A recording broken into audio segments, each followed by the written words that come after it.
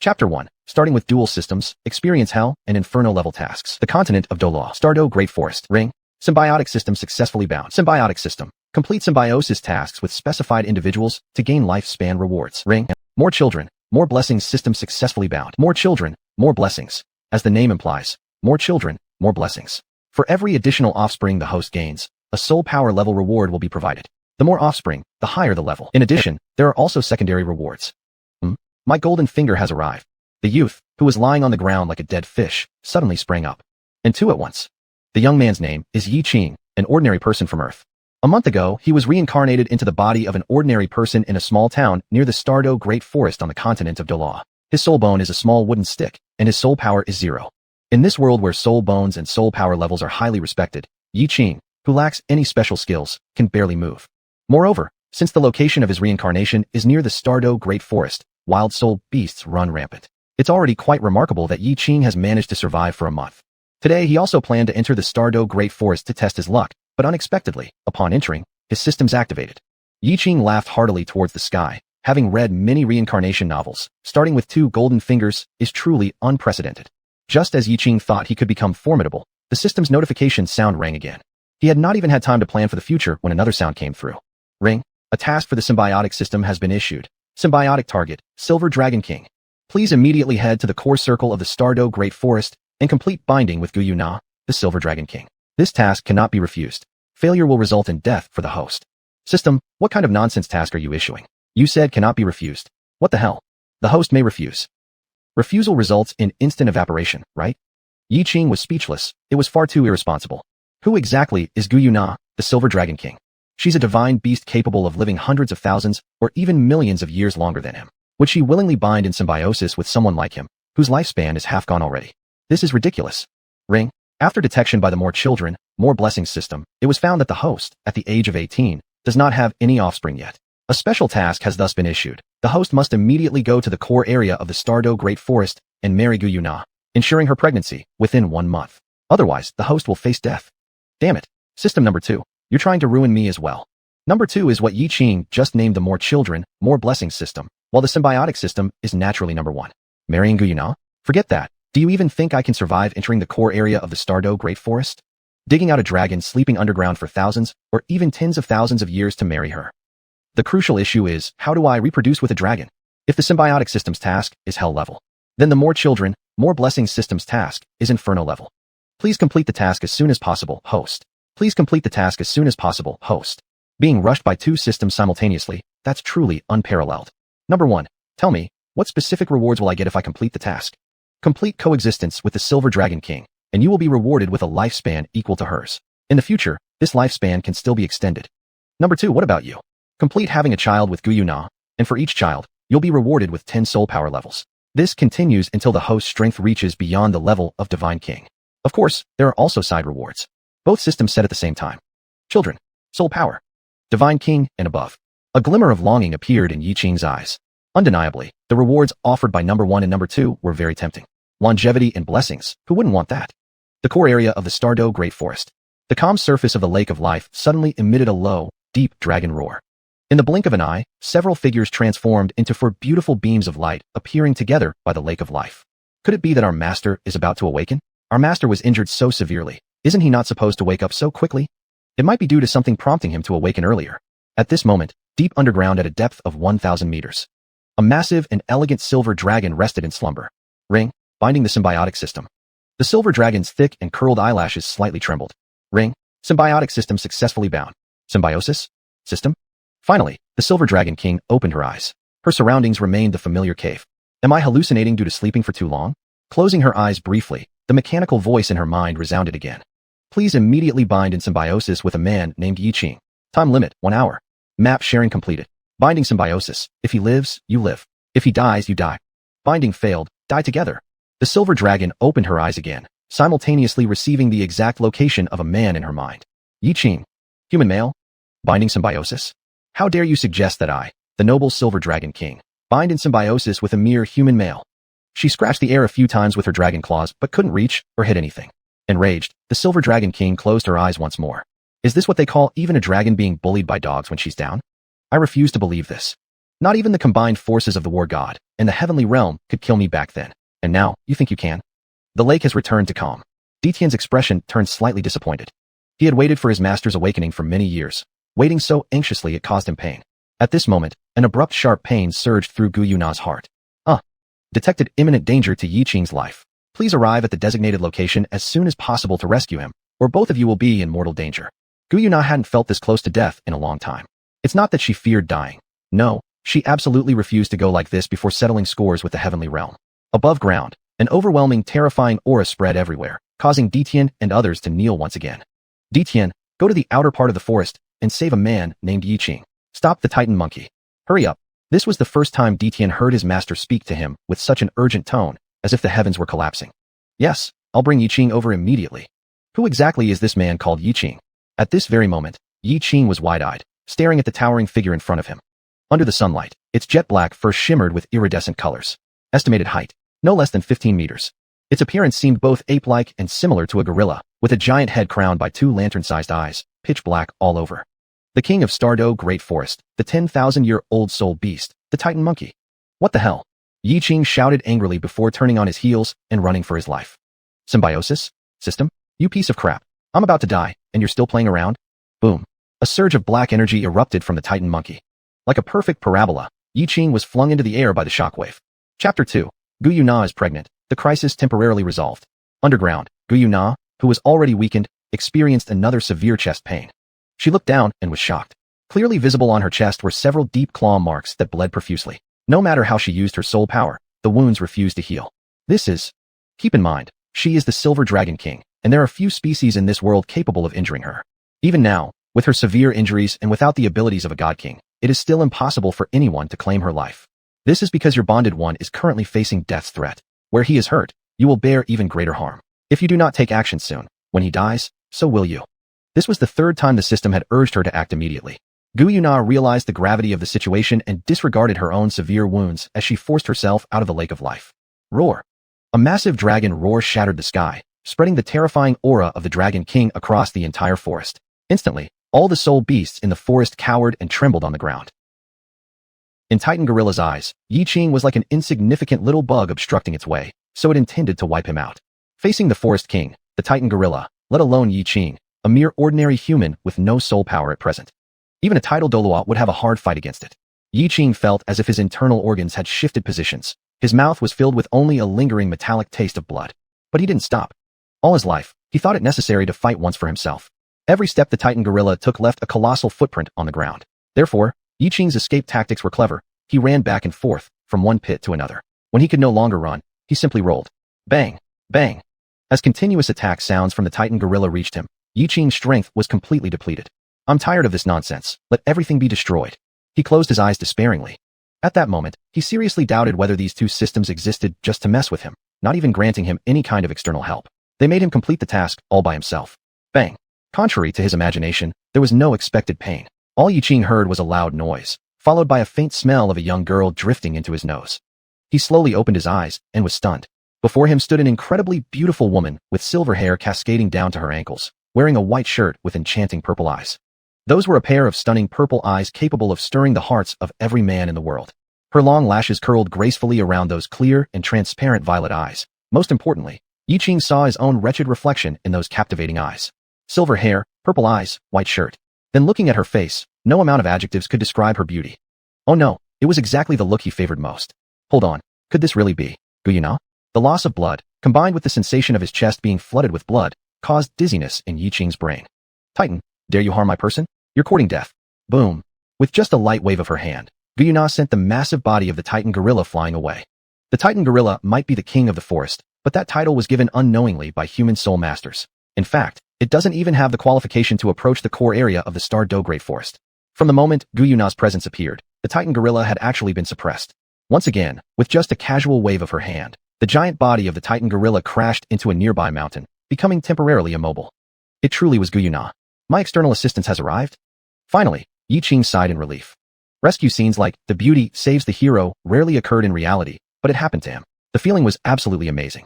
So what does this symbiosis system require me to do to bind symbiotically with Yiqing? The pain coursing through her body made Gu Yuna disregard everything else. She was just trying to take a nap. How did this turn out like this? Host, all you need to do is marry him. Are you joking with me? Guyuna thought this so-called system was continuously testing her limits. If she ever discovered where this system originated from, she'd strangle its creator with certainty. Binding time remaining, 20 minutes. Binding time remaining, 20 minutes. Both Guyuna and Yiqing's minds simultaneously resonated with the system's alert sound. With her pale complexion, Guyuna no longer had the patience and embraced Yiqing's slim waist. The sweet fragrance permeated her surroundings, and in the next second, Yiqing found himself flying. He still had time to say something before they left. After they disappeared, Tian and others arrived here. Wasn't that our Lord? I've stayed beside Lord all these years. I've never seen her in such haste. By the way, wasn't that a human male the Lord took away? The immense body of the Titan gorilla, which was embedded halfway up a mountainside, twitched slightly, but failed to extricate itself. In the blink of an eye, Yiqing was brought to a lakeside full of vital energy. The next second, Guyuna immediately took him and plunged into the water. Help! I can't swim. I can't swim. When he opened his eyes again, Yiqing found himself standing in a cave. There was no water. The cave wasn't too large, but it also wasn't small. It had practically no extra decorations. There's no time. Hurry up. What? Hurry up. Open the book. A cool sensation touched Yiqing as his eyes widened. Oh my goodness. It was actually a female Tyrannosaurus Rex. He liked it. Time didn't allow Yiqing to hesitate. As they were both engrossed in reading, a mechanical voice rang in both Yiqing's and Guyuna's minds simultaneously. Ding. Successfully bound to Guyuna with the symbiosis system. Reward. 1 million years lifespan for the host. Ding. Successfully bound to Yiqing with the symbiosis system. Congratulations, host temporarily relieved from life-threatening danger.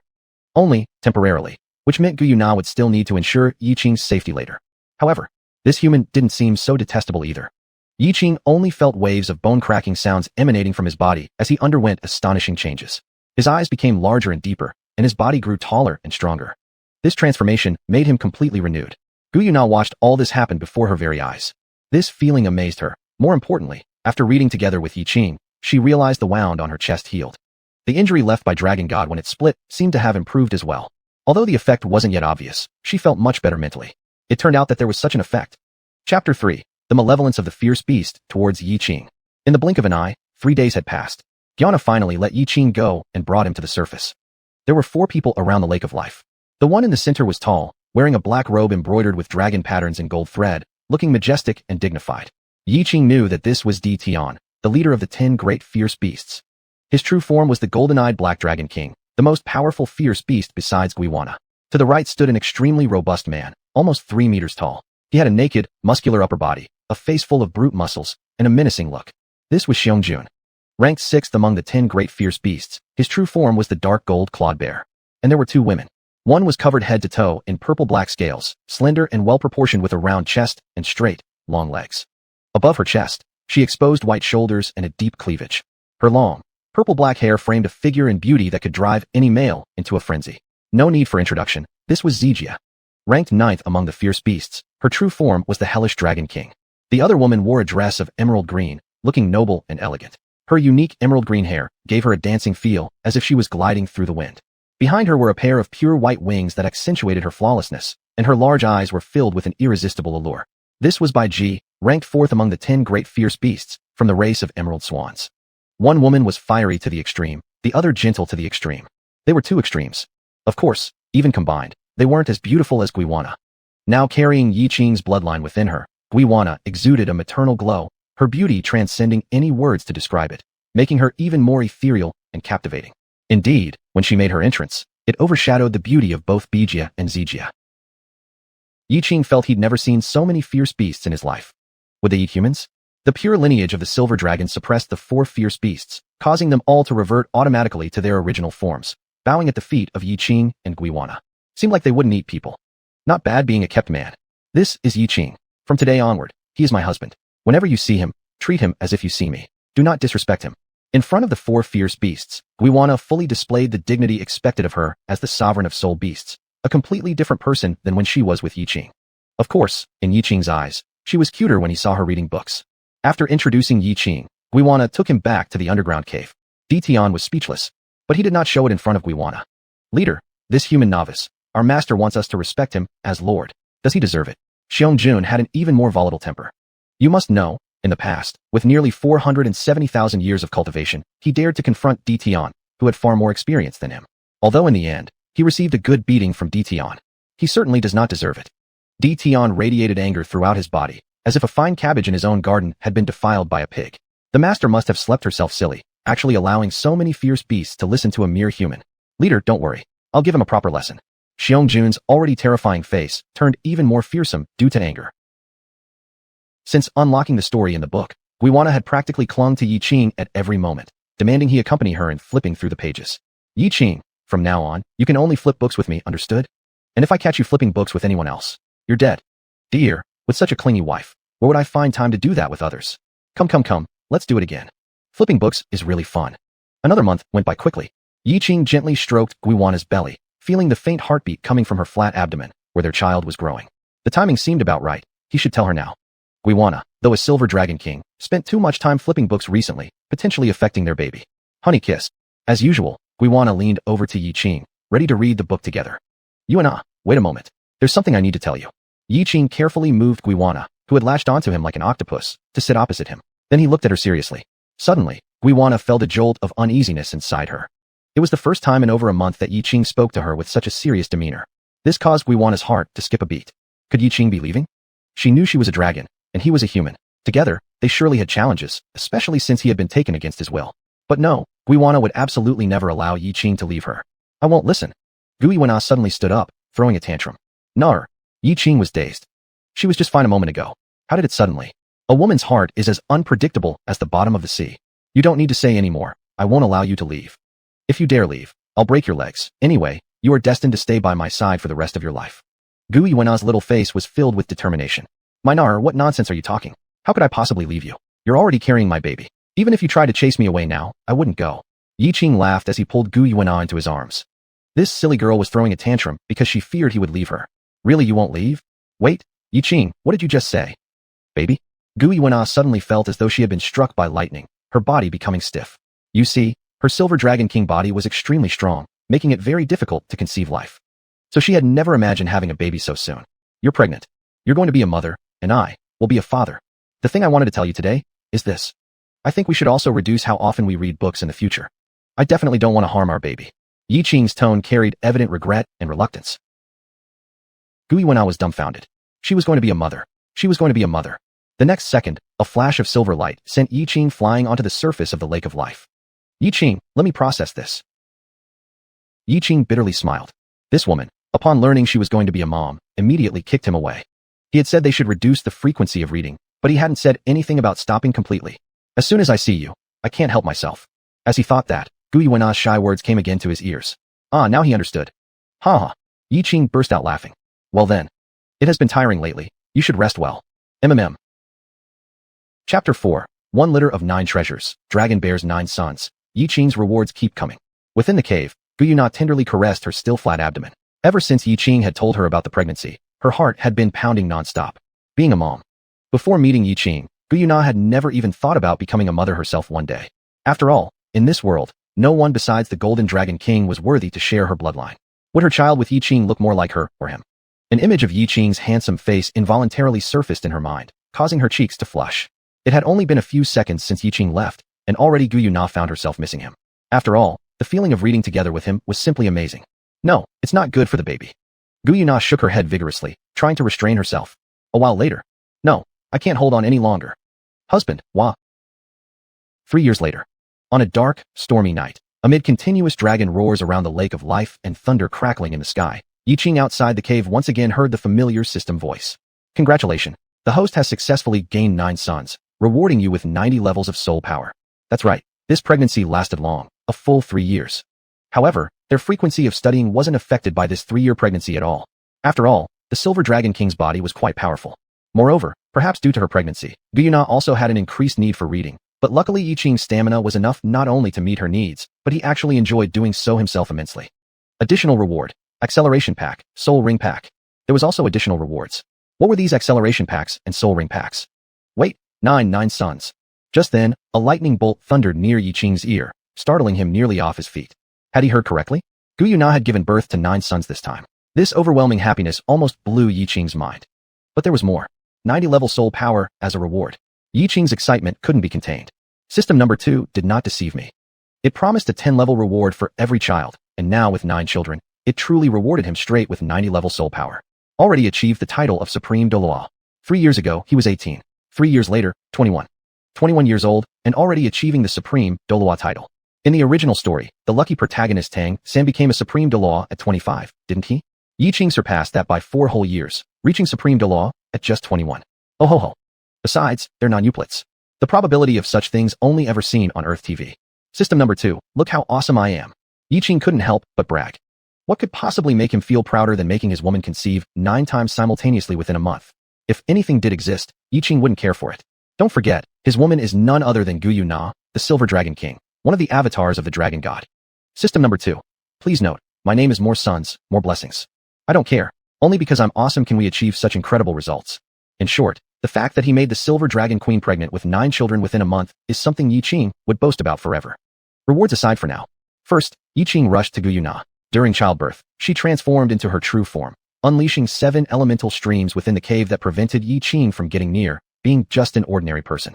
Now, after giving birth, xuanhuan returned to her human form. Weakly lying in bed with a pale complexion, this slightly sickly look made her beauty even more touching. Wife, you've worked hard. Thank you for giving birth to 9 children for me. I'm extremely pleased. Hugging xuanhuan weakly a few times, Yiqing went to check on the children. Among the 9 babies, 5 were human infants, plump, rosy-cheeked, red-lipped, white-toothed ones crying lustily at the moment. As for the remaining 4, they were dragon eggs. These dragon eggs were large, half a meter in diameter and approximately 30 centimeters wide, oval-shaped. The most conspicuous one had delicate golden and silver patterns entwined on its surface, flashing intermittently, looking quite strange. The patterns on the remaining 3 eggs were less intricate, one red, one black, one blue. After carefully arranging the dragon eggs neatly, Yiqing took turns hugging the 5 human infants. After each baby had been held by Yiqing, their crying stopped. They began babbling something incomprehensible, giggling at Yiqing occasionally. This must be the strength of the Silver Dragon King's bloodline. Babies just born, and they already know how to make others laugh. Most importantly, they were so cute, filling the new father Yiqing's heart with pure happiness. Not only was Yiqing brimming with happiness, but xuanhuan couldn't help but wonder if she was dreaming. But when she saw the children's innocent smiles and Yiqing's slightly awkward yet tender interactions with them, she realized it was all real. Darling, let's name the children. Naming them indeed stumped Yiqing. Initially, both he and xuanhuan had assumed they would have just one child, so they planned to wait until after the birth to decide whether the child would be a boy or a girl before naming him or her. Now, the system had already explicitly informed him, 9 sons. This meant all 9 of their children were boys. After arranging the children neatly on the bed in order of age, Yiqing began naming them. The oldest will be called Yifeng. The second, Yiyu. The third, Yitian. The fourth, Yijing. The fifth, Yiyu. The sixth, Yiyu. The seventh, Yilong. The eighth, Yiyu. The ninth, Yishao. How can you be so sure there are no daughters among the 9? Xuanhuan pouted unhappily, eyeing Yiqing with a touch of grievance. Yiqing hesitated for a moment. How could he tell Nero that the system had already informed him? Ultrasound doesn't hold much weight in Douluo continent, and neither does the system's word likely carry more convincing power. He embraced xuanhuan once again. No worries. We'll go ahead and use these names temporarily. Once the 4 dragon eggs hatch, if any daughters come out, I'll rename them accordingly. If we have a daughter, one of her names will be xuanhuan. Long hair tied for your heart. Never forget me. It was a pity, though, that none of the 9 children would end up being daughters. Still, that didn't matter. Once Nero recovered, they could try again for sure. After all, they had an entire lifetime, more than 1,000,000 years. The more blessings through more children, there's no rush. As Yiqing clasped his right hand with xuanhuan's left, he secretly swore to himself that he would never let Nero or their children down, and he would give them the best life possible. Xuanhuan, what a beautiful name. Xuanhuan was very satisfied with this name Yiqing had chosen. Our daughter will be named Xuanhuan. Chapter 5, by G and ZG. These are all master's children. 1-1. Gaina affectionately caressed the 4 dragon eggs, imagining the scene of a beautiful little girl hatching out of the dragon egg. They say daughters look like their fathers. She imagined the girl smiling at her. Gaina couldn't help but smile herself. This smile made Yiqing's heart sway for a moment. Although Gaina had given birth to 9 sons for him, there were no significant changes in her figure or appearance. Her grace had gained a maternal glow due to giving birth, making her even more charming. Having such a wife, what else could a husband ask for? Rumbling. Crashing. Outside the cave. It was still overcast with lightning flashing through the sky. The entire Douluo Great Forest was filled with terrifying thunder, with various elemental fluctuations in the air. Metal elements, wood elements, water elements, fire elements, earth elements, light, darkness. For the first time in tens of thousands of years, the Douluo Great Forest was experiencing an elemental tide. Following that, several shadows appeared sequentially beside the Lake of Life. They were Tian, Bai Ji, Ziji, and Xiangjun. Probably because the thunder was too terrifying, even the demon tree Wanyao King and the 3-headed Qi magic hound Qi King also appeared. Is this the celestial punishment for Master's formal awakening? Bai Ji asked excitedly. It doesn't seem so. Di Tian felt puzzled inside. If it were celestial punishment, it should have descended by now instead of just thundering without action. After a while, the thunder gradually became quieter, the dark clouds receded like tidal waves, and the various elements in the air also faded away. The sky returned to clearness as the sun rose from the east like a yoke, signaling the dawn. The thunder has stopped. Di Tian and his group's suspended hearts relaxed along with it. Speaking of which, hasn't it been 3 years since Master introduced that human to us? Relieved that Gai Na was safe, the group started gossiping. During this period, we haven't heard any news about that human. I wonder how Master is doing now. In my opinion, that human must be dead long ago. Xiong snorted coldly. He only acknowledged people stronger than himself as superiors. For someone like Yiqing, making him treat him like Master was absolutely impossible. Not having crushed him with one palm was already giving face to Master. At this moment, a terrifying aura appeared in the core area of the Lake of Life. This aura. Under this pure bloodline suppression, several fierce beasts instantly transformed into their huge true forms, prostrating themselves towards the core area. Bai Ji, ZG, Gai Na's voice echoed, causing the fierce beasts' bodies to tremble even more.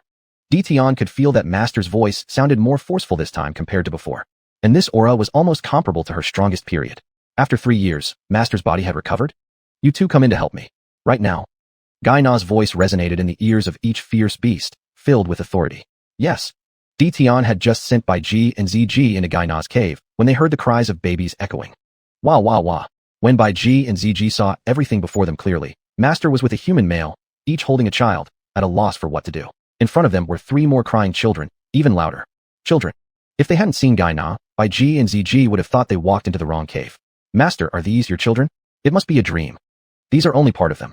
Yiqing hastily spoke, fumbling to care for the children. Unlike the first time when comforting the children would immediately stop their crying, this time, no matter how Yiqing tried, the children wouldn't give their father the satisfaction, crying even louder until they were out of breath. Seeing the state of the children left both Gai Na and Yiqing extremely worried, leading to their decision to call in Bai Ji and ZG for help. There was no need to bother the other fierce beasts like Di Tian. Their rough nature would only scare the children. Over there are 4 dragon eggs waiting to hatch. So, we'll need the 2 sisters to help take care of the children together. Nay, and the 2 of us can't handle it alone. And 4 dragon eggs. Glancing at the 4 dragon eggs of different colors nearby, Bai Ji and ZG went numb. 3 years ago, the human male brought in by Master not only didn't die, but also gave birth to 9 children. Was the earlier thunder the result of Master birthing these children? Had this world become fantastical? Wah wah wah. The loud cries of the infants pulled Bai Ji and ZG back to reality. Yiqing and Gai Na continued their awkward attempts to soothe the children. Windy, stop crying. Rainy, stop crying. Heaven. It seemed to have little effect. At this moment, Bai Ji hesitantly asked, Master, are they perhaps hungry? The 2 novice parents, Gai Na and Yiqing, paused in unison, their faces reddening. In all the excitement, they had forgotten that babies also get hungry. If the babies were hungry, then naturally Gai Na would need to feed them. With a loving expression, Gai Na picked up the eldest child, intending to. Her movement halted as she gave Yiqing a strange look. Husband, please step outside for a moment. Yiqing had once said that no one but him could touch that place. Yet now it was necessary for their child to eat. Thus, Gai Na asked him to leave, lest he feel the child was competing with him. Well, there he was being pushed out again. After taking a long glance at Gai Na and the children, Yiqing reluctantly went outside. The cries gradually subsided. Finally able to relax, Yiqing checked the rewards distributed by the second, more children, more blessings system. Yiqing brought up the system panel, finding the section containing the rewards, an acceleration package, and a soul ring package. An acceleration package sounds like it's related to speed, but what kind of speed is unclear. He clicked to open it. Several lines promptly appeared on the panel. Soul Weapon Acceleration Enhancement. Maximizes the enhancement of the soul weapon, strengthening its base ability until it becomes the strongest soul weapon. Utmost speed. Can reach a top speed of 2,000 km/h. Accelerated Healing. Temporarily increases soul power by 50% and restores depleted soul power back to peak state instantly when needed. Soul Weapon Acceleration Enhancement. Yiqing's wooden stick soul weapon was practically a sore spot for him, so the chance for it to evolve was something he had dreamt about. The other 2. One is an essential escape skill for emergencies, always necessary in any situation. And the other is a battle-required healing equipment. With this, it's like carrying a walking 7-treasure lapis tower around. No, a 9-treasure lapis tower, possibly even more effective than the latter. Instant soul power restoration to its peak state during combat, even restoring half of the soul power could turn the tide. Chapter 6. The Overbearing Number 2 System. Yiqing gains the title of Douluo. 2,000 km/h. Amazing. Yiqing excitedly raised his right hand, gently waved it back and forth, feeling only that his fingers left afterimages in midair at a speed very hard for the naked eye to catch. At this speed, escaping would be absolutely excellent. After all, Douluo continent is a world where power is respected above all else. There's always someone higher up the ladder. Although he is now at level 90, compared to absolute strength, he still falls short. Speaking of which, what exactly are soul rings packages? Once again, Yiqing called out the system panel, found the soul ring package, and clicked to open it. Neatly arranged on it were 9 soul rings in 4 colors: yellow, purple, black, and red. Among them, there were 2 yellow soul rings, 2 purple ones, for black soul rings, and just 1 red soul ring. Currently, at level 90, the number of his soul rings was perfect, even pre-configured with thoughtful care. Number 2, you're really something. I like that. This is how awesome it feels to have a cheat code enabled. When he read novels like these on Earth, he envied it endlessly. Now, finally, it's his turn. He will become the first person of Douluo continent. Then, he'll build the strongest family of Douluo continent, letting sects like Huitian sect or Tang sect disappear. Yi family group, give it a shot. From now on, Douluo continent will rename itself Yi family continent. Satisfied, Yiqing whistled. Number 2, hey. Ugly rejection. Tisk. Unconcerned about number 2's refusal, Yiqing joyfully started configuring soul rings for himself. Spreading out his right palm, he used spiritual force to summon his martial spirit. Since the soul rings were not yet configured, Yiqing remained merely a 10-level small soul master at this moment. The color of his spiritual force appeared pale white. As pale white spiritual force gathered at the center of his palm, Yiqing's martial spirit slowly emerged. It was an extremely ordinary small wooden stick, about half a foot long, thin and fragile, something that could be picked up easily from any road. It could even be said that it wasn't as good as the most common blue-silver grass. Upon arriving here by chance through transmigration, he once nurtured dreams of achieving the peak in cultivation, but later reality gave him a harsh wake-up call, forcing him to take a gamble and arrive at Qingdou Big Forest. Fortunately, coming here had its benefits. Right away upon arrival, he awakened 2 major systems and successfully bound into symbiosis with Yinlong King Guyuana. 3 years passed, and he already has 9 children, with his level reaching that of a title-bearing Douluo. In contrast, other people, when they're in their 20s, are still rushing around seeking opportunities. The thought alone made him feel stimulated. Configuring soul rings. The next second, under the guidance of pale white light, the soul rings slowly flew towards Yiqing's small wooden stick martial spirit. Modeling after the knowledge gained from reading novels on Earth, Yiqing sat cross-legged, focused his mind on his martial spirit, and centered his attention on the martial spirit located in his right hand. As the soul rings approached one by one, he felt an unprecedentedly powerful pressure. His entire skeletal structure even emitted faint cracking sounds under such pressure. The feeling of absorbing soul rings is indeed overwhelming. Yiqing tightly closed his eyes, feeling as though his body was being scorched by scorching hot magma. At this moment, his internal organs swelled up. What Yiqing didn't see was that as the soul rings individually attached to the small wooden stick, the stick transformed like a snake shedding its skin. Its original ordinary color gradually peeled off, revealing a pale golden hue different from his spiritual force. The wooden stick itself also enlarged visibly. With the absorption of the soul rings, Yiqing's body endured unbearable pain. Shit, would Gu Yuan'er, who shares life with him, be unaffected? She's currently feeding the kids. Being a father for the first time, Yiqing hadn't considered this. But once the absorption of soul rings begins, it can't be stopped. Nay, my hope is that you aren't affected. Gu Yuan'er, who was feeding her child, increasingly exuded maternal warmth, making Bai Ji and Ziji feel envious. Previously, their master seemed like a celestial maiden, untouchable and ethereal. They often wondered, what kind of man would deserve their master? So when the master introduced Yiqing to them, none of them paid him any regard. Even up till now, deep down they still held disdain for Yiqing. Though he is impressive, able to make their master bear 9 children. He is still human after all. Moreover, they detected no signs of spiritual force in him. How could a powerless man earn their respect? Only now, seeing the master filled with happiness. Perhaps, strength isn't that important after all. Detected Yiqing's strength improvement. You have obtained 1% mastery in Thunder Element. The long-absent system voice sounded mechanically again, startling Gu Yuan'er slightly. My husband's strength has improved? Gu Yuan'er remembered their first day together when they were reading books. She was into it, but suddenly Yiqing's body underwent changes. Well, my husband is just an ordinary soul master. Even if his strength improves, it won't reach the level of a Douluo in the short term. In Gu Yuan'er's eyes, Douluo was her lowest standard. Of course, if it's Yiqing, then it's a different matter. Since I am here, my husband just needs to focus on reading books with me. Unfortunately, Yiqing didn't hear this statement from Gu Yuan'er, or else he would definitely be happy to oblige. After quite some time, Gu Yuan'er suddenly realized something. Wait, what about my reward? Thunder Element? And its absolute mastery. Even though it's only 1%.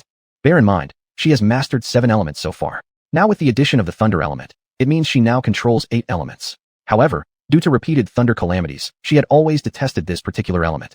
Can I, who always trembled at the mere mention of this element, actually use it now? Gu Yuan'er was so excited that she didn't know how to express her current feelings.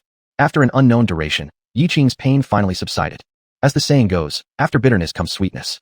At the very moment when the pain dispersed, Yiqing felt as if he was reborn, and his physical condition became beyond words, having undergone a complete transformation already since the distribution of the first reward. Not only did his skin become more delicate, smooth like peeled egg white, but there were golden glimmers in his eyes too. Originally handsome, Yiqing now looked even more profound and charming, as if capable of seeing through everything. Chapter 7. The second evolution of the Yiqing golden hoop, soul, stuns the beasts. System number 1 didn't make a sound, so it seems Nara is safe. The first thing Yiqing did when he woke up was to listen carefully for any sound from system number 1. Since binding with Guyu Na and issuing rewards, system number 1 had been silent ever since. His gaze returned to his palm, shocking Yiqing. Is this my soul? It was no longer the previous half-foot long, thin, and fragile little stick, but had evolved into one around 2.5 feet long, several times thicker, and just right for gripping with one hand. Its hardness was also incomparably better than before, no longer thin or fragile, somewhat resembling a beggar's staff.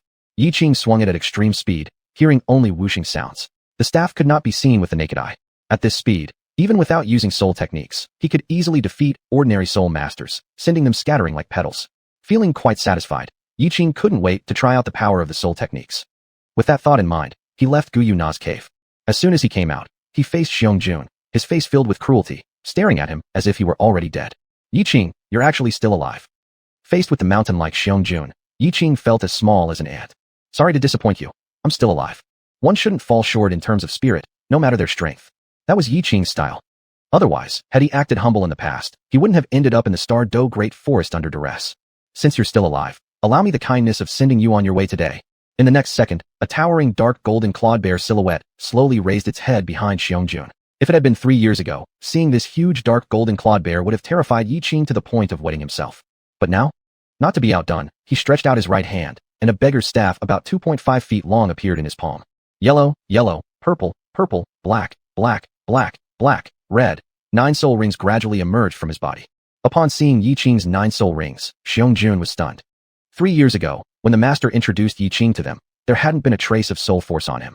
When did you cultivate to the level of a sealed title Douluo? Indeed, he had felt the overwhelming wave of soul force earlier, which was why he had returned to the core circle. Never did he expect it to come from Yiqing. Simple, it was cultivated during these 3 years. Xiong was deeply shocked inside. This human had only taken 3 short years to reach the strength of a sealed title Douluo. If allowed to continue training, wouldn't he eventually surpass him? How could Xiong allow himself to bow before a human? His eyes turned blood red, his scarred face contorting savagely as a thunderous roar erupted from his throat. Bloodthirsty and berserk energy surged outward uncontrollably. Killing intent flickered in Xiong's eyes. Although the master had said to respect Yiqing as much as they respected the master, Xiong refused to believe that killing this human would cause the master to kill him in retribution. Huge arms like boulders revealed dark golden claws in midair. A fatal blow was descending heavily onto Yiqing's head. You die here. The 9th soul ring lit up on Yiqing's body as he lifted his beggar's staff. 9th soul skill, divine beggar's technique. Wildly swinging the staff, it fell as if possessed by madness. Combined with ultimate speed, at the instant the terrifying dark golden claws struck his shoulder, Yiqing's body blurred into streaks of shadow. The air let out a series of agonizing wails. Zayap. The friction between the claws and air produced an ear-piercing sound, then followed by duong. All Xiong felt was a dazzling brilliance on his head like countless stars blinking, and his brain became somewhat numb. Surprising? Shocking. As Yiqing's mocking voice reached Xiong, once again raising his hand, the massive dark golden claws obscured the sky. But before it could land, another duong came. Xiong found it harder to think clearly. Yet another duong sounded. Had it not been for his robust physique, Xiong might have been knocked unconscious already. Duang, duang, duang. Non-stop duong duong duong resounded at the scene. In front of ultimate speed, Xiong lacked even a chance to resist, ultimately having to cower down and cover his head. Stop. Suddenly, a black stream of soul force rushed over. Yiqing had no choice but to step back several paces. Seeing Di Tian's arrival, Xiong seemed to find a lifeline, crawling to Di Tian's feet with his enormous body. Boss, quick! Avenge me! Could Di Tian endure after his subordinates had been beaten into pig-faced messes by a human? I'll kill you. A black shadow flashed, and an ink-black dragon claw swiped heavily toward Yiqing's heart. Its speed nearly matched Yiqing's ultimate speed. Yiqing was inevitably slashed, his body crashing heavily onto the ground. The feeling of his internal organs shifting sent him coughing up a mouthful of blood. Indeed, I'm still not strong enough. Faced with an almost million-year-old ferocious beast like Di Tian, he lacked even the ability to retaliate. Guyu Na was feeding their child at this moment. She surely wouldn't have time to care about what happened outside. Could it be that after just becoming a father and breaking through to the level of a sealed title Douluo, without having the chance to build his own empire, he would die? No. Absolutely couldn't allow himself to die like this. Right? I seem to have a reward for accelerating my soul skill enhancement. He pulled out the reward without hesitation and activated it immediately. Soul skill acceleration enhancement. Soul skill accelerating. The next second, Countless rays of golden light emerged as the beggar's staff grew visibly larger and longer in rapid succession. With the passage of time, a colossal staff appeared before Yiqing, Tian, and Xiangjun. The two ends were adorned with golden hoops, the middle section made of dark iron studded with constellations, covered in dense patterns and dragon and phoenix engravings. It was as thick as a pole of a cart and more than 6 feet long. What is going on here? Has this boy's soul evolved? As he observed the transformation, the word Pillar of the Sea instantly came to Yiqing's mind. No, it should be called the Ruyi Golden Hoop Staff. Soul skill acceleration enhancement successful. Wow, my soul has evolved into the Golden Hoop Staff. Yiqing was elated. If my soul has strengthened, do my soul techniques also strengthen accordingly? However, the immediate issue was whether he could even handle his own soul now. Thicker than his entire body, how was he supposed to lift it? But Yiqing's worries proved unnecessary. The moment his hand touched the Golden Hoop Soul Staff, an overwhelming radiance enveloped the staff. In the next second, the staff lifted itself off the ground and flew to Yiqing, bowing before him at a 90-degree angle as if beckoning him to wield it. When Yiqing extended his hand and touched the Golden Hoop Soul Staff, waves of golden light surged from within him. Chapter 8. Reward of System Number 1. Temporary Silver Dragon King Power with Phantom Beast Seed. Even Tian was forced to take a few steps back by the brilliance. With the Golden Hoop Bar in hand, I own the world. The feeling of holding the Golden Hoop Bar spirit was vastly different from holding the begging stick. Weighing 81,500 pounds, Yiqing's body involuntarily leaned forward under the weight. Swinging the Golden Hoop Bar, he staggered a few steps, and only after deeply embedding the spirit into the ground was he barely able to stabilize himself.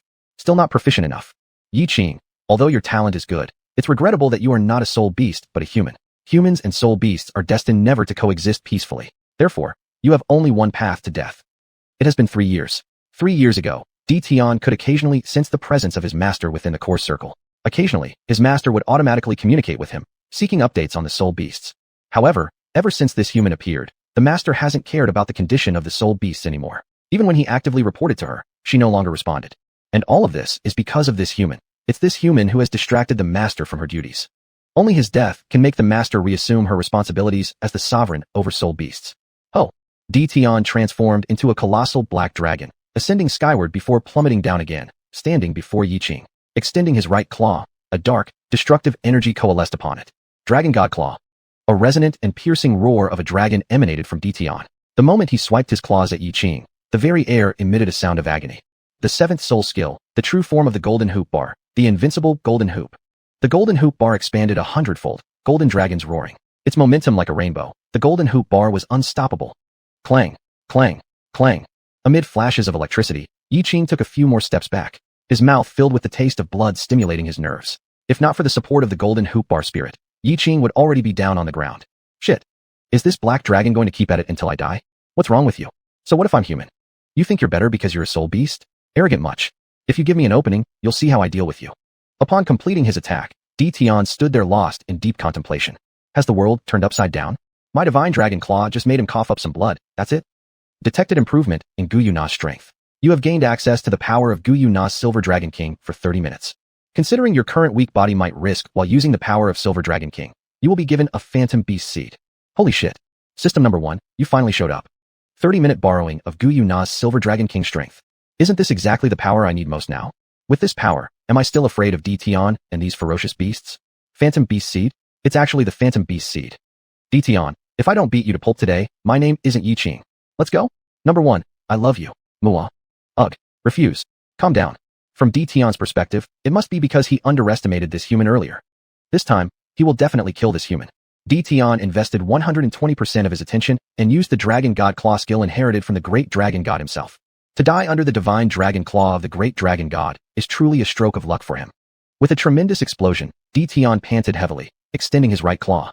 The black extinction aura intensified rather than diminished. With another roar, the giant right claw swept towards Yiqing's head. Chapter 9. The Power of the Phantom Beast Seed and Tian's Surrender. The next second, a loud dragon roar echoed in their ears. The powerful bloodline of the Dragon King brought Tian's actions to an abrupt halt. His face froze, and for a fleeting moment, he saw the shadow of a massive silver dragon before him. Its silver-white scales shimmered with dazzling brilliance. Unlike the delicate appearance of Guyu Na, this giant silver dragon was brimming with masculine power. Silver Dragon King. How could it possibly be the Silver Dragon King? No one present understood better than Tian how the Silver Dragon King had come into being. Lord Longshan was the first-generation ruler over all spirit beasts and the creator of the divine dragon realm. Under his command were 18 divine kings who ruled over 10 star systems. To evolve the divine dragon realm into a divine star, Lord Longshan held a grand ceremony. During the event, Time Dragon King and Space Dragon King disrupted the ceremony under the influence of cosmic laws, resulting in the death of the crown prince who sacrificed himself to save Lord Longshan. In despair, Lord Longshan went insane, indirectly causing the Great War of the Divine Realm. After regaining sanity, Lord Longshan allowed Lord Shuara to split his body. The benevolent half became the Silver Dragon King, who then fell into a deep slumber in the Star Do Great Forest, while the malevolent half transformed into the Gold Dragon King, still sealed within the Divine Realm. It could be said that the Silver Dragon King was truly unique in all existence. How had Yiqing, a mere human, turned into the Silver Dragon King? Tian felt as if his entire worldview had collapsed. Taking the Phantom Beast seed had directly transformed Yiqing into the true form of the Silver Dragon King, something even Yiqing himself hadn't anticipated. Now he felt his body filled with overwhelming strength, desperate to be released. There was no denying that System Number 1 had thought things through thoroughly. If such power were contained in a regular human body, it would have burst apart long ago. Tian, come on. Let's go at it. Tian's face was a mixture of shock and dread. Faced with the oppressive aura of the powerful Dragon King, his legs turned to jelly, and with a loud thud, his gigantic frame tumbled from the air. Shit. Watching Tian fall face first into the dirt, Xiangjun was so amazed his mind went blank like an animal stunned by lightning. Though not a member of the dragon species, the presence of the Soul Lord still had a tremendous effect on him. Even so, Xiangjun crawled over to help lift Tian up again. But the moment they managed to get Tian to stand, his legs gave way once more, and he collapsed onto the ground. How could they fight now? He was completely defeated. Silver Dragon King, please, spare me, your servant. Tian could never have imagined that Yiqing, evidently human, would transform into the Silver Dragon King right before his eyes. Spiritual evolution was already astonishing enough. And now even species could evolve. No wonder 3 years ago, Master disregarded his own wounds to leap out of the lake just to save him. Master must have seen everything clearly from the very start. No wonder why. Just then, another terrifying wave of Silver Dragon King energy surged upward from beneath the ground. The two forces clashed, creating bursts of silvery light. They danced joyously together, as if reuniting with lost family members, yearning to fuse back into one. Tian, get your ass in here. Following the powerful sound of her voice, came Guyuna. Tian's legs buckled again. There was no need for him to stand. This was the voice of the Silver Dragon King herself. Lady, when did Lady become so bold and aggressive? Had she really eaten the man who dared to harm her? Not daring to hesitate, Tian scrambled inside like a frightened turtle. If earlier he had been overbearing in front of Yiqing, now he was nothing more than a humble grandson. Once Tian left, there was only Xiangjun remaining, a pig-headed fool. Yiqing stared down at him from above. Do you surrender? Surrender, surrender, surrender. Silver Dragon King, I surrender wholeheartedly. Please, O great Silver Dragon King, spare my life. What joke was this? Could he really resist? There was no time to waste the abilities of the Silver Dragon King. Only 30 minutes remained. This power was far more precious than any title rewards from a so-called sealed title Douluo. System number 2. I absolutely do not mean to belittle your rewards. Having many children will encourage more blessings from our system. More offspring means more rewards, leading to higher strength growth naturally. Although Yiqing found the proposition tempting, Guyuna had just given birth to 9 children. She needed time to recuperate. At least a month. Returning to his original human form after relinquishing the Silver Dragon King ability, Yiqing looked vastly different from his previous state. Was he a man or a dragon? Who could explain? Upon entering Guyuna's cave dwelling, Tian heard the sounds of infants cooing and giggling nearby. Then he looked up and saw something that stopped his heart. In front of him stood 3 women, Guyuna, Baiji, and Ziji, each holding a baby in their arms. 2 more lay playing together on the bed. Every child looked absolutely adorable. For a moment, he wanted to take one in his arms and play. But considering his rough nature and lack of skill in caring for babies, he feared frightening them away. Wait, something wasn't right. Master, are these all your children? It had to be a dream. Enough chit-chat. Instead of standing there like an idiot, come help me hold the babies. Gaina was far less patient with Tian. Tian, 0.0. Was Master calling him? To hold a baby? Master, you're subordinate. Confronted with Gaina's impatient gaze, Tian swallowed his words halfway. I know how to hold a baby. Awkwardly, he took the eldest Yifeng from Gaina's hands. He looked so much like that human Yiqing. Could these be Yiqing and Master's children? Naon, are the children all fed? Outside came Yiqing's voice. It was really him. Impressive. Tian sincerely admired in his heart. Sometimes, the victory between men is very simple. Whoever can make his woman bear more children is the winner. Undoubtedly, Yiqing had become Tian's idol at this moment. Meanwhile, Tian also started to consider his own lifelong matters. He was 890,000 years old this year. It was indeed time for planning. At the sound of Yiqing's voice, Gaina immediately changed her irritable tone into a gentle expression.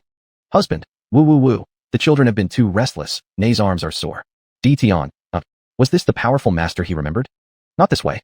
Yiqing rushed in without looking at the children or Tian and the others, straight to Gai Na's side, holding her tenderly in his arms. Naong, you've worked hard, feeding so many children at once. Husband, Naong wants a massage. Tian, impressive. All right, husband will give a massage, a nice one.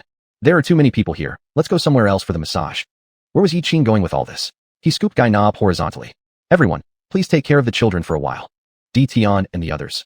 No trouble at all. Absolutely not troublesome. Go quickly, we don't want to see dog food. Husband, don't mind them, just leave the children with them. They will surely take good care of the children. Let's go. Tian and the others. Yes. Master is absolutely right. How could they dare not take good care of Master's children? Yiqing realized that Naong wanted it again. But your body. Has husband forgotten? I am the Silver Dragon King. My body isn't comparable to a normal human's, just a little adjustment, and I'll be back to normal. Yiqing, remembering what number 2 had said, no longer declined, and happily spent some two-person world time with Gai Na. Originally thinking that Naong would need a confinement period like a regular human, apparently, he was over-worrying, huh? Chapter 10. Shrek Academy suddenly appears, settling new grievances and old grudges. It must be said that the body recovery mechanism of the Silver Dragon King is indeed very powerful. What a frustrating little demon. After indulging in their two-person world, Yiqing and Xuanhuan returned to the daily routine of taking care of their baby. Fortunately, with the help of Baiji, Ziji, and Tian, 3 mighty beasts, Yiqing enjoyed a rather leisurely life. Occasionally teasing the child and sneaking moments with his wife made for a life that was both satisfying and exhilarating. Nair, do you think our children's soul power will resemble yours or mine? Although his soul power has evolved into the Golden Hoop soul power, it initially started as just a small wooden stick. Yiqing was somewhat worried that they would inherit his little wooden stick soul power. We'll know when the children reach 6 years old and awaken their soul powers. Is the husband worried that our children will be bullied later on? Xuanhuan knew Yiqing was human, and it seemed his soul power wasn't great. She supposed he was concerned about passing down any shortcomings. Don't worry, husband. Once our children awaken their soul powers, I can select the most suitable spirit rings for them from the forest. I also plan to train their combat abilities using soul beasts once they can walk. In short, our children will never suffer any disadvantage. Clearly, Yiqing had been overthinking. As the Silver Dragon Queen, how could Xuanhuan allow her children to lose to others? The competition starts from the very beginning. After playing with the child, Yiqing was once again sent away by Xuanhuan. The reason remained the same. She worried that seeing the sons compete with him might cause some thoughts. More importantly, if Yiqing stayed beside Xuanhuan all the time, it would make her restless and unable to properly take care of the children. Not needing to take care of the kids, Yiqing enjoyed a relaxed life, and, besides, he had other things to do. Time passed not too quickly, not too slowly. He had already spent 3 years in the star-fighting Great Forest. He still remembered that first day 3 years ago when he crossed over to Douluo continent. Discovering that he lacked both spiritual energy and good family background, without even a golden finger to rely on, he found himself utterly at a loss. He decided to seek refuge with Tangan at Shrek Academy. But at the academy entrance, he encountered Yu Xiaojing. When he greeted Yu Xiaojing cheerfully, the latter dismissed him like a beggar, tossing him a hard biscuit and shooing him away from the academy. Yu Xiaojing had told him that he was too old, having passed the prime age for cultivating as a spirit master. His whole life would revolve around being a useless person. He would always remember the scene that day, holding his little wooden stick, soul power, and stubbornly facing off against a great spirit master, only to lose and get thrown out of the academy. Who could have guessed that in merely 3 short years, he'd grow from a worthless individual with no spiritual force into a current title-level spirit king now? Who said that cultivation after 20 determined future achievements? He was already 21 this year, yet in just 3 years, he achieved what others wouldn't accomplish in a lifetime. And Yu Xiaojing, wasn't he more than 50 years old but stuck at level 29 in spiritual power? With his so-called top 10 core competencies of soul powers scamming a talented disciple, did he not realize that Tang San was destined to become divine regardless of who his teacher was? And that nonsense of his. There are no useless soul powers, only useless spirit masters. What garbage. If that were true, then isn't he even worse off? Huh. And originally saying that he was a waste and undeserving to enter the Shrek Academy? Now, I'll show you who the real trash is. I'll also let you see how flawed your set of theories truly are. Deciding firmly, Yiqing used extreme speed and rushed out of the star-fighting Great Forest, heading towards Tiando City. Tiando City, Shrek Academy. The sun illuminated everything, and the blue sky stretched infinitely far with not a single cloud in sight. Due to the return of the original 7 Wonders 5 years ago, the entire academy buzzed with excitement and joy. The seniors are so impressive, surpassing the 50 and 60 level mark before reaching 30 years of age. If I were half as excellent as they are, I'd be happy, muttered one student. Tang San is so handsome and elegant, said another dreamy-eyed. I've never seen anyone like Tang San, such an elegant and talented man. Listening to these compliments, Yu Xiaojing couldn't help but feel proud. These were his hand-picked disciples, truly unique individuals. He believed that in due time, they would prove his theories across the continent. No, they had already proven the greatness of his theory. Boom. Suddenly, there came a thunderous roar from the heavens. Yiqing appeared dramatically, wielding his golden hoop staff, causing the gates of the Shrek Academy to collapse spectacularly. Boom. Another loud explosion reverberated through the area. A gigantic staff, as thick as a bucket and over 2 zhang in length, suddenly materialized on the blue-silver grass training ground of Shrek Academy. The staff's ends were encircled by golden hoops, its middle section made of black iron, with stars adorning it, intricate patterns, dragon engravings, and phoenix inscriptions all deeply embedded into the earth. The students who had been gathered on the field were scattered in disarray by the immense power emanating from this staff. And is this an ambush? Though the man has not arrived yet, his voice booms out first. Where are the 7 monsters of Shrek? Where is Yu Xiaojing? I am Yiqing, and I have returned. Hurry up and come out to take your beating. Time was pressing for Yiqing, as he still had to go home afterward to pacify his wife and child.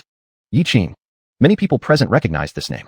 3 years ago, a beggar named Yiqing had come to the academy gate, specifically seeking senior Tang San. When informed that Tang San had already graduated, he then attempted to enroll under the guise of studying at the academy. Hilarious. A soul power of 0, whose spirit body couldn't even compare with the blue-silver grass, a mere small wooden stick, had the audacity to dream of entering Shrek Academy. In the end, the master used the simplest and roughest method to teach him a lesson. Waste materials would always remain waste, and they could never become spirit masters. And thus, Yiqing became the prime anti-example for Shrek Academy. Even now, his record remains on the wall of the academy, inspiring students to work harder at their cultivation. Now, this wastrel dared to return. Judging by the stance, it seemed he'd brought reinforcements. How dare anyone destroy our academy right before our eyes, the 7 monsters of Shrek. Today, whoever you are, I will make sure you come, but never leave. With a loud roar, Dai Mubai shouted, his voice like that of a tiger's growl. Instantly, fierce winds surged around them. A massive demonic-eyed white tiger appeared among the crowd, emitting wild and uncontrollable energy. 6 soul rings aligned neatly around Dai Mubai's body. Yellow, yellow, purple, purple, black, black. Chapter 11. The louder you shout, the quicker you die. Big brother, go. The students had already realized that someone was crashing the party. Seeing Dai Mubai unleash his spirit and soul rings, they spontaneously burst into a deafening roar. Yiqing dug her fingers in her ears. The louder you shout, the quicker you die. Don't you know this? No time for talk. At the same moment, Yiqing unleashed the soul rings on her body. Yellow. When Yiqing released her first soul ring, the huge playground suddenly became eerily quiet. Who is Yiqing? She's the waste with 0 soul power. Born with 0 soul power, also known as the dregs of dregs. No matter what kind of spirit it may be, anyone born without any soul power cannot improve their own soul power through cultivation. Yet, Yiqing's appearance slapped everyone in the face with an ear-shattering slap. Yu Xiaojing changed from gloating to dumbfounded. Impossible. Absolutely impossible. If even someone with 0 soul power can cultivate, what does that make me? Tang San, however, remained relatively calm. It seems Yiqing has experienced something extraordinary over the past 3 years. Normally, one born with 0 soul power indeed has no chance to cultivate. But if they use the Xiantian art paired with certain godly items, it is possible for someone with 0 soul power to recultivate soul power. Amazing that there are still such experts in Douluo continent. Then, yellow. Only 2 soul rings. Our big brother Dai has 6 soul rings. I could beat him without big brother Dai stepping in, alright. Zhu Zhuqing's icy little face rippled slightly, but she did not speak. Ma Hongjun showed even more disdain. In his eyes, Yiqing coming back today was simply to humiliate himself again. Just perfect because today they were going to showcase their achievements before the junior students. Wasn't he just like a live target? Purple. 3 isn't that much either. Dai Mubai's pupils shrank slightly, followed by a cold smile. Keep in mind, he became a soul dignitary at the age of 13. This year, at just 23, he's already a level 63 strong attack battle emperor. He believed that with a bit more time, becoming a title Douluo would not be an issue. As for Yiqing, according to Master, 3 years ago he was already 18 years old. 3 years have passed now. Even though he might have gotten lucky with an extraordinary experience, once a spirit master turns 20, they're set for life. What does he have to compare himself to me? However, the next moment, Dai Mubai's expression turned sour. Purple. Holy crap. 4 rings. At this point, Tang San himself found it hard to keep still. This is far beyond an extraordinary experience for Yiqing. This is literally a miracle. Ning Rongrong hoped Oscar could have an opportunity like Yiqing's so they could be together. It's 5 rings, or actually, not quite right. As Yiqing's soul rings emerged one by one, an overwhelming surge of soul power swept across every individual present. Some lower-level individuals couldn't bear it and fell unconscious on the playground. When the 9th soul ring appeared, the entire area fell completely silent. Yellow, yellow, purple, purple, black, black, black, black, red. 9 soul rings in total. Everyone here surely understands what 9 soul rings mean. That is the glory reserved only for title Douluo. If the 4-ring stage was already a miracle, then now with 9 rings. Tang San had no idea how to describe it. To date, the youngest holder of the title Douluo title is the Pope of the Spirit Temple. But even someone terrifyingly talented like the Spirit Temple Pope didn't become a title Douluo at 21 like Yiqing, and within just 3 short years. Stunned, the Sleefiv 5 wonders were dumbstruck. Yu Xiaojing was dumbstruck. Everyone at the Shrek Academy was stunned. Who would have guessed that Yiqing was still a useless person with zero soul power 3 years ago? 3 years later, he had grown into a titled Douluo. His face really stung. They all laughed at him for bringing help earlier, but he mustn't leave the Shrek Academy alive. This was a common sentiment among the Sleeve of Five Wonders and Yu Xiaojing and Flandrel others. Especially Yu Xiaojing, who treated Yiqing so poorly 3 years ago and had always regarded his classes as lessons where Yiqing was used as a negative example for teaching students. Once today's event spreads, the reputation that the Shrek Academy barely managed to build will crumble entirely. Ha ha ha, Shrek 7 Wonders, right? Oh, I'm wrong. It's 7 wonders down to 5 wonders now. You can all come at me. The moment Yiqing's hand touched the golden hoop bar spirit, the spirit immediately shrunk to a size suitable for him to grip.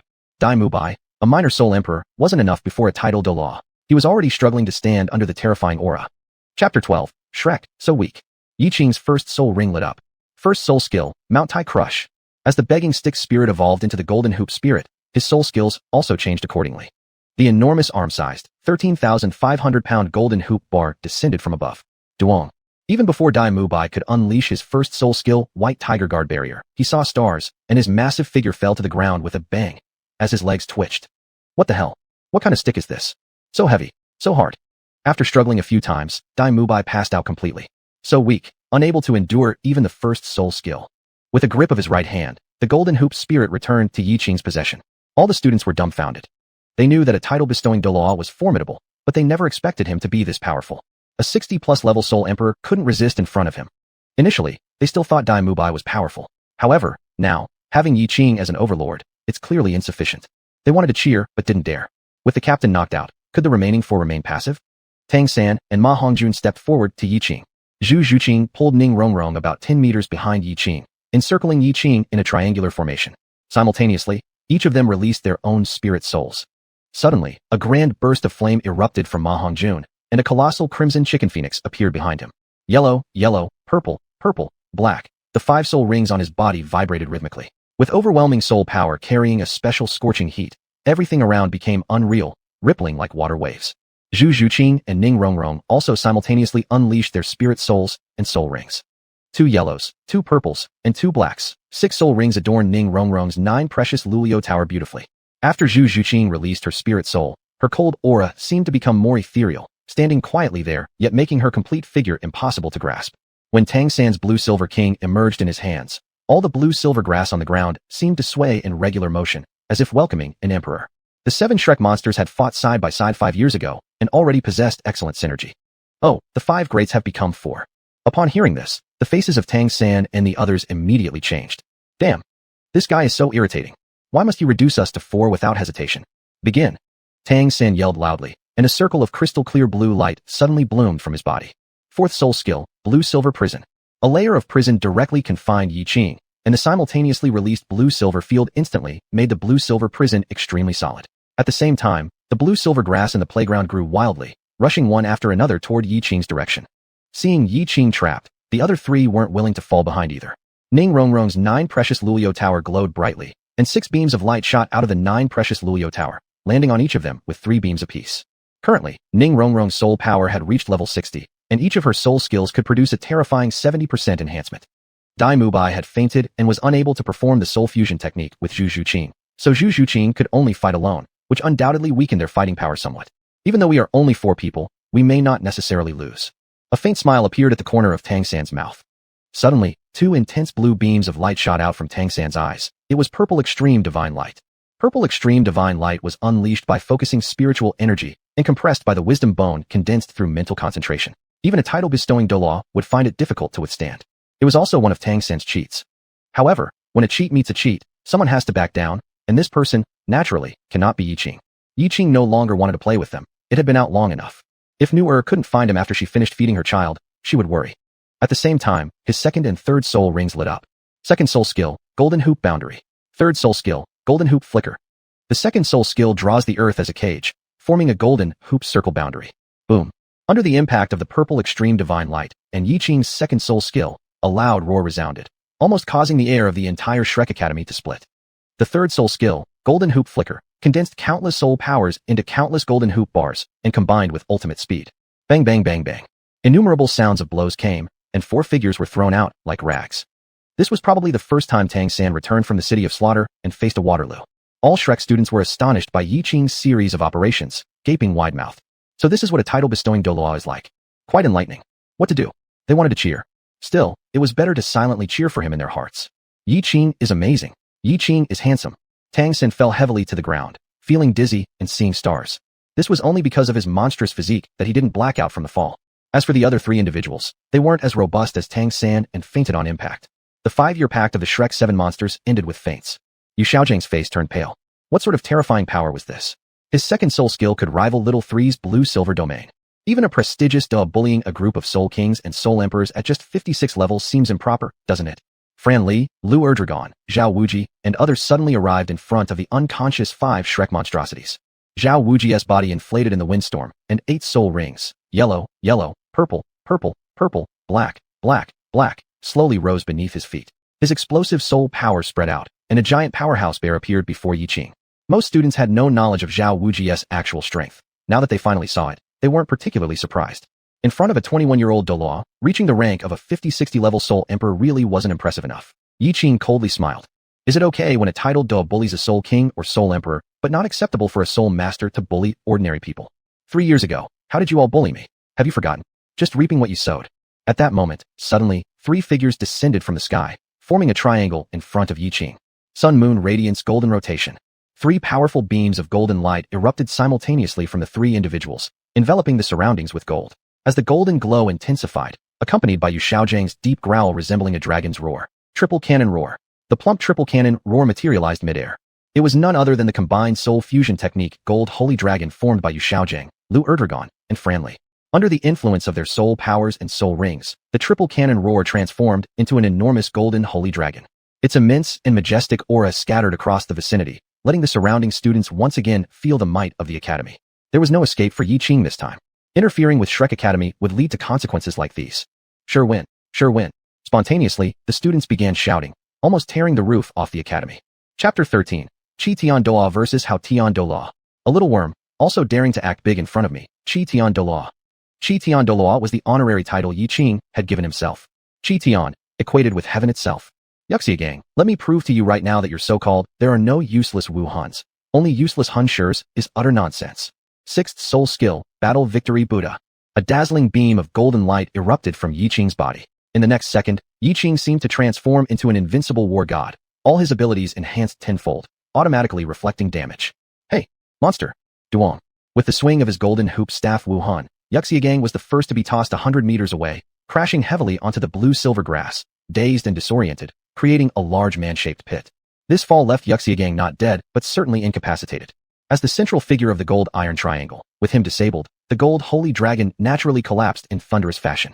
Following this, Folan screamed in agony, also being hurled away, his condition faring little better than Yuxiagang's. Duong, Duong. After Folan, Yiqing spared no mercy for Lu Erdragon, who was also struck down by one stroke of the staff. In his heart, there was only nay. Worthy of being titled a Douluo, he indeed defeated the 2 deans. Yiqing, invincible. The students contained their inner excitement, respecting only the strong in their hearts. Within moments, only Zhao Wuji remained among the 4, and even the fusion skill that could rival the title Douluo had been shattered. What chances would a Hun Luo have against him? He met the same fate as the other 3 teachers. Neatly sprawled out on the field 100 meters away, orderly shaped human-sized pits highlighted their inability. Damn it. If Takibo had been at the academy earlier or later today instead of now, this wouldn't have happened. With him here, Shrek Academy wouldn't have been humiliated so badly by Yiqing. Shrek, so weak. Ha ha ha. Yiqing threw back his head and laughed loudly, mercilessly mocking everyone at Shrek Academy. Damn, how arrogant. But completely powerless against him. Tangan clutched his chest, his face dark, bitterly resenting his own current lack of strength, unable to protect his teachers or the academy that had raised him. Weeds must be uprooted entirely, Tangan's consistent style. If Yiqing didn't eliminate the root cause, upon returning from Sea God Island, it might be Yiqing who ends up dead. Tangan, go die. As the golden hoop staff Wuhan was lifted, a terrifying soul power shot directly toward Yiqing. What rogue dare harm my child? A deep voice suddenly rang out, like an explosion in the sky. The sound wasn't loud, yet the contained arrogance caused every person at Shrek Academy to shiver involuntarily. A black figure silently appeared in midair, quietly floating there, as if he originally belonged there. A 50-year-old man, tall and robust, on closer inspection, sharing some resemblance to Tangan, dressed in tatters, his complexion sallow, his eyes half closed, full of stubble. Dad, Hao Tian Douluo. Seeing the newcomer, Tangan and Folan et al. Were filled with hope, their gazes simultaneously turning toward the towering figure floating in midair. Jiang Hao. Undoubtedly, Jiang Hao, capable of making the entire Wuhan shrine tremble, shifted what was supposed to be Yiqing's sure victory to balance immediately upon his appearance. Standing proud, Jiang Hao didn't even need to use his hand to grip his hammer, and sharp flashes of light emerged from his dim yellow eyes. Qi Tian Douluo? A broken staff. How dare it harm my son? Now I'll show you the true power of the first weapon Wuhan, Hao Tian Hammer. Seventh soul skill, Hao Tian True Form. One after another soul ring rose slowly from beneath his feet. The ascent was slow, but with the emergence of each soul ring, the standing Jiang Hao became increasingly solemn. Yellow, yellow, purple, purple, black, black, black, black, red. Identical to the 9 soul rings on Yiqing's body. Astonishingly, the last soul ring was also worth 100,000 years. The 7th soul ring gleamed brightly, and behind Jiang Hao, the giant black Hao Tian hammer abruptly burst forth with intense black light surging passionately. That enormous Hao Tian hammer stretched to nearly 100 meters long when caught by the wind. Its gigantic cone head, akin to a small mountain. Red streaks emerged from the massive Hao Tian hammer, and Jiang Hao's 10,000-year red soul ring lit up suddenly, instantly turning the black giant hammer completely red. Hao Tian hammer's name was never baseless. Yiqing knew that the first step to establishing the Yi family dynasty was pulling Hao Tian hammer down from its mythical pedestal. Losing people doesn't mean losing dignity. Yiqing gave a cold laugh. One battered old hammer. What do you expect me to fear? 7th soul skill, Golden Hoop True Form. Yiqing's 7th soul skill also lit up, the golden hoop staff planted firmly on the ground, emanating bright and auspicious clouds. The staff, originally as thick as an arm, swayed comically before rapidly transforming into a colossal iron pillar over 6 feet tall, adorned with intricate patterns and dragon designs.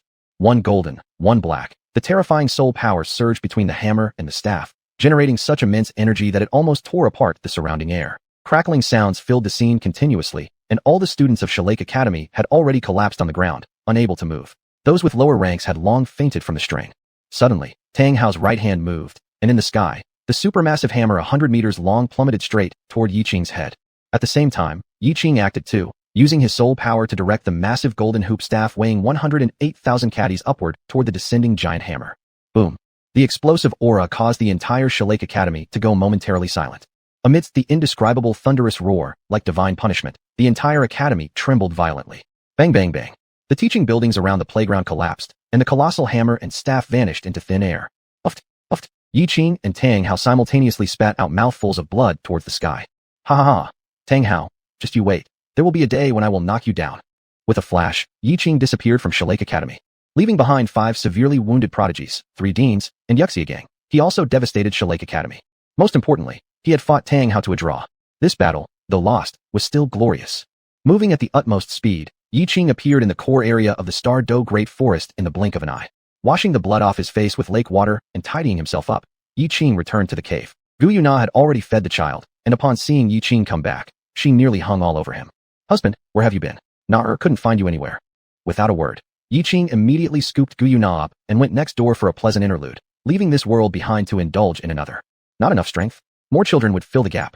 Tang Hao, next time we meet, I will definitely beat you. Di Tian and the others were no longer surprised by this. The 3 of them continued quietly soothing the child. Chapter 14, The Dragon Babies Hatch. NAR, let's have another child. Guiyuna's little face turned red.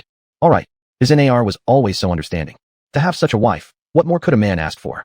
However, this time, after Yiqing and Guiyuna spent a month poring over books, trying out all sorts of positions from the books, even system number 2 didn't give them any hints. Could it be because they had 9 children at once? Husband, don't worry, perhaps there's already a baby in my belly. Guiyuna gently stroked her flat stomach, imagining it once again nurturing her and Yiqing's offspring, brimming with tenderness. For this reason, she had stopped feeding the children, dedicating the entire month to incubating dragon eggs and spending time exclusively with Yiqing. Even today, while hatching the dragon eggs, she stayed by Yiqing's side. Guiyuna could sense that Yiqing really wanted another child. Seeing Yiqing's anxiety made her anxious as well, even more so than him. But this sort of thing doesn't come quickly just because you're impatient. Boom boom. Suddenly, a thunderclap struck outside their retreat, startling Xiong-jun, who was meditating at the Lake of Life. In the next second, a powerful force hurled his massive body into the ground. What's happening? What's going on? Is there a spirit beast about to weather the celestial tribulation?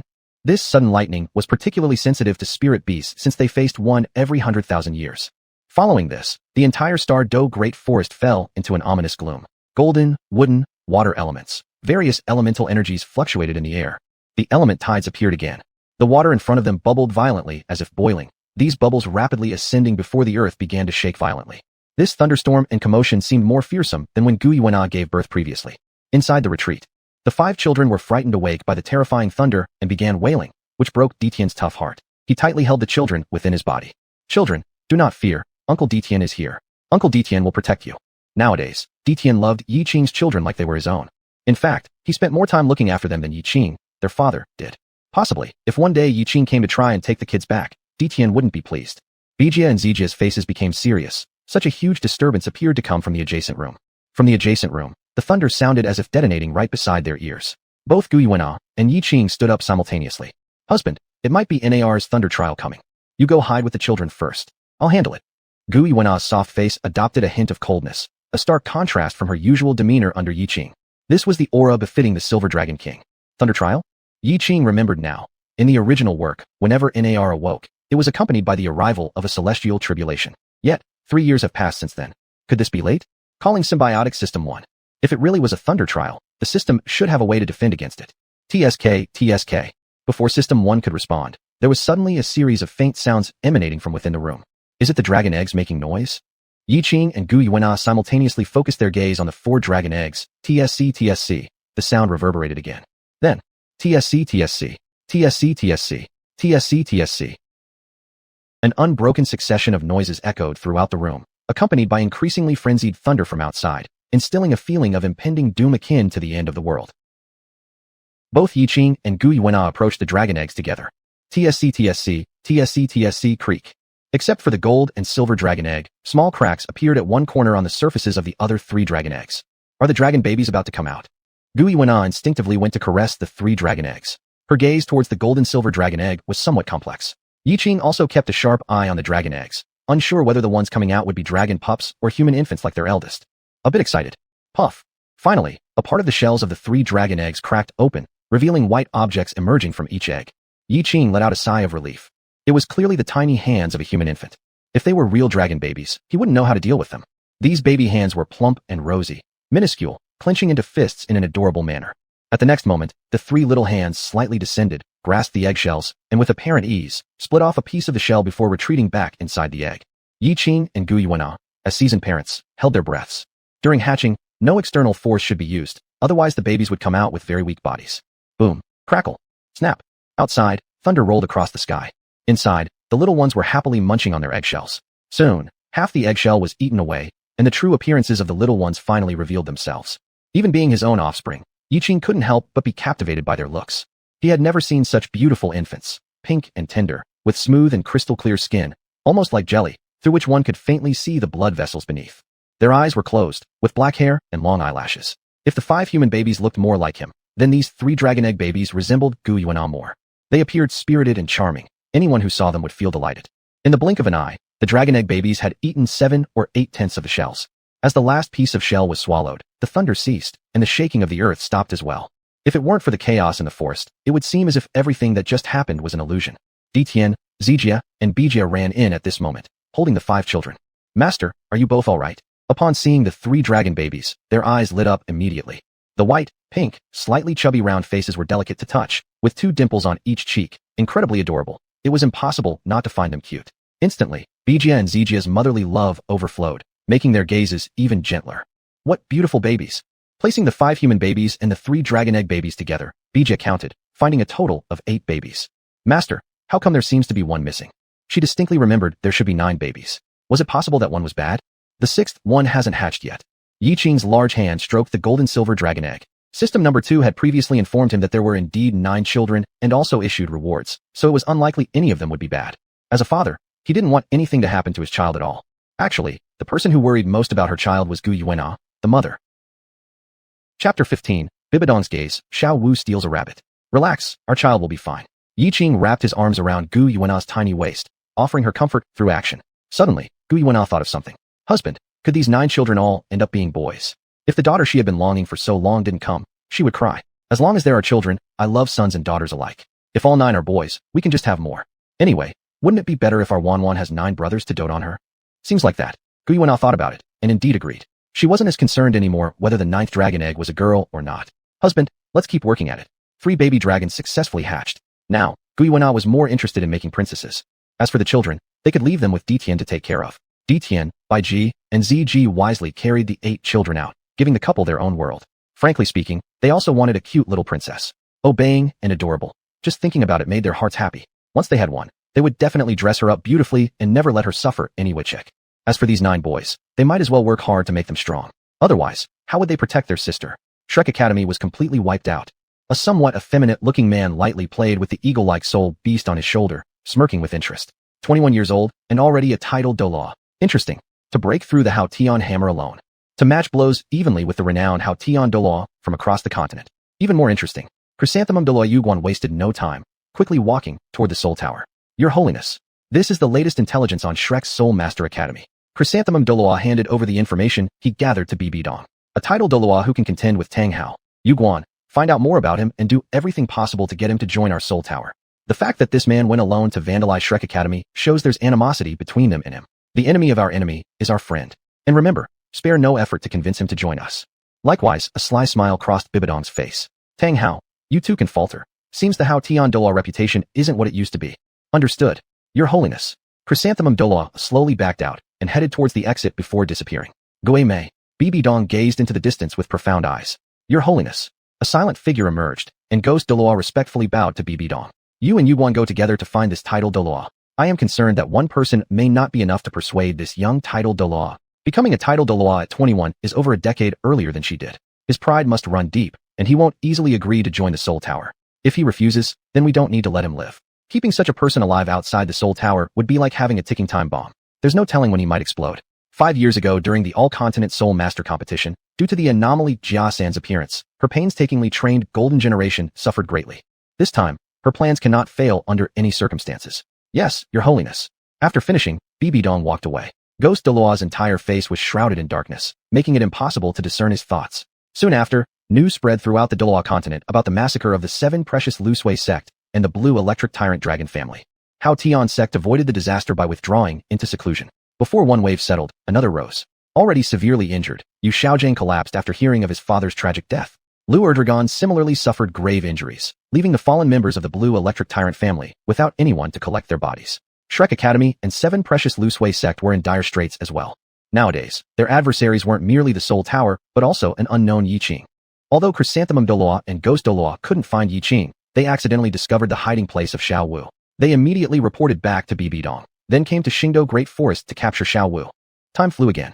Gui Wen still showed no signs of action, and System Number 2 gave no hint whatsoever. Could it be that Number 2 failed? Yiqing couldn't help but begin to doubt.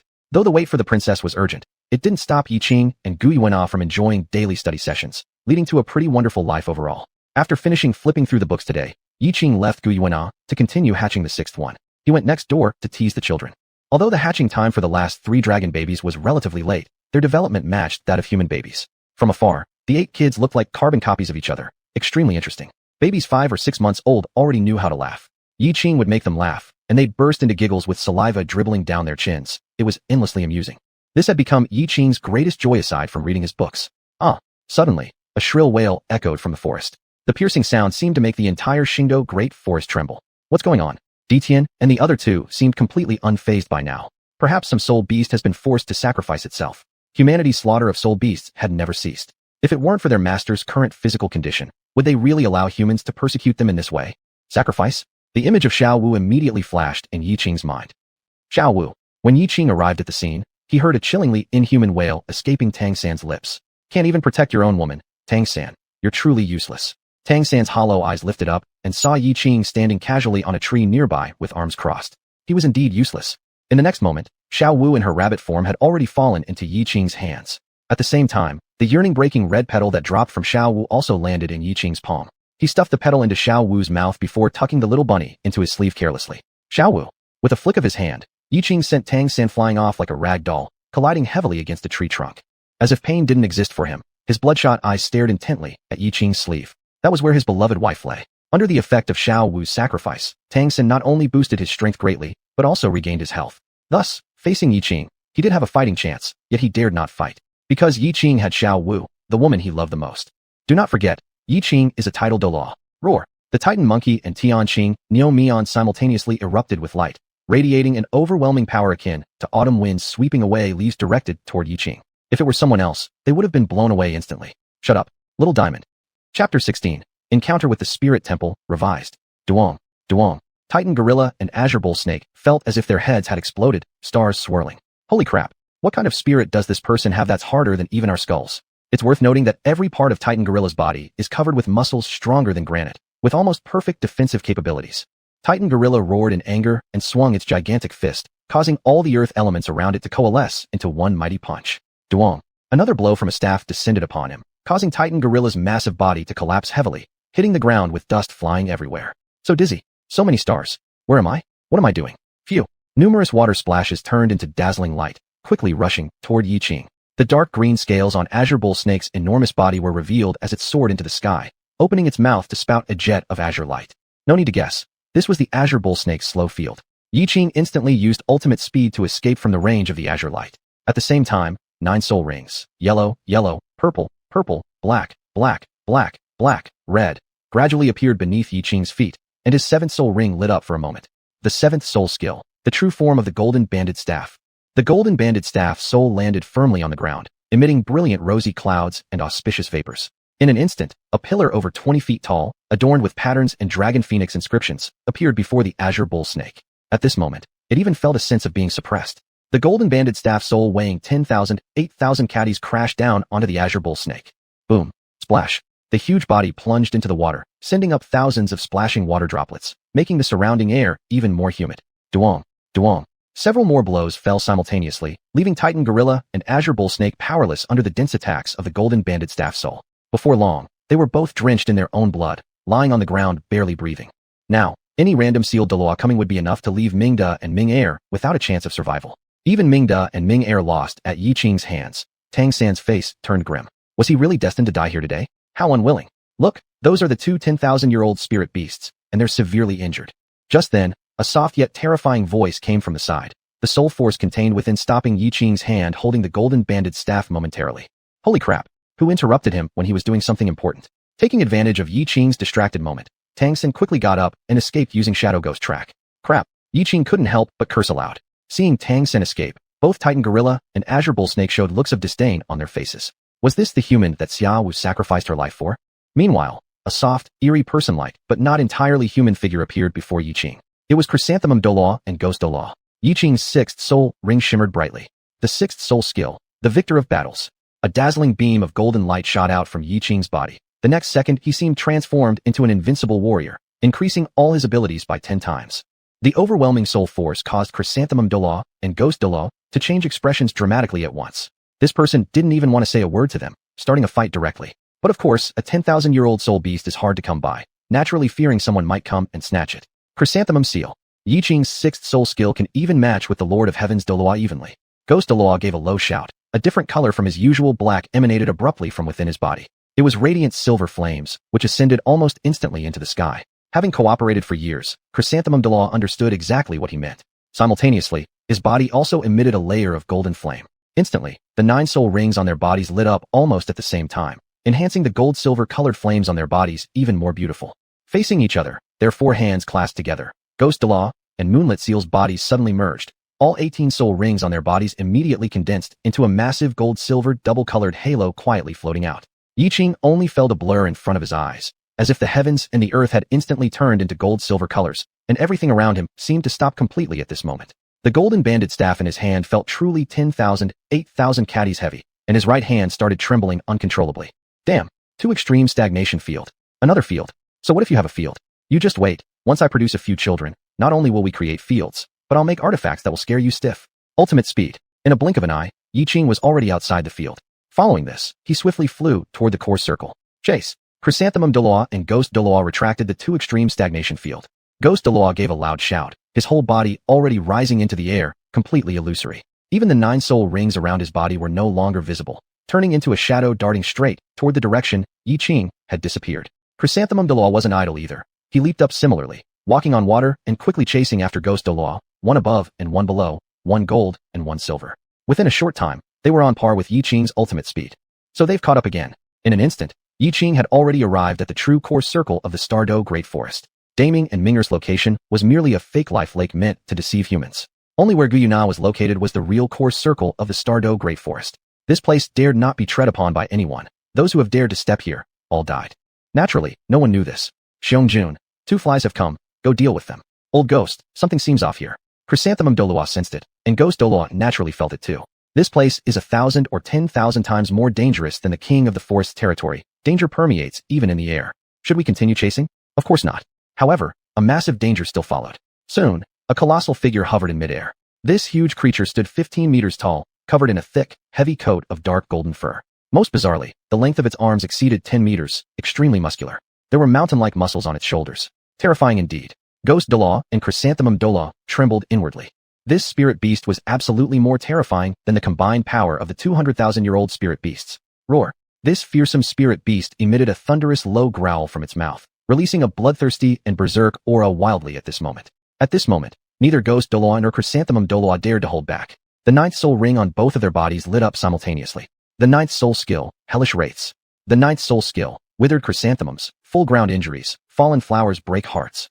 Chapter 17. Xuanhuan and Gui may become milk dads. The bone-chilling cold from the underworld descended upon the core of the forest, as countless gigantic black-shadowed hands emerged from the ground, stretching instantly hundreds of meters into the sky, grabbing towards Xiong floating mid-air. At the same time, as Zhu Douluo finished uttering the final word, an incomparably enormous Qirong Tantian chrysanthemum behind him shattered with a loud boom. Every single glowing golden petal spun like a crescent moonblade. All the petals formed a massive golden tornado that descended from the heavens straight toward Xiong. The overwhelming aura of the two titled Douluos swept across the core circle, as if the air around them had completely frozen. Three powers collided in the air, triggering countless deafening explosions. The shockwaves brought by the two ninth soul skills and the spirit beast of 470,000 years made even the sunlight in the sky seem dimmer for a moment. But 10,000-year soul skills were ultimately no match for those of 40,000 years. Yuguan's and Gui Mei's faces turned deathly pale. They could never have imagined that there would be such a terrifying spirit beast in the Star Do Great Forest, one they had never heard of before. This time, they truly would meet their end here.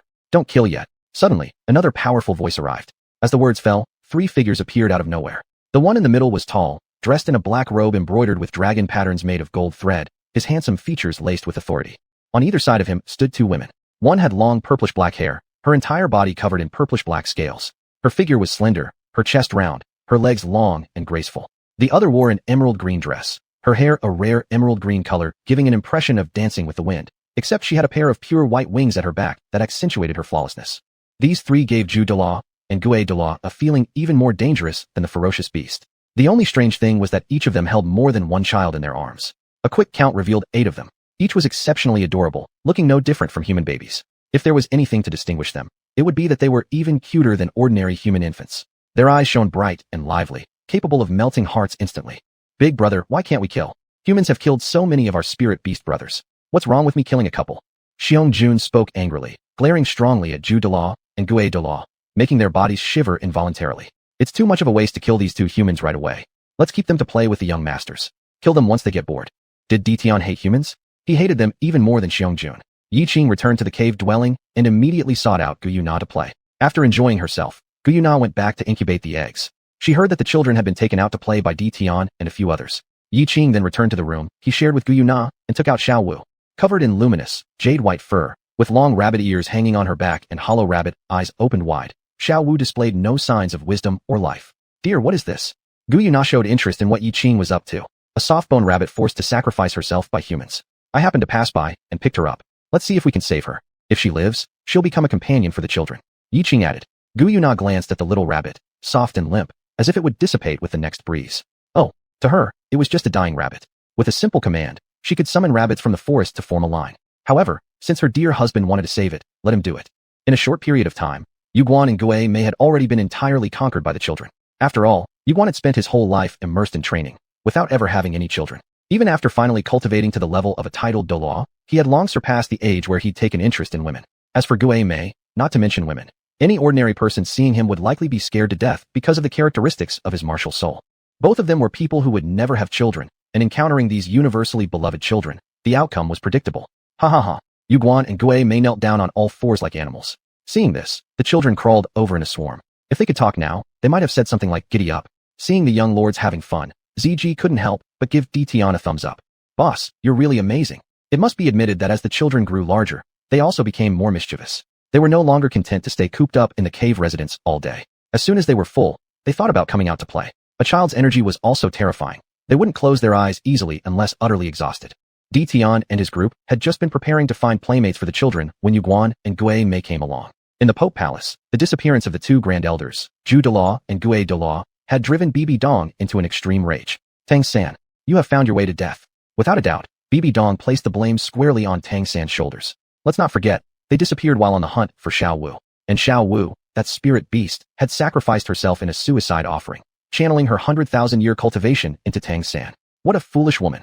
Bibi Dong gazed deeply into the distance. Has there been any news of Yiqing? Your Holiness, none at all. Yiqing seemed to have appeared and disappeared out of nowhere, leaving no trace on the continent. Even the powerful Hall of Souls could not unearth any information about him. Yiqing, as long as you submit to the Hall of Souls, this seat will spare your life, thought Bibi Dong.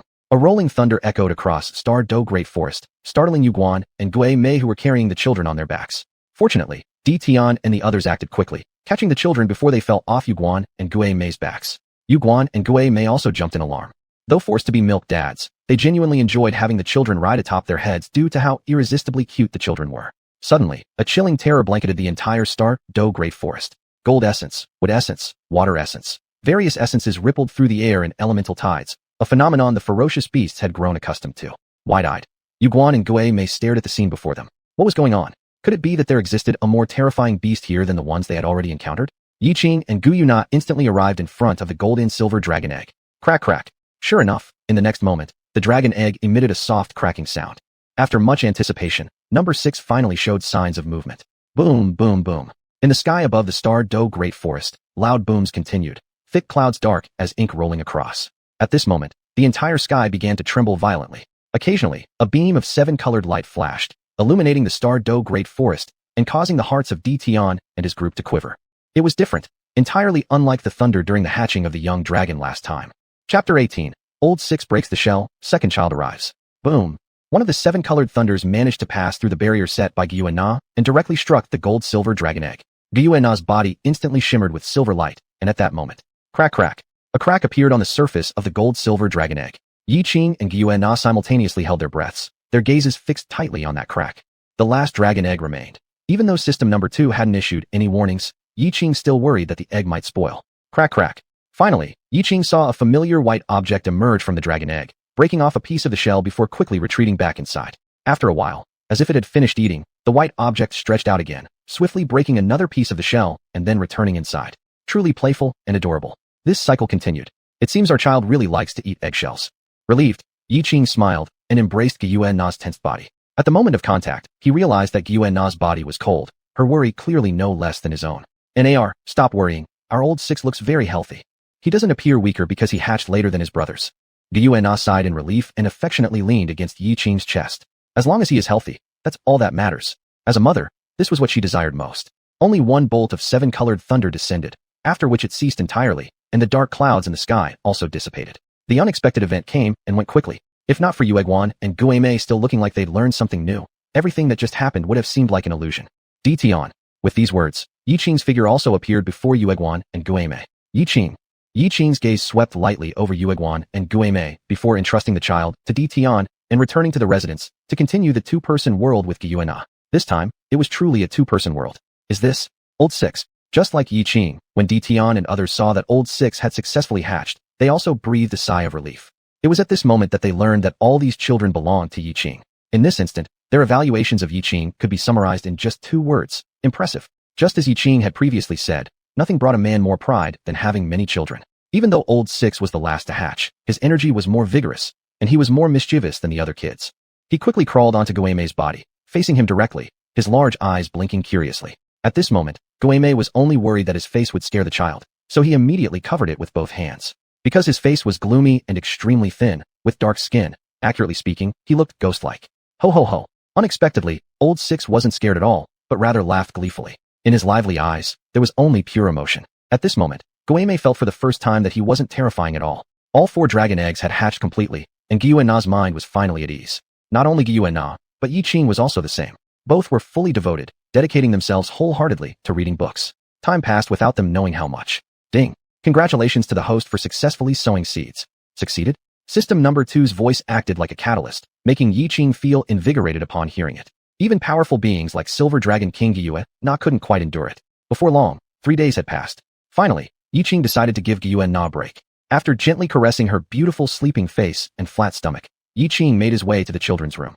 As the children grew gradually, he specially arranged a room for them, about 300 square meters. Besides placing a bed nearly 100 square meters, the remaining 200 square meters allowed the children to play and romp around freely. Upon seeing Yiqing enter, 9 children immediately climbed down from Dtian, Bai Ji, Ziji, Xuanhuan, and Guimei, and quickly crawled to his feet, each wearing a soft and adorable expression seeking to be picked up. Dtian and others were already used to this sight. Because of this, they usually hoped that Yiqing would spend more time with their master, as if that way, the children could spend more time with him too. Yiqing squatted down and smiled as he touched each of their little heads in turn. The children greatly enjoyed their father's caresses, sitting neatly in a row, tilting their little faces upward, truly adorable. These children possessed features of both Yiqing and Xuanhuan's beauty, blending together all their best traits. Dad, older brother Yiqing suddenly called out to Yiqing. Although the pronunciation was somewhat unclear, it was indeed calling him. Yiqing's whole body shook. With the older brother leading the way, the other children also began to mimic him. Dad, Dad. The children's babyish calls of Dad melted Yiqing's heart. Good children. You are all Daddy's treasures. Old man, why do I feel a bit envious? Watching this scene, Xuanhuan felt as if he were surrounded by lemons. Even the air seemed to be filled with sourness. Yiqing was only 21 years old and had already become a titled Douluo. At 21, he also became the father of 9 such adorable babies. Now, he was surrounded by 9 children calling him Dad. Being called Dad must feel amazing, right? Xuanhuan envied it, but did Guimei not envy it too? It was simply so enviable. As soon as the children started talking, Yiqing immediately took them to find their mom. When Xuanhuan woke up groggily, she found a group of children surrounding her. Nar, our children can call Daddy now. Thinking about the feeling of being called Daddy for the first time in his life, Yiqing's heart couldn't calm down. Xuanhuan sat up and wanted to hold the children over. This time, for some reason, she always felt very tired, as if she couldn't get enough sleep no matter what. Yiqing didn't let her hold the children. Instead, he stroked her belly. Nar, be careful not to let the children kick you. Xuanhuan was suddenly stunned. Husband, you mean?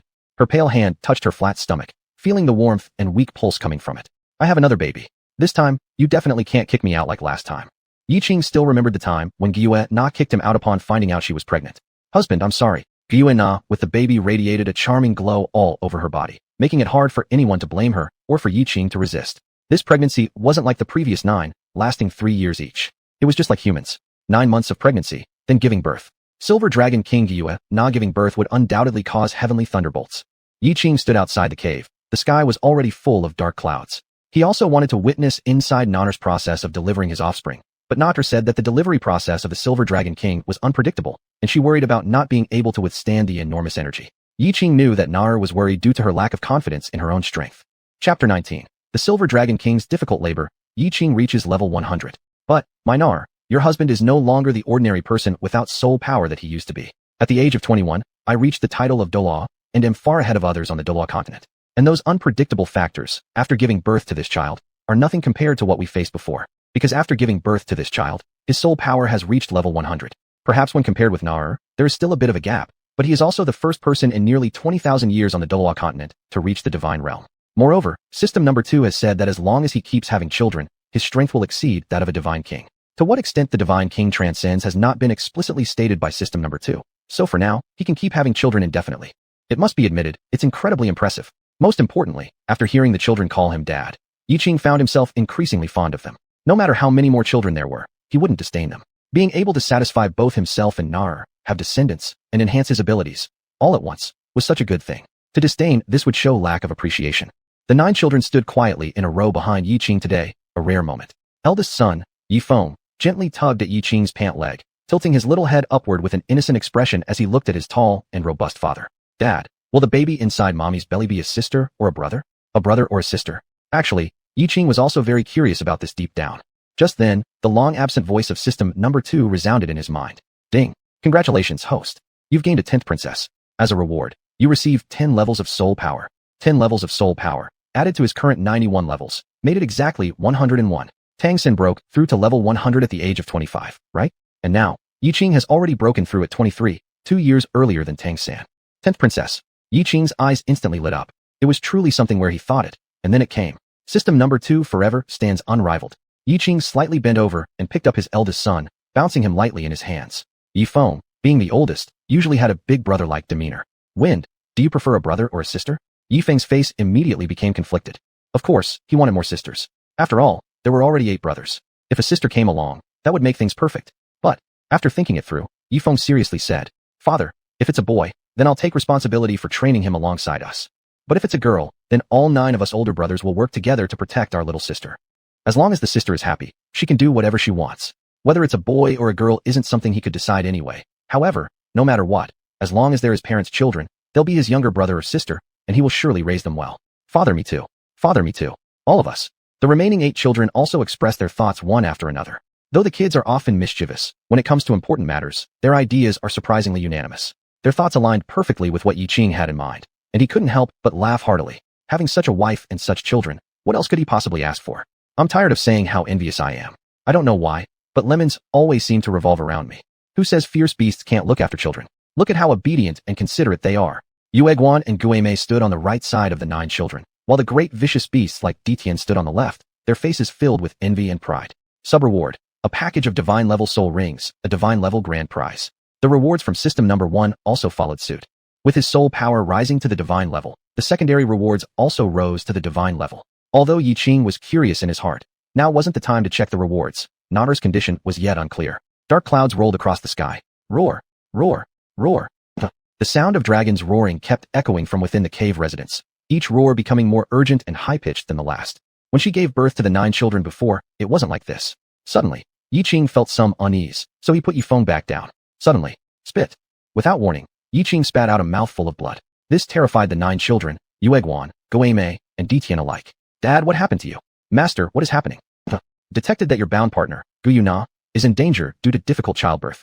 Host, please immediately absorb a soul ring to break through level 100, otherwise, you and Guyuna will face death. System number 1's voice echoed in Yiqing's mind. Difficult childbirth. How could there be difficult childbirth? How could Yiqing ever imagine that someone as powerful as Guyuna would encounter a difficult childbirth like this? His fate was now linked with Guyuna's. If Guyuna showed any sign of dying, it would similarly affect him. However, normal difficult childbirth shouldn't be this severe, unless... Nar, how foolish you are. Inside the cave. Detected that you are facing difficult childbirth.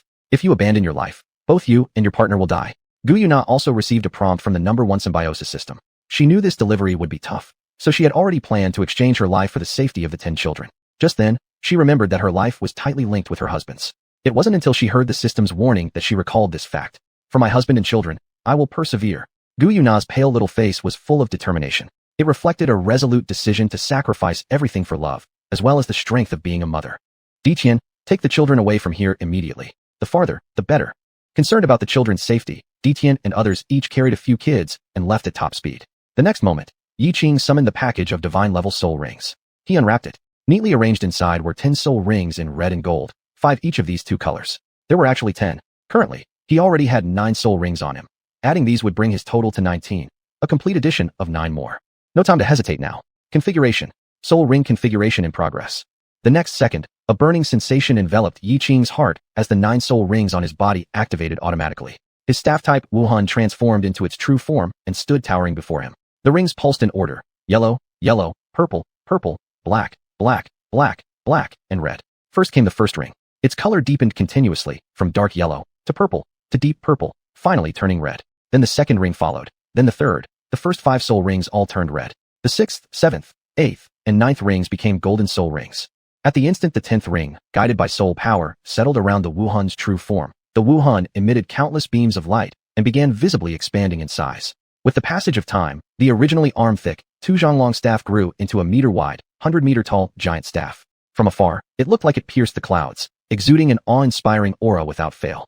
Its weight reached the terrifying number of 208,000 jin. Luckily, this area belonged to the Silver Dragon King. Otherwise the soul beasts might have fled in panic upon seeing the divine golden light. The divine big prize package automatically floated out from the system space, and a beam of azure light suddenly shot skyward.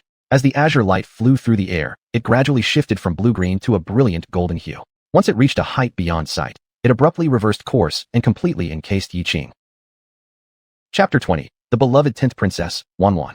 A strong suction force pulled Yiqing's arms up, and the colorful golden light wrapped around his arms and spread all over his body. At this moment, divine power and divine soul bones flew out of the divine-level big package all at once. An unprecedented strength suddenly merged into him.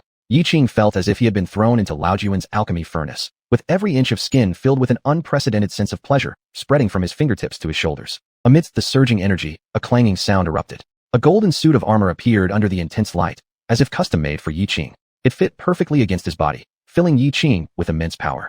This was an absolute control of power that Yiqing could not feel when he was just a titled Douluo. In the clanging sound, the full sensation flowed into Yiqing's body from every part, making his hair grow rapidly. Within moments, it reached down to his waist, dark as ink, fluttering in the wind, placing him in a state of otherworldly elegance. If Yiqing could see his appearance right now, he would surely say it resembled Sun Wukon's attire. Of course, Yiqing did not have the phoenix wing purple gold crown on his head. Roar! With a tremendous dragon cry, a beam of silver light burst out of the ground, and the terrifying energy instantly spread out, quickly overshadowing the aura of divinity that surrounded Yiqing. At the same time, high above the starred Douluo Great Forest, there appeared a massive silver dragon.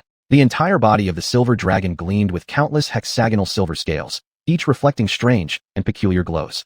The silver dragon extended one of its huge claws and heavily struck a nearby mountain, causing it to collapse with a thunderous crash. That colossal strike emitted an unparalleled pressure that forced all life forms to kneel before it. The earth exploded instantly, the strong presence causing tall trees to rise from the ground. Dishin and others transformed entirely into large beasts, prostrating themselves towards the direction of the mighty creature in the sky.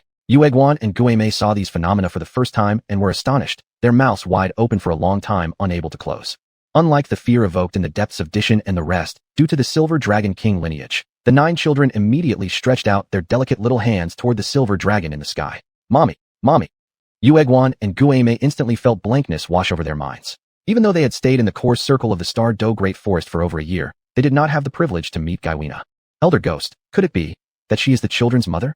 Originally, it was astonishing enough that Yiqing, at such a young age, became a title-holding Douluo and fathered 9 children. And now, the terror-inspiring soul force emanating from the silver dragon. Being able to get so close to someone like her. Yiqing, this guy really has something. Not only something, but a lot of things. However, is Yiqing really the type who benefits from a powerful spouse? After spinning in the air 77 times, Gaiwina's discomfort gradually decreased, and she suddenly returned to the cave palace. Wah wah wah. As a loud infant's wail broke through the skies, Gaiwina felt a relief in her body, and a snow-white baby came out from within her. At the same time, Yiqing also broke through level 100, reaching level 101 in strength and successfully became a deity. Ding. Host strength increased. Crisis resolved. Ding. Detected an increase in Yiqing's strength. You obtained 10% mastery of ultimate lightning element. Crisis resolved. The voice of system number 1 rang out simultaneously in both Yiqing's and Gaiwina's minds. The acquisition of 10% mastery of the ultimate lightning element truly surprised Gaiwina. After all, last time her husband's strength improved, she had only gained 1% mastery of the ultimate lightning element. Not having time to check what kind of deity he had become, Yiqing swiftly entered Gaiwina's cave palace. If Dishin and the others were here, they would definitely notice that Yiqing crossed Gaiwina's barrier without difficulty and walked straight inside. Upon seeing Yiqing enter, Gaiwina immediately transformed into a gentlewoman, her small face expressing dissatisfaction. Husband, Nar is so tired. I want a hug. Yiqing stepped forward and held Gaiwina in his arms, gently embracing the newborn as well. Upon clearly seeing the princess's features, Yiqing involuntarily drew in a breath of cold air. Though the beauty of the 9 sons was already breathtaking, the beauty of the 10th princess exceeded theirs by even more levels. Her skin was snow white, looking as much like Gaiwina as it did Yiqing, blending their best features together. Even as an infant, she possessed the allure of someone who could topple kingdoms, and one could only imagine how extraordinary she would become when she grew up. Yiqing pulled Gaiwina closer into his embrace and gave her a kiss on her beautiful forehead. Nair, thank you. Thank you for giving me xuanhuan. Even though they already had 10 children, Gaiwina still enjoyed being in Yiqing's arms, because this was her haven, her resting place. Xuanhuan. Xuanhuan. Gaiwina's eyes instantly widened with surprise. Husband, are you saying? That's right. This time you've given birth to a daughter, our xuanhuan. It's xuanhuan. Fantastic. Husband, you're so amazing. With Gaiwina giving birth to a daughter as her second child, the whole world seemed to celebrate, and the entire Star Douluo Great Forest appeared to be filled with joy, every corner brimming with happiness. The 9 boys stopped pestering to play, forming a circle around Xuanhuan's little bed, eagerly waiting for her to wake up so they could be the first ones she saw. Even Dishin and the other great beasts transformed into starry-eyed juniors and seniors. Now it was a matter of who had the highest cultivation level, for they could hold the young princess a few minutes longer. As for Xuanhuan, he could only tiptoe from afar to sneak a peek at the princess's face. Getting closer was out of the question unless he could beat Dishin. That's just unfair. Unable to fight against them, Zijia and Baiji took another route. Boss, your appearance is too rough. You might scare the little princess. Let us take care of her. I'm a girl and more convenient. Hearing that his appearance might scare the little princess, Dishin went all out. In fact, I can also change gender. Damn, would that work? There were plenty of people vying to care for the child, so naturally, Yiqing's task was to look after Gaiwina. As for how to do it, it all depended on what Nair liked, and Yiqing would gladly oblige. After taking care of Gaiwina, Yiqing finally had the time to check the rewards first and second systems had given him this time. The Soul Ring package had already been configured. As for the God-level big gift pack, Yiqing brought up the back panel, locating the divine level gift pack. He clicked to open it. A string of words popped up on the screen. Divine power, already fused. Divine blessed soul bone, already fused. Blank divine position. Due to the host's divine position being granted by the system, it will temporarily remain as a blank divine position. Chapter 21. Yiqing challenging Huda sect. The inherited divine position is indeed great, but it's better to go independent. As for the divine soul bone, that's even more powerful. A divine soul ring is a soul ring granted by deities. Users don't need to hunt soul beasts as they can be endowed with the most needed soul skills and bearable level of soul rings via the divine soul ring. The divine soul bone is awarded by the system. Likewise, there is no need to hunt soul beasts as one will obtain a soul bone at its maximum level. Soul bones are inherently very special things. Every soul beast possesses corresponding soul rings. However, the probability of soul bones appearing among soul beasts is only 1 in 1,000, or even lower. And divine soul bones are even rarer. Let me put it this way. Yinlongwang Guyu Not doesn't have a divine soul bone. She has a soul core instead. Yiqing clicked to view more. Gold battle armor. A blank divine position divine equipment, consisting of divine power and the great sage equaling heaven torso bone. Wearing it grants the user 50% of the strength of the Buddha of fight. Yiqing's expression was filled with astonishment, almost losing his balance. Great sage equaling heaven torso bone. Buddha of fight. That is a ward deity level figure in mythological legends. Even though it is only half of his strength, it is already incredibly extraordinary, isn't it? Yiqing recalled the moment when the gold armor draped over him, feeling as if there were no opponents left under heaven and earth. No wonder. Yiqing was becoming increasingly anticipative of what would happen on the day he completely unlocks the powers of the blank divine position equipment. A detected improvement in Guyu Na's strength indicates you have obtained the ability to borrow the Silver Dragon King's strength, limited to 3 hours. Your current strength has reached a divine level and has achieved the standard to borrow the Silver Dragon King's strength, so using a Phantom Beast Seed is unnecessary. What? Naruto's strength actually improved again. Last time he obtained a Phantom Beast Seed because Naruto's strength had been enhanced. Wait, hey, number 1, you're not trying to take back my Phantom Beast Seed, are you? Absolutely nothing that lands in my hands can be reclaimed by the system. System rewards to the host will not be retracted, and you may transform into any beast through the Phantom Beast Seed. Can I change into any kind of beast? So cool. Number 1, not showing some affection here would be unforgivable. Gross refusal. Overjoyed, Yiqing dismissed the panel above. All in all, this divine level reward somewhat exceeded Yiqing's expectations. I wonder what benefits 11th Sun could bring me. This feeling is just like opening blind boxes. Though it's unclear what's inside the box, the result will certainly be surprising. What are we waiting for? Of course, we're going all out to create 11th Sun. Huda sect. Winding smoke curled up from various spots in the village, the aroma of cooking permeating everywhere. Children playing outside and adults tilling fields rushed home. Suddenly, they uniformly raised their heads toward the sky, noticing what seemed like a shadow swiftly passing through the air. It must be an illusion. Everyone thought this, then quickened their pace to get home. It's been more than a year now, yet we've still found no leads on a person named Yiqing. Younger brother, I think Yiqing might be dead already. The speaker was a middle-aged man, towering over 2 meters tall, broad-shouldered, wielding a face sculpted like a knife-cutting stone, with silver-white short hair. He was none other than Tang Xiao, the current patriarch of Huda sect. Though the title Douluo symbolizes a formidable strength, once people gain such power, they often desire even higher capabilities, making casualties in this pursuit unsurprising. Beside him sat Tang Hao, who sported a nest-like hairstyle, with eyes that appeared as though they hadn't woken up in hundreds of years. Seated next to Tang Hao was Tang San, furrowing his brows. Uncle, Yiqing shouldn't have died that easily. That's right, big brother, little 3 is correct. Even 10,000-year-old soul beasts aren't his match, so he wouldn't have perished so easily. A year ago, after Tang Hao fought Yiqing to a draw at Shrek Academy, he knew this young man would return seeking revenge against him. Later, when Xiaowu sacrificed herself to Tang San but was taken away by Yiqing in the forest of soul beasts, both father and son devised ways to retreat back to Huda sect. Now, among the top 3 sects, only Huda sect remains. Thus, they must unite. Although the Spirit Hall is tough to resist, taking down just a newly appointed Douluo should be easy enough. However, despite searching for over a year, Huda sect has yet to discover any trace of Yiqing, as if he suddenly emerged and vanished without leaving a sound on the continent. Having offended our Huda sect, how dare he show himself? If he dares, I'll smash him to death with one hammer strike. Bang! Suddenly, an enormous rumbling sound erupted from outside. Tang Xiao, Tang Hao, and Tang San abruptly stood up. From outside, an inner sect disciple hastily ran in. Report, sect master, there's a terrifying person outside with a golden staff who just smashed the entrance gate of our Huda sect. What? Tang San's complexion suddenly changed. Golden staff? Dad, could it be Yiqing paying us a visit? Tang Hao thought the same, and his expression darkened as well. They couldn't find him, but now he directly shows up at their door. What kind of logic is that? The inner sect disciple glanced at Tang Hao and his son, hesitating to speak. If there's anything else, speak up. Sect master, you'd better go take a look yourselves. The inner sect disciple dared not relay what Yiqing had said when smashing the gate. If he did, his life would surely be forfeit. Tang Xiao's temper was already fiery, and upon hearing it might be Yiqing, he erupted even further. So he has the nerve to come here and destroy the gate of our Huta sect.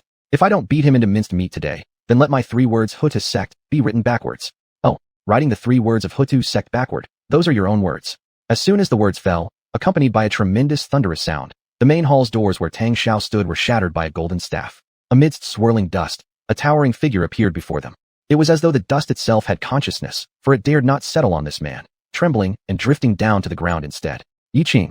He looked different from a year ago. Now, there wasn't a single ripple of soul power emanating from his body, making him appear like an ordinary person. But Tang Xin knew that his ability to pass through the layers of barriers set by Huta sect without being detected meant he was far from being as simple as he appeared. Could his strength have increased again? Tang San's face immediately turned as unpleasant as someone who'd eaten poop. This year, after going through so much hardship, he'd only managed to level up to grade 68. In merely 4 short years, Yiqing had risen from a 0 soul power ordinary man to a titled Douluo, and now, his soul power was beyond recognition. Not just Tang San. Tang Hao and Tang Xiao were equally shocked. Tang Hao, tired of wandering as a homeless spirit, so you've crawled back into your hole? Yiqing gripped the golden restriction staff, his raven hair rising without wind, looking more like someone come to claim lives. Homeless spirit? Spending decades outside unable to return home was a deep thorn in Tang Hao's heart. And Yiqing had brought this up right in front of him. Yiqing, how dare you come knocking on our doorstep? Today will be your day of death. With a grim expression, Tang Hao tightened his right hand, conjuring the massive, bucket-sized Huta hammer. Chapter 22. Tang Hao's mental breakdown. Yiqing, today I'll turn you into a real lost soul. One after another soul ring slowly rose from beneath Tang Hao's feet, and the aura around him grew increasingly oppressive. Yellow, yellow, purple, purple, black, black, black, black, red. 9 soul rings in total, the standard for a titled Douluo.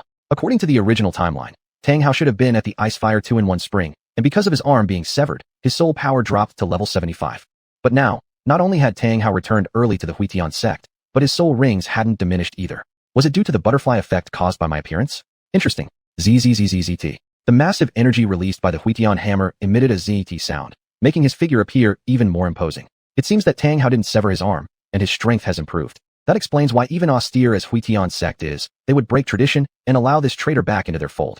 But does it matter? An indescribable sense of majesty radiated out from Yiqing, and the pressure was so overwhelming that it caused the Huitian hammer, which looked like a small mountain, to tremble slightly. Though just slightly, Tang Hao felt it clearly, causing great fear within him. What stage has this young man's strength reached? A layer of golden light, like mist, appeared on Yiqing's surface. In an instant, he underwent a complete transformation, appearing as though a war deity had possessed him, emanating a martial intent that rivaled the world itself. Even the Huitian hammer, possessing the #1 weapon soul in the world, paled in comparison. Joke. In front of divine power, what's the Huitian hammer worth? Tang Hao, I'll give you a chance. As long as you commit suicide in front of me, I will spare Tang San and the others of the Huitian sect. Yiqing stared deeply into Tang Hao's eyes with a cold, oppressive gaze that seemed to pierce into his very soul. Kept playing with mouse. All about the heartbeats. Suicide? Impossible. He survived the hard time when Yiqing sacrificed herself. How could he kill himself easily now? But Tang Hao had a feeling that Yiqing really could do what he said. Yiqing's lips curled up slightly. He knew Tang Hao wouldn't give up his life so easily. Tang Xia and Tang San were also shocked by Yiqing's words. After the shock wore off, Tang Xia's face turned grim, stepping beside Tang Hao. How brother, don't argue with him. Let's attack together. Today we must hammer this guy into mincemeat. Yellow, yellow, purple, purple, black, black, black, black, black. 9 soul rings rose slowly beneath Tang Xia's feet. The aura of the dual stars of Huitian sect spread out instantly, making the only 68-level Tang San unable to bear it anymore, and he coughed out a mouthful of blood. A fight between titled Douluo warriors isn't something a rookie like him can handle. Little 3, you leave first. Without hesitation, Tang San immediately activated Ghost Shadow Mysterious Track and fled. Actually, even without Tang Hao saying it, he would run. As the saying goes, as long as there are green mountains, one doesn't worry about firewood. Tang Hao and Tang Xia exchanged a glance, then nodded. Yiqing, we admit you're quite talented. But, as a piece of advice to a young man, being overconfident will lead to your downfall. Yiqing laughed. The staff of his golden hoop soul skill moved. After becoming a god, his golden hoop soul skill was just slightly less powerful than an artifact. Fighting these titled Douluo rookies? It was effortless. Your strength has increased again. The surrounding golden glow of the golden hoop made Tang Hao's pupils constrict, giving this assessment. Admittedly, this young man was really excellent. If they weren't enemies, he would be considered a good friend indeed. Most importantly, a great help for the future development of the Huitian sect. Still, some things were fated to be unchangeable.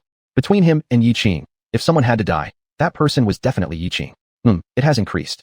The next second, the golden hoop was already swinging down forcefully. No martial ethics. Tang Hao and Tang Xia hurriedly raised the Huitian hammers to meet it. Pang! Their scalps instantly went numb. The surging force instantly transmitted from the Huitian hammer to their hands, spreading throughout their entire bodies. At that moment, Tang Hao and Tang Xie both felt completely blank in their minds. Hong, hong. Two hammer-like weapons as large as small mountains slipped out of their grasp, slamming heavily onto the ground, causing the already unstable main hall of the Huitian sect to collapse entirely. Truly brittle. Blankness. Still nothing. After quite a while, Tang Hao and Tang Xie finally recovered. Terrifyingly thus. Is this supposed to be the strength of level 99, almost approaching divinity? This kind of sensation they've only experienced before the high priest on the Sea God Island. Wrong. Even more terrifying than that high priest. But wasn't your power just barely reaching titled Douluo status a year ago? Tang Hao mentally broke down. Isn't this kid a genius, or what? No, even a demon shouldn't be this way. He once thought he was a genius, until he met Yiqing, and then realized what it meant to have someone better always out there. This kid must not be left alive. This was the shared thought of Tang Hao and Tang Xiao at that moment. When they looked up again, Yiqing had already disappeared from their sight. Where is he? Did he escape? No, he didn't run. Its speed. Yiqing's speed was something Tang Hao had already experienced at Shrek Academy. It was an incredibly fast speed that no one could catch up with. Sure enough, the next second, the Golden Hoop Soul skill came crashing down on them again. Spirit, True Body, Hodian Protection. With the experience from before, they immediately used their soul skills. But it was just like adding fuel to fire. Hotian 9 Absolutes. Hotian 9 Absolutes. In panic, Tang Hao and Tang Xiao quickly unleashed their ultimate techniques. The Hotian 9 Absolutes does not refer to 9 soul skills, but rather 9 ways of exerting force. These are Void, Seal, Penetrate, Pierce, Wrap, Shock, Break, Instant, Collapse. This is a move more powerful than the Chaotic Wind Hammer technique. Void, Seal, Penetrate, Pierce, Wrap, Shock, Break, Instant, Collapse. Tang Hao and Tang Xiao were determined to take Yiqing down in one go. So they pushed their powers to their peak and simultaneously used all 9 absolutes of the Hodian 9 absolutes. Today, either Yiqing dies, or we die. This was the only thought in their minds at the moment. So Yiqing must die. A year ago, the Hotian 9 absolutes would indeed be something Yiqing couldn't withstand. Let alone when both stars of the Hotian sect use it together. Even if Tang Hao used it alone, Yiqing wouldn't be able to resist. But now, he has become a god. Before the power of a god, no matter how strong a titled Douluo might be, they still fall short. Boom boom boom. Explosion sounds kept exploding in Yiqing's ears. Every time Yiqing took a step back, 2 large pits appeared where he stood before. Tang Hao and Tang Xiao attacked Yiqing in perfect coordination. The explosion sounds mixed with soul power seemed as if even the air was torn apart, extremely terrifying. If they stopped at this moment, they would find that Yiqing walked through their attacks, as if strolling leisurely in the back garden. Chapter 23. Yiqing's favorite scene, dogs biting dogs. Hotian 9 absolute techniques are indeed powerful. They surpass soul skills and strength significantly. In the original story, during the Jialing Pass battle, Tang Hao even managed to defeat the 98-level Golden Crocodile Douluo with his 97-level power, using Hotian 9 absolute techniques. You must know that breaking through level 95 is the dividing line for becoming a title Douluo. Between levels 91 and 95, differences can be compensated by high-quality soul bones or soul skills. However, once a fighter surpasses level 95, the gap becomes more pronounced. A 96-level title Douluo is 20% stronger in soul power than a 95-level one. A 97 level is again 20% stronger than the previous level. The difference between levels 97 and 98 is astonishingly 30%. This shows how terrifying Hotian 9 absolute techniques combat power really is. But humans are humans. How can they compare to gods? Seeing Yiqing being driven back by their Hotian dual stars, Tang Hao and Tang Xiao, despite already being out of breath, had smiles on their faces. Yiqing die. Tang Hao could already envision himself as the world-famous Hotian Douluo again after Yiqing's demise. Even if Hotian sect has avoided the world for many years, it certainly cannot be trifled with by some 20-something boy. Boom. Boom boom boom. In just moments, Hotian 9 absolute techniques were unleashed. 18 hammer strikes delivered by 2 people exhausted themselves entirely. Hotian sect was already severely damaged. Is that all? Yiqing stood still, looking down from a higher ground at the 2 who were exhausted like dogs. His golden hoop rod soul skill emitted a dazzling golden light, as if urging death closer. Damn, how hard this person was to deal with. 18 hammer strikes couldn't smash him into minced meat. Tang Hao and Tang Xiao no longer wore any smiles. Only now did they realize that Yiqing hadn't even used his soul skills or soul rings and had easily defeated them. In fact, he could have easily beaten them right from the start. But he allowed them and his brother to struggle and fight against him until they reached their final panic. Devil! Tang Hao's heart was filled with despair. Why? Rebuilding oneself from 0 soul force is one thing. Breaking through to title Douluo in 3 years was already excessive. Now he's directly overpowering their Hotian dual stars. Remember, before, they always overpowered others. Humiliating. Too humiliating. Despite feeling humiliated, they couldn't admit it outright. Yiqing, I admit you're strong. But our Hotian sect isn't something to be underestimated either. If you can stop now, today's destruction of our sect will be completely forgiven, and our Hotian sect will never cause you trouble in the future. Once renowned across the world, though Hotian sect secluded itself to avoid conflict, its foundation remained strong. Not to mention anything else. All 5 elders are titled Douluos. Looking across the entire continent, only Spirit Soul Institute can rival them. Moreover, they also have an unknown ancestor living somewhere on the continent. Wildfire can never burn out the grass. When spring breeze blows, it grows again. To deal with wild grass, only by eradicating its roots thoroughly can the matter be resolved. Yiqing's voice was icy cold.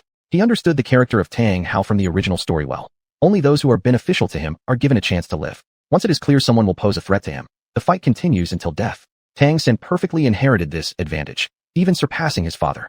People deemed useless by Tang Sen meet even worse fates. He was simply doing what they've always done. Tang Hao's heart clenched once more. If there's no other way left, then it's time for the last resort.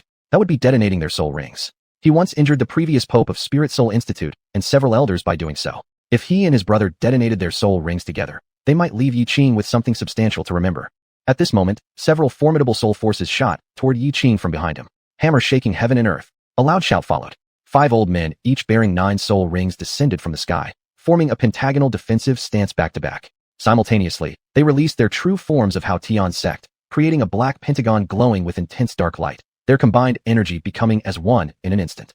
They were none other than the 5 elders of Hao Tian's sect. Joint soul technique? Naive. Yiqing chuckled coldly, pushing his right hand straight forward and setting his golden hoop rod soul skill horizontally, confronting the 5 giant Hao Tian hammers head on. Ribbons of golden light surged along the golden hoop rod, accompanied by alarming currents producing a zzz sound that shattered the air into gold fragments around them.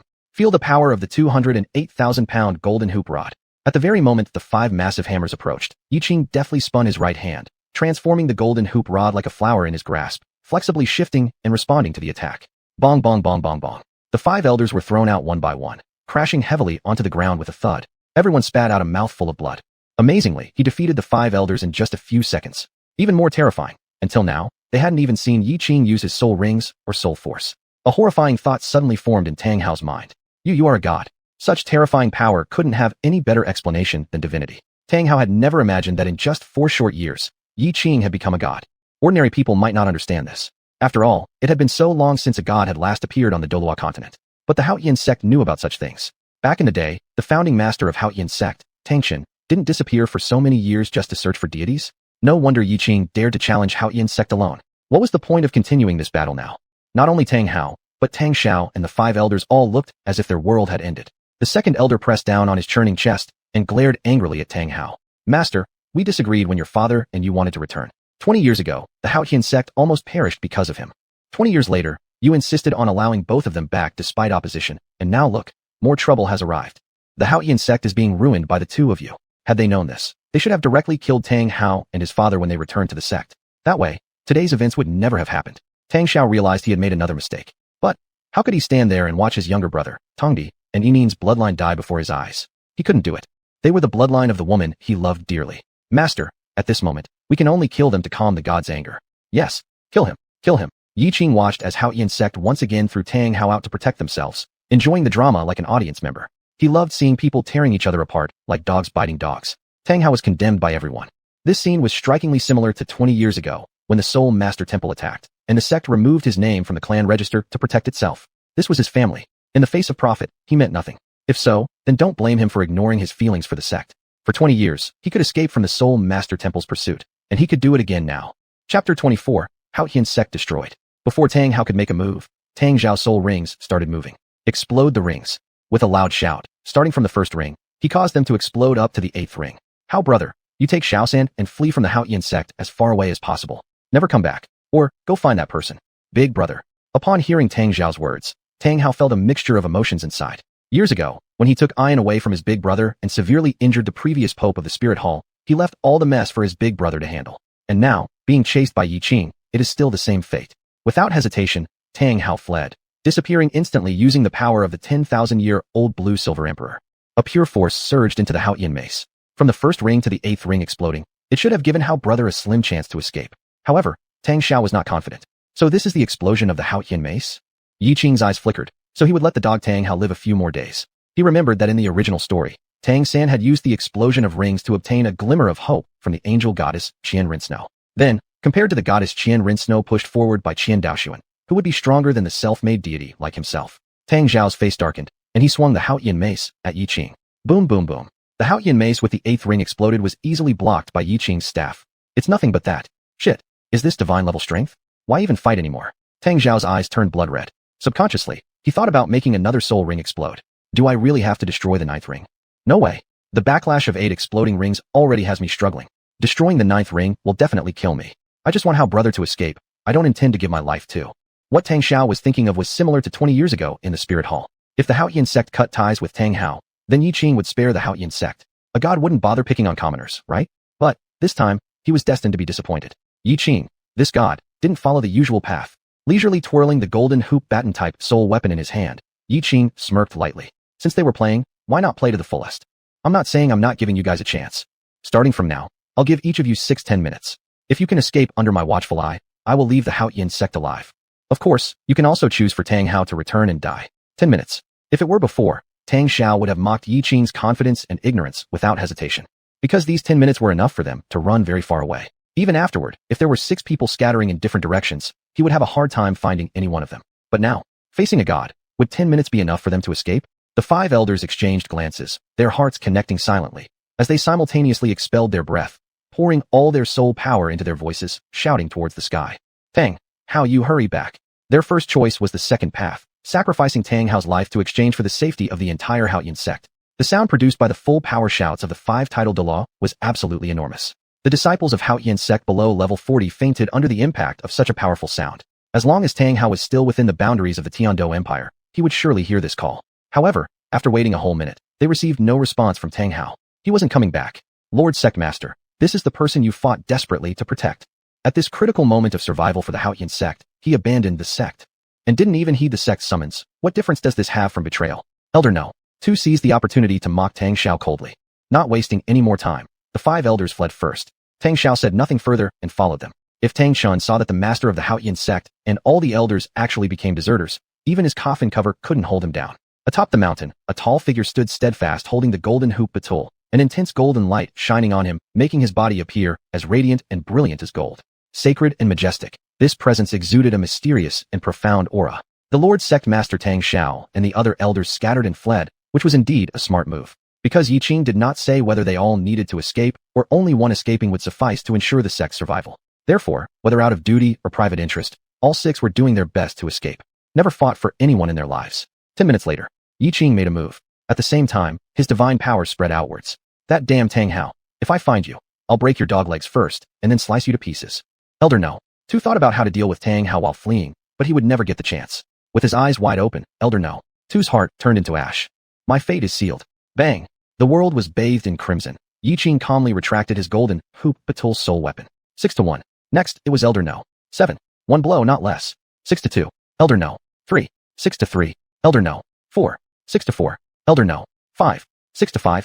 Yiqing leisurely twirled his golden hoop batul soul weapon. Out of 6 people, now only Tang Xiao remains. The game of cat and mouse is indeed so much fun. Yiqing seemed to have unlocked some new enjoyable way to play. Golden light flashed as Yiqing flew southeastward. No, that should not be called flying. Extreme speed combined with divine power made Yiqing's figure seem like a pinpoint of light, even faster than the speed of light. By this time, Tang Xiao had already left the city of Tiandou, heading deep into the Stardow Great Forest. The Stardow Great Forest was home to many soul beasts, including those tens of thousands of years old, or even older. There were ways to disperse one's aura so that even if Yiqing entered, it wouldn't be easy for him to find. It's been over half an hour now. Yiqing probably can't find me, right? Tang Xiao had never been this tense in his entire life. Not even the first time he saw the beautiful Ayan did he feel as nervous as he did now. I wonder if the 5 elders managed to escape? There must be at least one who escaped. A flash of golden light stiffened Tang Xiao's body instantly. He couldn't sense any fluctuations in soul force around him, yet that dangerous predatory presence made his skin crawl with goosebumps. Soon, he saw that dreaded golden silhouette from his nightmares. Yiqing, I'm willing to die, but could you please leave Haotian sect alone? Tang Xiao knew he wouldn't escape death today. You no longer have the chance. Yiqing's gaze was cold as he swung his golden hoop batulin in one swift stroke. Tang Xiao stared wide-eyed. If only I hadn't agreed to let them come back. 6-6. And next, it's Haotian sect. The Haotian sect, which had lived like rats for more than 20 years, completely wiped out. This sent shockwaves through the entirety of the Douluo continent. Chapter 25. The outcome of the butterfly effect. But whoever wiped out the Haotian sect, it was undoubtedly a great blessing for the Soul Master Palace. And the happiest person would undoubtedly be Bibi Dong, the Pope of the Soul Master Palace. Since the disappearance of Chrysanthemum Douluo and Ghost Douluo, this was the first time she had shown a smile. Truly, heaven assists our Soul Master Palace. Pass down the order. Starting from today, the Soul Emperor Empire is officially established. The butterfly effect started again. The same butterfly not only played out in the Soul Master Palace, it also played out elsewhere. Tang Hao fled alone towards the Sea God Island. Tang San, due to the extermination of the Haotian sect, became like a rat on the street, fearing that Yiqing might appear one day to take his life. Therefore, he could do nothing but return once more to the city of slaughter. Tang San wasn't without thoughts of returning to the Shrek Academy. However, Yiqing was a deity, and moreover, Shrek Academy couldn't even protect itself, so how could it serve as his sanctuary? He could only reconsider when he had nowhere else to go. Tang San, you finally arrived. I have waited for you a long time. Blood-colored robes, standing collar cloak, pale countenance. It was none other than the King of Slaughter. Do you know how much pain I have endured while waiting for you? The voice of the King of Slaughter lacked any humanity, only filled with endless coldness and evil. Tang San's heart sank in sorrow, believing that after casting the blood swan kiss into the bloody river, the King of Slaughter wouldn't last much longer, but unexpectedly, he was here waiting for himself to walk into a trap. Tang San thought deeply within himself about how to deal with the King of Slaughter, only to see the King of Slaughter step closer inch by inch. You despicable life, you destroyed the city of Slaughter. Even tearing you into 1,000 pieces would not compensate for its loss. Each step the King of Slaughter took brought immense pressure, making Tang San's breathing difficult. King of Slaughter, you cannot kill me. If you do, you will lose the antidote. Upon hearing this, the King of Slaughter abruptly stopped, restraining the impulse within him to kill Tang San. At this moment, Yiqing had already returned to the Stardew Great Forest. The first thing he did upon returning was to change into a set of dry clothes. After ensuring there was no trace of blood on him, he then headed towards Princess Ten's room. Princess Ten's room was next to Yiqing and xuanhuan. Naturally, on the right side were the nests of those 9 boys.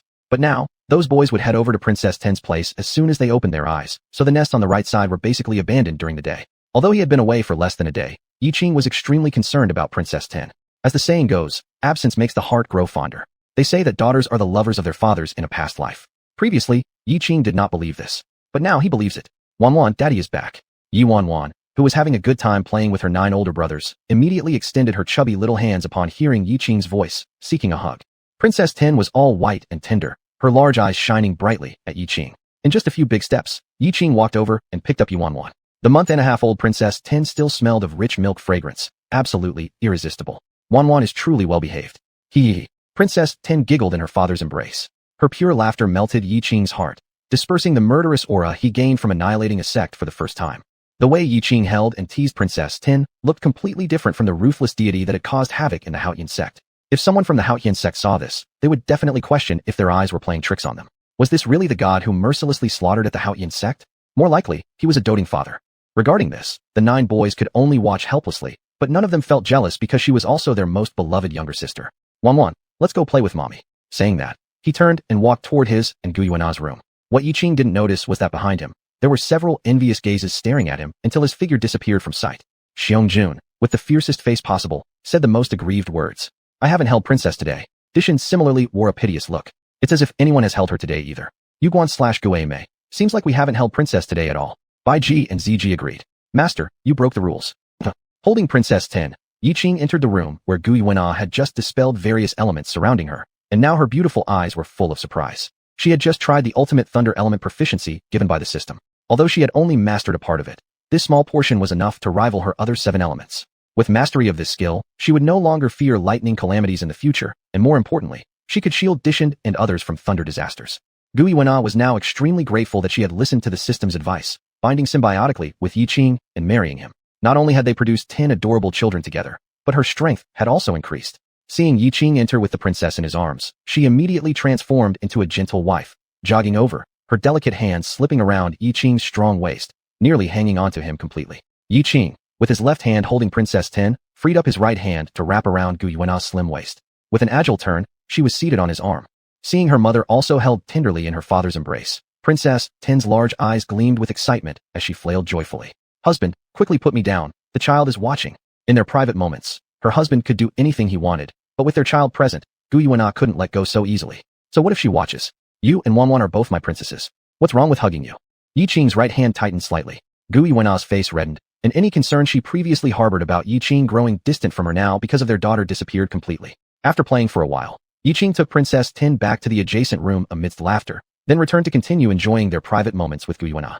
Tang Hao and Tang San were destined to meet their end, and it was time to bring the 11th son into the picture.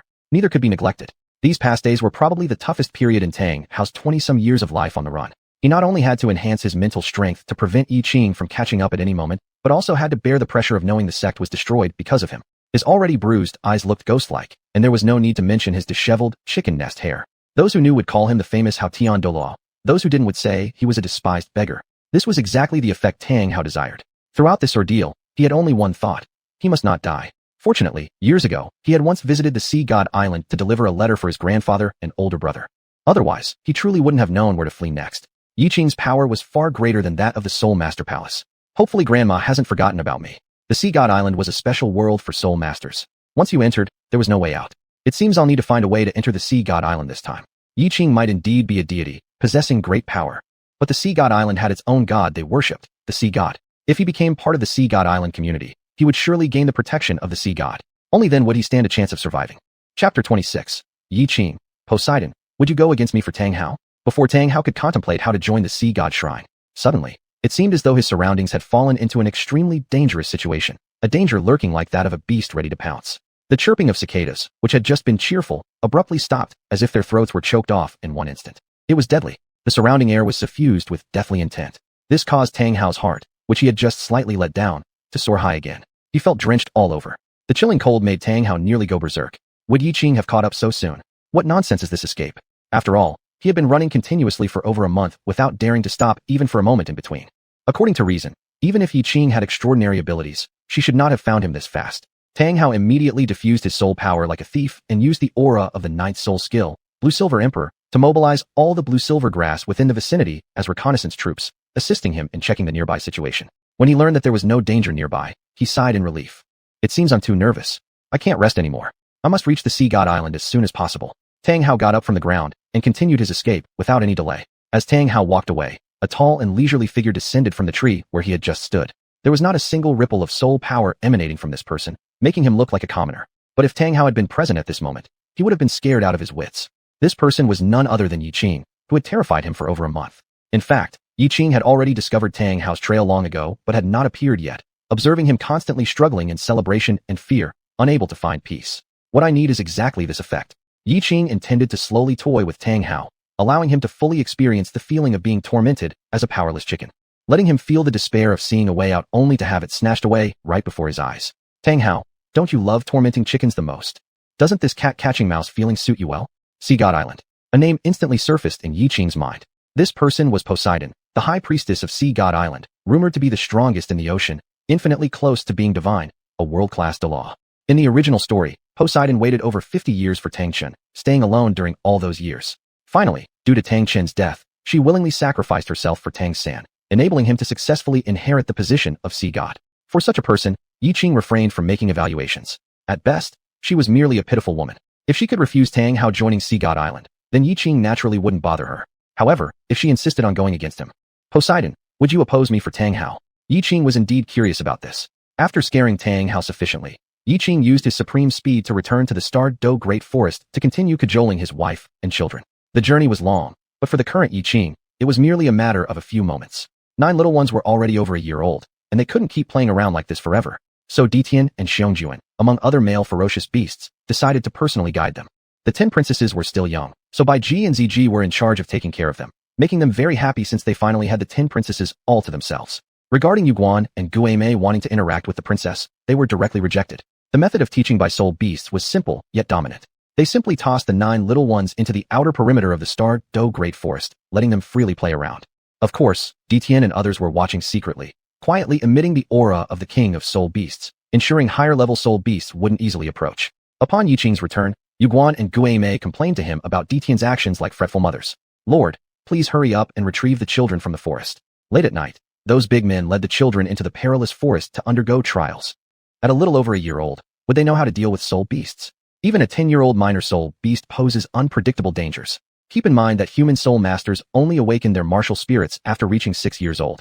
Once their soul force reaches level 10, under guidance from an academy or family, they ensure safety before hunting their first soul beast ring in designated areas specifically bred for soul beasts. Although the mother of the 9 children was a powerful silver dragon king, don't forget, Yiqing is human. Their offspring has half-human bloodline. Lord, my words hold no weight before Ditian and the others. Please help bring the children back quickly. Yuguan and Guamei looked like anxious fathers whose hearts were filled with worry. If they could catch up with Ditian, Yuguan would definitely follow to retrieve the kids himself. What a mess. If anything happens to the children, I and Guamei will surely fight them with all we have. Yiqing nodded lightly and turned to walk into the forest. Of course, he was not going there to stop Ditian and the others. Yiqing mainly wanted to determine how much of Notter's traits their 9 children had inherited and how much they had inherited from him. The wooden stick soul from when he first came over always felt like a thorn in Yiqing's heart. Only by confirming it personally would he feel at ease. Using his divine thoughts, Yiqing effortlessly found the location of the 9 children. In an instant, Yiqing appeared on a big tree, his aura concealed as he silently observed the children's reactions. In front of the children was a silver figure. Bathed in moonlight, Yiqing looked down carefully. Under the silvery white fur and the moonlight shining upon it, star-like lights were twinkling. 2 blood-red eyes stared at the children just like a cat catching mice. A silver wolf. It was a 10-year-old one. However, how can there be only one? Wolves, this kind of soul beast, should usually be living in groups, let alone at night, where they should appear in flocks. A woo. The silver wolf howled to the moon, and the next second, rustling sounds emerged from the surroundings. Pairs of crimson eyes appeared like fireflies. Before long, nearly 100 silver wolves surrounded the 9 children. The children were like lambs waiting to be slaughtered, seemingly about to be torn apart by the wolf pack in the next moment. Yiqing made no move. The savage beasts hidden in the darkness, like Ditian, also did not make any move. The sharp fangs of the silver wolves gradually showed. From Yiqing's perspective, the fangs gleamed with cold light, waiting to kill indiscriminately. The children did not move either, as if scared out of their wits. Yiqing sighed slightly. Xuanhuan is right. The children are too young. Encountering so many soul beasts, how could they not be afraid? It seems that I have to personally teach them after all. It wasn't that he disapproved of Ditian's methods, but soul beasts and humans were ultimately different. Just as Yiqing was about to show himself, the eldest made a move. A grayish presence emanated from him, striking down the nearest few wolves around them in an instant. His speed made Yiqing involuntarily marvel. Once the eldest moved, the other children followed suit. The 9 children stood back to back, facing the silver wolf pack. Very clever way. Chapter 27 Yiqing. These kids are quite good at picking advantages. This way, it can comprehensively avoid sudden attacks by the wolf pack and more effectively deal with the wolves. If not witnessed firsthand, it would be hard to imagine that this battle strategy was devised by children over a year old. Bear in mind, suddenly facing the encirclement of over 100 wolves would cause even adults' brains to go blank. Yiqing and Ditian hidden in the shadows couldn't help but give them a thumbs up. Not bad for someone who's Yiqing's kid, unflinching in the face of danger. At this point, Yiqing put his heart fully at ease. Not bad for Master's child, born to be the ruler of spirit beasts. Our future as spirit beasts no longer needs worry. As if those 9 children were their own offspring, Ditian and several ferocious beasts felt immense pride inside. And now, they would no longer have any resentment towards Yiqing in their hearts. That young man's appearance gave their spirit beast race renewed hope. Aoyu. Aoyu. The wolf pack, seeing their leader kill several silver wolves, eyes glowing crimson, more than 100 silver wolves howled and charged forward. The scene caused Yiqing and Ditian hidden in the shadows to once again hold their breaths tightly. Right then, various elemental attributes surged from each child, instantly covering all the silver wolves. The originally blood-red eyes of the silver wolves immediately turned fearful. Earth element, water element, fire element, light, darkness. Within the range where the silver wolf pack resided, there appeared a small-scale elemental tide, causing all the bodies of the silver wolves to tremble uncontrollably. What the hell? These aren't supposed to be abandoned human children? How could they possess the bloodline aura of high-level spirit beasts? Remember, as spirit beasts, they are most sensitive to bloodlines. This is a natural suppression of spirit beasts with lower bloodlines, something unchangeable. The silver wolves regretted provoking these 9 demon babies. Even though it couldn't compare to the elemental tides during their births across the entire starry forest, it already surprised Yiqing and the others. Evidently, it wasn't because they couldn't generate a larger elemental tide. Rather, it was just due to the 9 children still being too young and insufficiently powerful. Seems like each of the 9 children corresponds to one element, and when gathered together, they can summon the elemental tide. When they grow up, the elemental tides they can call forth will become even more terrifying. Yiqing calculated within his heart. The silver wolves, trapped within the elemental tides, had completely lost their fighting capacity. The children won. Yiqing was immensely proud. Zhizha. Suddenly, the 6th oldest child made a move against the nearest silver wolf, so fast that almost no one could react. Moreover, at some unknown time, a layer of golden-silver scales covered his right hand, replacing the chubby palm with sharp claws. With a zhizha sound, the tough skin of the silver wolf instantly split apart like paper. Without hesitation, the 6th child swallowed the silver wolf whole. Other silver wolves didn't dare resist. They could only watch powerlessly. After swallowing, gold and silver hues coursed through his body as if he'd absorbed nourishment from the silver wolf, making the golden silver lights on his body shine brighter. A glimmer of golden light flashed in his pitch-black eyes, but upon further observation, it had already returned to normal. Ingestion ability. This was the unique growth method of dragons, growing rapidly by consuming other spirit beasts and absorbing their spiritual powers. This time, Yiqing understood. The children had selected and grown based on his and Notter's best features in terms of appearance. While in terms of abilities, they inherited Notter's best traits. These kids are actually quite good at choosing. A smile from the proud father. Seeing the 6th child do this, the other children naturally followed suit. In no time, Over 100 silver wolves were all swallowed whole by the children. Though they still appeared as toddlers, the momentum on their bodies had changed subtly, as if domesticated carnivores had finally indulged in meat. Their inherent wildness returned. The children's first trial could be considered fruitful. No longer hiding, Yiqing gracefully descended from a tree. At the same time, Tian and the others also appeared. Lord, hello. Yiqing nodded slightly. The children, who were previously alert, saw it was their father and Uncle Tian, and excitement shone in their pure gazes. They hurriedly ran up to Yiqing, lifting their little heads, far removed from their previous intelligence and steadiness when facing the silver wolf pack. Dad, we defeated the spirit beasts. We can protect mom and sister from now on.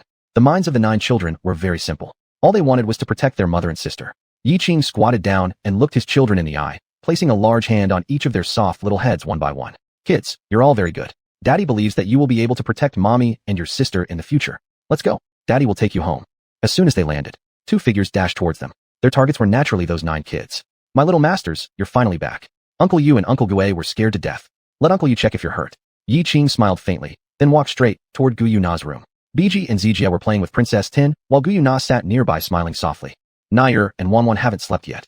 Upon seeing Yiqing return, Gu Yuna and Princess Tin both rushed to his side almost simultaneously. Yiqing caught Gu Yuna first, seating her on his right arm, then effortlessly scooped up Princess Tin with his left hand and continued walking comfortably. Biji and Zijia showed great tact by leaving the room and closing the door behind them, giving the master and his family some private time. How envious they were of the master. The boyfriend power of an adult is max. Wah wah wah. They too wished for a sweet romance. Hoped someone could lift them up with one hand. Just imagining that scene filled them with overwhelming happiness. Nero, I just checked on the training progress of our boys. Yiqing briefly recounted the situation to Gu Yuna. Husband, don't worry. Tian and the others are reliable. They won't let anything happen to our children. Yiqing nodded, then gripped his right hand. Nero, you're truly wonderful. Smart and cute children, a beautiful and capable wife. There's nothing more blissful in this world than this. Precisely because of this, Yiqing was absolutely determined not to play cat and mouse with Tang Hao anymore. He had to resolve things with Tang Hao and Tang San as soon as possible. Meanwhile, after enduring countless hardships, Tang Hao had finally reached the island of the sea god. Tang Hao's eyes were bloodshot, his lips cracked, and his whole body reeked so much he barely looked human. No outsiders may enter the island of the sea god. Get out now.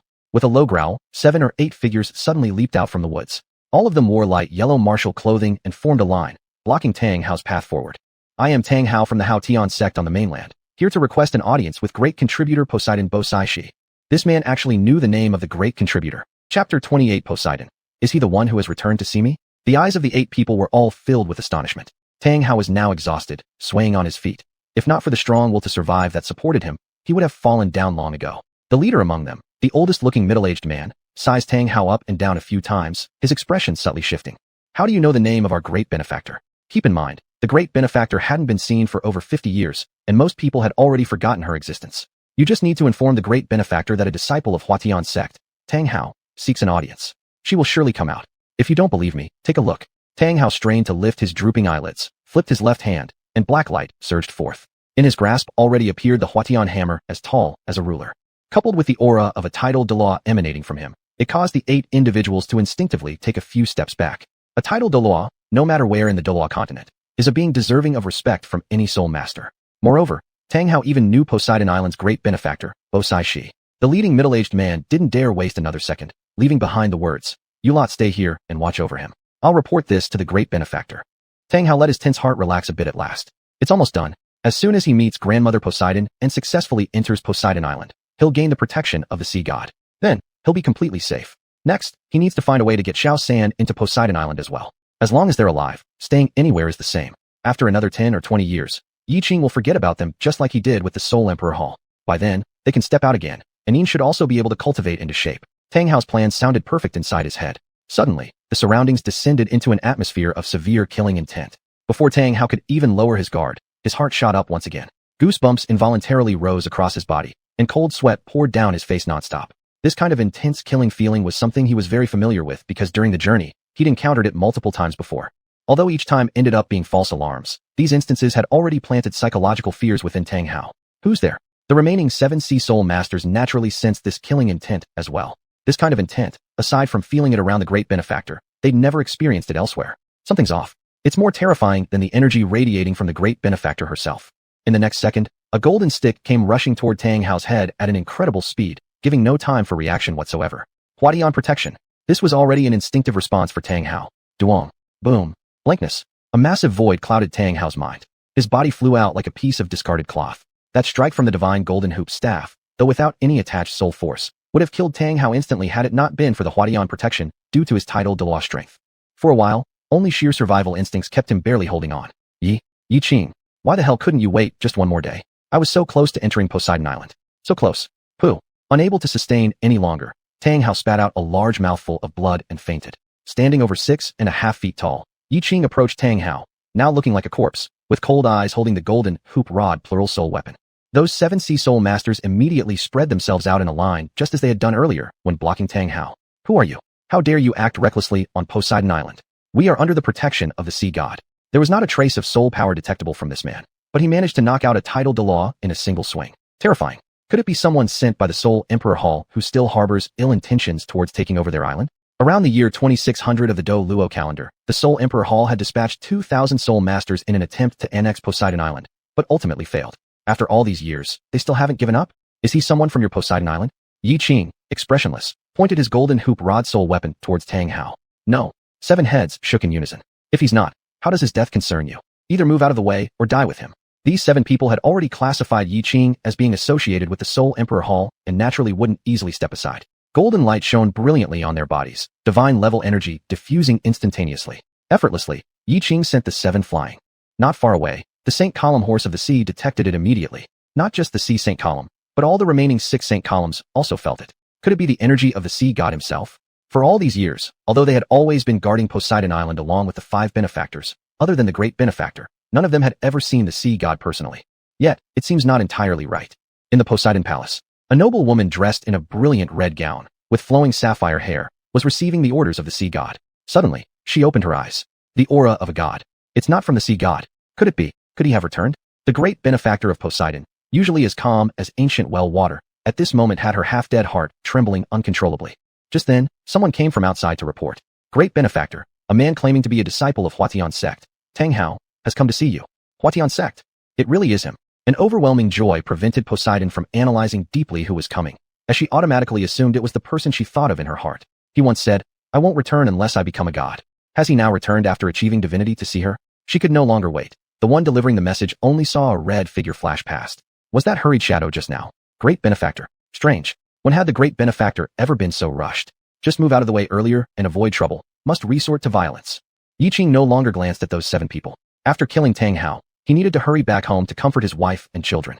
Very busy indeed. Suddenly, a powerful wave of soul force struck towards him. It was Poseidon rushing over with boundless anticipation. When she arrived at the seaside with an elated heart, all she found was a strange man, and immediately, her spirit shattered. This feeling was akin to enduring suffering for a long time and finally being told there would be sweetness ahead, only to discover it was even more bitter upon reaching there. Who are you? Why do you dare to impersonate him? Yiqing. What am I impersonating? There stood a woman around 30 years old, wearing a scarlet robe, her sea blue hair cascading down her back. Her beauty was unlike other women's. Hers stemmed more from her noble and elegant demeanor, along with her warm temperament. In her right hand, she held a 3-meter-long golden staff, intricately carved with magical runes, with a spear-like protrusion at the top. 5 inches below the spear point, a diamond-shaped golden gemstone was embedded. Could it be anyone but Poseidon? Sensing perhaps a glimmer of hope, the previously lifeless Tang Chen suddenly leaped up. Grandma, it's me. Do you still remember me? Grandma. Poseidon's exquisite face darkened. Is she that old? Grandma, it's me, Tang Hao. Decades ago, I delivered letters for Grandpa to you. Do you not remember? Chapter 29. Sea God Douluo versus Yiqing. Yiqing couldn't help but burst out laughing. Is this Tang Hao really a bit simple-minded? The lady appears to be only around 30-something, and he's calling her grandma. You look older than her, don't you? Of course, if one doesn't notice Poseidon's increasingly displeased expression and just looks at her profound eyes, as deep as the ocean itself with a weathered gentleness, she does resemble an affectionate old grandma. Yiqing stood expressionless with the golden hoop in hand. His patience had limits. Tang Hao charged like a madman towards Poseidon, bringing with him a foul odor. Poseidon slightly furrowed her brows as a pale blue light emanated from her body, flinging Tang Hao away again. Another mouthful of blood was spat out. The smell of blood combined with his own body's foul stench was unbearable even for dogs. Tang Hao clutched his chest where the chi was surging and lay down pretending to be dead, not daring to say another word. What's your grandfather's name? Poseidon's voice was full of warmth, making people feel like they were bathed in a gentle breeze. Tang Hao felt his blood pressure stabilize somewhat, his mind becoming clearer. His eyes flickered as he sprang up like a dead dog, realizing that grandma wouldn't let him down. Tang Chun, my grandpa's name is Tang Chun, grandma. At the mention of Tang Chun, a hint of nostalgia crossed Poseidon's eyes. In her memory, Tang Chun was tall, with black hair and eyes, handsome, deep-eyed, and wise. His only flaw was being overly devoted to cultivation. He was otherwise a perfect man. Who would have thought his descendant would be so undignified? Yet there's a saying, love extends to the crows on one's roof. Poseidon's staff slightly moved. She turned her back to Tangan and faced Yiqing. Since you are his descendant, I naturally will protect you. Let's see if you can really protect him. Instantly, Yiqing was bathed in a radiant golden glow as divine power spread around him. Poseidon paused. This divine power was what she had sensed earlier in the sea god hall. You're a god. Being a god means you should benefit humanity. Why cause bloodshed? So what if I'm a god? Do you think you can stop me from killing whoever I want? Yiqing lightly swung the golden hoop towards Tangan. Tangan, I'll give you one more chance. If you commit suicide now, I'll spare the sea god island. It happened again. Last time at the Xuanhuan sect, he also said this. He claimed he'd spare Xuanhuan sect if its leader committed suicide, but ended up wiping it out. Cheater. He's just a cheater. Wah wah wah. Tangan cried. Grandma, he's lying. You mustn't believe him. I implore you to save your grandson. I will surely honor and care for you afterward. Yiqing sneered. A cowardly and selfish creature. Poseidon, you will pay for your decision today. Poseidon's face remained unchanged, her eyes filled with determination telling Yiqing that she would definitely protect Tangan. With a flash, she soared into the air, rising rapidly high above like she transcended space within a blink, already hundreds of meters up. Then Poseidon performed a gesture of embracing. Black, black, black, black, black, black, black, black, red. 8 black and 1 red soul rings gradually emerged around her body. The overwhelming soul force completely overwhelmed Tangan. With a wah, he spit out another mouthful of blood and fainted. The other 8 sea soul masters were forced back step by step, their knees giving out with the sounds of bang bang bang. They fell to the ground, sweating cold sweat. Is this the strength of Master Poseidon? It's terrifying. Yiqing knew that although Poseidon was at the level of a 99th grade ultimate Douluo, her capabilities allowed her to harness the power of the sea. In essence, on Sea God Island, Poseidon was the #1 among soul masters today, a true supreme being, almost no different from a god. And Poseidon was brimming with the energy of the sea god, which enabled her to step into the realm of near deity. Had it not been for her destiny, she would have long entered the divine realm. Thus, so-called destiny is merely something fabricated by the author. The real Poseidon was actually a god-level powerhouse. Otherwise, how could 2 99th grade ultimate Douluo warriors, Tangan and Qiandao, lose to her simultaneously? Immediately following her, Yiqing flew to a height parallel with Poseidon, standing alongside her. Red, red, red, red, red, gold, gold, gold, gold, gold. 10 soul rings slowly ascended from beneath his feet. 10 rings. One more ring than Poseidon. Ordinary soul masters in Douluo continent could attain a maximum of 9 rings. Only those at the deity level could gain 10 rings. What was more horrifying was that he had 5 red rings and 5 gold rings. You see, a red ring on Douluo continent represents the supreme existence. It only appears on creatures that have existed for 10,000 years, absorbing the essence of heaven and earth.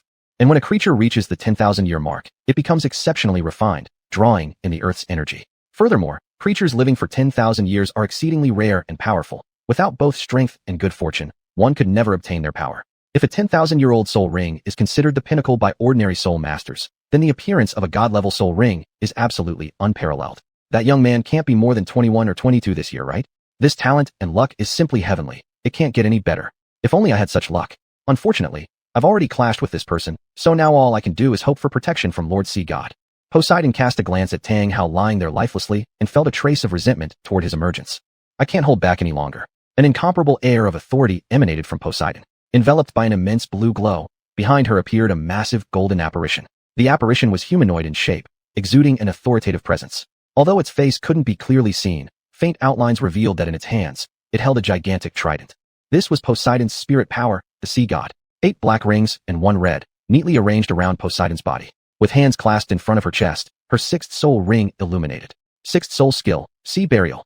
Poseidon raised her staff, and together with herself, everything began to spin, causing the heavens and earth to shift. Black blue holes appeared in the sky, swiftly forming water tornadoes rushing toward Yiqing. Before someone stronger than Poseidon, this skill could potentially be broken. Simultaneously, her 7th soul ring lit up. 7th soul skill, true body of the sea god. A colossal golden figure emerged from her body, diffusing solemn and dignified vibes. Pale gold light enveloped Yiqing within it. The manifestation of the sea god itself increases Poseidon's own soul force by 200%, her mental force by 100%, and enhances the potency of the first 6 soul skills by 150%. Poseidon clearly intended to kill Yiqing, for after releasing the sea god's true form, her 9th soul ring also lit up. 9th soul skill, restriction of the sea god, summon the sea god. 9th soul skill. Many sea soul masters spend their entire lives without ever witnessing Master Poseidon use her 9th soul skill. Chapter 30. Get out of the way, Shigo. Today, they actually saw it. Can't faint. Absolutely can't faint. Adult Poseidon will definitely defeat this unknown god. Indeed, Until now, they didn't know what kind of god Yiqing was. Do you think he might be a counterfeit god? After saying that, everyone thought it was possible. Because if one were truly a deity, they would always announce their identity. It was obvious that Poseidon also thought this way. Otherwise, she wouldn't dare directly confront Yiqing. All one could see was Poseidon gently waving her staff, summoning countless lights from the sky. Countless sea chains appeared from the lights and attacked Yiqing. This was a locking soul skill, and once locked, even a title Douluo would be disabled. Though Yiqing was a god, if he were struck by the sea chains, his soul power would be sealed for 5 seconds. This was the limit. Battles change in an instant. Sometimes even half a second of hesitation could determine the outcome. 5th soul skill, Rui Jingu Bang. The 5th soul ring on Yiqing's body lit up. Suddenly, his weapon's spirit split into countless replicas, attacking each sea chain. Duong, duong, duong. Poseidon's sea chains were effortlessly blocked by Yiqing. Sounds of pounding resonated in the air, and the terrifying energy waves spread across the entire sea god island, causing an unprecedented panic among all its inhabitants. Is it the Soul Palace attacking the sea god island again? That's the figure of the sea god Douluo. In the air, Poseidon's bright red figure stood out significantly. Seeing Poseidon made them feel reassured as if they had taken a tranquilizer pill. Truly worthy of the title of sea god Douluo, unmatched at sea. This battle could be considered the most thrilling battle Yiqing had fought since attaining godhood. Poseidon became more and more astonished the longer they fought. Is this the strength of a divine-level warrior? Even though she had managed to hold out against him for so long, Poseidon knew that Yiqing hadn't used his full strength. Must I really use the second skill of my 9th soul technique? Calling upon the sea god would allow Poseidon to mobilize all the power of the sea god, allowing her to channel 2/10 of the sea god's own strength when the sea god incarnates. But this skill consumes too much. What if I still can't kill Yiqing? My 10,000-year-old soul ring will be temporarily sealed, which would be a fatal blow to the sea god island. As the saying goes, a centipede may be dead but remains stiff. This couldn't be truer about Tang Hao. After briefly fainting, he lazily opened his eyelids, coming back to consciousness. Surrounded by divine-level aura, he almost fainted again. He adjusted his breathing for a while, and looked up to see 2 massive light orbs, one blue, one gold, constantly colliding with each other. The immense energy released during these collisions seemed to rip through space. Grandma, go for it. Bang. The older adult among the 8-member team slapped Tang Hao hard on the head. His head swirled with golden stars, and his eyes went blurry. I am a title Douluo. Bang, bang, bang. The other 7 people rushed forward, pummeling Tang Hao with punches and kicks. Shut your mouth. If it wasn't for you, would adult Poseidon need to personally come out to deal with that person? If Poseidon gets hurt, we'll make sure to return 100-fold on you. For the sea spirit masters of Sea God Island, Poseidon was their faith, something not to be profaned. She is my grandma. Poseidon was the only thigh Tang Hao would tightly cling onto. Your grandma indeed. You are grandma. All your family members are grandmas. How does adult Poseidon, who is beautiful and noble, resemble a grandma at all? These 8 sea spirit masters had been eyeing Tang Hao unfavorably for quite some time. They just dared not say anything while Poseidon was present. Now that Poseidon and Yiqing were fighting midair, they weren't going to let Tang Hao off easily. Poseidon is my grandma. She and my grandpa. Tang Hao dodged blows covering his head. You still dare to talk? Look at you. You're old already. Isn't your grandpa already dead beyond resurrection? Upon hearing this, Tang Hao suddenly froze. It undoubtedly hit a sore spot for him. If grandpa were really gone, how could he face Poseidon? Anyway, given that she had had a relationship with grandpa, this was undeniable. Just then, a huge stick plummeted straight down toward where Tang Hao was. Irresistible. That enormous amount of energy made the air emit terrified screams. Oh my gosh. This stick weighs 208,000 gene. If it falls, won't I be ground into paste? Tang Hao, drenched in cold sweat, could only rely on his instincts to mobilize the soul power within him, rolling as fast as possible, again and again. Bang, bang. 2 sounds simultaneously exploded in Tang Hao's ears. Temporary deafness. It was Poseidon's staff that deflected a fatal blow meant for Tang Hao, instantly turning to ashes.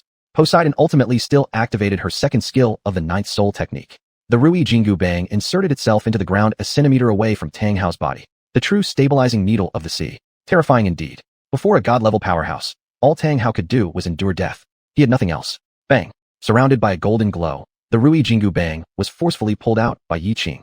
A blue light enveloped Tang Hao, forcibly moving him away from the Rui Jingu Bang, but the intense golden light also corroded all his clothes, leaving behind just a naked human form. Tang Hao felt both scared and ashamed. Covering the lower half left the upper exposed. Covering the upper half left the lower exposed. He looked like a clown, comical in his predicament. Poseidon's cheeks flushed red, her pretty face turned aside, yet the soul rings on her body continued to fluctuate. The affinity of the sea god kept replenishing her lost soul power, but the 100,000-year-old soul ring wouldn't be usable for an entire month. With the Rui Jingu Bang in hand, Yiqing's soul power kept regenerating, faster than Poseidon. In the blink of an eye, he had already fully recovered. This was the immense power of the accelerated healing function rewarded to him by the number 2 system. Stop covering yourself, Shigo. Tang Hao. As soon as those words were said, Yiqing's 9th soul ring lit up. 9th soul skill, battling heaven and earth. Poseidon's complexion instantly turned ashen. Just now, she had used all her soul skills to barely withstand Yiqing's attacks, and if it came again, she truly couldn't handle it. This fight was tougher than the one she had with Tang Chun and Qian Dalu back in the day, even though it hadn't lasted as long. Yiqing's ninth soul skill was a stacking skill, continuously attacking the enemy with the Rui Jingu Bang, with each additional swing increasing the damage dealt. Poseidon-sama, quick dodge. Quick dodge. The fluctuations emanating from Yiqing were simply too terrifying. Am I going to die? For some unknown reason, Poseidon seemed to feel a faint sigh of relief at this moment. Dying isn't bad. If I die, maybe I'll see him. 50 years have passed. Actually, Tang Chun is probably dead, right? Someone as capable as him, if he wasn't dead, would surely not take so long to search for a deity. Chapter 31 Poseidon's Phantom. Duong Duong. The red figure crashed into the sandy beach of Poseidon Mountain not far away at an unprecedented speed. A terrifying roar sounded as a massive crater, 100 meters in diameter and 10 meters deep, appeared on the beach, allowing seawater to gush in toward Poseidon Mountain. And Poseidon's avatar lay within that great pit. Pooh! She clutched her chest, spewing forth a large mouthful of blood. The salty taste of seawater mixed with the metallic smell of blood almost suffocated her. After living for so many years, this was the first time Poseidon had ever tasted defeat. Even more importantly, it was at the hands of a young man barely over 20. Poseidon was utterly defeated. 8 Sea Soul Masters and Tang Hao stood shocked with their mouths agape for a long time, unable to close them. Even Poseidon had fallen. Was there no one left on the island of the sea god who could protect her? The middle-aged Soul Master did not want to dirty the eyes of the great offer, and thus found a random piece of cloth for Tang Hao to cover his vital parts. He looked like a savage straight out of the wild. Right then, he once again conceived the thought of fleeing. Yiqing had said before that if he surrendered, he would let the island of the sea god go free, but what did the island of the sea god have to do with him? The heavens were vast, the earth immense, but nothing mattered more than his life. The sea god hall. A beam of Poseidon's light shone upon the handle of the trident, faint golden hues beginning to spread. Originally dark black, the trident's handle now bore fine traces of gold as a gentle golden aura slowly radiated outward. The next moment, the entire sea god hall violently trembled. In the sky, heavy clouds immediately gathered, making the entire island of the sea god grow darker. This sudden event caused Yiqing's hand to momentarily halt its movement. Meanwhile, all the residents of the island of the sea god stepped out from their respective homes. What is happening? Why has the sky suddenly grown dark? Is it the manifestation of Lord Sea God? The previously desolate Poseidon reignited hope within herself. If she could avoid death, she still hoped to see Tangshan once more before the appearance of the new successor of the sea god. Tangshan, I beg you, please remain in this world. Just then, the sea god hall lit up, its grand temple emitting a powerful golden glow. Light pierced through the darkness, illuminating the sea god mountain and casting a golden brilliance across the entirety of the sea god island. A thick column of golden light shot into the sky, piercing the dense clouds. That direction, others might be unaware, but Poseidon was perfectly clear. That's the trident of Poseidon. It's actually the trident of Poseidon. But shouldn't the trident only be a piece of scrap iron until the arrival of the new sea god? Why? Simultaneously, the 7 sacred pillars of the sea god island also emitted 7 beams of varying intensities of golden light. Poseidon and Yiqing's battle was certainly known to the 7 holy pillars of the sea god. However, because Poseidon had instructed them to safeguard the sea god hall at all costs, they restrained themselves and stayed inside. A few seconds later, a figure formed out of golden light coalesced in midair. It was clad in golden armor, with deep blue hair draping its shoulders. Almost every part of its body was covered by the armor. And in the hands of this golden figure was a mighty golden trident, appearing as if it could cleave heaven itself. It truly is Lord Sea God. All the residents of the Sea God Island, including Poseidon, genuflected devoutly towards the airborne figure. The majesty of the sea god stretched visible for miles. Even all creatures of the ocean felt the presence of the golden phantom, instinctively turning their heads towards the direction of the Sea God Island, trembling and reverently bowing down. Hail, Lord Sea God! The unexpected manifestation of the sea god instantly tilted the advantageous situation crafted by Yiqing toward Poseidon's side. Damn, it's a cheat code. Under the baptism of the sea god's light, Yiqing's 9th soul skill was rendered ineffective. Could it be because my vacant divine position is that of a secondary god, while the sea god represents a primary god? The phantom-like form lightly waved its golden Poseidon trident in Yiqing's direction. With the combined faith of countless marine beings, the formidable energy unleashed by this sea god was equivalent to that of the real Poseidon arriving. The power generated was sufficient to destroy heaven and earth. Danger!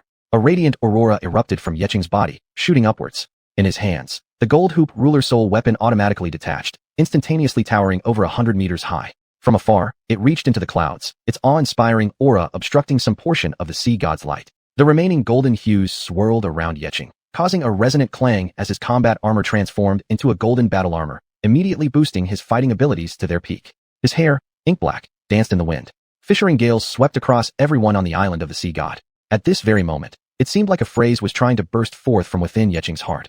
If heaven oppresses me, I will cleave through it. If the earth restrains me, I will crush it.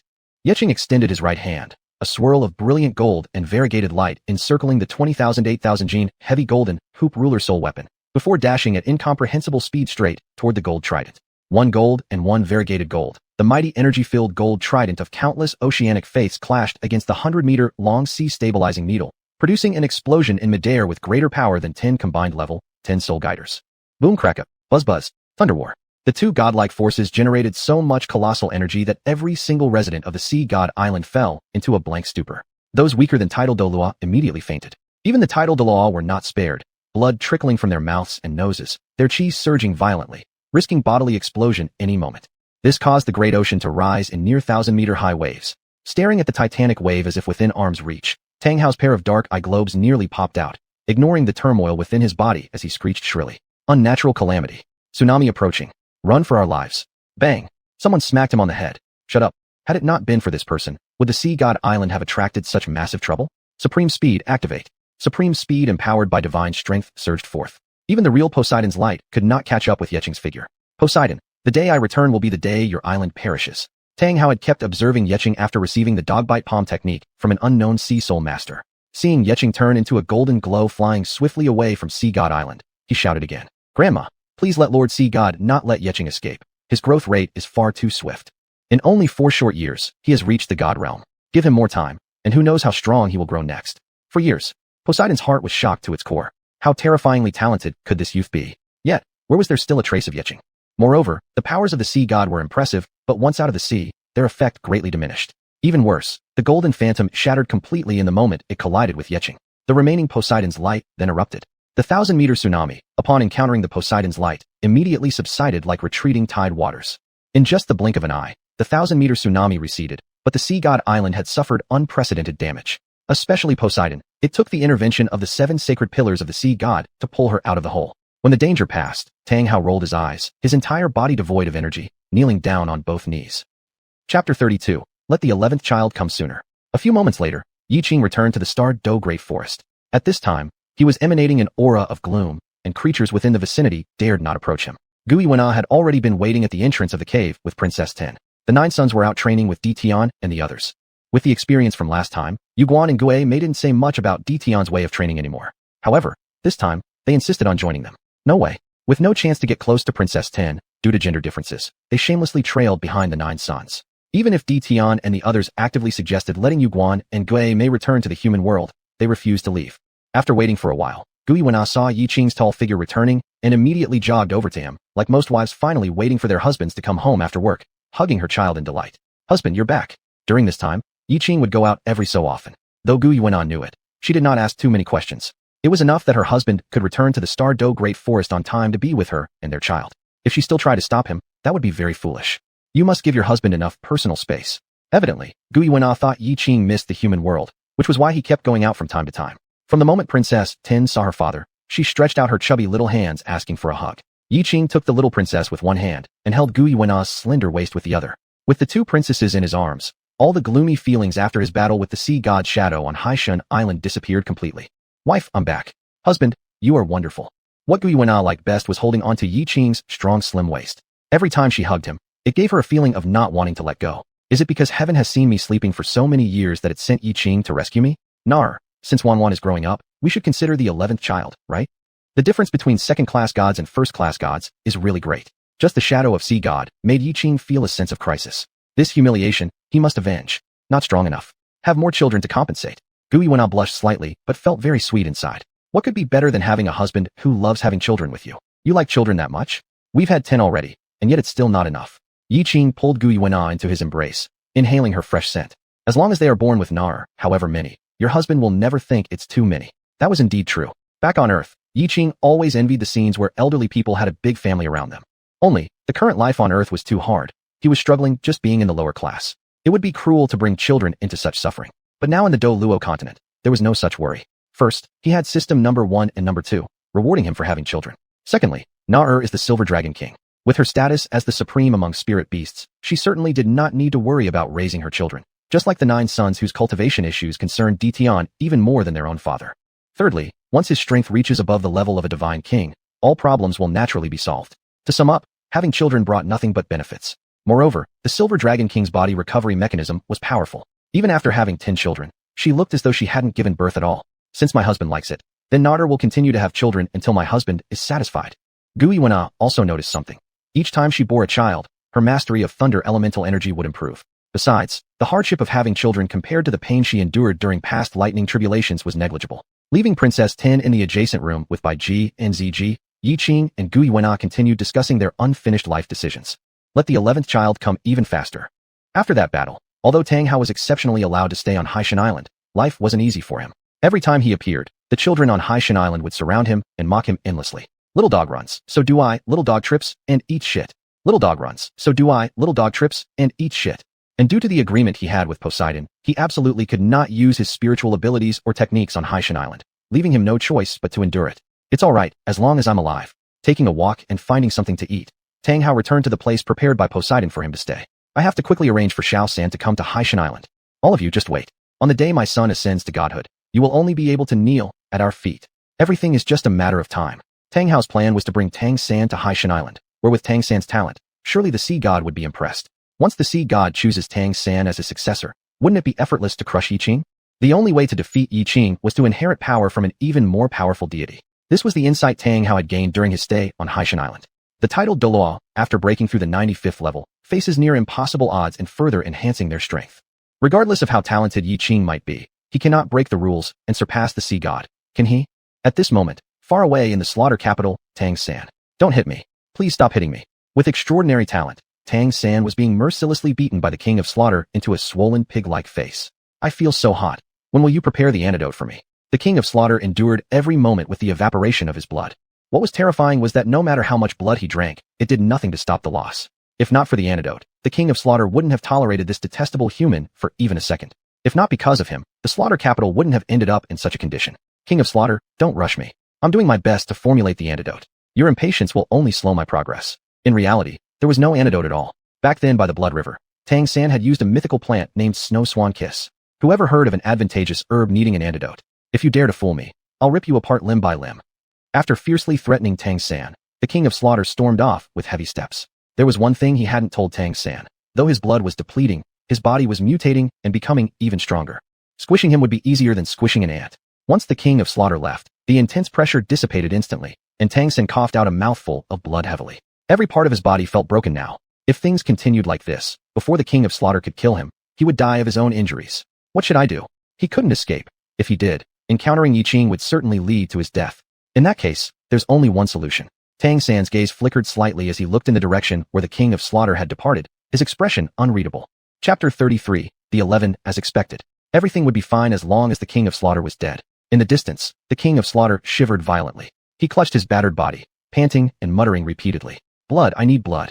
I need a lot of blood. Tiantu City. The once thriving Shrek Academy, after being attacked by Yiqing, had fewer students day by day. It now rivals the scale it had when in Xuanhuan City. More teachers, fewer students. Erlong, I'm sorry to you. I have destroyed all your hard work. Falon has never felt so powerless, although decades of teaching career taught him quite a few outstanding students. But one undeniable fact is that these students themselves are very excellent. Even if they were not studying at Shrek Academy, their achievements would not be low after they graduate. Lu Erlong bitterly smiled. How Tian Sek perished, Xiao San and how Tian Douluo disappeared simultaneously. Xiao Gang can't hold on for much longer. The once popular Golden Iron Triangle ultimately met this fate. The two great empires are also prepared to surrender to the Spirit Soul Empire. Spirit Soul Temple. What a Spirit Soul Temple. They don't intend to leave any room for them. Princess Bai Dong, the woman, has indeed succeeded in unifying the continent. 3 months went by in a blink. Congratulations, host successfully sowed the seeds. The voice of heaven from the number 2 system made Yiqing tremble uncontrollably. This nearly caused Xuanhuan to faint directly. Her husband's abilities are truly becoming more formidable. I don't know how long it took. Yiqing tightly hugged Xuanhuan, lightly caressing her flat abdomen with his fingers, feeling the weak pulse emanating from the small life within her stomach. This action made Xuanhuan moan comfortably. She instinctively wanted to lie on Yiqing like she usually does. Yiqing easily scooped her up and laid her on his side. Be careful not to hurt the baby. I'm having another baby. Xuanhuan's eyes lit up instantly. She currently fully believed Yiqing's words. Honey, you're amazing. Following this frequency, having 1 child a year isn't a problem. Great. Xuanhuan, you're going to be a big sister soon. Bai Ji held Xuanhuan, gently flapping the wings behind her. From afar, it truly looked like a beautiful swan dancing gracefully. By 7 or 8 months old, Xuanhuan's hair had grown luxuriantly, and her little head was adorned by them, making the already soft and beautiful Xuanhuan look even more like a delicate porcelain doll. Ziji could only watch enviously from the side. If the master produced another princess this time, it would be perfect, so that both of them wouldn't have to rack their brains every day to try and get one extra hug from Princess Tin. As a member of the noble Emerald Swan clan, Bai Ji naturally exudes an elegant and aristocratic demeanor. Xuanhuan, inheriting the bloodline of the Silver Dragon King, will undoubtedly grow up into a beauty surpassing all others under such influence. Unlike Ziji's grace, her fiery temper and straightforward nature would ensure Xuanhuan doesn't end up with an overly submissive character. It must be said, they are truly well suited to take care of the young princess. Does the master have 11 children now? Yuan far away in the forest, Yuguan and Gui Mei almost shed tears of joy upon hearing this news. The two excitedly embraced each other and jumped around happily on the spot. Tian, no matter what, old 11 must be let us 2 old ones raise. We won't compete with you for 9 boys. Mainly because they just can't win anyway. These ferocious beasts, too unconstrained by martial ethics, actually planned to bring 9 boys into the frozen forest. A place where neither him nor old Ghost were certain to come out alive. Not having witnessed these boys grow up into adulthood, Yuguan and Gui Mei were absolutely unwilling to die. Then let's see if you can beat us. Thinking about seizing the kids? Tian and Xiong-jun, along with Qi Wang, 3 ferocious beasts, simultaneously bared their muscular arms, their faces bristling with menacing flesh. Fortunately, the 9 boys had great courage, otherwise they would definitely have screamed until they cried. Xingdou Great Forest was filled with joy and peace, while the Soul Emperor domain gradually got back on track. Only Shrek Academy, what a mess. Yu Xiaojiang eventually didn't survive long enough to wait for Tang San's return. Upon hearing this news, Yiqing didn't even flinch his eyebrows, as if this meant nothing important to him. His current main task is to accompany his wife through her pregnancy. Gu Yuna looks refreshed every time she gets pregnant. Not only is her skin better, but her body becomes firmer. She's different from other women who swell during pregnancy. Where it should grow, it grows, yet the rest remains slim and slender. Most importantly, the touch feels excellent. The rest of the time was spent practicing in the forest to enhance their practical combat abilities. Days passed by, fulfilling and content. If there were no wars, it would be fine for such days to continue endlessly. But Yiqing knew that as long as Tang San and Tang Hao and others remained alive, the day Tang San returned after becoming a god would be his day of death. Being merciful to enemies is being cruel to oneself. This was an age-old truth. 1 year later, Gu Yuna's due date had arrived. Tian and a few others came back as expected with the 9 sons. Now 3 years old, this year's practice had made their skin darker than before, but their bodies much stronger. A faint aura of royal demeanor emanated from them. They were also taller than the average human child. Although only 3 years old, saying they were 6 wouldn't make anyone skeptical. Like a well-trained troop, they stood united at the entrance to the cave, anxiously waiting. At that moment, inside the cave, Nar, let me accompany you this time. Gu Yuna was drenched in sweat, her pale face giving her a kind of shattered beauty. Husband, Nar can agree to everything except delivering the baby on my own. Women giving birth was too bloody. Gu Yuna wanted to preserve her good impression in front of Yiqing. Without arguing with Gu Yuna, Yiqing immediately shouted towards the door. Bai Ji, Ziji, the 2 of you stay by our lord's side. Nar, this is my final concession. Gu Yuna knew that her previous attempt to trade her life for Wanwan's life frightened her husband. Alright, Yiqing then carried Xuanhuan out of the cave. After not seeing them for a whole year, even the 9 sons showed the proper behavior of 3-year-old children when they saw their father and sister. Dad, how is Mom? Yiqing patted each of the 9 sons' heads, pride swelling on his face. Mom is giving birth to a brother or sister, she will be fine. He put Xuanhuan down so that the 10 siblings could reunite, then continued to wait at the entrance to the cave. Rumble. Terrifying thunderbolts, thick as arms, flashed chaotically amidst the heavy dark clouds above. Occasionally, a few fell heavily to the ground. At this moment, the elemental tide rapidly formed. Boom. F***K. Xiong-jun's mountain-like body was directly blasted away. Chapter 34. Princess 11. Yiqing's good fortune, others envy. Why is it always me who gets injured? Xiong-jun rubbed his buttocks, which were nearly split into 2, expressing his grievance. After an unknown amount of time had passed, in Yiqing's mind, he finally heard the heavenly voice of System Number 2 again. Ding. Congratulations to the host for acquiring Princess 11, rewarded with 10 levels of soul power. It's a princess. It's a princess. Yiqing, who was already at a godly level, did not check the reward immediately, but instead rushed into the cave like a young man who had just become a father. Another princess. Boy, Yiqing sure has good luck. In 2 years, he's got 2 golden flowers. I want to have his kind of luck too. Although the plans of Yuguan and Gui Mei failed, they were extremely envious that Yiqing once again gained a little princess. Emperor Tian, then please let us continue to follow you. Emperor Tian. With the main master gaining another princess, Emperor Tian and the others naturally became very happy. Our Douluo Great Forest is getting more lively. It's no longer as cold, gloomy, or dead as it used to be. From top to bottom, inside and out, everyone is in their best state welcoming one new life after another. Great, it's a sister, it's a sister. 9 children cried out loud simultaneously. They really like their sisters. Like Xuanhuan, soft, sweet, cute, following their elder brothers around. Xuanhuan younger sister, you're going to be a big sister. Sister, sister. More than 1 year old, xuanhuan already knew how to speak and walk. Upon hearing her brothers say she was going to be a big sister, she mimicked them by clapping and cheering happily, her big eyes shining with innocence. Being a sister means protecting the younger sister like how the brothers protect me, doesn't it? Just as Yiqing stepped into the cave. Following closely after, came the bonus from system number 1. Secondary reward, upgraded God level soul ring package, 1 upgraded God level big gift package. Celebrate. Upgraded God level. Seems pretty awesome. Let's look at it later. Family is more important. Wah wah wah dash. Before even reaching his and Gu Yuna's room, Yiqing already heard the loud crying of the child. Bai Ji and Ziji had already taken care of everything for Gu Yuna. Upon seeing Yiqing arrive, they slightly bowed. Master. Both of their eyes gleamed with admiration. The master is truly incredible. 2 golden flowers. From now on they could take turns holding one each without having to fight over them. Gu Yuna was glowing with motherly radiance all over. Husband, come quickly and see our Princess 11. Wah wah wah dash. Princess 11 welcomed her father's arrival with her strong cries. Skillfully, Yiqing took Princess 11 into his arms from Gu Yuna. Slightly different from other children, her face was flushed red from crying so much. Still, from this, one could tell she inherited the best traits from both Yiqing and Yuna.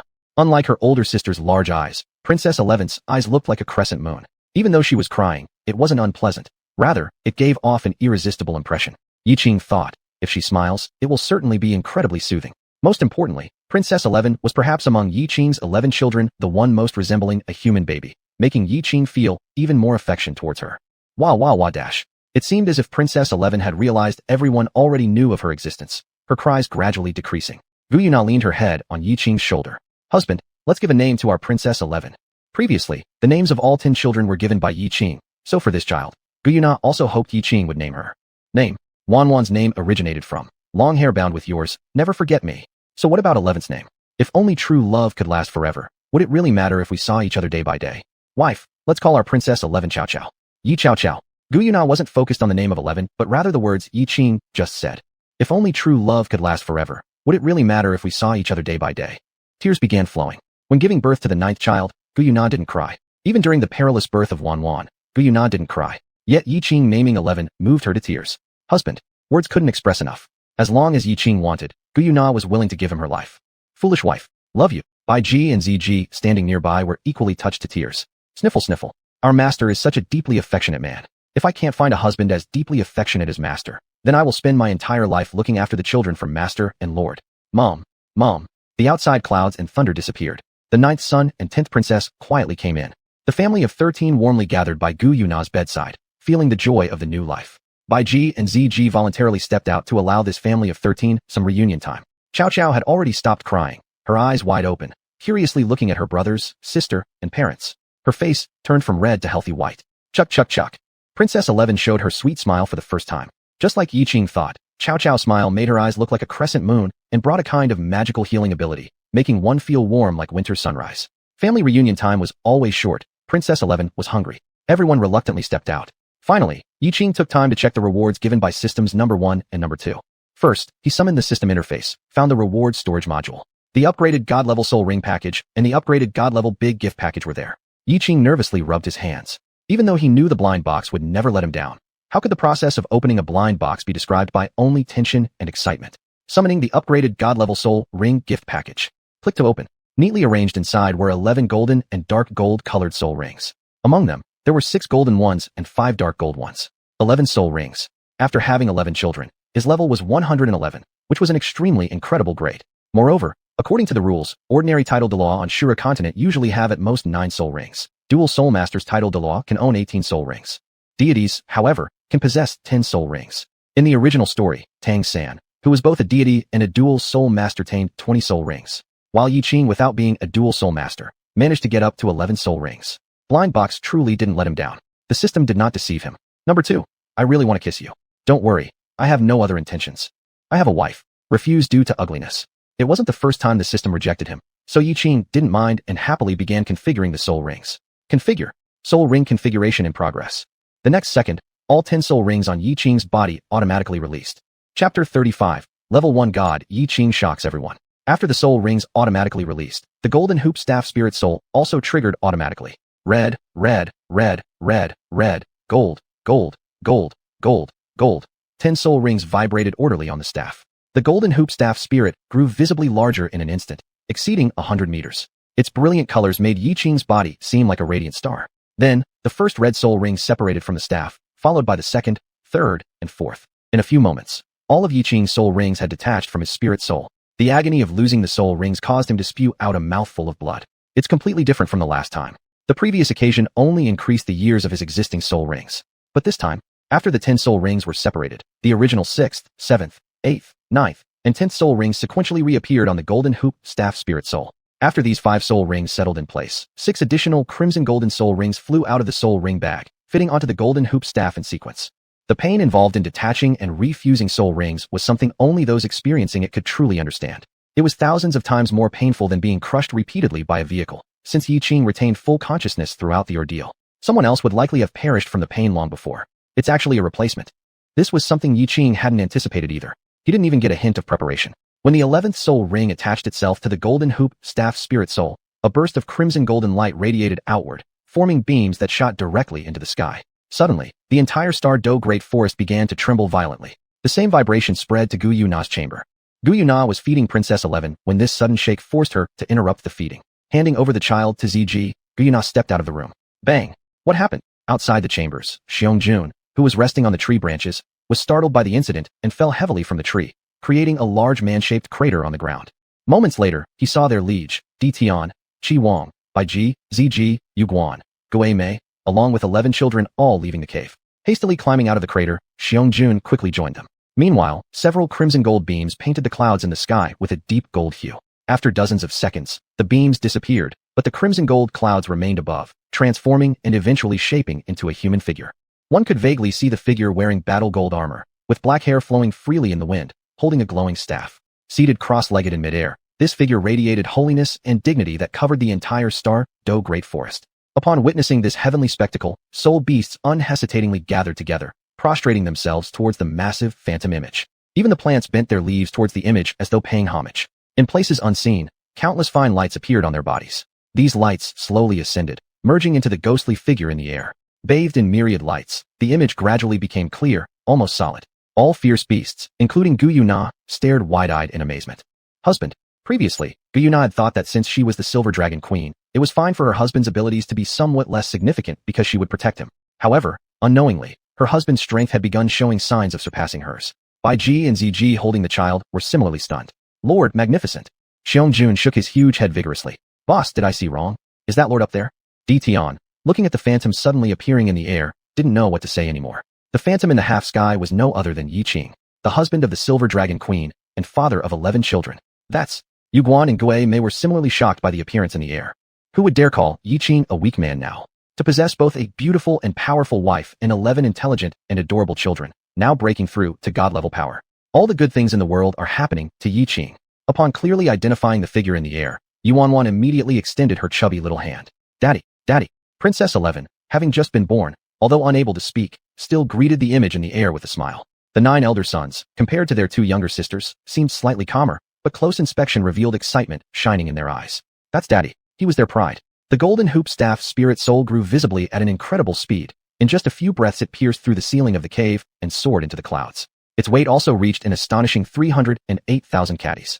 An upgraded version of the divine gift package flew out from the system space, wrapping Yiqing entirely in a cluster of brilliant golden lights. Yiqing then transformed from the cross-legged sitting posture to standing straight. His hands dangled naturally by his sides as the battle gold armor slowly appeared on him. His hair became longer, its dark hue nearly reaching his height, fluttering with the wind, creating an ethereal impression that made one feel he was about to step into the void and ascend. After an unknown span of time, Yiqing gradually opened his eyes, swiftly checking his interface for updates. Power of all things, power derived from all creation's belief, successfully fused. Secondary empty god rank elevated to primary empty god rank. Battle gold armor, upgraded to equipment rank of primary empty god. Newly added power of faith grants host 70% strength of Buddha of martial strife. Wonderful. Finally ascended to the first tier god level, even though it's still at an empty position. However, being a first tier god can effortlessly combat the lingering essence of the sea god left over in the Star Do Great Continent. Satisfied, Yiqing tucked the golden hoop staff spirit soul away. In an instant, the crimson golden glow dissipated, and the human figure in midair vanished as well. Just like the rainbow after the rain, although gone, it has left an indelible mark. Subsequently, 11 splendid soul rings were also stowed away. The cave returned to its original appearance, save for the large hole that now sat on the roof.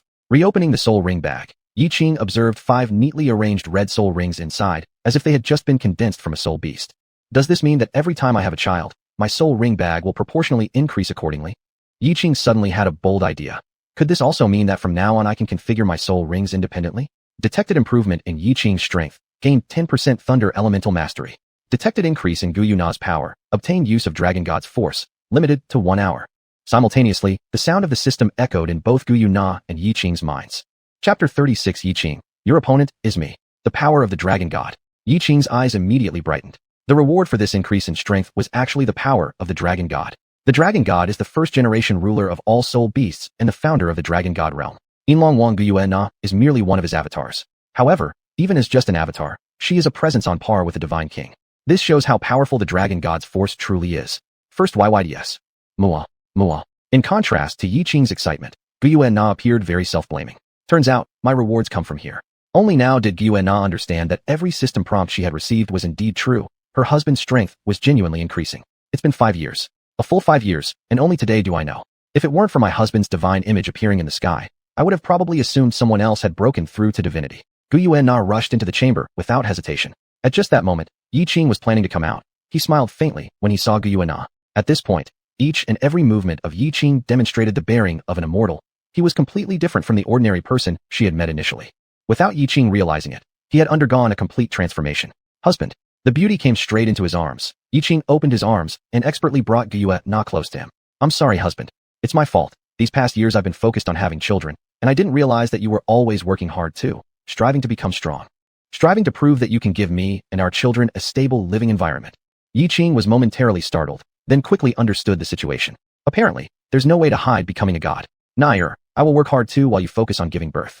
We are both working hard for our home, so you don't need to apologize to me. Wah. Guyuena was once again moved to tears. Husband, I promise you, I'll definitely stay at home and bear children, and let our family flourish. Good wife. Sea God Island. It's been over a year. Why hasn't Xiaosen come to Sea God Island yet? Tang Hao faced the vast expanse of the sea, his thoughts somewhat drifting. According to reason, if Xiaosan were still alive, he should have already received my letter by now. It has been a year since then. Yiqing didn't come back to look for him. Perhaps he feared the might of the sea god and dared not come again. His sole worry right now was Tang-san. I hope Yiqing doesn't find Xiaosan. As long as he lives, they have a chance for revenge. Swish swish. Bam bam. Right at that moment, an unusual sound suddenly erupted near Tang Hao's ear. Lifting his head, his eyes widened significantly. Like a giant, thunderous wave akin to thousands of warhorses, it roared and charged towards Sea God Island, reaching nearly a kilometer in height. Originally a clear sky had instantly turned dark with storm clouds and flashes of lightning. In the next second, a bolt of thunder struck right beside Tang Hao's foot. My life. My longevity. Tsunami is coming. Tang Hao was terrified, throwing up his hands and sprinting backward, shouting loudly as he ran. This time, nobody berated him for making noise, because everyone on Sea God Island saw the towering waves rushing toward them. But unlike Tang Hao, they didn't flee but devoutly bowed down in reverence toward the direction of the incoming wave. Please grant us signs of the Sea God's powers. Grant us your blessing, O Sea God. Tang Hao was thoroughly shocked by the actions of the Sea God Island inhabitants. Crazy people. Deciding not to waste another second, he began climbing toward the Sea God Mountain. It was high enough that those colossal waves wouldn't reach up there. Sea God Shrine. Poseidon was earnestly kneeling before the Sea God statue, praying with great devotion. Since losing under Yiqing's hand a year ago, Poseidon had remained this way every day. All her spiritual power was a gift from the Sea God, who she knew Yiqing would never forgive, so this tactic seemed fitting. Boom boom. The thunderous roar of the giant sea waves also reached inside the Sea God temple, startling Poseidon awake. Is he here? Poseidon trembled and knelt firmly with her forehead touching the ground in front of the huge Sea God statue.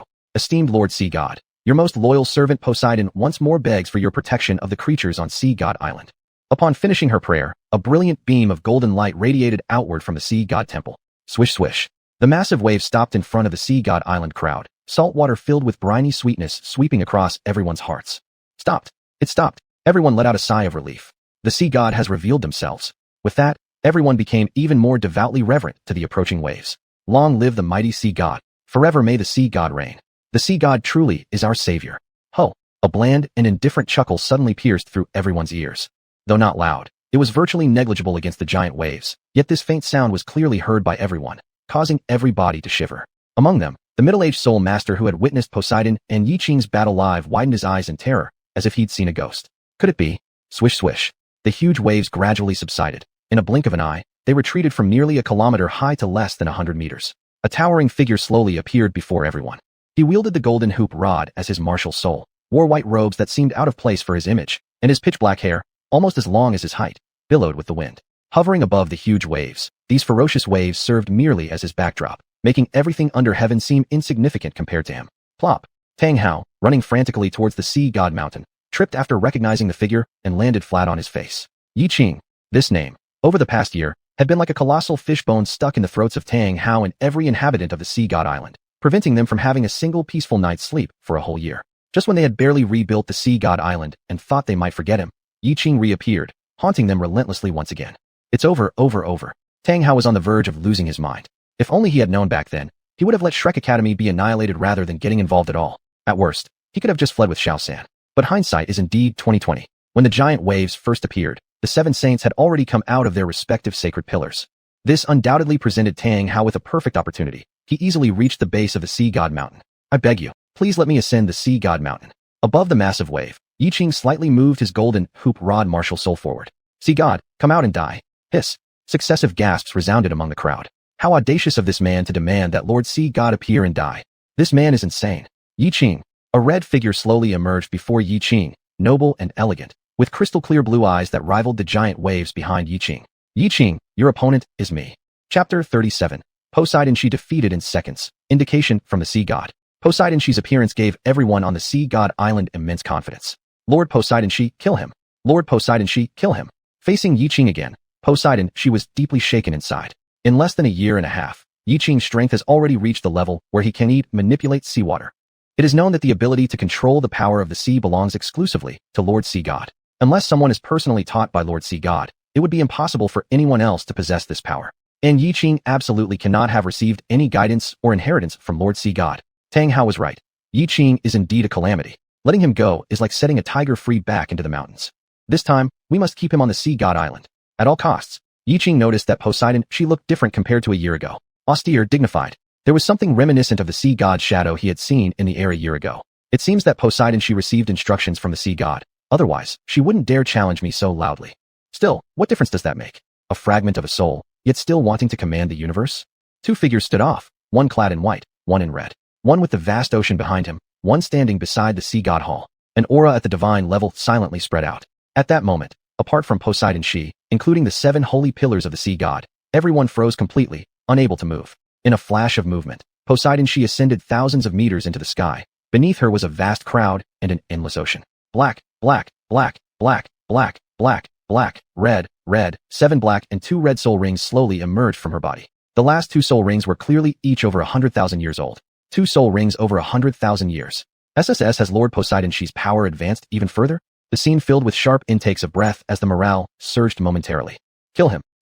Damn it, we can't move. Otherwise, we would surely help Lord Poseidon She fight against Yiqing.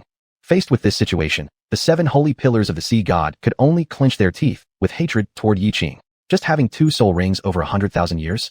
Look how excited these people got because of that. With a whooshing sound, Yiqing stepped onto the towering waves and ascended thousands of meters into the sky as well.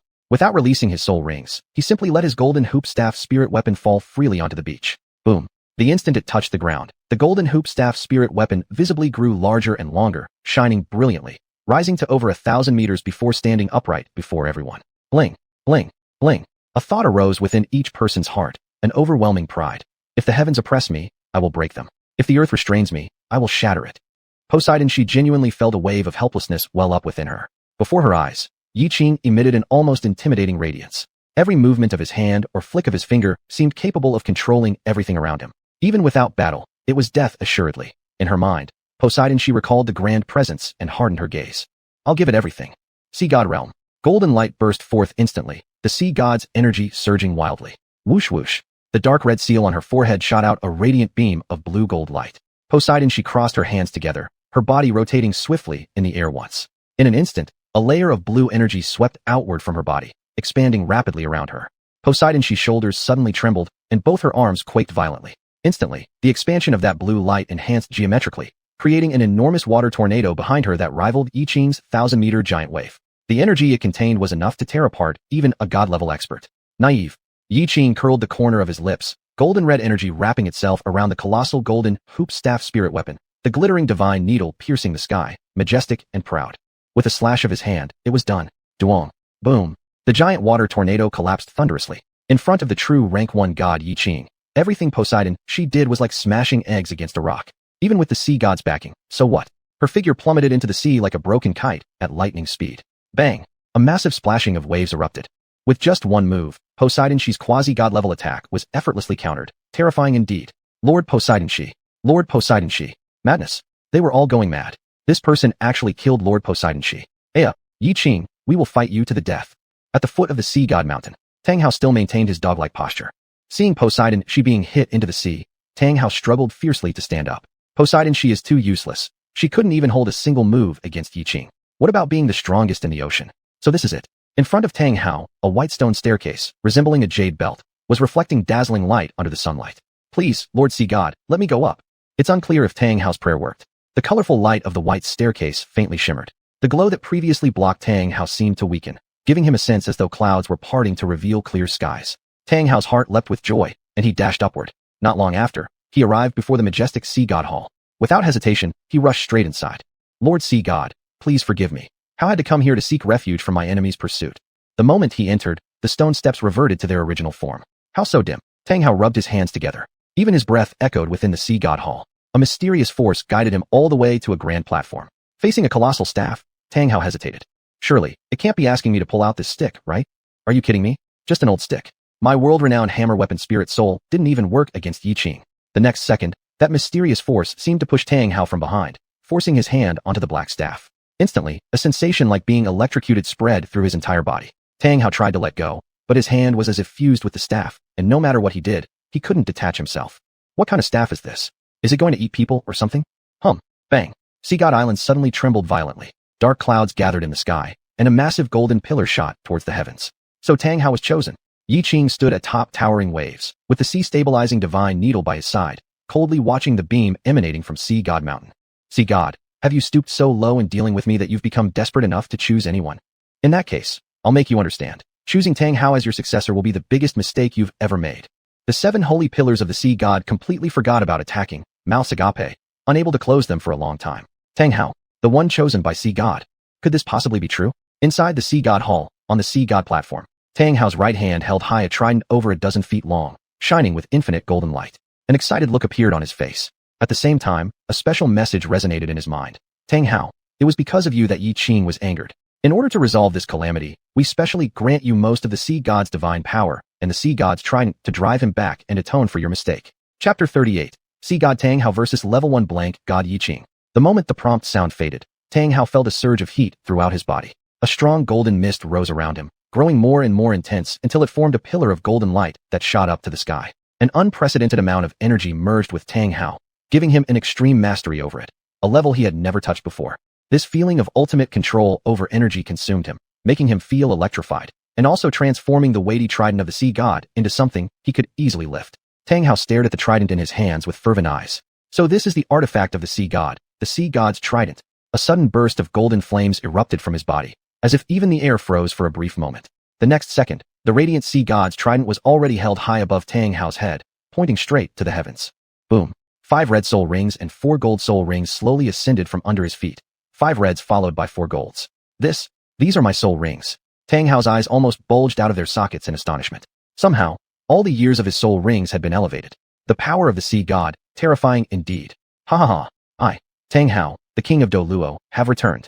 For so long while being chased by Yiqing, he had been in the position of the weaker one. Today, finally, he had a chance to hold his head high again.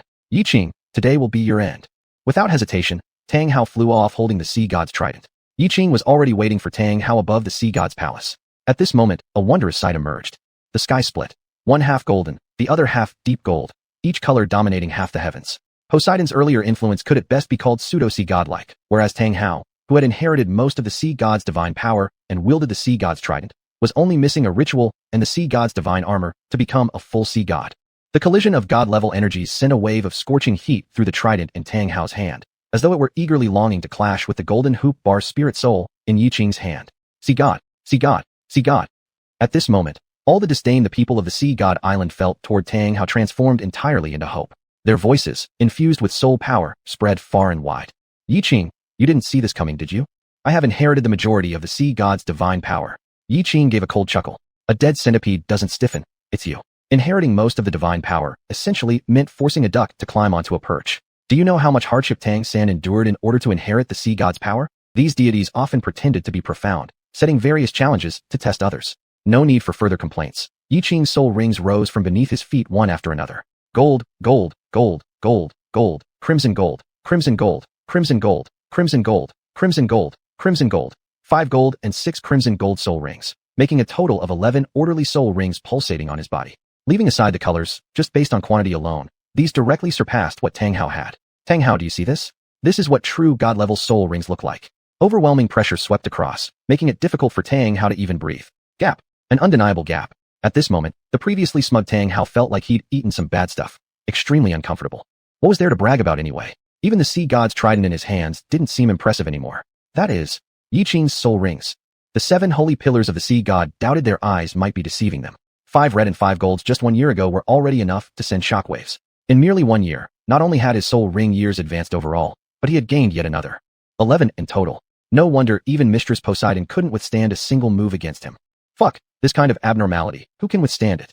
But could he retreat? Certainly not. People of the Sea God Island started putting pressure on Tang Hao. Sea God Darun, kill him.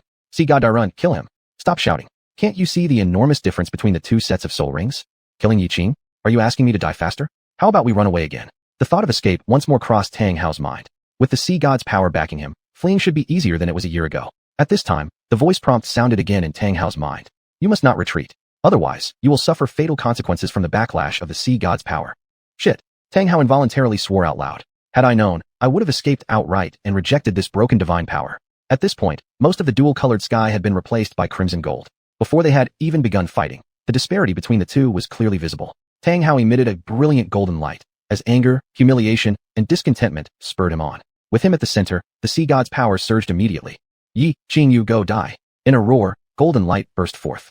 Tang Hao swung the sea god's trident toward Yiqing from below. He had thought it through. He might not be able to defeat Yiqing, but he could exploit his weaknesses. A man's weakness, where else could it be other than there? While wielding the sea god's trident, Tang Hao channeled the sea god's power within him. This seemingly simple strike actually contained all of his strength. In battles of this godlike level, if the first attack fails, it would be hard to find another chance. Explosive force instantly spread out, and an intense energy wave converged on the prongs of the trident. A sphere of golden light exploded from the sharp edge. At the same moment, black light swirled around Tang Hao's body. Behind him, a massive Hao Tian hammer appeared in midair. With the divine soul rings enhancing its power, the Hao Tian hammer underwent changes too. It was now encased in distorted black waves, with an atmosphere so dense that it felt like continuous, stable mountains. What is Tang Hao planning to do? Yiqing couldn't help but speculate in his mind.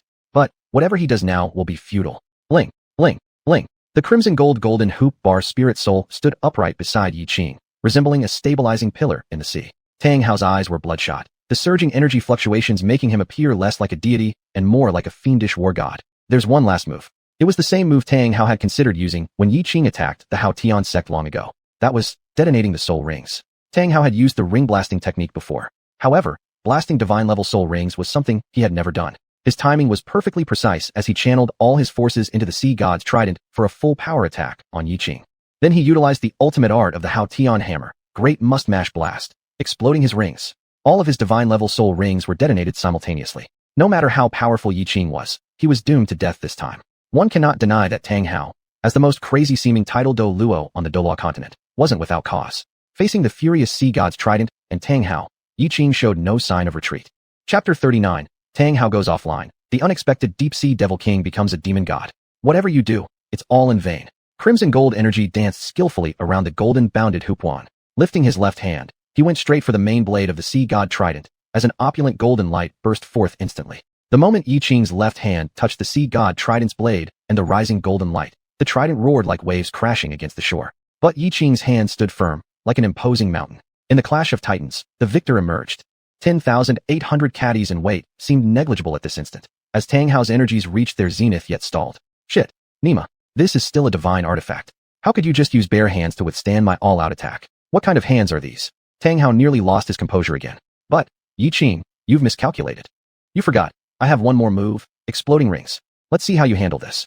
All 9 divine soul rings exploded simultaneously, instantly expanding Tang Hao's strength attributes to their peak, making the hammer itself reach an extremely terrifying level of power. With swift steps forward, when Tang Hao took his last stride, his left foot stomped heavily on the ground, causing a wave of intangible air to explode immediately. The ground sank 20 meters deep, as that powerful and intimidating aura accompanied Tang Hao's body soaring into the sky. Yiqing, take my strike, must mount to heaven. With both hands gripping the massive hammer handle, Tang Hao aimed directly for Yiqing's head. As the #1 weapon soul in the world, the Hammer of the Sky certainly had its strengths. However, remember, Yiqing's crimson golden bounded xuanhuan was not to be underestimated either. If Tang Chun had faced 9 exploding divine soul rings, Yiqing might have struggled to resist. But Tang Hao, combat gold armor. A mass of crimson gold energy enveloped Yiqing's body. A sharp metallic clang echoed as crimson gold armor suddenly appeared on Yiqing. Wearing the combat gold armor, Yiqing's godly powers surged by 100% instantly. It was a force nearing the pinnacle of the first rank of gods. Even if the physical embodiment of the sea god were here, it would surely fail to block it. Gold, black, and crimson gold clashed in the sky. Pure divine power spread explosively outward. The power generated was no less than that of 110th rank soul conductor weapons detonating simultaneously. Boom boom. Whish. Incredible cracks tore across the surface of the sea god island. Each crack was immeasurably deep. Some soul masters with lower soul power levels were unable to evade quickly enough and were instantly sucked into the abyss by an invisible giant hand. Screams and wails rang out continuously as the island, where people lived, turned into a hellish landscape at this very moment. And unlike tremors on land, when there's an upheaval at sea, it leads to devastating destruction. Giant waves over a kilometer high mercilessly battered the entire sea god island. First, it destroyed the houses on the island, then the 7 sacred pillars, even the sea god mountain and the sea god shrine couldn't escape this fate. Within moments, every structure was utterly demolished by the flooding seawater. Even Dragon King's temple got flooded. At this moment, even the main god of the sea from the divine realm suffered serious consequences. After all, the sea god had been condensed into being through the faith forces of countless oceanic life forms. Now, with the sea god island destroyed, the implications were self-evident. My sea god shrine has been destroyed. When the sea god attempted to reconnect with the remaining soul of Douluo, he discovered he could no longer establish contact with the planet. My spiritual awareness has also been shattered. The cost of the ring explosion was undoubtedly tremendous. After using the big must-mount to heaven once with an explosive ring combination, within 3 days, all soul rings would vanish entirely, leaving only soul power behind. However, in any battle, even a regular one, once without the support of soul rings, one only faced certain death. One can imagine what the ultimate fate of Tang Hao will be. My explosive rings are useless against Yiqing too. Tang Hao's whole body violently shook from the backlash after colliding with the combat gold armor, forcing him to spit out gushes of blood while his golden glow rapidly dissipated like deflating air. He wasn't blind to the situation unfolding on Sea God Island. At this point, even his own survival was questionable. Who had time to worry about others' fates? Escape. This was the sole thought coursing through Tang Hao's mind. Though Yiqing had the protection of combat gold armor, he too was pushed back by the hammer, and the sea god trident slipped out of his grasp. Splash. Freely falling into the boundless sea, it disappeared without a trace. The absence of the sea god trident mattered little. Yiqing tightly gripped the golden bounded hoop in midair, twirling it around once, as if wielding a sword with his hands.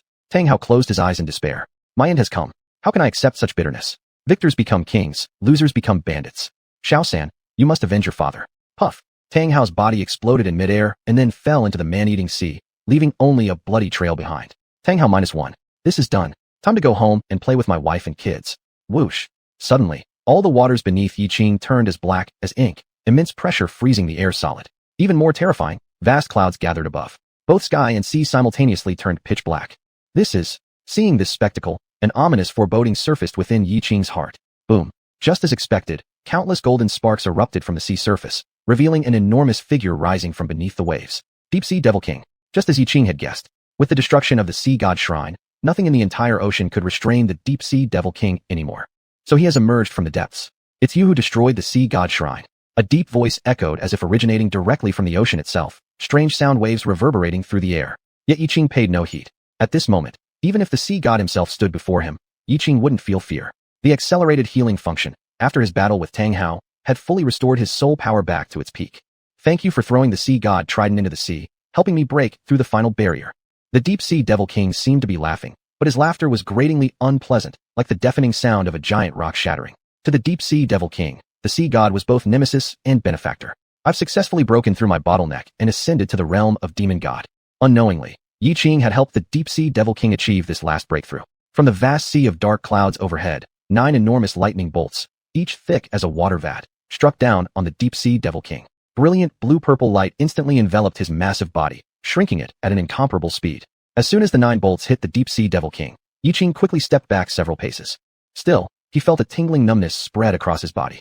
In the sky, dual water and lightning attributes merged into a colossal blue-purple vortex, filled with crystalline fragments forming on the Deep Sea Devil King's body. The crystals brimmed with brutal cutting force. Should anyone get sucked inside, survival would be impossible without losing a layer of skin.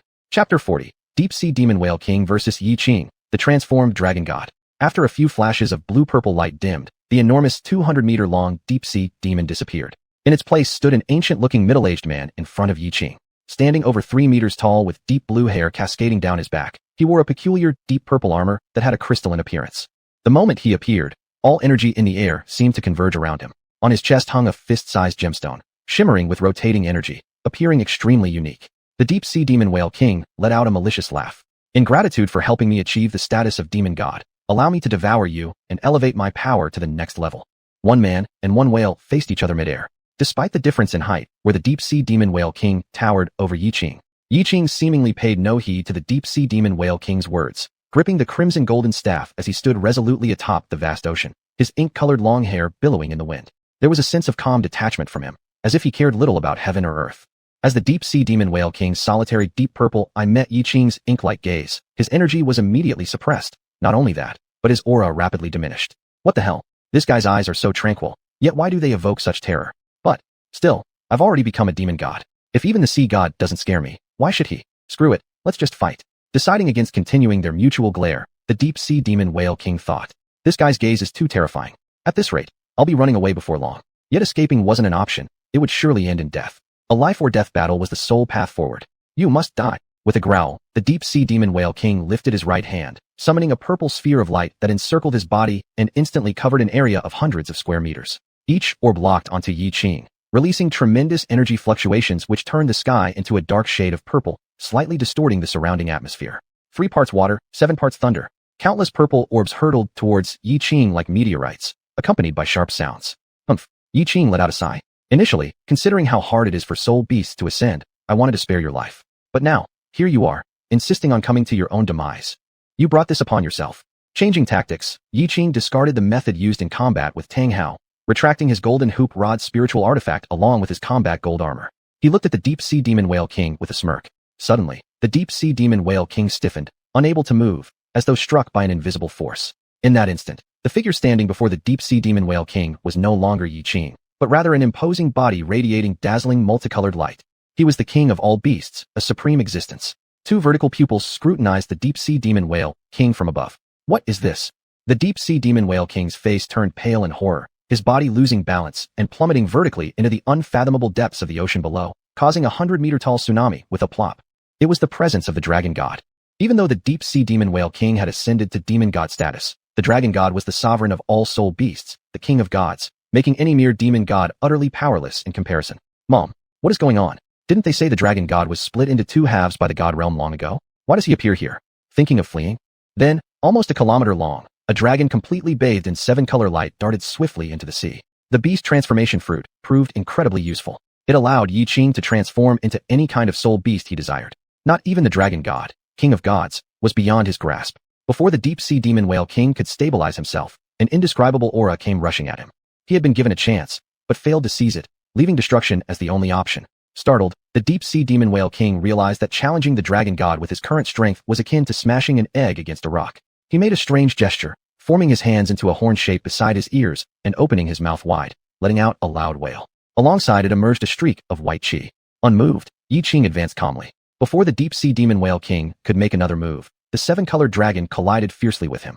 The powerful million-year-old soul beast was filled with fear, but could no longer make a move, helplessly watching as the dragon charged toward him. Boom! The white chi dispersed, carrying away the storm clouds above with its shockwave, revealing the sunlight. The dragon struck the Deep-Sea Demon Whale King, without any doubt.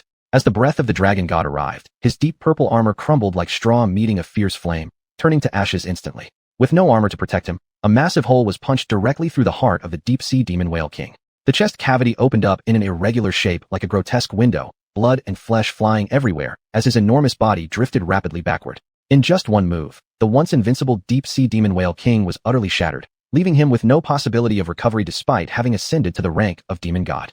His eyes were full of desolation, attempting to fight against the supreme soul beast lord, the dragon god, which proved his death was well-deserved. At least I've tasted what it's like to be a god. This was the only thought that lingered in the mind of the Deep-Sea Demon Whale King, who had lived for over 1,000,000 years.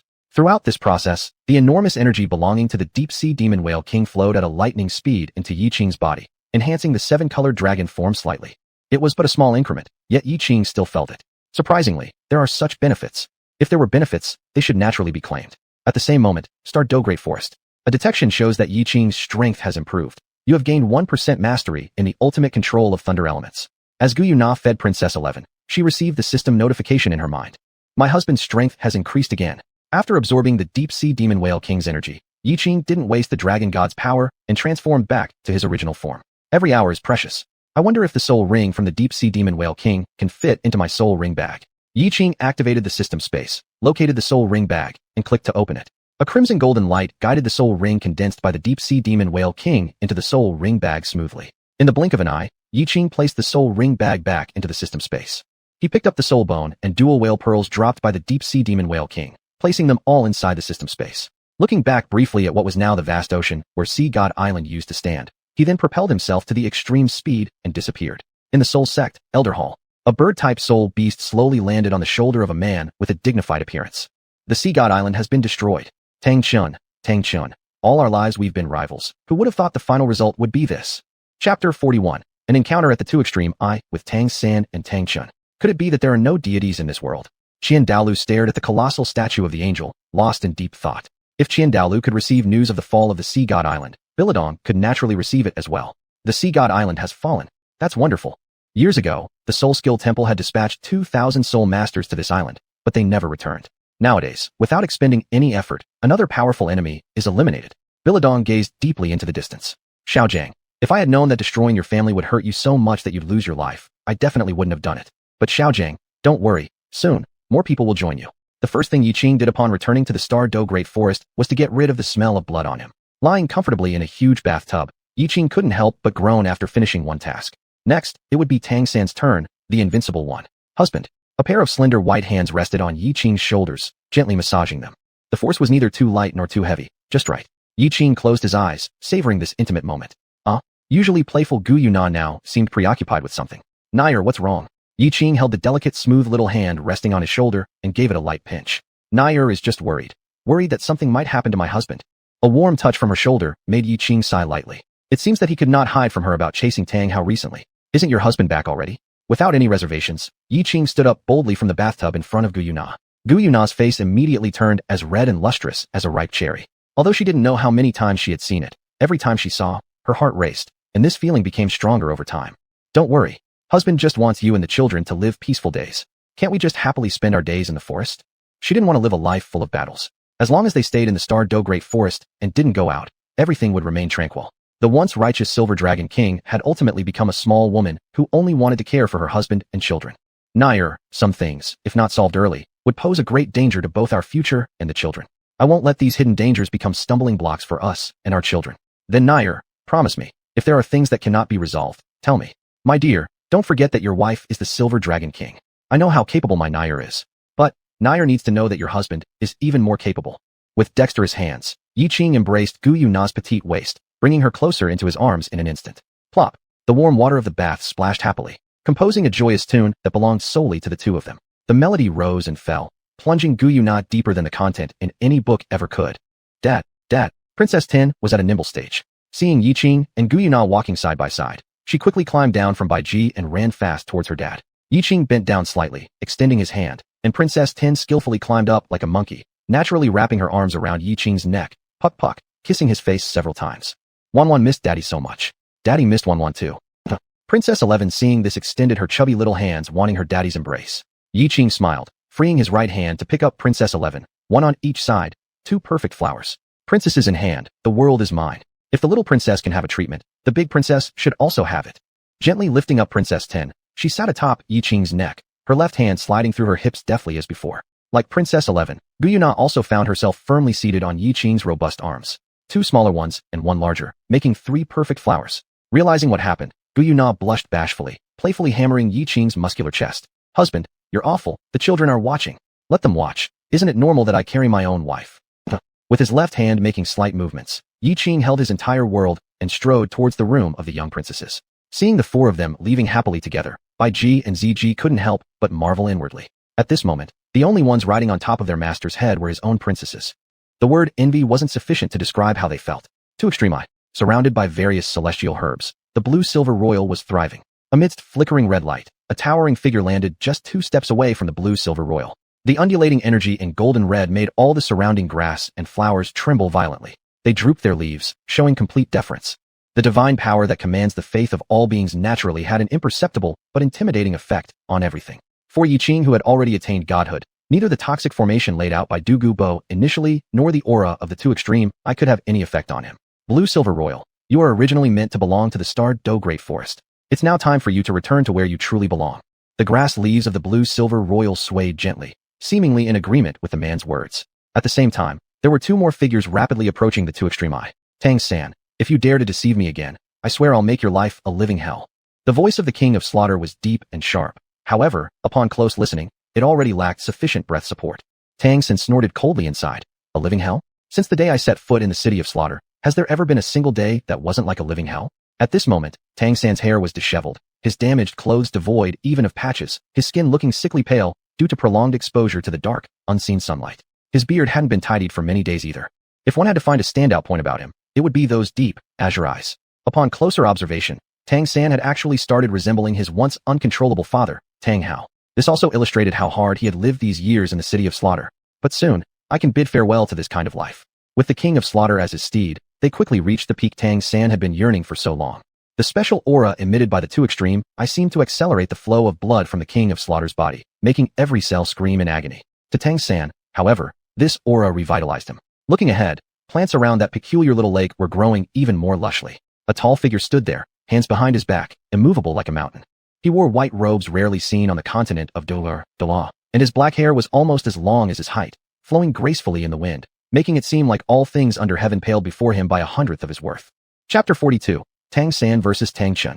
Yiqing originally planned to wait until he brought the Blue Silver Emperor back before finding Tangan, but unexpectedly, Tangan came to him in haste. This was probably what they called enemies always meet. The changes in Yiqing now compared to 2 years ago were too significant. Tangan almost didn't recognize him. This is my lair, named the Ice and Fire Dual Instrument Spring, a place where the Earth's energy gathers. May I ask, why have you come? Are you seeking an immortal artifact? There's no one who knows more about the artifacts here than me. Anyone who could easily evade the poison arrays set by the old toxin and be immune to the unique aura of the Ice and Fire Dual Instrument Spring must have considerable strength, perhaps even surpassing King Slaughter. By mentioning both the Ice and Fire Dual Instrument Spring and the immortal artifact, Tangan wanted to inform his opponent that if he came for the artifact, not only could Tangan help him, but he would also willingly give it to him.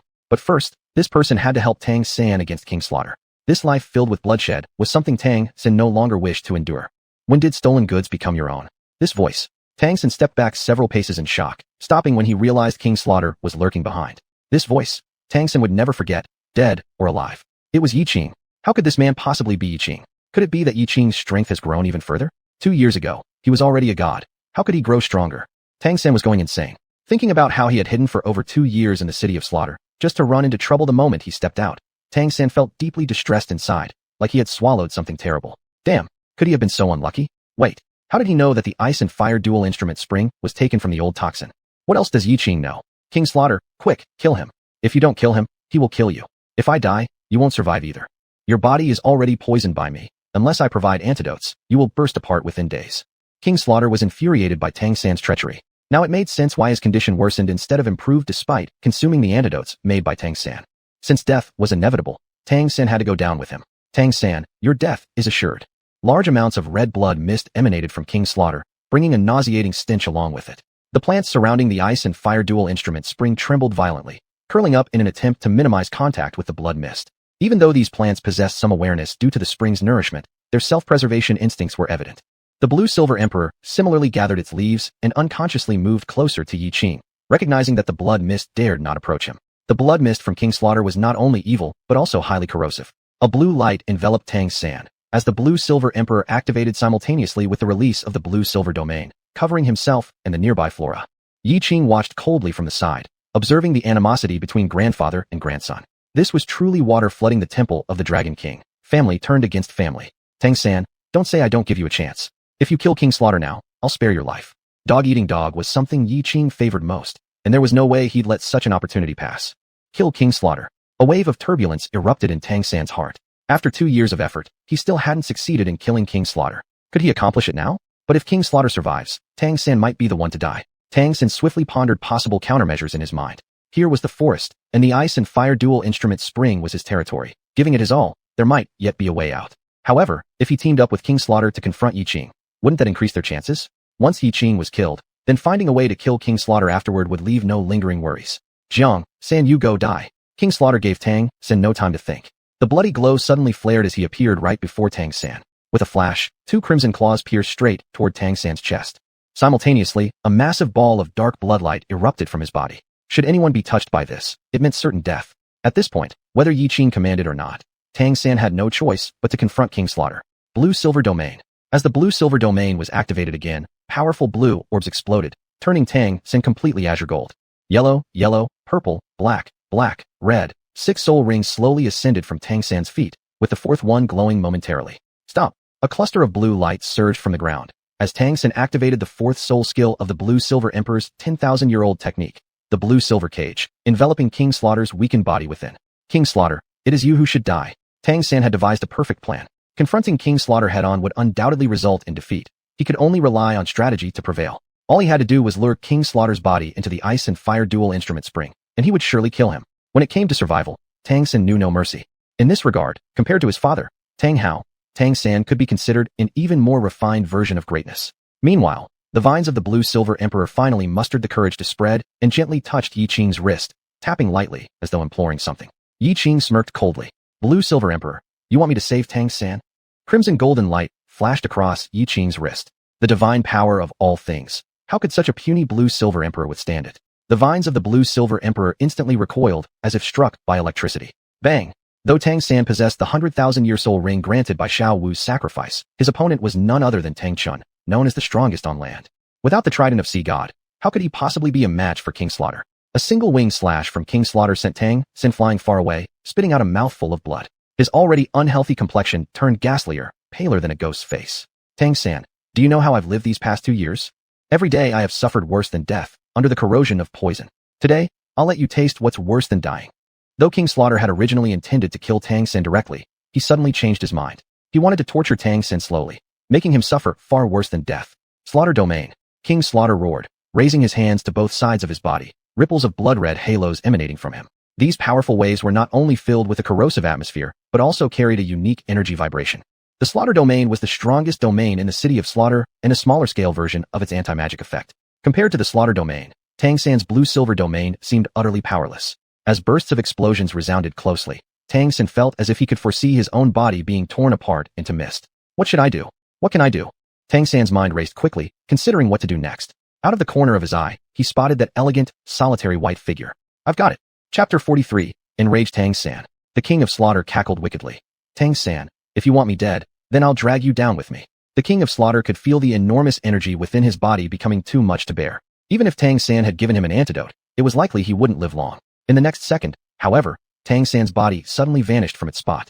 A burst of blood-red light emerged as Tang San's blue-silver domain shattered completely. How could Yiqing fail to see what the cunning Tang San intended to do? With a slight shift of his steps, he had already retreated to the edge of the ice-fire dueling eye. As a bystander, Yiqing took it seriously. Tang San moved fast, but the King of Slaughter was even faster. Twisting his body around, 2 massive wings swung like blades toward Tang San's position, immediately placing Tang San in a difficult situation. Retreating would mean endangering the Blue-Silver Emperor behind him, his mother. If she were tainted by this malevolent energy, all the efforts before would be in vain. Standing still meant confronting the King of Slaughter's terrifying energy head-on, where he himself would have a minuscule chance of survival. Kill God domain. Over the past 2 years in the city of Slaughter, although Tang San endured each day worse than death, his strength had greatly improved. For example, his Kill God domain was just slightly weaker than the Slaughter domain. Gaga, using the Kill God domain against my Slaughter domain? Boy, don't you know that the Slaughter domain suppresses the Kill God domain?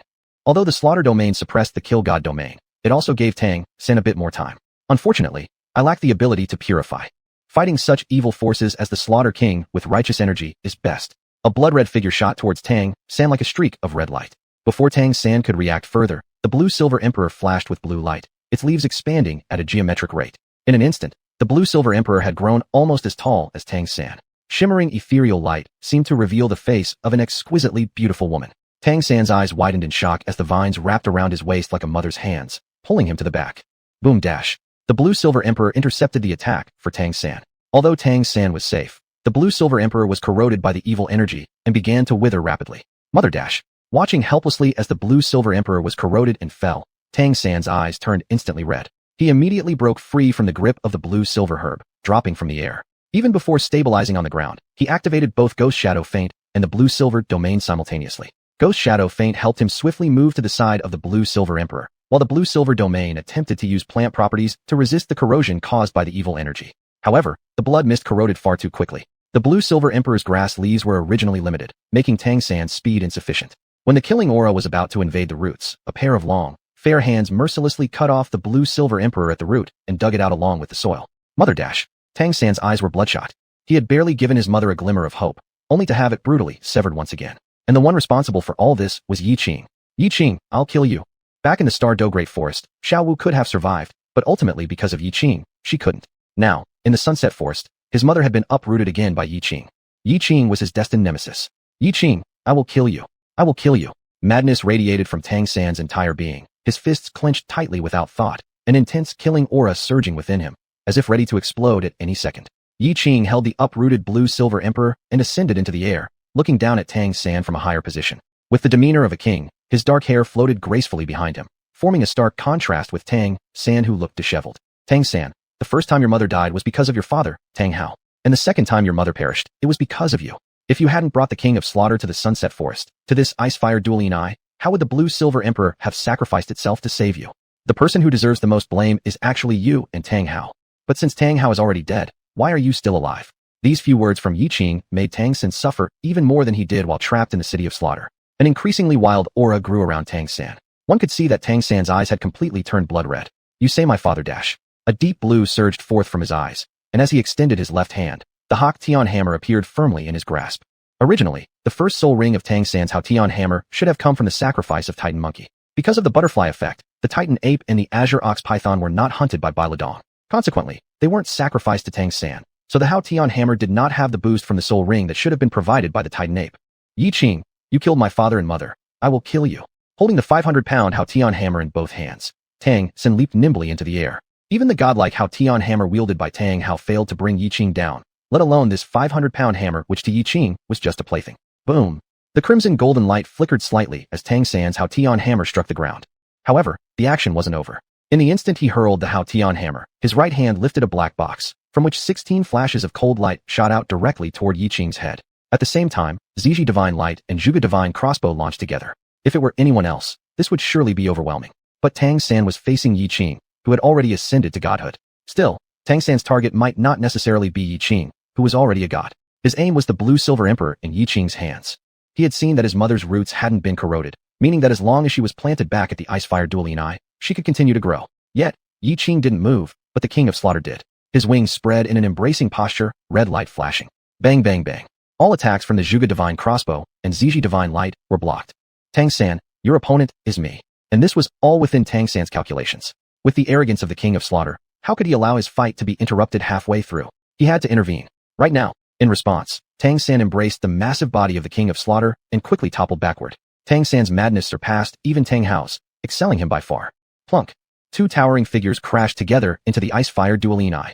Tangan brought the King of Slaughter to the Icefire Dueling Eye with the primary goal of using its water to kill him. He himself was immune to the water due to the tempering from two magical herbs, Baxiao Ice Grass and Blazing Apricot Pride. But the King of Slaughter's body had already accelerated the release of toxins thanks to Snowswan Kiss. Over these past 2 years, various magical herbs constantly added to his system stimulated the poison inside his body. Once in contact with the water of the Icefire Dueling Eye, the King of Slaughter would only meet his death.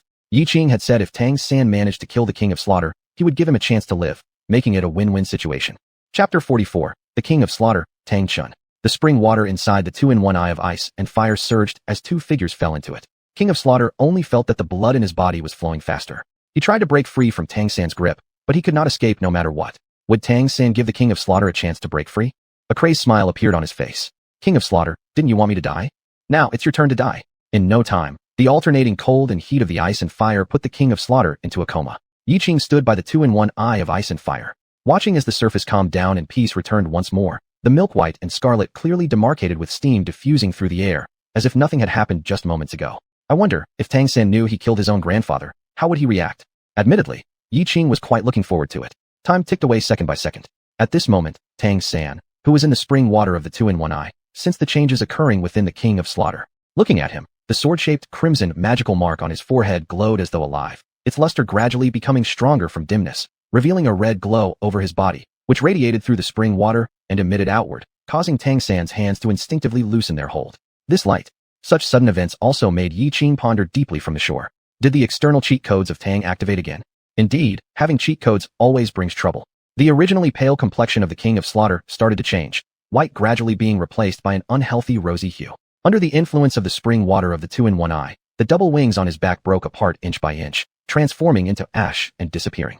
His hair began to gradually shift from red to black, and the same transformation appeared in his eyes. All over his body, the only thing still maintaining a red hue was the magical mark on his forehead. Not good. The King of Slaughter is attempting a last stand. The first thought in Tangan's mind was to not allow the King of Slaughter to leave the spring. If the King of Slaughter survives, Tangan dies. He couldn't let that happen. However, at this point, the aura emanating from the King of Slaughter increased geometrically, as though without end, accumulating until the protective red light surrounding his body began taking effect, directly pressing Tangan outwards. Splash! Splash! Tangan was hurled out of the spring water of the two-in-one eye, with the King of Slaughter flying out alongside him. With full spirit unleashed, locking onto the body of the King of Slaughter immediately, Tangan discovered that the killing intent around him was climbing geometrically along with his strength.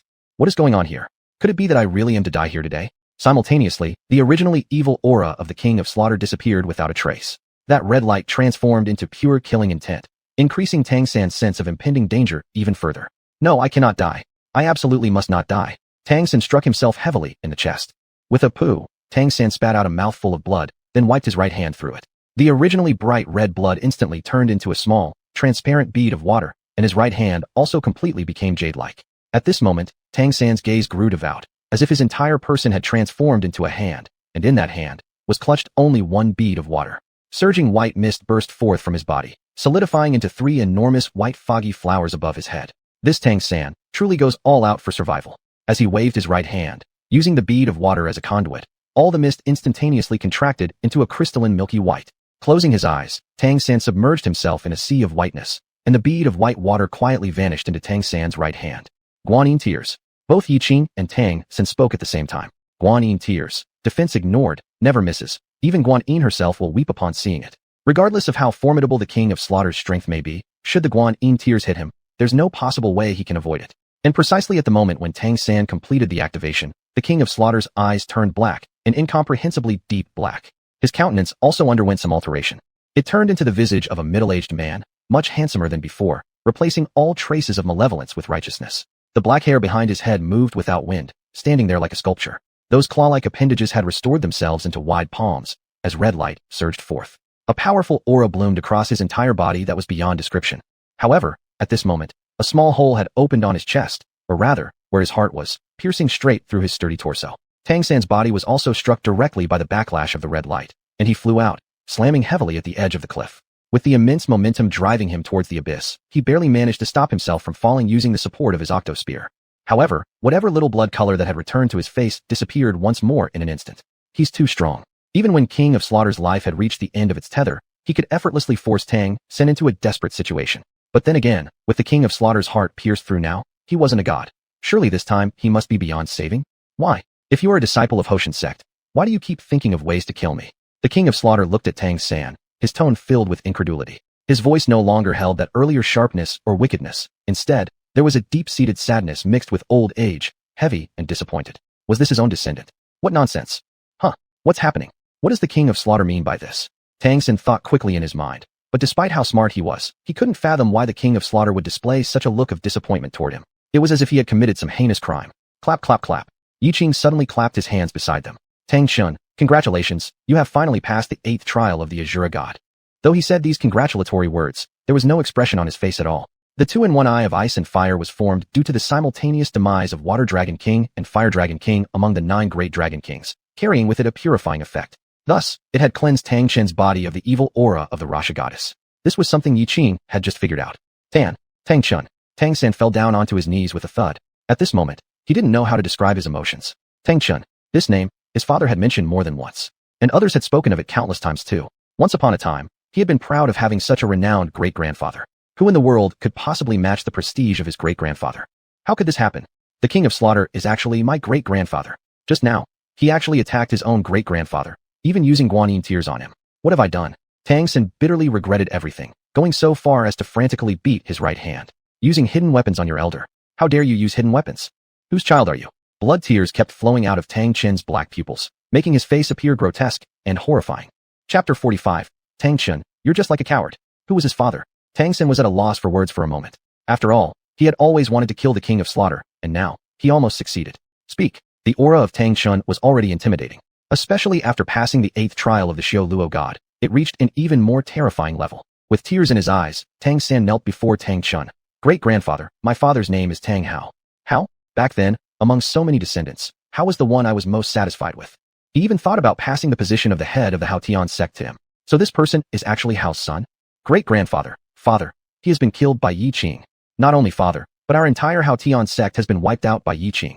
Now there are only me, little San, and great-grandfather left. Tears streaming down his face, Tang San accused Yiqing of all the various actions he committed against the Haotian sect over the years.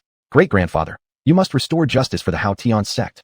By the end of his speech, Tang San was sobbing uncontrollably while simultaneously successfully deflecting attention from his own treacherous actions. The Haotian sect has been destroyed. The Haotian sect, which he founded himself, was destroyed by this young man in his early 20s. Yiqing, how dare you destroy my Haotian sect? Tang Chen's voice was even colder and more malevolent than when he was the king of slaughter. The sudden eruption of red light made the surrounding air emit a faint scream. The dazzling red light colliding with the deep golden light continuously produced sizzling sounds around them. However, Yiqing remained completely unaffected. His lips curled slightly into a smile as he maintained a calm gaze. A selfish and self-serving sect, if it's destroyed, then let it be destroyed. Ah! The red light suddenly exploded, and above the two instrument eyes, a massive roar echoed. Within the area, grass and trees trembled, and spirit beasts were alarmed. Yiqing, you deserve to die. You deserve to die. The murderous aura rapidly spread across Yiqing's body, and the golden light on his right hand gleamed as the golden hoop bar soul skill appeared in his grasp. In an instant, it expanded to nearly a kilometer long, one end reaching towards the clouds and the other plunging into the ground, bling, bling, bling, forming a powerful barrier that isolated the overwhelming killing intent. At this moment, the pain coming from his chest caused Tang Chen's head to feel dizzy, and his steps unsteady. Tang Sen turned pale in shock, regretting once again using the hidden weapons of the Tang sect on his great-grandfather. They had only just reconnected, and he couldn't afford to falter now. Great-grandfather, you absolutely cannot fall. If you fall, our Haotian sect will truly be destroyed today. Tang San's words undoubtedly gave Tang Chen boundless motivation. No matter how useless Tang Sen might be, he was the last hope of the Haotian sect. A giant Haotian hammer appeared in the sky, held in Tang Chen's left hand. It combined a faint golden glow with a sharp, dark red hue. Compared to the original Haotian hammer used by Tang Hao, Tang Chen's hammer was filled with fine dark gold patterns. Clearly, the Haotian hammer could only perform its best function under Tang Chen's hands.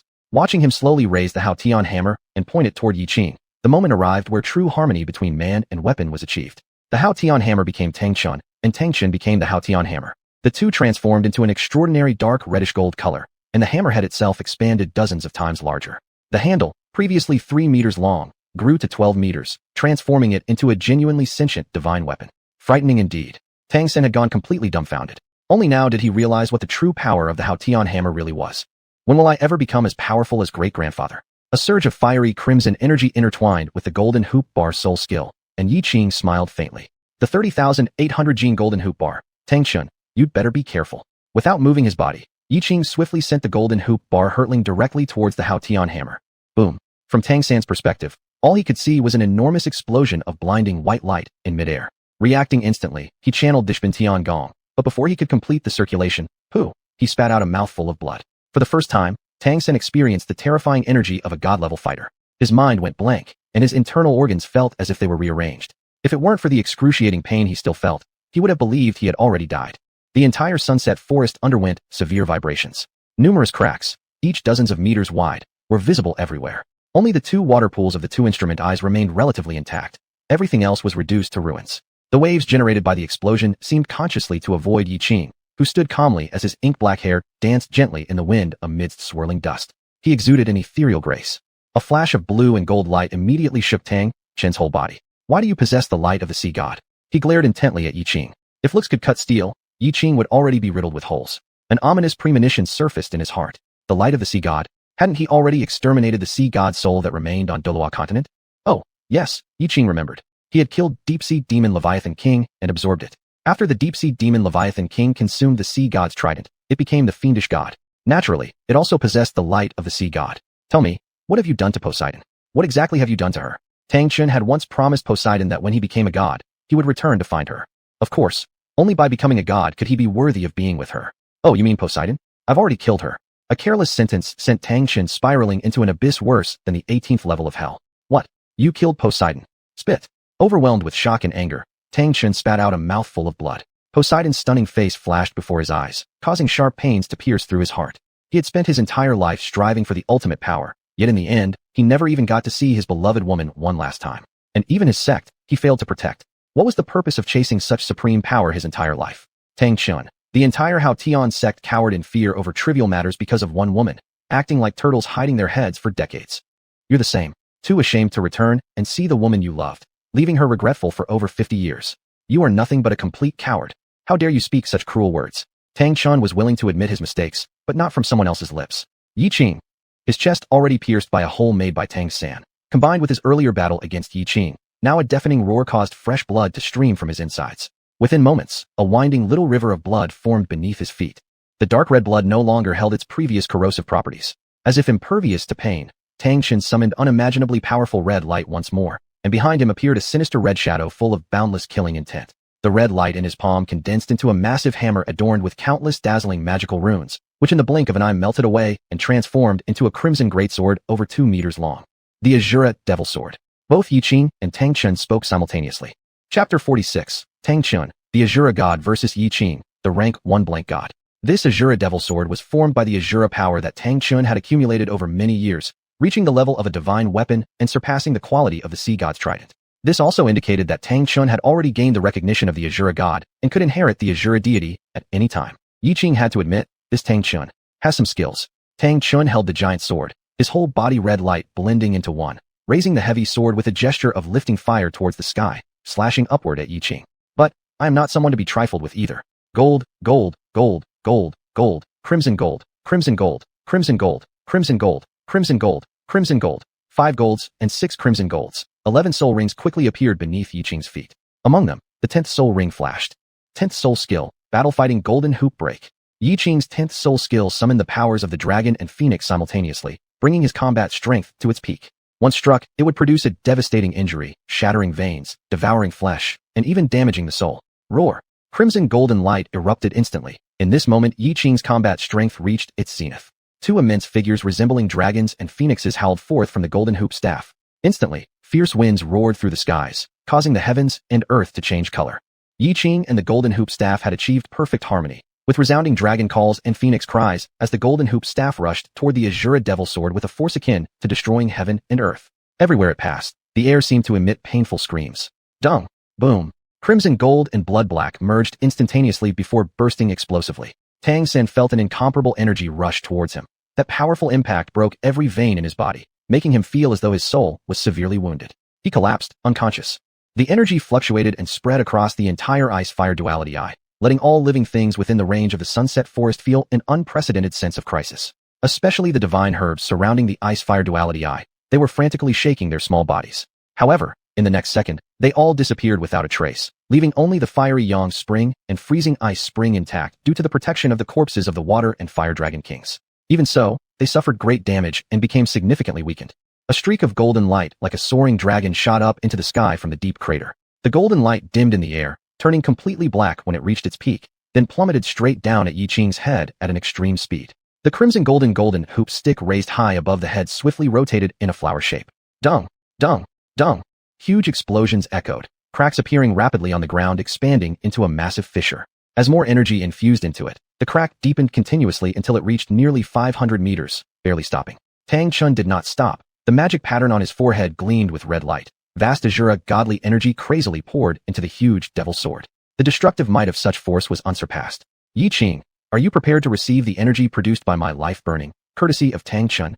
This was a fatal strike from Tangan, energy having reached the level of an Azura god. The tier of an Azura exceeds those of sea god, Raksha god, and angel god by half a level, similarly higher than Yiqing's tier. If Yiqing tried to endure it directly, he absolutely wouldn't make it. Not only wouldn't he make it, there was even a possibility of dying alongside Tangan. At this, Yiqing could only silently curse. From top to bottom, everyone in the Haotian sect is insane. But, don't forget, without the enhancement of god-level equipment, all divine skills will suffer greatly reduced effectiveness. Tangan, your desperate attempt to enhance energy by burning your own life will only accelerate your death. Battle fighting golden armor. A burst of crimson golden energy materialized with a loud clang, immediately enveloping Yiqing's body, instantly increasing his divine power by 100%. An energy close to the peak of a rank 1 deity caused immense alarm in Tang Chen's heart. Tang Chun, will never lose. At this moment, Tang Chun was like a madman. The demonic mark on his forehead transformed into specks of golden light merging into the azure devil sword in his hand. The surging red light, endless killing intent made the entire sky stain blood red at this moment, as if the azure god had descended. No, Tang Chun is paying the price of his life, allowing his power to momentarily reach the divine level and using the true strength of the azure god to kill himself. Tang Chen's body trembled violently, his entire being turning completely red. The massive armor obviously surpassed Yiqing's battle-fighting golden armor in size. Strong red light, accompanying incomparable killing intent, erupted ferociously. Just as the Azura Devil Sword swung downwards, for cold words spewed wildly from Tang Chen's mouth. Azura, judgment. The Azura god is the enforcer of the divine realm, possessing the ability to judge the majority of deities, and Yiqing is no exception. 6 beams of red light bloomed like flowers in full splendor. The 11th soul ring on his body lit up, and the star-like crimson gold gathered in the sky above the sunset forest, forming rays of light columns that were abruptly injected into Yiqing's body. This godly momentum akin to the arrival of a creator deity caused Yiqing to emit an infinite glow. 11th soul skill, battle fighting world slash. Condensing the energy of all things with the power to cleave the heavens and earth, it could sever all divine weapons, including the Azura Devil Sword. Clang clang, bam bam. The enormous Azura Devil Sword was split in two, crashing heavily to the ground with resounding clangs, while simultaneously causing the ice-fire duality, to explode. Rumbling. The sunset forest, destroyed.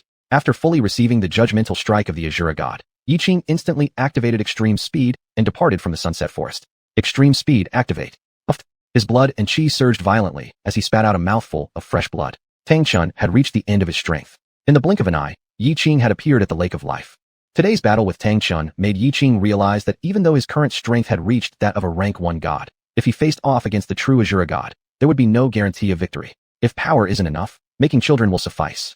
Upon realizing this, Yiqing found a spot by the lake of life and planted the blue silver royal. Digging a hole, planting the seed, watering it, all accomplished seamlessly. The blue silver royal seemed to truly gain new life once again upon returning to the Star Do Great Forest. Husband. A soft call rang out. A white figure materialized out of nowhere, appearing behind Yiqing. In a natural and gentle manner, she wrapped her arms around his robust waist, pressing her backside against his stomach and her chest to his back. Only someone most trusted and intimate could make such an action, allowing Yiqing's mind and body to fully relax. Husband, this is planting the blue silver royal. As the sovereign of spirit beasts, Guyunan naturally recognized what Yiqing was planting. The blue silver royal chose to retrain into human form after reaching 10,000 years. But due to misfortune, it ultimately paid the price of its life, leaving only a sprouted seed which nearly suffered secondary damage until I came across it and dug it back up. However, Guyunan's focus was not on the blue silver royal, but on Yiqing himself. More specifically, on the bloodstains on his body. Chapter 47. A good life starts with a barbecue party. Husband, the blood on you. Blood? Shit. I didn't change clothes as soon as I got home, and has noticed the residual blood on my body. Guyunan did not scold Yiqing. Her eyes just stared at the blood on Yiqing's body as tears streamed down her face. The more she cried, the fiercer the tears came, as if wanting to release all of her unease from her heart. She didn't mind Yiqing doing what he wanted, but she worried about him getting hurt or worse, something happening to him. Her husband's shirt gradually wet on his back. Yiqing paused for a moment, then turned around to face Guyunan directly. His hands were dirty, and the dried blood stains on his sleeve had turned purplish red. Yiqing bent slightly, his handsome face facing Guyunan's tear-streaked little face. Their noses touched, and he gently rubbed against her. Nay, don't cry, alright? Your husband knows he was wrong. Next time, I'll be more careful and promise that I won't get myself injured. This intimate gesture caused Guyunan's beautiful face to turn slightly red, her small hand lightly pounding Yiqing's chest. You promised me that if you encounter an opponent you can't handle alone, you would tell me so we could face it together. But instead, you let yourself get injured. Yiqing sighed inwardly. Sigh. How can you, my nay, be so unconvinced that your husband has the ability to solve all problems? Guyunan disregarded the blood on Yiqing's body and hugged him tightly. The beauty in his arms, Yiqing embraced her back strongly. They embraced tightly, their eyes only for each other. Dad, Mom. Xuanhuan didn't know when she ran out of the cave, followed by Bai Ji and Ziji. Seeing Yiqing come back, the princess extended her chubby little hand asking for a hug. Dad, what are you planting? Yiqing reluctantly let go of Guyunan. After crying, Guyunan's eyes were red, looking exceptionally beautiful. Yiqing forced himself to ignore his wandering thoughts and focused his attention on Xuanhuan. Father is planting a plant called Blue Silver Royal. She is the empress of all the Blue Silver lineage. Blue Silver Royal? Is she the emperor of the Blue Silver grass? Although Xuanhuan was young, she caught on instantly and understood the status of Blue Silver Royal through reasoning. Yiqing laughed softly as he leaned over slightly and lifted xuanhuan up into his arms. Yes, my dear Xuanhuan is really smart, and she got it right away. He then picked up Princess 11 too, holding one with each arm, not leaving either of the two golden flowers behind. But why does it look so bare? Because Blue Silver Royal is injured. We need to plant her in the ground, and then leaves will grow, bringing her back to life. In response to the little princess's questions, Yiqing patiently answered them all. Then I'll water her every day, making her leaves grow faster. Princess Tin spoke in a soft voice that gave off a feeling of springtime warmth. Tin sister, what do you want to water every day? As the sound ended, 9 almost identical beautiful boys of about 3 years old suddenly appeared before them, standing neatly in a straight line. It was clear to see, these 9 children would naturally grow into those who were extraordinarily disciplined and outstanding. And indeed, judging from the short period they'd been apart, their skills had risen significantly. 6th brother, big brother, 2nd brother, 3rd brother, 4th brother, 5th brother, 7th brother, 8th brother, 9th brother. You're back. Princess Tin jumped down from Yiqing and hurriedly ran to her 9 older brothers, who had arrived. The one who spoke just now was 6th brother.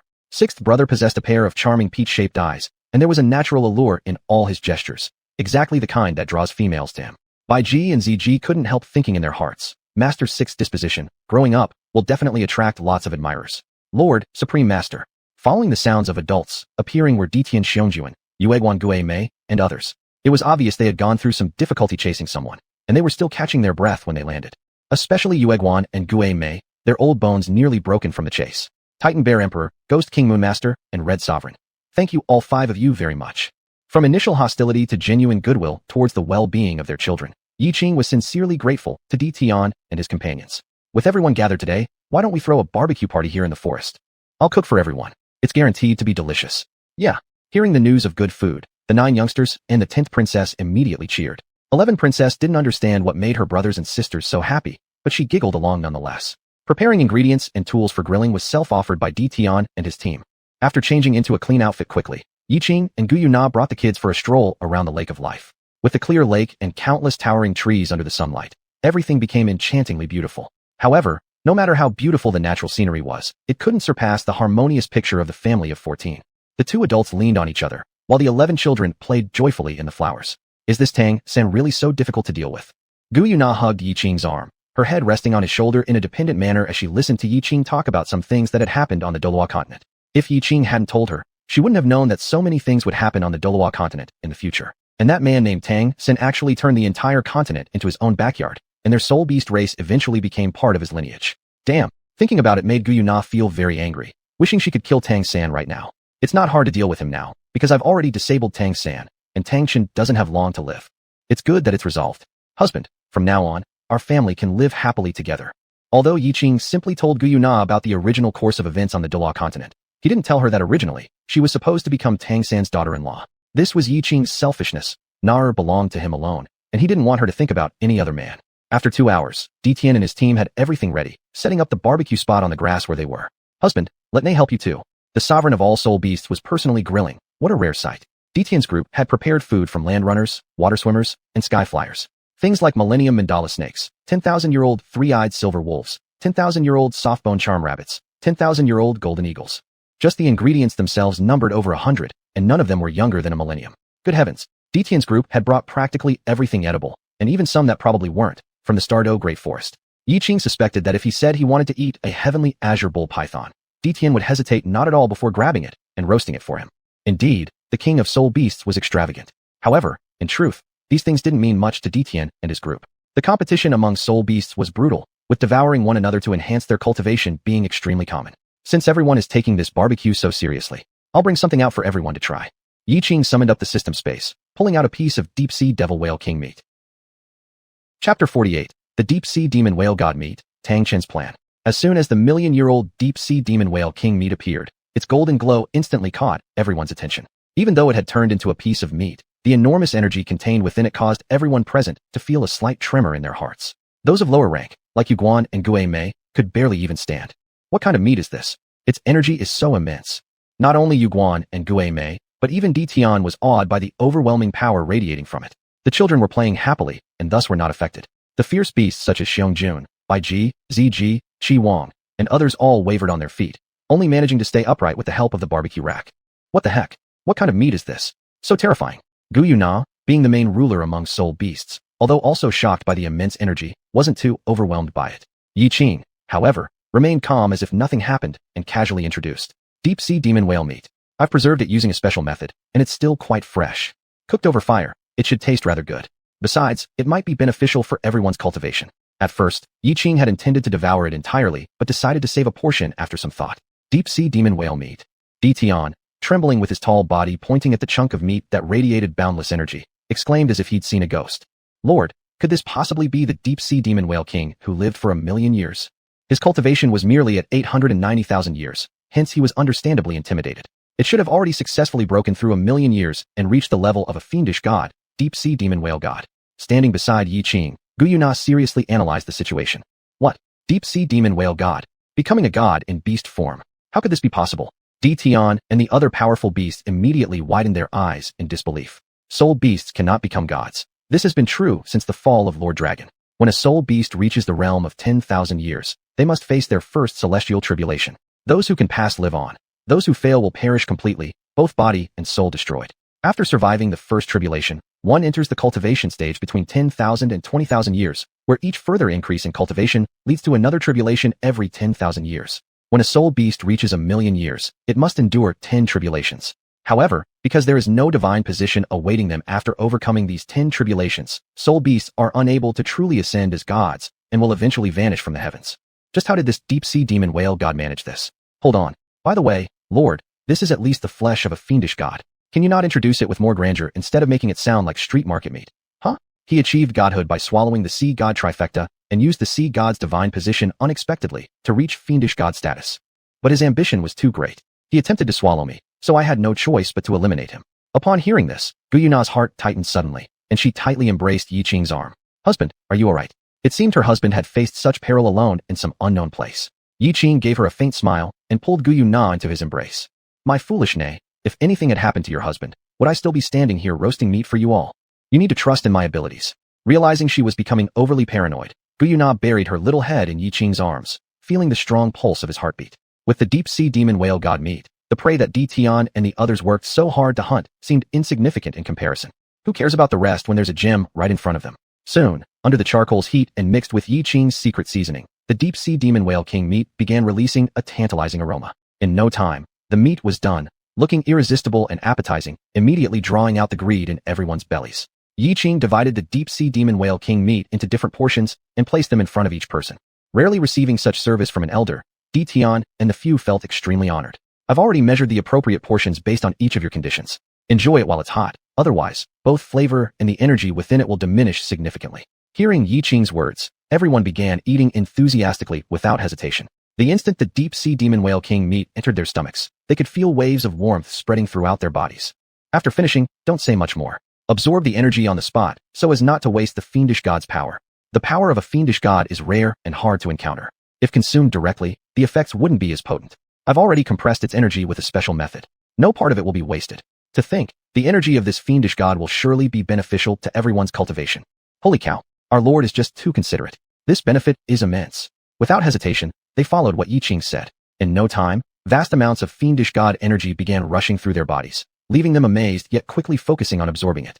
Yiqing, on the other hand, continued to play with the children. The deep-sea demon whale god meat might be excellent, but it was currently unsuitable for the children to consume.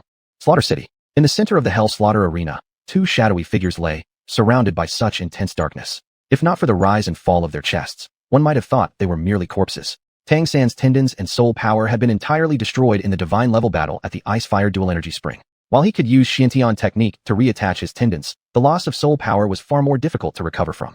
Tangan was currently suffering worse than death itself, and even more painful than Tangan was his great-grandfather, Tang Chun. The breaking of the Azura Devil Sword caused Tang Chen's already broken body to explode. The only reason they had managed to return to this slaughter city was that after passing the Azura God trial, his soul had upgraded to a God soul, enabling him to endure the agony. But this endurance would not last much longer. Once the God soul dissipated, he would completely vanish from the world. San, quickly, take the broken Azura Devil Sword and kill me. Upon hearing this, Tang San's face turned ghastly pale. Great-grandfather, I originally harmed you because I didn't know who you were. It was self-preservation. Now that I know you're my great-grandfather, how can I possibly harm you? Was his great-grandfather confused? Even if he didn't kill him, this broken body wouldn't hold out for several more minutes. Asking him to do so was like wanting him to live in perpetual torment. San, my body is already beyond repair. I'm sorry, great-grandfather, it's all my fault. Tang San lowered his eyes, fully aware it was indeed his fault. If he hadn't used Guanyin tears on his great-grandfather, Tangshan would have already killed Yiqing instead of retreating back to the slaughter city again, as he had done 2 years ago. It's not your fault. This was my destiny. As one approaches death, Tangshan understood. Even without Tangshan poisoning him, his shattered body wouldn't have lasted long either. After being parasitized by the nine-headed bat, his vitality had already been consumed completely. Now, since Poseidon has died, what meaning did he have left in life? San, listen to me. If you use the Azura sword to kill me, you will be able to gather all my cultivation into this Azura devil sword. This way, you will have a chance to inherit the Azura god title.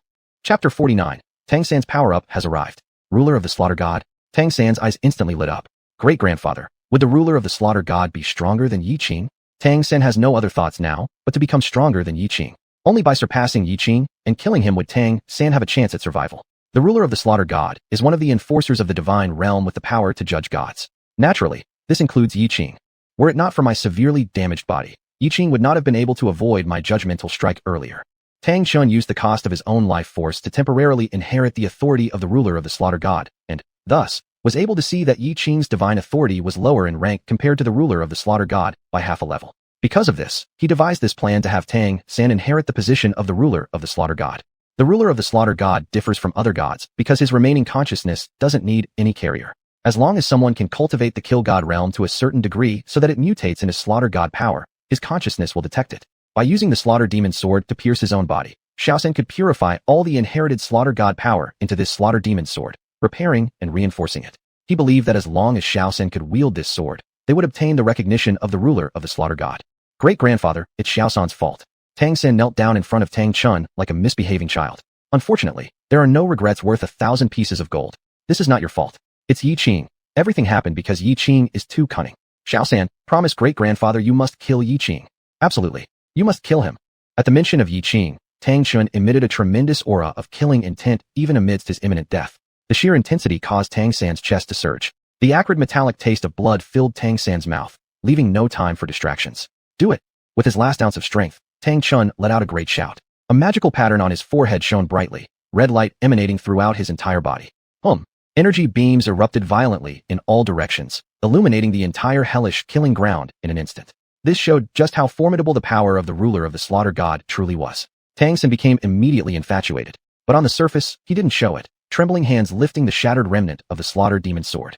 His face was filled with anguish and internal conflict. Great-grandfather, Xiaosan swears that I will definitely bring retribution for you, for father, for mother, for predecessor Poseidon, and for the whole Hodian sect to Yiqing. Aya, Yiqing, I'll kill you. Closing his eyes, Tang San swiftly raised his sword and brought it down. In the blink of an eye, Tang San released the handle and stared at his own hand, his mind a complete blank. I really killed my own great-grandfather. The moment the broken tip of the slaughter demon sword pierced through Tang Chen's body, the entire capital of killing seemed illuminated as though something celestial had dawned upon the world. Even the huge moon hanging above lost its radiance. As if pulled by some unseen force, the red lights that were previously dispersing began converging back towards the slaughter demon sword.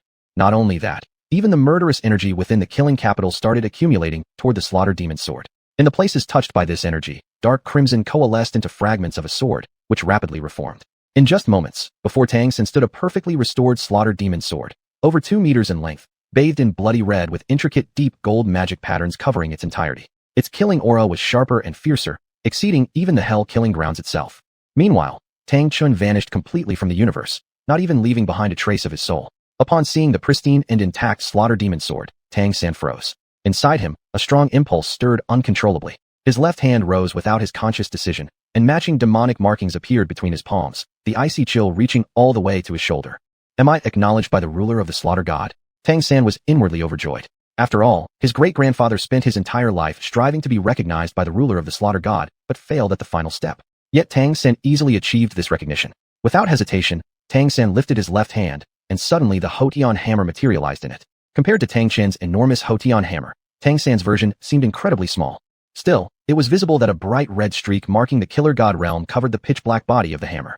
This is right. Tang San had obtained the killer god realm in the killing capital. In a sense, it could be regarded as passing the first test set by the ruler of the slaughter god. Being clever, combining this with what great-grandfather did before, Tang San quickly comprehended most of the principles involved. The slaughter demon sword hovered in midair. The previously gathered colossal energy then surged directly toward the Hotian hammer held in Tang San's hand.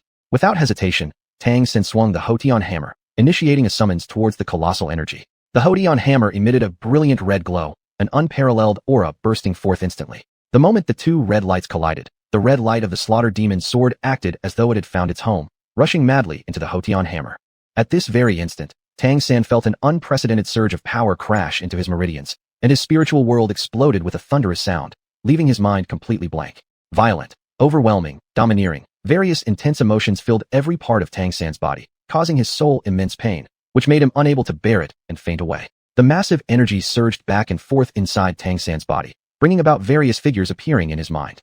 There was Tang Hao, there was Tang Chun, and there was Queen Silvergrass, Yin. Little 3, you must avenge your father. You must. Tangan, if you cannot fulfill my promise, you are unworthy to be my descendant. Little 3, let go of hatred. Mother only wishes for your safe growth. Revenge. Let go of hatred. It was as if one righteous and one evil colossal energy were battling within Tangan's body, almost driving him to the brink of collapse. But Tangan also knew a truth. The more suffering he endured now, the stronger his abilities would be after he inherited the title of the ruler of the slaughter god in the future. His future opponent was Yiqing, that unknown first-level deity. To defeat him, Tangan needed to surpass him in every aspect. As the saying goes, it is through trials by fire that one can be reborn anew. Yiqing, when I successfully inherit the title of the ruler of the slaughter god, it will be your death sentence. Glory over Douluo continent comes naturally. At this moment, in the Star Do Great Forest, Yiqing and the children were devouring roasted meat. Although they could not eat the deep-sea devil whale deity meat, quite a portion of the captured soul beasts brought by Detian were highly suitable for the children to consume. Time ticked away second by second. Xuanhuan and Gui may receive the least amount of deep-sea devil whale deity meat, but they woke up first. There was no sense of imbalance because Yiqing gave them less. Instead, they greatly admired how well Yiqing judged the portions. Because it was just right, not too much and not too little. Understanding the principle of not biting off more than one could chew, they stretched their limbs feeling refreshed, sensing the enormous changes brought by the physical transformations. Old Ghost, how many levels have you advanced? Chapter 50. The changes in Xuanhuan and Gui Mei. When Xuanhuan saw Gui Mei, he suddenly widened his eyes. Is this Lao Gui? Gui Mei was called Gui Mei because of the special nature of his soul, which made his face pale, like a ghost, all year round. After absorbing the energy of the deep-sea devil whale demon god, Gui Mei's sallow complexion had regained some blood color. The skull marks on his face were replaced with normal pink tones, and he no longer gave off the same sinister vibe as before. He had become an ordinary person, full of positive energy and vitality. Lao Gui, I guess even if your level hasn't improved, this won't be a loss for you. Xuanhuan pulled out a mirror from his soul device and pushed it in front of Gui Mei. Chrysanthemum, what are you doing? After seeing the reflection in the mirror, Gui Mei, who had transformed into a completely normal person, was stunned for a long time. Is this person really me? Because of the particularity of his soul, Gui Mei had never been liked by anyone since childhood, which led to his reclusive personality. No one besides Xuanhuan wanted anything to do with him. At this moment, Yiqing approached with a smile and looked at Gui Mei. Gui Mei, why don't you try releasing your soul force? Gui Mei nodded dazedly and raised his hands, and immediately powerful ghost-like energy spread around. The entire lake of life was then filled with ghostly chi. A majestic ghost king manifested behind him. His soul power hadn't weakened but instead became stronger than ever. Gui Mei didn't know how to describe his own feelings at this moment. This is because the energy inside the deep-sea devil whale demon god contains sea god power, and sea god power has purifying effects. Thus, it purified the side effects of your soul and further refined your soul, enabling its evolution into the Ghost King. Gui Mei, Gui Wang. These are two entirely different concepts. The energy contained within a million-year-old spirit beast has increased your strength.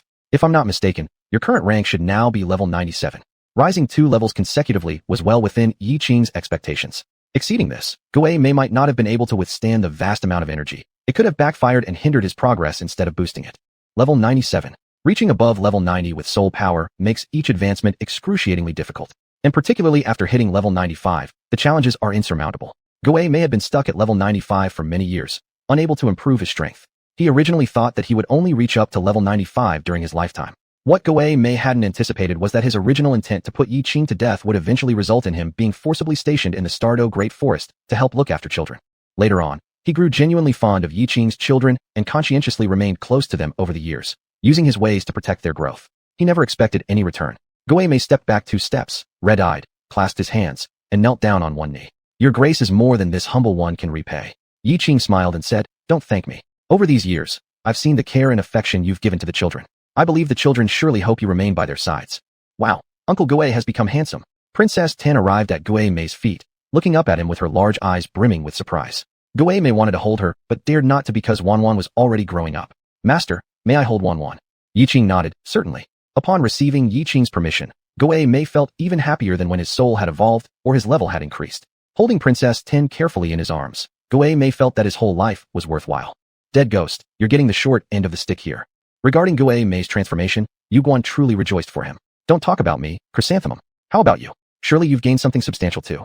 Yuguan smirked mysteriously. As for me, you'll just have to guess. Dead Chrysanthemum, when will you stop making me guess? Let's settle it with a fight. We'll see who wins this match. Xuanhuan, go play with your brothers first. Uncle Douluo is going to play a game with Uncle Yu. After speaking, Douluo Many gently set Princess Ten down. Little Xuanhuan nodded and trotted off with her tiny legs. Yuguan extended his right palm, and a faint layer of immortal purple qi appeared in his hand. The immortal purple qi diffused, giving birth to a colossal chrysanthemum flower. Different from the formerly hairy petals, the petals now were crystalline and transparent, like crystal, each petal surrounded by an aura of immortal purple qi. Just as Yiqing predicted, Yuguan's soul power had also undergone an evolution, advancing directly from the fairy quality marvelous Ling Tongtian chrysanthemum to the divine quality immortal chrysanthemum. With one fairy quality and another divine quality, the disparity between the two becomes apparent. Chrysanthemum, your soul power. Douluo Many, who had been a lifelong partner of Yuguan, immediately noticed the anomaly in his soul power. Lao Douluo, let you be the first to try my god-level soul power, the eternal chrysanthemum. Whoa, god-level soul power. Dead chrysanthemum, you're screwing with me. How can it be considered screwing? Isn't your soul power also evolving? 9 rings appeared under Yuguan's feet. Yellow, yellow, purple, purple, black, black, black, black, and black. The first one lit up momentarily. First soul skill, Eternal Chrysanthemum Blade. The entire lake of life instantly filled with an intense, mysterious fragrance that made Douluo Many's consciousness pause for several seconds. Wow, after evolving into the Eternal Chrysanthemum, even its scent has increased in lethality.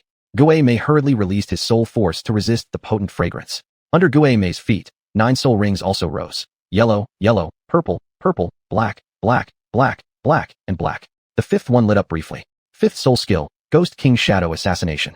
A dark vortex formed in his palm, emitting an eerie aura. The next moment, ghostly howls resounded from within the vortex. The surrounding air temperature plummeted, and mighty ghost kings surged out, as if they were transitioning the lake from the living world to the underworld. Yuguan clenched his teeth angrily. You old ghost. I used my first soul skill, but you actually used your fifth one. Douluo Many cackled. Chrysanthemum, you tricked me first, so don't blame me now. The ghost kings moved at lightning speed, reaching Yuguan in an instant.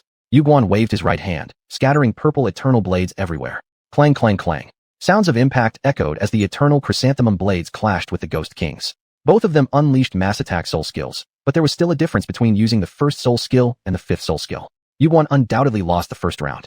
Let's continue. This time, we'll both use our soul's true form. Let's fight outside. The Lake of Life was their home, and naturally, they didn't want to destroy it.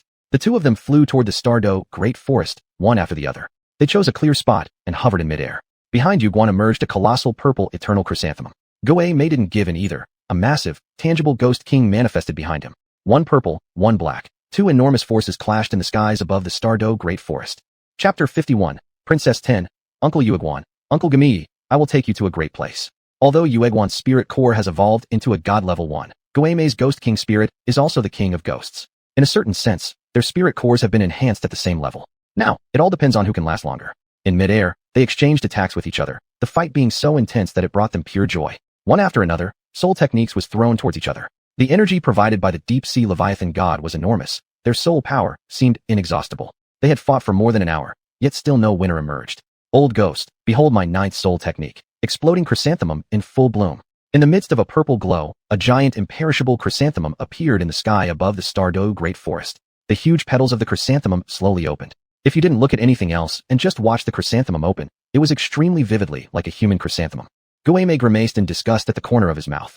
Damn, dead chrysanthemum, your 9th soul skill is already bizarre enough, but I didn't expect it to be even weirder after the evolution.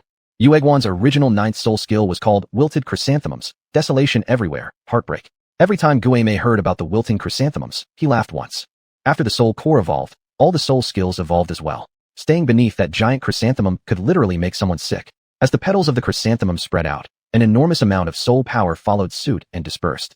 The 9th soul ring on Yuguan's body surged wildly, and from the large chrysanthemum in the sky sprouted countless small chrysanthemums, which quickly shot toward Douluo Many and exploded in flashes. The explosive power produced by the chrysanthemum explosion was comparable to the explosion of a 10th rank soul artillery.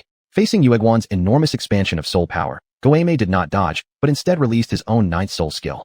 Behold my 9th soul skill, Ghost King Assault Formation. A horrifying aura akin to the descent of hell emanated from Douluo Many. The energy from the 9th soul ring on his body converged madly towards the sky, as if the entire underworld was hung upside down over him. Numerous terrifying black holes appeared, ghost faces filled with terror flashing in these black holes. The Ghost King of Kings lay hidden among countless ghost faces. That scene was somewhat like the whack-a-mole game, except what popped out were not moles, but terrifying ghost kings. Any soul master touched by the Ghost King of Kings would instantly vanish. At the moment the ghost face touched the chrysanthemum, a huge explosion resounded in the air. Boom boom boom. Both Yueguan's 9th soul skill and Guamei's 9th soul skill were extremely strong. At their current rank, they almost have no rival in the Douluo continent. However, what is the feeling when one person faces full-screen exploding chrysanthemums? Guamei felt a tightening in his chrysanthemum, and the Ghost King figure in the sky seemed affected too, his silhouette shaking slightly. Instantaneously struck by the 9th soul skill of the chrysanthemum Douluo, the horrifying airborne hell collapsed. The sky returned to brightness. Guamei's face was dark green, tightening his legs while standing before Yueguan in an awkward posture. Ha ha ha. Old ghost, it seems our strengths are evenly matched. Yueguan roared in laughter, his mood excellent. Who is evenly matched with you? I'm completely disgusted by your soul skill, damn it. Guamei couldn't help but curse loudly. Dead chrysanthemum. Next time if you dare to use your 9th soul skill on me again, watch out for your own chrysanthemum. Soul core and soul power retracted simultaneously. Guamei's figure quickly disappeared before Yueguan, a hint of retreat from the battle evident. Dead ghost, being the first to experience the feel of my exploding chrysanthemum is your honor. Yueguan cheerfully retracted his soul core and soul power and disappeared on the spot together with him. One after the other, they returned to the Stardo Great Forest. Ditian and others had also awoken from their meditative state. Several people knelt before Yiqing simultaneously. Thank you, great lord, for your grace. We will never forget this. As Yiqing had said, the flesh of the deep-sea Leviathan god was hard to come by. Yiqing could easily have kept all the meat for himself without giving any to them. They wouldn't have known otherwise. However, Yiqing did not do so. Instead, based on their conditions, he shared the divine beast's meat with every one of them.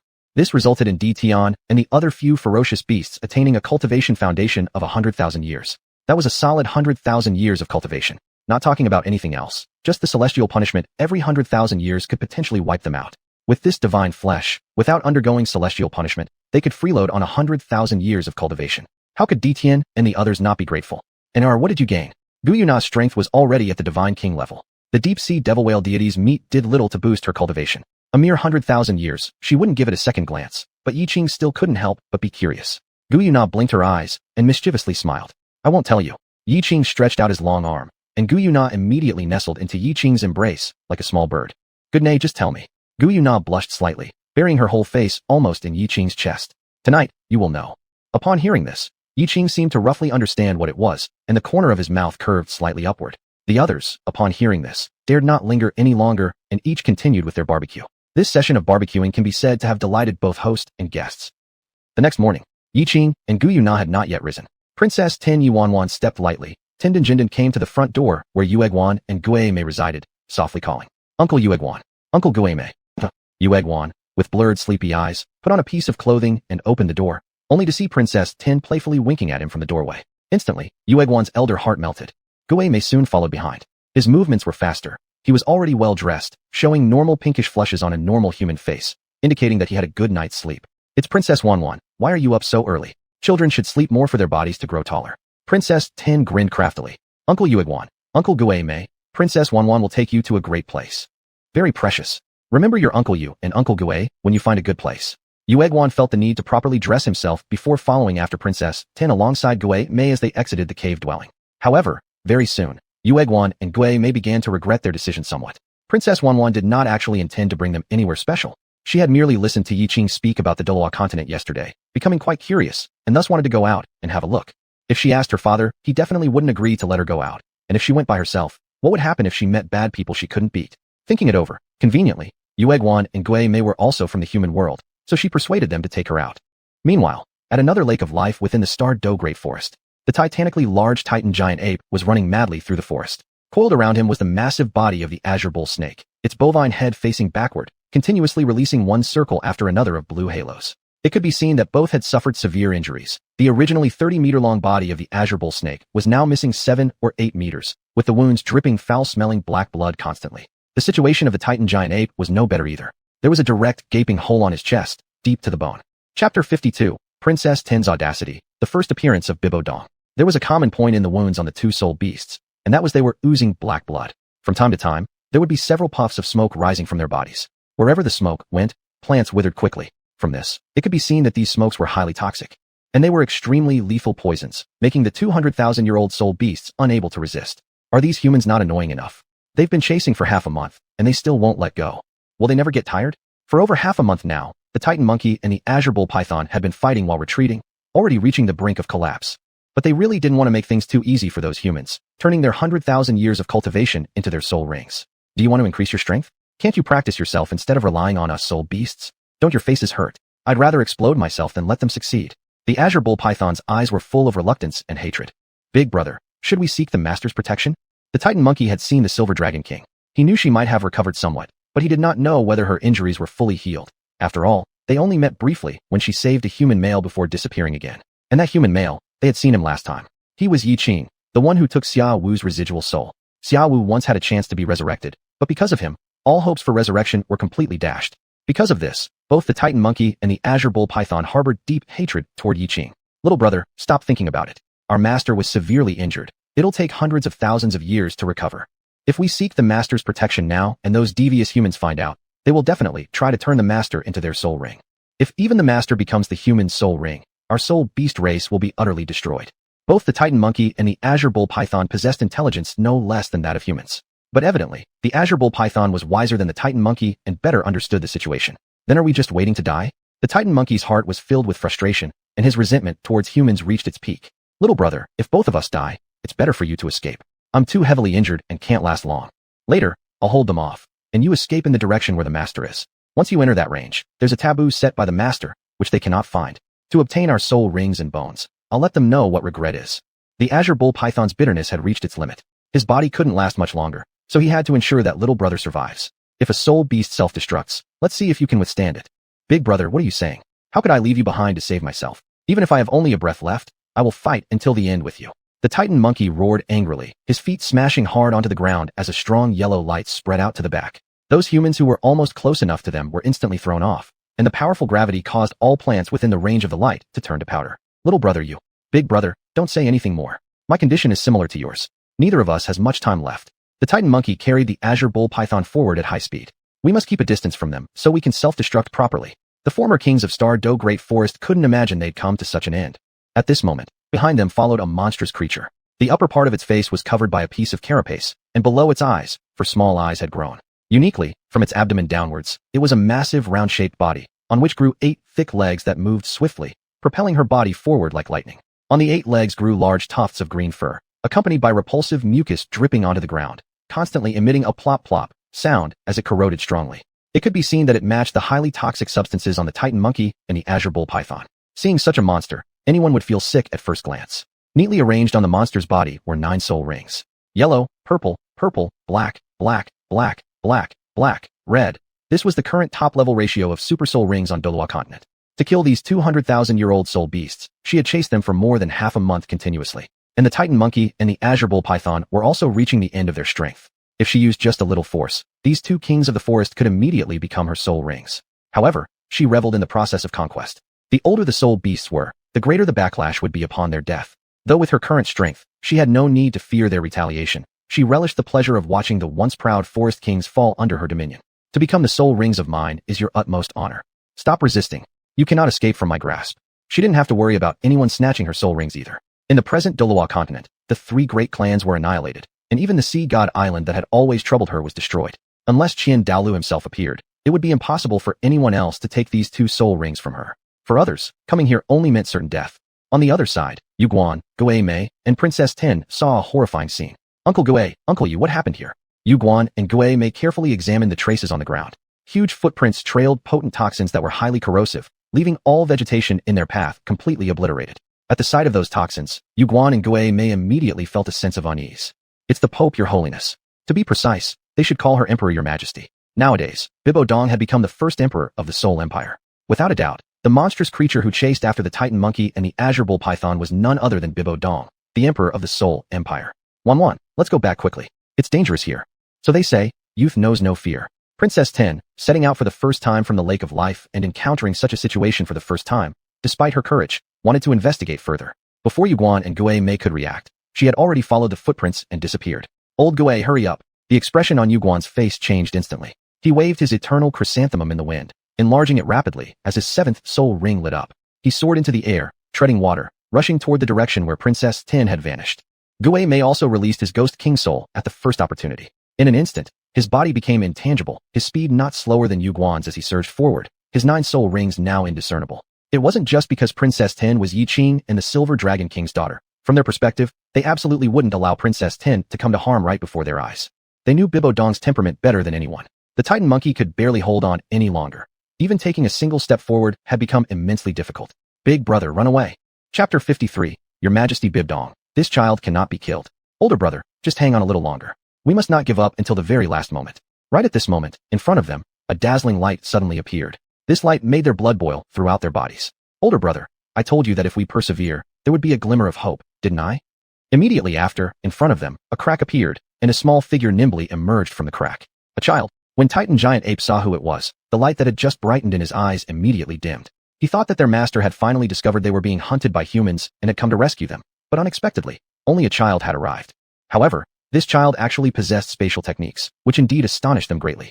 Child, quickly leave. There's a crazy woman here. She will kill you when she sees you. Crazy woman? Are you talking about her? Facing the ox-headed creature that could speak human language, Xuanhuan tilted her little head, her big eyes calmly staring at the monster behind them. Bibdong, who was approaching quietly, instantly paused when she saw a human little girl. This little girl is so beautiful. Her appearance almost overlapped with a tiny figure in her mind. If one must say something, that is, this little girl in front of her looks even more beautifully lively, making anyone who sees her involuntarily feel joy. However, the tiny figure in her mind was her lifelong nightmare, an unbearable past she wanted to erase in her dreams countless times. Many times, she wanted to make it disappear, but every time, due to the interference of Qian Daolu, her attempts came to nothing. Her gaze hardened, and Bibdong changed her demeanor, glaring fiercely at Xuanhuan. Kid, since you've already seen my face, then you'll die together with these 2 soul beasts. This child could evade her spiritual detection and arrive here soundlessly, which indicated his natural talent must be remarkable. Xuanhuan, who grew up among ferocious beasts, had never encountered a scene like this.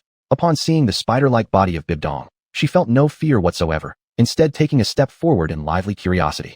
Wow, sister, are you a spider spirit? Seems incorrect. You resemble the Spider-Man my dad talks about. Whenever Yiqing had time, Xuanhuan would pester him for various stories. Dad says Spider-Man is a superhero who can save the Earth. Sister, you must be very powerful too, right? Powerful? Bibdong's eyes slightly revealed a hint of astonishment. This child was actually unafraid of her. After all, usually she wouldn't reveal her soul technique in front of outsiders because her transformed form was too ugly. Sister, did you defeat these 2 10,000-year-old soul beasts? Indeed, sister is really powerful. The young princess showed no fear like a newborn calf. She grew up among savage beasts and had learned about soul beasts from Baiji's lectures, easily identifying these 2 as beings over 10,000 years old. No older woman could resist being called sister by a child. It was at this moment that Bibdong remembered. This child's potential was truly remarkable. Bibdong started to feel moved. Perhaps she could take this little girl back and cultivate her. In the future, she'd definitely become an excellent assistant, and her achievements would surpass Lena's without a doubt. At this point, 2 swift figures arrived one after another. Xuanhuan, be careful. The powerful soul power of a titled Douluo approached. Bibdong's body swayed. Her upper body bent down, and the purple-black carapace on her body instantly spread out, transforming her entirely into a giant spider. As the purple radiance was about to reach Xuanhuan, a black figure swiftly grabbed her first, retreating tens of meters backward. A powerful mental force locked onto Gue Mei's body, stopping them from retreating further. Chrysanthemum Douluo, Phantom Douluo. Upon recognizing the arrivals, Bibdong showed a look of shock. Weren't Chrysanthemum Douluo and Phantom Douluo dead 2 years ago? Moreover, their remains couldn't be found either. Hope. No, Your Majesty Bibdong. She is just a child. Can you, for Yuegwan and Gue Mei's many years of loyal service to the Spirit Soul Pavilion, spare her? The exact strength of Bibdong, Yuegwan, and Gue Mei weren't clear about. Though their soul techniques had evolved, and their levels had improved to level 97, Xuanhuan was still present now. There should be other titled Douluo level individuals lying in wait around here. A direct confrontation. They weren't afraid of dying, but they feared Xuanhuan might get hurt even a bit. Therefore, they intended to play the sentiment card first. If that didn't work, they would have no choice but to engage Bibdong in battle. Is this little girl your child? Seeing the age of this little girl matched perfectly with the time frame when Chrysanthemum Douluo and Phantom Douluo disappeared. Chrysanthemum Douluo, Phantom Douluo, if you 2 want to get married and have children, you can just tell Your Majesty directly. There's no need to hide it from me. The Soul Power Empire is in dire need of capable individuals at this time. If Elders Gue and Chrysanthemum could return to the Soul Power Empire, it would be for the best. Your Majesty of the Empire, you're mistaken. This little girl isn't our child, and we cannot reveal her identity to you. But, Empress Bibdong, you must not harm this little girl. Otherwise, you will surely regret it. Regret? The thing Bibdong regrets most was telling her teacher about her feelings for Yu Xiaojing, which ultimately led to her teacher causing her. The second greatest regret was failing to kill that wicked offspring, causing her to constantly recall those disgraceful memories whenever she sees her. The third regret was wiping out the blue electric tyrant dragon family, which caused Yu Xiaojing to perish. Bibdong locked down a kilometer radius with her mental force, emitting a cold laugh. Now that the two elders have returned, to prove your sincerity, all you need to do is kill this child, and I will let you return to the empire. Kill Xuanhuan. Yueguan and Guei exchanged a glance. Indeed, this was how Bibdong always operated. The two simultaneously unleashed their soul beasts. The mighty Ghost King appeared, instantly filling the kilometer range with ghostly energy. At the same time, the purple eternal chi rose on the other side, as a giant purple eternal chrysanthemum flower floated above. In an instant, the area within a kilometer was swept by two different types of soul power. Yet, they were still under Bibdong's mental force lock. And yet these two could still release their soul beasts, giving the Azure Ox Python renewed hope. Brother 2, I told you we had to hold on until the end. Isn't this a turning point now? As long as they didn't give their soul beast to the humans chasing them, giving it to anyone else would be fine. Big brother, haven't you realized yet? These two humans are the same ones who chased us, and they even forced Sister Xiaowu to die. It's them. The Azure Ox Python panted heavily, glaring fiercely at Yueguan and Guei. Even though both powerful beasts were struggling physically, they remained resilient. The moment Yueguan and Guei released their soul beasts, Bibdong's eyes suddenly narrowed. Your soul beasts. Chapter 54. Sacrifice, Xuanhuan. Not only were their soul cores different, but the soul power emanating from them was also closer to a certain realm. The soul power of Yueguan and Guei was accompanied by a sacred aura. This sacred aura made her feel a slight repulsion. I wonder why you haven't returned to the Soul Empire even though you're alive, instead choosing higher patrons and abandoning me. If this is the case, then you all deserve to die. Bibdong was generous to those under her command, yet utterly ruthless to those who were not loyal to her. Especially towards those who betrayed her, she felt even deeper hatred. Placing Xuanhuan on a relatively safe tree, Guei whispered, Xuanhuan, go activate your innate abilities and return to the cave immediately. Don't come out again. Uncle Yu and I will be back shortly. In reality, confronting Bibdong, they were uncertain if they would make it back. They probably wouldn't. Xuanhuan seemed unaware of what had happened, instinctively nodding at Guei's instructions. Trying to escape. Bibdong's first soul core, the Death Spider Empress awakened in its true form, and everywhere its purple aura spread, the ground turned scorched yellow. Guei's complexion drastically changed. Under no circumstances can the purple aura reach Xuanhuan. Otherwise, the consequences will be unimaginable. Without any other choice, Guei brought Xuanhuan behind a large tree near the Azure Ox Python and the Titan Giant Ape, using their massive bodies as barriers to cut off Xuanhuan's line of sight to Bibdong. Protect Xuanhuan. She is the child of our master. As he passed by, Guei quietly added, now, the final method is to inform the two soul beasts of Xuanhuan's real identity. What? This child is? The Azure Ox Python and the Titan Giant Ape were stunned. This child was actually the child of their master. No wonder she could wield spatial techniques at such a young age. After all, human children, regardless of how talented they may be, couldn't naturally possess spatial skills. Looking at Xuanhuan's appearance reminded them of the fleeting glimpse 4 years ago of that breathtakingly beautiful woman. Brother, the Titan Giant Ape and the Azure Ox Python exchanged glances, switching from sitting to crouching, faint energy waves coalescing within them. They must protect the child of their master. For soul beasts, once dragons were their faith. After the fall of the dragon god, the Silver Dragon King became their new deity. Inspired by this belief, even if their bodies were overexerted, the scattered energies inside them could still gather anew. Yellow, yellow, purple, purple, black, black, black, black, black. 9 soul rings rose simultaneously beneath the feet of Yueguan and Guei. To deal with Bibdong, they could hold nothing back. They must create the maximum chance for Xuanhuan's survival, and they need to do it all in one shot. Ultimate Stasis Field. This field evolved from the Dual Stasis Field as their soul cores progressed. The Dual Stasis Field is a double attribute field capable of freezing both the opponent's skills and movements, but comes with limitations. It could only restrain opponents up to grade 98 of sealed Douluo warriors. For someone like Bibdong exceeding grade 98, it proved ineffective. On the other hand, the ultimate stasis field could momentarily impede even divine beings.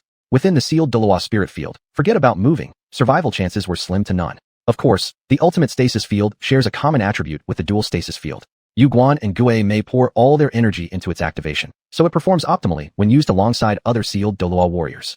Xuanhuan flee quickly. Still, they underestimated the challenge. The ultimate stasis field only held Bibdong for a few seconds. During this time, Xuanhuan didn't use her spatial technique to leave. After a few seconds, Bibdong's body emitted a stronger purple glow, her 8th black soul ring lighting up intensely on her side. In an instant, another Death Spider Empress appeared identical to her original form before Yueguan and Guei. 8th soul skill, Spider Empress replica. This time, Bibdong's focus wasn't just Xuanhuan, but also the Titan Giant Ape and the Azure Ox Python. She'd pursued these two 10,000-year-old soul beasts for half a month and absolutely refused to let them go. Under her control, the Spider Empress replica sprang forward, aligning with her main body and speeding toward 2 directions like twin purple illusions, one heading toward Yueguan and Guei, the other toward the Titan Giant Ape, the Azure Ox Python, and Xuanhuan. There was simply no way to evade. Boom. The ultimate stasis field shattered explosively and simultaneously. Brother, After being struck, the already severely wounded Titan giant ape and Azure ox python found themselves riddled with holes, their pupils beginning to scatter. A cold smirk graced Bibidong's lips. Now, we just need to wait for the soul rings on the two soul beasts to automatically coalesce, and they will be ready for absorption. Subsequently, she cast a venomous glance toward Xuanhuan's direction as if revisiting her own disgraceful past. Bibidong then shrieked sharply, "You're going to die." At this moment, two earth-shattering roars resonated simultaneously, igniting two fiery red glows within the Douluo Great Forest. Blinding red light radiated from the center of foreheads of both great soul beasts, rendering everything motionless in that red glow. Even Bibidong was immobilized. This scene, Yuguan and Gui Mei had already grown extremely familiar with it. Because 2 years ago, they had witnessed it before. It was precisely the sacrifice by another 10,000-year-old soul beast, the flexible bone demon rabbit, to Tangan. But who were they sacrificing themselves for? Loathsome human. If you wish to have our soul rings and soul bones, then we'll ensure they don't align with your wishes. Xuanhuan is the child of our master. Purebred soul beast blood runs through her veins, and her lineage is extraordinarily powerful. If they were killed directly, their energy would certainly retaliate against anyone trying to take it. However, sacrifices are different, as they not only involve one's life, but also the soul. Thus, regardless of the opponent's strength or whether the opponent has achieved the necessary level for soul rings, the fusion of their 10,000-year cultivation with the other party would undoubtedly succeed. Xuanhuan stared wide-eyed, utterly immobilized, and unable to speak. She could only helplessly watch as two large fires consumed the giant bodies of the soul beasts, eliciting an almost resonant sensation deep inside her. The resonance stemmed from the innate kinship shared among soul beasts at their death due to being hunted down. Little young master, we meet for the first time, and neither Titan nor I know what to offer, so let us give all our 10,000 years of cultivation to you. May you grow up healthy and happily. Tianqing ox python and Titan ape's forms gradually faded away as peace settled in their eyes. It's fortunate, little young master, that you arrived just in time, keeping our powers from falling into the hands of humans. We gladly offer them to you without reservation and no hard feelings. As blood burned brighter, its hue changed from bright red to dark crimson. Chapter 55. Bibidong has designs on Xuanhuan. When Yuguan and Gui Mei realized that the Titan giant ape and the Tianqing python were being sacrificed to Xuanhuan, they didn't care about anything else and went mad trying to stop their actions. However, the energy produced by the 10,000-year spirit beast sacrifice was simply too massive. With their current abilities, there was no way they could stop it. What the hell? I told you to protect Xuanhuan. So what are you doing? Xuanhuan is still a child. How can she handle such immense energy? Both Yuguan and Gui Mei tried to use their soul forces to interfere with the sacrifices of the Titan giant ape and the Tianqing python, but it was like pouring a bucket of water into an ocean. It made no difference. Stop. You must stop. Don't continue the sacrifice. Did you hear me? Upon hearing Yuguan's and Gui Mei's heart-wrenching cries, the Tianqing python spoke to them using its soul. I used to think all humans were bad people, but now I see that you too are exceptions. No wonder our master trusted you with the young lord. You should be at ease. The young lord possesses the dragon god bloodline of the main lord. Since we are transferring our energy through sacrifice, it won't cause her body any harm. The energy will only be fully utilized once the young lord awakens her bloodline in the future. Is that so? Hearing the words from the Tianqing python, Yuguan and Gui Mei stopped attempting to interrupt with their soul forces. But they kept closely watching Xuanhuan's expressions, fearing the slightest bit of discomfort. Xuanhuan, stay inside for now. Don't move. Uncle Yu and Uncle Gui will soon come to take you out. Xuanhuan obediently nodded her head. While waiting within the red circle of light, apart from feeling a bit strange inside, her body felt very comfortable. It was exactly this sensation that stopped her from making other movements. First to fade away was the body of the Tianqing python. All the red expanded into a large ring and slowly contracted into Xuanhuan's tiny body. Bibidong watched from the side and was nearly driven crazy with rage. The prey she had been chasing for half a month was finally within reach, but now it ended up benefiting someone else. What made it worse was that the recipient was just a child. Killing her would mean completely wasting the energy of the two 10,000-year spirit beasts. Annoying. As she helplessly watched, the Tianqing python turned into a small green snake lying flat on the ground. Its emerald glow gradually faded, leaving behind nothing but a lifeless gray hue. Afterwards, the Titan giant ape's energy encased Xuanhuan in the same manner. The infusion of the energies of the two 10,000-year spirit beasts seemed to transform Xuanhuan into someone else. Her already rosy cheeks became even more radiant. If not for her appearance as a child, one might have said she was a fairy who could bring down kingdoms. As for the spirit bones dropped by the two 10,000-year spirit beasts, due to considering Xuanhuan's age, they merely adhered to her body and did not entirely fuse with her. Nevertheless, this created a new lower age limit for absorbing 10,000-year spirit beast energies in the history of Douluo continent. The Titan giant ape and the Tianqing python were correct. Had it not been for the silver dragon king blood flowing in Xuanhuan's veins, any human child would have already exploded and died. Once everything ended, Xuanhuan regained her ability to move, and her body experienced no discomfort. At the same time, Bibidong, Yuguan, and Gui Mei also recovered their ability to approach Xuanhuan. 3 streams of soul power moved toward Xuanhuan simultaneously, but Bibidong acted faster than Yuguan and Gui Mei. Just before the latter two arrived, a great hand grabbed Xuanhuan by her collar and hoisted her beside herself. Yueguan and Guimei gasped in alarm and nearly collided. Your Majesty, Bibi Dong, please spare her. Spare her. Bibi Dong paid them no heed, and instead looked down at Xuanhuan. Are you called Xuanhuan? Xuanhuan nodded her head, possibly due to the influence of just absorbing the energy of the Titan giant ape and the Tianqing python. She felt somewhat resistant towards Bibi Dong. Speak. Bibi Dong fixed her gaze sternly and changed her fingers to pinch the girl's neck. Yueguan and Guimei's hearts leapt high with anxiety. Your Majesty, Bibi Dong, don't. Xuanhuan, be a good girl and tell her. Xuanhuan glanced at Yueguan and then looked away. My name is Xuanhuan, Xuanhuan. My father gave me this name. He said my name comes from the phrase, long hair entwines your heart. May we never forget each other. The long hair entwines your heart. May we never forget each other. Just from these two phrases, one could see that Xuanhuan's father must have truly loved her mother. A faint twinge pierced Bibi Dong's heart. Who doesn't have those youthful days where love overrides everything? Yet she had paid dearly for it herself. Xuanhuan, would you like to come back with me to the Spirit Empire? If you're obedient enough, I won't let you down.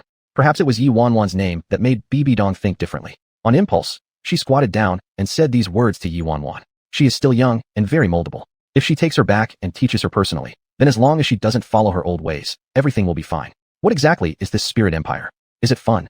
The Spirit Empire is extremely fun. Once you arrive, you can play anything you want.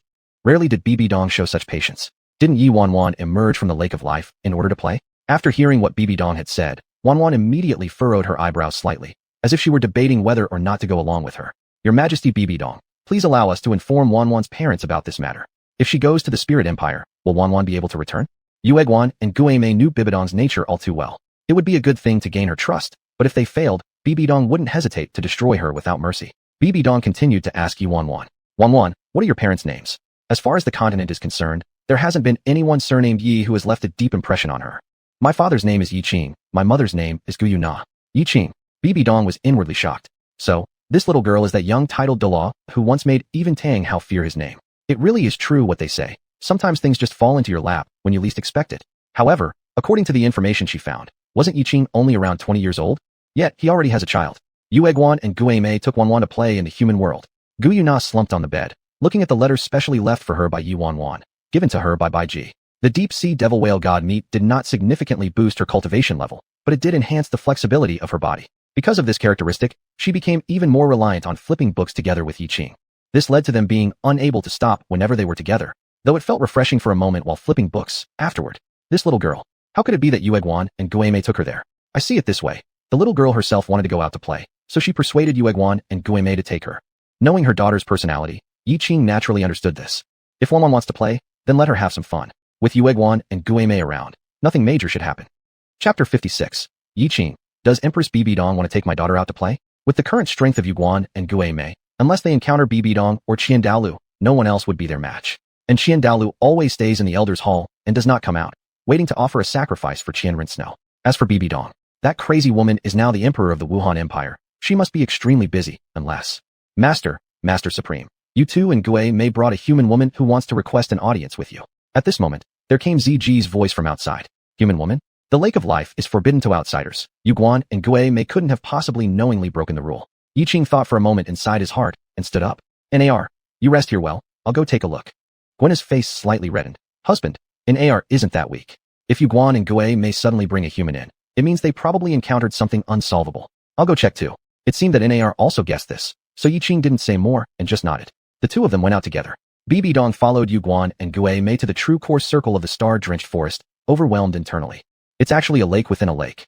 No wonder I find it so difficult each time I search for large-souled beasts. There's no doubt, what's hiding inside is the real king of the forest. Titan monkey and blue cyan cow python are merely used to confuse people. But didn't Yueguan and Guimei say they were going to help her find Xuanhuan's parents? Could it be that Xuanhuan's mother is also a 10,000-year-soul beast? Bibi Dong knows that Tang Hao's wife back in the day was a 10,000-year-soul beast. Later, Xiaowu who was with Tang San was also a 10,000-year-soul beast. Even Xiaowu's mother became her soul ring. If she could kill the true king of the forest to make it into a soul ring, then losing two 10,000-year-soul beasts today wouldn't be so painful. After all, loss is a blessing in disguise. Just as she was thinking, ripples began to appear on the Lake of Life, and a massive sense of danger hit her straight on. This was a life-threatening danger, almost making Bibi Dong flee in panic. You see, Bibi Dong's actual spiritual power had already reached level 99, taking one step into the God realm. Unless the opponent was of a higher grade, it would absolutely be impossible for her to feel this way. Instinctively, Bibi Dong released her first spirit soul, Death Spider Emperor. Then, Another wave of a feeling even more unsettling than before came over her.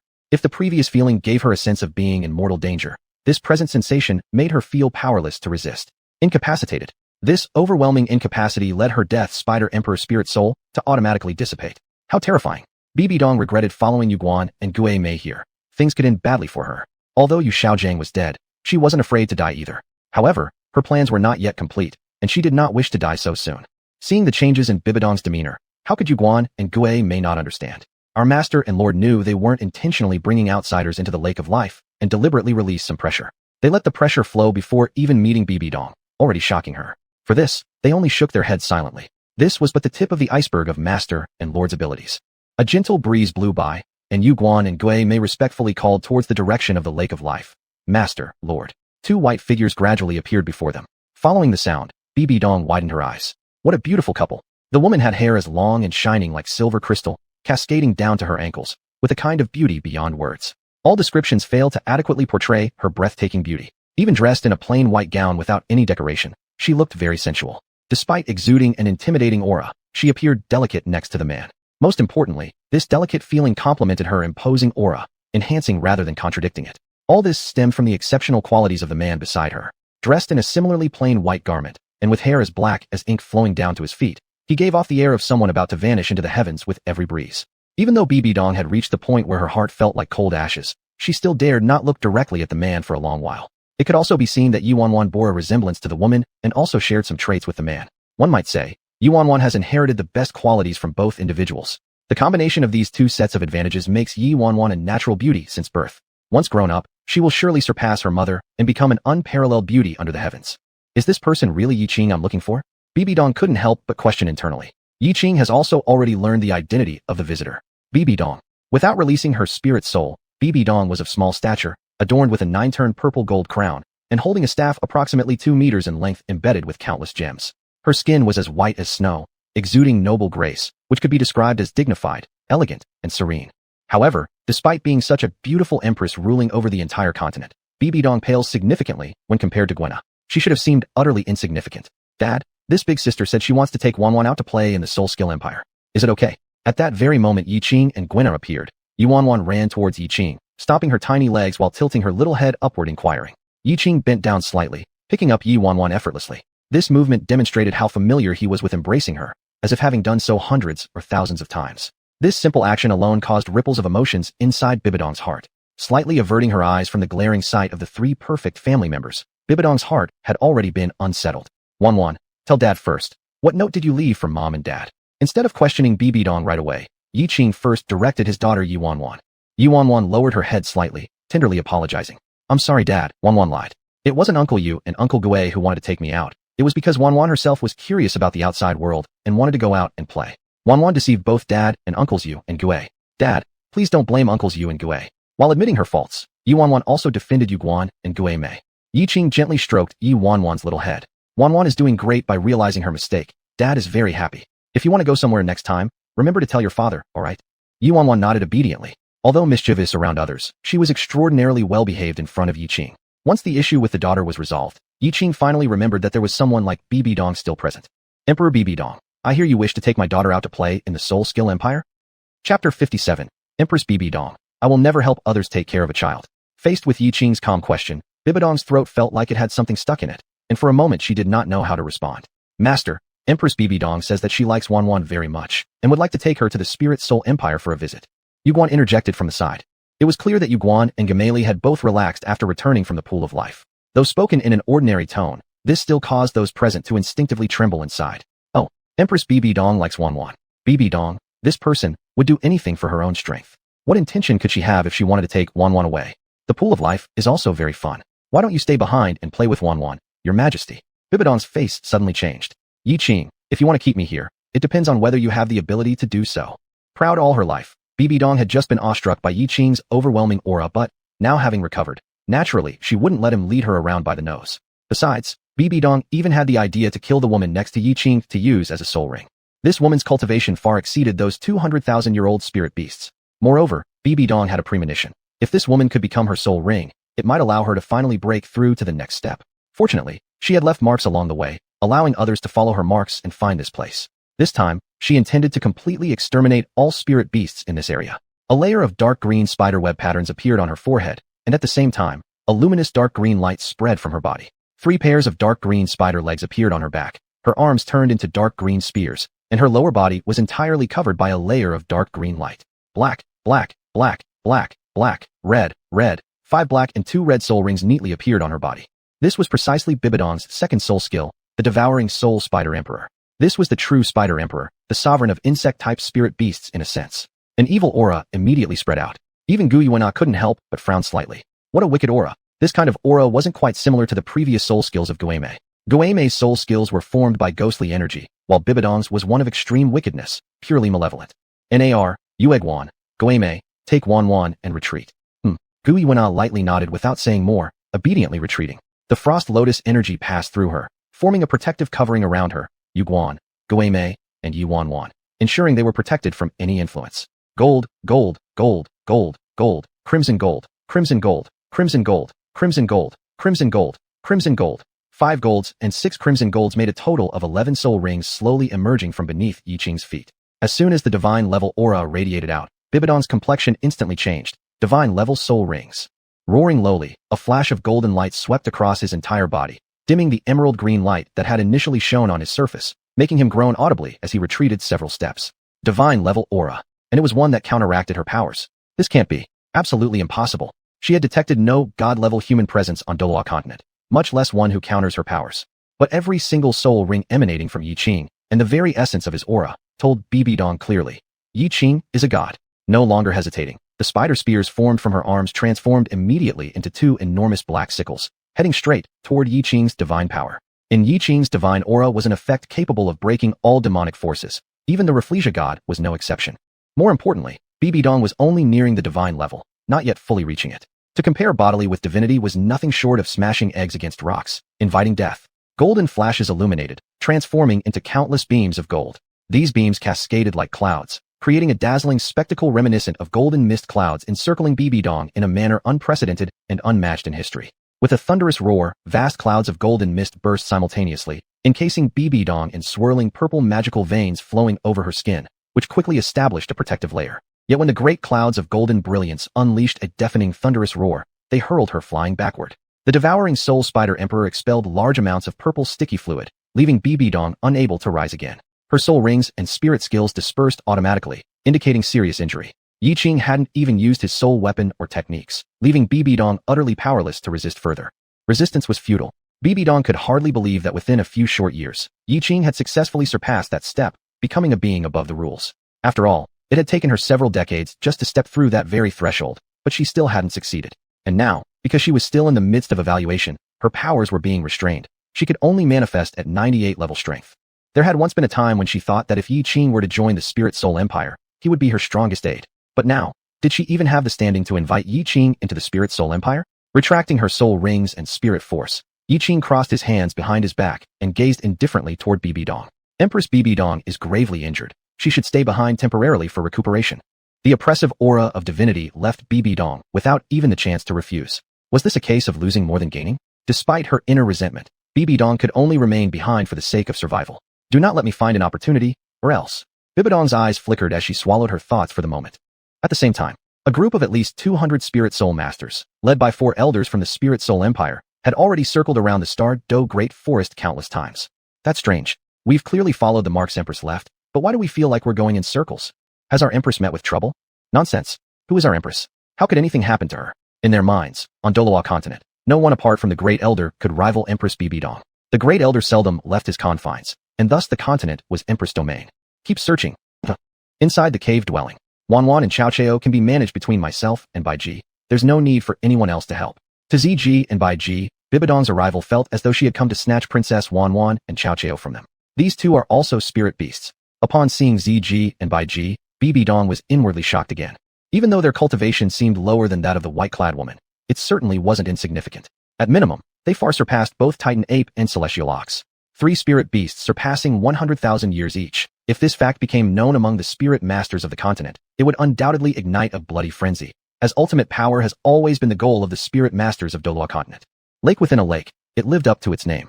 Empress Bibi Dong. These two are ZG and Bai Ji, specifically here to take care of Xuanhuan and Cao Chao. Yuguan briefly introduced ZG and Bai Ji's identities to Bibi Dong from the side. Bibi Dong's face darkened. I absolutely will never help others take care of a child. Chapter 58. Bibi Dong. Just one more hug. Just one. She, the mighty empress of the Spirit Empire, would absolutely not babysit for anyone, let alone snatch a child to take care of. If the news got out, wouldn't the world laugh itself to death? Impossible. Absolutely impossible. However, when Bibi Dong caught sight of the little baby girl in Zijia's arms, she was so struck that her eyes were immediately glued to the scene. How could she describe it? That was an incredibly cute infant. Yiqing had an aura of aristocratic elegance mixed with a lively spirit, and this baby girl carried within her an air of regal nobility combined with a healing influence. Especially when she smiled, her eyes curved like a crescent moon, possessing a charm that could dissolve all kinds of grievances. If Yuan brought to mind unpleasant past experiences, Yi Chao Chao made Bibi Dong feel as though all the tribulations of the world weren't worth worrying about. Your Majesty Bibi Dong, this is Princess 11, Yi Chao Chao. She's Wanan's younger sister and is currently 3 months old. Princess 11. Bibi Dong's eyes widened dramatically, which meant Lord Yiqing and the Master have already given birth to 11 children. Wanan is the 10th princess, and Cao Cao is the 11th princess. They also have 9 older brothers undergoing trials outside, who come home every 3 months to reunite. Every 3 months, this was their own decided time. Although they trained away from home, their hearts missed their parents and sisters immensely. Bibi Dong no longer knew how to describe her feelings at this moment. Could there really be women in this world willing to bear so many children for one man? Bibi Dong's gaze couldn't help but shift towards the perfect couple standing beside her. At this moment, Yiqing and Guiyuna looked like any normal married couple, rather than deities and the Silver Dragon King. Seeing the disbelief on Bibi Dong's face, Yueguan felt as if he'd found a kindred spirit, his heart instantly feeling balanced. Empress Bibi Dong, are you doubting your existence right now? The more you stay here, the more you'll doubt your very life. Yueguan couldn't wait to witness the look on Bibi Dong's face as her perceptions continued to be shattered repeatedly. Bibi Dong's attention remained firmly on Yi Chao Chao, clearly wanting to hold the baby, but unable to voice her desire. Zijia, let Princess Cao Cao be held by Empress Bibi Dong for a bit. No, Zijia rejected without hesitation, having only just started holding the baby herself. Good elder sister, just for a moment, isn't it? Bibi Dong Empress. Bibi Dong's cheeks flushed slightly, but she still nodded. Who could resist an infant like Yi Chao Chao whose presence radiated such soothing energy? Naturally, Bibi Dong wasn't an exception. Zijia hesitated a bit. Let's agree up front, just for a moment. Approaching Bibi Dong reluctantly, Zijia carefully transferred Yi Chao Chao into her arms. It's not done this way. Your hands need to be placed like mine. Then I'll place Princess 11 in them. You better hold her steady. If Cao Cao drops even a fraction, I'll crush you. Under normal circumstances, such a threat directed at Bibi Dong would have prompted an immediate fallout. But now, Yueguan observed the dignified empress, awkward and ill at ease, striving mightily not to burst out laughing. Even though Bibi Dong had borne children, she had never actually held one, completely unsure how to proceed, thus following Zijia's instructions rigidly. It seemed less like holding and more akin to painstakingly supporting. Uncertain what to do next, Bibi Dong thought. Even during her most arduous training sessions, she hadn't faced something this difficult, but letting go now was out of the question since she truly didn't want to part with the baby. As soon as Yiqing extended his large hand, Guiyuna immediately felt a warm sensation spread around her slender waist. This warmth, flexible yet powerful, applied a bit of force causing her legs to weaken involuntarily. In the blink of an eye, she found herself colliding with a chest harder than iron. Fortunately, Guiyuna possessed a robust constitution. Otherwise, an ordinary woman would have surely seen stars. Still, such a reaction served its purpose. It dissuaded other women from coveting her husband. NAR, it seems we have another person willing to help watch over the children. We must make our efforts count.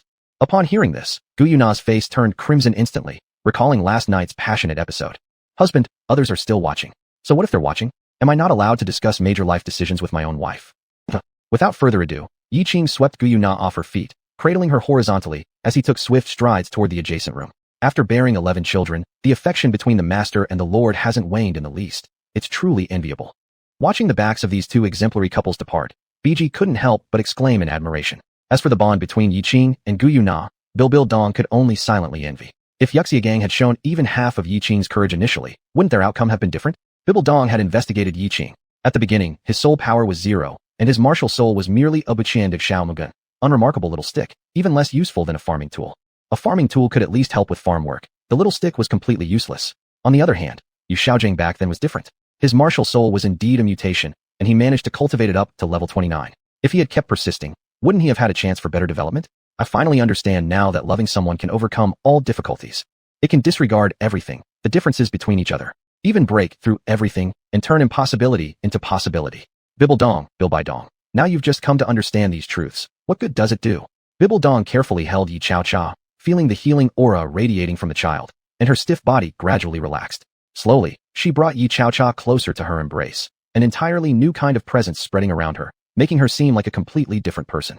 As if in this moment, she wasn't the supreme human emperor anymore, nor the cold-hearted, destructive Rakshasa god, but rather just an ordinary woman. A gentle breeze blew by, causing a few strands of hair to fall from Bilbildong's head, brushing against the chubby cheeks of Princess 11. This made Princess 11 giggling, laughing nonstop. Her laughter, like spring blossoms blooming, healed every wound along its path. In that instant, the softest part of Bilbildong's heart was ignited. If Princess 11 wanted, she'd give her the throne of the martial Soul Empire. That was what Bilbildong thought. All right, your time is up. The healing artifact was taken away, and Bilbildong's eyes followed Yi Chaocha longingly. Just let me hold her a little longer. The mighty empress ended up fighting with others over holding the baby. No way. If you want to hold a baby, go have one yourself. Could anyone compare to the fragrance of Yi Chaocha? Just a little longer. Not even half a second. Zijia left without mercy, showing Bilbildong only her back. Before leaving, Bijia also took Xuanhuan away. Empress Bilbildong, stay calm. We're already used to this. Hope our lord and master will hurry up and create a 12th child.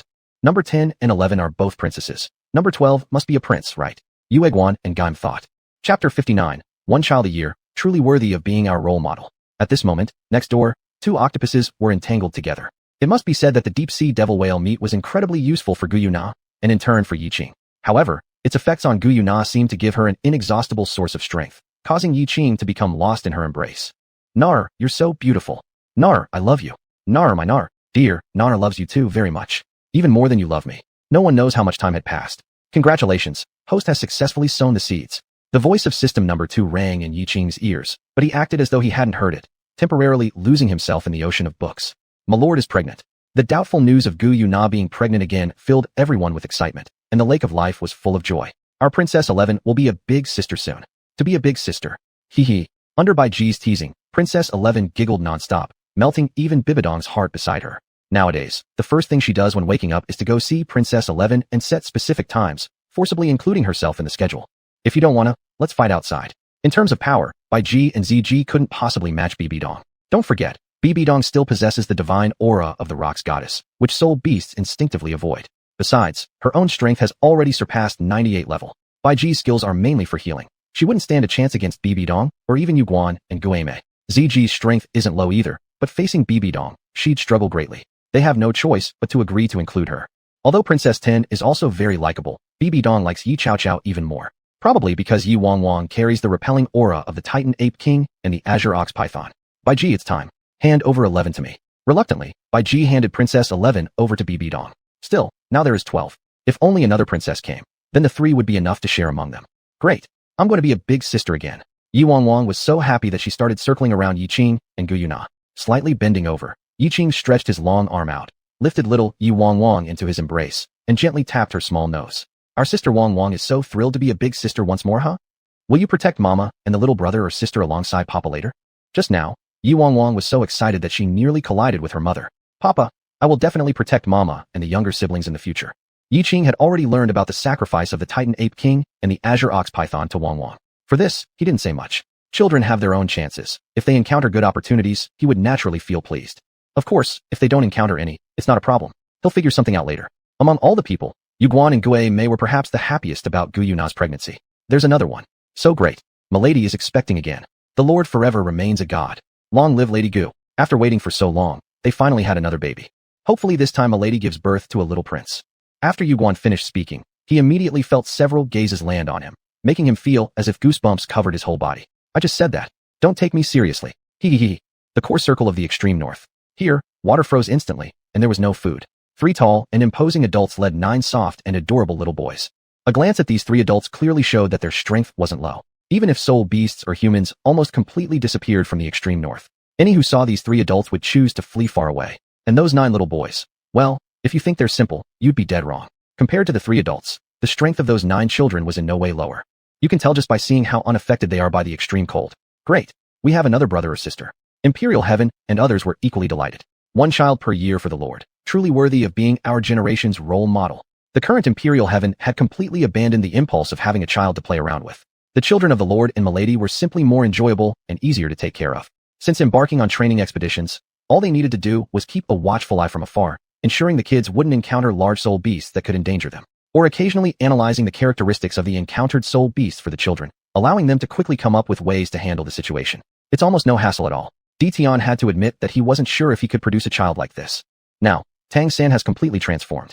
He possesses long, water blue hair like a cascading waterfall, reaching all the way down to his feet. If it weren't for his towering figure and broad shoulders, one might mistake him for a woman just from looking at his back. His eyes have turned into a dark red, with a sword-like magic mark on his forehead. If Poseidon saw Tangan now, she might think that he is Tangan, because the current Tangan looks too much like the young Tangan. A Tangan like this, if he crossed paths with Yiqing, probably wouldn't even recognize each other in a single glance. After killing Tangan successfully inherited the power of the Azura god, which is different from the inheritance methods of other gods. The current Tangan should be called the Azura god, as the Azura god who controls all the killing intent in the world. As one of the 5 major powers in the divine realm, the Azura god is among the most powerful deities in the entire divine realm. And yet, he is only 24 years old this year. Just no one knows, and he will not tell anyone, that he quietly aims to improve his strength. Because although he has inherited the Azura god's power, for some reason, part of the Azura god's power has been suppressed. This is somewhat similar to the situation of Bilbil Dong now. The difference is that Tangan's suppressed element is divine power, whereas Bilbil Dong's is soul power, indicating an essential distinction. Tangan has always avoided acting without full confidence. Even though after inheriting the Azura god's power, he could directly seek revenge on Yiqing, he did not rush to do so. Because he does not know exactly how much real strength Yiqing possesses, there was clearly some reservation during the battle against his great-grandfather that day. So, seeking revenge against Yiqing right now would be impractical. Knowing yourself and knowing your enemy ensures victory in 100 battles. Mother, forgive me for not being able to follow your advice to put down my hatred and live well. I must make Yiqing pay blood debts with blood. Spirit Hall, you killed my mother and drove Xiaowu to her death. Wait, I Tangan will destroy you all by my own power. Chapter 60. Miss Qianrenxue, cooperate with me. Not enough, far from it. I need to enhance my strength. I need to become stronger. I will surely surpass Yiqing by a long shot. After calming down the hatred in his heart, Tangan once again became utterly emotionless. The primary goal now is still to rebuild the Tang sect. He has the methods for poison and dart making of the Tang sect. If he can re-establish the sect, then he would gain much more confidence. Even an extra 10% advantage could sometimes give a fatal blow to the opponent. Walking along, before he realized it, Tangan had reached Tiantu City, the original capital of Tiantu Empire. However, ever since the Spirit Hall declared the establishment of the Spirit Empire, in order to protect themselves, Tiantu Empire had already agreed to become a vassal state of the Spirit Empire. Cowards who fear death. A small Spirit Hall actually makes you this afraid. After becoming the god of death, Tangan's mindset had changed dramatically. Even if Empress Douluo and all the elders of the Spirit Hall came to confront him together, he wouldn't be scared. A soul master might be strong, but they're ultimately human. Wanting to match up physically with a deity is simply asking for death. For that reason, Tangan was highly disdainful of Shui Ye's actions. At this moment, suddenly, a hurried sound of hooves approached from the front. The current Tangan, even without looking at the road, wouldn't let himself collide with others. And ordinary people, feeling the intense killing intent emanating from him, avoided him from afar. But the knight coming towards him seemed like he didn't see Tangan at all and charged straight towards him. Boom! Before those over a dozen knights even got close to Tangan, they were already thrown away by the energy emitted from his body. The person leading them tried to struggle up from the ground and say something, but upon seeing the killing intent emitted from Tangan, they immediately went silent. When did a powerful soul master like this come to Tiantu City? Could it be another envoy sent over from the Spirit Empire side? Damn, what rotten luck. Are you leaving us no room to live? Let's quickly go, don't deal with him. The person in charge wanted to leave, but Tangan had already recognized him. It was none other than the former Crown Prince Snowstorm of the Tiantu Empire. Am I letting you go? As soon as Tangan's aura spread, neither Snowstorm nor his followers could move. Snowstorm immediately felt fear. What do you intend to do? I am Snowstorm, the fourth prince. If you kill me, the entire Tiantu Empire won't let you go. Do we still have crown princes now? Is there even still a Tiantu Empire? Tangan's words slapped Snowstorm in the face as if they were a resounding slap, leaving Snowstorm speechless, unable to find any justification to argue back. Take me to see Shuya. Tangan looked down at Snowstorm with an imperious tone. My lord, my father passed away more than a month ago. Now, Tiantu is managed by my elder brother Yiqing. Shuya dead? Tangan's eyes slightly narrowed. This was truly unexpected. Take me to see Yiqing. Although Tangan met Yiqing before, no matter from what angle one considered it, Yiqing surpassed Snowstorm by miles. He also couldn't understand why there was such a disparity when they shared the same parents. In no time, Snowstorm brought Tangan to the former Tiantu palace. Before even seeing Yiqing, Snowstorm left hastily. Clearly, Snowstorm was very afraid of seeing Yiqing. It's been a while, Tangan. It was a very pleasant male voice. Years hadn't changed Yiqing Snow. He was still as handsome as before, sincere, and giving off the same easygoing feel. But, you're not Yiqing Snow. In the past, Tangan might not have noticed Yiqing's true identity, but Tangan was the god of death now, naturally penetrating through Yiqing's facade and straight into his essence. What appeared before Tang San wasn't the original Tiantu royal family's unique swan soul ability, but instead, the six-winged angel. A super soul power on Douluo continent, having a full 20-level soul force right from birth. Even his world-renowned top-grade weapon soul skill, the Hotian hammer, would pale in comparison before this entity. Yiqing's expression changed. Tang San, I don't understand what you mean. Though Tang San's appearance had changed greatly, Yiqing recognized him instantly. Why was he able to recognize him so fast? Perhaps because during the graduation ceremony of Yuxian, the figure of Tang Yin, which Tang San once impersonated, was deeply engraved in his mind. Yiqing, cooperate with me. I won't expose you, and you can continue being Yiqing. My only goal is to make the spirit empire disappear from Douluo continent.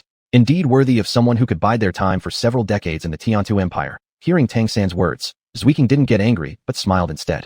Tang San, I too wish to cooperate with you, but do you know my true identity? Of course I know, Miss Qianrenxua. Xue Qinghe smiled slightly, as if he was pleased that Tang San had revealed his true identity. Since you already know my true identity, what makes you think I would agree to cooperate with you? Don't forget, the Soul Power Empire will be mine sooner or later, even if I don't take it by force. In that case, why should I join forces with you just to destroy it? In this way, all the years of preparation and patience would have been wasted. Tang San gave a cold smile. Miss Qianrenxua, with Yiqing around, how long do you think your Soul Power Empire can survive? Qianrenxua was finally provoked by Tang San's words. Tang San, watch your words. What? Am I wrong? Miss Qianrenxua, don't blame me for not telling you. How Insect and Sea God Island were both destroyed by Yiqing. Do you think, next, whose turn will it be? Qianrenxua was momentarily stunned, and she had to admit Tang San's reasoning made perfect sense. How Insect and Sea God Island were once the only two powers capable of competing against the Soul Power Empire. Now that both have been wiped out, though it indeed benefits the Soul Power Empire, it cannot be denied that danger comes hand in hand with opportunity. All I need from you is financial support. With the funds provided by Qianrenxua, create an unparalleled Tang sect, then let Tang San destroy the Soul Power Empire. BB Dong, you must not have anticipated that your hard-built Soul Power Empire would end up like this. Alright, I agree. Having obtained what he wanted, Tang San left shortly after. As soon as Tang San left, two people appeared behind Xue Qinghe. They were not dressed in the attire of Tiantu, instead clad in simple clothing, trembling at the thought of the chilling aura Tang San had emitted earlier. Young master, are you truly going to help Tang San? If my memory serves me right, isn't Tang San 24 this year? At this age, to achieve such success, there is no denying Tang San's remarkable talent. But, Xue Qinghe, Qianrenxua smiled. My grandfather has been urging me to return and inherit the title of Angel God. Now, it seems I no longer need to hesitate. Chapter 61. Xuanhuan unlocks a new skill. Everyone was eagerly awaiting the arrival of the 12 zodiacs. Yiqing, on the other hand, never left Gu Yuan's side. Day by day, he felt the changes in Gu Yuan's belly and her child, finding this experience of witnessing the miracle of life very novel and deeply meaningful. Uncle Yu, Uncle Gue. Even before dawn broke, Princess Xuanhuan stood at the door of Yuguan and Gue Mei's room calling out with her baby-like voice. Dear Princess Xuanhuan, it is still pitch dark outside. Why are you up so early? Yuguan didn't even have time to put on his robe as he quickly rose, opened the door, and squatted down before Xuanhuan, looking somewhat tense.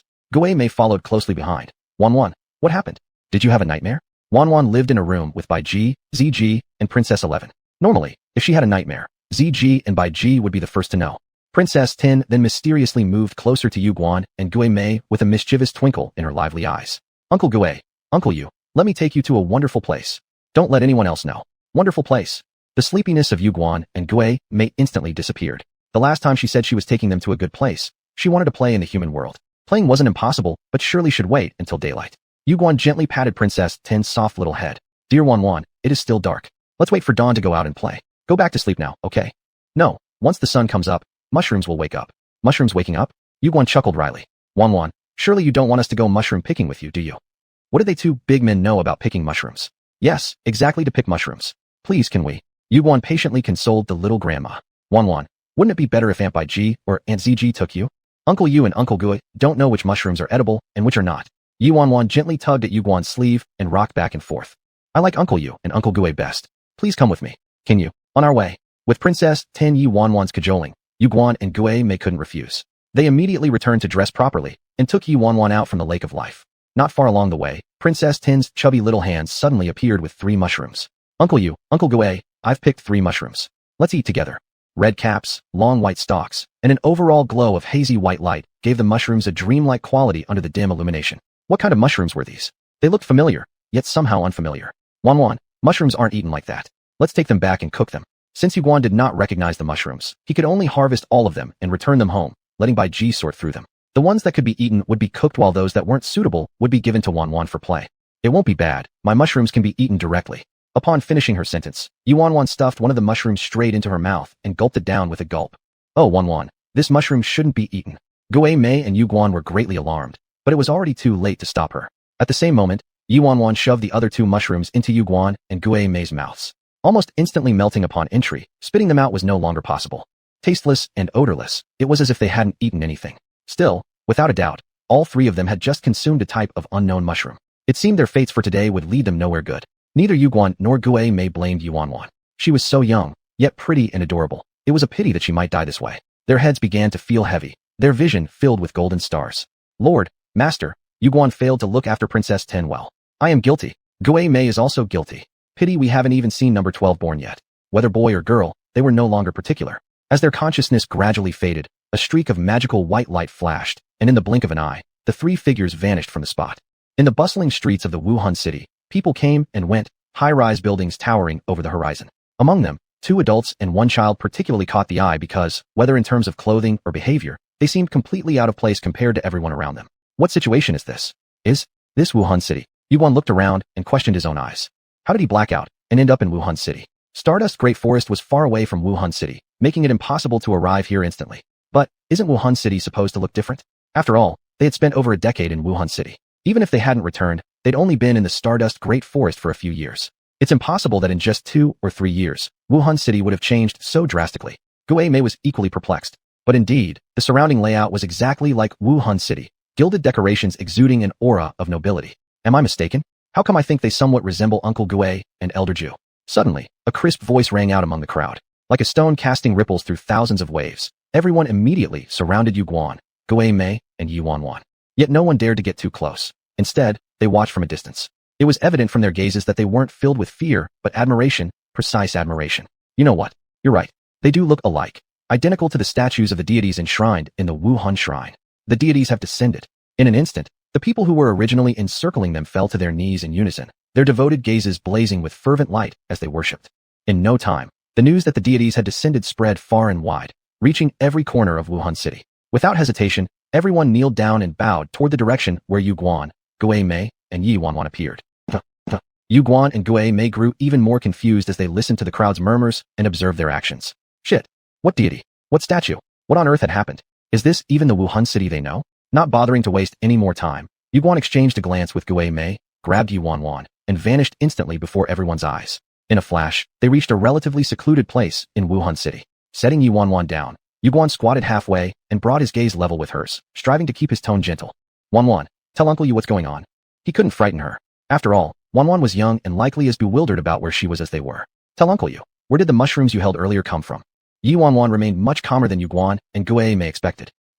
I suddenly realized I had a skill called Traverse Mushroomed. I thought I'd give it a try. So I came to find you and Uncle Douluo. Chapter 62, Future Soulmaster City. Crossing Mushroom? Yuguan tried hard to control the expression on his face, making himself look less eager. Xuanhuan, how did you discover this kind of skill? Wow.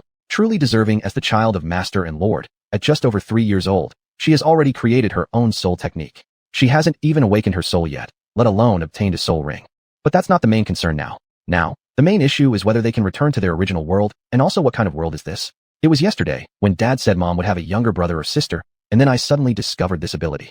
This place should be the future world. Specifically how far into the future, Xuanhuan doesn't know. Xuanhuan innocently blinked her eyes. She merely wanted to go out and play around a bit. After hearing Xuanhuan's words, Yuguan and Douluo Many both sighed in relief. It was good that they didn't end up in some strange world or hell. Previously, they truly thought they had ended up in the underworld version of the Soulmaster Temple. So Xuanhuan gave us all crossing mushrooms. Dear Xuanhuan, could you use your crossing mushroom skill again? We need to return to our original world as soon as possible. Otherwise, your parents will worry if we take too long to come back. Xuanhuan nodded her head, with a white spiritual power glowing around her body. She extended her right hand and chanted in a babyish voice. Red umbrellas, white stems, eat them and sleep together on the boards. The corners of Yuguan's and Douluo Many's mouths twitched fiercely. What kind of spell was this? It sounded so strange. Sleeping together on the boards. Did it mean the board they were thinking of? Upon finishing the incantation, 3 red and white stemmed mushrooms with an ethereal glow appeared in Xuanhuan's right hand. This meant that every time Xuanhuan cast the spell, 3 crossing mushrooms could appear, and more might come depending on her increasing soul strength. Xuanhuan, quickly give one to Uncle Yu and Uncle Douluo. Let's eat them together and go home. It was essential for Yuguan to ensure that Xuanhuan returned with them. Xuanhuan handed 1 mushroom each to Yuguan and Douluo Many, keeping 1 for herself. Uncle Yu, Uncle Douluo, If we eat the crossing mushrooms now, we might travel through dimensions again. Yuguan and Gue may pause their movements. Xuanhuan, tell Uncle Yu and Uncle Gue what this crossing mushroom is all about. Why does eating it now make us cross dimensions again? Turns out, it can lead to another dimension crossing. Fortunately, they hadn't swallowed the crossing mushroom immediately. Who knows where else they might end up if they cross dimensions again. Xuanhuan's skills were undeniably powerful. If used during combat, unexpectedly giving the enemy a crossing mushroom, it would surely confuse them immensely. Every time I chant my spell, 3 mushrooms appear, which allows me to stay in one dimension for 24 hours after consuming them. After the 24 hours are up, if we don't eat any more crossing mushrooms, we'll return to our original place. To stay longer, we can eat another mushroom after 23 hours have passed, thus extending the 24-hour limit. Hearing Yi Wanwan's explanation about the crossing mushrooms, Yuguan marveled internally. In other words, we can only return to our original world after the effects of the crossing mushrooms wear off. Yuanwan nodded. 24 hours isn't too long. It's an opportunity to learn more about the future Soulmaster City. Given the overly strong reaction people had when they first appeared, the next time they showed up, Gue Mei, Yuguan, and Yuanwan had changed into clothing appropriate for this world and wore masks. My goodness, I couldn't believe I've actually seen deities in my lifetime. Today must be my lucky day. I've decided I won't shower for a week to show my devotion to these deities. The citizens of the Soulmaster City were still immersed in their earlier astonishment, each feeling as though they'd been given an incredible chance. For a moment, everyone seemed reluctant to leave, hoping that Yuguan and his companions would reappear. Upon hearing comments about not showering, their internal thoughts cried out loudly, "Don't touch me." From these people, Yuguan and Gue Mei learned a crucial piece of information. In the future, they successfully broke through the final step and reached another level. This revelation caused both Yuguan and Gue Mei's breaths to almost simultaneously catch. They never imagined they'd actually break through the last barrier. After all, once upon a time, Elder Hall Grand Offerer Qian Daolu, at 99th level, infinitely close to being a god, was considered the strongest of their time, someone they could never hope to reach. In the Douluo continent, all soul masters work hard to improve their strength throughout their lives. Take Yuguan and Gue Mei for example. One of the reasons they once served Bibi Dong was the wealth and honor offered by the Soul Hall, but more importantly, it gave them a chance to grow stronger. Because self-cultivation alone was incredibly difficult. Following their memories, they quickly arrived at the Soul Hall, also known as the Royal Palace of the Soul Empire. When the Soul Master Guard saw the 3 of them approach, they immediately blocked their way. The Soul Hall is a restricted area. Unauthorized personnel are strictly forbidden to enter. Yuguan and Gue Mei did not say much. They simply took off their masks, knowing that any random person on the street could recognize them, let alone the people from the Soul Hall. Sure enough, upon seeing them, the guards' faces changed drastically, and with a thud, they all kneeled down just like other civilians, showing extreme piety. Greetings, Elder Ju and Elder Gue. Upon hearing of Divine Being's appearance, the current Emperor of the Soul Empire soon received a report from the Soul Master soldiers. Elders Gue and Ju suddenly showed up at the palace entrance. Without hesitation, the Emperor didn't even have time to change clothes before rushing towards the entrance. So urgent was his rush that he even lost a shoe without stopping to pick it up. It was only an elder who came behind him later that picked it up while running after the Emperor. Oh my goodness, these divine beings were actually stopped at the gate. Would they be angry? Hurry up and invite them in. We absolutely mustn't neglect them. Your Majesty, your shoes. The Soul Master soldier trembled all over. Elder Gue Ju. Elder Ju, your Majesty invites you to come in quickly. Haha, what they said is really amusing. Yuanwan clapped her hands excitedly. Human world is truly fun. We'll definitely come back next time for some more. Wanwan, let's go inside. Holding Yi Wanwan's hand each, Yuguan and Gue Mei entered the Soul Hall, which was now the Imperial Palace. At this moment, the current Emperor of the Soul Empire had also rushed over. Elder Gue, Elder Ju. This voice. Both Gue Mei and Yuguan looked up simultaneously, only to see someone they never expected. Miss. The only person they'd call Miss could be none other than Qianren Shui, the daughter of the previous Pope of the Soul Hall and Bibi Dong. No, she doesn't seem like Miss. Chapter 63. The third generation Emperor of the Spirit Soul Empire, 3000. The person before their eyes looked to be in her early 20s, with skin whiter than snow, a straight nose bridge, slightly slender phoenix-like eyes, and an exceptionally beautiful face that exuded an air of authority. Ignoring for a moment the unique attire worn as the Emperor of the Spirit Soul Empire, it could not be said that she had no relation to Qianren Snow. Rather, they were identical. If there was any difference, it might have been the presence around her. Compared to Qianren Snow, this person was more approachable. Resisting the urge to ask questions from within their hearts, Yueguan and Gue Mei decided not to act hastily. After all, they still didn't know how many years into the future they had traveled. Secondly, they weren't sure whether the current Empress of the Empire was indeed Qianren Snow, who had spied for years in the Tiantu Empire, and a change in appearance would naturally go without saying. Even worse, they didn't know what unknown consequences would arise if they revealed they came from the future. Ghost Elder, Chrysanthemum Elder, you've returned. The young Empress approached Yueguan and Gue Mei, calming her excited heart. Next, she saw Yuanwan standing between Yueguan and Gue Mei and instantly widened her eyes, reacting far more intensely to seeing Yuanwan than to their return. You are Master Wanwan. The third generation Emperor of the Spirit Soul Empire, Qianing Snow, pays respect to Master Wanwan. In front of Yueguan and Guimei, this imperial empress did not kneel, but in front of Yuanwen, she composed herself and hesitated not a bit in kneeling before Yuanwen, performing the highest formality of the Spirit Soul Empire, her entire body almost prostrated on the ground. Master Wanwen. The people of the Spirit Soul Palace recognized Wanwen. Yueguan and Guimei exchanged glances, and their confusion deepened further. So she is the third-generation emperor of the Spirit Soul Empire, Qianing Snow. Third generation. Should be Mrs. Daughter right. It was truly unexpected that Miss had even a daughter, and one so grown up. By appearances alone, her accomplishments wouldn't seem inferior to the impression left by the Miss they remembered. Greet the young lord. Greetings, Ghost Elder, Chrysanthemum Elder. Behind her followed hundreds of people, including the 7 elders of the Pope Hall, the 7 contributors of the Elders Hall, and various other hall masters numbering over 500 in total. All properly composed themselves and knelt down uniformly, demonstrating complete reverence wherever they went. Such opportunities to closely interact with deities were rare, and they took full advantage to soak in as much positive energy as possible from the deities. Being treated like gods gave Yueguan and Guimei an adrenaline rush. So this is the feeling of becoming a god. No wonder people go out of their way to become deities. But since they were not yet deities, it was even more important not to reveal the truth in this situation. The people of the Spirit Soul Empire didn't think about these matters for now, merely assuming the elders concealed their strength to avoid unnecessary commotion. They understood. Your Majesty Yingxue, please rise.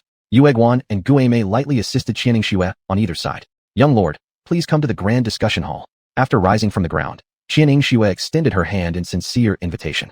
Ghost Elder, Chrysanthemum Elder, please. Your Majesty, please. Yueguan nodded slightly, reciprocating the same gesture of invitation, walking ahead alongside Guimei and Yuanwen. Qianing walked closely behind Yueguan and Guimei, behaving far differently from the traditionally dignified empress of the empire. Though outwardly calm, Yueguan and Guimei were internally as excited as everyone else. My goodness, this feeling of being above the empress of the empire feels so great. Following their memory, Yueguan and Guimei led Yuanwen forward. The architecture of the Spirit Soul Temple had only its style changed while maintaining the same basic structure. It was still made up of the Elders' Hall, Douluo Hall, and the Pope's Hall. Only the Pope's Hall originally belonged to Bibi Dong, whereas the others were managed by Qian Daoxue. Regardless of whether Bibi Dong was the Pope or the Empress of the Spirit Soul Empire, she had no power to interfere in the matters of the Elders' Hall. However, the Elders' Hall did have the authority to intervene in the affairs of the Pope's Hall. Given the current state, the internal structure of the Spirit Soul Empire had achieved absolute unity, all falling under the jurisdiction of the Emperor of the Empire. Along the way, every Soul Master in the Spirit Soul Palace bowed deeply with the most reverent posture toward Yueguan, Guimei, and Yuanwen, creating a scene so awe-inspiring it defied description. Compared to Yueguan and Guimei's inner excitement, Yuanwen only displayed curiosity toward her surroundings, devoid of any fear. Seeing this, Yueguan and Guimei could only inwardly exclaim, truly born royalty. Walking approximately another 500 meters forward, several enormous statues appeared before them. There were 8 statues in total, each 10 meters tall and carved out of the hardest granite rock. There were 2 statues in the front row. However, instead of being simply statues, they represented a perfect pair, akin to a heavenly golden boy and jade girl.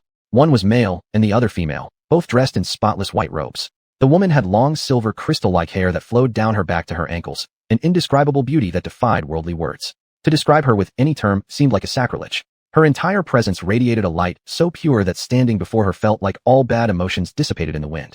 The woman leaned tenderly on the man's side. If the woman's beauty was already beyond description, then the man's appearance could only be called breathtaking.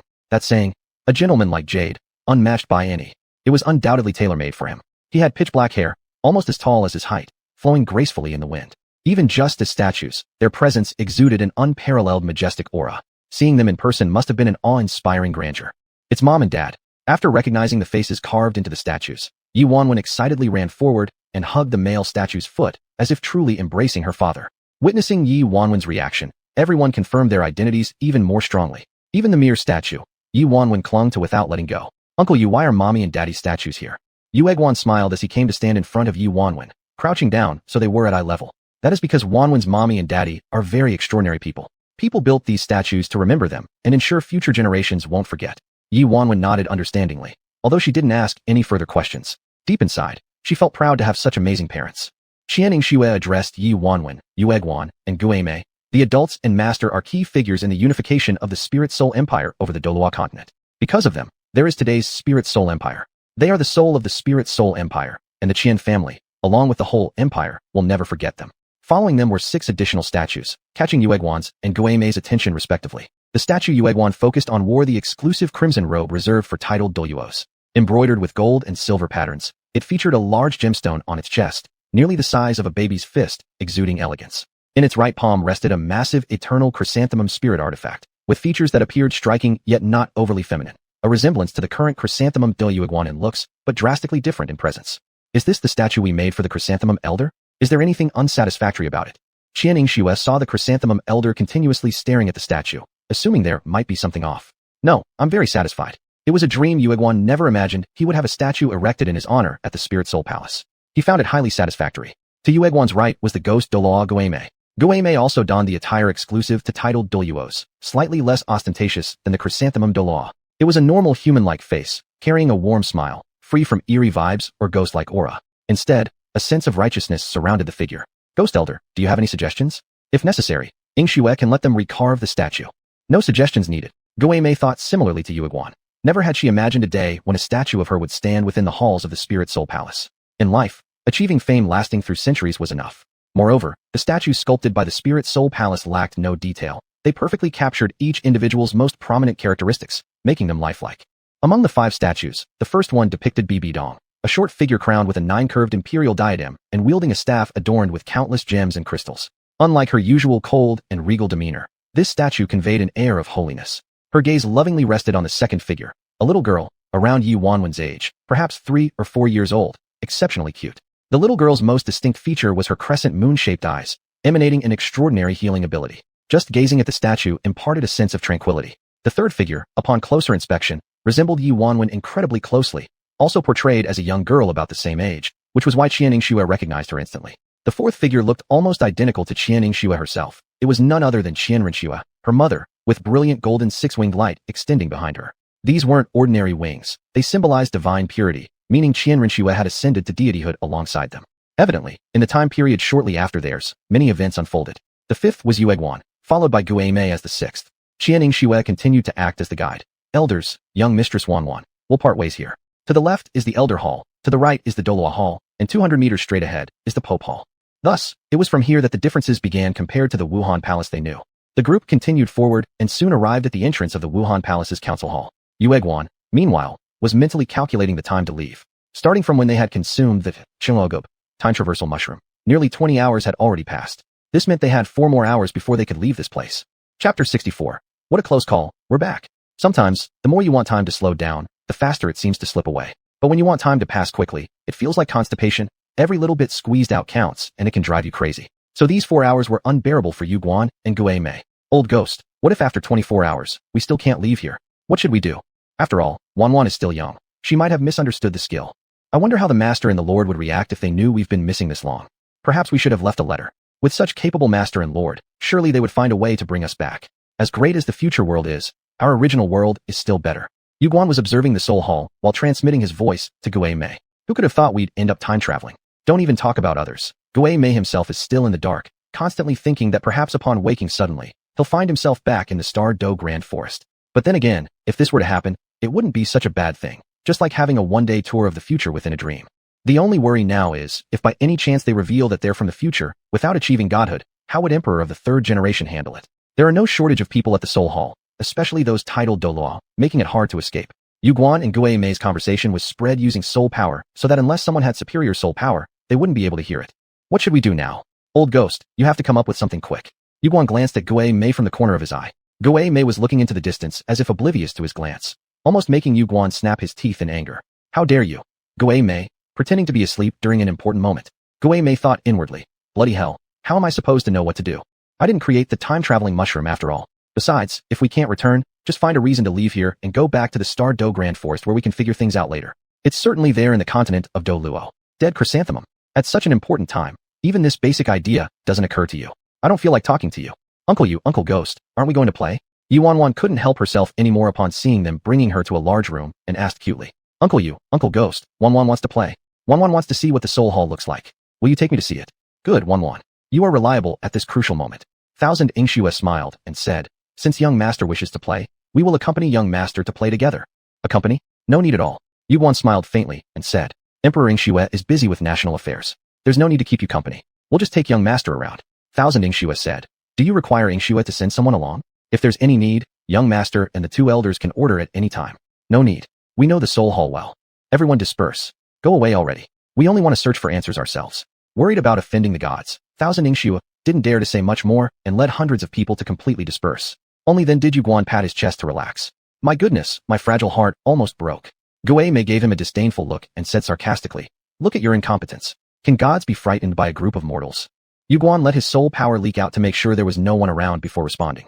Shit. Dead ghost. Dare to say another word. I know whether I have the guts or not. But you, it's hard to say. Gui Mei's gaze started drifting downwards. Yuguan covered hastily. Shit. The night grew deeper, and finally, 3 hours had passed. Almost the entire Soul Hall was explored, and Yuguan finally figured out the current timeline.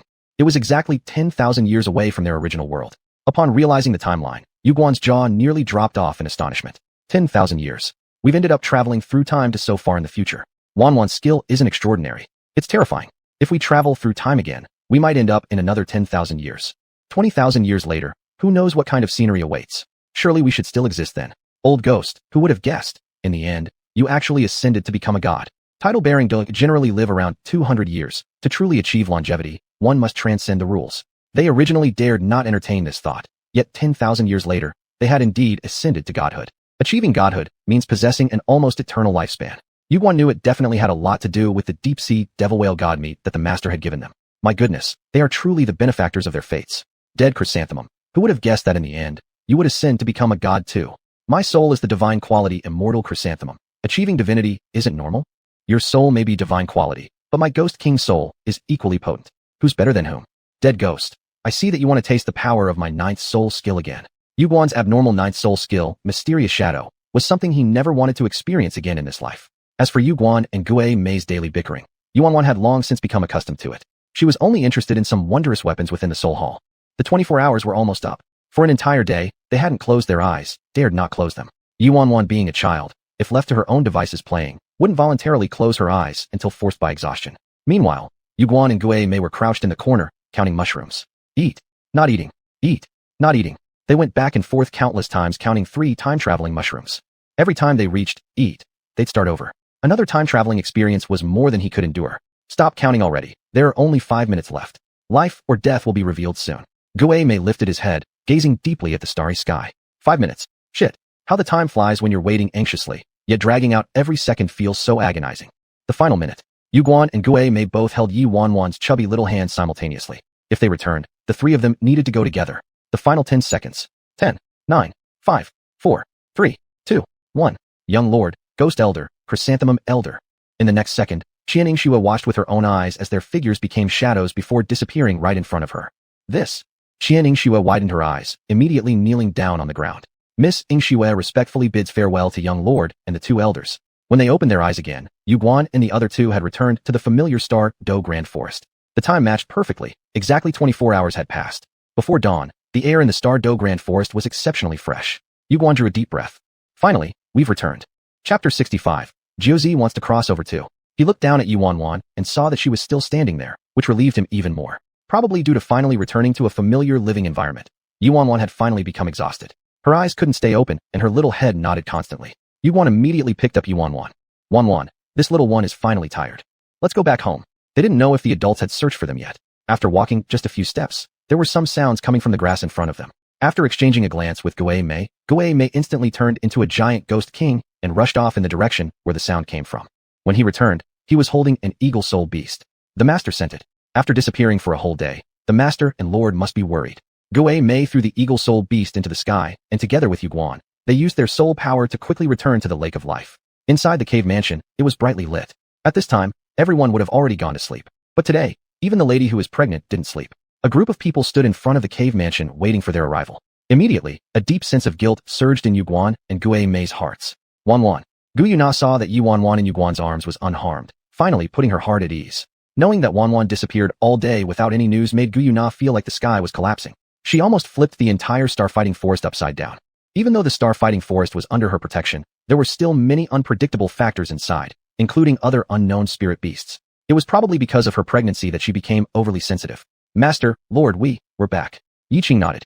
Before they returned, the eagle soul beast had already sent back a message. Should they tell the master about what happened today? Yuguan found it hard to believe, so for a while, he hesitated whether or not he should say it. Combined with his emotions, Yuguan found it even harder to open his mouth. Dad. At this moment, Yuanhuan moved, opening her drowsy eyes and stretching out her chubby little hands toward Yiqing. You little girl, now you've even learned how to act wild. dragging Uncle Yu and Uncle Gue along. We'll settle accounts when you wake up. Mom, since Dad didn't want to hold her, Xuanhuan pitifully stretched her hand out to her mother. Gu Yuna's heart melted. Husband, since Xuanhuan has come back safely, please don't scold her. Yiqing took Xuanhuan from Yuguan's arms, wrapped the already somewhat pregnant Gu Yuna in his arms, and turned around towards the bedroom. The safe return of the 10th princess made by Ji and Ziji sigh in relief too. They then carried the 11th princess back to the room to sleep. Yuguan and Gue Mei glanced at each other and silently returned to their rooms. We'll find another opportunity to talk to the master tomorrow. As time passed day by day, Yuguan and Gue Mei never found a chance to talk to Yiqing, and gradually, the matter of crossing over 10,000 years was temporarily forgotten by them. In the blink of an eye, 3 months had passed, and it was time for the 9 sons to return as promised. Indeed, early that morning, the 9th son appeared at the entrance of the cave mansion. After 3 months away, the 9th son's strength had increased significantly, and he had also grown taller, estimated to be about 150 centimeters now. Dietian and 2 others followed closely behind him, something that had become routine. Gu Yuna's belly had grown quite large. She was 5 or 6 months pregnant, and walking had already become inconvenient for her. Therefore, Yiqing made her stay in the room, only taking her out when needed to let her bask in the sun. Husband, I'm just pregnant, not lame. I can walk on my own. Carefully embracing Gu Yuna, Yiqing remained steady as a rock. I like carrying you like this. Gu Yuna blushed and let Yiqing carry her. Yiqing placed Gu Yuna on a reclining chair by the side of the lake of life. This recliner was something he made during his spare time recently. Not only did he create the reclining chair, but he also built several swings for the children to play on, placing them by the side of the lake of life. When swinging forward, the children's feet could skim across the water. During their leisure moments, Xuanhuan and Xiaocha particularly enjoyed playing on the swing. With bare feet, they could enjoy both the swing and the water. Since neither Yuguan nor Gue Mei could match the 9 sons in accompanying them outside, they decided to remain by the lake of life to accompany the 2 princesses. The reclining chair was spacious enough for 2 people, and Yiqing himself lay down first before allowing Gu Yuna to rest upon him, creating a human cushion for her. Not far away, after the 9 sons returned, they let loose, happily frolicking on the grass.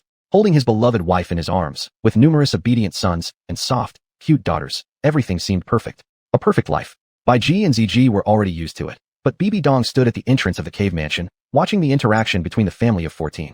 The word, envy, was nowhere near enough to describe her feelings. During this time at the Lake of Life, Bibi Dong had experienced a level of comfort and ease she had never felt in the past few decades.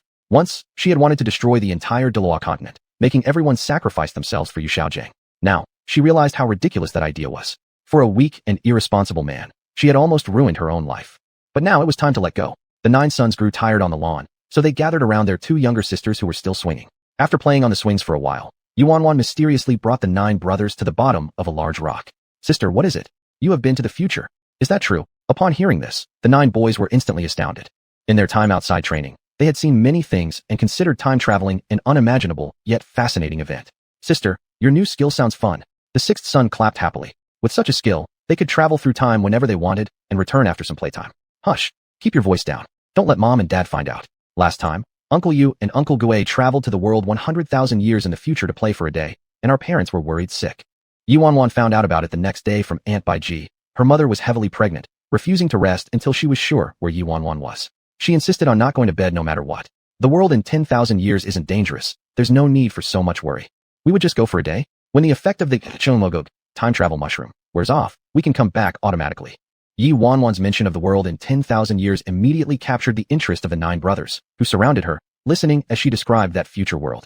The siblings whispered softly, and from afar, it looked like they were playing some kind of interesting game. Sister, can you create such a xuanhuan again?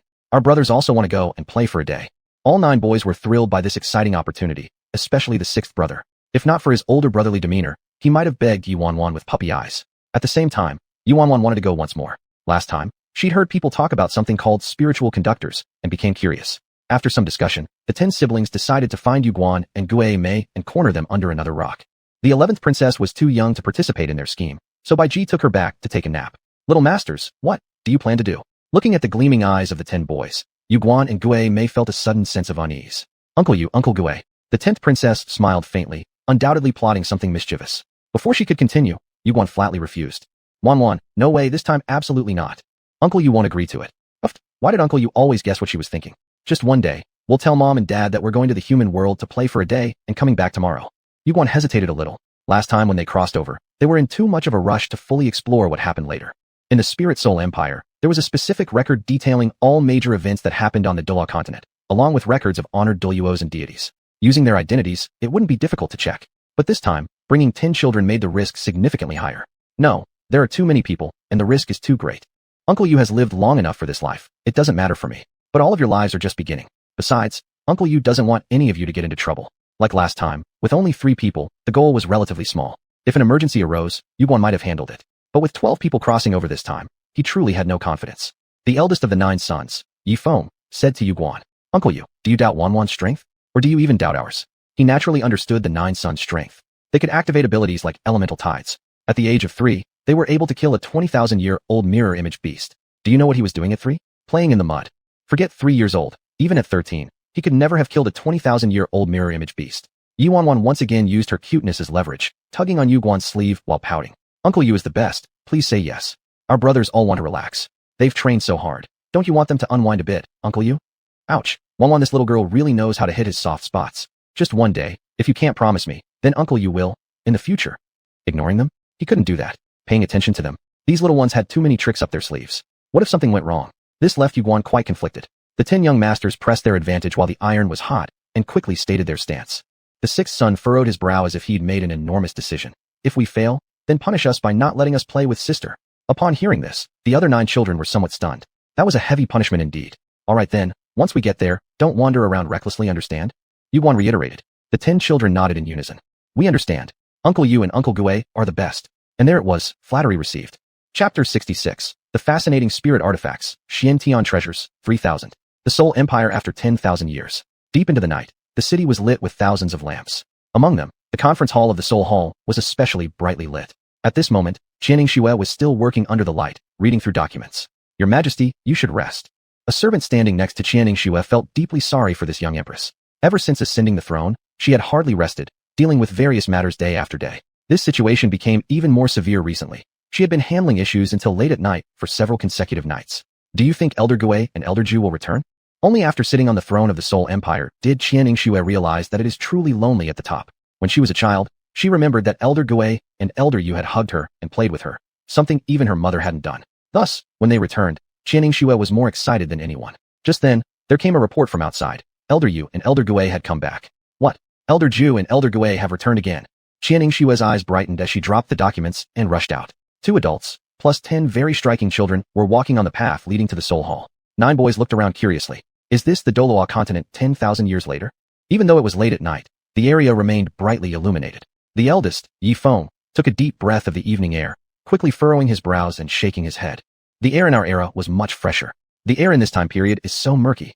Others nodded in agreement. Even though the Douluo continent 10,000 years later appeared to be better off in many aspects compared to the original Douluo continent, its air quality was indeed incomparable. At this moment, Qianning Xue also reached them. Seeing the 9 handsome little boys, her eyes immediately brightened. Not only Qianning Xue, but others who saw the 9 boys were also astonished, their mouths wide open. My goodness, these 9 kids are simply too good looking. It would be a lifetime regret if I didn't have one. Elder Ju and Elder Gue were truly blessed. They could face so many beautiful children every day, no wonder they don't seem to age. After 10,000 years, they were still like old children. If they could be with such children every day, they wouldn't want to die.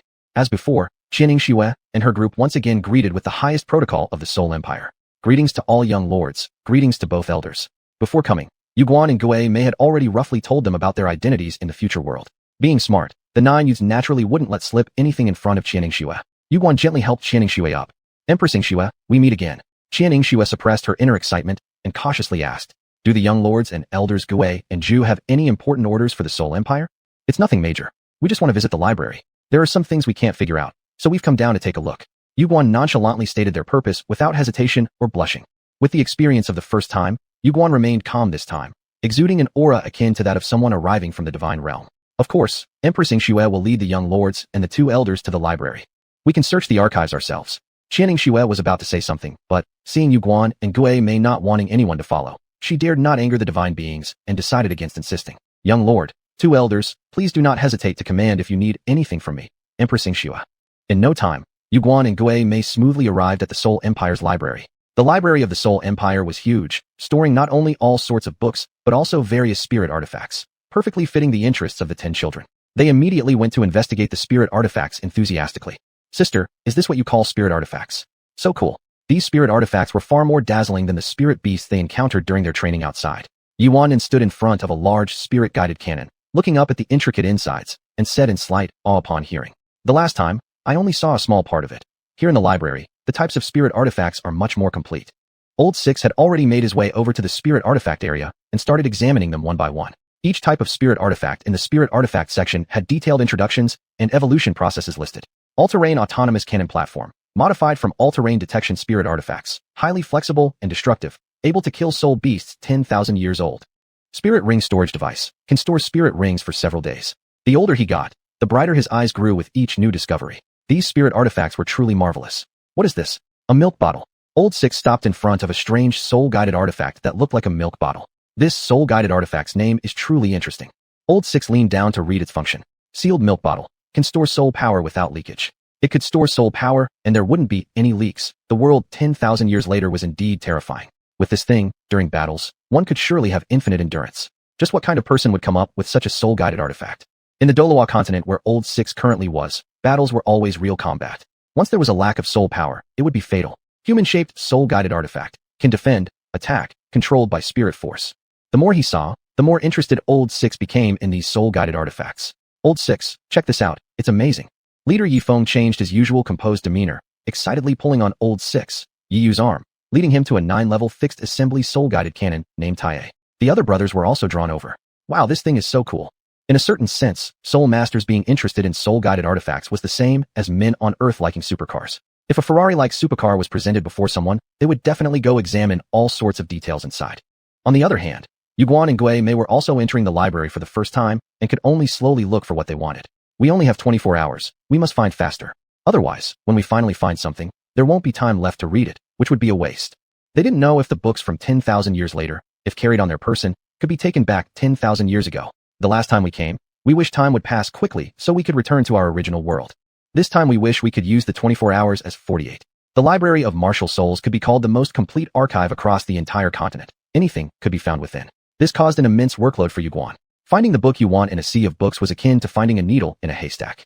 Luckily, the library had everything neatly categorized, so they only needed to search according to the categories. However, this was still a substantial amount of work. The 10 core competencies of martial souls. Isn't this what that useless Yu Xiaojing proposed? Thinking of Yu Xiaojing, Yuguan couldn't help but despise him. Only someone like him, a useless individual, would think this dog and pony theory was effective. What is this stuff still here for? It should be destroyed. Yuguan disdainfully pulled it out and threw it into the nearby trash can, unwilling to spare another glance. The comprehensive knowledge of spirit beasts. All kinds of records about spirit beasts were explained inside. The comprehensive knowledge of spirit bones. All kinds of knowledge about spirit bones were explained inside. The composition of spirit rings. After searching through more than 10 books, all of them were commonly used by the Soul Masters on the Douluo continent. As long as someone attended school, they would likely have the opportunity to learn from these. The Register of Title Holding Douluo. This one should be useful. Yuguan took out this Register of Title Holding Douluo from the shelf, placed it on the adjacent table, and continued searching for what he wanted. The records of Douluo continent. Douluo records. Yuguan's eyes lit up. Isn't this the information we're looking for this time? I thought we would have to search for a very long time. Yuguan pulled out the Douluo records from the shelf and shouted loudly while walking. Old ghost, hurry over. I found the records. Gui Mei was just holding a copy of the handwritten version of the Xiantian treasures and returned to study it carefully. What is this book? Gui Mei opened the handwritten version of the Xiantian treasures. Inside were 5 recorded ultimate skills. The method of practicing hands, Xinyu hand. The method of practicing eyes, purple extreme devil pupil. The skill of restraining, controlling crane capturing dragon. The technique of lightness, phantom shadow, elusive tracks. And what about the method of using hidden weapons, 100 solutions of hidden weapons? The more Gui Mei read, the more exhilarated he became. All that was recorded within was something he had never heard of or seen before. Who would have thought, 10,000 years later, there would be such powerful techniques? People in this world must be very skilled, right? Old ghost. Yuguan's roar seemed to explode right next to Gui Mei's ears, causing him to subconsciously shake his hands, making the handwritten version of the Xiantian treasures fall to the ground. Gui Mei's face turned dark. Damn chrysanthemum, my ears aren't deaf yet. There's no need to shout so loud. Yuguan appeared in front of Gui Mei with a few books in his arms. Shit, dead ghost. I was shouting your name all over the library, and you didn't respond at all. Now you're blaming me for shouting too loud. Just tell me what you were doing. Gui Mei knew he was in the wrong and didn't continue bickering with Yuguan. He bent down to pick up the handwritten version of the Xiantian treasures and dusted it off casually. Forget about that. I found the Douluo continent records. Hurry over and take a look together. They had finally found it. Gui Mei also became enthusiastic. I found a book called the handwritten version of the Xiantian treasures. I took a glance at it. Seems quite suitable for the children to learn. Let's bring it along as well. Yuguan didn't say much either. Both of them found a table and started browsing through the Douluo continent records. The contents recorded in the Douluo continent records were extremely comprehensive, almost starting from the origins of the Douluo continent. recording every single detail without exception. Chapter 67. Sneaking a peek at history, seeking trouble for Tang San. This aligned perfectly with the intentions of Yuguan and Gue Mei. Initially, they had been concerned about the lack of detailed records which would have required more effort. Now, they no longer needed to worry. Douluo year 2130, the Haotian sect was destroyed. Douluo year 2132, the Sea God Island was destroyed. The records regarding Sea God Island and the Haotian sect were relatively simple because others did not know how these two forces were destroyed. However, Yuguan and his team knew that their destruction was orchestrated by Yiqing, an adult who possessed powers beyond anyone else at the time. Even the Spirit Soul Empire could not accomplish such feats. Otherwise, these forces wouldn't have persisted for more than 20 years. Douluo year 2139, the Battle of Jialing Pass saw the first empress of the Spirit Soul Empire, Bibi Dong, and its second monarch, Qian Rinsno, uniting against Tang San, now the god of slaughter. They were defeated in battle, but during the critical moment, Yiqing and Gu Yuna combined forces and eliminated them. Tang San left a strong impression on both Yuguan and Gue Mei. During the All-Continent Soul Master Tournament, he emerged as a dark horse, defeating Bibi Dong's painstakingly trained Golden Generation. If not for Tang San, Nana wouldn't have missed out on the spiritual coagulation wisdom skull. If she'd obtained it, her soul power would have grown faster. Truly unpredictable, Tang San became a god at just over 20 years old. No wonder the Spirit Pagoda carved statues in honor of this man and the leader. Without them, there might not have been a Spirit Soul Empire thousands of years later. This man and the leader can be called the reborn parents of the Spirit Soul Empire. On the other hand, Tang San was practically Empress Bibi Dong's nemesis. Not only did he disgrace her in the Soul Master Tournament, but he also attempted to destroy the Spirit Soul Empire. In the year 2139, at the Jialing Pass battle, Yuguan calculated the timeline, currently Douluo year 2135. There were only 4 years remaining until what history recorded would happen. In 4 years' time, Tang San would likely not yet have ascended to godhood. Yuguan and Gue Mei continued reading about how Qian Rinsno cleverly battled and maneuvered against Tang San at Jialing Pass, securing precious time. They also discovered some major events occurring in the Douluo continent, including a great turmoil 4,000 years ago that merged another region known as the Douluo continent, followed by numerous wars. In summary, the Spirit Soul Empire's journey to reach this point wasn't easy. After careful consideration, Yuguan made up his mind. Old ghost, this Tang San mustn't live. Once we return, let's eliminate him. Gue Mei thought similarly, nodding affirmatively. Tang San had to be stopped at all costs or he'd become an infinite future threat. That's right. Continuing to browse through the historical texts, perusing countless millennia of recorded events, it would take them a while to complete, so they decided to skip sections for now, planning to revisit everything later when the time permits. Old ghost, check this out. There are records about us ascending to divinity. Yuguan pointed to a section of the book for Gue Mei. Historically, it says that we became gods in Douluo year 8100, roughly 6,000 years from now. You will be the secondary god known as Ghost King, ruling over the underworld. Managing the underworld fit well with Gue Mei's Ghost King soul ability characteristics. What? And I am apparently the secondary god of flowers, governing the realm of flowers. Throughout his life, Yuguan had always adored flowers and knew various divine floral plants intimately. Ascending as the flower god would be the ultimate affirmation of his passions and skills. In Douluo year 8100, I successfully cultivated into the flower god within the Ice-Fire Dual Core Spring. Ice-Fire Dual Core Spring? Yuguan found this place unfamiliar. Let's look it up. The record should specify where the Ice-Fire Dual Core Spring is located. It's in the Tiandu district. Just then, Gue Mei interrupted somberly. Old Chrysanthemum, I have some bad news. Our time is up. Yuguan's complexion immediately changed. The next second, all 12 individuals returned to the Star Do Great Forest, 10,000 years prior in Douluo continent. Damn it, I was just about to finish reading the location of the Ice-Fire Dual Core Spring. It felt unbearably maddening to have a book interrupted halfway through. Yuguan thought his entire state of being was disturbed. Annoying, 24 hours was far too short. Next time, we must discuss with the master extending our visit for a few days. Gue Mei and the 10 children shared this sentiment. Especially the children, who had been engrossed in studying blueprints atop an 8th grade decomposition cannon platform, abruptly transported back, just as they were fully absorbed. Old Six pouted discontentedly. I wanted to keep looking at those magical spirit-guided devices. If only they could bring those tools here somehow. Sister, can your cross-time mushroom really only last for 24 hours? Yuan covered her mouth with her chubby little hand and yawned. That's not true. If the cross-time mushroom is eaten again after 23 hours, it can be extended for another 24 hours. My dear sister, why didn't you say so earlier? Old Six felt as if he had lost a billion yuan, extremely distressed. Next time, younger sister, your brother will take at least 2 more cross-time mushrooms. Not just Old Six thought this way, everyone else did too. Anyway, when the time was up, they could return automatically. Staying 1 or 2 days longer wouldn't be a problem. Yuan looked somewhat troubled. But, with my current soul power, I cannot summon too many. Summoning 24 in one day was already her limit. It was fortunate there were only 12 people going, otherwise, Yuan would not have been able to do it. She could only summon them once her soul power was replenished. Old Six Yu patted Yuan's shoulder, speaking like a little adult. Yuan, don't worry. Next time, your older brother will go and learn how to make a sealed milk bottle for you, so that you can store up your soul power beforehand. That way, You won't have to worry about having insufficient soul power to summon so many cross-time mushrooms. Yuan immediately clapped her hands in approval. Sixth brother is awesome. She also saw this sealed milk bottle and originally thought whether she could bring it back, but nothing from 10,000 years later could be brought back, so they had to return the same way they went. Fortunately, the things stored in their brains would not be lost. Let's go, we should head back. We haven't slept for a day and night. Everyone is tired. Let's go back and get a good rest. The 10 children nodded, too absorbed in the things at the library tower before to notice their fatigue. Now suddenly letting their spirits relax, everyone revealed a tired expression on their face. There was a chorus of yawns. Yuan carried the 10th princess, while the others used their soul power and quickly returned to the pool of life. Imperial Heaven and the other 3 had just woken up from their cultivation, seeing 9 Sons group all lackluster, approaching step by step. Yuan, where have you all been? Why does everyone look like they've been drained dry? We went to play in the human world for a day. Adults know. Oh wow, so tired. Imperial Heaven, let us go sleep. After saying that, Yuan first took the 10th princess back to her room, then returned to his own room to rest. These few people must be hiding something from us. Imperial Heaven, looking at the backs of these 12 individuals leaving, sharply sensed that something was amiss. Once those 9 sons wake up, we'll ask them then.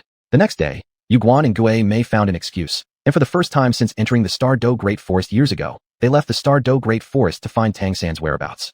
Old Ghost, are you sure Tang San is in the City of Slaughter? The Douluo Continent Annals recorded it this way. Tang San achieved the title of Azura God in the City of Slaughter. Regarding the period he achieved it, it's unknown. The City of Slaughter, many soul masters in the Douluo Continent knew about it, especially those who wanted to take shortcuts. They were irresistibly drawn to that place. In the City of Slaughter, no soul techniques could be used. There were no rules. No mercy, no sunlight.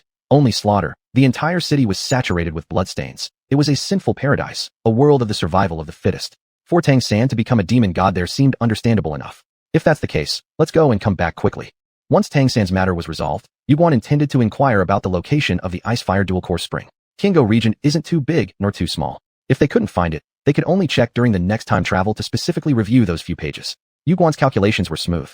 Very soon, they arrived at a small town outside the City of Slaughter. Luckily, as soon as they reached the small town, they encountered Tang San, who was about to re-enter the City of Slaughter. What would this be called? When searching everywhere turns up nothing, the thing desired comes effortlessly. Gui Mei Yuan. Tang San was alone, and the moment he saw Yuan and Gui Mei, his formerly calm gaze instantly flared up with intense hatred. It was you two who forced Xiao Wu to her death back then, and now you actually dare to appear in front of me.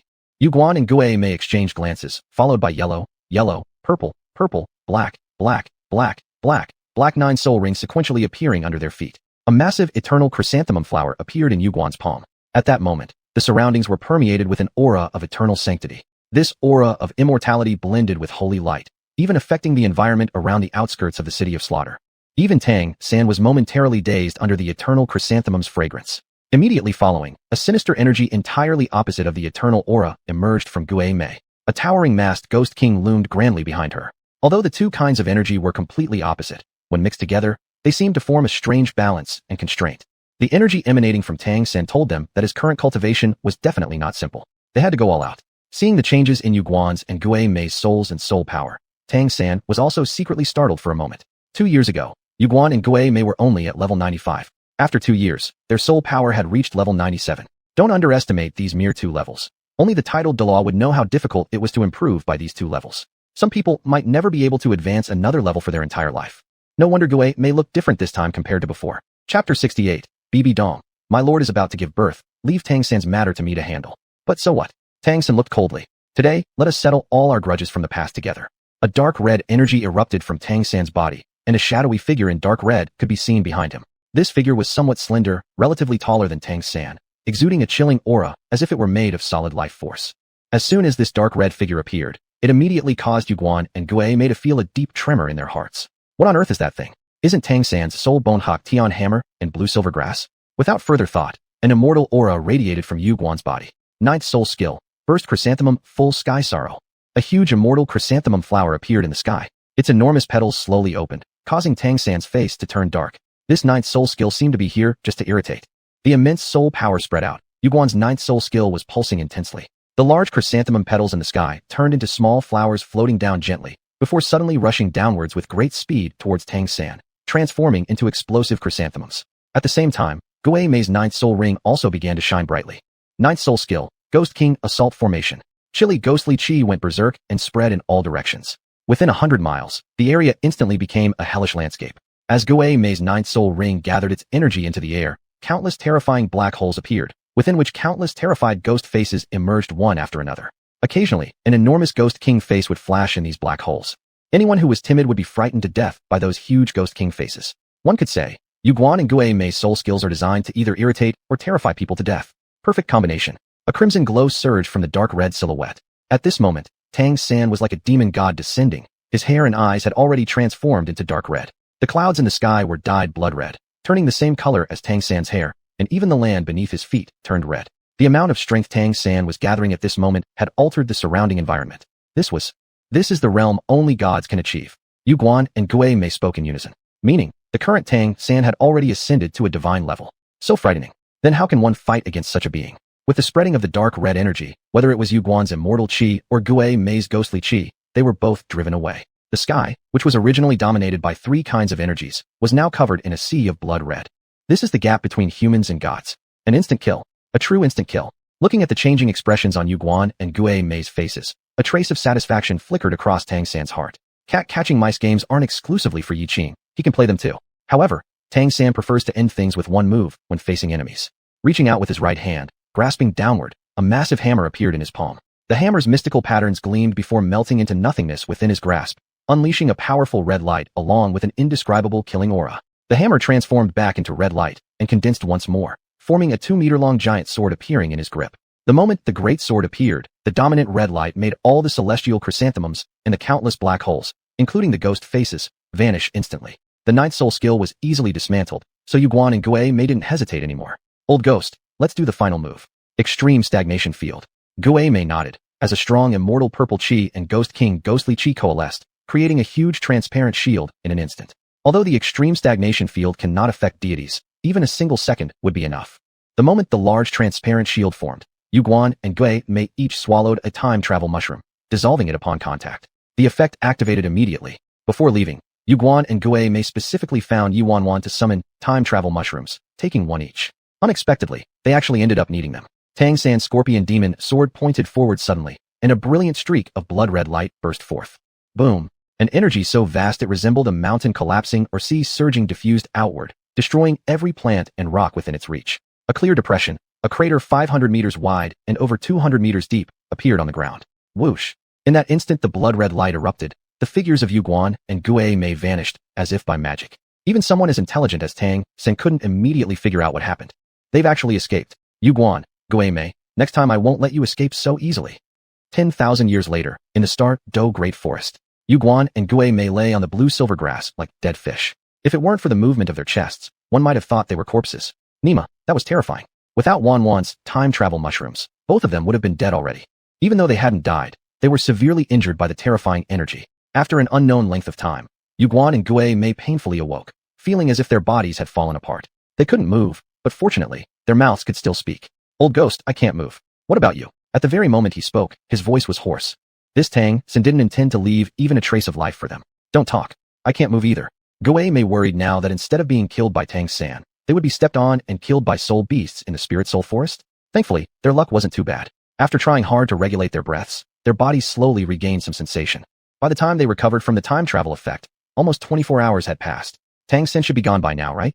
If not, it would only be considered unfortunate for them. After all, who in their right mind would wait around a whole day and night for an enemy who might not return? Once the 24-hour limit ended, Yuguan and Guei Mei returned to the original location as scheduled. The site was already a mess, especially the giant crater ahead, which made Yuguan and Guei Mei's hearts leap with anxiety. This time, because they rushed to find Tang San without careful planning, they failed not only in causing him trouble, but nearly got themselves killed in the process. This round left them thoroughly embarrassed. Tang San isn't here. We'd better leave quickly. After checking the surroundings and finding no sign of Tang San, Yuguan and Guei Mei sighed in relief and hurried back to the Douluo Great Forest during the night. When they returned, it was just dawn. The first rays of sunlight filtered through towering trees, casting mottled shadows on the lake's surface. Bibi Dong stepped out of her cave dwelling and immediately noticed two furtive figures nearby, with surging spiritual forces. Upon recognizing them, Bibi Dong paused slightly. Yuguan Guei Mei? Yuguan and Guei Mei received a big scare but relaxed when they saw it was Bibi Dong. What's wrong? Did you encounter an attack? Who else in this era of the Douluo continent could possibly injure Yuguan and Guei Mei so badly? She had already ordered all the spirit masters stationed in the Douluo Great Forest to return. After all, Bibi Dong, your majesty, this is a long story. We went looking for Tang San. We originally planned to kill him, but we lost. Fortunately, both me and Old Ghost timely used the ultimate stagnation field and the mushrooms given by Xuanhuan, allowing us to escape alive. BB Dong felt even more shocked inside. Both of your soul powers have reached 97th level, and your spirit souls have undergone evolution. How could you still lose to Tang-san? Even at his best, Tang-san, calculated normally, shouldn't surpass the rank of a titled Douluo by now. BB Dong, your majesty, you wouldn't understand. That Tang-san's cultivation has increased too fast. He also possesses an extremely powerful sword covered in blood color. Both me and Old Ghost were simply no match for him. It's all thanks to Xuanhuan's life-saving mushroom. Little Xuanhuan, we haven't raised her for nothing. Yuguan and Gue Mei felt relieved again.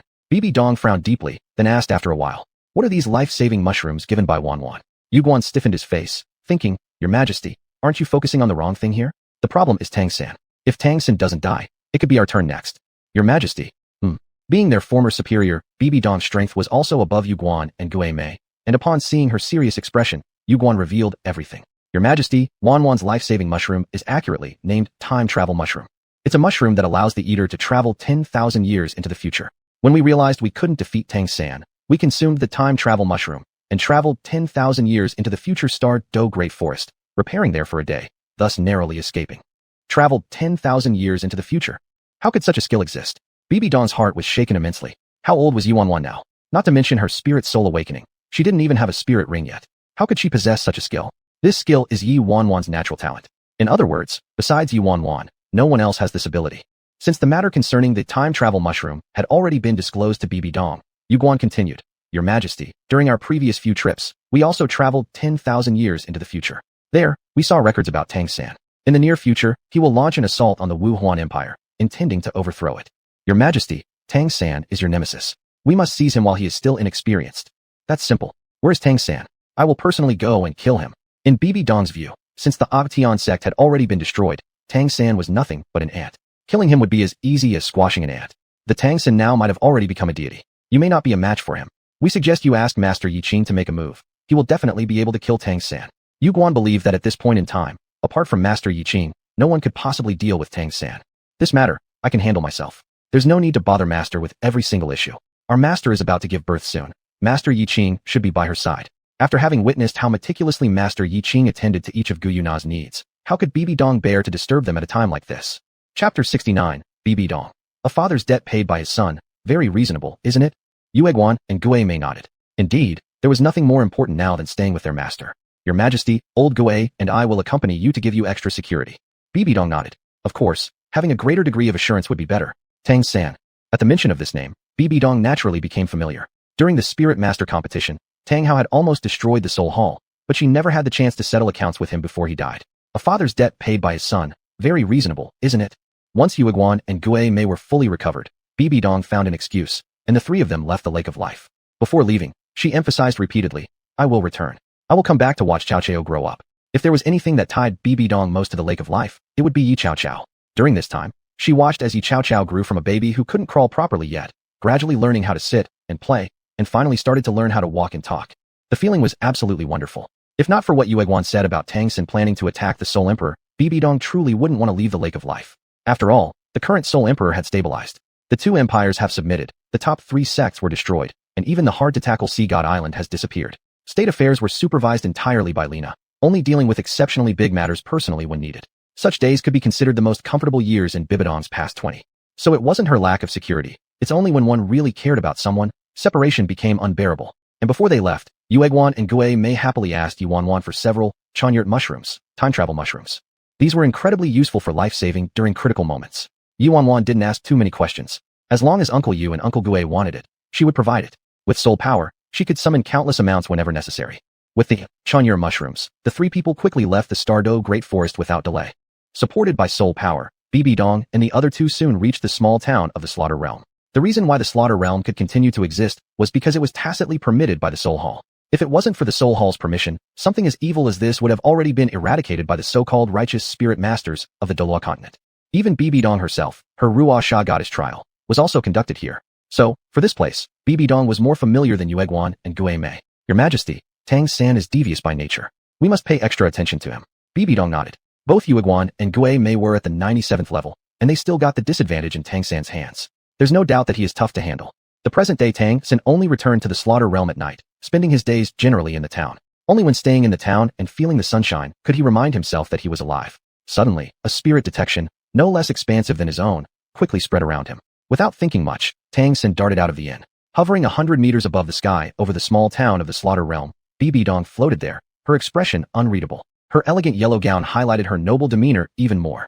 As the first emperor of the Soul Empire, Bibi Dong had suffered defeats only under Yiqing, and against others, she hadn't lost. Xuanhuan and Guo Mei stood on either side of Bibi Dong, poised with dignity. Though there were only 3 of them, the aura emanating from them could rival that of a million roaring lions.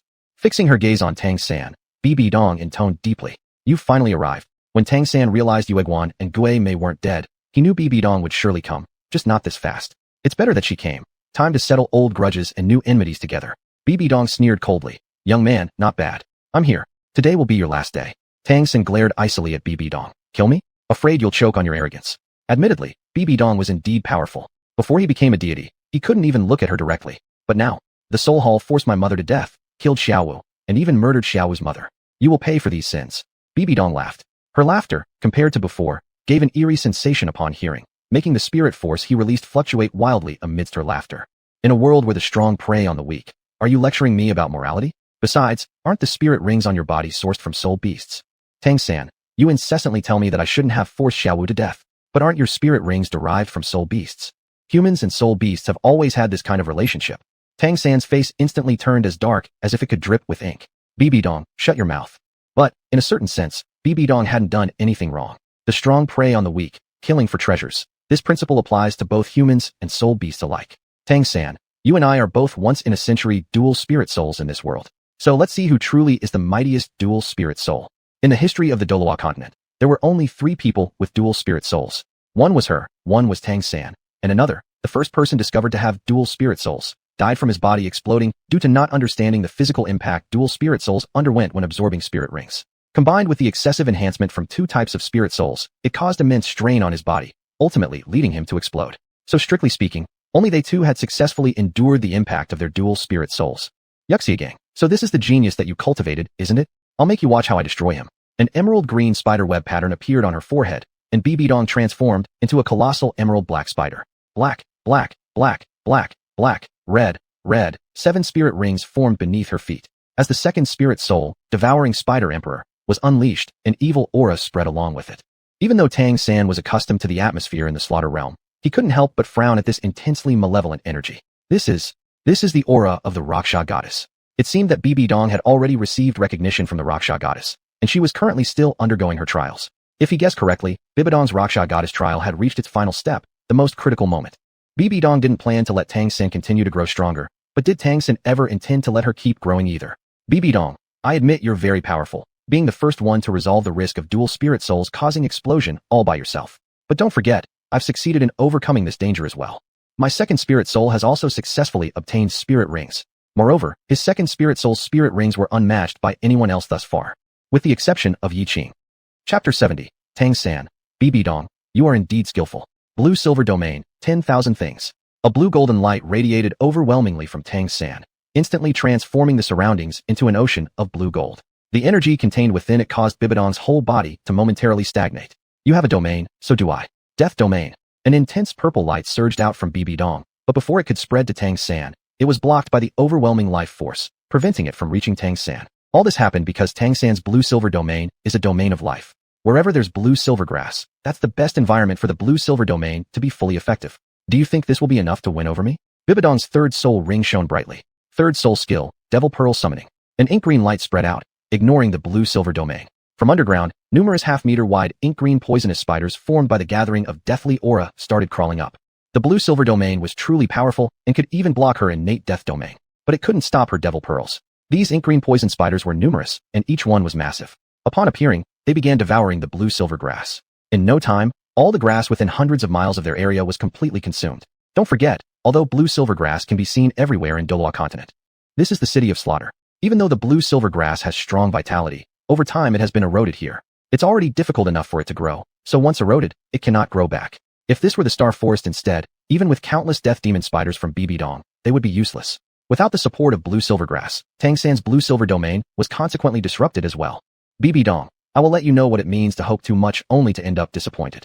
A dark red figure appeared behind Tangan. Its icy aura, completely made of condensed life energy, sent shivers down the spines of Bibi Dong and her two companions. What on earth is this thing? Seeing Tang San like this, Bibidong's heart was shocked. The thing behind Tang San seemed like her weakness.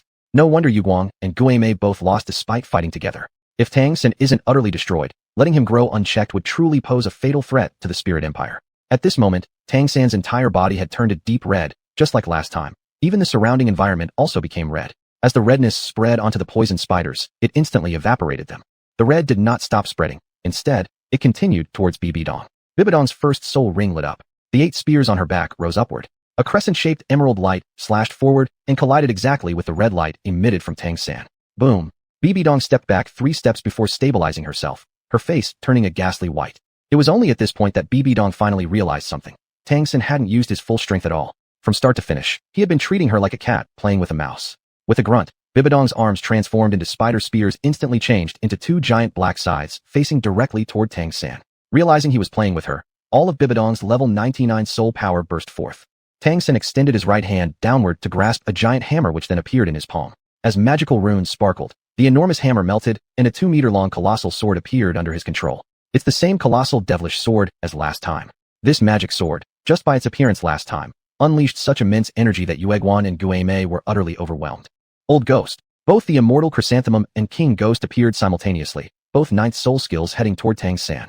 The appearance of the demonic sword caused Bibidong's huge black scythe to emit a painful low moan, halting its attack prematurely. The Lord of the Slaughter Realm, also an enforcer of the Divine Realm, whose energy happens to be Bibidong's greatest nemesis. Holding back no longer and suppressing her inner fear, Bibidong suddenly roared with anger, forcefully inserting 6 spider spears from her back into the ground.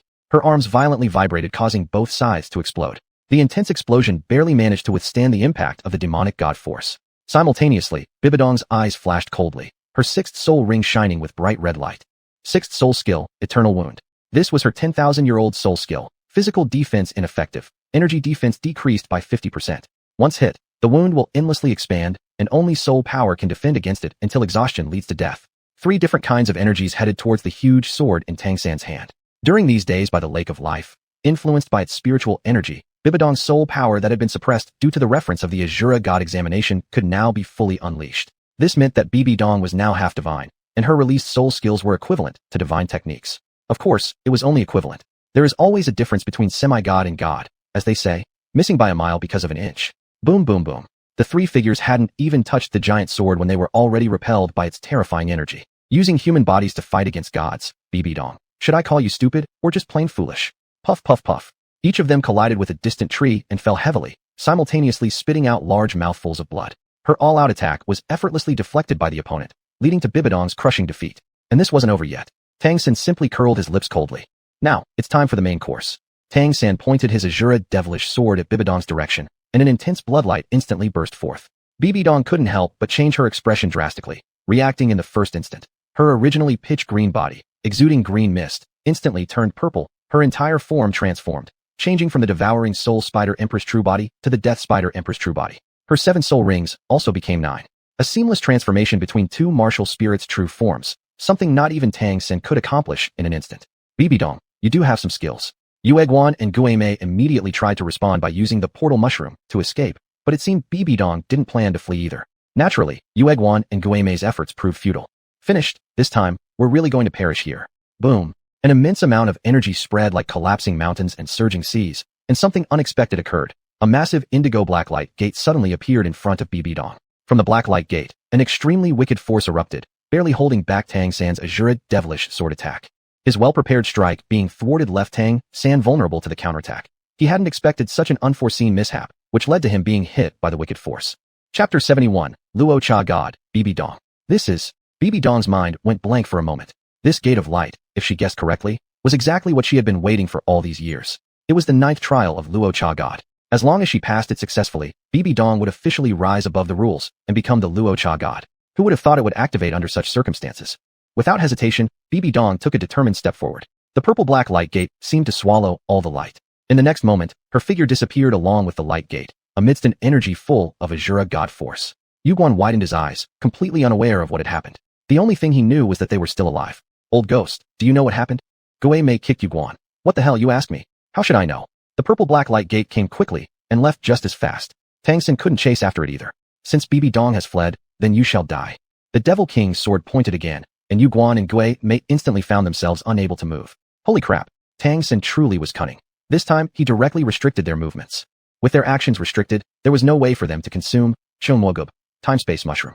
It seems like we really will die here this time. Xuanhuan, Zhao Zhao Yi Feng Yi Yu, Uncle Yu and Uncle Gui can't stay with you to grow up. Hope you can grow happily. Don't forget Uncle Yu and Uncle Gui. At this moment, Yuguan and Gui Mei had already planned out their last words.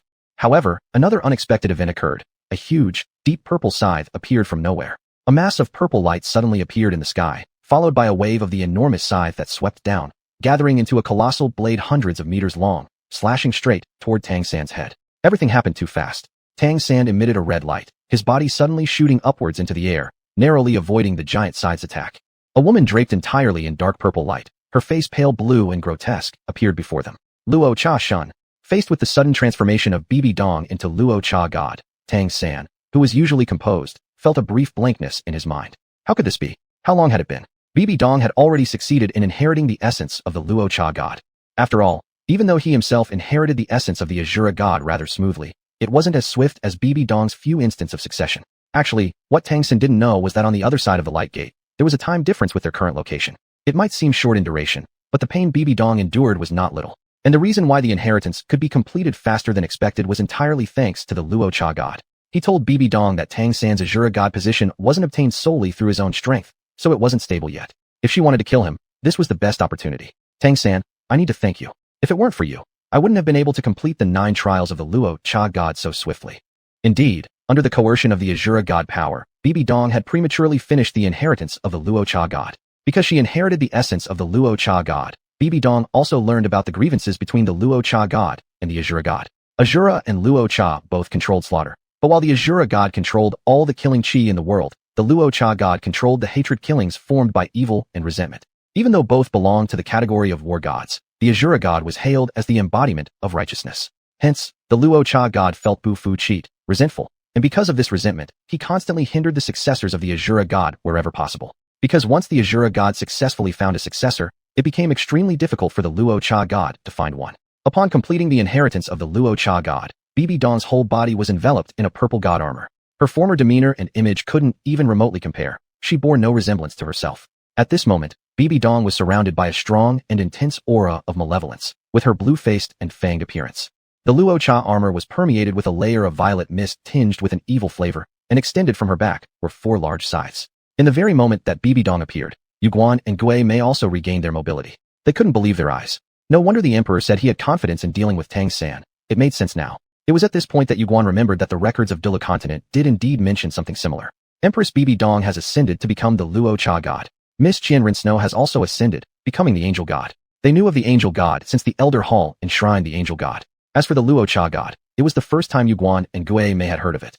And they couldn't blame themselves for not hearing it before, because in Douluo continent, prior to Yiqing's appearance, no new god had emerged for 20,000 years. The vast majority of people no longer believe in the existence of deities.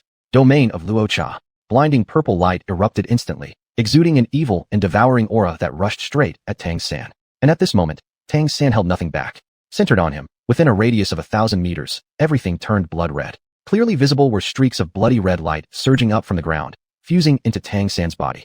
God of Azura. That's right. Those streaks of red light were precisely from the complete divine power of the Azura. What Tang San had released before was, as he had said, merely an appetizer. Now, Tang San's form had entirely transformed into red. The crimson armor was evidently larger than Bibi Dong's Luo Cha God armor, with more dazzling patterns. In his hand, he gripped a massive sword over 2 meters long.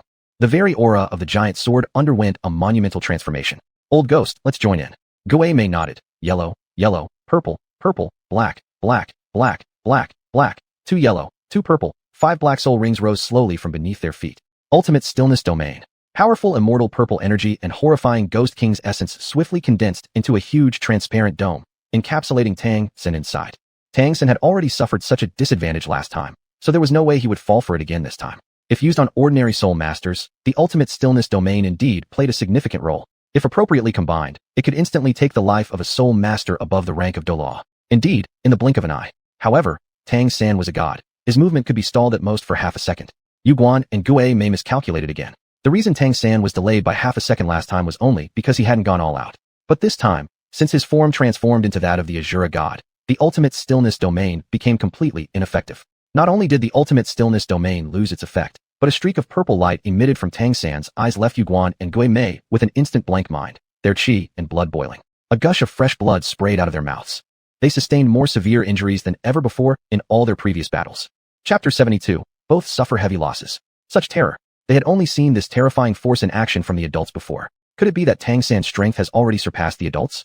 Impossible. Absolutely impossible. The adults are undoubtedly the strongest individuals on the continent today. In the eyes of Yiqing and Yiqing was the most powerful man in the world. The Azura Devil Sword slowly raised. With a swift movement, Bibo Dong stood in front of Yiqing and Mei. She could clearly feel an unprecedented pressure emanating from Tangan. No wonder the Raksha goddess eagerly passed on her powers to her. Even the current Bibo Dong herself hoped that Tangan would die immediately. Bibo Dong, go to your death. A faint light flickered as a cold gleam appeared on Tangan's face. Pointing the Azura Devil Sword forward, a crimson demonic light instantly blossomed. Facing the Azura god, Bibo Dong's entire body trembled. The Azura god, truly her nemesis. Her true nemesis. No, I can't back down. If I do, there will be no way out.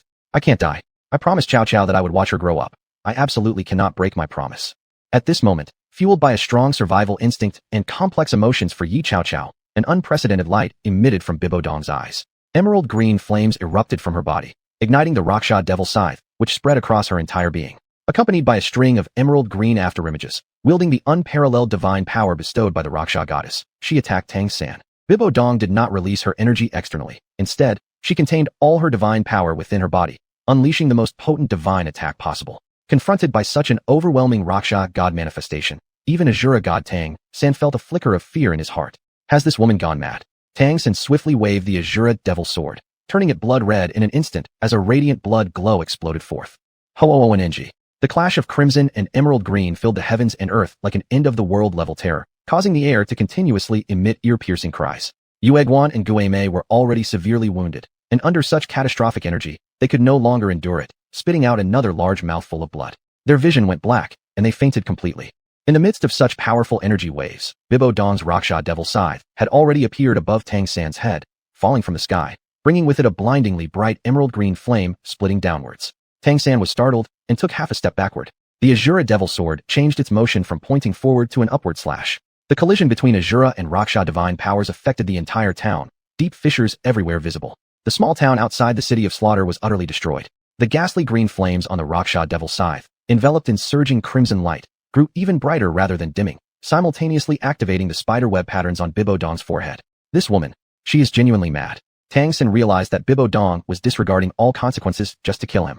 Doesn't she realize that if she fails, there's a risk of shattering her divine position? Many strive their whole lives to obtain the rank of a god. Bibo Dong had already achieved it, but was willing to risk shattering her divine status just to kill him. Crazy person. Bibo Dong might have gone crazy, but Tangan wasn't. He wouldn't lose to her at such a critical juncture. Hovering midair, countless ghostly wails seemed to echo. Both Tangan and Bibo Dong were imbued with a layer of red light. Tangan's Azura Devil Sword moved in a single direction as he uttered four chilling words. Azura, judgment. The Azura judgment indeed had the power to judge gods, but that would only be achievable by a fully empowered Azura god. The current Azura god's strength clearly hadn't reached its peak yet. Raksha born with 9 scythes. The emerald green Raksha Devil Scythe instantaneously split into 9 scythes, each defending against Tangan's Azura red glow from different directions. The scene unfolded like 6 flower-like blooms colliding with the 9 Raksha Devil Scythes. Roar. An innumerable amount of ghostly screams resounded through the skies. Bibo Dong's complexion was far beyond mere pallor. If Bibo Dong was suffering, so was Tangan. His Azura judgment hadn't reached its maximum potential, hence he was at a disadvantage against the fully empowered Raksha god. Crack. One of the Raksha Devil Scythes shattered, leaving a crack in the Azura Devil Sword. Crack. Another one broke, widening the crack on the Azura Devil Sword further. Crack. Every time a Raksha Devil Scythe shattered, the crack in the Azura Devil Sword worsened. If things continued like this, the Azura Devil Sword would break long before all 9 Raksha Devil Scythes were destroyed. The Azura Devil Sword was condensed from Tang Chen's lifelong soul force. It had already broken once in Yiqing's hands before, and if it were to break again, Tangan dared not imagine the consequences. I can't continue this fight any longer. Tangan's eyes flickered as a beam of golden light shot out.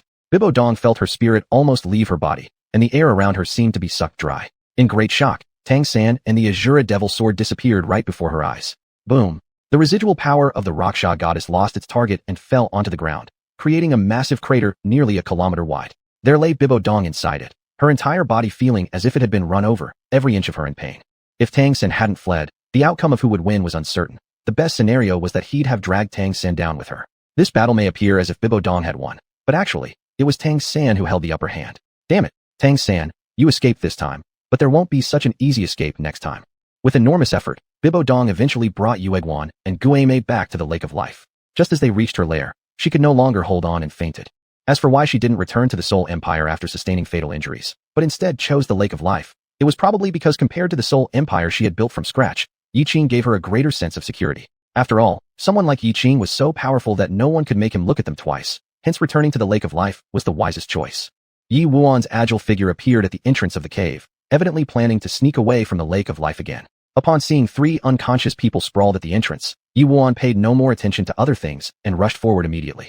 Seeing Xuanhuan and Guei covered in blood, their lives hanging by a thread, Yi Wuan burst into tears. Uncle Ghost, what happened to you? You're scaring me, don't scare Wuan like this.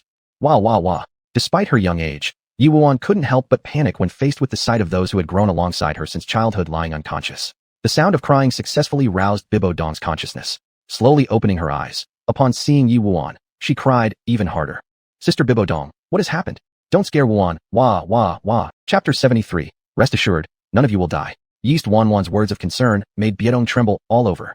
Earlier, she had thought of killing her, but unexpectedly, during her own injury, Yi Xuanhuan cried bitterly. Sister is fine, Xuanhuan need not worry. Human hearts are fleshly grown. Yi Xuanhuan was fully aware of Biedong's care for her and her sister during this period at the Lake of Life. Therefore, upon seeing Biedong's injury, she naturally did not feel well inside. Biedong sister, please wait for me here. I'll go tell Dad. Dad must have a way. Yi Xuanhuan wiped her tears, got up, and ran quickly into the cave residence to find her dad. And at this moment, in Yiqing and Guiwena's room, 8 years had passed. Yiqing had already decorated their entire room according to his liking. Of course, while decorating, he would also ask Guiwena for her opinion. In most cases, Guiwena would listen to him. 2 exquisitely beautiful figures sat on the spacious balcony. Guiwena's belly was already very large, probably due to give birth within these 2 months. Except for some inconvenience in movement, there were no other significant issues. After all, as the Silver Dragon King, her physical constitution was indeed unmatched by ordinary people. How does it feel? Is my husband's technique comfortable? Each time Guiwena became pregnant, Yiqing would routinely give her foot massages. Regardless of how strong Guiwena's physique might be, the child she carried was still his. So Yiqing took pleasure in doing anything for her. Pregnant Guiwena radiated a special maternal glow all over her body, utterly enchanting.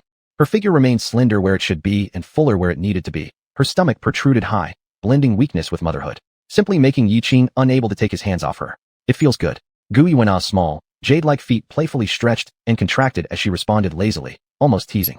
Husband's technique has become more and more proficient. Presses so comfortably. Nay, for this life, I can't leave you, husband. Yiqing's gaze darkened slightly, a hint of danger in his voice. You're still thinking about leaving me? Guiwena giggled shyly and collapsed into Yiqing's arms. Ah, husband, I was just joking. How could Nei abandon you? Even if husband wanted to leave, Nei wouldn't agree. Yiqing let out a cold humph. This is more reasonable. Guiwena stretched out both her hands, cooing sweetly to Yiqing. Husband, Nei wants to sunbathe. I'm bored staying in the room all the time. No matter how many times she'd become a mother, she loved to act cute in front of Yiqing. For a lifetime, she would act cute before him. Alright, Yiqing picked up Guiwena horizontally and steadily walked out. Just then, they saw Yi Xuanhuan crying and running towards them. Xuanhuan, what happened? Dad, Uncle Yu, Uncle Guei, and Sister Biedong. These 3 are seriously injured. They're dying. Quick, come check on them. Yi Xuanhuan pointed her chubby little finger towards the cave entrance, tears still wet on her small face. As soon as she spoke, fresh tears streamed down again. Yiqing paused for a moment. With Biedong's abilities, there shouldn't be many people in Douluo continent who could hurt them. Especially Biedong, who bore the inheritance of the Raso god power, had a strength level no less than grade 98. While both Yuguan and Guei had reached 97th grade. Theoretically, in the Douluo continent, there wouldn't be many who could injure them. Yiqing glanced at Guiwena. Nay, Guiwena replied. Husband, Nei also wishes to see. Yiqing nodded, placing Guiwena gently on the main seat in the hall. You stay here and wait for me. I'll go outside to check. Yes. Xuanhuan, stop crying. Dad won't let anything happen to Uncle Yu or others. Holding Yi Xuanhuan, Yiqing swiftly moved toward the cave entrance. When he saw Biedong, Yiqing hesitated once again. She had successfully inherited the power of the Raso god, yet at this point, she looked near death with her godly position on the verge of breaking. The handsome eyebrows of Yiqing nearly furrowed tightly together. Next, he looked at Yuguan and Guei. Even though Yiqing had mentally prepared himself, after witnessing their injuries, an inevitable shock rippled through his heart. Why such grievous wounds? Yiqing squatted down, increasingly shocked as he examined them. Judging by their nearly broken bodies, the fact that they managed to return to the pool of life was nothing short of miraculous. Crimson golden light infused into Yuguan and Guei's bodies. After 1 minute, Yuguan and Guei gradually awakened. Yet their bodies were still in excruciating pain, their faces pale like ghosts. Upon seeing Yiqing, Yuguan gathered his last ounce of energy. Master, it's Tang-san. He now bears the inheritance of Xiao Luo God power. This time when I fought against him, neither of us gained an advantage. But if we let him linger, he will surely become a lasting peril. Gui Mei chimed in. That's right, Master. Tang-san must die. Yiqing murmured softly. Tang-san has inherited the Xiao Luo God power. While Yiqing was surprised by this, he wasn't overly astonished. Tang-san had originally come from another world just like him, and it was only natural that he would have some impact on this world. After saying these words, Yuguan and Gui Mei's lives began to slip away rapidly, like a bursting dam releasing its waters. Xuanhuan cried out once more. Dad, I don't want Uncle Yu or Uncle Gui to die. Dad, please save them. Wah wah wah. Save them. The cries of Princess Ten could shake heaven and earth, move gods and ghosts to tears. Hearing Princess Ten's weeping, Yuguan and Gui Mei felt both comforted and pained in their hearts. Wanan, he, a good girl, live well. Uncle Yu and Uncle Gui won't be able to see you grow up. What regret they harbored. Yuguan truly feared no death, yet he didn't want to miss seeing Xuanhuan grow up either. Wan, make sure to tell your brother. Uncle Yu and Uncle Gui just went back to the human world. Even as he faced death, Yuguan worried that the children might grieve over his passing. At this moment, the 9 children were not in the cave. Because of Gui Wen's approaching due date, it was inconvenient for her to travel far. Thus, Di Tian took Yifeng and the others to Stardo Great Forest for training. They could return quickly if there was an urgent situation. Master, can I have one last look at Cao Cao? Biedong at this time only wished to see Yi Cao Cao one last time. Then, even in death, she would rest in peace. Rest assured, none of you will die. Yiqing's eyes gleamed with golden light. A vast surge of blank divine power surged out like tidal waves, instantly enveloping Yuguan, Gui Mei, and Biedong completely within it. He solidified their bodies in his divine force, stabilizing all their bodily functions at this exact second and forcibly sustaining their last breaths. Controlling the intensity of the divine force, Yiqing transmitted it bit by bit into their 3 bodies.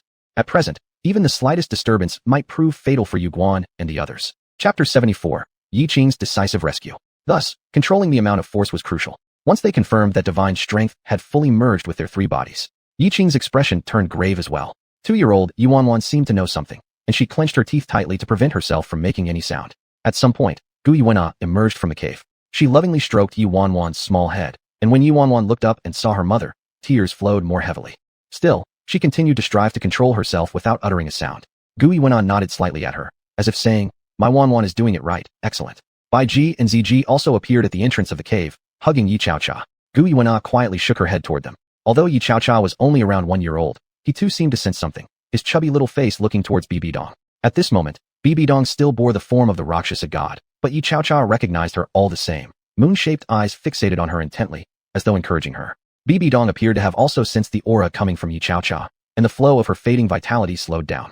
This meant her will to live was strengthening. It was good news. The hardest part of rescuing someone is encountering someone without the will to live. If the person does not possess the will to survive, no matter how hard others try, the results would be much less effective. Yuguan and Gui Mei's bodies were almost shattered by the Azura divine power. To truly save their lives, just Yiqing's divine strength wasn't enough.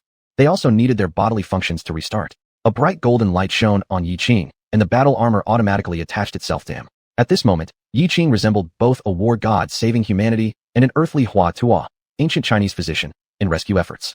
The blank divine energy slowly gathered, and Yiqing transmitted his most pure life force through a golden thread to Bibi Dong and the others. Simultaneously, he extended his right hand, opened his palm, and a flash of golden light passed over his gaze, leaving a mark in his palm. Gu Yuana felt a pang in her heart. She knew her husband was about to use his divine blood for Bibi Dong and the other 2, but she showed no expression. At such a critical time for the rescue, any noise could potentially disrupt Yiqing, possibly resulting in failure to save the 3 individuals. A streak of golden red blood flowed along the mark. Facing upward, Yiqing lightly cupped his hand, tightly enclosing the golden red blood within, ensuring not a single drop leaked out. One after another, Yiqing infused his divine blood into Bibi Dong and the other 2, then continued guiding it with his divine strength to permeate throughout their bodies. This was done to awaken their bodily functions. Since Yiqing held the rank of the blank god, it symbolized infinite possibilities. Naturally, his blood also possessed infinite potential, able to adjust according to the injury of each individual to mend the necessary areas. As the Rakshasa god, Bibi Dong did not need to worry about her body being unable to bear the energy from Yiqing's divine blood. Moreover, Yuguan and Gui Mei had consumed the flesh of the deep-sea devil whale deity, bringing their bodies to nearly semi-divine status, requiring just slight catalysis from Yiqing to avoid major problems. Though Yiqing certainly didn't act rashly without confidence, especially in matters concerning life and death, and his method undoubtedly proved effective. Yuguan and Gui Mei's faces gradually transformed from an ashen gray to a rosy hue. This meant their lives were secured.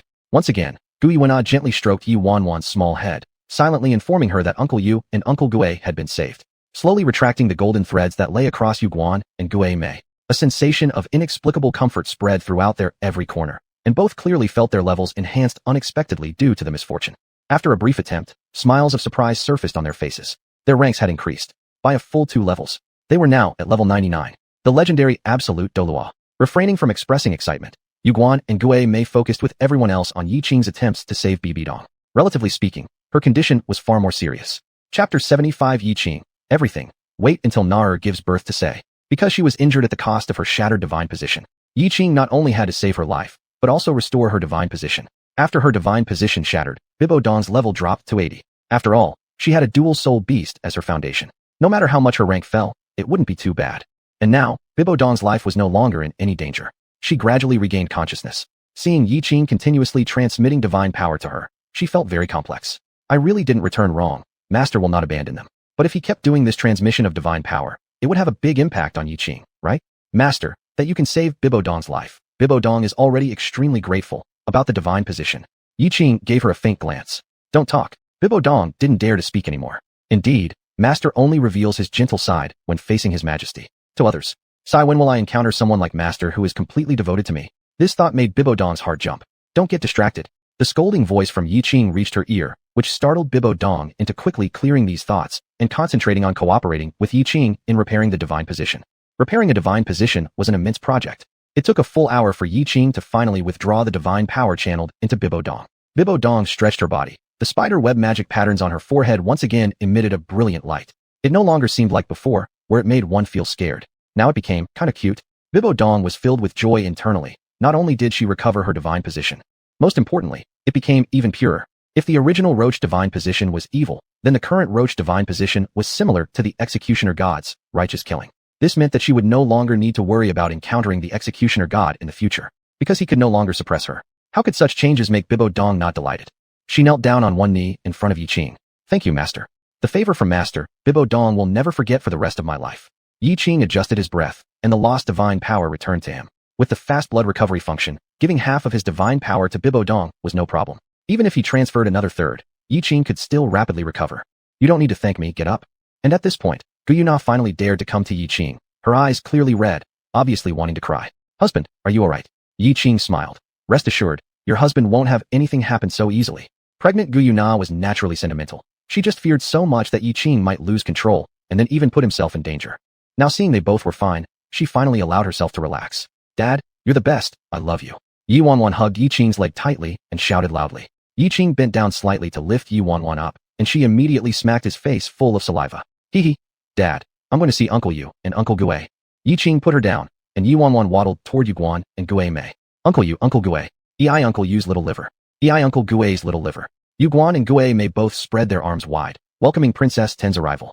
Xuanhuan stopped in front of them, grinned. Hee hee. Both Uncle Yu and Uncle Gue want to hold Xuanhuan. Xuanhuan finds it hard to choose.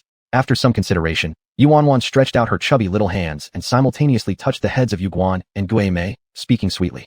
Touch, touch, and it doesn't hurt anymore. Yuguan, Gue Mei, were they being treated as kids by this child? Princess Yi Chao Chao swayed as she approached Bibidong, opening her arms to ask for a hug. Bibidong cried with joy and embraced Yi Chao Chao in her arms. Chao Chao, sister almost couldn't see you again. Bai Ji and Ziji both wiped away tears simultaneously. Why does the sand blow into our eyes today? They would never admit that they were crying too. You first stay here in the cave palace to recuperate quietly. Don't go anywhere during this period. Everything will wait until Nero gives birth. Yiqing looked gently at Gu Yuanna. Nero, I'm sorry for letting you wait so long. Gu Yuanna shook her head. Nero is willing to wait for her husband, forever if necessary. Yiqing indulgently smiled and picked Gu Yuanna back up to walk outside. Gently laying Gu Yuanna on the lounge chair, Yiqing also lay down next to her on his side, lying opposite her. Since the month was far along, lying on Yiqing's body would no longer be comfortable, and Yiqing was worried that doing so might injure the baby and Nero. Husband, aren't you worried that Tang's san will come to cause us trouble? Gu Yuanna became sentimental again. My dear Nero, don't you trust your husband? But didn't you say that later on, Tang san successfully inherited the power of 2 gods and would become an invincible existence?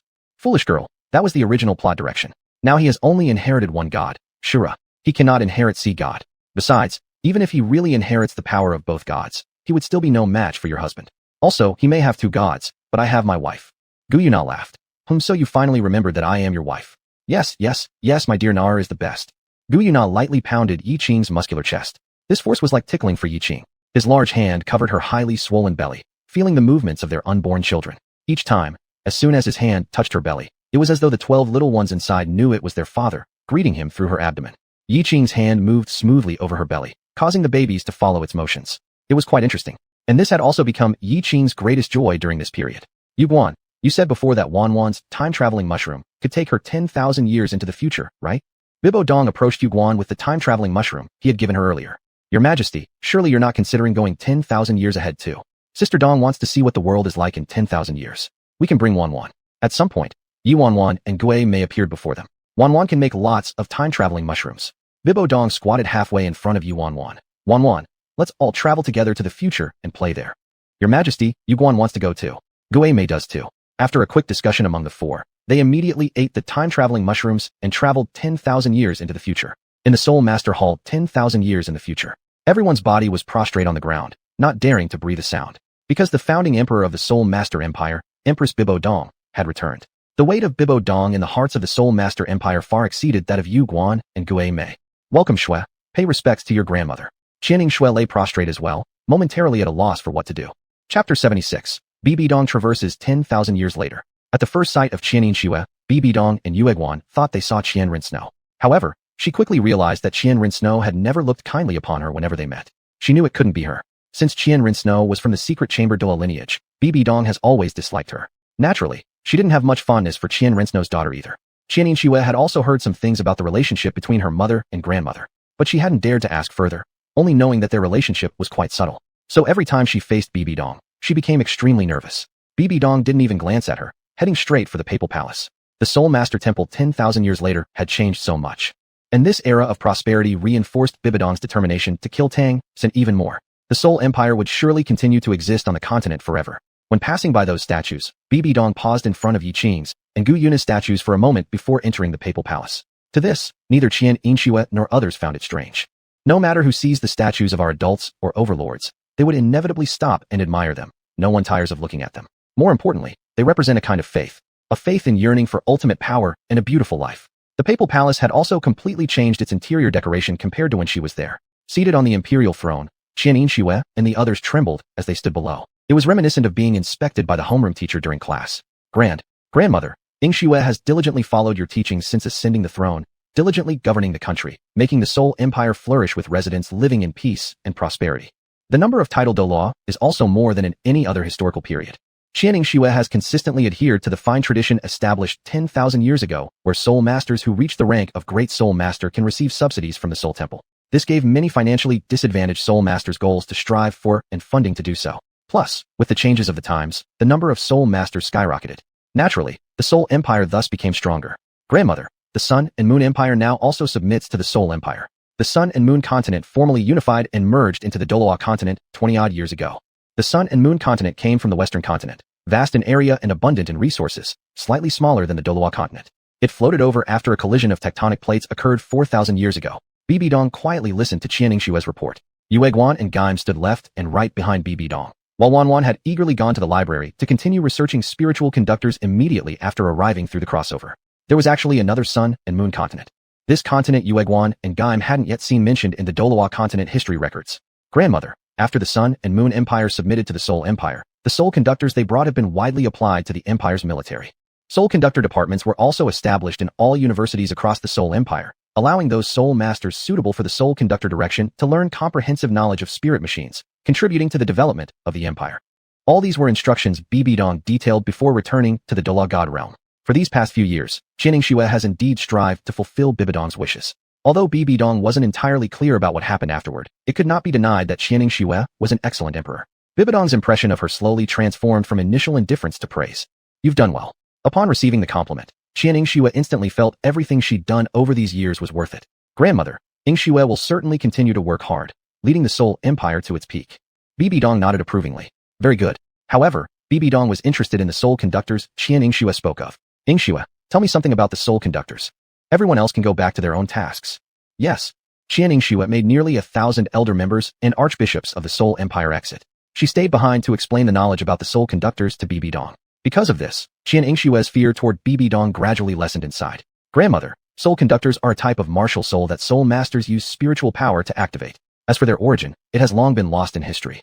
At first, our collision with the Sun and Moon continent caused wars between the two continents, where initially the Sun and Moon continent gained an advantage due to the soul conductors. Luckily, we in the Soul Empire have numerous title Douluo, eventually winning the war and successfully subjugating them. As for why the soul conductors of the Sun and Moon continent developed so well, firstly, they have a specialized team dedicated to studying soul conductors, and secondly, the Sun and Moon continent has rare metal deposits not present on our Douluo continent. These rare metals are key to producing top-notch quality soul conductors. Bibi Dong listened attentively as Qian Yingxue introduced the soul conductors. The Sun and Moon continent, is it? Rare metals, are they? However, even though our empire has a great number of title Douluo, we have always lagged behind the Sun and Moon continent in studying soul conductors. It is also because of this that although the Sun and Moon Empire has come under the Wuhan Empire, they still remain an independent existence. Bibi Dong roughly understood by then. The current Sun and Moon Empire was somewhat similar to the Soul Master Temple back in the day. The Soul Master Temple held control over the continent's soul masters while the Sun and Moon Empire had jurisdiction over the spirit machines on the Douluo continent. As long as the day comes when Sun and Moon finds their opportunity, they will try every way possible to re-establish the Sun and Moon continent and further annex the Douluo continent. I understand. Is there any other instruction, grandmother? Since childhood, the person Qian Yingxue most admired, aside from Yiqing and xuanhuan, was her grandmother Bibi Dong. She knew that her grandmother was the second dual martial soul individual on Douluo continent 10,000 years ago, and the first one to solve the problem of incompatible rings for dual martial souls. Even more so, the youngest ever titled Douluo and the strongest Douluo. Although these records were broken later, in Qian Yingxue's heart, Bibi Dong remained incredibly capable. What impressed her most was establishing the Wuhan Empire despite much opposition. Bibi Dong stood up from her imperial throne. Take me to see the Soul Empress Soul Guide Corps. Yes, grandmother. Qian Yingxue took Bibi Dong to the Empire's specialized Soul Guide Corps. When hearing that the first emperor of the empire would inspect them, everyone's hearts were extremely excited. That wasn't just the founding emperor of the Wuhan Empire, but also the divine protector of the Wuhan Empire. They felt proud to be part of the Wuhan Empire. The moment Bibi Dong stepped into the Soul Guide Corps, there echoed a thunderous shout. Hail, Emperor Bibi Dong. Hail, Chrysanthemum Elder, Ghost Elder. Greetings, Your Majesty. The Wuhan Empire's Soul Guide Corps consisted of 3,000 members, making 2 regiments. Each type of soul conductor made up a squad, about 9 people each. 3 types of soul conductors formed a platoon, and so on. One can only imagine the sound produced by 3,000 near soul saints shouting with their soul force. Grandmother, the stronger the soul conductor, the more powerful the soul master required to control it. Our empire is never short of strong soul masters. In other words, what the Wuhan Empire lacks are powerful soul conductors. Chapter 77. Xuanhuan's interest in soul conductor devices. Grandmother, our library also stores a large number of high-level soul conductor devices, as well as the methods for making them. But at present, we can only manufacture up to level 5 soul conductor devices. Anything higher is beyond our reach. Qian Yingxue stood with her head slightly lowered, like a child who had made a mistake, awaiting criticism from Bibi Dong. However, Bibi Dong did not criticize her. Instead, she said, I understand. You have done very well. Upon receiving this affirmation again, Qian Yingxue's eyes lit up. Thank you, grandmother. At this point, Bibi Dong had already considered everything. After reviewing the Soul Conductor Corps, Yuguan quietly spoke to Bibi Dong. Your Majesty, I and Laogui will go to the library to check on Xuanhuan. Bibi Dong nodded. Go ahead. The route to the library was already clear to them, so they arrived quickly. Inside the massive library, it was so quiet that one could hear a needle drop. Yuguan softly called out. Xuanhuan. No response. Yuguan called again, Xuanhuan. At this moment, Gui Mei interrupted him. Don't call anymore. Xuanhuan is over there. Following the direction of Gui Mei's finger, Yuguan saw Xuanhuan standing before an enormous soul conductor crafting table, deeply lost in thought about something. Yuguan and Gui Mei themselves only understood a little bit about soul conductor devices, but they knew one principle. When someone was fully engrossed in something, it was best not to disturb them, because only in such moments of deep immersion could the true beauty of something be truly appreciated. Let's go. We'll continue checking the materials. Gui Mei nodded, and he returned with Yuguan to their previous study area where they sat down and resumed reading what they hadn't finished. Gui Mei then picked up his copy of the Xiantian Bao Lu handwritten edition. Laogui, why are you reading that? Come on, don't waste time. Read the Douluo continent history annals with me. Gui Mei suddenly asked. Yuguan, haven't you noticed during our battle with Tang San, the light in his eyes somewhat resembled Zijin Devil Eyes? What are Zijin Devil Eyes? Only then did Gui Mei remember that he had yet to tell Yuguan about what was in the Xiantian Bao Lu handwritten edition. It's in this book. It records some strange cultivation techniques, including Zijin Devil Eyes. Without further ado, Gui Mei found the chapter on Zijin Devil Eyes in the Xiantian Bao Lu handwritten edition and placed it in front of Yuguan, studying it together. As they read further, their brows furrowed more tightly. They finally realized why so many people had been sent to capture Tang San, but had all failed. They were using skills from the Xiantian Bao Lu. Yuguan and Gui Mei looked at each other, and their resolution became clear. They needed to learn these skills. Before they knew it, 23 hours had passed. If they didn't eat another Mogub, time travel mushroom, in just 1 hour, they would return to 10,000 years ago. Lao Gui, I think we should stay here for one more day, Yuguan suggested. I agree, Gui Mei replied. Another voice sounded in the library. Yuguan and Gui Mei looked up to see Bibi Dong had come in without either of them noticing. Both immediately stood to greet her. Your Majesty, I think Xuanhuan would also want to stay here one more day, Bibi Dong said while looking at the side where Xuanhuan was immersed. Yes, Uncle Yu, let's stay here one more day. Chapter 78. Yiqing, my daughter is so amazing. Xuanhuan's gaze remained fixed on the crafting table. It was clear that she hadn't yet snapped out of her thoughts. Good thing I left a letter. Otherwise, if we hadn't returned in 2 days, the adults and our leaders would have been worried again. Yuguan gave himself a thumbs up for being clever this time. The 4 of them ate one xuanhuan mushroom simultaneously and spent another day 10,000 years later. 10,000 years ago, on Shura continent. Yuguan and the others have disappeared too. They were so heavily injured yesterday. They're running around recklessly today without considering everyone else's worries. Bai Ji and Ziji looked like nagging mothers. Of course, they were most concerned about Yi Wanwan's safety. As long as we stay within the forest boundaries, there shouldn't be any major problems. Only Gu Yuna and Yiqing knew that Yuguan and the others were not inside Star Do Great Forest. As the sovereign of spirit beasts, Gu Yuna could make all the spirit beasts in the forest her eyes whenever she wished. Yuguan and the others left a note, saying they'd be gone for a day and would return on the second day. But Gu Yuna worried they might meet Tang San, possibly leading to an accident. Although Tang San posed no real threat to them, Yuguan and the group might not stand a chance against him. Xuanhuan is with them too, so it's unlikely that Bibi Dong will take Xuanhuan to dangerous places. Gu Yuna thought it over and nodded in agreement. As the situation progressed, her physical condition became more inconvenient, which also made her lazy in thinking. Every day, she clung lazily to Yiqing, cherishing each moment they spent together. Inside Yiqing's mind, he was pondering what kind of place could remain hidden even from him. None of the spirit beasts in Star Do Great Forest knew either. Could it be a small world? Yiqing understood that on Shura continent, there existed a mysterious space known as the Small World. This place resembled being outside the 3 realms. Finding and activating it wasn't an easy task. By the next day, they still hadn't returned. Gu Yuna continued to worry. Husband, perhaps we should look for them. Yiqing nodded and expanded his divine consciousness, turning every spirit beast in Star Do Great Forest into his eyes. Soon, he received feedback from the spirit beasts located in various areas. Nana, none of the spirit beasts at the various exits saw Bibi Dong and the others leave the forest. It seems they are playing somewhere inside the forest. Let's wait a little longer.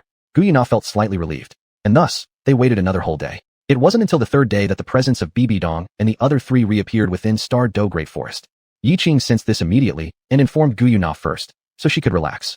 It's good that they're back. Soon, the figures of Bibi Dong and the other 3 appeared at the entrance to their cave. Seeing Yiqing and Gu Yuna waiting for all 4 of them, Bibi Dong felt like a child who had done something wrong and was about to get scolded. Your Majesty, this time might be difficult to explain away. However, Yuguan and the others misjudged the situation once again. Because Yiqing didn't immediately question them, but rather gestured for Yi Wanwan to come over. Yi Wanwan quickly trotted over to Yiqing, short legs carrying her swiftly. Dad, we're back. Wanwan, did you enjoy yourself these past 2 days? Very much so. Though, it would have been even better if we could have stayed longer. Yuguan, along with the other 2, exchanged glances, deciding to tell the adults about their unexpected trip to 10,000 years later. Bibi Dong stepped forward. Lord, we, during these 2 days, actually traveled to Shura continent 10,000 years in the future. Travel. That word Yiqing was familiar with because he himself was a traveler through time. Wait a minute. You mean, you traveled through time these past 2 days? Yiqing was stupefied. On Shura continent, there were others capable of time travel? That couldn't be right. What was crucial? You say you traveled 10,000 years into the future of Shura continent. But how did you return? Yiqing himself was a time traveler, yet he had never heard that he could return to the original world. He didn't know how to go back to the original world either. Yuanwan blinked her eyes. Dad, it's because I have the xuanhuan mushrooms. As long as I eat the xuanhuan mushrooms, I can travel for 24 hours. Within 23 hours before the end of the travel period, if I consume another, I'll travel again.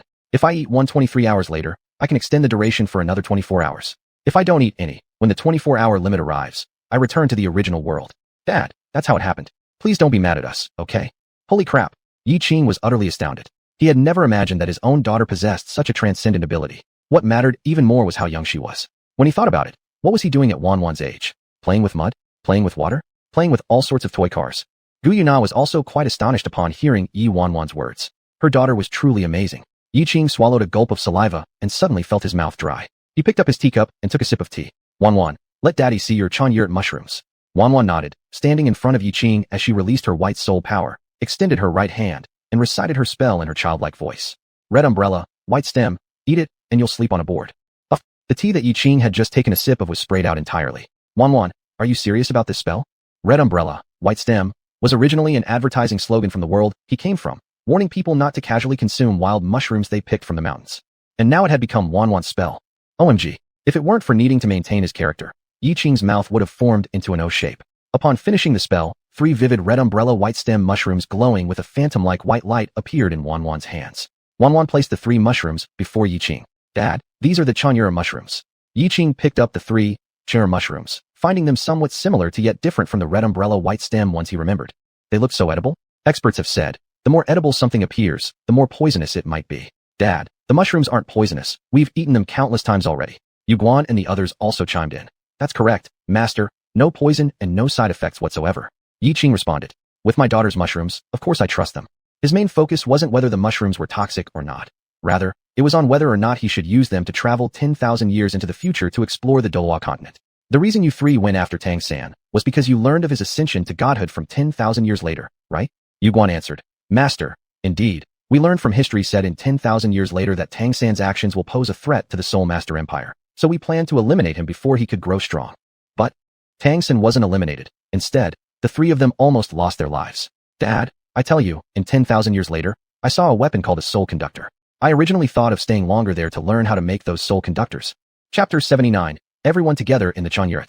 Soul conductor? As a loyal reader of the Douluo continent, Yiqing of course knew about soul conductors. The soul conductor was brought over as a result of the collision and battle between the Rizhal continent and Douluo continent 6,000 years later. By the 10,000th year, the Rizhal continent had merged with the Douluo continent, and soul conductors were widely applied.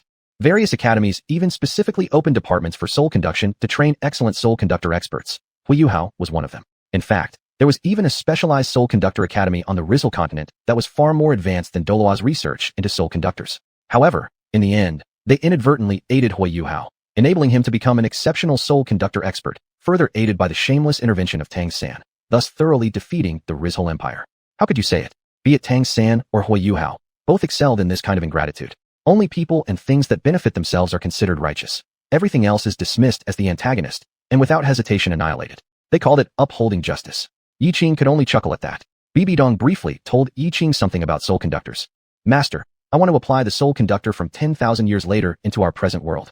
These past few days, Bibidong was as diligent as Xuanhuan in earnestly researching soul conductors. As she delved deeper into the soul conductor, her fascination with these weapons grew. If the soul conductor can be integrated into today's world, it would surely elevate the spirit empire to greater heights. It certainly wouldn't be a bad thing to bring the technological advancements of soul conductors from 10,000 years hence to now. Wish to learn?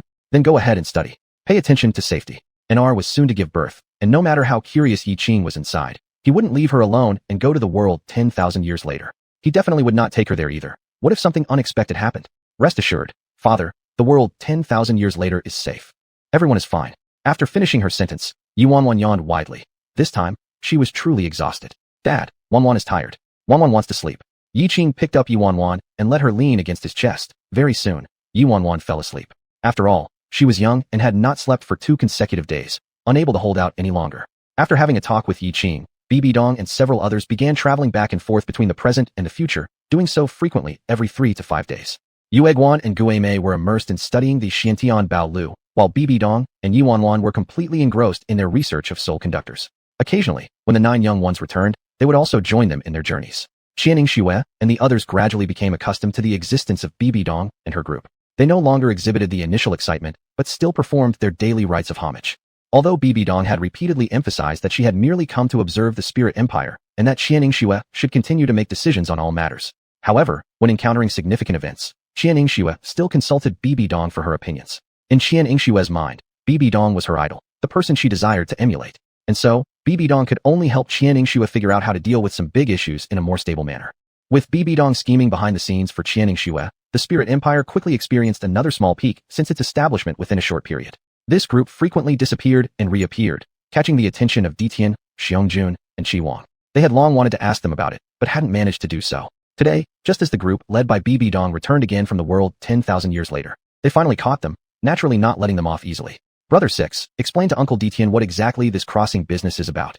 Yiyu blinked a couple of times and didn't directly answer his question but playfully countered. Uncle Ditian, have you heard of the soul conductor? Of course. Though Ditian and his friends often practiced martial arts, they had indeed heard of the soul conductor. It's used to store things. Why do you ask, Sister Yu? Answer Uncle Ditian's question first. What do you always mean when you mention crossing? Yiyu mysteriously pulled out an object. Uncle Ditian, let me show you something first before explaining what crossing means. For unknown reasons, Ditian felt uneasy seeing Yiyu grinning brightly. An intuition told him he shouldn't remain here. But his curiosity overwhelmed him. In the next moment, Ditian saw Yiyu's eyes flash with golden light, followed by glowing gold dots illuminating various parts of his body along with his forehead. Glowing, scorching hot golden lines connected these dots together. The first part to transform were Yiyu's hands. They revealed scales resembling dragon patterns. Dragon-scaled plates curled upward, quickly covering his arms. Old ghost, I'm so nervous. Do you think Brother Six will succeed this time? To prepare for this moment, Yueguan and the group had spent a whole week in the world 10,000 years later. Since there was no way to connect between 10,000 years later and 10,000 years earlier, they could only apply what they'd learned about soul conduction from the future world to conduct experiments back here.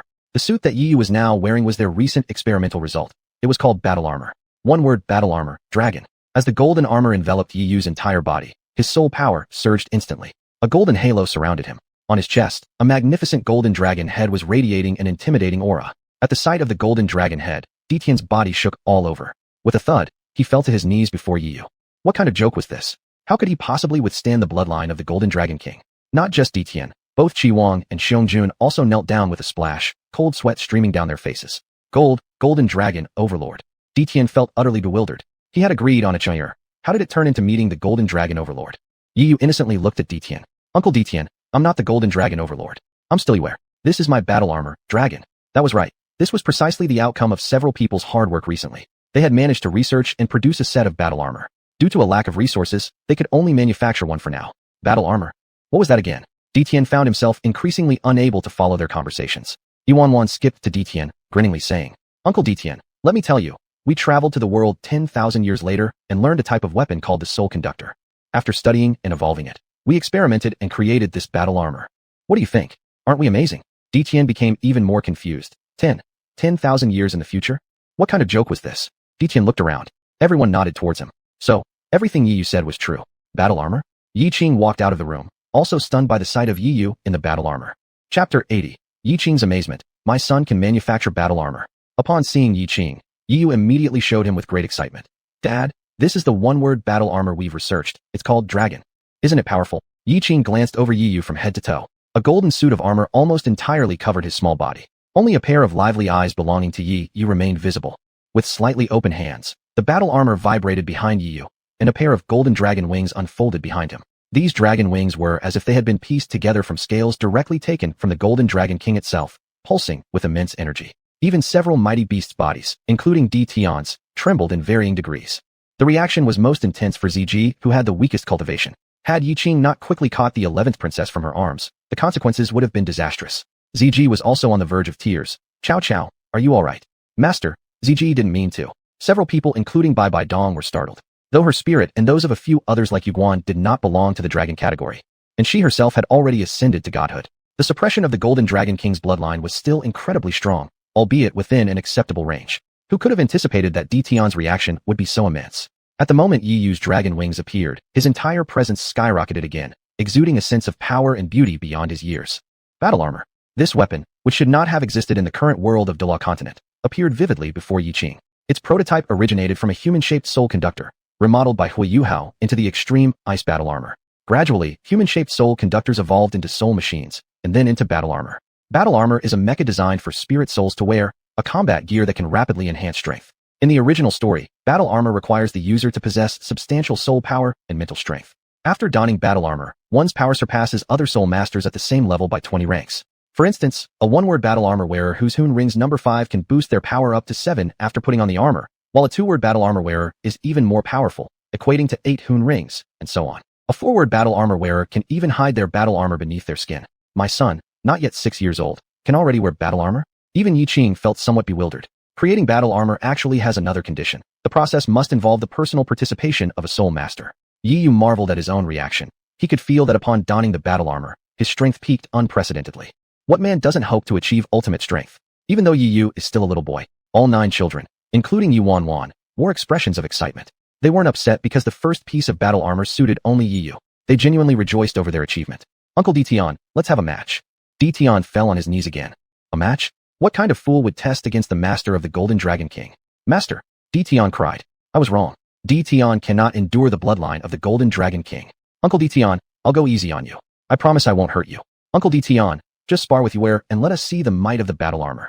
Yana emerged unexpectedly, carrying a big belly. As soon as she stepped out, Yiqing promptly walked to her side. allowing Guyana to lean as much as possible on him, lessening her burden. Their eyes met, and Guyana retreated under his gaze, casting him a coy, reproachful glance. Everyone present was already used to this. But, adults, lords, do you have any consideration for the feelings of single people here? Aside from the two of you, everyone here is unmarried. With Guyana speaking up, Tian dared not refuse any longer. Sixth young master, please take it easy. Uncle Tian, your cultivation nearing 1,000,000 years truly means you need to go easy on Yuer. Shimmering radiant golden light appeared in Yi Yu's right hand, manifesting a long spear approximately 3 meters and 60 centimeters long, identical in color to his battle armor. It seemed to be made of wood but emitted a potent life aura. This is, while others might not recognize it, Yiqing certainly did. If his guess was correct, Guyana would also know. Indeed, upon spotting the golden dragon spear appear, Guyana's gaze instantly tightened. The golden dragon spear formed from one of the golden dragon king's ribs before its imprisonment during a chaotic battle in the divine realm. Later, it became a trophy of war in the divine realm since only someone with the golden dragon king's lineage or directly from the dragon god's bloodline could wield it. In the original story, it was given by Tang San to his daughter Tang Wutong. Later, it ended up in Hui Yuhao's hands. After many twists and turns, this golden dragon spear finally pierced through the bodies of Gu Yu Na and Tang Wutong. Finally, it was passed on to Lan Xianyu. In short, the whole plot is as long as a bolt of cloth. To cut a long story short, this spear should not appear in the current Douluo world. Butterfly effect. Roar. A mighty dragon cry resounded, and a nearly kilometer-long golden black-eyed dragon king appeared before everyone. Shit. Tian, we asked you to test the power of 6th young master's battle armor, not go all out. Yu Guan shouted from below, scolding Tian with gestures. If you dare to let 6th young master get hurt, you'll be beaten by all of us. When soul beasts transform into human form, their strength decreases dramatically. Only by reverting to their true forms can they achieve full potential.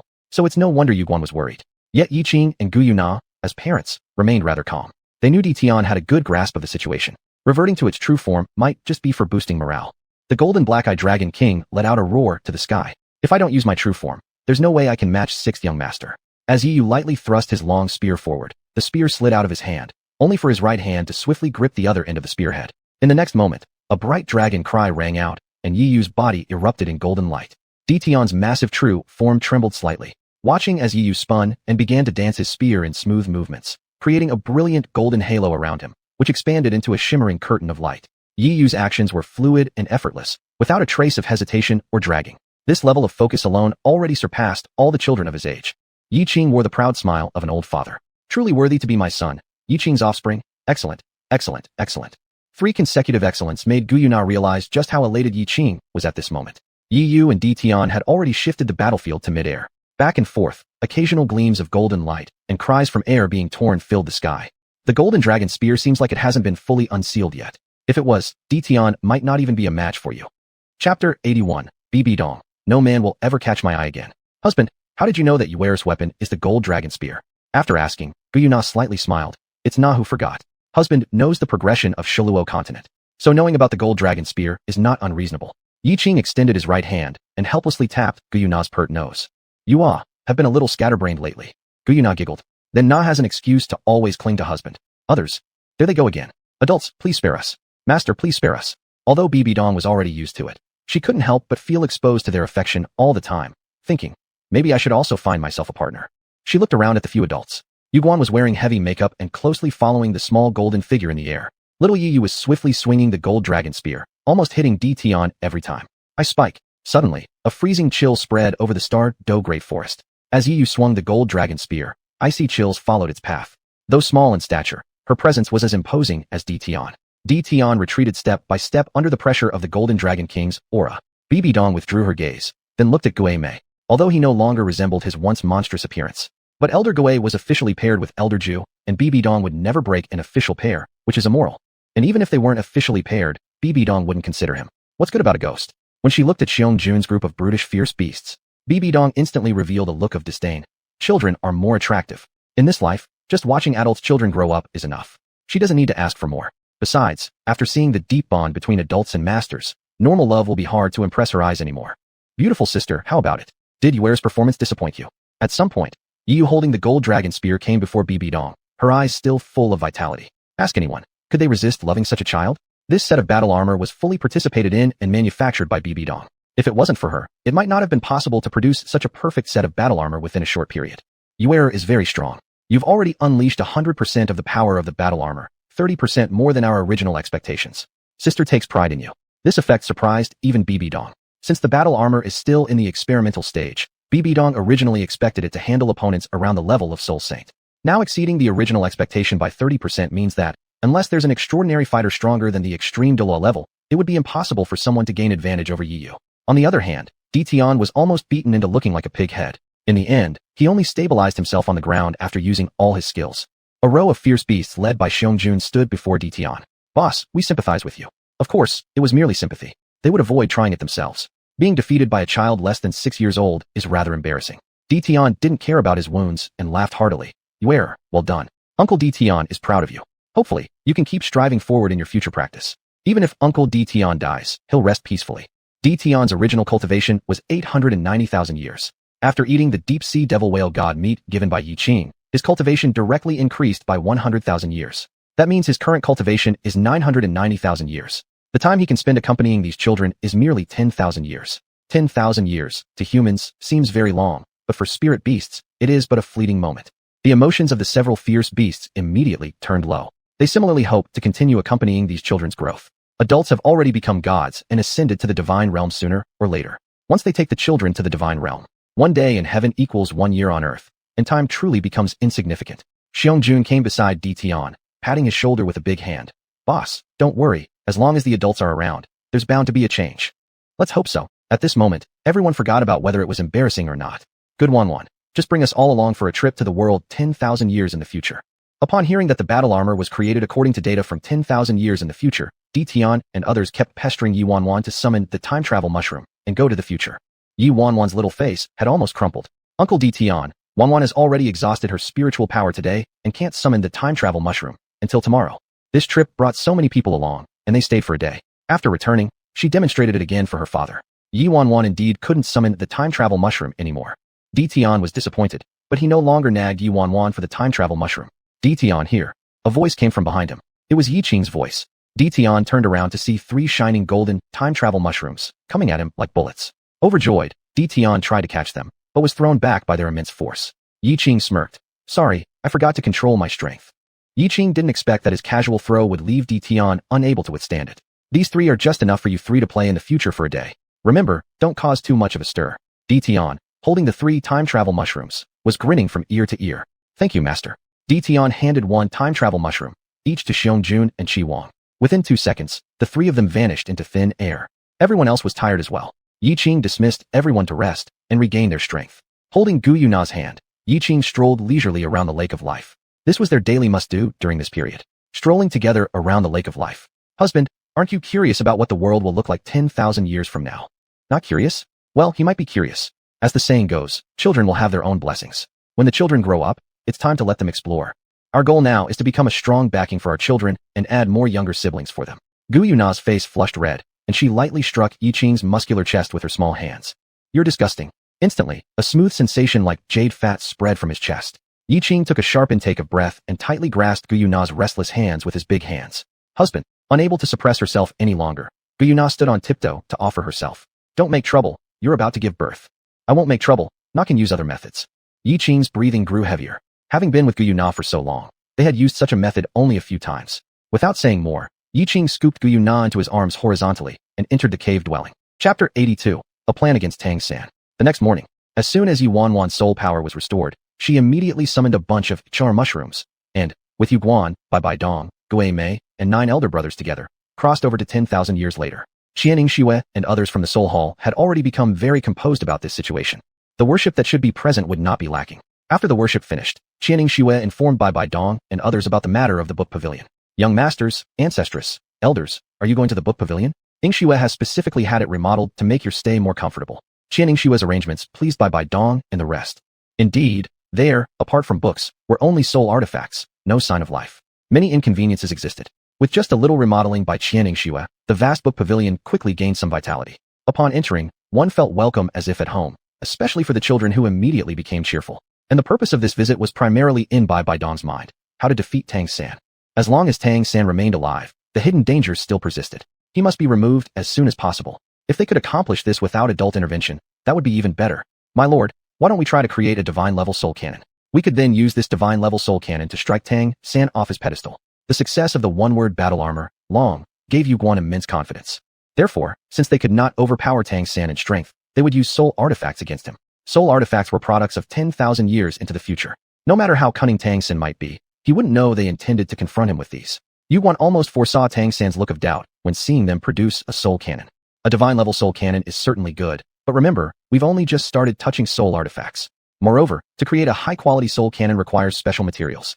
The Douluo continent did not have materials to manufacture high-quality soul artifacts. Suddenly, Bai Dong lit up. I remember the history of the Douluo continent records that soul artifacts were brought over from a place called the Ryu continent. If we can conquer the Ryu continent, the raw material problems for soul artifacts will naturally be solved. Your Majesty is wise. Yuan gave her a thumbs up. With a goal set, Bai Dong once again delved deeper into the knowledge of manufacturing soul artifacts. Even the cleverest person, without a systematic method of production, could only blindly cross the river.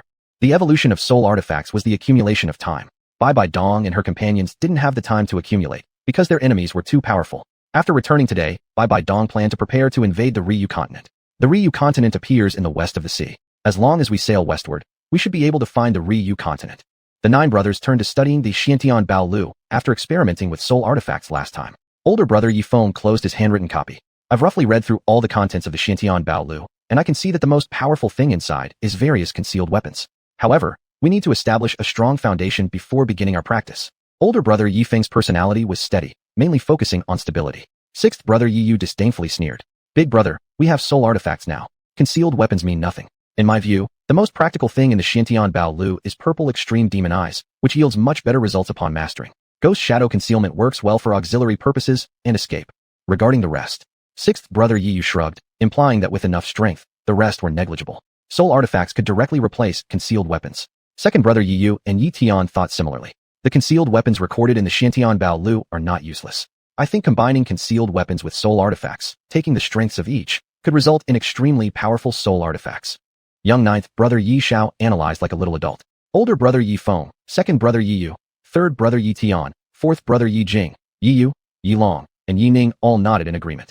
9th brother, this idea of yours is quite good. 6th brother Yi Yu slapped Yi Zhao's shoulder, and Yi Shao scratched his head, being much shyer compared to 6th brother. Your Majesty, I also believe 9th brother's idea is excellent. We can combine concealed weapons with soul artifacts to create hybrid soul artifacts, and the effect will surely be astonishing. Yuan echoed in approval. Tang San would definitely never expect that. In the end, he would be destroyed by his proud Tang sect concealed weapons. After having this idea, the group began to divide and cooperate. Some studied concealed weapons while Bai Dong continued researching soul artifacts. Her rank was the highest among these few people. The higher a soul master's rank, the better the effect of the soul artifact they create. Meanwhile, above the Star Do Great Forest, there were 2 almost identical golden-eyed black dragon kings glaring at each other in anger. Both golden-eyed black dragon kings had suffered almost identical injuries. Damn, I already told you, you are me, and I am you. When you attack me, you'll feel pain and injury too. Why won't you believe me? D Tian, Generation 1, was about to be driven crazy by D Tian, Generation 2, from 10,000 years later. There was only one golden-eyed black dragon king in the world, and it was unique. He had clearly explained that they came from 10,000 years ago, just wanting to see how the Star Do Great Forest would look after 10,000 years, and whether D Tian of 10,000 years later was still in the Star Do Great Forest. However, as soon as they entered the Lake of Life, they were caught by D Tian, Generation 2. Without saying a word, D Tian, Generation 2, beat up D Tian, Generation 1. D Tian of 10,000 years later had already become a deity. Therefore, it was normal for D Tian, Generation 1, to be unable to win against him. What made D Tian, Generation 1, go mad was that all kinds of facts had already proven that he and D Tian, Generation 2, were the same person, but D Tian, Generation 2, still didn't believe it. Speak. What will it take for you to believe I'm from 10,000 years ago? Unless you defeat me. D Tian, Generation 2's body shone with black light, looking ready to start another fight. D Tian, Generation 1, almost wanted to kneel before him. What kind of fight is this? I'm not playing with you anymore. I'm going to find the young masters. Oh right, the young masters have also returned. Go ahead, punch them too if you've got the guts. Leaving these words, D Tian, Generation 1, quickly fled towards the outskirts of the Star Do Great Forest. Xiong Qi Wong. Boss, you shouldn't play like this. What do you mean? The young masters have also returned. Xiong and Qi Wong quickly took a step back and then escaped as fast as they could. D Tian, Generation 2, wouldn't let them go so easily. Black light flashed, and he closely pursued them. Chapter 83, 2 D Tians. Shit. Big brother, stop chasing us. Can't we just not bother you anymore? In an hour, we're going back. Just stop. What the hell happened to make Big Brother from 10,000 years later so nitpicky? Save me. D Tian, first generation, immediately appeared in his true form in Wuhan City, causing a huge sensation. Oh no, there's a fierce beast attacking the human world. Help. Hurry up and inform the emperor. For a time, Wuhan City was thrown into great chaos. When Xianxue heard that a fierce beast was attacking humanity, she was also momentarily stunned. Elders, go quickly to investigate. After speaking, Xianxue personally went to Wuhan City to see what was happening. Outside Wuhan City, Tian faced the masses of Wuhan City who were all in disarray and explained, I'm a good person. That's wrong. I'm a good beast. What's suffering? Phew Tian, first generation, quickly spat several times mentally. I want to see the young masters. Tian had already sensed that the young masters had come to this world and were within this city. Young masters? You, Jinyan, Heilong. Xianxue roughly understood the identity of this fierce beast in front of her. It was Beast God Tian. The Beast God Tian has returned. Xianxue was overjoyed. Right at this moment. Boom. Dragon claw attack. Swish. A massive wound instantly opened on Tian's body, flowing with black blood. Roar. A tremendous dragon cry sounded over Wuhan City, its passing making even the air scream. Behind Xianxue, the six-winged angelic soul master spread wings and retreated at high speed, barely avoiding being harmed by the residual power of the dragon claw. Upon closer inspection, two almost identical Jinyan Heilong glared angrily. Two beast gods. Xianxue was bewildered. What is going on here? Shit. Are you done yet? Tian, first generation, was furious. This time, he didn't retreat any longer but used all his strength to counteract Tian, second generation. Constant dragon roars and collision sounds echoed in the sky above Wuhan City. Time flew by, and half a day passed. Bibi Dong stretched her body. Her knowledge of soul-guiding devices only made her more addicted, and she felt deep admiration for the first inventor of these devices. What kind of genius would have thought to create such a weapon? Everyone couldn't help but lament how fast time had flown by, wishing they could use 24 hours as if they were 48. Rumble, rumble, rumble, rumble. Suddenly, rumbling sounds came from outside. What's happening? Have we been invaded? Bibi Dong and several others immediately exited the library, finding the entire Wuhan temple shrouded in a state of panic. What's going on? Yuguan casually grabbed someone to inquire about the situation. Our ancestor, it's bad. There's a vicious beast invading Wuhan City. The person, who had never seen a fierce beast before, was both excited and scared. Fierce beasts invade Wuhan City. What was going on? The ones called fierce beasts could only be a few people like Tian. Bibidong's divine awareness immediately expanded outward. Soon, her furrowed brows relaxed and then tightened again. 4 vicious beasts, 3 of them are very familiar, and one of them. Even Bibidong's spiritual power couldn't detect the depth of this particular being. Keep in mind, she was already a deity. Unless the opponent's soul power was beyond hers. Could another deity exist here? This realization caused a sudden tension inside Bibi Dong. The simultaneous appearance of 2 deities in one place wasn't a good omen. Unless one deity was powerful enough to restrain the other. Just like the Douluo continent 10,000 years ago when Lord Yiqing, a powerful deity, existed, maintaining basic peace on the continent. Letting Xue withdraw her forces. You can't defeat them. Let the other 3 spirit beasts enter. Bibi Dong had already detected that the other 3 spirit beasts were exactly the same trio from yesterday's timeline travel, Tian and his group. Though according to calculations, their time traveling should end soon. However, encountering a strong opponent, even a single second could mean life or death. Even though their strength was immense, they were unable to win against deities. Upon hearing this, the Soul Masters were dumbfounded. They were talking about fierce beasts here. Letting them inside Wuhan Temple was like inviting wolves into the fold. But this was the order of their ancestor, and they dared not disobey, rushing off to inform Xianxue. It was also at this moment that Bibidong's spiritual probe was repelled back. So you could deflect my spiritual probe.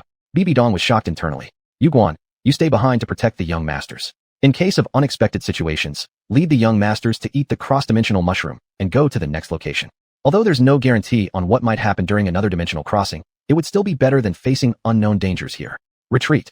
Xianxue unwaveringly followed Bibidong's order. Lord Yiqing's wife, Gu Yuanna, was the sovereign of soul beasts. Her grandmother must have had a reason for her actions. The 3 fierce beasts hovering above the Wuhan city were preparing for a major battle, but then noticed that the soul masters below were beginning to retreat. Tian beasts, you 3, come in quickly. Tian, second generation, helplessly watched as Tian, first generation, entered Wuhan city. He could only circle in the air. Damn, I can't enter Wuhan city. He had promised the Lord and Master not to enter Wuhan city without permission. After entering the Wuhan temple, the 3 Tians instantly regained their human forms. Tian was almost entirely bruised from head to toe, all over with black and blue marks. His face was swollen like a pig's head. What the hell? Tian, what's up with you 3 fierce beasts? Don't even ask, we went back to Star Forest once. Going back to Star Forest could result in such a mess. Don't interrupt me. When I returned, I encountered myself. Yuguan suddenly realized. You lost to yourself, which is why you are in this state now. TSK, my condolences. Losing to yourself isn't shameful either. Tian had already been frustrated by his future self, and now he got angry again due to Yuguan, letting out a dragon cry and reverting into the form of Jinyan Heilongwang. The appearance of his colossal body triggered a panic among everyone in Wuhan Temple. Oh no, the fierce beast is going to rage again. Request our ancestor to subdue the fierce beast. Why did the ancestor let the fierce beasts into Wuhan Temple?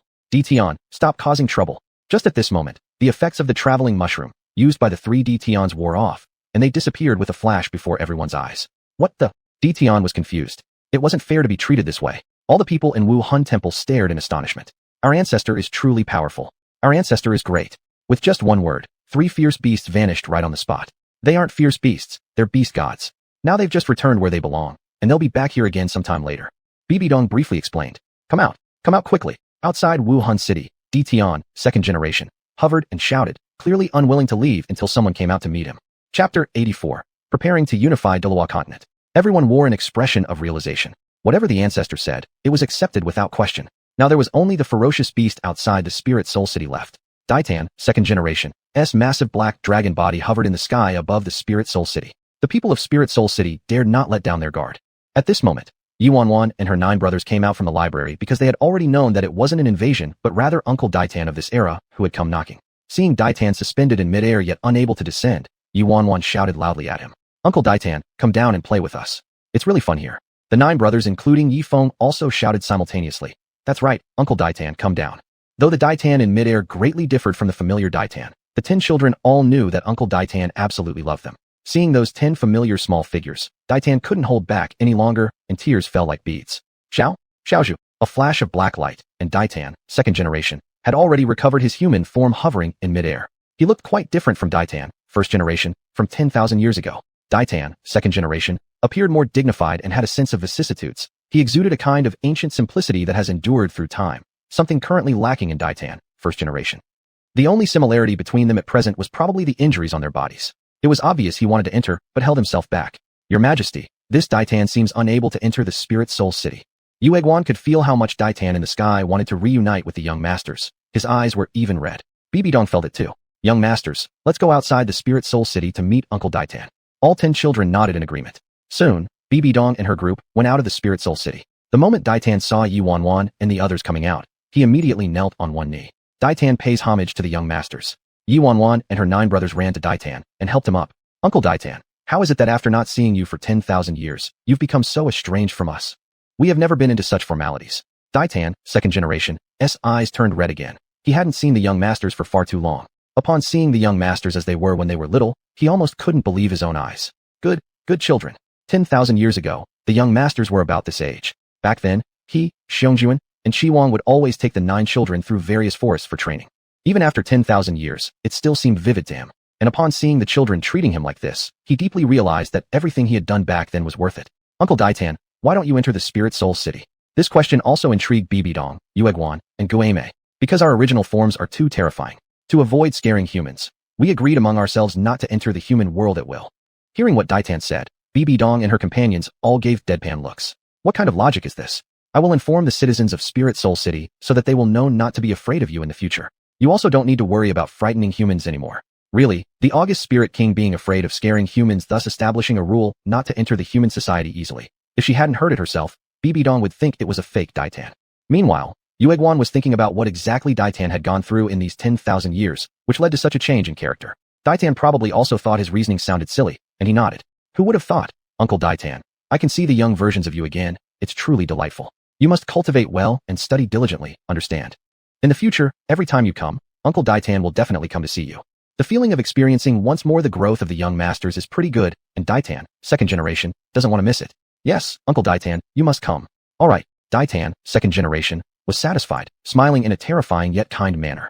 Uncle Ditan, come on, let's go back to the archives. Let me tell you, Brother 6 already owns a set of combat armor that belongs to him. I know, Yuer is very capable. Ditan, second generation, knowing was normal since he'd already seen Yi use combat armor 10,000 years ago. At the same time, the Stardo Great Forest from 10,000 years ago, Ditan was practically hopping mad. Holy cow, there's no way I would admit that foolish guy in the Stardo Great Forest 10,000 years later is myself. Xiongjuan, do you think that's me? Chiwang, what about you? Xiongjuan and Chiwang glanced at each other and decisively fled the scene. Boss, that fool is yourself. Not recognizing oneself, and beating oneself up to the point of becoming a pig head. After hiding in a secluded place, Xiongjuan and Chiwang couldn't hold back their laughter any longer as they looked up to the sky and burst out laughing. The boss tripped himself this time, huh? 24 hours later, Bibidong and her group returned as scheduled from 10,000 years later. As soon as she came back, Bibidong immediately sought out Yiqing. Lord, I plan to go out and unify the Douluo continent. Saying this, Bibidong knelt down on one knee before Yiqing. Bibidong respectfully requests Lord to let Ditian and others assist me. At this moment, Yiqing was Bibidong's strongest backing, so her first thought was to consult with Yiqing. Yiqing sat alone in the main seat. Guyuna is no longer in a position to come out now. He knows that Bibidong's ambitions have always been large, and at present, she has already let go of her past with Yu Xiaojiang, put aside the incident of the private chamber Douluo, and taken a trip to the Douluo continent 10,000 years later. It was normal for her to have the idea of unifying the Douluo continent. Father, our several brothers also want to participate. Yifeng walked ahead of his 8 younger brothers and entered from outside. Regardless of the situation, he was always the eldest brother in the hearts of his siblings. Father, we brothers have always been fighting against soul beasts and also want to try out combat with humans. With the bloodline of the Silver Dragon King, their power was inherently stronger than ordinary people's. Besides, they started practicing from a young age and were already quite adept at fighting against soul beasts. What they lacked now was real combat experience with humans. Since you have this idea, just go ahead and do it. This journey will be long. After Ne gives birth, I will go and give you a helping hand. Bibidong was overjoyed. If they could have the adult's assistance, this matter would directly succeed by half. Thank you, Lord. After obtaining Yiqing's consent, Bibidong and Ditian et al. Returned to the Soul Emperor realm. In such an important matter, Xuanhuan and Guimei naturally must also take part. Bibidong, who had reassumed her position as Pope, gave instructions to Xuanhuan and Guimei. Pass on my order. Let all the high-ranking Soul Master troops of the Soul Emperor realm prepare within today. Obey your orders. My lord. Before long, Bibidong's order to ready the army spread throughout the entire Spirit Soul Hall.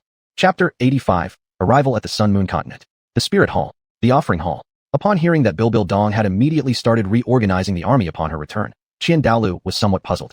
Bibidong, that woman never returns for a year, and when she comes back, what is she plotting now? The upper 3 factions have been destroyed. The Sea God Hall has also been obliterated. The 2 great empires have long been under the dominion of the Spirit Empire. The Douluo continent has already been unified. Could it be that she wants to conquer the Stardew Big Forest? In Qian Daoliu's eyes, Bibidong, that crazy woman, something like this, she would indeed dare to attempt. If the Stardew Big Forest can be completely conquered, letting it become a hunting ground for Spirit Empire soul masters like the Soul Hunting Forest wouldn't be such a bad choice.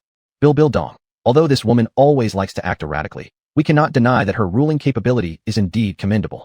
Anyway, the Spirit Empire will definitely belong to Schwer in the future. She certainly cannot pass over her own daughter and actually pass it down to that disciple named Hulierna. If it were really so, Qian Daolu wouldn't agree either. Before he died, he must secure everything for Schwer. Qian Daolu thought deeply with an intense expression. In his view, even if Bibidong doesn't like her own daughter, bloodlines are still irreplaceable. Besides, the Spirit Empire could only be owned by those surnamed Qian. At this moment, Genie Douluo beside him said, "But, I heard that Bibidong not only brought back Ju Douluo and Gue Douluo, but also 9 boys.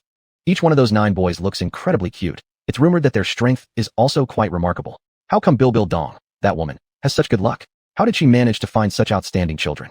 Mentioning those 9 boys, old Genie couldn't help but feel excited. He wanted to tell Qian Daolu, "Brother, you should go grab one of them." But since he was actually older than Qian Daolu, saying such words would damage his dignity. He hoped his brother could sense his intentions. What? Xuanhuan and Guimei, they both came back from the dead. Clearly, Qian Daolu didn't catch on to Genie's hint. Instead, he was shocked that Xuanhuan and Guimei returned alive. Back then, it was reported that their remains disappeared without a trace during the hunt in the Stardew Big Forest. It's better they've come back. The more powerful the Spirit Empire becomes, the more beneficial it is for its future development. Genie hesitated, wanting to say something more. "Brother, grabbing these children right now should be our top priority. Forget it, I'll just figure out my own way." However, before Genie could make any move, early the next morning, Bibidong had already led the Soul Masters away from Spirit City. When Genie heard that Bibidong took those 9 children along this expedition, he secretly cursed her for being inhumane.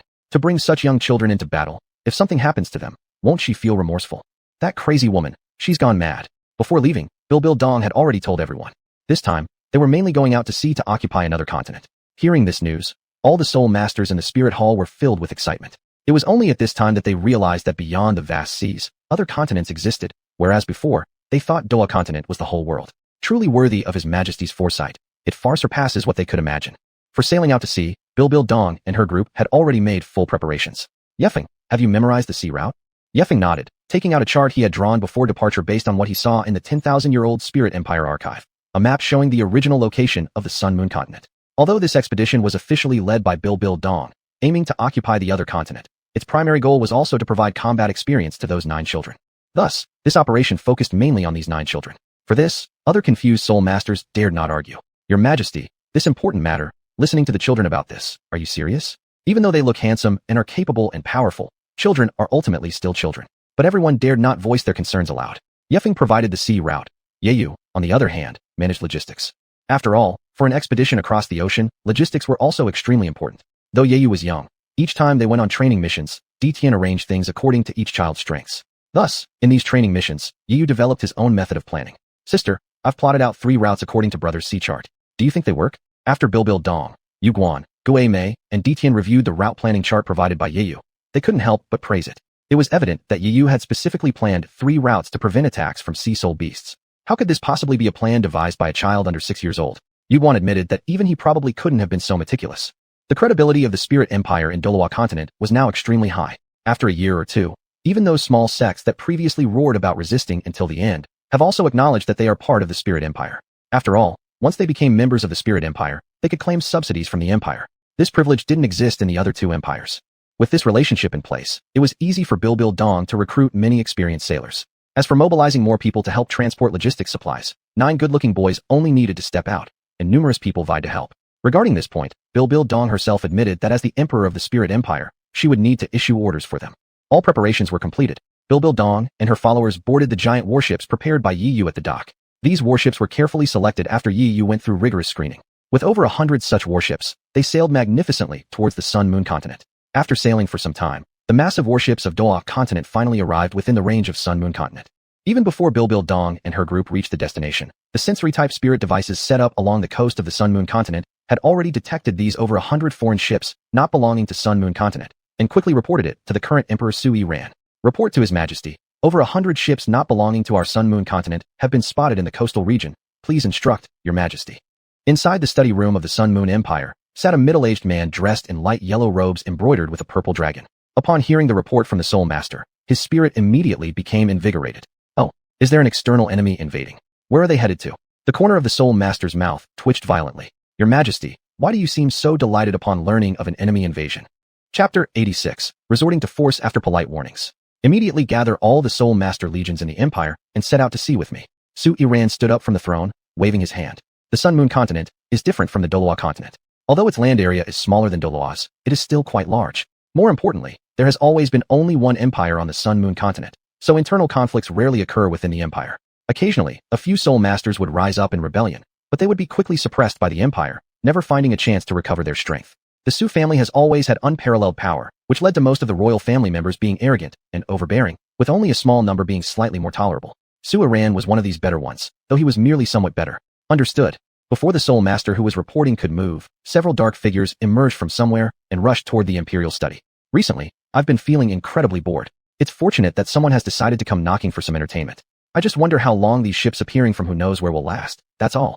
Normally, within the Empire, in order to maintain his image as Emperor, random killings are not permitted. Actions must take place secretly. But, as for these outsiders coming uninvited, well, he won't hold back against them. This serves as a warning to those restive factions within the Empire who might have other ideas. Thinking about this, Sui Ran revealed a cruel smile on his face. When the Soul Master legions of the Sun-Moon Empire heard of an invasion, each of them displayed an expression of disdain. Who dares invade our Sun-Moon Empire? It appears they don't know the extent of our abilities yet. Today, we'll give them a lesson. For many years under the leadership of Emperor Su, no civilian Soul Masters have appeared, because no one believes that someone lowly from the common populace could ever train into an advanced Soul Master. They think that only noble individuals can become prestigious Soul Masters. Thus, civilians have never been considered important. This resulted in even if there were mutants with powerful martial souls among the common folk, without access to formal Soul Master education, they could only end up mediocre. The people of the Sun-Moon Empire were tired of living under such oppression. Though they may be humans too, they were treated inferior to others. So, if someone could rescue them from this situation, they'd support the idea willingly. Still, before defeating the imperial family of the Sun-Moon Empire, many commoners will suffer. Alas, another battle. Every time something like this happens, it's always us commoners who suffer. As these words fell, the citizen was mercilessly trampled over by the passing Soul Master Legion. The scene immediately erupted in shrill screams. However, these screams didn't stop the steps of the Soul Master Legion team. Foreign enemies invading, and they dare obstruct the way. They deserve to be crushed to death. Upon hearing this, the ordinary citizens scattered immediately, afraid that they'd be next to be crushed. This isn't resisting foreign enemies. This is using the excuse of defending against enemies to recklessly kill innocent lives. In a corner, 2 dirty-looking children were hiding. Their faces were grimy, but it could be seen that their eyes were exceptionally bright. On closer inspection, their skin beneath their torn clothes was fine and elastic, like peeled eggs. They were Yiqing, the 3rd son, and Yiqing, the 4th son, among the 9 children. Yiqing and Yiqing were skilled at staying hidden. During previous training missions, they often worked together to investigate the movements of soul beasts, and whatever they focused on usually couldn't escape. Brother 3, It seems the Soul Masters here on the Sun Moon continent do not consider the commoners human. Brother 3. Look, there seems to be a soul conductor device above. Yiqing pointed at the massive soul-conducting cannon atop the capital city of the Sun Moon Empire and said to Yiqing. However, these cannons seem simpler compared to the ones we saw after 10,000 years. Let's go back first and inform everyone about the situation here. Not long after, Bibi Dong and her entourage arrived at the Sun Moon continent with the great army of the Wuhan Empire. We finally reached the Sun Moon continent. Thankfully, the old historical records were accurate. Otherwise, we wouldn't know how much longer the journey would have taken. Yuguan looked at this new land, excitement overwhelming him. If he hadn't met his mentor, perhaps he'd never known there were lands beyond the Douluo continent, nor would he have become a deity thousands of years later. Though the voyage across the seas wasn't fraught with insurmountable difficulties, they did encounter numerous large sea soul beasts. Luckily, Yiyu's Dragon Emperor armor emitted a golden dragon king aura, which frightened away all the sea soul beasts, or else the trip might have been significantly delayed. Bibi Dong felt deep emotion in her heart as well. We will first present our letter of introduction and inquire if the Emperor of the Sun Moon Empire has any intention of pacification or cooperation with our Wuhan Empire. Then we'll make further plans. Pacifying first, then resorting to force if necessary. This is one of Bibi Dong's strategies. She often used this tactic when she was still the Pope of the Soul Master Hall. Pacification. Xuanhuan stood on the high city wall, looking at the letter presented by the Soul Master. A letter like this, you dare present it without tearing it up on the spot? It seems that the Emperor has been too benevolent towards you. Someone, drag him down and behead him. And tell those people, if they want to pacify me, they can do so by presenting the head of their own emperor. Only then will I allow their empire to merge into the Sun Moon Empire. The poor Soul Master could never have imagined that he would lose his life just for delivering a message. Xuanhuan wouldn't care about these matters. He just wanted to kill. It had been a long time since he last killed anyone, and today he finally had an opportunity to do so openly. He would not let this chance slip away. Soon after, Bibi Dong received news that Xuanhuan had killed the Soul Master who helped deliver their letter. Who would have thought the Emperor of the Sun Moon Empire would be so cruel and indiscriminately kill innocents? Bibi Dong originally thought she herself had been quite merciless in her past actions, but compared to the Emperor of the Sun Moon Empire, she now felt overly kind. It seems there's no need to negotiate any further. Pass my orders. All Soul Master legions prepare on site, and aim to occupy the nearest city of the Sun Moon Empire in the shortest possible time. They were currently on the ship, and as land-based Soul Masters, their operations were inconvenient. They must occupy a city first so the next steps could proceed more quickly. Sister, Big Brother, Uncle Yu, Uncle Gui, Yiqing, and Yiqing returned. Their faces had already reverted to their handsome appearances. Seeing them return, Bibi Dong and others all sighed in relief. Tianer, Jinger, you've come back. Next time, Uncle Gui absolutely won't let you two infiltrate deep into enemy territory. If we need to go, then it should be Uncle Gui going. Gui Mei's soul power is Ghost King, capable of moving without leaving a trace, making him the most suitable choice for reconnaissance missions. Chapter 87. The Challenge of Chrysanthemum Douluo, Spiritual Conductor Cannon. No matter how Yiqing and Yiqing insisted on going themselves, stating that it was a rare opportunity for training, and they were unafraid of danger. They would protect themselves. The other children also expressed that the two should be given a chance to try, as growth wouldn't come without such trials. Truly, youth knows no fear, like Josie here. Young Yiqing, with great wit beyond his years, playfully said, Uncle Ghost, rest assured, there will be a time for you all to step in. Is this mischievous kid really implying that? Gui Mei can only express helplessness. While my brother and I were investigating in the Sun Moon capital, we found that the status of commoners there is extremely low. Soul Master legions can randomly kill civilians. As we investigated, one civilian was cruelly murdered by a Soul Master legion.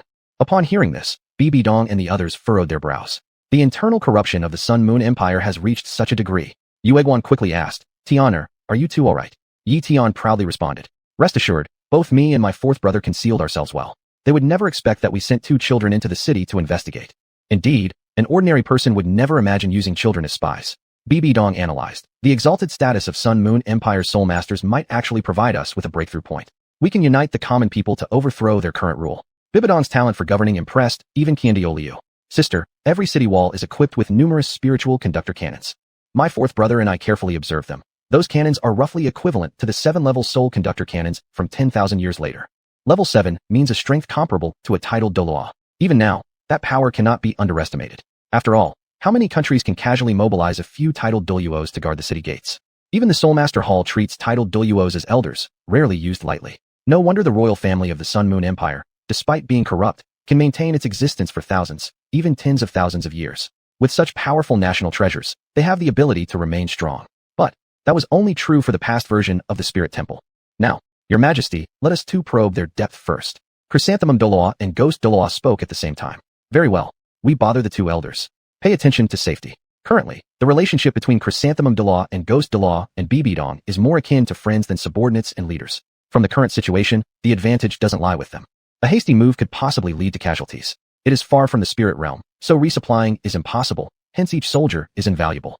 I wonder when your majesty's reinforcements will arrive? This enemy is advancing rapidly.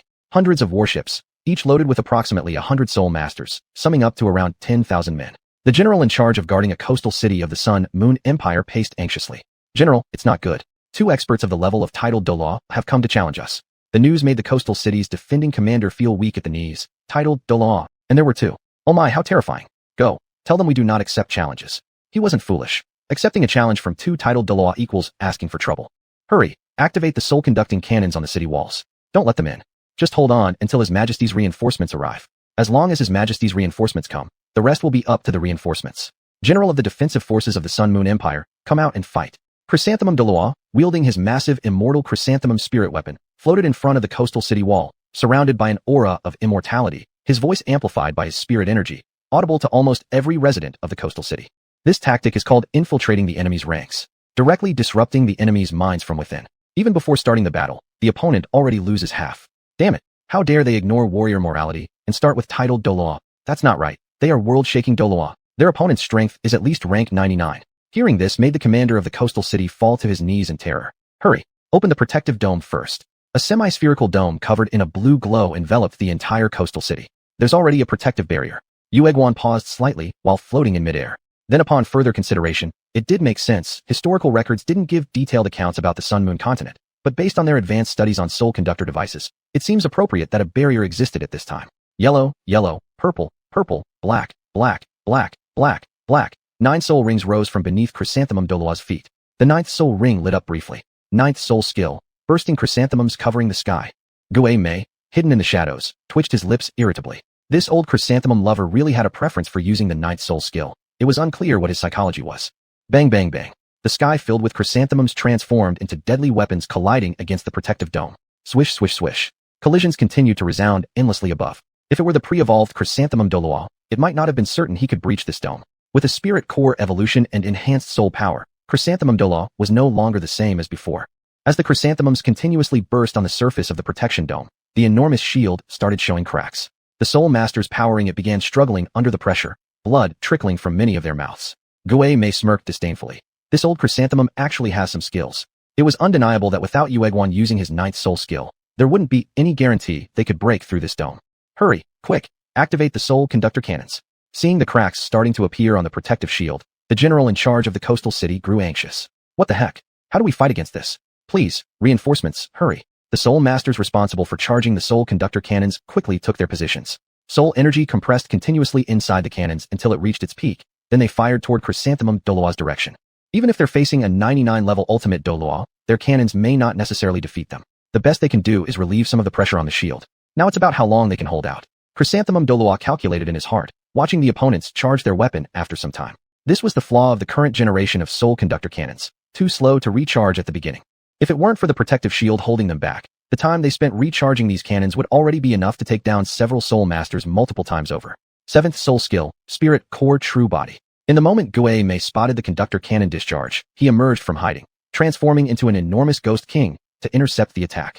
Boom. A massive explosion sounded high above the coastal city, yet Ghost Douluo remained unaffected by the soul conductor cannon's blast. The commander of the coastal city was left baffled. What's going on? What is that thing? Is it a ghost? Chapter 88, taking a city effortlessly. Or, did they send another titled Douluo? For heaven's sake, don't send any more titled Douluos. One ultimate Douluo is already enough for them to deal with. Boom boom boom. Under the intense impact of the immortal chrysanthemum. Crack crack crack. The protective shield of coastal city emitted cracking sounds at this moment. Boom.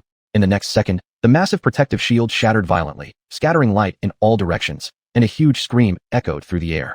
The soul masters who provided soul power to the protective shield were flipped over like cut leeks. Several people spat blood on the ground, now unable to sustain the protective shield. Once the protective shield was broken, it would take time to rebuild it. And Coastal City's current situation clearly didn't have the time to set up a new protective shield. All soul masters, hurry, charge the soul conducting cannons. When the general of Coastal City saw the protective shield break, his heart completely panicked. Is this the power of an ultimate Douluo? It's true. It's different from an ordinary title Douluo. If we gather all the soul-conducting cannons together, they should be able to affect the ultimate Douluo, right? Don't waste your efforts. A ghost. The soul master preparing to charge the soul-conducting cannon saw a suddenly enlarged ghost king face appear and nearly lost his soul in fright. Instantly, shrill screams sounded along the city walls of Coastal City. Some timid ones, without preparation, jumped off the wall in panic. What cowards! Gue Mei, releasing his Wuhan true body, looked down at the howling soul masters below the city wall with a dismissive glance. Yuguan hoisted the eternal chrysanthemum beside Gue Mei. Old ghost, when it comes to scaring people, you're still the best. Die off somewhere. Your ninth soul skill makes me uncomfortable. Gue Mei took 2 steps back disdainfully. Yuguan's ninth soul skill flickered and disappeared instantly. Is that so? To make you even more uncomfortable, I've decided. Gue Mei immediately jumped up. You dead chrysanthemum. If you dare to use the ninth soul skill on me, I'll lock my room forever and leave you to sleep in the living room. Sleep in the living room? What the hell? A number of soul masters from Coastal City seemed to hear something extraordinary. Speaking of which, do Ultimate Douluo all have such unique nicknames? Currently, half of the soul masters charging the Soul Island cannon are missing, and the place where they can deal with an ultimate Doul-level soul-guided cannon hasn't arrived yet.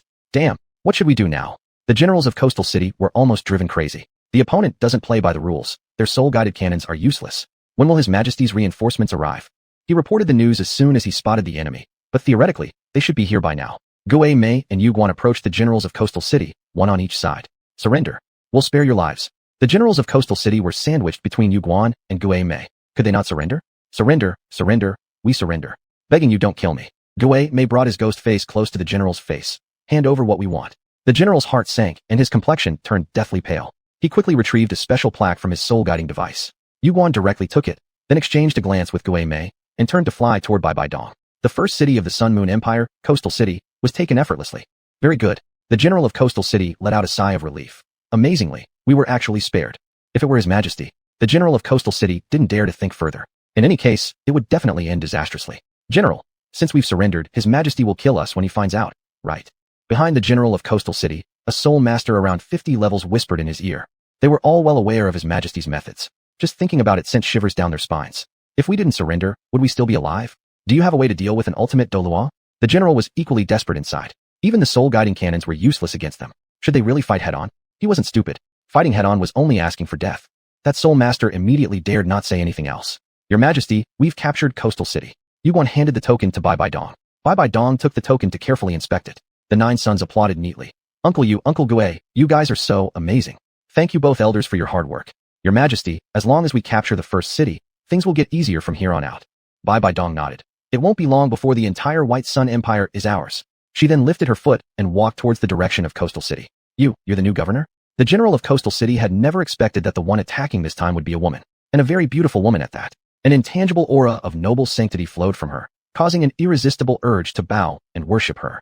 New lord, may I ask which faction you are from? The general of Coastal City had already surrendered, but he still didn't know to which faction he had capitulated. Looking further at the people behind her, aside from 2 ultimate Douluos, all soul masters were above the 50th level. This was a terrifying force no matter where it was placed. He had also thoroughly investigated. There hadn't been any recent rebellions by factions nearby. Bai Dong just lifted her head to glance at him, causing the general's soul to shiver as if shaken. This person's strength was even more horrifying than those of the 2 previous ultimate Douluos. Summon all the citizens of Coastal City immediately. Remember, every single one. After leaving these words, Bai Dong ascended to the city wall of Coastal City. The general of Coastal City did not dare delay for a moment, and quickly went down to summon all the citizens under the city wall. There were many soul masters who came out grumbling about their status, but upon seeing the purple figure on the city wall, they fell silent instantly. When did such a powerful figure appear in Coastal City? No, it wasn't just her. The 2 standing beside her were no less intimidating. Absolute silence reigned. On the Douluo continent, strength reigns supreme. The Sun Moon continent naturally also values strength above all. Whoever has the mightier punch makes the rules. Soon, all the citizens of Coastal City gathered together. Lord, Yuguan said indifferently from the side. You should call Her Majesty instead. The general immediately changed his tone with a smile. Your Majesty, everyone is here. Standing high on the wall, Bai Dong carried herself with regal bearing. At first glance, she appeared ordinary. However, the 2 ultimate Douluos standing on either side of her attested to her extraordinary power. If this woman's identity was impressive, then the 9 little boys standing behind her, radiating an overwhelming royal aura, left one speechless. It seemed, one after another, their identities were astonishing. Chapter 89. How dare you flirt with Bibdong? Not to mention the commoners of Coastal City. Even the city's generals couldn't comprehend the situation. General, those 9 children are so adorable. The soul master stared at the 9 boys behind Bibdong with sparkling eyes, as if they were some kind of delicacy. He had never seen such good-looking children. No matter how cute they are, they're none of your concern.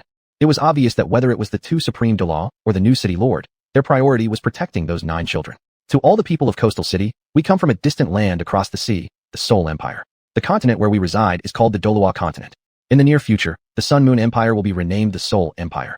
After the Sun Moon continent is incorporated into the Douluo continent, we will establish a soul altar in every place to awaken the souls of children. Once a soul master reaches the rank of Great Soul Master, they can receive a subsidy of 1 gold spirit coin from the empire every month, until they reach the 40th level. Upon hearing these words from Bibdong, the citizens of Coastal City immediately erupted in cheers. Even us commoners can cultivate. Is this true? Did you hear that? The new emperor said that as long as we reach the rank of Great Soul Master, there will be subsidies. 1 gold spirit coin per month. Oh my gosh, this is amazing. Mom doesn't have to worry about me being unable to practice due to lack of funds anymore. The citizens of Coastal City were astonished and shocked. Replacing the current emperor with a new one would bring them benefits like this. This was far better than their current Sun Moon Empire. The common people's thoughts were simple. Whoever gives them advantages, they support. Long live the Soul Empire. Long live the Soul Empire. Long live the Soul Empire. The hearts of the masses turned. Everyone's hope converged. This could be considered an unexpected surprise for their current operation. I didn't know the core of the protective barrier looks like this. It is indeed inferior compared to what we see 10,000 years later. While the reinforcement army of the Sun Moon Empire hasn't arrived, we should still manage to restore and upgrade this thing. Xuanhuan, Many, and the 9 children gathered around the protective barrier core in Bibdong's hand, studying it carefully. The core protection barrier of the Sun Moon Empire will likely be more powerful than this small location. However, I wonder which one is superior after our modifications.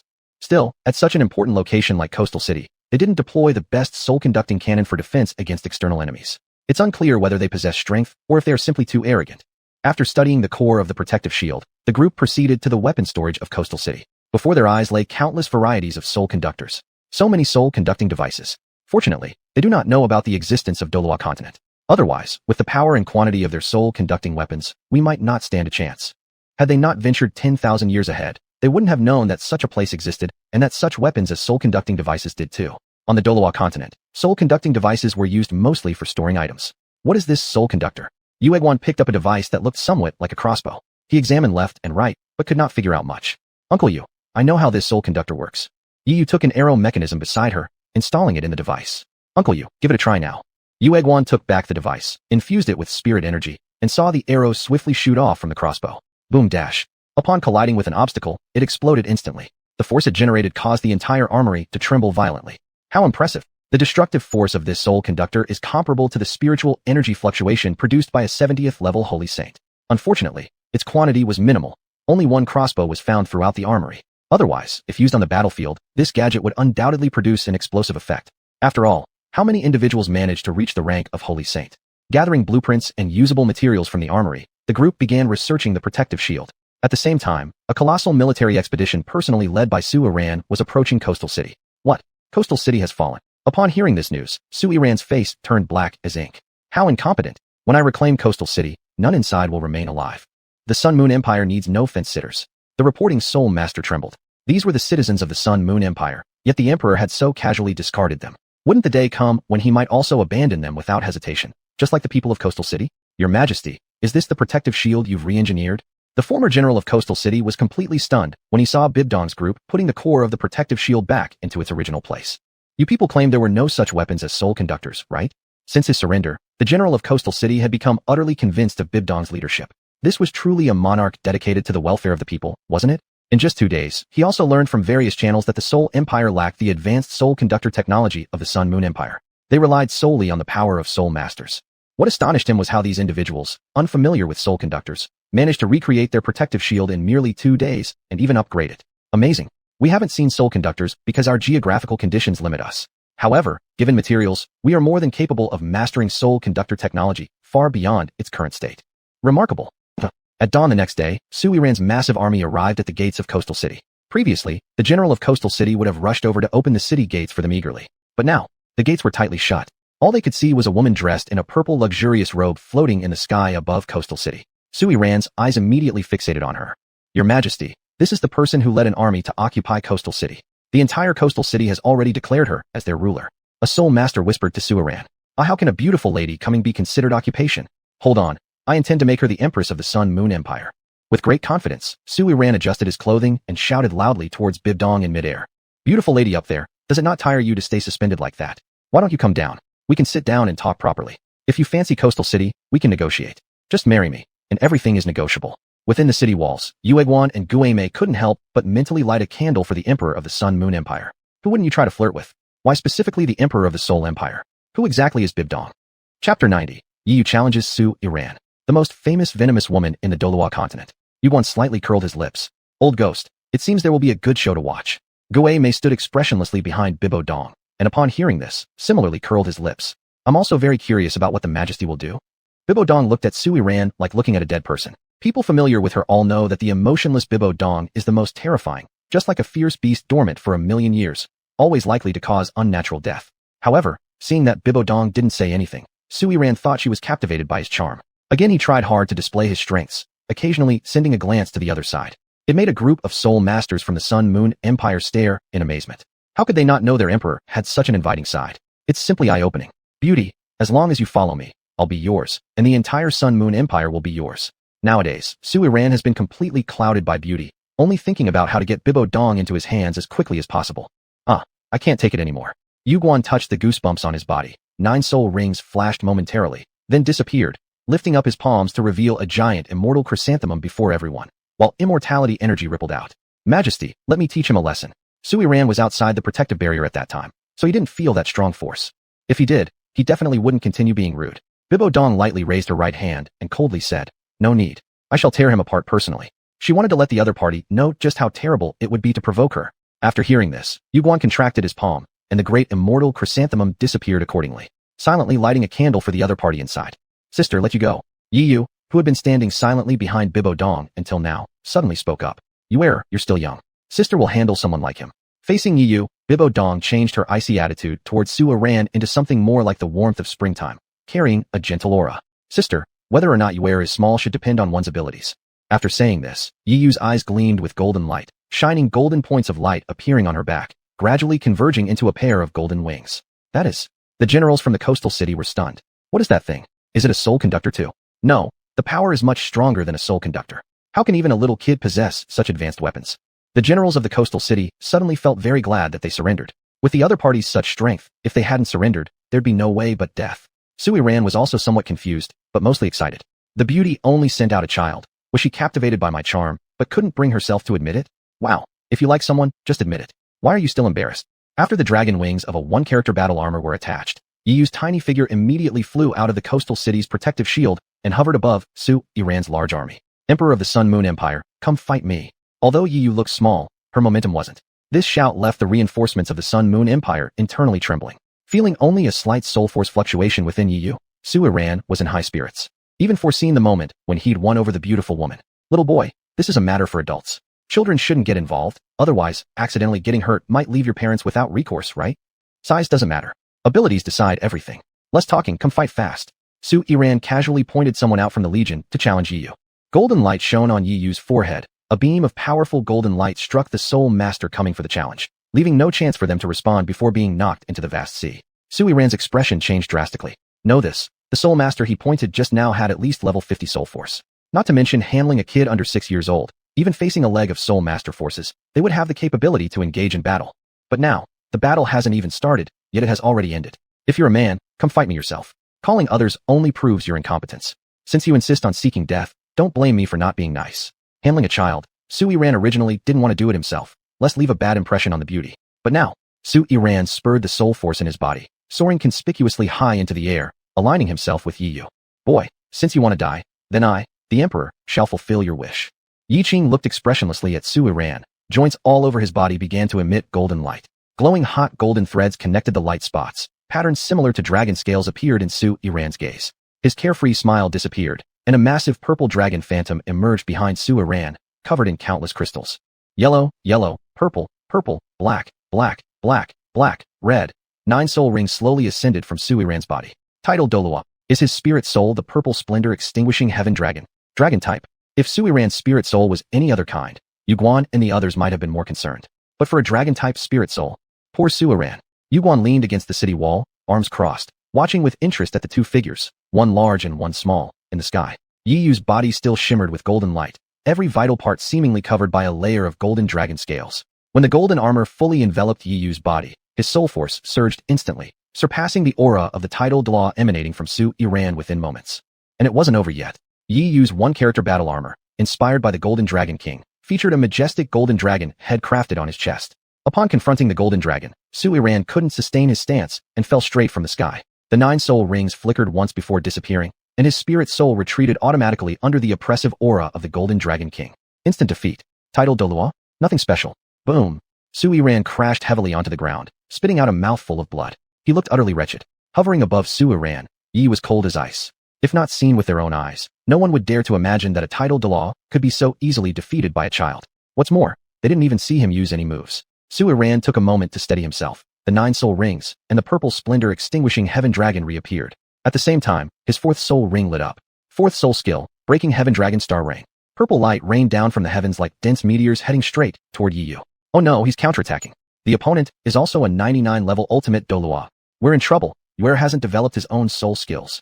Yuguan and Bibodong immediately responded. Since Yiyu was still young and hadn't undergone spirit soul awakening, despite having strong practical combat abilities, he remained disadvantaged when facing opponents with soul skills. And this was a 99 level ultimate Douluo. Chapter 91. Successfully unifying the Douluo continent. Black, black, black, black, black, red, red, red, red, gold. 10 soul rings emerged from Bibodong's body, and at the same time, a wave of purple-black soul power emanated from her. Before Su Yiran's soul skills reached Yiyu, she had already firmly protected Yiyu, seeing that Yiyu was unharmed. The remaining 8 children sighed in relief, as did Yueguan and Gaim. Bibodong flashed into view, appearing in front of Yiyu. Her spiritual force covered the area, blocking all of Su Yiran's attacks. Yuer, are you alright? Faced with Bibodong, Yiyu smiled mischievously. Sister came so promptly. How could anything happen to me? Yuer just hasn't awakened her soul techniques yet. If I had them, Su Yiran would certainly die. This way, she could truly get revenge for her sister.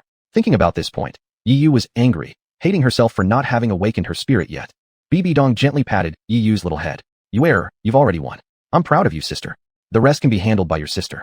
How dare someone hurt Yuer? Su Yiran, you wretched dog. I, Bibodong, will personally claim your life. As her hand retracted, dark green spider web patterns appeared on Bibodong's forehead. She transformed entirely into a massive dark green spider. After being purified by Yiqing's soul power, the evil aura in Bibodong had turned into righteous killing intent, but the image of her true soul form hadn't changed. The moment Su Yiran saw it, his face turned pale. First soul technique, light of destruction. First soul technique, crescent moon. The purple beams of destruction light collided with the dark green crescent-shaped glow in midair, producing a deafening roar. This caused dizziness among soul masters present who were below level 50. Most of the army of the Sun Moon Empire were affected, causing their originally neat formations to waver. 5th soul technique, purple glory extinction claw. 6th soul technique, eternal wound. It must be said, Su Yiran indeed had reason to be self-absorbed. Even Bibodong felt some difficulty fending off his attacks. But, don't forget, Bibodong has already become a godlike figure. Although Su Yiran is level 99, only 1 rank lower, the difference is vast. Bibodong hasn't even used the Ruosha Demon Sickle Divine Artifact yet. If she had used it, Su Yiran wouldn't have been able to last nearly as long. 8th soul technique, storm of destruction. 8th soul technique, abyss slash of space cleaving. The 2 enormous emerald pincers of the devouring soul spider empress instantly converged, slashing a blade of green light, which distorted space. Under Bibodong's pressure, Su Yiran had no capacity for resistance, staring wide-eyed as he watched himself get hit by that emerald beam of light. Oh, the scene was filled with an agonizing cry. What kind of poison beauty is this? He regretted it, truly regretted it. Su Yiran had never seen a woman's spirit as hideous yet as powerful as this once. So powerful that his own mighty ancestor dragon spirit was no match for hers. It was at this very moment, too, that narcissistic Su Yiran finally saw the 10th soul ring vibrating around Bibodong's body. That was a golden soul ring, an existence completely different from a 10,000-year soul ring. It was almost like comparing heaven to earth, utterly incomparable. Including Su Yiran, the common people of Yiqing City were witnessing a divine-level soul ring for the first time. It was hard for them to believe their own eyes. Bibodong's aura of slaughter dispersed across the entire coastal city, eventually spreading throughout the Sun Moon continent. That is, a deity. The commoners of the Sun Moon continent were moved. People of the Sun Moon continent rarely spoke of deities. Su Yiran himself had only seen them in legends until now. Truly seeing one was a first. The purple light shimmered as 2 massive black scythes appeared in Bibodong's hands. This is a divine artifact. Su Yiran felt bleak inside. To think I, who was once brilliant in my lifetime, end up falling to a woman. Despairingly, he closed his eyes and smirked. As they say, dying under the peony flower is still a death worth its name. Su Yiran was facing death, yet still thinking about making a pass at Bibodong. Without hesitation, Bibodong swung the Ruosha demon sickle towards Su Yiran. Simultaneously, terrifying divine powers erupted from her body. The era of Emperor Su in the Sun Moon Empire came to an abrupt end. Once the army of the Sun Moon Empire witnessed Su Yiran getting killed, they immediately lost their leader. Bibodong slightly nodded her head. Yueguan stood tall on the high wall, channeling his soul power and shouting loudly towards the crowd. All those from the Sun Moon Empire, if you choose to surrender to the Spirit Realm Empire, your lives shall be spared. Surrender meant survival. Any fool could see what to do. The citizens of the coastal city, along with all the people of the Sun Moon Empire, devoutly knelt in the direction of Bibi Dong and her group. Deity, deity, deity. Long live the Spirit Realm Empire. Long live the Spirit Realm Empire. Long live the Spirit Realm Empire. The people of the Sun Moon Empire cheered and screamed, each celebrating the arrival of their new emperor in their own way. Starting today, the Sun Moon Empire officially merged into the Spirit Realm Empire, while the Sun Moon Continent would become history as it joined Douluo Continent to be collectively known as Douluo Continent. Douluo Continent had successfully completed its unification. This was more than 6,000 years earlier than the original timeline. After killing Emperor Xuanhuan of the Sun Moon Empire, Bibi Dong led the army into the capital of the Sun Moon Empire and successfully captured the imperial palace. Along the way, numerous members of the Su family, as well as other soul masters who sought to benefit from the chaos, were eliminated. It took nearly a month for this campaign. To Bibi Dong's group, it seemed like a considerable delay. Thus, after tallying the royal treasures of the Sun Moon Empire, they immediately began gathering materials and constructing soul-guided devices without wasting any time. Though the Sun Moon Empire's territory was smaller than that of the Douluo Continent, its resources were indeed richer. After another month of production, each of the 9 children owned a set of battle armor. Even Xuanhuan and Gaim each possessed a set of battle armor. Construction of the divine-level soul-guided cannon was also underway in an urgent rush. There is still one essential thing missing for our divine-level soul-guided cannon. Faced with the nearly complete soul-guided cannon, Bibi Dong unusually displayed a serious expression. Your Majesty, what is it that is missing? Xuanhuan asked curiously. A divine core. Bibi Dong replied. If we can place a divine core as its central component, the effect will certainly be stunning. But how easy was it to obtain such a divine core? Not even their Spirit Realm Empire had access to it. For a moment, Bibi Dong, Xuanhuan, and Gaim fell deep into thought. Even without the divine core, the soul-guided cannon could still function. Only, the effectiveness would suffer significantly. A weapon designed to counter deities couldn't afford poor performance. Chapter 92. Purple Radiance extinguishes the Heavenly Dragon God Core. Sister, what is this divine core thing? Yifeng's little head was filled with big question marks. None of them had ever heard of such a thing before. The divine core is the essence of a deity, containing an extremely vast amount of energy. Obtaining just one divine core is equivalent to gaining possession of a deity. So if the divine core can be applied to a soul conductor, it would mean using the power of a deity. In all of Douluo Continent, so many people spent their entire lives searching for deities. How many could actually find them? Deities were already difficult enough to seek, making divine cores even more unattainable. All of this information came from Billadan's studies in the 10,000-year-old Spirit Temple Library. At the current level of Douluo Continent, they hadn't reached that point yet. For a moment, everyone fell into deep thought. The Fundao cannon was almost successful, but now they were stuck again. Was there no other better way? Of course, there was another better method. Seeking Yiqing's help. If Yiqing would lend a hand, he would definitely be able to deal with Tang-san. But they wanted to try using their own abilities to deal with the former celestial enforcer. They couldn't keep bothering Yiqing for everything. Sister, I think I know where there's a divine core. Suddenly, Yiyu spoke up. Billadan's eyes suddenly widened in excitement as she asked. Where's the place you're talking about? Sister, Uncle Moon, Uncle Ghost, follow me. Yiyu led Billadan and the others to the treasury of the former Sun Moon Empire. The Sun Moon Empire's treasury could be described as very secret, almost like a small world. An ordinary person wouldn't be able to find it at all. No, not only ordinary people. Even Billadan herself might not have noticed it passing by. Places like these were always specially treated. Moreover, only certain individuals could enter. With Billadan's divine strength serving as a medium, the group easily entered the first layer of the treasury. Upon entering the treasury, countless rare treasures appeared before their eyes. Compared to the treasury of the Sun Moon Empire, the coastal city's warehouse was simply insignificant in comparison. Even compared to the treasury they initially saw when taking over the Sun Moon Empire, this one was much richer. At the time, they had wondered why the grand treasury of the mighty Sun Moon Empire didn't seem to have anything worthwhile. Well, it turned out all the good stuff was here. Not only were there countless soul conductors, but also several hard-to-find sacred herbs. With these sacred herbs as support, it was no wonder Su Iran could cultivate to the 99th level. It seemed that if the Sun Moon Empire had the corresponding deities, succession would merely be a matter of time. How did you know about this other treasury? Xuanhuan was amazed by Yi Yu's ability to discover treasures. In my spare time, I just wandered around casually and found this place. I originally intended to tell everyone, but since everyone was busy lately with creating soul conductors, I didn't say anything, thinking we'd discuss it after the conductors were completed. Although Yi Yu said it lightly, without sharp insight, it would have been impossible to know about this place. Sister, I speculate that the divine core is inside there. That was a massive purple crystal door, surrounded by terrifying energies. Just from the vast amount of energy, there must be a divine core inside. However, they weren't sure what kind of divine core it was. Sister, do you have a way to open this purple crystal door? I've researched it before, but can't. Billadan carefully studied and attempted to use the power of the Raksasa god to break through the crystal door. However, it only caused a violent shaking within the mini-world while the purple crystal door remained completely still. This crystal door seems to have been set with some sort of restriction, and only the Emperor of the Sun Moon Empire can open it. Sister, what should we do?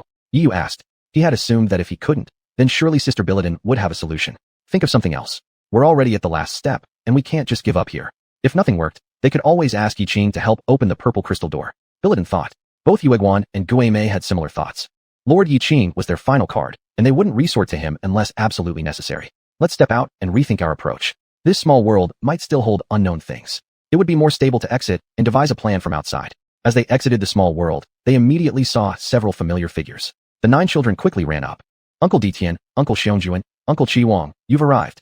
Ditian and his team followed behind Billidan as backup members, prepared to offer reinforcements in case Billidan couldn't conquer the Sun Moon Empire.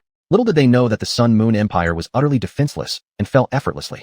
Ditian's reinforcements naturally weren't needed, so they hadn't rushed over either. It was only after a month that they arrived at the Sun Moon Empire's palace. Good day, young lords. The backup army has already settled in well. The latter sentence was addressed to Bibi Dong. You've gone through a lot of trouble. Yi Yu said, Uncle Ditian, we discovered a small world, and it might contain a divine core, but we can't open it. A small world. The dragon grave of the dragon clan was located in a small world. After thinking for a moment, Ditian said, where is this small world? Perhaps I have a way. Yi Yu led Ditian to the purple crystal door. Uncle Ditian, here it is. Looking at the purple crystal door, Ditian noticed a strong dragon aura flowing around. Whatever was hidden inside was highly likely to be related to dragons. Ditian nodded, with black soul power swirling around him. His right hand instantly covered with terrifying dragon scales, gathering an aura of annihilation. Dragon God Claw.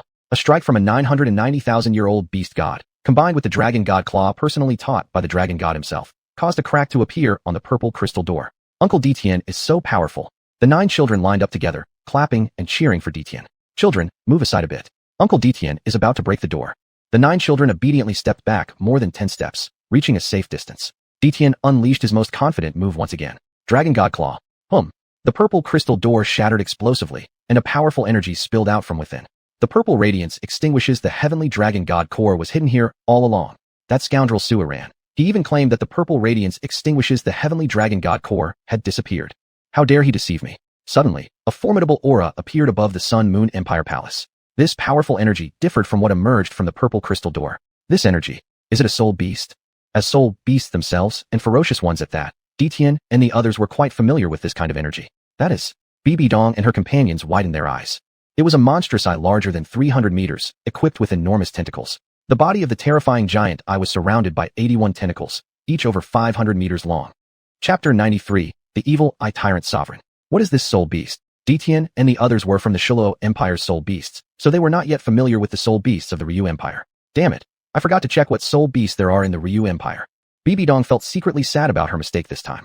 Ditian slightly raised his right hand, and the terrible dragon scales emitted a light of extinction. Don't be afraid. This soul beast is at most 800,000 years old. With all of us here, we have nothing to fear. Bibi Dong nodded, then said, Yueguan, Gaim, take the 9 children far away from here. Of all the great things under heaven and earth, the safety of the 9 children is the greatest. The eldest Yifeng said, Sister, we don't want to leave. We can help fight against this monster together. The remaining 8 children also nodded seriously. We can help fight the monster together. You little ones, I am not some monster. My name is the Evil Eye Tyrant Sovereign, or you can also call me the Evil Emperor. Where is xuanhuan? I want to settle accounts with him. There is no trace of xuanhuan. You killed xuanhuan. GGG. It's better that he's dead. It saves me from lifting a finger. You follow me from now on. The Ryu Empire will belong to me henceforth. The Evil Eye Tyrant Sovereign was speaking to himself, completely ignoring Ditian and the others. What the hell? I have never seen such a self-absorbed and shameless soul beast, truly eye-opening. Yueguan couldn't bear to listen anymore and disdainfully said, daring to call me shameless. Then you die? All the space within the Ryu Empire's palace began to distort. Yueguan and Guimei looked at each other, nodded, and 9 soul rings slowly rose from beneath their feet. Yellow, yellow, purple, purple, black, black, black, black, black. An overwhelming immortal aura emanated from Yueguan, wherever it reached, causing waves in the distorted space created by the Evil Eye Tyrant Sovereign. At the same time, an evil ghostly aura emanated from Guimei, revealing a huge ghost king's shadow behind him. That immense ghost king wore a mask even more terrifying than his own presence, plunging the entire palace of the Ryu Empire into a strange state between divinity and devilry. All soul masters guarding the Ryu Empire's palace below 50 levels instantly fell unconscious due to these terrifying soul power fluctuations. Even though soul masters lower than the rank of Douluo were in no better shape, their breaths churned violently in their chests, on the verge of spitting out a large mouthful of blood at any moment. Looking at the immortal aura swirling around Yueguan, the Evil Eye Tyrant Sovereign immediately guessed his strength. You humans actually have level 99. You're level 99 as well. Glancing at Guimei once more, the Evil Eye Tyrant Sovereign's heart sank again. No wonder that old guy xuanhuan couldn't beat you guys. the evil eye tyrant sovereign seemed somewhat discouraged. And there's us. Ditian did not revert to his true form, but instead released the extinguishing aura surrounding him. What the hell? Your age is higher than mine. Looking at Xiangjun, Qiwang, each one surpassed the evil eye tyrant sovereign, filling him with greater alarm until finally, his gaze locked onto Bibidong's Rasham magic scythe, which made him step back a few paces in fright. You're a deity? The hell? When did the Ryu Empire get a deity? It seems that old man Suiran didn't die in vain. It wasn't because I failed to guard properly. Initially, the evil eye tyrant sovereign still felt humiliated thinking that someone had invaded the Ryu Empire after he guarded it for tens of thousands of years. Now, fuck, even if its face got smashed to pieces, it wouldn't dare to speak up. Since the evil eye tyrant sovereign was capable of being flexible, it immediately conceded. Alright everyone, I'm the totem of the Ryu Empire. Here's the deal. Continue offering sacrifices to me as usual, and I'll keep protecting the Ryu Empire fully. My demands are simple. Let's put it this way. These 9 children have soul beast bloodlines too, right? As long as you let one child sacrifice themselves to me per year, everything will be fine. Look, I'm even letting you spend a few more years with the rest of the kids. This demand is not unreasonable, isn't it? In the evil eye tyrant sovereign's opinion, merely making such a request was extremely generous. They would appear quite disrespectful if they refused. These few children, the evil eye tyrant sovereign had already realized. Even if it abandoned the Xuanhuan extinguished Tianlong god core, swallowing these children alone would allow it to gain the desired power. By that point, seizing back the Xuanhuan extinguished Tianlong god core would be easy. The evil eye tyrant sovereign internally planned everything meticulously, unaware that the 9 children it targeted were exactly the taboo of the group led by Ditian. If only the evil eye tyrant sovereign had glanced at Ditian's group when proposing this demand, it wouldn't have turned a blind eye to something so obvious despite having such a powerful ability. If you don't want your eyes and brain, then just pluck them out. Ditian's aura of extinction surged violently. The dragon claw swung, tearing the surrounding air with a wretched scream. Dragon god claw. Whoosh. The evil eye tyrant sovereign had once challenged Ditian. Back then, it managed to escape his grasp relying on its powerful mental power. This time, however, facing so many powerful soul masters and fierce beasts, plus a deity, the evil eye tyrant sovereign had no chance of escape. Humph. With a horrifying cold snort, the evil eye tyrant sovereign gathered its dark red light inward abruptly, and immediately thereafter, a terrifying psychic storm erupted in midair. The sky instantly turned red, like an ocean of blood, and the violent fluctuations in spirit force caused all the soul masters within the Ryu Empire's palace to collapse to the ground.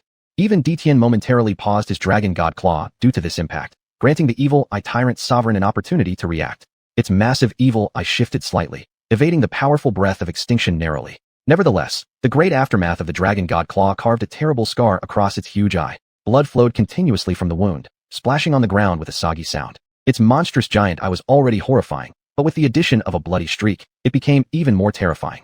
The evil eye tyrant sovereign's spirit force was formidable, yet do not forget, Bibidong's spirit force was similarly powerful. Plus, as a deity, her spirit force far surpassed that of the evil eye tyrant sovereign. With a light swing of the Rasham magic scythe, 2 potent streams of spirit force collided in midair. Instantly, the evil eye tyrant sovereign was defeated. Among those present today, any one person, excluding the 9 children, was capable enough to engage it in combat. How much more when several people teamed up? It was only a matter of time before the evil eye tyrant sovereign met its end. Await death? That wasn't the style of the evil eye tyrant sovereign. Suddenly, it burst into laughter, its 81 tentacles flailing wildly in the air. The atmosphere became distorted again, with overwhelming psychic pressure echoing in the air. Evil eye tyrant, it's useless. My spirit force surpasses yours. No matter how much you struggle, it will be fruitless. Bibidong stared coldly at the evil eye tyrant. What you shouldn't have done most is lay your plans on those 9 children. Chapter 94. Chapter 94, Reversal of Situation, cough cough, forgot to write the title. You all must not intervene. I will personally slay this soul beast. After speaking, Bibidong's eyes instantly turned emerald green. In that emerald hue, there was also a web-like layer of blackness, appearing extremely eerie. A colossal Ruo Cha demon sickle appeared in her right hand, as an overwhelming divine consciousness surged out at this very moment. At this moment, the evil eye tyrant sovereign sensed a threat to its life. The huge scythe in its hands quietly swung, and an eerie scene unfolded. The sky, originally filled with Bibidong's purple light, suddenly swept down in accordance with the motion of the massive scythe. It coalesced into a several hundred-meter-long giant purple blade hurtling straight towards the evil eye tyrant sovereign. Bibidong, be cautious. This guy excels in the control of spatial forces. Ditian once fought against it. Although his cultivation level surpassed it, his mental strength and guile weren't as great, so he suffered a bitter defeat back then. And this time, this thing had run into the face of a deity. Fear losing and ask others for help. You aren't that great either. The huge pupil of the evil eye tyrant sovereign suddenly became profound, and immediately after, a circle of dark red thorn light wheel appeared on the outside. Buzz. It seemed as though the sky violently shook, making everyone present feel as if myriad sharp spikes were piercing into their spiritual seas. Then these pulled on their spiritual seas, trying to draw them away from their bodies. Bibidong's spiritual energy instantly spread, firmly protecting the 9 children beneath her own spirit force. At the same time, Ditian and others quickly surrounded the 9 children, releasing soul energy together to resist the evil Eye Tyrant Sovereign's mental force. This guy specializes in mental force attacks, everyone be careful. A large number of tentacles from the evil Eye Tyrant Sovereign already came wrapping around Bibidong. Bang! With ease, Bibidong's divine power effortlessly deflected the first attack by the evil Eye Tyrant Sovereign. A flash of purple shadow emerged, and Bibidong took a step in midair. In just one step, she arrived before the evil Eye Tyrant. Her purple scythe descended in the air, creating a strange curve right before the evil Eye Tyrant. Bang! The evil Eye Tyrant Sovereign merely felt as if something dirty had entered its eye, causing a wave of stinging pain. Bang! Immediately following, a sensation of heavy gravity appeared on its body. Bang bang bang. Around the enormous eyes of the evil Eye Tyrant Sovereign swelled like a pig's head. Having such big eyes is no use anyway. Why don't I just gouge them out? Gouge? What the hell? If the evil Eye Tyrant Sovereign had feet, it would definitely jump up. What the hell? Kill me if you want to, but how is insulting beasts supposed to work? Its opponent was a deity, and with only less than 800,000 years of cultivation, the evil Eye Tyrant Sovereign couldn't compare. Bibidong sneered. Insult? You overestimate yourself. I'm just here to tell you that confidence is good, but when it turns to arrogance, your end will only be death. What the hell? Was being confident also wrong? That makes no sense. Still clueless, even while facing death, the evil Eye Tyrant Sovereign didn't understand why Bibidong targeted its eyes. I've already said what you shouldn't have done, having evil intentions toward those 9 kids. Because you're unworthy. Because you're unworthy. Finally, the evil Eye Tyrant Sovereign understood. This woman was furious because he wanted to consume those children. You crazy woman. This world respects strength. What's wrong with me achieving my goal by swallowing them? Finally understanding why it's better to offend juniors than sages, the evil Eye Tyrant Sovereign realized that merely mentioning using those children as sacrifices led to the other party wanting to gouge out his eyes. Do they have to be so ruthless? The more beautiful the women, the more venomous they are, which is exactly true. Since you refuse, isn't it fine if I give up the tributes? I'll guard the Sun Moon Empire for free. Not just me. All soul beasts in the evil demon forest. You can freely come take our soul rings, and I absolutely won't stop you. To save his life, the evil Eye Tyrant Sovereign gave up everything. Bibidong watched him emotionlessly, having taught him a lesson. Now it was time to reap the rewards. The dazzling purple light burst forth instantaneously, as the enormous scythe in her hands flew out. 9 scythes merged into one, transforming into a completely black-purple Ruo Cha demon scythe adorned with countless magical patterns. She hurled it towards the evil Eye Tyrant Sovereign without hesitation. This time, Bibidong had made up her mind to kill the evil Eye Tyrant Sovereign. Under normal circumstances, the evil Eye Tyrant Sovereign wouldn't possibly evade her attack. After all, as a deity, dealing with a soul beast should be relatively easy. However, the evil Eye Tyrant Sovereign had prepared his escape route long ago. Since you all refuse to let me go, then you shall die. The evil Eye Tyrant Sovereign roared in anger, and all its tentacles stood upright. At the end of each erected tentacle was an eye identical to its own, albeit much smaller. At this moment, every eye emitted a strange glow. This evil Eye Tyrant Sovereign is indeed terrifying. Xuanhuan was inwardly alarmed. If he and Old Ghost were to encounter it, they might not be able to subdue it. Indeed, its mental attacks are too terrifying. A single misstep could lead to irreparable consequences. Or do you think that someone of his caliber could escape from under my hands? Ditian sneered coldly. The evil Eye Tyrant Sovereign roared in fury, and 80 tentacles instantly unleashed 80 beams. These beams had no light, only pure blackness. When they appeared simultaneously, it felt as though the very heavens and earth were altered. Wasting your efforts. Pooh.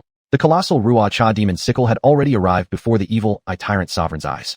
The 80 beams of the evil Eye Tyrant Sovereign attempted to trap the Ruo Cha demon sickle within them. A bit of intelligence, but not much. Thinking to intercept my divine artifact with bare hands. What were you thinking? However, at this exact moment, an unexpected event occurred. The evil Eye Tyrant Sovereign actually allowed the Ruo Cha demon sickle to pierce into its enormous eye, avoiding the heart's vital point. Purple-black light entered its 2 huge eyes, exiting from the back of its head, and subsequently, the evil Eye Tyrant Sovereign used the massive impact force to enter the purple crystal gate that Ditian had opened moments ago, where the purple radiance annihilating Heaven Dragon core was hidden. Not good. It wants to consume the purple radiance annihilating Heaven Dragon core. It was slow to say, but quick to happen. By the time Ditian and others wanted to stop it, it was already too late. This attack by the evil Eye Tyrant Sovereign was an all-out effort to send itself through the purple crystal gate, sparing no effort. If the purple radiance annihilating Heaven Dragon spirit belonged to the ancestor of lesser dragons, then the purple radiance annihilating Heaven Dragon core was only slightly inferior to the power of a dragon god. And the dragon god was the king of gods, while the purple radiance annihilating Heaven Dragon god was one of the gods. Although Bibidong had inherited the power of the Ruo Cha deity, she only belonged to the rank of a first-level deity, which was still vastly different from being a god king. Damn it. Was the initially advantageous situation about to turn because the evil Eye Tyrant Sovereign swallowed the purple radiance annihilating Heaven Dragon core? Chapter 95. The Tyrant Evil Eye Dragon God. The Tyrant Evil Eye knows the principle of gaining life from death. Boom. Just as everyone was sighing, suddenly, the entire palace of the Sun and Moon Empire began to tremble violently. The originally clear sky became overcast in an instant. A terrifying gloom enveloped the hearts of everyone present. This situation wasn't just new to Tian and his group. Even you too, Nguye, may had experienced it a few times. Even when the Silver Dragon King, Guyuna, gave birth, there was almost always some kind of anomaly. However, the current anomaly was clearly different from what they had felt before. It seemed like the Divine Realm was trying hard to find the one who triggered the Divine Punishment, and the entire Sun and Moon Empire was thrown into a world-ending panic. It's the Divine Punishment caused by a spirit beast ascending to godhood.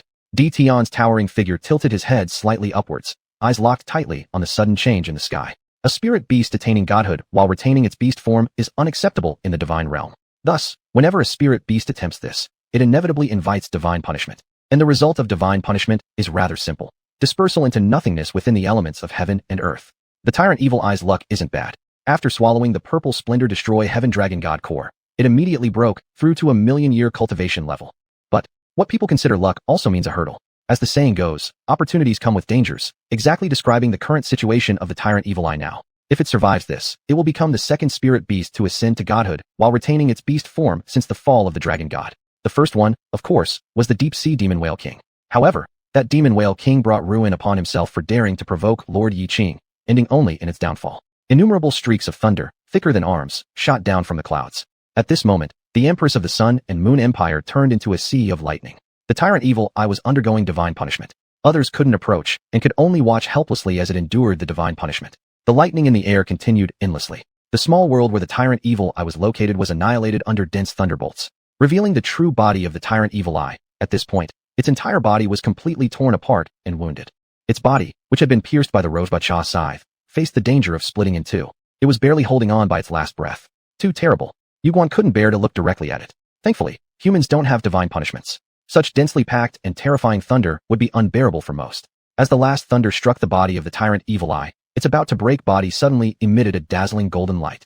This golden light, as if conscious, spread across the whole body of the Tyrant Evil Eye. Wherever it went, the broken body miraculously started to rejoin itself. Hurrah! A roar, not entirely dragon-like, erupted from the mouth of the Tyrant Evil Eye, its body twitching violently. Not only did the golden light not weaken, it became even more brilliant. That once enormous eye evolved into a horrifying vertical pupil, tightening abruptly, making Tian sense a bloodline suppression from it. Keep in mind, he was the golden-eyed Black Dragon King. Aside from the Dragon God's bloodline inducing fear deep within his heart, only higher-ranked dragons could accomplish such an effect. Now, the Tyrant Evil Eye was clearly ranked higher than him. Not only did its enormous eye evolve into a vertical pupil, but its body, which was initially over 300 meters long, now stretched close to a kilometer. It truly covered the sky and hid the sun. It actually succeeded. Tian and others were dumbfounded. What happened? Could it be because of the Purple Splendor Destroy Heaven Dragon God Core? Yes, precisely due to the Purple Splendor Destroy Heaven Dragon God Core. The Tyrant Evil Eye was in high spirits, explaining things to Tian. Spirit beasts in their beast forms indeed cannot ascend to godhood, but there is an exception. They can achieve demon god status through a current available god position in the Divine Realm. This is something even the Divine Realm can't interfere with. Having consumed the Purple Splendor Destroy Heaven Dragon God Core, the Tyrant Evil Eye leapt to the rank of a Divine King. Ha ha ha, I've ascended to godhood.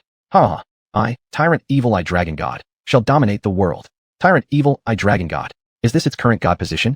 The feeling of paving the way for another really didn't feel good. Bai Dong and Tian both glanced at Yuguan and Guimei. They instantly understood and released 9 soul rings along with their martial souls simultaneously. In such a situation, the 9 sons no longer mentioned staying behind. In perfect coordination with Yuguan and Guimei, they prepared to leave this place. Thinking of escaping, the massive vertical pupil of the Tyrant Evil Eye Dragon God tightened abruptly, emitting a violent intent from its true form. Instantly after, its 500-meter-wide vertical pupil transformed into a blood red. This road is blocked.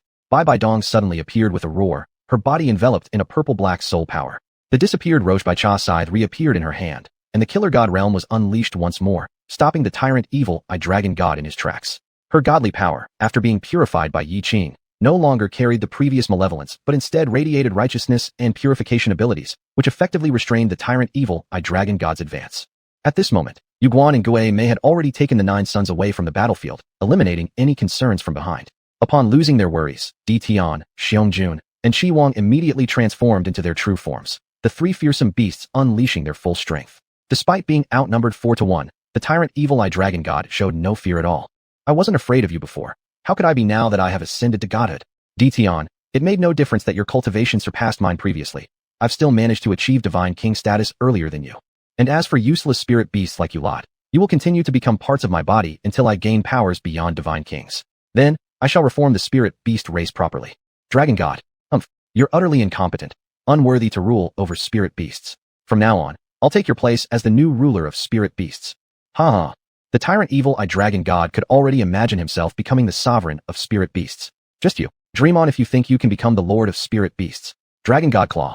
As Tian transformed into the golden-eyed black dragon king, the aura of extinction around him intensified, almost reaching semi-divine levels. The power of the dragon god Claw had also reached an unparalleled state. Nevertheless, a spirit beast remained a spirit beast, and battling a fully ascended god like the tyrant evil eye dragon god was like trying to break stone with an egg. A blood-red beam of immense energy erupted from the tyrant evil eye dragon god's body. With a low grunt from Tian, his massive dragon form was hurled far away. Before the dragon could recover, Bai Dong instantly appeared in front of the tyrant evil eye, her huge Rosh Dai Cha scythe charged with all her godly power. She swung it with all her might toward the tyrant evil eye dragon god. This single strike, if unsuccessful, might mean the end for them all. They had just subdued the Sun and Moon Empire. The god-level soul cannon was at its final crucial stage when an unforeseen interruption disrupted everything. How infuriating. In this critical moment, a faint yet overwhelming light shot through the air, carrying world-ending momentum straight toward the tyrant evil eye dragon god. Chapter 96. Yiqing's Arrival. Roar. The dragon emperor with the evil eye felt his life was threatened, wanting to evade, but it was already too late. Struck by the light, a large part of its body instantly disappeared, leaving only 1/3 remaining. Indeed, it disappeared. It wasn't split open or exploded, but rather vanished directly, without any trace of wounds or blood, leaving only the continuous screams of agony from the dragon emperor with the evil eye. Despite no visible wound, it still felt as if its heart was being torn apart, and its divine power was rapidly depleting. The recovery rate of divine power couldn't catch up with its lost speed, and the dragon emperor with the evil eye began to panic. Who is it? Exactly who? Have the guts to come out. The dragon emperor with the evil eye roared in anger. Wherever it went, the buildings of the Sun Moon Empire Palace disappeared at an alarming rate. Its destructive force was astonishing. Dong and several others retreated quickly to avoid being caught in the chaos. The divine power erupted by the dragon emperor with the evil eye just before death was very terrifying. If struck by it, the consequences would be dire. A white figure slowly appeared before everyone. As soon as this person showed up, they drew everyone's attention. What kind of person was this? Jet black hair reaching his waist, spotless white robes. Despite having no intricate patterns, that whiteness seemed like his birthright. They had never seen anyone wear white as fittingly as this person in front of them. Though he exuded no fluctuation of soul power, he radiated an undeniable danger. Seeing who arrived, Tian and others immediately became excited. It's Master Yiqing. Master Yiqing has come. Dong let out a sigh of relief but couldn't help feeling alarmed. Has Master Yiqing's rank improved again? Just how much time had passed? His level had risen again at a terrifying speed unparalleled in all history of Douluo continent. The dragon emperor with the evil eye didn't sense anyone's arrival. Neither did Dong. With so many people present, none of them noticed Yiqing's presence. The soul power of Master has turned transparent. The beam of light just now seemed targeted directly at the dragon emperor with the evil eye. Only when it burst forth did everyone realize what happened. This was the first time Yiqing tried out his upgraded soul power. After the soul power reached 121 levels, it not only became transparent, but its function also changed. I just casually flicked out a bit of my soul power, yet 1/3 of the dragon emperor with the evil eye simply disappeared. Yiqing pondered on the benefits brought about by this upgrade. Upon observing the situation with the dragon emperor with the evil eye, he understood more or less. Dragon Emperor with the evil eye, your evil heart makes you unable to withstand my soul power attack. His soul power possessed a purification effect. As the saying goes, the simplest way is the truest way. After upgrading, Yiqing's soul power turned into something without color or form. When acting upon someone else, the stronger the malice within them, the greater the damage they received. The more evil in their heart, the greater the harm. Only those whose minds are utterly pure won't be affected. In the strength-oriented world of Douluo continent, how many truly pure-hearted individuals could there be? If the wounds cannot heal and continue to disappear, isn't this similar to Hei's Bakusai Teko I saw in anime from my previous life? It can prevent an enemy's regeneration ability. Good grief. Yiqing exclaimed internally with surprise. You, what exactly are you? The dragon emperor with the evil eye was panicked. Even facing an already deified Dong before achieving godhood itself, it hadn't felt this terrified. The feeling emanating from this man was truly horrifying. You are not the god of slaughter.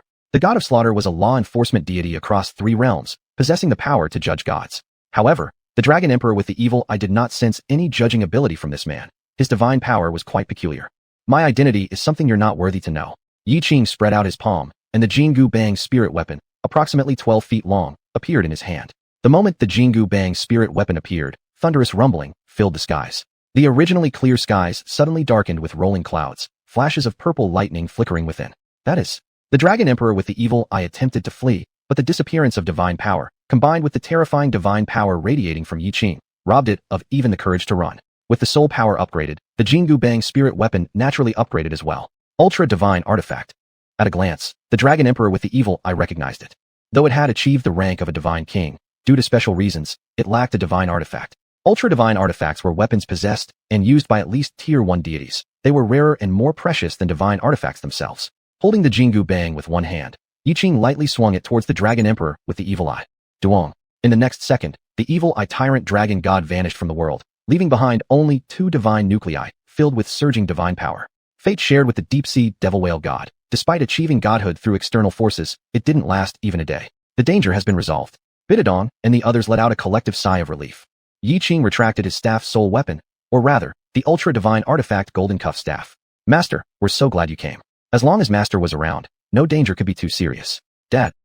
Upon sensing their father's presence, the 9 children quickly returned. Dad. The 9 children gathered around Yiqing, looking up at him with admiration. They had just arrived in time to see their father take down the evil eye tyrant dragon god in that decisive blow. With one move, he eliminated a divine king, who could possibly be stronger than their father. Dad, we've already subdued the Sun Moon Empire. Luckily you arrived. Otherwise that detestable beast, the evil eye tyrant dragon, might have taken control.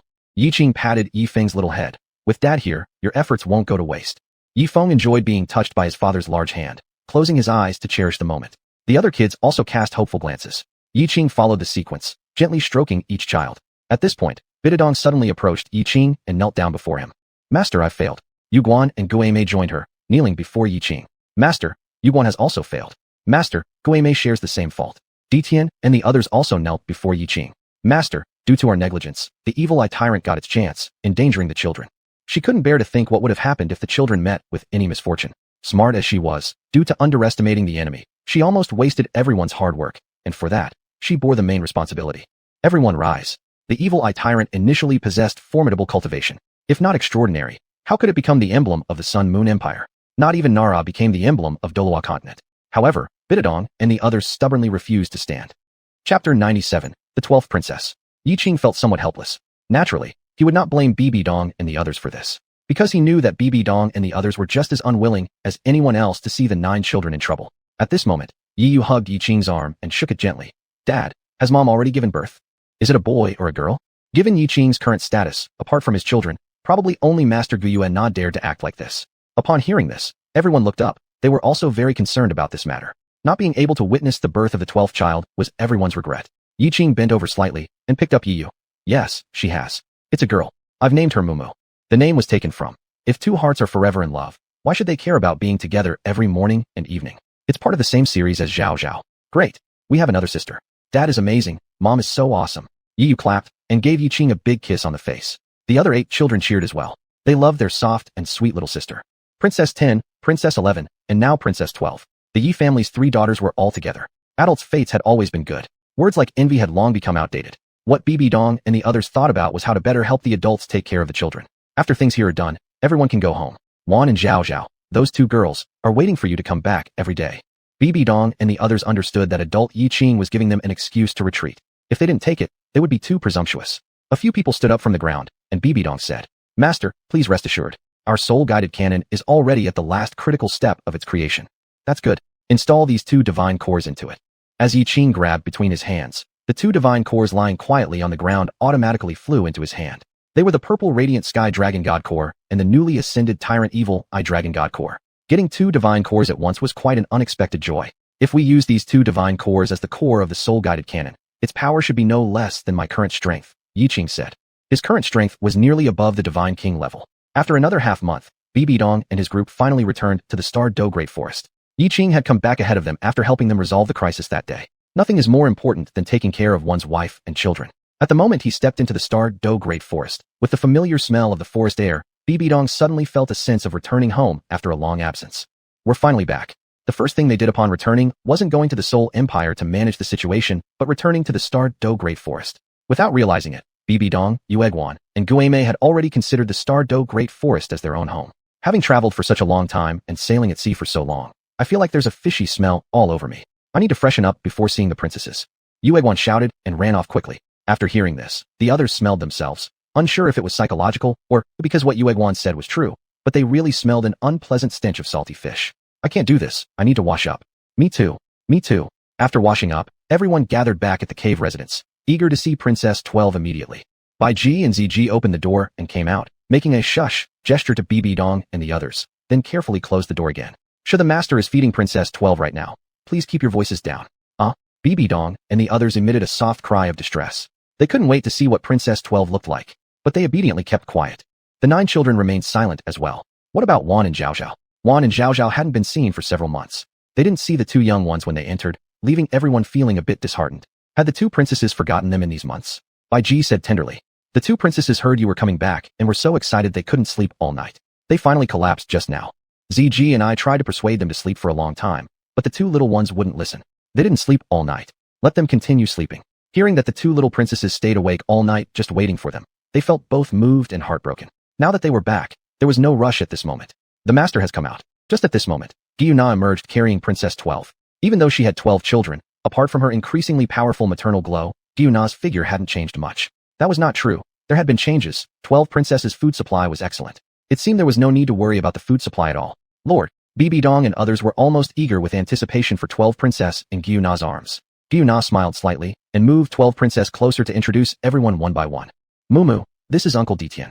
This is Uncle Xuanhuan, Uncle Chi Wang, Sister Bibi Dong, Uncle Yu, and Uncle Gui. 12 princess looked somewhat like Wan. She had big eyes and skin as delicate as congealed fat. If anything was different, it might be that she appeared more down to earth. Wan had an innate air of superiority over others. How cute Mumu is. Bibi Dong stretched out her hands wanting to hold her, but 12 princess was too young and small, only about a month old, and Bibi Dong was afraid of injuring her. You can use this hand to support her head, then use this other hand to hold her bottom, and make sure to stabilize your palms so that she won't fall. Gyuna gently taught Bibi Dong how to hold the child. Bibi Dong herself had been a mother before, but she hadn't carefully held her own children. Moreover, at that time, all she could think about was how to let her disappear from the world, so it didn't matter whether or not she'd be injured. Bibi Dong cautiously embraced 12 princess and felt more nervous facing thousands of soldiers on the battlefield. After giving 12 princess to Bibi Dong, Gyuna returned to the room and directly jumped onto Yiqing. Yiqing was embraced tightly. Husband, we can finally have our 2-person world. You've already become a mother, yet you're still so mischievous. Who says mothers cannot be mischievous? You certainly can be mischievous. I just worry about you. Didn't you say earlier that it hurt in front? Why isn't it hurting now? Pain, pain, pain. Husband, please help me. To serve his wife was something Yiqing was always willing to do without any hesitation. Chapter 98. A soul conductor similar to Barrett. Your Majesty, is it my turn to hold her yet? Yuguan looked eagerly from the side. He also wanted to hold the 12th princess so much. Your Majesty, Guimei wants to hold her too. Daitan, Yuguan, and Guimei, along with the other 9 children, all gathered around Biedong, resembling a group of hungry chicks awaiting food. Biedong turned sideways. I haven't held her enough yet. You want to hold her? Form a line. Once I'm done, it's your turn. Your Majesty, you can't do this. That's foul play. No matter how everyone pleaded in Biedong's ear, she refused to put down the 12th princess. Sister Biedong, may we hold our little sister as well?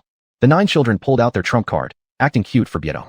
This tactic had worked wonders before, but now with the 12th princess in hand, Biedong ignored all familial ties without hesitation. You want to hold the 12th princess? Beat me first. That one sentence caused them all to temporarily abandon the thought. Beat? Are you crazy? How could they possibly beat a deity? Since they couldn't hold her, could they at least watch? Everyone surrounded Biedong and began playing with the 12th princess together. Little Yifeng gently tapped Yi Mumu's plump nose. Sister Mumu and Sister Wanwan looked so alike when they were young. It would be better if she looked like brother. How can a girl look like a brother? I think looking like a sister is pretty good. Yuguan became more satisfied the more he looked, just as if he was seeing little Yi Wanwan again. At the same time, he couldn't help but marvel. In the blink of an eye, Wanwan was almost growing up into a young lady. He must maintain his distance from her accordingly. Just at that moment, a crisp voice rang out inside. Brothers, Uncle Yu, Uncle Gui, Uncle Daitan, Sister Biedong. Finally, you've returned. Simultaneously, 2 little figures rushed out at high speed. My little princesses, you didn't sleep all night. Why not get some more rest? Uncle Yu tenderly approached them. Thinking about our sister, uncles, and brothers made us unable to fall asleep. Yi Wanwan stretched out her little hands for a hug. Uncle Yu, Wanwan missed you so much. Yi Wanwan has grown into a young girl now, and Uncle Yu didn't immediately pick her up. Instead, he automatically kept a certain distance from her. Wanwan, you're already grown. Boys and girls should be separate. From now on, you should keep your distance from the uncles. Not just the uncles, but other men as well. If anyone dares to bully you, you must tell Uncle Yu, and I will beat him for you. Thinking about how Yi Wanwan will grow up and marry one day, Yuguan has already planned where the man will be buried. Right next to the life lake, as fertilizer for the blue silver emperor. Uncle Yu, rest assured, I have the time-traveling mushroom. If anyone dares to bully me, I'll feed them the time-traveling mushroom, making them jump forward 10,000 years and scare them to death. Little Yi Wanwan said with her baby-like fierceness. Good child. Yuguan felt as if his daughter was blossoming into a woman. Brother, Since you've come back, did you bring any gifts for Xuanhuan? Xuanhuan came before the 9 brothers, stretching her slightly chubby little hands. Yi Chao imitated her sister and extended her plump hands towards her brothers too. Must. Of course, there are gifts. Yifeng took out a couple of soul conductors resembling barrettes from his device. These are soul conductors we found in the national treasury of the Sun Moon Empire. We thought they were delicate, small, yet powerful, thus suitable for self-defense. Come on, big brother will take you to try them. Yi Xuanhuan and Yi Chao excitedly followed the 9 brothers to test out the new soul conductors. Uncle Yuguan and Uncle Guamei, being worried, went along with them. Soon, they arrived by the life lake. Everything here remained the same as before, with wide grassy spaces for them to play on. Swings, reclining chairs, tea tables, even a large pavilion was added. Even if it rained, and they didn't wish to return to their cave residences, they would have somewhere to hide from the rain. Yifeng inserted something similar to a silk bullet into the 2 barrette-like soul conductors, teaching Yi Xuanhuan how to operate it. Chao, let your 6th brother teach you. Yi Yu stood behind Yi Chao, instructing her on how to use the barrette soul conductor. Just infusing a small amount of spiritual energy is enough to activate it. The reason they believed the barrette soul conductor was appropriate for Xuanhuan and Chao was due to its need for only a minimal amount of spiritual energy. Both of them were still young and possessed little spiritual energy, hence, a conductor like barrette suited them perfectly. Following her elder brother's guidance, Yi Xuanhuan infused a small portion of spiritual energy into the barrette soul conductor. Bang! After a loud explosion, a towering tree about 10 meters away, roughly as thick as a water bucket, fell to the ground with a crash. This power, incredible. At the sound, Yi Xuanhuan turned around and saw Yiqing leaning against the entrance of the cave residence, his eyes sparkling. He seemed very interested in the barrette soul conductor in her hands. Dad! Excitedly, Yi Xuanhuan called out. The 9 children had already rushed to Yiqing the moment he appeared. Dad, we're back. Yiqing gently patted each of the 9 children's little heads one by one. Your performances have all been great. Dad is proud of you all. Holding up the barrette soul conductor, Yi Xuanhuan asked, Dad, do you want to give it a try? Which man wouldn't want to try the barrette? Yiqing cleared his throat softly and suppressed the excitement within him. Men may grow old, but they never grow up. Take Yiqing for example. Even if he were now incredibly powerful, if he came across a cow dung on the road and just happened to have a matchstick cannon in hand, he would still light it up. Cough cough. Let's not get sidetracked. Yiqing took the barrette soul conductor from Yi Xuanhuan. It really seems like the real deal. If Xuanhuan's soul power can knock down such a large tree, I wonder what effect it would produce if I infused my soul power into it. After loading the bullet and injecting a thread of soul power, bang! The result was about the same as what Yi Xuanhuan had produced. Looking left and right, Yiqing asked, Xuanhuan, how about letting Dad keep this soul conductor for now? Yi Xuanhuan, of course, didn't oppose it. She obediently nodded. Dad can take it to play with. Smiling, Yiqing turned back to the cave. He wasn't taking it to play. He intended to upgrade this soul conductor and turn it into something akin to an artifact. The Spirit Soul Pavilion. The army that went to the Sun Moon Empire alongside Bibi Dong has returned. However, while the army returned, their leader did not. Neither Bibi Dong, Yuguan, nor Gue Mei has returned. Qian Daolu froze upon hearing that none of these 3 had returned. What happened? Reporting to the Great Elder, the Empress and the 2 elders only instructed us to bring some soul conductors back, without giving any other instructions. Soul conductors? Chapter 99. Asking Yiqing for help to improve the soul guide cannon. Qian Daolu and several other venerables of the Elder Hall meticulously studied the war trophies brought back by the army from the Moon Empire. Big brother, how do you use this thing? Jin Yi, who had lived nearly 150 years, was at a complete loss when it came to the large cannon-like soul guide device before him. Second venerable, His Majesty said that this huge thing is called a soul guide cannon. Its power rivals the full strength of an ultimate Douluo. SSS. Jin Yi Douluo sharply inhaled. You say this thing's power rivals the entire strength of an ultimate Douluo. Crazy. Crazy. The sky is about to change. If these soul guide cannons have such terrifying power, wouldn't that woman Bilibast no longer need to regard the Elder Hall? You see, even though externally Wuhan Empire is primarily led by Bilibast, internally only the Papal Palace listens to her. The rest are mainly controlled by the Elder Hall. Great Venerable, His Majesty commanded that these soul guide devices should not be disclosed for now. Qian Daolu gave the Soul Master a stern look. Of course I know. The Soul Master lowered his head, realizing he had been overly talkative. What kind of person is Great Venerable? Does he still need me to remind him? You all may leave. These soul guide devices will temporarily be kept in the Elder Hall. Once Bilibast returns, let her come find me. The Soul Master hesitated to speak, but ultimately followed orders and left. Brother, is there really another continent in this world? As soon as the Soul Master left, Jin Yi couldn't help but ask. Now the facts show that there truly is another continent, and it has already been successfully merged into the Wuhan Empire. That woman Bilibast does indeed have some talent. In Qian Daoliu's heart, there was both joy and melancholy. He rejoiced because the larger the territory of the Wuhan Empire, the better. It would eventually belong to their family anyway. However, melancholy arose because that woman Bilibast was increasingly slipping out of their control. Once she was completely beyond their control, then, the Wuhan Empire would only be able to let her run amok. In the Xingdou Great Forest, a medium-sized hill collapsed instantly. Almost in the blink of an eye, it was flattened to the ground. Is this the power of the adult's modified soul guide device? terrifying to such a degree. If they hadn't seen it with their own eyes, Yuguan and others would never have believed that such a mountain could be destroyed by a palm-sized soul guide device. Yiqing coolly blew on the Barrett soul guide device, saying, "The power is decent, right?" Yiqing had adjusted the Barrett soul guide device so its power differed based on the level of soul force injected.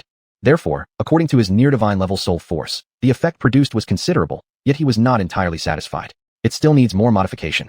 At the very least, when Xuanhuan and Cao Cao used it, the power should reach close to the divine level. After speaking, he turned around and entered the retreat again. Yuguan and the others were left behind, their mouths gaping in astonishment. Is this power not enough? That was a mountainous hillock, not just a small mound. With this kind of power, it was almost about to surpass an ultimate Douluo. Bilibast held the 12th princess and looked deeply into the distance where the hill had been flattened. When Yiqing re-emerged holding the modified Barrett soul guide device, she said to him, "Adult, can you please check the god-level soul guide cannon we created?" Didn't you use 2 divine cores as its core?" Bilibast said, "Adult, I want to ensure absolute certainty. Dealing with Tangan, even the slightest flaw cannot exist." After pondering, Yiqing said, "Bring it out for inspection." Bilibast hesitated for a moment and finally handed the 12th princess over to Yuguan. Yuguan was overjoyed and carefully took the 12th princess, happily playing with Guei. Thereafter, she retrieved the soul guide cannon from the soul guide device. A soul guide cannon shaped somewhat like an atomic bomb appeared before Yiqing. Although its appearance resembled an atomic bomb, Yiqing knew this weapon far surpassed the power of an actual atomic bomb. Of course, the harmful gases emitted after an atomic bomb explosion did not occur here. First, we need to test its power elsewhere. Yiqing stored the atomic bomb-type soul guide cannon into the soul guide device and flew towards the sea with Bilibast. Testing this thing in the Xingdo Great Forest would definitely result in the destruction of a large portion of the forest. When Tian and a few others noticed this, they followed along as well. Yuguan and Guei, upon watching their backs disappear, continued to playfully interact with the 12th princess. Heaven and earth are vast, but nothing is bigger than our 12th princess. Soon, their group arrived at the boundless shores by the sea. With a wave of his hand, Yiqing summoned the atomic bomb-type soul guide cannon once more. As divine consciousness spread out, the soul beasts in the nearby sea instantly fled, leaving not a trace. Afterward, Yiqing injected soul power into the soul guide cannon. Boom! In the distance, a huge mushroom cloud rose from the seabed to halfway up the sky. It took a long time before it gradually dispersed, and the bottom of that area of the sea was deepened by nearly 1,000 meters due to the soul guide cannon's power.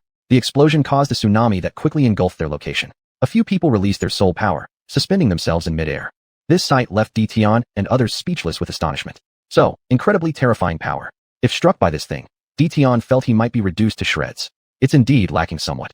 I'll keep this soul guide cannon for now. I'll give it back to you after I've made modifications. With a wave of his hand, Yiqing stored the soul guide cannon away and then departed at an extreme speed. Tian, even with such tremendous power, he still finds it average. Truly worthy of an adult. After Yiqing left, Tian, Bibodong, and a few others also followed suit and departed. The sea soul beasts. What just happened? It seemed like an extraordinary person came here, fired a cannon, and then left quickly. Is it the new sea god? Since the fall of the sea god island and the slaying of the deep-sea demon Leviathan king, this domain of the sea has completely become a no-man's land. Competition among the sea soul beasts has grown fiercer. They all eagerly hope for a new sea god to take charge of the situation. A few days later, Yiqing handed over the modified soul guide cannon to Bibodong. Bibodong thanked Yiqing excitedly and then sought out Yuguan and Guei. "We're going to the slaughter city." Yuguan and Guei understood immediately. Some matters had been delayed long enough. It was high time they were resolved. After saying goodbye to Yiqing and the children, the 3 of them set off again for Slaughter City. Soon, the 3 reached their destination. This time, Tangan wasn't in the town. It seemed he was inside the Slaughter City. They immediately entered the Slaughter City. The Slaughter City had once been destroyed by Tangan, but had only been rebuilt after almost a year following his massacres there. Be extremely careful. Tangan is treacherous and deceitful, and this place is his stronghold. If we fall for his tricks, it will spell disaster. Yuguan and Guei nodded in agreement. To ensure nothing went wrong, Bibodong extended her spiritual force onto both of them, enveloping them under her protection. Chapter 100, Evil Tangan. A huge purple full moon hung in the sky above the slaughter capital, casting long shadows of Bibodong and her 2 companions. According to historical records 10,000 years later, Tangan perished at Jiaoling Pass. At that time, Tangan's power had reached a terrifying level. Neither she nor Qianren Snow, the 2 great gods, could kill him. The Xiu Luo god possessed the ability to judge all gods. As the Luo Sha god, Xiu Luo's divine power was her nemesis, her true nemesis. In the presence of the Xiu Luo god's divine power, she didn't even have the ability to resist. Therefore, Bibodong was eager to completely eliminate Tangan before his powers matured fully. The slaughter capital was now deserted, not a single soul in sight. The last time Bibodong visited the slaughter capital was during her previous visit. Back then, the slaughter capital was truly a place of constant killing, filled with death lurking everywhere. One slight misstep meant instant death. Most importantly, upon entering the slaughter capital, one couldn't use any soul skills. Only raw power was available for overcoming all challenges. However, the current slaughter capital, not only devoid of people, has even broken the rule that prevents the use of soul skills. Although it still radiates an aura of killing intent, it is evident that this killing intent is now saturated with an evil force. This evil force is even 10 times more malevolent than the Luo Sha divine power Bibo Dong purified beforehand. Goosebumps arose involuntarily on the bodies of the three individuals. Even gods experiencing goosebumps indicated just how severe the evil aura of the slaughter capital had become. Soon, Bibo Dong and her companions arrived at the core of the slaughter capital. As expected, the closer they got to the core, the heavier the evil aura became. Though Yuguan and Gue Mei's soul powers had both surpassed the 99th level, they struggled against the increasingly intense evil aura. Before long, the three of them stood before a special structure. This is the Hell Slaughter Ground. Bibo Dong had once been here before. It was in this very place where she discovered her Luo Sha divine powers. Looking at the now unrecognizable Hell Slaughter Ground, Bibo Dong and her companions entered without hesitation. As Yuguan and Gue Mei approached the Hell Slaughter Ground, their uneasiness grew stronger. Old ghost. Gue Mei shot him a look. What? Nothing. Just wanted to call you. Gue Mei. Crazy person. Suddenly speaking up and scaring him half to death, only to find out he just wanted to address him. Had it not been for the inappropriate current scene, Gue Mei would have undoubtedly fought Yuguan right there and then. You've finally come. Suddenly, a chilling voice echoed from within the Hell Slaughter Ground. Tangan sat cross-legged at its center, hands forming seals, deeply immersed in cultivation. Around his body swirled dense black vapors, which were the source of the evil aura permeating the slaughter capital. Tangan was tightly enveloped in these black vapors, only exposing his head. His flowing blue hair, slightly purplish thin lips. If ignoring his lip color, every part of him other than his head appeared abnormal. Upon noticing the arrival of Bibo Dong and her companions, he did not open his eyes. His tone, though chilling, was like greeting old friends. Bibo Dong, Yuguan, Gue Mei, today we meet face to face. I'm here for your life. Yuguan and Gue Mei exchanged glances. Yellow, yellow, purple, purple, black, black, black, black, black. 9 soul rings gradually appeared beneath their feet. With the emergence of immortal purple chi, some black vapors dissipated, but only temporarily. The dispersed black vapors quickly regathered, becoming even denser than before. Sensing the soul force emanated by Yuguan and Gue Mei, Tangan finally slowly opened his eyes. At that moment, a flicker of golden light flashed too briefly. It almost felt like an illusion. You've both surpassed the 99th level, haven't you? The chilling voice reverberated throughout the entire Hell Slaughter Ground as Yuguan and Gue Mei's soul rings dimly shimmered. Tangan's strength was stronger than ever. Without further ado, an enormous eternal chrysanthemum appeared in Yuguan's palm, intensifying the surrounding immortal purple chi. Simultaneously, a ghostly energy entirely opposite to the immortal purple chi emitted from Gue Mei. A colossal masked ghost king emerged majestically behind Gue Mei, standing proudly before Tangan. Purple chi and ghost chi. Positive energy and evil energy are normally diametrically opposed forces. Yet, when manifesting through Yuguan and Gue Mei, they complemented each other perfectly. Transforming into each other, they combined to form an energy worthy enough to rival a god's. The black vapors emanating from Tangan began retreating under pressure. Retreating to the vicinity of Tangan himself, they were rebounded by an even fiercer surge of black vapors. The black vapors oscillated back and forth between the two powerful energies. Ultimately, whichever side these black vapors settled would determine the first casualty. What? Don't feel like being the good little dogs of the Soul Hall anymore. So you're just switching masters to be someone else's dogs, huh? Why not come and serve me, Tangan's loyal dogs instead? Guaranteed you'll get at least as many benefits from me as Yiqing has given you. The energy changes in Yuguan and Gue Mei were too significant. Clever as Tangan was, he soon figured out the reason behind their transformation. Hearing Tangan dare to insult Master Yiqing, Yuguan and Gue Mei's faces turned grave. Tangan, you aren't even worthy to carry Master Yiqing's shoes. You must die. 9th soul skill, Chrysanthemum Explosion, Full Sorrow. 9th soul skill, Ghost King Assault Array. Heaven filled with chrysanthemums merged with an endless array of ghost faces. At the same moment, a massive surge of soul power erupted. The Hell Slaughter Ground could not withstand such a powerful force, and in the next second, boom, the whole structure shattered, debris scattered everywhere. As though released into the daylight, Tangan leaped skyward in that very instant of the Hell Slaughter Ground's collapse. He now stood atop a tall broken wall, a colossal purple moon hanging behind him, painting him as a blood-drenched demon warrior returning from hell. This was truly the evil Azura, wasn't it? Tangan has fallen to the path of wickedness. Bibo Dong stood on the remnants of the collapsed Hell Slaughter Ground, her eyes fixed tightly on Tangan. A purple aura shimmered around her, while a massive Luo Sha demon scythe materialized in her hand. At the appearance of the Luo Sha demon scythe, Bibo Dong herself underwent a drastic transformation. A crimson-purple silhouette slowly emerged from behind her. In this moment, the entire killing capital, even the sky above, was tinged with a purplish-red hue. The land beneath Bibo Dong's feet also subtly transformed. Once the purplish-red energy manifested, the malevolent air of the slaughter capital was instantly driven away, leaving only the dense black vapor encircling Tangan. It seems Bibo Dong's divine powers have been purified as well. That's why, That's why she would agree to serve Yiqing as his dog. Yiqing, just how far has your strength advanced already? Tang San sneered with a chilling smirk.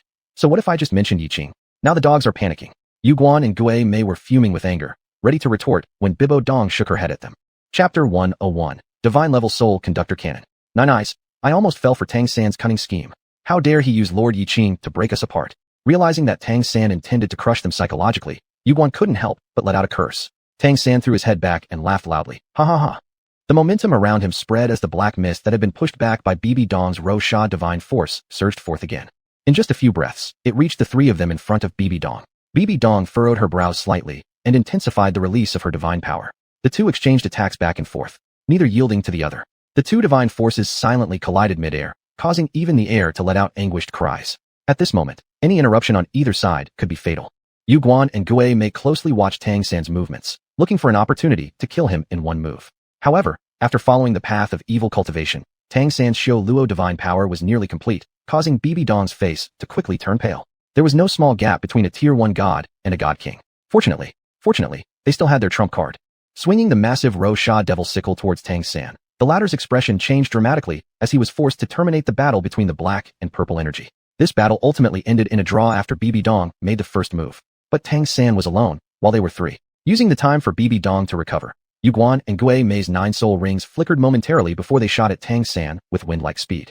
In the grasp of his right hand, a large blood-colored sword appeared in Tang San's palm, the Luo demon sword. The energy surrounding him was stronger than ever before. Yuguan and Gui Mei both felt deep unease, but fortunately, after purification by Yiqing, Gui Mei's martial soul and soul force meant that the Luo divine aura was no longer his Achilles heel. Otherwise, the moment the Luo demon sword appeared, with the nature of Gui Mei's martial soul, he would have evaporated instantly. Even so, the overbearing Luo energy still did not make Yuguan and Gui Mei feel good. This was the difference between gods and humans. A mere movement from them would render a human powerless. With a turn of the sword tip, Tang San aimed at Gui Mei and swept it across, releasing an overwhelming energy akin to a collapsing mountain or tidal wave. Ghostly shadows. At the last critical moment, Gui Mei used ghostly shadows combined with the peculiarity of his martial soul, instantly escaping the range of influence of the Luo demon sword. Still, Gui Mei received significant divine force damage, smashing into the wall under the city and falling heavily, spitting out a large amount of blood. How do you know ghostly shadows? Upon hearing Gui Mei mention the words, ghostly shadows, Tang San's face greatly changed. Ghostly Shadows was a secret manual he brought from his previous life's Tang sect. Apart from him, no one else on Douluo continent could possibly know about it. Not only do we have ghostly shadows, but also this. Without knowing when, Yuguan appeared in front of Tang San holding some sort of dart. Seeing the dart in Yuguan's hand, the towering figure of Tang San actually retreated one step. Sun Mother Pursuing Soul, Death, Daring Dart. Sun Mother Pursuing Soul, Death, Daring Dart. The Sun Mother Pursuing Soul, Death, Daring Dart refers to the iron dart itself and the burst attack upon its explosion. The purple fog is mysterious poison mist, which has a strong numbing effect. Inhaling just a bit will cause ordinary people to faint for at least 10 days. Powerful soul masters will experience a slowing down of their own speed due to its effects. After the collision of two Sun Mother Pursuing Soul, Death, Daring Darts, hundreds of deadly needles would erupt from the sun's section, highly toxic. If hit by even one needle, your bones would dissolve like cotton. Watching the two iron balls inside the Sun Mother Pursuing Soul, Death, Daring Dart approach him one after another, Tang San felt panic inside. Could it be that there are others from the Tang sect who have come through into the Douluo continent? Remember, all the contents of the Xiantian scripture were secretly learned by Tang San from the Tang sect. His initial vow to die was also because of guilt. Now, unexpectedly encountering Tang sect's concealed weapons, Tang San only felt an icy coldness spread throughout his body. The black mist around him enveloped himself immediately, causing the Sun Mother Pursuing Soul, Death, Daring Dart to lose its target. Purple Extreme Devil Pupil. Yuguan's gentle yet eerie eyes glowed with a purple light, piercing straight through the vast black mist to pinpoint Tang San's location. He even mastered the Purple Extreme Devil Pupil. Tang San felt increasingly heavier breaths. Boom! A thick cloud of purple fog diffused, instantly covering more than 10 square meters. Within this range, there was no sign of Tang San. Yuguan and Gui Mei hadn't thought for a moment that the use of hidden weapons could slay Tang San. After all, he was a god, not a common soul master. The reason behind doing this was merely to buy themselves some time. If Tang San carefully checked now, he would find that Bibi Dong disappeared at an unknown point in time. Speak. Where did you learn all of these things? Tang San appeared behind Yuguan like a ghost, his tone unusually frenzied. Yuguan immediately used ghostly shadows to escape from his original position, knowing all the while that Tang San's methods were likely underhanded. They say, an upright man fears no shadows. If you have nothing to hide, why worry about unexpected knocks on your door? When Tang San saw them using the Xiantian scripture, there was clearly an obvious feeling of guilt by his reactions. Even if I don't tell you, what can you do? Tang San became enraged, and at the same time activated ghostly shadows to chase after Yuguan, grabbing him in one swift move. Yuguan, you're asking for it. But Yuguan wasn't afraid at all. Tang San, are you guilty? Tang San's pupils contracted suddenly. It was really someone from the Tang sect who had come through to the Douluo continent. Tang San quickly thought of a strategy in his mind. Even if someone from the Tang sect came through to Douluo continent, so what? How would they know that I am Tang San from the Tang sect? No. Why should I still fear the people from the Tang sect? Tang San's gaze turned cold, and black energy emitted from his body once again. Yuguan felt the air in his chest shrinking and his head getting increasingly dizzy. Could it be that Tang San intended to strangle him to death? Shit. Me, a proud 99th level ultimate Douluo warrior, deserves to die in battle, not be strangled.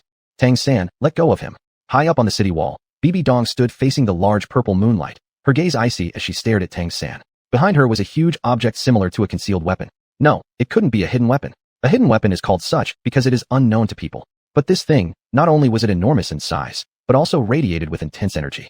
That tremendous energy alone made even Tang San feel somewhat afraid. Bibi Dong, if you want both Yuguan and Gui Mei to die with me, then just use that big contraption behind you. Bibi Dong's icy gaze remained fixed on Tang San, her heart calm, without a ripple. She slowly approached the soul conductor cannon and aimed it at Tang San. Bibi Dong, could it be that you truly wish for those two to die alongside me? Though Tang San didn't know exactly what that thing was, he could tell from its ominous aura that it was certainly no ordinary matter. Or perhaps, it was specially crafted by them to deal with him. Chapter 102. Is Tang San dead? Tang San held Yuguan as a hostage, calculating that Bai Dong wouldn't dare to fire at him recklessly. There was no way Bai Dong would gamble with Yuguan's life. The situation was thus locked in a tense standoff. Seeing Bai Dong's face change slightly, Tang San grinned in satisfaction. But it wasn't long before his smile faded. Tang San, do you really think that by holding me hostage, you can make Her Majesty change her mind about killing you? To let you know, I, Yuguan, am not afraid of death. Tang San suddenly became flustered. Wasn't Yuguan the one who feared death the most? Why did he seem fearless now? Damn it. Taking advantage of Tang San's distraction, Yuguan's 9 soul rings emitted a blinding light. With all his strength, he took out a time-space mushroom from his soul conductor. At the same time, he shouted loudly, Your Majesty, fire the cannon. Bai Dong immediately infused divine power into the soul cannon. Bang! In the moment the soul cannon fired, the time-space mushroom, consumed by Yuguan, also went into effect. Yuguan disappeared suddenly from Tang San's grip. Bai Dong relaxed upon seeing this. Though everything seemed to have gone smoothly, the level of which he'd shown was something not everyone could achieve. Being a deity meant that the battle was constantly changing in an instant. Any slip-up, and Yuguan would end up dying along with Tang San.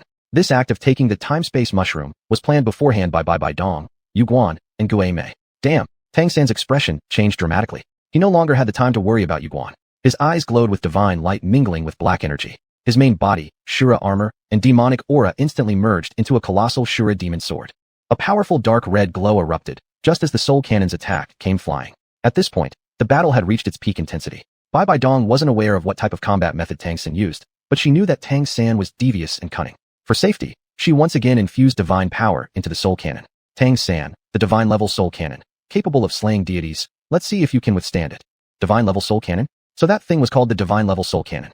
Tang San fully believed it was specifically created by them to counter him. It far surpassed the prowess of Tang Sect's projectiles. Even though Tang Sect's weapons were remarkable, they couldn't truly kill a deity. But this? One shot, and Tang San might be able to barely endure it. 2 shots. One after the other, they almost simultaneously exploded on Tang San's body. Before the massive Shura demon sword could block the first cannon, the second already followed closely behind. The collision between divine level powers caused a violent upheaval throughout the city of slaughter. Simultaneously, a huge scythe in Bai Dong's hands also flew out. 9 scythes merged instantly, transforming into a roach demon scythe, completely black-purple with countless demonic runes spiraling around it. It slashed directly towards Tang San's back, attacked from both the front and the back. Even though Tang San possessed formidable field control abilities and divine powers, he was facing the combined attacks of 3 deities. The 10 soul rings on his body exploded simultaneously, releasing the divine grand mace of Great Mount Meru. This move had been displayed once before by Tang Hao in his fight against Yiqing. Nevertheless, the outcome remained unavoidable. Tang San was the same. This was nothing more than a desperate struggle for survival. All of Tang San's offensive strength was directed at countering the soul cannon. Seeing there was no escape, he attempted to shift his body, avoiding the vital area of his heart. As a deity, as long as his heart remained intact, there was still a chance for him to survive. A ring of purple-black light burst forth from Bai Dong's right hand, following the deepening of the roach demon's scythe. Spit. Tang San felt a chilling coldness. It was a cold emanating from his very soul. Am I, Tang San, destined to perish here today? He was filled with bitterness. Unparalleled bitterness. Yet, the icy sensation grew stronger, seeming like it wanted to devour his soul entirely. Spit. With the deeper penetration and withdrawal of the roach demon scythe, a golden heart laced with black chi appeared hovering midair. Spit. Another deafening sound echoed, and brilliant golden light abruptly burst out in the sky. Tang San's body convulsed violently. His heart had already turned into scattered light within the roach demon's scythe. Tang San's body slammed heavily onto the ground. Amidst the swirling dust, a huge crater formed under Bai Bai Dong's eyes. There, in the center of the crater, lay Tang San quietly. It seemed perfectly suited to his size, needing just a bit of soil, a few flowers placed nearby, and a sign stuck in, and that would be the end of his life. Flashing with violet light, Bai Bai Dong hovered above the massive crater. She observed Tang San impassively. His wounds were extremely horrifying. His left chest had been pierced by the soul cannon, while the right side revealed a large cavity roughly a foot in diameter. Golden black muscles, tendons, and bones were exposed. The blood drained as if it had been sucked dry, congealing around the wounds. Your Majesty, Tang San should be thoroughly dead this time, right? Guo Mei, dragging his heavily injured body, appeared beside Bai Bai Dong. He hadn't consumed the time-space mushroom, but instead chose to stay behind to confirm whether Tang San could truly be killed by them. After all, the effective period of the time-space mushroom was 24 hours. After eating it, one would have to wait for 24 hours before returning. Unless absolutely necessary, they wouldn't use it. Now that even his heart was gone, unless another deity came to repair it, Tang San's death was certain. A purple glow shone from Bai Bai Dong's hands as the roach demon's scythe reappeared. I won't feel at ease until I witness Tang San's true death with my own eyes. Her meaning was clear. They must destroy Tang San's corpse to ensure their peace of mind. Guo Mei felt the same way. In the beginning, Lord Yiqing annihilated his cultivation at Icefire 2 Aspect Spring, but within just a year, he inherited the Shura God. Such an opportunity is not something an ordinary person can attain. Bai Bai Dong nodded, her roach demon scythe sweeping toward Tang San in the massive crater in an instant. Midway, it split into 9 colossal roach demon scythes, any one of which would completely obliterate Tang San from the continent. At that moment, however, Tang San's body began to tremble violently, as though every muscle was undergoing intense spasms. There's indeed trouble. Both Bai Bai Dong and Guo Mei were astonished simultaneously. It was only appropriate to say that Tang San, worthy former child of destiny on Douluo continent, could still find a glimmer of life under such dire circumstances. Dark red serpentine lightning descended from the sky, spreading over Tang San's body and reaching every corner of it. An incomparable amount of immense energy condensed in the air, causing Bai Bai Dong's roach demon scythe to be deflected back. Recalling the roach demon scythe, Bai Bai Dong looked pale. This power. Her hand gripping the roach demon scythe shook intensely, as if a rat encountering a cat, and Bai Bai Dong's body quivered. Not only did this happen to Bai Bai Dong, Guo Mei's situation was even worse. White smoke was rising off his body, clearly showing the dark red energy falling from the sky had a restraining effect on him. Had his soul been unevolved or purified by Yiqing, he might have evaporated the moment the dark red light appeared. Chapter 103. The True Azura God Descends. Guo Mei, get out fast. Leave here. Bibi Dong shouted loudly at Guo Mei. Guo Mei immediately took out the teleportation mushroom and put it in his mouth. Half a second later, Guo Mei disappeared from the slaughter city. Bibi Dong held the scythe of Raksha in one hand and the teleportation mushroom in the other, but she didn't swallow the mushroom right away, because she knew this was the best chance to kill Tang San. If she failed this time, and that man successfully possessed Tang San, then she could only ask Lord Yiqing to step in. In any case, Tang San had to die. At this moment, there was a faint golden glow at the wound on Tang San's chest. The originally sealed meridians seemed to have been cleared, and golden blood splashed out. This time, there was no black, only pure gold. The purple aura around Bibi Dong gathered as she attempted to deliver a fatal blow to Tang San just as he formed his heart again. However, with a pale red light spreading from Tang San's body, an uneasy feeling began to grow inside Bibi Dong. Gradually, the red light expanded and enveloped the entire huge crater, and a terrifying killing intent started to wildly grow. Tang San's wound, pierced by the scythe of Raksha, slowly closed, and one could clearly see the muscles and bones inside rapidly recovering. Not long after, the wound was completely healed. Tang San, I already knew your talent surpassed mine back during the Soul Master Tournament. Unfortunately, you wouldn't work for me. And now, you're even plotting against Lord Yiqing and the Spirit Soul Empire. How could I possibly let you live? In the red light's illumination, part of Tang San's massive wound on his chest had healed, and faintly one could see that a golden heart was gradually forming. Each blood vessel was connecting to it, making the final connection. Still, it has failed. Bibi Dong helplessly lowered the scythe of Raksha. Facing Tang San, Bibi Dong suffered setback after setback. His life force was too strong, like something impossible to kill. Lying on the ground, Tang San suddenly opened his eyes, yet he did not get up immediately, but sat cross-legged on the ground, his soul force surging as a dark red light enveloped his body. Separated by the red light, Bibi Dong couldn't sense the divine force emanating from Tang San's body. Had she felt it, she would surely have been shocked to discover that Tang San's divine power had far exceeded her own. Very soon, half a day passed. Standing outside the enormous pit, Bibi Dong observed its interior while restoring her divine power. She knew that if Tang San truly resurrected once more, a fierce battle would be inevitable. Inside the crater, the red light dissipated. Tang San emerged from within, seemingly ordinary. This marked a return to simplicity only achievable when the spirit soul perfectly aligns with the body. Surprising, isn't it? Seeing Bibidong's disordered gaze, Tangan offered a calm smile. Bibidong, if you wish for my death, then let us perish together. As he finished speaking, all the killing energy of the Slaughter City gathered onto Tangan's person. Originally, the Slaughter City was a training ground left behind by some deity breaking through boundaries.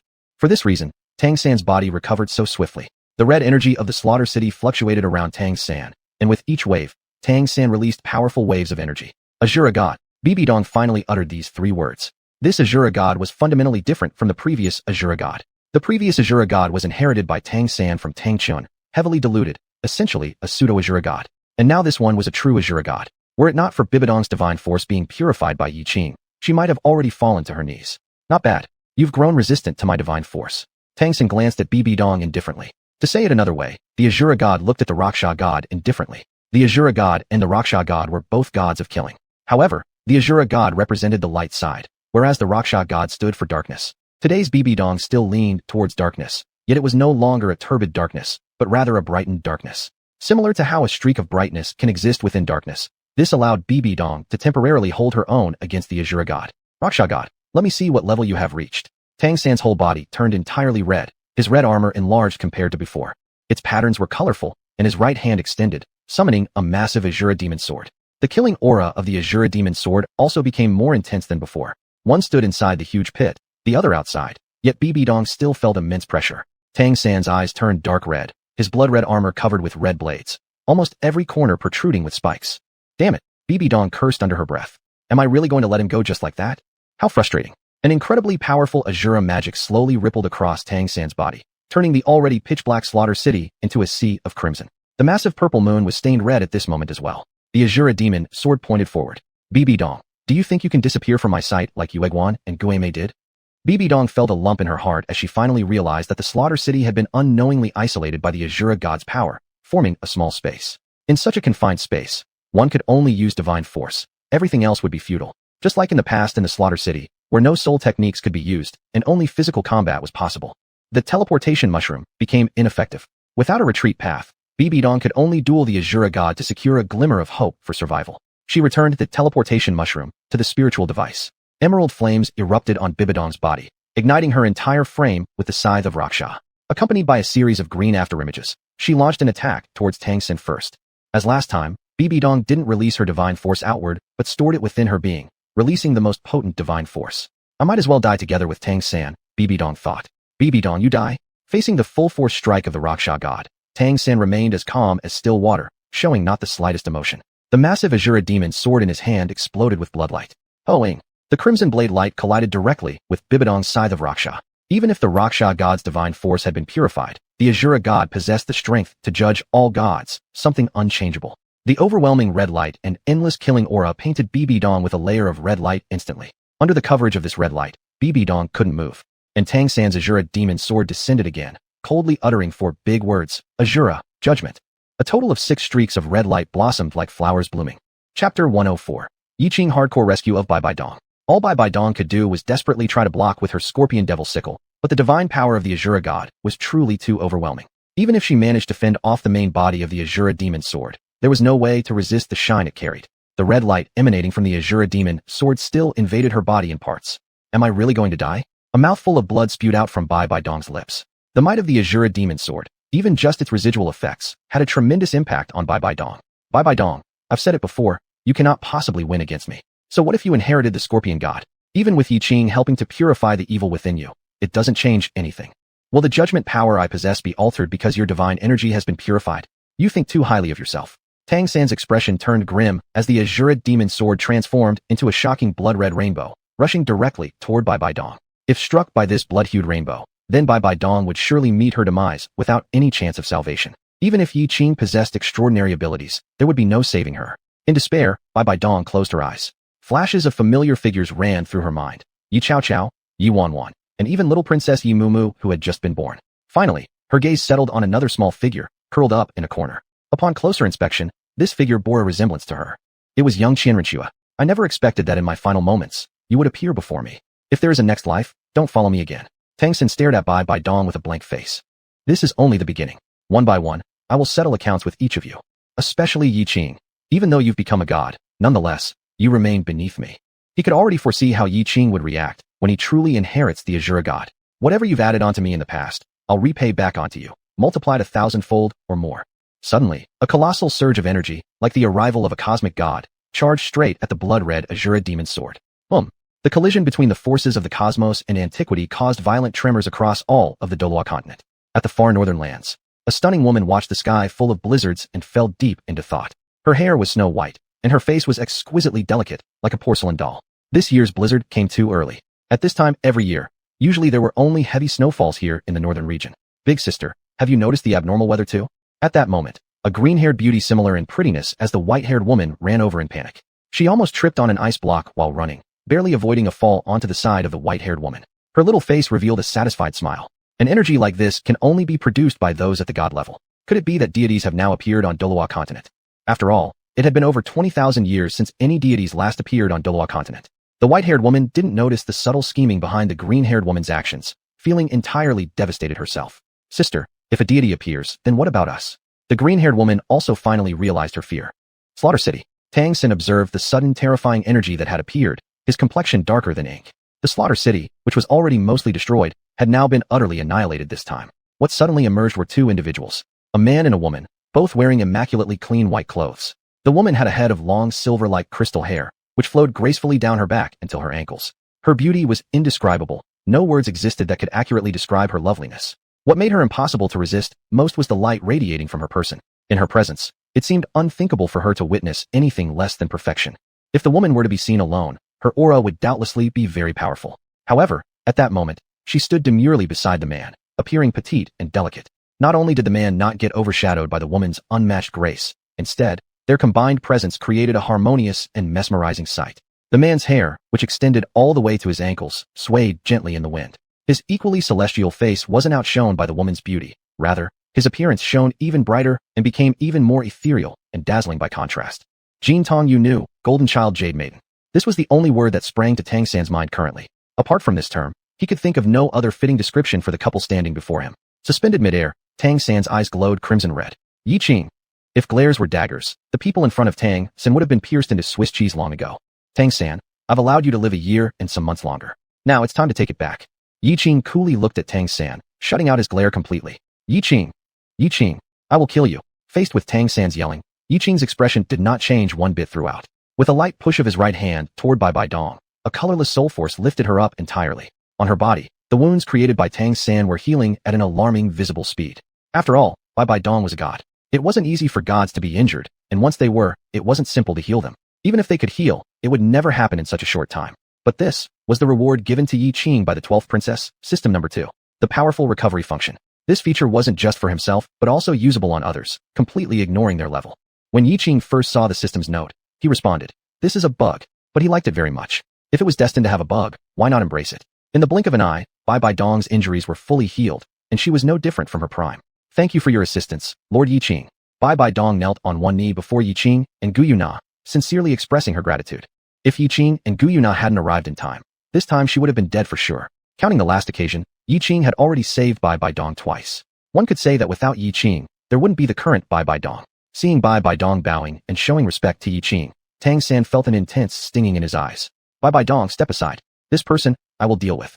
Upon hearing this, Bai Dong respectfully stepped aside, giving the battlefield to Yiqing and Gu Yuna. Husband, so this is the Tangan you mentioned? Gu Yuna, who had just given birth not long ago, her voice carried a hint of laziness, which had a peculiar healing effect on those who heard it. That's correct. You, didn't I already tell you? Husband can handle it? Yet you insisted on coming along. Aren't you seeing now? Yiqing affectionately tapped the plump, white forehead of Gu Yuna. It's just that Nar is curious. But what husband said is indeed right. He isn't anything special at all. Listening to Yiqing and Gu Yuna's conversation, Tangan's eyes turned red as if about to drip blood.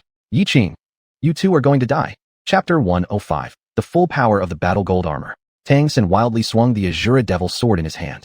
The dark red light burst forth like flames, igniting around him like blood splashing everywhere. Azura Judgment. Body and sword as one. Spirit and soul as one.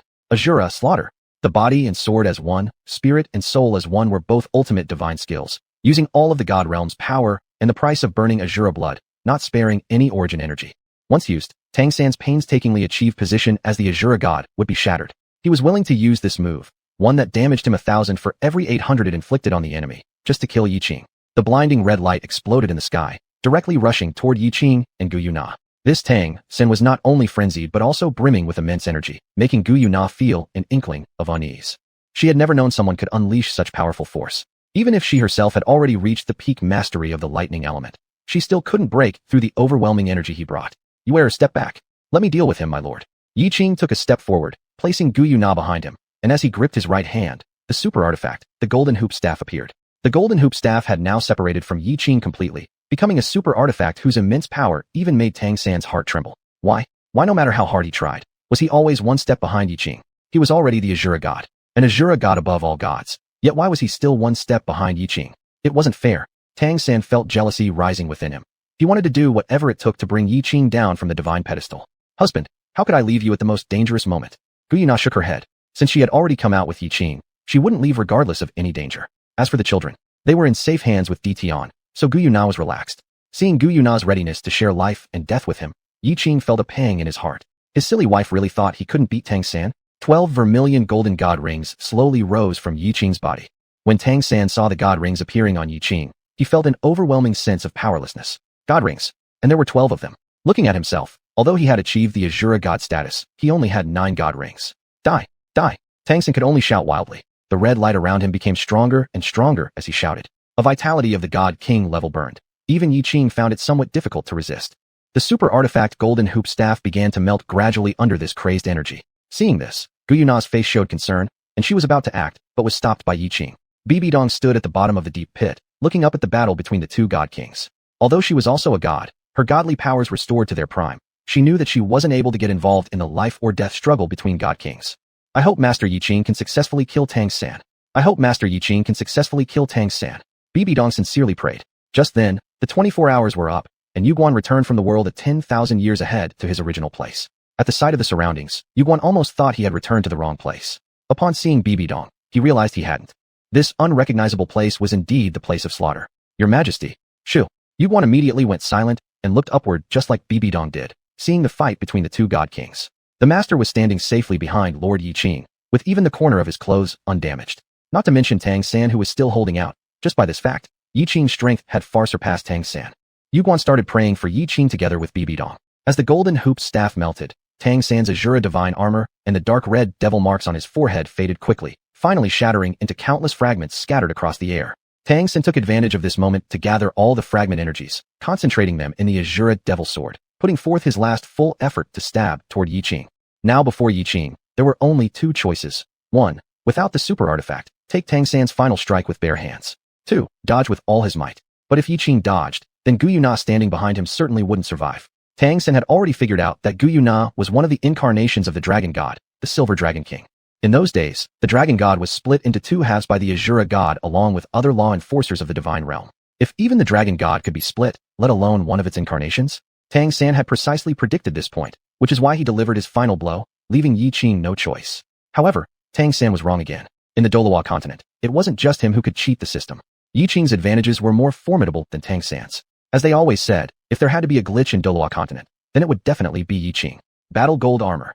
A crimson golden energy burst forth with a loud clang and instantly enveloped Yiqing. At the very moment battle gold armor clad Yiqing, the whole Douluo continent trembled violently. This unrest was accompanied by a devastating force. Yiqing knew that the realm level of this continent was too low, but now his battle gold armor could unleash 100% of the Buddha fighter's power. Who exactly was the Buddha fighter? He was the god of war in the immortal world, the highest existence anyone could reach. Even the Buddha Sakyamuni showed him deference. 100% of his strength was beyond what Douluo continent could endure. That's why Yiqing hadn't used the battle gold armor from the start. On the day Gu Yuna gave birth to their 12th princess, Yiqing had already felt its power. Tangan also felt the power emanating from the armor on Yiqing's body. His Azura godly power seemed utterly helpless against that armor. "It's over. Completely over. Grandfather, Tangan cannot live up to your expectations. Dad, I failed to take revenge for you. How Tian sect. Xiao." The charming image of Xiaowu remained fixed in Tangan's mind. If only they had stayed in Nuoding City forever. Boom boom boom. The Buddha fighter's energy was simply overwhelming. The crust of Douluo continent began to collapse, just as it appeared. Indeed, it was collapsing. Bibidong and Yuguan were hit hardest. Had they not retreated quickly, they would have fallen into a deep abyss. Now both of them hovered in midair, filled with fear. In the far north, amidst the storm, 2 girls, one with white hair and one with green hair, had barely managed to stop the blizzard. But now the ground was collapsing. This area had nothing but snow. If the crust collapsed, it would mean total devastation. "Sister, what's happening?" Is it divine punishment? The green-haired girl tightly hugged the white-haired girl, her face full of terror. Chapter 106, Tangan's Demise. The distant solar continent across the sea also underwent a massive tectonic shift, with its landmass beginning to drift southward. What's happening? Will our continent sink beneath the ocean? The people of the solar continent had just started living peaceful lives after being incorporated into the Soul Emperor Kingdom. Now this event occurs again, and everyone rushes out from their homes, kneeling devoutly on the ground to pray to the gods. We implore divine protection. We implore divine protection. Look quickly, what is that up there? In the sky, there appeared an enormous golden apparition, dressed in a suit of gold armor. It was well over 190 centimeters tall. Its presence was overwhelmingly powerful, as if even one glance could knock a person away. The gods have manifested. The gods have manifested. The people of the solar continent prostrated themselves even more devoutly before the apparition. And this enormous apparition wasn't only present above the solar continent, it also hovered over the entire Douluo continent. Upon seeing this apparition, the white-haired girl and the green-haired girl involuntarily knelt down on the ground, unable to utter a single word. At the Soul Emperor's palace in the Soul Emperor Kingdom, Douluo and all the other elder reverends stepped out of the elder hall as soon as the Earth's movement began. Brother-in-law, what do you think that is? Golden Crocodile Douluo pointed at the giant golden apparition in the sky. He seemed entirely stunned. Even Douluo didn't know. Has a god appeared on the continent? Brother-in-law, let's kneel too. Under the immense intimidation, all the reverends of the elder hall, as well as all the soul masters of the Soul Emperor Palace, knelt down together. The citizens of Soul City saw the apparition and, like everyone on the solar continent, paid homage devoutly to the apparition. In Tiando and Xingluo regions, upon witnessing this breathtaking scene, everyone stopped what they were doing, spontaneously kneeling toward the direction of the enormous apparition. In contrast, the Xingdo Great Forest seemed much more lively and harmonious. It's Dad. That's Dad. Wow, Dad has become so big. Xuanhuan tilted her head back, her mouth forming an O shape, pointing at the apparition in the sky, her big eyes twinkling excitedly. 11th Princess followed Xuanhuan like a little tail, flashing equally large eyes, calling out, Dad, Dad. 9 young ones lined up neatly, looking up at the sky with pride gleaming in their eyes. Dad, he was their father, the most proud father they knew. He was their role model, their idol. Emperor Tian, Xiong Qi Wang, and other soul beasts, along with Bai Ji and Ziji, had long been prostrated under Yiqing's divine power. This boy who once had no soul power had, in merely a few short years, grown into an existence they could not even reach. This day was beyond what anyone expected. The power of the battle gold armor was immense. In just a few minutes, the Douluo continent was facing the danger of collapsing. Yiqing knew he must resolve this swiftly, for here were his wife, children, and everyone else. The Douluo continent couldn't collapse. Just as Yiqing had newly formed the Rui Jingu Bang and prepared to strike at Tangan, a towering figure suddenly appeared in midair. His entire body was enveloped in dark red magic patterns, surrounded by a dark red glow. He wore armor filled with dark red patterns and possessed blood-red eyes. Upon seeing this person appear, Yiqing's beautiful eyes slightly narrowed. Roshang, Shilo, are you sure you want to oppose me? Yiqing had already known that Tangan, as the chosen one of the Roshang gods since the start, would undoubtedly cause his discontent if killed. If his own level wasn't high enough to intimidate Roshang, then there would be only one outcome. But now, Yiqing had no fear. Roshang appeared hesitant. As an enforcer of the divine realm, coming down to Douluo like this, completely ignoring the rules, was something he did knowingly against regulations. Rumble. Roshang sensed that all the turmoil currently occurring in Douluo was caused by Yiqing's battle gold armor. Such a tremendous amount of energy, Roshang himself admitted he might not even resist. He said nothing. Just as Roshang had appeared, he disappeared just as suddenly. To avoid any further accidents, Yiqing lifted the Rui Jingu Bang overhead. Hand raised, hand fell. Clang. Bam. The ultimate energy resulting from the final clash between Tangan's divine power and the Rui Jingu Bang tore apart the heavens themselves. Bang. A brilliant splash of scarlet blood mist exploded across the sky. Seeing the cloud of fog in the sky, Bibo Dong looked up with relief finally settling into her heart. From this point on, no one would ever be able to threaten the children again. Gui Mei's time limit for crossing over had arrived. The first thing he saw upon returning was that patch of blood mist in midair. Finally, it's over. Looking at the golden apparition in the sky, his eyes were full of admiration. It still takes Master Yiqing to make things happen. Yeah, it still takes Master Yiqing to make things happen. Yu Guan stood beside Gui Mei, both of them gazing up at the sky together. They devoutly knelt down. After resolving Tangan, Yiqing immediately withdrew the Dajan golden armor back into himself. Returning to Xuanhuan's side, without another word, he pulled her into his embrace. And how about it? Was your husband awesome? Xuanhuan chuckled. She had been watching anxiously as the battle unfolded. When the Rosehang god showed up, her worries peaked. If her husband couldn't handle the situation, she'd been prepared to die alongside him. Such a tense atmosphere was shattered by Yiqing's single comment. Xuanhuan lightly pummeled Yiqing's muscular back. Dear, you're so bad. Always teasing me. Yiqing embraced Xuanhuan tightly. Could he not know what she'd been thinking just now? No matter what, he would never let anything happen to her. The two perfect silhouettes held each other tightly in the air. Bibo Dong looked up, imagining that happiness which she could never achieve in life. Although she could not attain such bliss, there wasn't a shred of jealousy within her. Right then, countless minuscule white specks of light, almost invisible, started to silently flow towards the two figures from all directions. As the white lights gathered and flowed into Yiqing and Xuanhuan's bodies, another figure manifested in the mid-air apparition, not only Yiqing anymore, but also another figure who complemented the golden silhouette beautifully, a silver one. What is this? Xuanhuan stared curiously as the white light continuously entered her body. These white lights did not bring her any discomfort. On the contrary, they made her feel extremely comfortable. It was like an ascension, a brand new vitality began to grow inside her. It's faith power, Yiqing explained. It wasn't the reward from the system, but rather the genuine faith force of millions of people across Douluo continent. Only now did he truly have a feeling of breaking free from the system and achieving genuine personal strength. Chapter 107. Yiqing and Xuanhuan's True World for Two.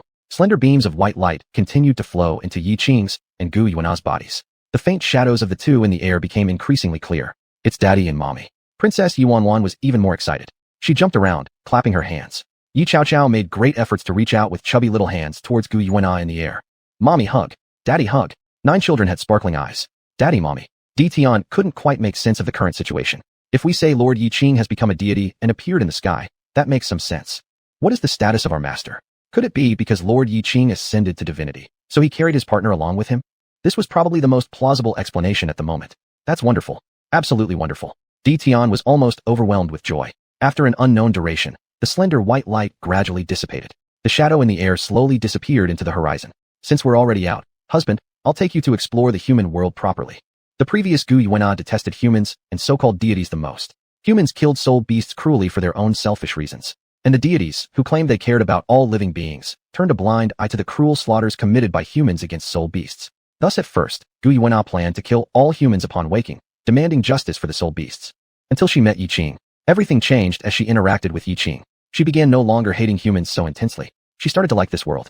Alright, Xuanhuan nodded lightly, her eyes holding a strange glow. She also wanted to see what kind of human world could nurture such a fine man as Yiqing. If Yiqing heard Xuanhuan's voice now, he would surely sigh helplessly again.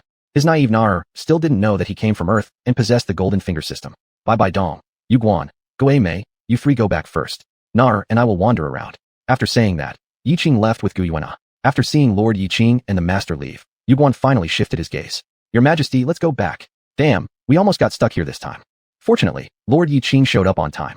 We owe another life to Lord Yiqing. After leaving the city of slaughter, Yiqing brought Xuanhuan to the Spirit City. Spirit City was as bustling as ever. Moreover, after being unified by Bai Bai Dong, this place had become the capital of the Spirit Empire. Everyone felt honored to have a place in the Spirit City. This also boosted the development of the Spirit City, making it one of the main cities in the Douluo continent. When Yiqing and Xuanhuan arrived, it was already dark. Spirit Master, shall we go? My place is the best club in Spirit City. It will ensure you want to come back once you've been here. Experience a sensation akin to flying. A group of sisters dressed casually were enthusiastically recruiting people coming and going. Go. Is this visit proper? Yiqing's eyes gleamed. He truly wanted to see what kind of clubs existed in the Douluo continent. Do you want to go, dear? Oh no. How could I possibly go to such a place? Wildflowers are never as fragrant as home flowers. Yiqing quickly pulled Xuanhuan away. Xuanhuan was just asking. If Yiqing really wanted to visit, she wouldn't say much. As long as he returned home on time, that would be fine. The couple strolled through Spirit City until midnight when the streets had cleared out. They then found the most luxurious hotel within the city, booked a room, and stayed there. This hotel was also very good at doing business, decorating the rooms in quite a romantic manner. The theme of their room was Ice Lotus, fitting perfectly with Xuanhuan's cold and noble demeanor. Even more breathtaking was the massive bed in the room, shaped like a huge ice lotus. Throne of Lotus? At the sight of the bed, Yiqing immediately thought of this term. He coughed lightly twice to cover his emotions. Husband, Nar will go take a bath first. Please wait for me here. Wait, why should he be waiting here? Why can't he? However, Xuanhuan's elegant figure had already disappeared from Yiqing's sight. We're old married folk, and yet you still feel shy. Yiqing helplessly lay on a special chair beside the bed and waited quietly. An unknown amount of time passed. The lights in the room suddenly dimmed. Xuanhuan, dressed coolly, carrying a basin of hot water, gracefully walked towards Yiqing. For a moment, Yiqing was completely lost for words. The temperature inside the room rose at an inexplicable speed. It turned out that in the morning, Xuanhuan had seen Yiqing standing for a while at the entrance of the club and guessed he might be interested. So, during the shopping trip, she had taken some time to sneak into the club to learn a few things from the most talented woman there. The outfit she was wearing was also a gift from them. Damn, Yiqing silently cursed. This night was bound to be sleepless. No, not just this night, the next night, the night after that. An entire 7 days and nights. In the end, it was Xuanhuan who couldn't take it anymore. Only then did Yiqing reluctantly stop. Lying there lazily, Xuanhuan lacked even the strength to lift her hand. She knew her husband would like it, but she didn't expect him to enjoy it so much.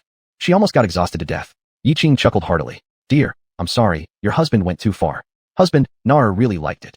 Really liking being favored by my husband. After 7 days, Xuanhuan's voice was already hoarse. It gave off an unusual sensation. Yiqing quickly calmed his spirit. Once you've rested enough, we'll move on to the next place. These years, you were either healing wounds or giving birth. It was too tiring. Your husband must make up for it. Xuanhuan leaned on Yiqing. Husband, you're truly wonderful. As Yiqing said, afterward, they toured all of the Douluo continent together, and Xuanhuan unlocked more and more. Both their bodies and spirits found immense satisfaction, with endless joy. Meanwhile, after returning to the Star Forest, Bai Dong suggested they all go to the Soul Hall for fun. The Soul Hall? Is it different from the one 10,000 years later? Little Xuanhuan clapped her hands excitedly. Mentioning playtime thrilled the 10th princess. Bai Dong squatted halfway in front of Xuanhuan and patiently explained, yes, it's different. Do you want to come play with sister? Yes, there will be more fun. The 11th princess, seeing her sister so delighted, also joined in clapping and cheering. The 12th princess, still unable to speak, giggled at the sight of her 2 older sisters, making everyone laugh. After deciding, they packed up and set out. They soon arrived back at the Soul Hall. The news of Bai Dong's return quickly spread throughout the entire Soul Hall. Even more shocking than the news of Bai Dong's return was that she brought back over a dozen incredibly beautiful children. Chapter 108. Xuanhuan destroys the Elder Hall. Wow teacher, what adorable kids.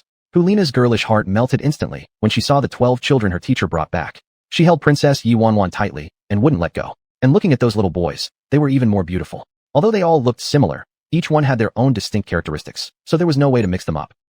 My goodness, these boys are already making my heart flutter at such a young age. Imagine how they'll be when they grow up. Hulina quickly turned around, trying to calm her wildly beating heart, not daring to look at them again. Yin and Xiaoyu, both big men, were also charmed by this group of kids. They wanted to pick them up, but dared not make a move. Looking at those boys again, they seemed almost as tall as themselves. If they hadn't heard from Grandpa Ju and Grandpa Gui that they were only 7 years old, they would have found it hard to believe. What could they possibly be eating to grow so fast? We really need their secret recipe. When Xiandalu heard that Biladin brought back 12 children at once, he became extremely angry. This woman, what does she intend to do? Could she actually plan to divide the Soul Empire among people unrelated to us? Second brother, let's go. Take the other benefactors with us. Today I must teach that woman a lesson. The Soul Empire can only belong to the Qian family. However, when Xiandalu saw those 12 children, he demonstrated something akin to a dramatic scene change right in front of the other benefactors. Biladin, why don't you just give me a few of these children? The children will be fine with me. They won't be worse off than staying with you. And since they're all in the Soul Hall, isn't it easy for you to see them whenever you want? If it weren't for fear of scaring the children, Xiandalu would have already attempted to snatch them. These children are truly rare gems. Chief Benefactor, please maintain your dignity. Children aren't objects. They can't simply be divided like that. Biladin had never realized that this old man Xiandalu could be so shameless. Then tell me, what should we do? Without bringing some children back home, Xiandalu might struggle to sleep for the rest of his life. If you want children, then go and have some yourself. Xiandalu blushed furiously at being called out. Where on earth could he possibly go to produce children? Besides, how could someone his age possibly bear children? That's wrong anyway. He certainly couldn't produce children as adorable as these ones. Biladin, let's negotiate again. Just one child would suffice. You have so many of them. Xiandalu relentlessly followed Biladin and the children, completely shameless. Elder Ju, Elder Gui, you've already broken through the 99th level? Various elders, including Stinger Douluo, Serpent Lance Douluo, and Magic Bear Daw, surrounded Yuguan and Gui Mei, curious about their opportunities during the time they disappeared. Upon hearing that both had successfully passed the 99th level, everyone envied them to no end. Why didn't they get opportunities this good? Level 99. It's an incredible feat. Even Chief Benefactor himself is only at level 99. Yuguan and Gui Mei simultaneously summoned their martial souls. The immortal chrysanthemum full of purple imperishable energy and the extremely dominant Ghost King once again drew everyone's admiration. Your martial souls have evolved as well. Amazing. This greatly satisfied the vanity of Yuguan and Gui Mei. As the only female sealed title Douluo among the elders, Flame Eagle Douluo mustered her courage to ask. Elder Ju, may I venture to ask? Since you know it's inappropriate, don't ask. That said, those children are not ordinary. You should all tread carefully. If anything happens to them, the entire Soul Empire would face dire consequences. After saying that, Yuguan retracted his martial soul and soul power, walking together with Gui Mei towards the children's residence. In this human world, it doesn't seem as annoying as I imagined. The several ferocious beasts led by Detian stepped into the human world officially and peacefully coexisted with humans for the first time. This sensation wasn't bad at all. Biladin, if you don't give me a few, I won't leave today. Xiandalu took full advantage of his position, blocking the entrance to the Pope Palace. Biladin helplessly pressed her forehead. If she used this opportunity to beat up Xiandalu now, should she be allowed to? Should she be allowed to? Can she do it? I assume Chief Benefactor has already seen the spirit conductors I ordered to bring back. Do you have any suggestions, Chief Benefactor? Since you're so free, let's find you something to do. Speaking of spirit conductors, Qian Daolu coughed lightly and crossed the threshold of the Pope Palace. I've already reviewed those spirit conductors. They're pretty good. He absolutely wouldn't admit that he didn't understand them at all. It would be too embarrassing.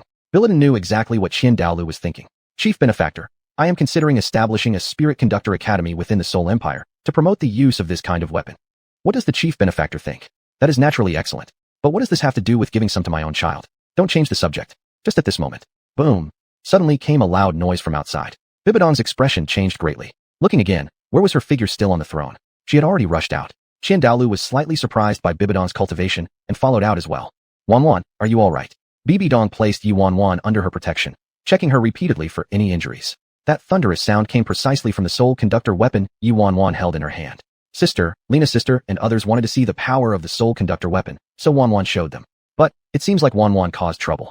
Xuanhuan pointed towards the nearby demolished building and said it quietly. Hu Laina, Xiaoyu, and Yin knelt down in front of Bibidong, their faces pale. Your Majesty, it's all our fault. It has nothing to do with Xuanhuan. Seeing that the child was safe, Bibidong sighed with relief. She kneeled half in front of Xuanhuan and whispered softly. It's good that nothing happened. The places that were destroyed will be repaired by someone I send. Seeing how Bibidong treated Xuanhuan, no one present dared to make a sound. Bibidong, look at you, not even capable of taking care of a child properly. Just look at how scared the child got. I told you let me handle it. You're clearly incapable of caring for children. Bibidong was speechless. Chief Benefactor, the place that was destroyed, was exactly the Elder Hall. Yin reminded quietly from the side. What? Qian Daolu nearly lost his balance. Looking towards the destroyed area, could it really be anything other than his Elder Hall? It's a sacred place consecrated through generations for the worship of the angel god. And now it's destroyed. Kneeling. Bibidong's expression wasn't too pleasant either. She hadn't expected that Xuanhuan would destroy the shrine upon her arrival. Grandpa, sorry, it's all Xuanhuan's fault. Xuanhuan accidentally blew up the Elder Hall. Please don't be angry, alright? After finishing, Xuanhuan took Qian Daoliu's hand and gently shook it. Goodness gracious, with such an adorable child, who could resist? But the Elder Hall, Angel God statue. If the Angel God holds this against us. Chapter 109.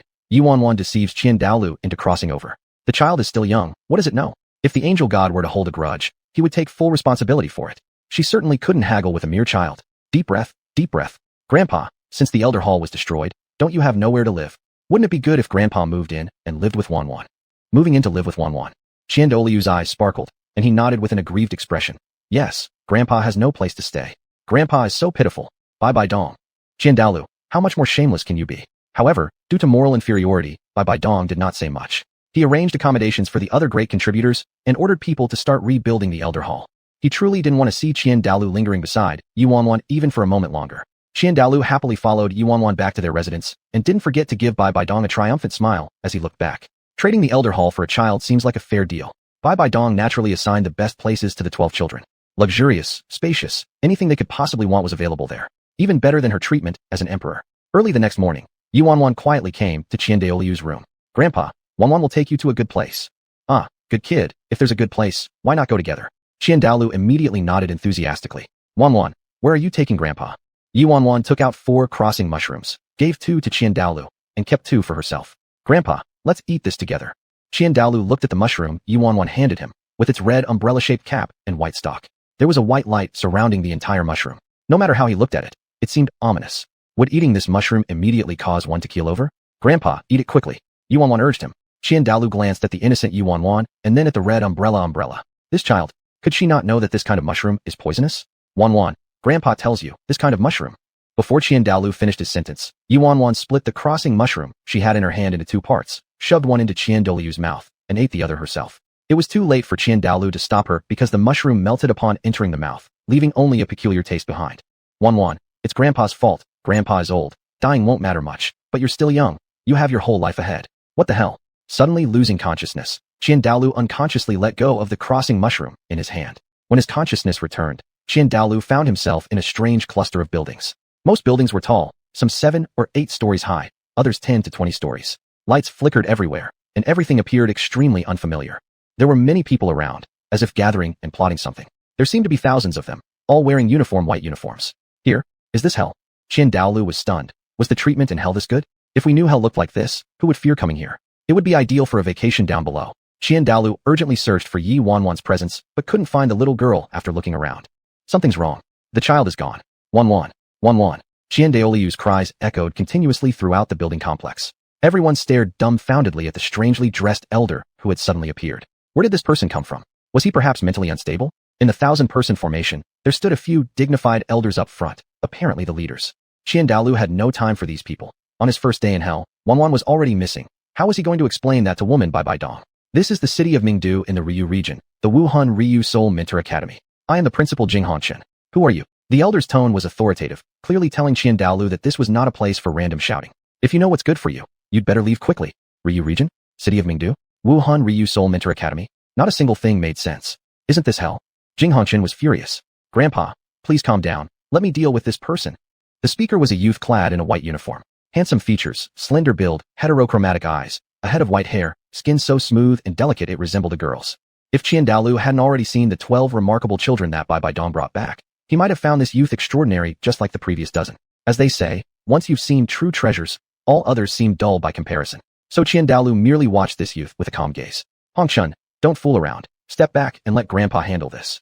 A person who can appear silently at the Wuhan Ryu Soul Mentor Academy must not be ordinary. There are mostly students in the academy, and he must ensure their safety. If this person can leave on their own, that would be the best. Hearing this, Xiao Hongchen obediently walked to another white-haired girl among the crowd. Little sister, don't be afraid. Big brother will protect you. Meng Hongchen wasn't frightened either. She tried to tiptoe among the crowd to check who had intruded into the academy. After hearing her brother's words, she nodded. My granddaughter has disappeared here. You must quickly find her and bring her back. Otherwise, I will destroy your so-called Soul Mentor Academy. Soul Mentors were unfamiliar to Dao. They must be some small underground factions that the Soul Emperor didn't know about yet. As the great benefactor of the Soul Emperor and renowned as the strongest 99th level ultimate Douluo in the sky, Daolu didn't take these people seriously at all. Upon hearing this, Jing Hongchen immediately became furious. Since this guy was overestimating his power, there was no need for further negotiation. He directly took out a pre-packed soul-guiding cannonball. The landing place this time is not the Millennium Ho Do Wu Wencheng. Yi Wanwan's words sounded disappointed, but if you look closely, her eyes were sparkling with excitement. It was clear that landing in an unfamiliar place made Yi Wanwan abnormally thrilled. This indicated that the crossing mushroom, as potency had increased, and it was no longer limited to one location. However, she planned to keep this matter secret from Grandpa Daolu for now. Where did Grandpa Daolu go? Why didn't he land in the same place as me? Suddenly, boom. An enormous explosion erupted nearby. Upon hearing it, Yi Wanwan gasped, oh. She sprinted toward the direction where the explosion came from. Not long after, she indeed saw Daolu, hovering before a group of around 1,000 people. Behind him floated 3 massive golden angel wings. Black, black, black, black, black, black, black, black, red. 9 soul rings pulsated rhythmically on his body. Directly below him stood another elder, holding a pre-packed soul-guiding cannon. No doubt about it, the previous thunderous explosion must have come from the pre-packed soul-guiding cannon in his hand. Chapter 110, Orange-Tasting Shira Mushroom. Grandpa. Upon seeing Yi Wanwan finally appear, Daolu sighed with relief. However, given the current situation, he quickly descended from midair and shielded Yi Wanwan behind him. Wanwan, don't be afraid. Grandpa will protect you. What a beautiful girl. Xiao Hongchen's eyes lit up the moment he saw Yi Wanwan appear. It wasn't just Xiao Hongchen. All the male students in the academy were entranced by Yi Wanwan's beauty. Daolu, being a man, knew what these young men were thinking. If they wanted to make a move on Wanwan, they'd have to see if he agreed first. Wanwan, hide behind Grandpa. Don't come out. But Jing Hongchen was completely dumbfounded. A 6-winged angel soulbone, 99th level supreme Douluo. All of this clearly indicated that Daolu had an impressive connection with the Emperor of the Soul Empire. But how is that possible? The 6-winged angel soul bone in the world today clearly belongs solely to the Emperor of the Soul Empire. How could someone else possess it? Whoever it was, kill them first. Jing Hongchen's face darkened, his spirit cannon aiming at Yi Wanwan, who was standing behind Daolu. Seize the king first when capturing thieves. He didn't have much confidence in dealing with the supreme Douluo. However, since the opponent had a weakness, it made things much easier. Daolu's expression changed. If you dare to hurt her in any way, I will make all the people here pay with their lives. Jing Hongchen smirked coldly. Making everyone here die would require you to have the ability to do so. With a roar, red light surged from his whole body, and a disc floated in front of his chest. Intense red light radiated outward, forming a massive light barrier. What kind of skill is that? Daolu inwardly trembled. This place was bizarre. Not knowing what skill the other party used, if it were only himself, he could still fight the other side. But Wanwan was there. He must ensure Wanwan remained unharmed. A golden flash streaked across the sky, leaving behind a trail of golden light as the golden scar appeared within Jing Hongchen's light barrier, eliciting a muffled groan from him. The power of the 99th level Supreme Douluo is indeed terrifying. Daolu did not prolong the battle. He scooped up Yi Wanwan, instantly transforming into a streak of golden light that disappeared from the academy. At the very moment they vanished, a girl seemed to step on something beneath her feet. She bent down and picked it up. It was a peculiar mushroom. Red cap, white stem. If there was anything different, it was the faint white glow surrounding its entire body. The girl placed the strange mushroom inside her spirit device to study once she returned home. Douluo carried xuanhuan and flew for a long time through the air, but couldn't find a suitable place to land. How strange are the buildings in this place. In his youth, Douluo had almost traveled to every corner of the Douluo continent. He hadn't been to the Sun Moon continent. Yet, he had never seen such a place either. Xuanhuan wriggled out of Douluo's arms, discovering herself flying 1,000 meters above the ground. Excitedly, she spread out her arms. I'm flying. Wow, I'm flying so high. Grandpa, you're so amazing. Douluo's tense mood relaxed slightly upon hearing Xuanhuan's cheerful laughter. Grandpa, this place is so fun. Next time, Xuanhuan wants to bring you here again. Hearing this, Douluo immediately asked, Xuanhuan, tell Grandpa where's this place? Grandpa, this is the Douluo world 10,000 years from now, didn't you know? Oh, Xuanhuan forgot to tell you. What I gave you to eat is called the traversing mushroom. Eating it allows one to traverse to the Douluo world 10,000 years in the future. Uncle Yueguan and I have already come. However, it's the first time we've been here, so Xuanhuan doesn't know where we are. Douluo became increasingly alarmed as he listened. The world 10,000 years in the future. How could it possibly be the world 10,000 years in the future? What nonsense. Xuanhuan, stop playing jokes on Grandpa. How can this place be the world 10,000 years in the future? Even though Douluo was well-versed in many matters, he considered the concept of time travel preposterous. Grandpa, this truly is the world 10,000 years in the future. You saw the spirit cannon that the old man earlier was using. Our spirit devices are learned from here. So that was it. No wonder. We also learned about the Sun Moon continent here. Douluo, capable of connecting one idea to another, quickly understood the whole situation. Xuanhuan said, that's right. Xuanhuan, is this your skill? Yes, Xuanhuan can conjure many traversing mushrooms.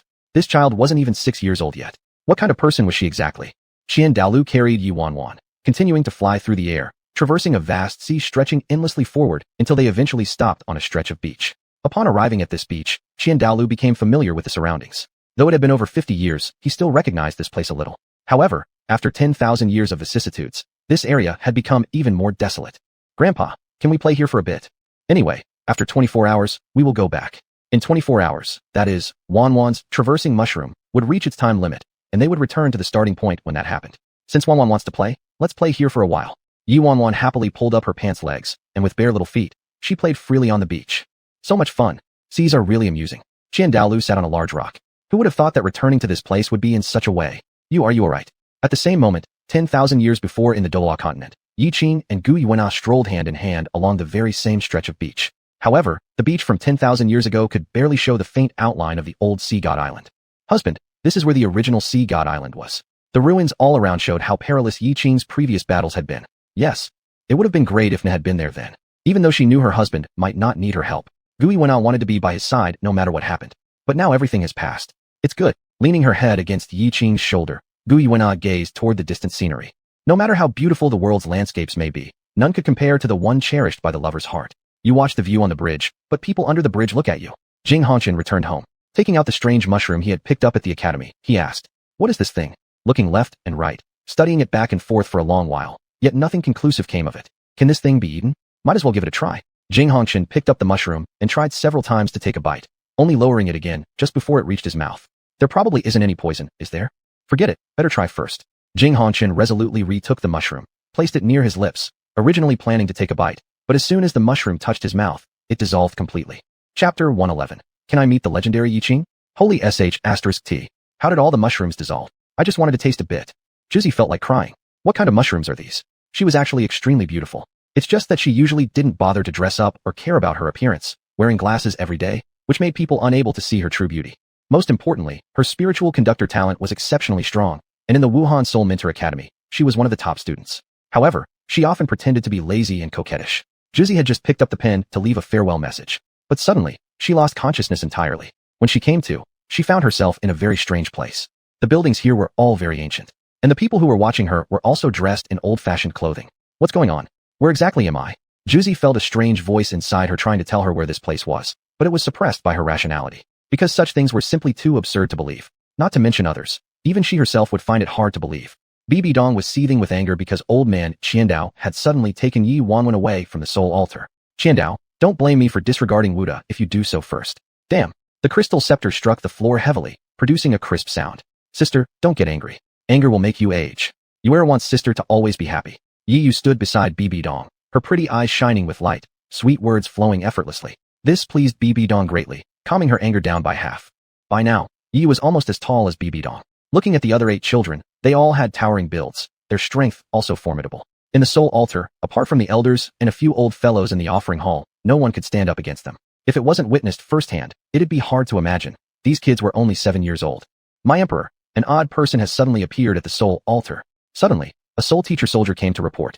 The fire that BB Dong had just quelled rose again. Don't bother me with trifles like this. Drive him out directly.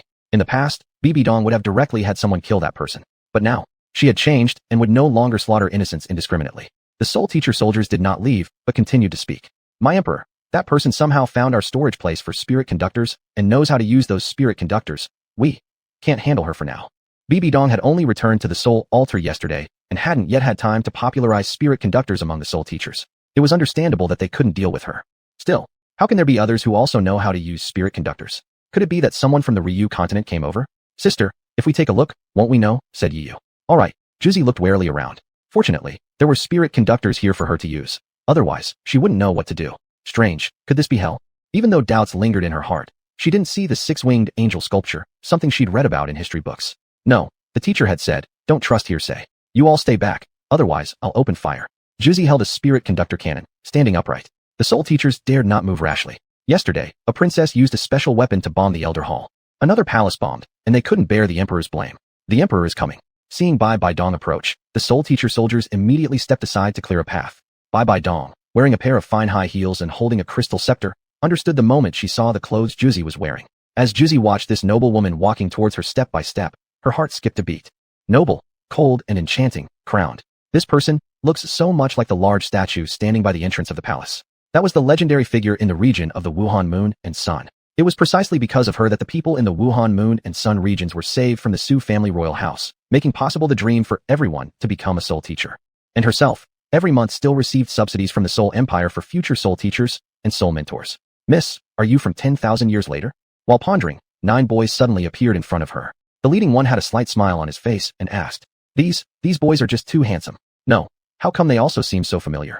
There seemed to be statues of them at the entrance of the palace too. 10 people, 10 statues.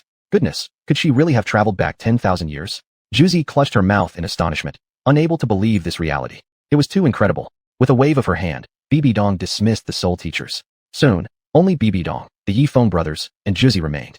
Here, it's truly 10,000 years ago. Could this be a dream? Juzi couldn't bring herself to accept this fact. Yiqing approached Juzi. Yes, sister, hello. My name is Yiqing. I'm their eldest brother. Haven't you met my younger sister? The reason you've traveled back 10,000 years should be due to eating my sister's time travel mushroom. Yiqing briefly explained. Time travel mushroom? Your sister? Juzi paused, staring blankly at Yiqing, then recalling the beautiful girl she had seen at the academy.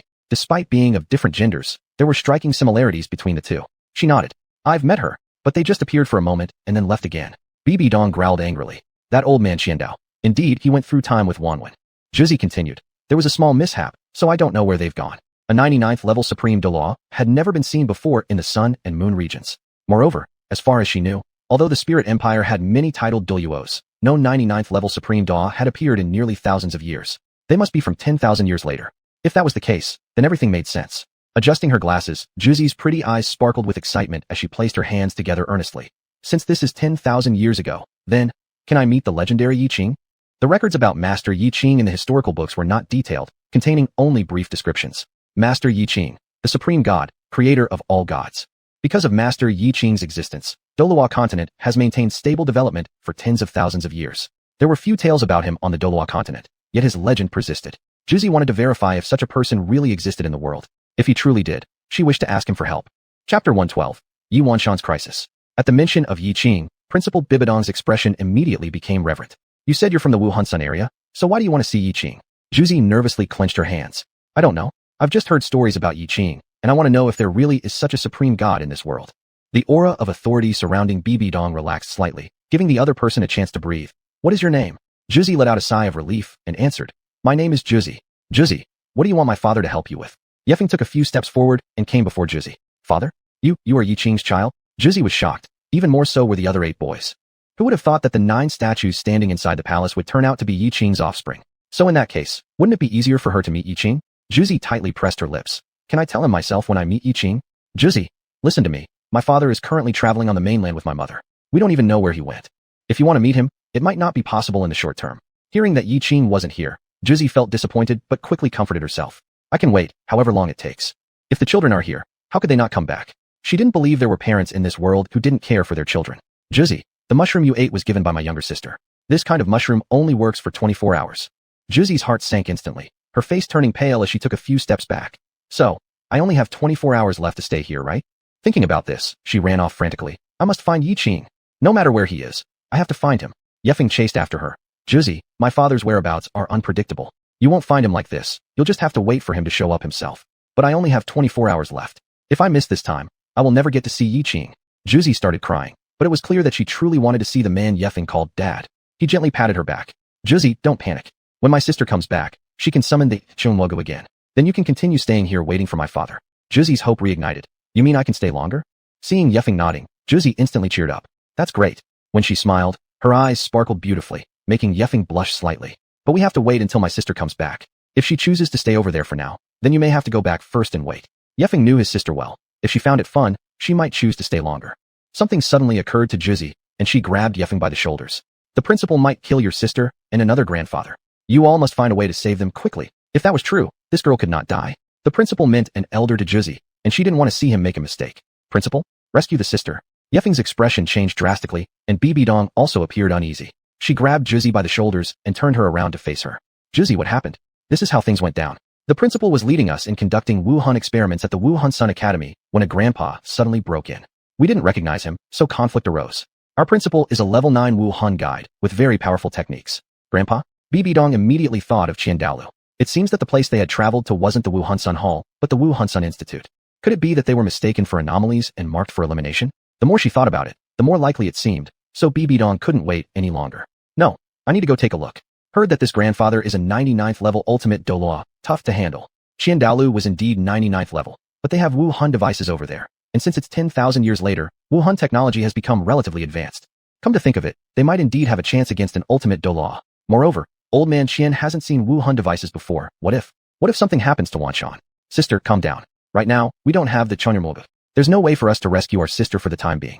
Besides, Grandfather Qian is level 99. As long as they last for 24 hours, they will return automatically. Although she said this, Bibi Dong was still worried unless she saw Wanshan safely standing before her. Bibi Dong was worried, and so were the 9 brothers even more. If there's no other way, we can only try to use our combined elemental powers to create a time-space gate. However, which time-space this gate will connect to is unclear to us. They could not afford to lose their sister in the process and end up missing themselves. It would be a heavy price to pay. So unless absolutely necessary, Yiqing wouldn't risk using this method. What? Wanshan is in danger. Xuanhuan and Gaim suddenly appeared before them, their faces pale. Old ghost, let's go quickly. After speaking, Xuanhuan took 2 xuanhuan mushrooms from his soul-guiding device, handed one to Gaim, and quickly put the other in his mouth. Gaim did not hesitate either. Once he got the mushroom, he swallowed it. Fortunately, since the battle with Tang San, Xuanhuan had kept a few xuanhuan mushrooms in his soul-guiding device, which proved useful several times already. Xuanhuan, leave me one.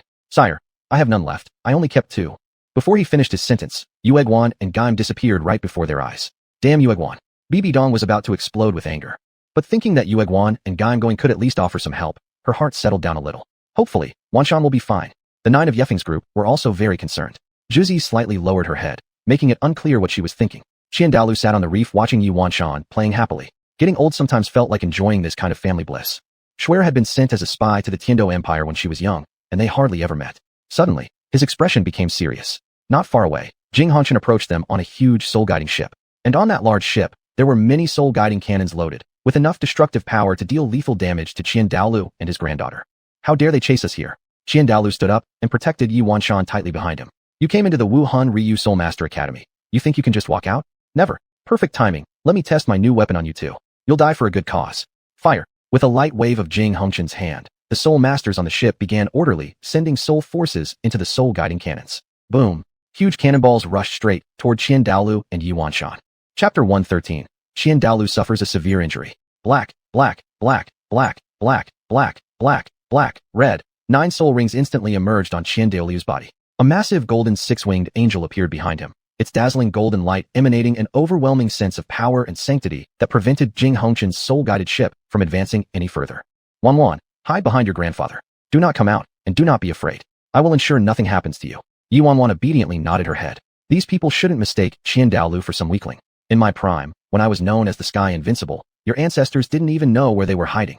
Since you seek death, I shall oblige you. Sky Invincible? Jing Hongchen recalled what he had read in historical records. In the history of the Soul Empire, there indeed was once the strongest warrior of the skies.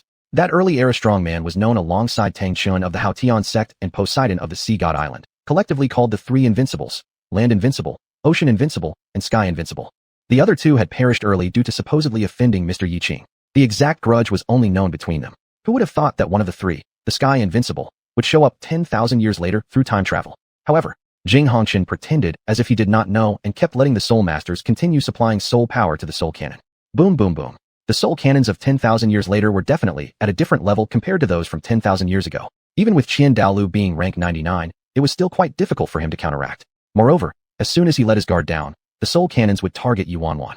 It was because they had pinpointed his weakness that they dared act so recklessly. The seventh soul ring around Qian Daolu lit up with a concentrated dark glow, blending gold and black light that clashed greatly against each other.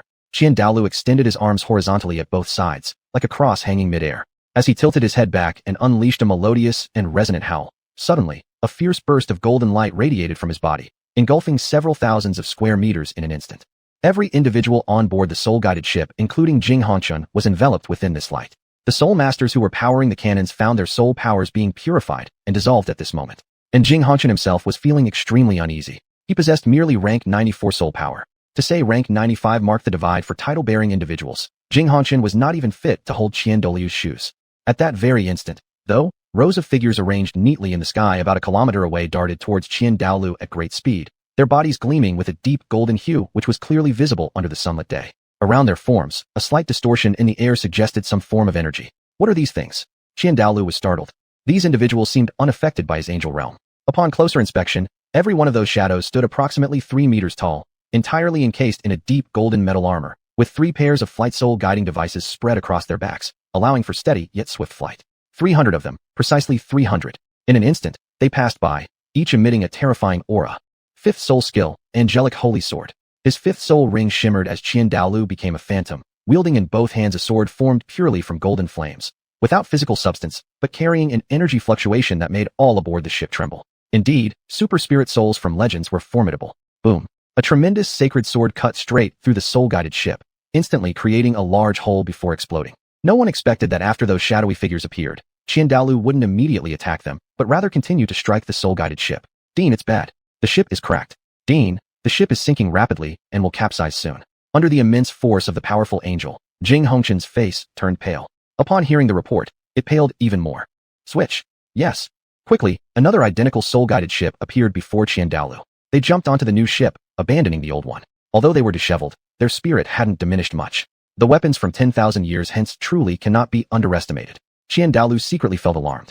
At the same time, he was calculating the time. They had been in this era for 23 hours and 50 minutes since crossing over. That meant he only needed to endure another 10 minutes before he could leave. When he came back next time, these people would surely die. Yet, Jinghongchen had already considered Qian Daolu as good as dead. Are human-shaped soul conduits so easy to deal with? As long as his weapons can kill an invincible Douluo of the world, then his plan will not be far away. What deities?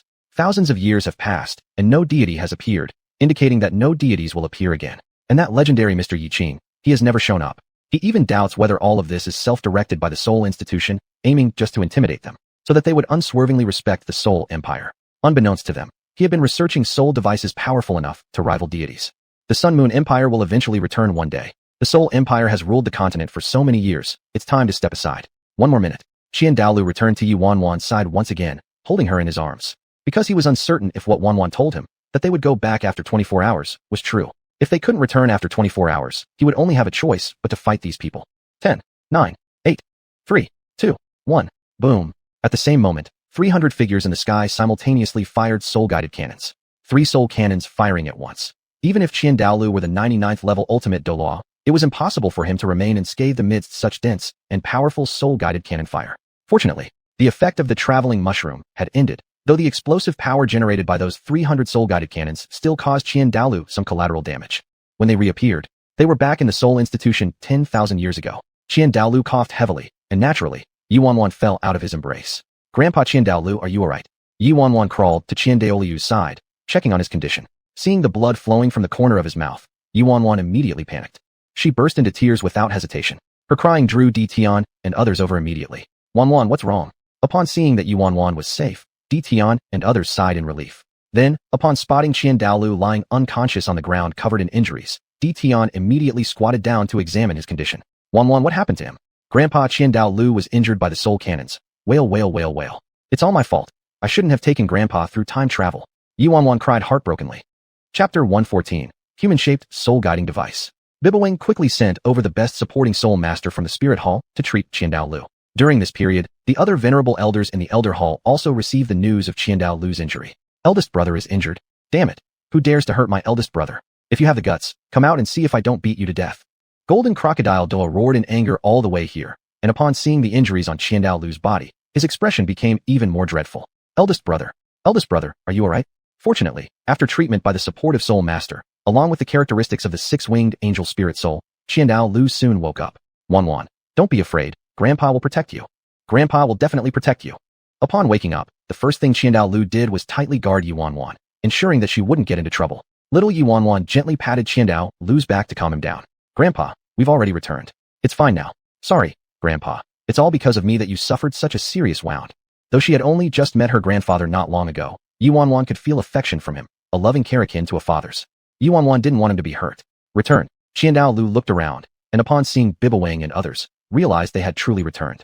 He breathed a sigh of relief. Suddenly, he jumped up from the bed. That dean of that academy. If you weren't so far away and 10,000 years later, I would lead people to destroy you right now. The more he thought about it, the angrier he became. If he hadn't been worried about hurting Xuanhuan, how could he have ended up like this? He was Qiandao Lu, the great venerable of the Spirit Empire, once unmatched in the skies. And yet everyone has forced him into this situation. Eldest brother, what academy are you talking about? We'll go there and take them down with a team. Yes, directly destroy that academy. How dare they injure my eldest brother? They'll understand the harshness of society at our hands. Led by Golden Crocodile Douluo, the other few major venerables were filled with fervent emotions, seemingly ready to depart immediately once Qiandao Lu identified the academy. Juzi stood behind the crowd. This was her first time seeing so many titled Douluo, and it seemed that each one of them wasn't of low rank. Recalling something, she suddenly knelt down with a loud thud. Sorry, please forgive the dean. He didn't know about your status as the great venerable. Otherwise, the dean certainly wouldn't dare do such a thing. Each person here had no small level of spiritual power, so naturally Juzi's movements drew their attention. All eyes focused on her. Upon seeing the school uniform Juzi wore, Qiandao Lu instantly guessed she was a student from that soul-guiding institute 10,000 years into the future. Immediately, he unleashed a powerful surge of spirit energy from his body. In the next second, he already had his hand around Juzi's neck. You're a student from that soul-guiding institute. Then I'll kill you to vent the hatred in my heart. At this moment, where was the image of the kindly old grandfather in front of Xuanhuan? Qiandao Lu resembled a vicious wolf poised to tear someone apart. Juzi's delicate neck seemed as if it might break at any moment.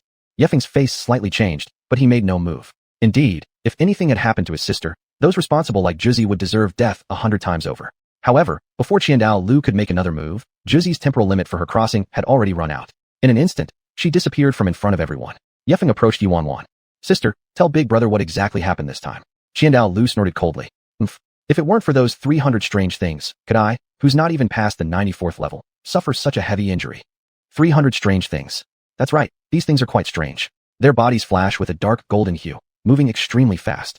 They can zoom around within about a kilometer range, and have something wing-like on their backs. I was injured in the explosion caused by their joint use of spirit souls.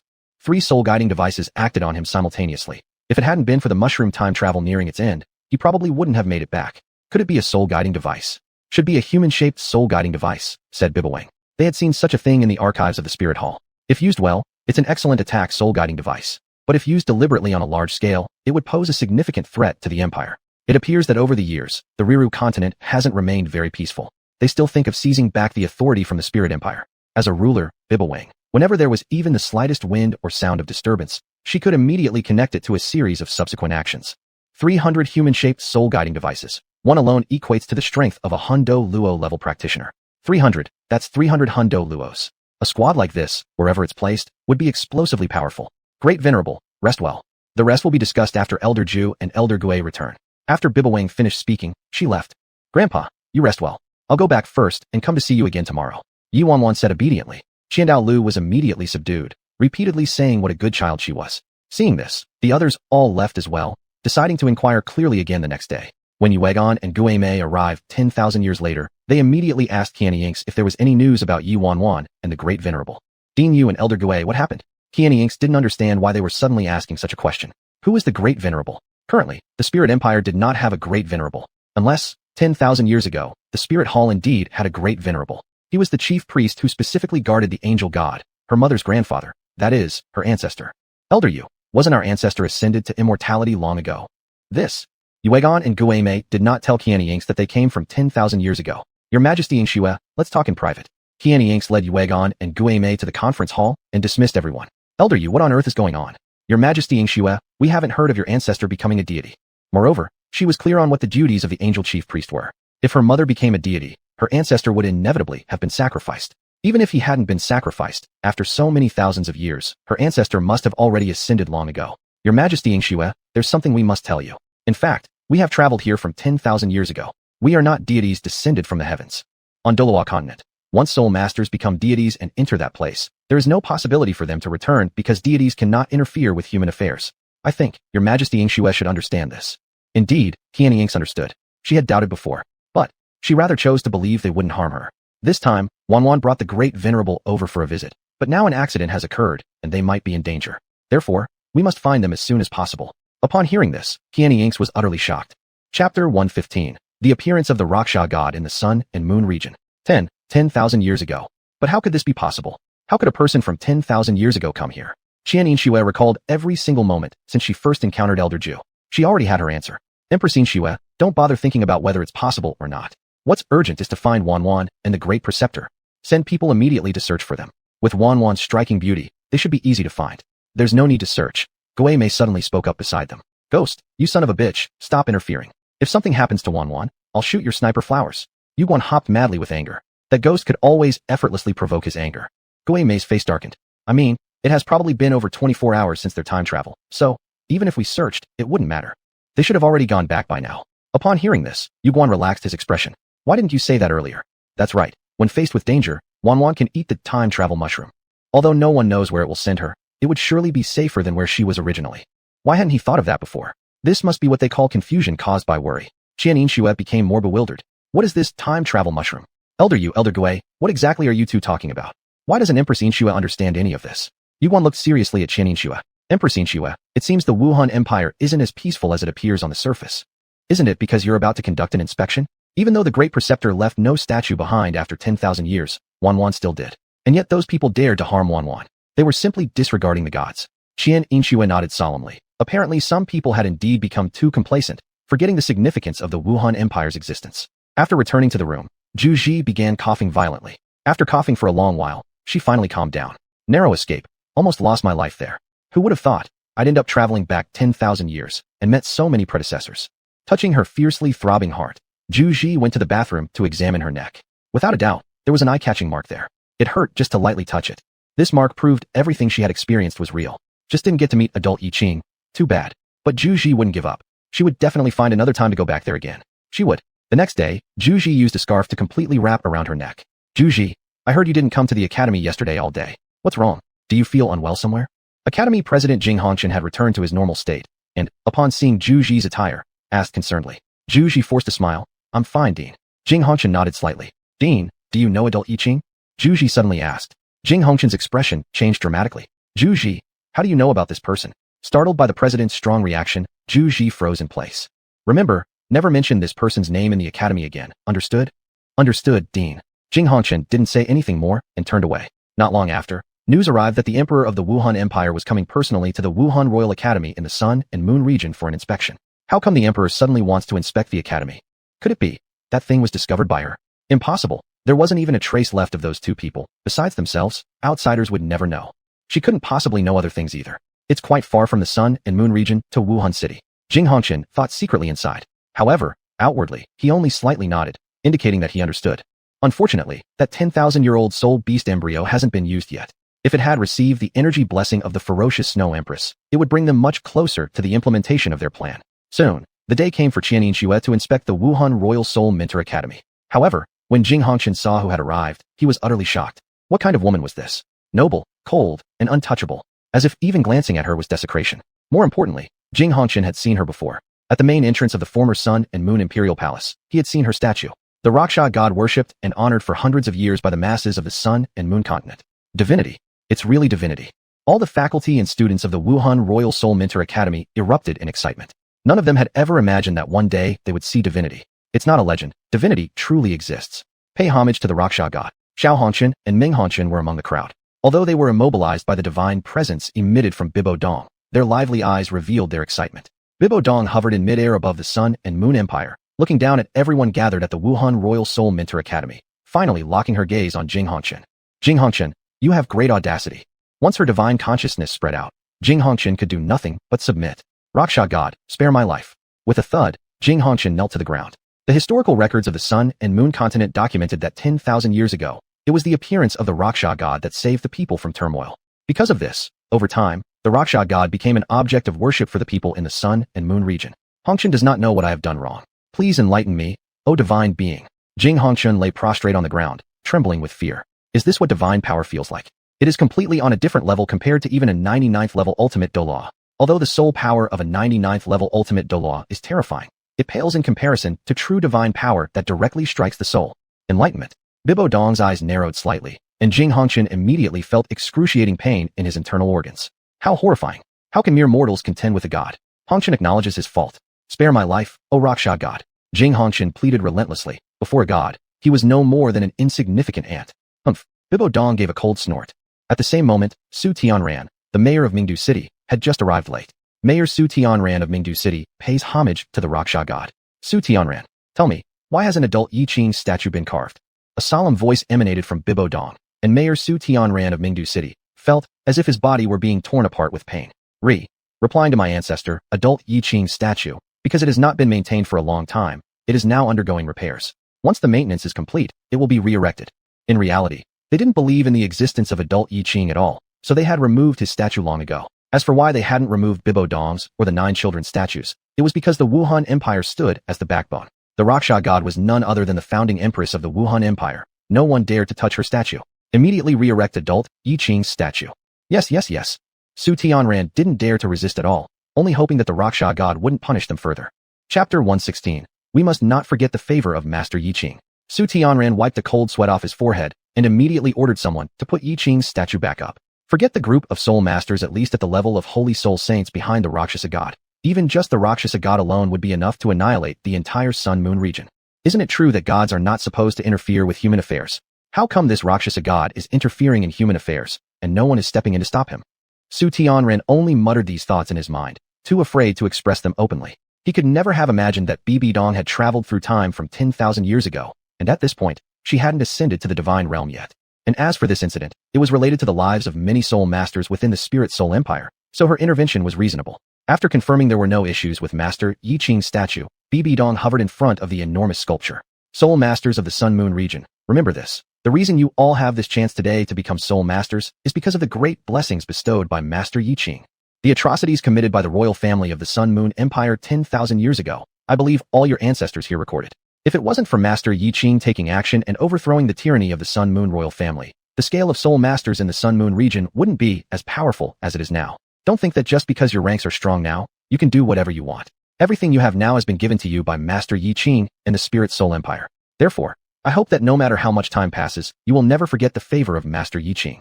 The dignity of the Spirit Soul Empire shall not be desecrated. I will send people to retell the events from 10,000 years ago for you. The next time I find any of you betraying your origins like you did today, things won't be as lenient. Back in the day, if it were such traitorous soul masters who served foreign powers, Bibi Dong would have obliterated them completely long ago. Some people simply cannot be overfed. Overfeeding leads them to forget their roots. Having subdued the people of the Spirit Sun-Moon region, Bibi Dong then led the Spirit Army back home. Lord of the city. After the departure of Bibi Dong's massive army, Jing Hongqian approached Su Tianran. Go to hell, those are deities. How the heck am I supposed to resist them? Without holding back, Su Tianran gave him a swift kick. Hit! Jing Hongqian dared not utter a sound. The others didn't dare to breathe loudly either. Su Tianran's ancestors were part of the Sun-Moon Empire's royal family. Though the Spirit Soul Empire annexed the Sun-Moon Empire at the time, they didn't exterminate the royal family entirely. An elder was left behind to temporarily serve as the city lord. Later, through their efforts, they gradually reclaimed their position as the city lords of the Spirit Sun-Moon region. At first, the Su family was still quite well behaved since they had worked hard to achieve what they had. But as time passed, the desire to reclaim everything originally belonging to the Su family grew stronger. Once their totem, the evil tyrant dominator, was killed, and without finding the right moment to strike, the situation was prolonged, until their soul guidance technology surpassed that of the Spirit Soul Empire. However, their plans were thwarted by 2 unexpected individuals. Despite hating it, they couldn't help but admit their own weakness. In the future, you'd better all act decently. If you dare cause trouble again, I won't let you off easily. Meanwhile, Yiqing and Guiyuana had already arrived at the far north. The far north was an extremely dangerous place. Except for some cold attribute soul masters who risked coming here, others wouldn't even dare to approach. Due to its constant lack of visitors, this place remained more pristine than the Ice Fire 2 instrument eyes. Frostbound year-round, the air smelled of ice shards. Ordinary soul masters, upon reaching such a place, wouldn't be able to walk far, likely freezing to death in less than half a day.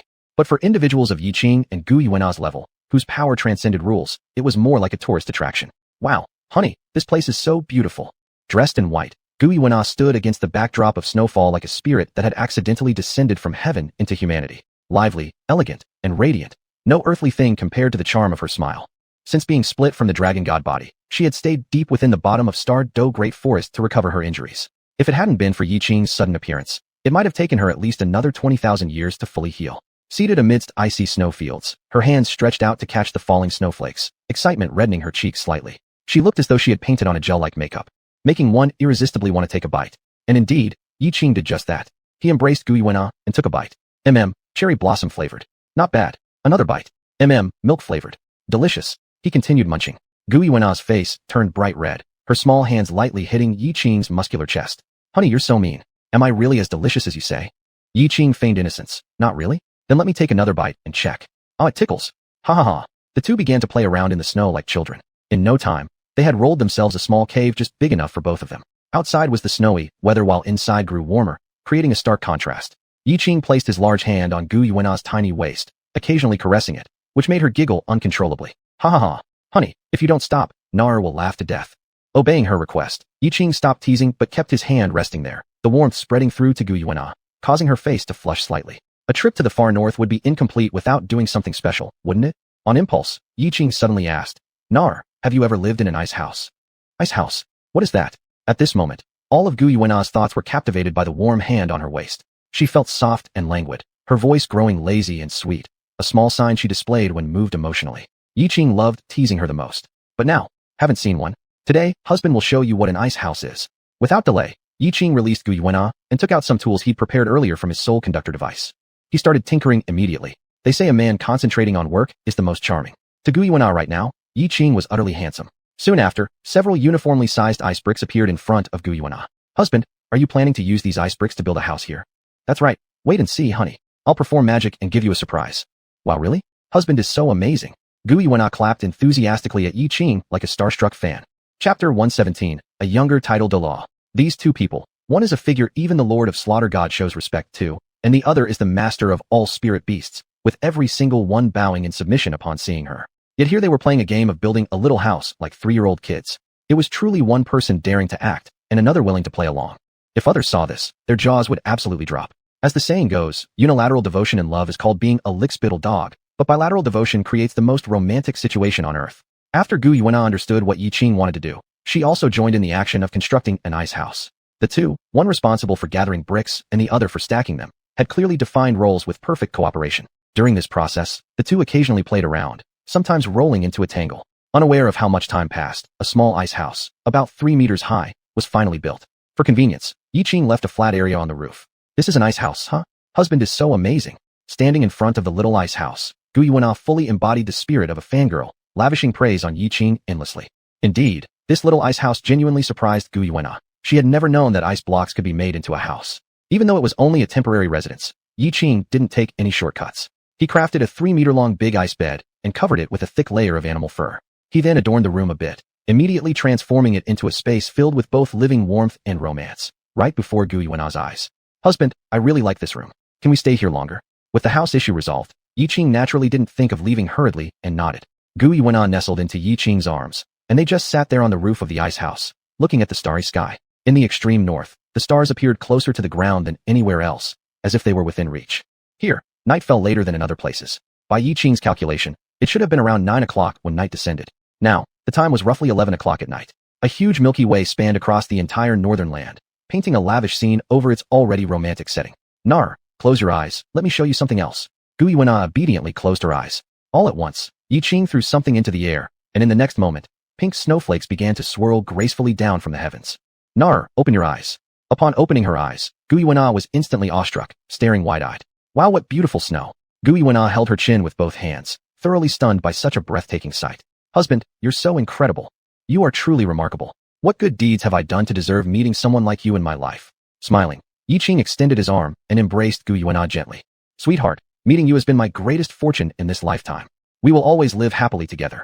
Yiqing tightened his grip around Xuanhuan, and the two lovers, relying on each other for warmth in the freezing cold, unknowingly became the most beautiful scenery line in the extreme north for millions of years. Actually, it was just a minor spell, coating the snowflakes with a layer of pink soul power. A simple trick like this was naturally something Xuanhuan, as the Silver Dragon King, could also achieve. However, she still behaved like an enthusiastic fangirl, showering him with applause. This had been constant throughout their journey. Whatever Yiqing did, Xuanhuan would forever applaud him wholeheartedly. His main stage was her main stage. Nar, I love you. In this life, I only love you. Xuanhuan trembled slightly, though it wasn't the first time she'd heard such sweet words from her husband. Hearing them again always gave her a sense of being cherished. She adored this feeling beyond anything. And she adored Yiqing beyond measure. Husband, I love you too. I love you more than you love me. Even if it meant my life, I would offer it without hesitation. Xuanhuan silently added one more sentence in her heart. This night was destined to be sleepless. In the following days, Yiqing and Xuanhuan freely demonstrated various ways to enjoy the snow-covered world of the far north. When tired, they took a nap in the ice house, waking up to continue their playful adventures. Time flew swiftly. 3 years passed in the blink of an eye. Yes, Yiqing and Xuanhuan had stayed in the far north for 3 whole years. The original tiny ice house had expanded, through diligent work during those 3 years, into a small courtyard. Not only that, they also befriended the 2 queens of ice and snow in the extreme north. I truly envy our master for finding such an excellent husband. When can I find one like him? Shuedi, Snow Empress, held her chin with both hands, imagining scenes of playing with her future husband amidst the frozen north. How splendid it all seemed. Bingdi, Ice Empress, however, thought otherwise compared to Shuedi. She imagined herself playing in the snowy, icy wilderness with Snow Empress. It was truly a beautiful vision. However, this thought didn't last long before it was interrupted by a group of people. There were 12 people in total who arrived. 9 of them were young boys, roughly around 10 years old. The other 3 seemed to be savage beasts just like them, and their cultivation years exceeded all of them. Initially thinking they might be intruders, the Ice and Snow Empresses were already contemplating how to deal with them. But then, Dad, Mom, it turns out you 2 are here. Dad, Mom, these 2 titles successfully shocked the Ice and Snow Empresses into speechlessness. The children of their lord and lady were already this big. Ice Empress, am I dreaming? Snow Empress, you must not be dreaming because we couldn't possibly share the same dream. Ice Empress was dumbfounded. Fonger, how did you all come here? Seeing the 9 children, Xuanhuan's maternal instincts were instantly awakened. Mom, we missed you so much.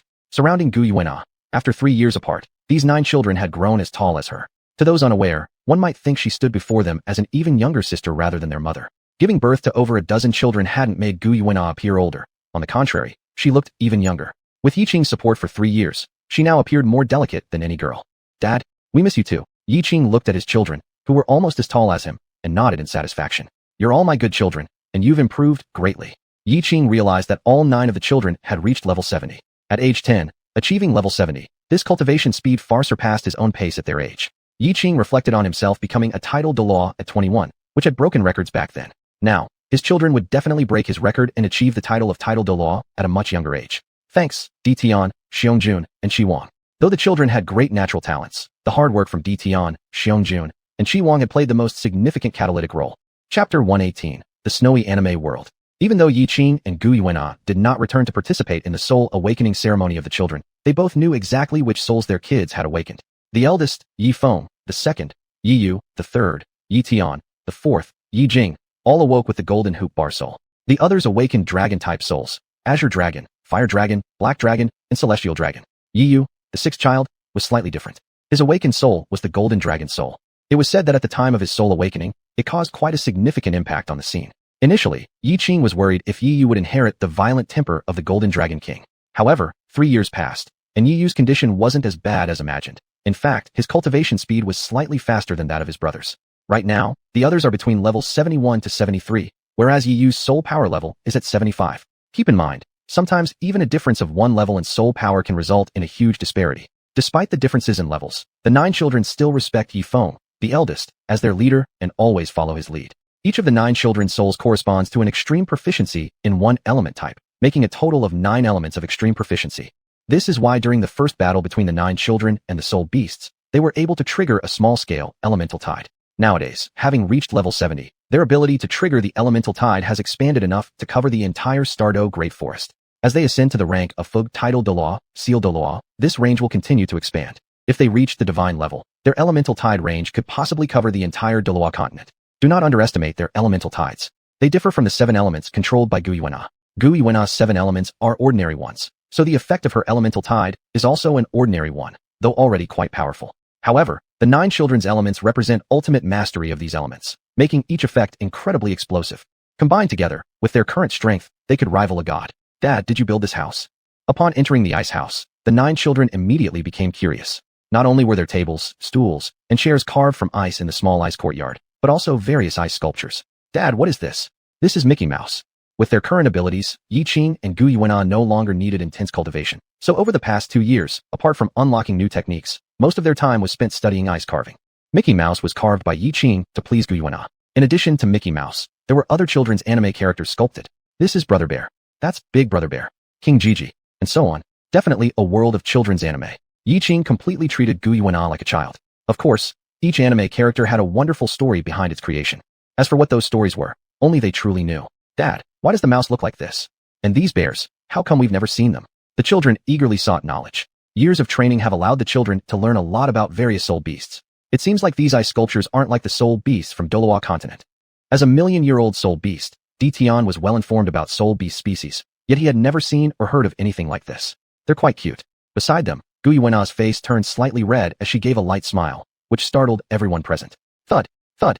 Tian suddenly clutched his wildly beating heart. Awful. What kind of strange excitement is this? Tian, what do you think you're doing? She is Master, the wife of Mr. Yiqing. Tian slapped himself hard across the face. Immediately, the onlookers ceased their astonishment and stared wide-eyed at him. Would snow emperors treat ferocious beasts this way? Could they eat ferocious beasts? Big brother, just because you don't recognize these ice carvings doesn't mean you need to beat yourself up. True. I bet even our master might not have seen them either. Xiong chuckled wryly. That slap from earlier wasn't gentle. It even swelled his face. Not. It's just too cold. I'm trying to clear my head. Too cold to clear his head? What nonsense. These ice sculptures were carved by husband based on the original form of mice and bears, adding some of his own imagination. Xuanhuan's voice was as sweet as spring water, soothing everyone's hearts, turning the freezing northern lands into a warm breeze. Wow, how cool. Although the 9 children were tall, they were only 10 years old, and the ice sculptures created by Yiqing were right up their alley. Mom and Dad, we want to live in a house like this. Xuanhuan smiled slightly at the children and said, Come on, Mom will take you to see your rooms. Mom and Dad, did you prepare the rooms for us long ago? Mom and Dad, we love you. The 9 children skipped off happily to check out their rooms. Although the region of the far north was vast, due to the perennial blizzards, flat and spacious terrains were hard to find. For this spot, Yiqing had used his divine power to move the surrounding snow-capped mountains.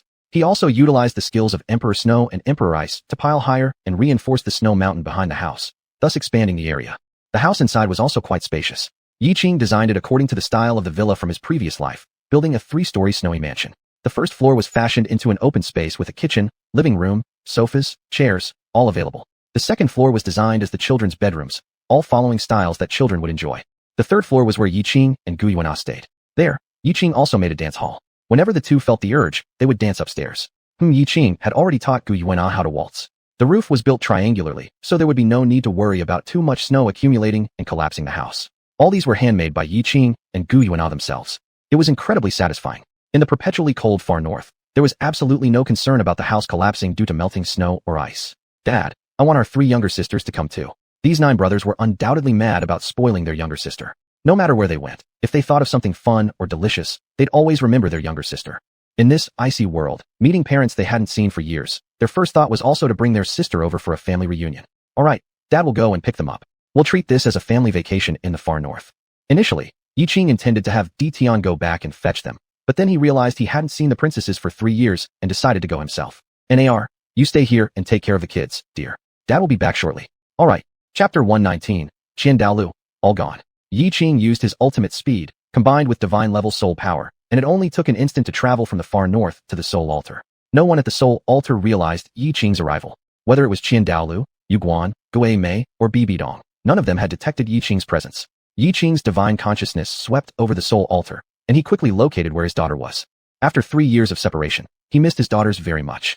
However, Yiqing decided to see Xuanhuan first since she was closest to where he currently was. Dad, upon seeing Yiqing, Xuanhuan almost bounced up from the ground. My dad is back. Grandpa, this is my dad, can you see him? My dad, dad. Xuanhuan sprinted 100 meters to Yiqing. Yiqing opened his arms, slightly bent over, and Xuanhuan leapt into his embrace. Dad, as her excitement grew, tears began streaming down Xuanhuan's face. Dad, Xuanhuan misses you so much. You never came back to see Xuanhuan and the younger sisters. Wah, The hand that held Xuanhuan paused slightly. Yiqing knew that in these past 3 years, he indeed failed as a father. I'm sorry, Xuanhuan. It's all Dad's fault. Dad apologizes to you. Can you stop crying? Yiqing gently patted Xuanhuan's back, softly comforting her. Her sobs gradually subsided. When Douluo saw Yiqing, he hesitated for a moment. He had hair like a waterfall of ink that cascaded down to his feet, yet there wasn't even a hint of femininity about him. A personally tailored white robe, pure as auspicious clouds, draped gracefully on his body. After living for so long, he had never seen any man carry himself with such extraordinary grace as Yiqing did. His eyes, dark as ink, emitted a gaze that seemed capable of pulling a person into their depths if scrutinized carefully, radiating a solemn authority that could make one's soul tremble. But now, this authority was veiled by profound paternal love, making it not seem abrupt, but rather naturally instilling a sense of peace within those who beheld it. Prior to this, Douluo didn't know Yiqing, though he'd often heard Xuanhuan rave about him. My dad is incredibly powerful. My dad is the most powerful in the world. My dad is the best dad in the world. If Grandpa ever met my dad, he would definitely like him too. With all the praise Xuanhuan showered upon him, Douluo was quite curious about Yiqing. However, 3 years passed, and he had never once met him. There were also occasions when they returned several times to the Star Do Great Forest. The first time they returned, Douluo was utterly stunned to find out that Xuanhuan had half-spirit beast blood flowing through her veins. And her mother's bloodline among spirit beasts was exceedingly noble. She was the Silver Dragon King, sovereign of all spirit beasts. The Silver Dragon King bore the ancient bloodline of the divine dragon itself. These facts were entirely unknown to Douluo until now, which made him more curious about Yiqing. I can't believe that guy is actually this young. Though he looked just over 20 years old, he was already the father of 12 children. It truly is maddening how some people have everything. His level. Douluo couldn't discern Yiqing's soul power rank. It's God level. Goodness gracious. A godly being in his early 20s. Douluo felt that he had to reassess everything he believed in during his entire lifetime. Even more shocked than Douluo was Douluo standing beside him. In terms of seniority, Douluo was the oldest among them. Yet, the moment he laid eyes on Yiqing, an inexplicable desire to kneel and worship surged within him. Brother, please support me. Douluo was completely taken aback. What's wrong? Big brother, I feel unstable, like I want to kneel. Douluo awkwardly chuckled. I damn well feel like kneeling too. Dad, where's Mom? Xuanhuan nuzzled her little head against Yiqing's chest. Xuanhuan misses Mom too. Yiqing smiled gently. This time, Dad has come to take you and your sisters to meet your mom. And your brothers are waiting for us too. Really? That's amazing. Grandpa, I'm going to see Mom. Grandpa, my mom is the most beautiful woman in the world. What? He was actually taking Xuanhuan away. Douluo had put a lot of effort into arranging for Xuanhuan to reside in the Elder's Hall instead of staying under Bibidong's care. Recalling this, despite the trembling in his body, Douluo stuttered as he spoke. Wait, you intend to take Xuanhuan with you, isn't it? Necessary to consult this old man's opinion. Douluo quickly whispered to Douluo nearby, Big brother, he's Xuanhuan's father. If a father wanted to take his daughter away, did he need to ask an outsider like you for approval? Douluo looked awkward as he lightly coughed twice, putting on a kind smile. Xuanhuan, you must come back soon, okay? Grandpa will be waiting for you at the soul altar. You must come back. Grandpa, rest assured, Xuanhuan will definitely come back to see all of you. Yiqing nodded slightly towards Douluo and turned around, carrying Xuanhuan and heading towards the place where another daughter was. During this time, Bibidong and Ziji had already received the news that Yiqing had arrived at the soul altar. Master, will you send Cao Cao back? Bibidong had been raising Cao Cao as the future heir of the Soul Empire. Seeing Yiqing about to take her away, she instantly felt anxious. She couldn't bear to part with Cao Cao, or with Mumu and Xuanhuan. Because of the presence of these 3 children, the soul altar had become full of vitality. I'll send them back after a while. After hearing Yiqing's reply, though Bibidong still felt reluctant to part with the children, she couldn't do anything about it. Returning to their parents' arms is every child's wish. All 3 are being taken away. Douluo felt dispirited. Looking at the now empty Elder Hall, it felt as if it had lost its soul. Why doesn't he leave at least one behind? He has so many children. Wouldn't leaving one here be reasonable? Douluo couldn't help but complain. Big brother, who would give up the chance to reunite with their parents just to stay here? I'm just saying. Yu Guan and Gui Mei were the last ones to learn that the 3 princesses had been taken away by Yiqing. Your Majesty, we were only gone for a little while, and when we returned, how? They wanted to cry but had no tears. Sitting on her throne, Bibidong herself had lost her usual brilliance. The master originally intended to tell you too, but since neither of you were there, he said that if you miss the children, you can go to the far north. He took the children to the far north to reunite with the others. Lao Gui, let's go to the far north. It only took half an hour for Yiqing to bring the 3 princesses to the far north. Mommy, Xuanhuan ran the fastest. As soon as she saw Gu Yuna, she immediately climbed down from Yiqing's arms and sprinted to Gu Yuna's side. Cao Cao, 4 years old, followed right behind. Mumu, around 3 years old, ran the slowest, but soon also made it to Gu Yuna's side. Chapter 120, Family Reunion. After hugging Xuanhuan, Gu Yuna then hugged Yi Cao Cao, and then Yi Mumu, not leaving anyone out. However, after holding Yi Mumu in her arms, she didn't switch any longer. For this youngest daughter, Guyuna had been the one who took care of her the least. But given how young she was, Guyuna embracing her went unquestioned by the other children. Mommy, mommy. Although Yimumu had grown up with Bai Ji and Ziji, she showed no estrangement from Guyuna, instead being very affectionate towards her. Yimumu's chubby little face pressed against Guyuna's cheek like a tiny kitten just taken from its mother, utterly adorable. Yiqing held xuanhuan in one arm and Yi Chao Chao in the other, the three playing joyfully together. Daddy, hold me too. Stretching out her chubby little hand, Yimumu caught Yiqing's attention. He smiled, skillfully allowing Xuanhuan to sit on his neck as he reached out another hand to lift Yimumu into his embrace. One on his neck, one in each arm. The three daughters of the Yi family were now securely cradled, and Yiqing spun gently around in place, provoking giggles from the little princesses. Wife, you see, it's not that your husband doesn't want to hold you, but there's simply no room right now. But don't worry, tonight I will certainly hold you back, replied Guyuna blushing faintly, her voice lightly teasing. Everyone's watching, so don't lose your cool. By now, Tian and the others were completely unfazed. They squatted beside them sculpting ice figures. Shuedi glanced at Bingdi curiously. Bingdi, is this what it feels like to have parents?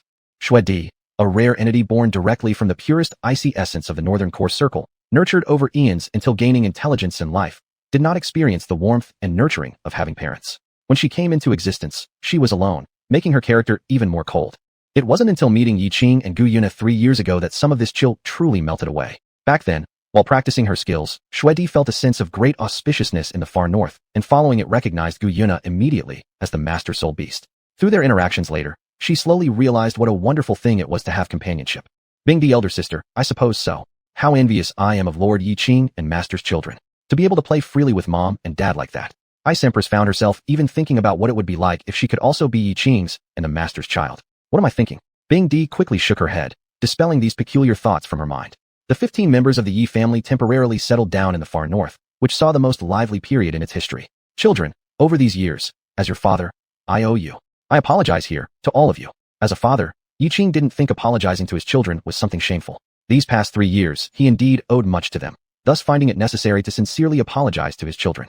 Hearing these words from their father, the 9 children immediately said, Father, please don't say such things. We are incredibly happy to be your and mother's children.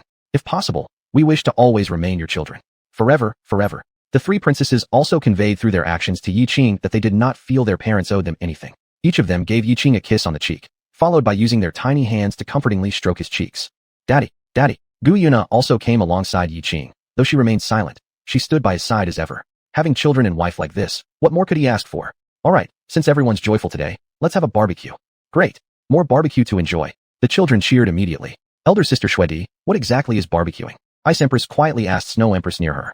Older sister, barbecuing is grilling various meats and vegetables on a grill over fire with specially prepared seasonings made by Daddy, and it tastes really good. You'll see soon. Having become accustomed to the process over the years, the 9 children quickly started preparing ingredients along with Tian and the others. Meanwhile, Guyuna invited Shuedi and Bingdi to help wash the materials. Over these 3 years, the 2 empresses had often observed Yiqing and Guyuna cooking together, learning roughly how to manage without making embarrassing mistakes. When Yiqing offered to help, he was shooed out by Guyuna. Oh dear, my husband, you're the main chef. Tasks like these we girls can handle. Go and play with Xuanhuan and the others. Alright, though frigid, the far northern region was rich in soul beasts. With the ice-sealed forest nearby, it didn't take long for the 9 children and the trio of Tian to return with a good haul of soul beast prey. Many hands make light work, and before long everything was prepared, just waiting for Yiqing, the head chef, to begin. After washing his hands, Yiqing took out a large piece of meat from his system space.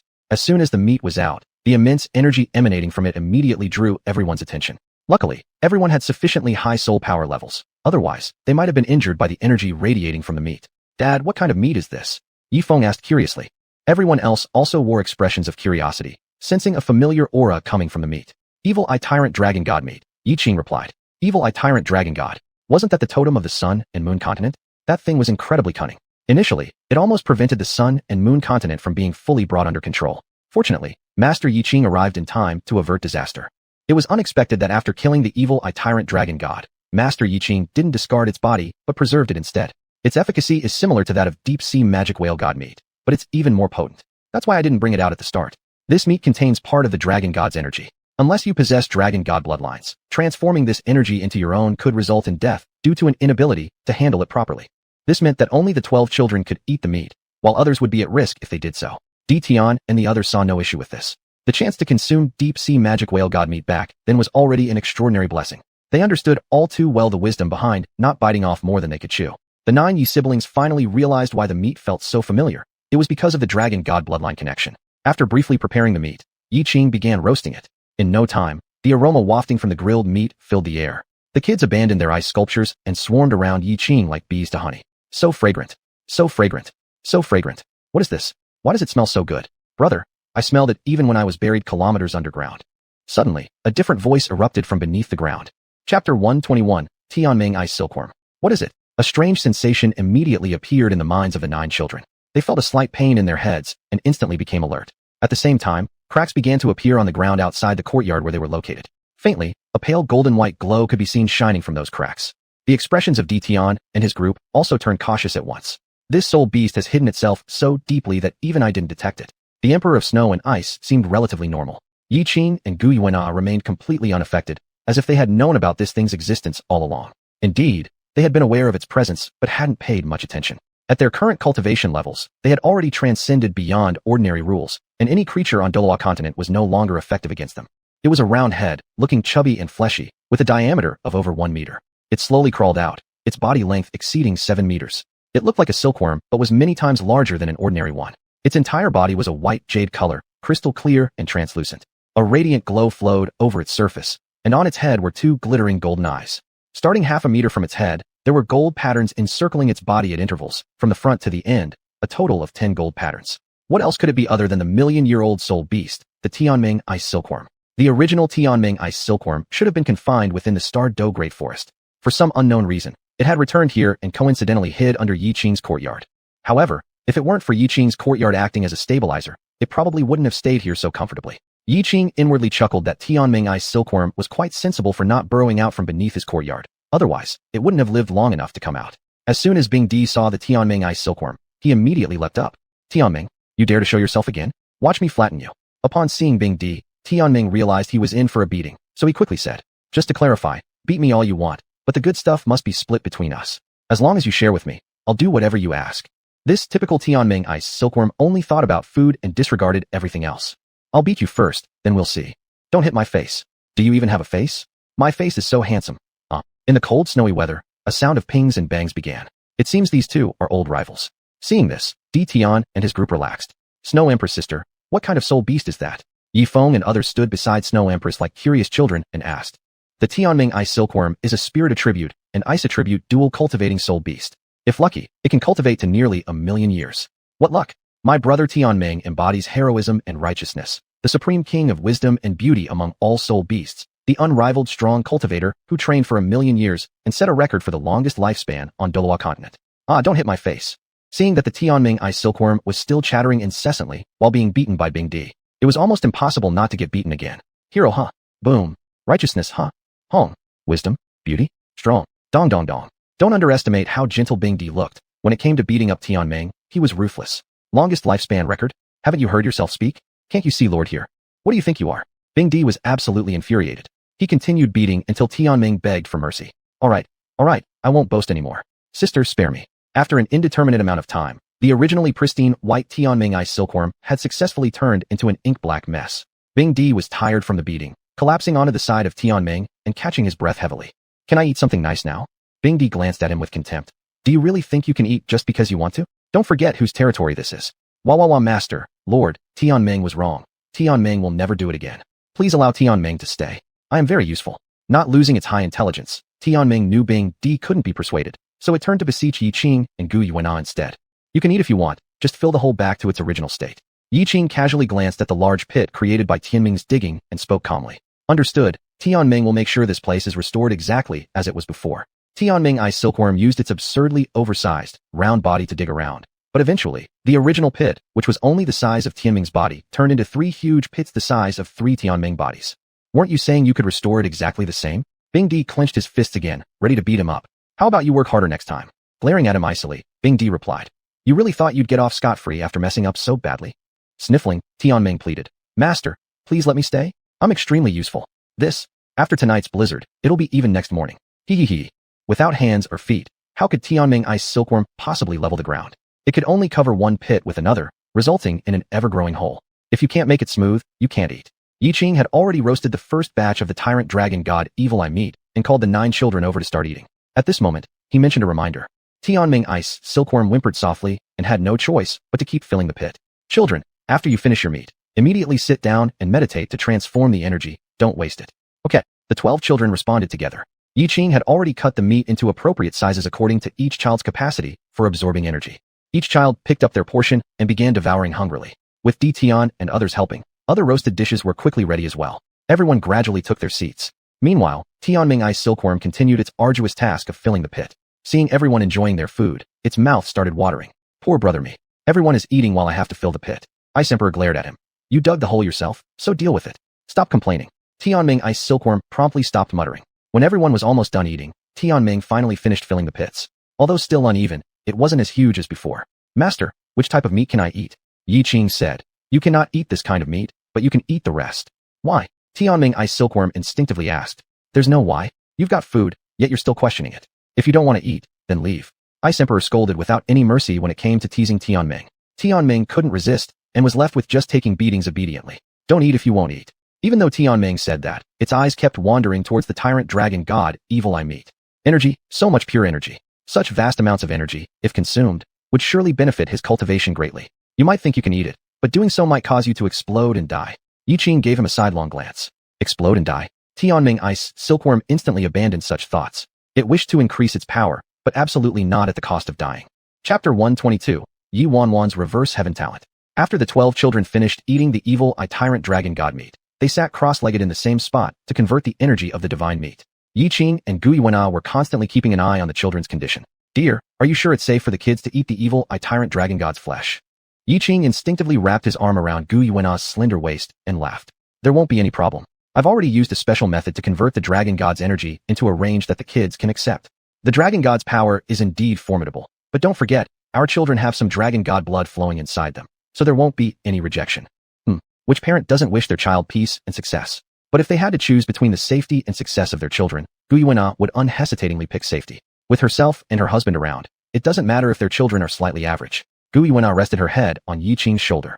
Their heights were just right. Xuanhuan reached exactly to Yiqing's shoulder. From afar, they looked like a perfect landscape painting, undisturbed. Time passed bit by bit. Emperor Tangan and several others had also eaten their fill and came beside the children, checking their progress in converting the energy. And the Snow and Ice Emperors were also very curious about what changes would occur to the Master's children after consuming the Evil Eye Tyrant Dragon God's meat. Just now, these two sisters, learned that the Master was allowed to successfully break through and become a god. Great. Then does this mean they don't have to worry about that deadly checkpoint every 100,000 years? You see, there is only about 10,000 years left before the checkpoint at 400,000 years.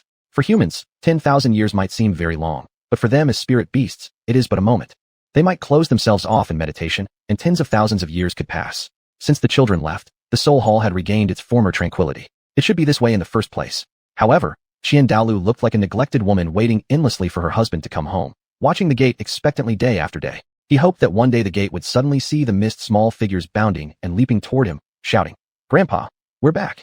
Douluo stood next to Douluo, obviously missing the children greatly too. He was just more restrained than Douluo.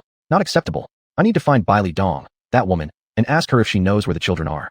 Saying that, Douluo strode out without a second thought. He quickly followed. If elder brother couldn't argue with Bai Li Dong, he could lend support. But when the three of them arrived at the Pope's palace, there was no sign of Bai Li Dong, only Hulina managing affairs on behalf of the Soul Empire. Hulina took over management of the empire for one reason. What? Bai Li Dong left the Soul Hall with Guimei and Zijua? When did this happen? Upon hearing Hulina's report that Bai Li Dong was not in the Soul Hall, Douluo felt instantly disheartened.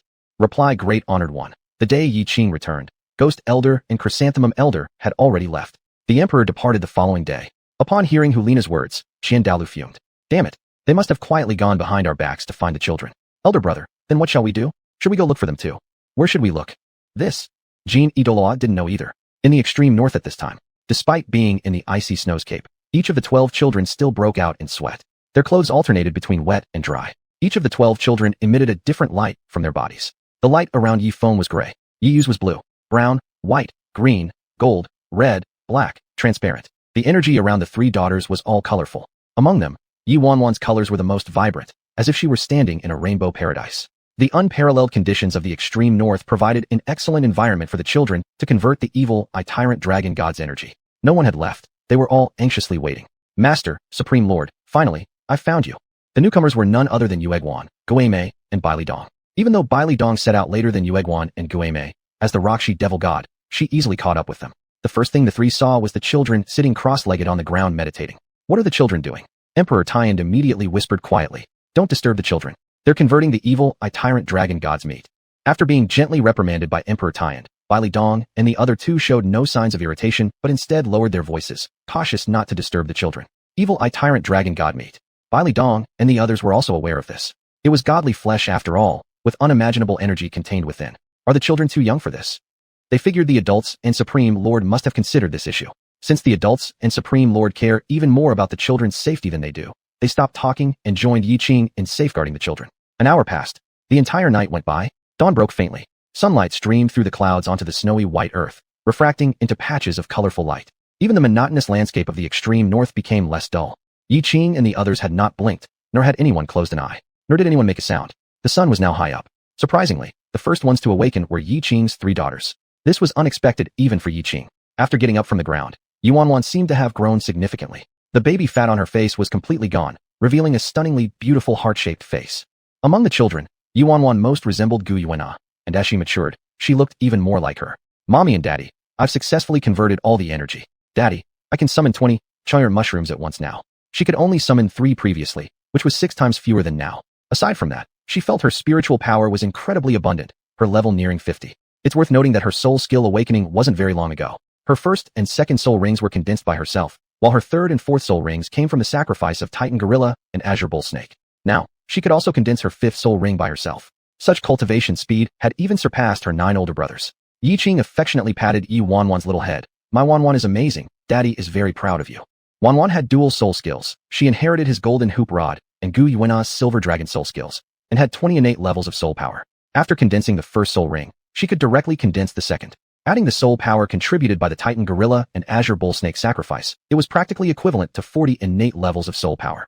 So right when her soul skill awakened, Xuanhuan already possessed 4 soul rings. Chapter 123, The God-Level Trial of the 9 Sons. Such explosive talent is a first in the Douluo continent's history. On the day Xuanhuan awakened her spirit, Bibi Dong recorded her talent for future generations to reference. Of course, such unprecedented souls and innate soul powers can only serve as references. Dad also Chow Chow. Chow Chow has also completed the energy conversion. Dad, Mumu. Chow Chow is relatively older. Although she hasn't awakened her spirit yet, everyone subconsciously understands terms like soul power and energy. Mumu simply mimics what her sisters do, doing exactly what they do. For someone of her age, her talent is quite explosive too. Chow Chow and Mumu are both amazing. They're Dad's good daughters. Yiqing slightly bent down and picked up his 2 daughters. After this soul power upgrade, Xuanhuan has grown into a young lady with feminine characteristics. Therefore, Yiqing didn't carry her, but instead affectionately patted her head. Xuanhuan understood this gesture, but her father's place in her heart has never changed. He is still the one she loves the most. Mom, Mom. Even while in their father's embrace, the 2 daughters did not forget the presence of their mother. Gu Yuna, eyes red, almost couldn't believe how exceptional her daughters were, having broken through level 50 shortly after awakening their spirits. "Our children are excellent. We should be happy. Why are you crying now?" Gu Yuna wiped her eyes with her sleeve. "I'm happy, feeling delighted for our children." The 3 sisters of Xuanhuan could successfully convert the flesh of the evil, tyrant dragon god, and surely the 9 sons would succeed too. With a tense heart suspended all night, it finally found rest. In a place where Yiqing and others couldn't hear, the ears of the 9 children rang out with a robust, deeply respectful voice. God-level trial complete.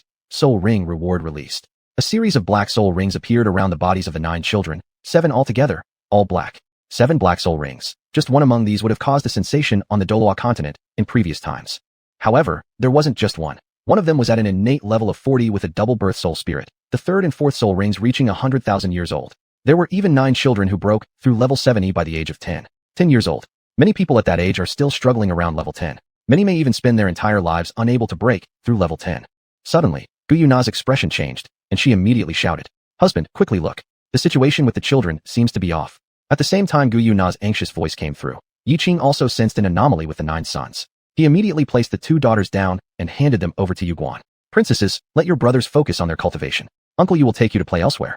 Yuguan and Gue Mei took the 3 princesses away from the scene so that they wouldn't inadvertently disturb the 9 boys absorbing energy due to their young age. With a flicker of motion, Yiqing arrived beside the 9 sons. A mist encircled the 9 sons, rising quietly, looking somewhat eerie. Their skin had completely turned crimson red, especially their faces, which were red to the point of purplish. Their bodies trembled uncontrollably, appearing on the verge of collapse.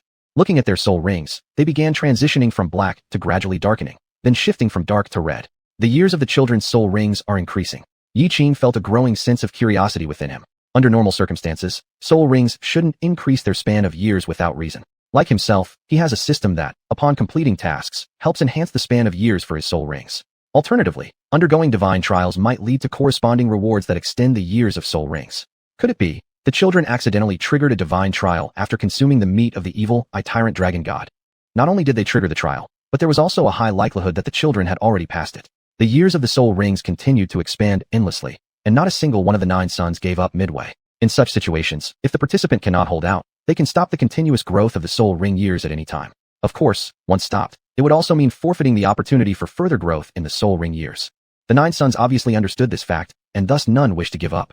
Not only were the original soul ring years increasing, but clearly, god-level soul rings were forming within the children. This moment was a severe test of the physical abilities of the children.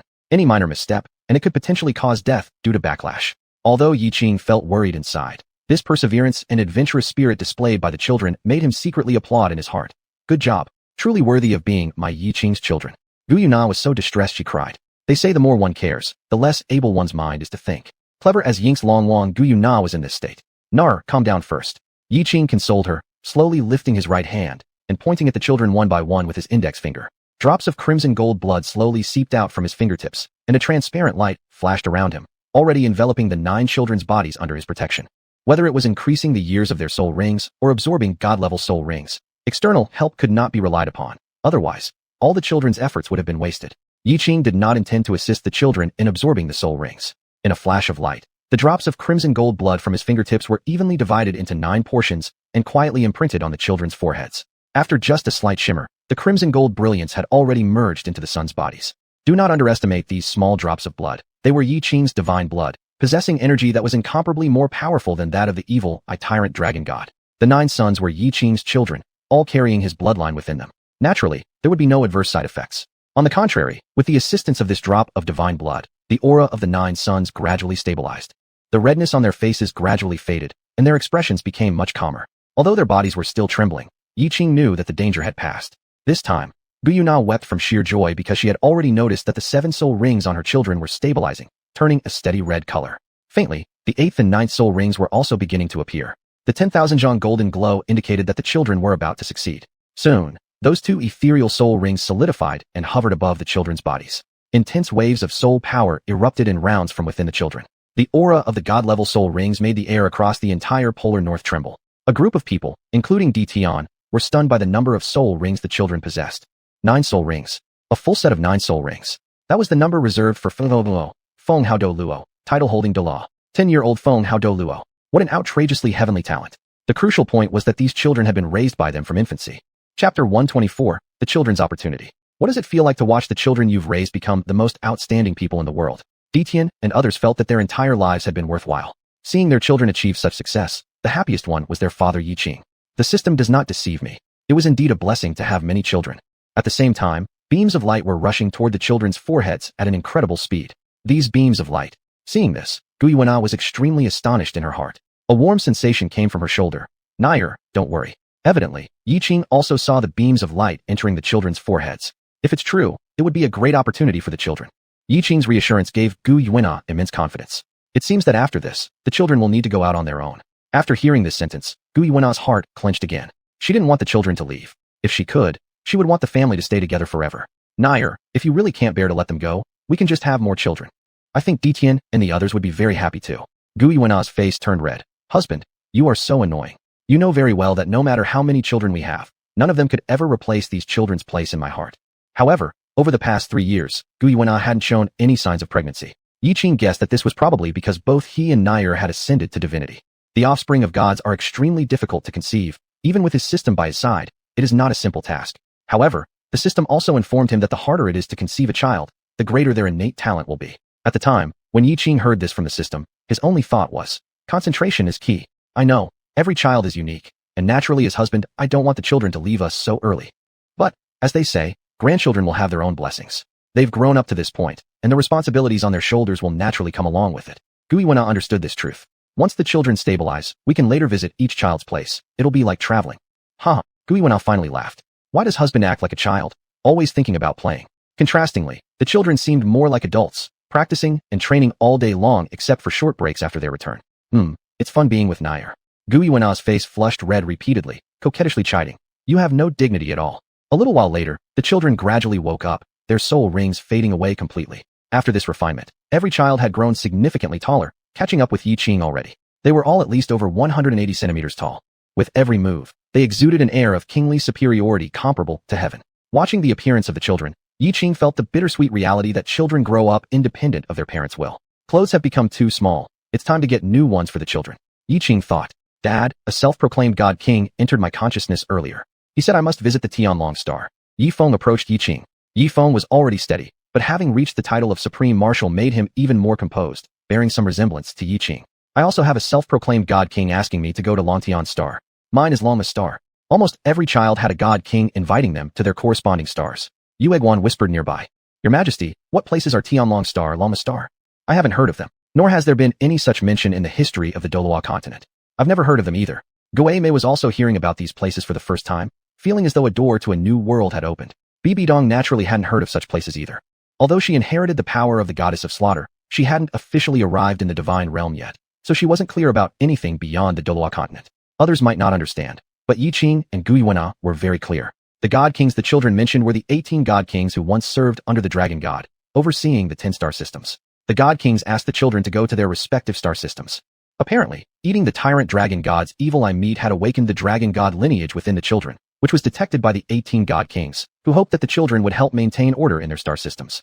Yiqing stood before the children, now able to speak to them without looking down. Children, do you want to go? The 8 children looked at each other and finally nodded. Taking Yifeng as their representative, they came before Yiqing and knelt down. Dad, we want to venture outside. After we accomplish our tasks, we will come back to see you and Mom and the younger sisters. The other 7 children also knelt down before Yiqing together. Although staying in the Douluo continent might also lead to growth, that growth would be limited. It was an answer as expected. A true man should aspire to far-reaching ambitions, worthy sons of the Yi family. Dad supports you. Receiving their father's support, the children all looked extremely delighted. They then turned their gazes towards Guiyuana. Mom is just as important as Dad, so they wanted her opinion too. If Yiqing had no objections, naturally Guiyuana wouldn't either. Moreover, if there were any issues, the two would discuss them beforehand. Though Yiqing hadn't informed her ahead of time this time, he actually had communicated with her earlier. Even if Guiyuana was reluctant to let go, she understood that keeping the children close wasn't a sustainable solution. She gazed lovingly at her children. Mom has only one request. If things go beyond your control, come back to us. Regardless of whether you succeed in creating your own path, we will never see you as useless. In Mom's eyes, you are already the best children. Tears welled up in the eyes of the 8 children. Tears may not fall easily for men, but not because they lack emotion. Yet, there are times when tears flow even without sadness, such as during farewells. Mom, Dad, we love you. A harmonious and respectful family. How could it not be happy? Yiqing tightly held Guiyuana's shoulders, giving her strength. At such moments, Yiqing must not add to her psychological burden.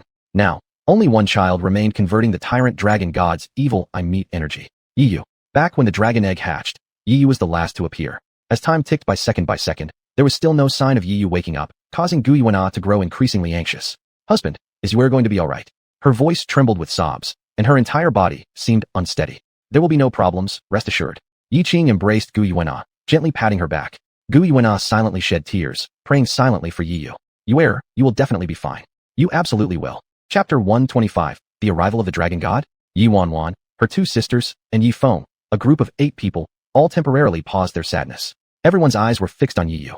Ditian and his group were the same. At this moment, Yiyu was emitting a dazzling and radiant light. It was certain that he was safe. Because Yiyu's breathing was steady and powerful, and with every inhale and exhale, there was a profound sense of calm and longevity. Frankly speaking, Yuer has the highest talent among these 9 children, and his level is above the other brothers. Don't worry. Yiqing's words settled everyone's hearts. After an unknown amount of time had passed, behind Yiyu, a giant dragon appeared before everyone. It had a robust body, exuded infinite majesty, and was covered in colorful scales. Its clear and shining golden eyes, elliptical colorful scales, looked like 9 colored gems embedded into its body. Just by silently floating there, it radiated a terrifying aura that commanded respect from all. Pang, Ditian, Xiangjun, and Qi Wang's knees buckled under the bloodline suppression, forcing them to kneel. In the presence of the dragon's might, they couldn't maintain their human forms. With a whooshing sound, 3 huge spirit beasts revealed themselves to the crowd. The dragon god has arrived. Apart from Guiyuana and Yiqing, nothing else could make Ditian automatically reveal his true form. The legendary being. With a rumble. Almost instantly, a 9-color halo appeared in the sky. Thunder rolled as if a lightning disaster was about to descend. Yiqing and Guiyuana both looked up simultaneously. Xuanhuan clenched her fists. If the thunder dared to strike, she wouldn't hesitate to unleash her ultimate mastery of lightning elements. Yiqing shared the same sentiment. To dare attack my son, Yiqing, you must also be able to withstand his wrath. But at this moment, the dragon god lifted its head, emitting a dragon roar towards the heavens. The dragon's roar wasn't overly forceful, yet it carried an unassailable majesty and authority. And because of this dragon roar, the clouds of calamity in the air dissipated as though encountering an unmatched presence, not even allowing a single bolt of lightning to fall. So it's just gone? The ice and snow emperors felt their understanding of the lightning disaster was called into question. Remember, the ordinary lightning disaster occurring every 10,000 years almost cost them their lives, let alone this legendary 7-colored lightning disaster. A disaster like that, if they were to endure it or even be caught in its aftermath, it would surely be fatal. Yet, the dragon god only let out a single dragon roar, and the lightning disaster disappeared automatically. Meanwhile, Yiyu's battle armor, marked by the character dragon, also manifested itself automatically. That is, Bibidon's heart trembled. Wasn't that the one-character battle armor, dragon, they researched after 10,000 years? No, it was no longer one-character battle armor. Instead, it became 4-character battle armor, dragon god transformation. Even stranger things continued to unfold. The battle armor, it's melting.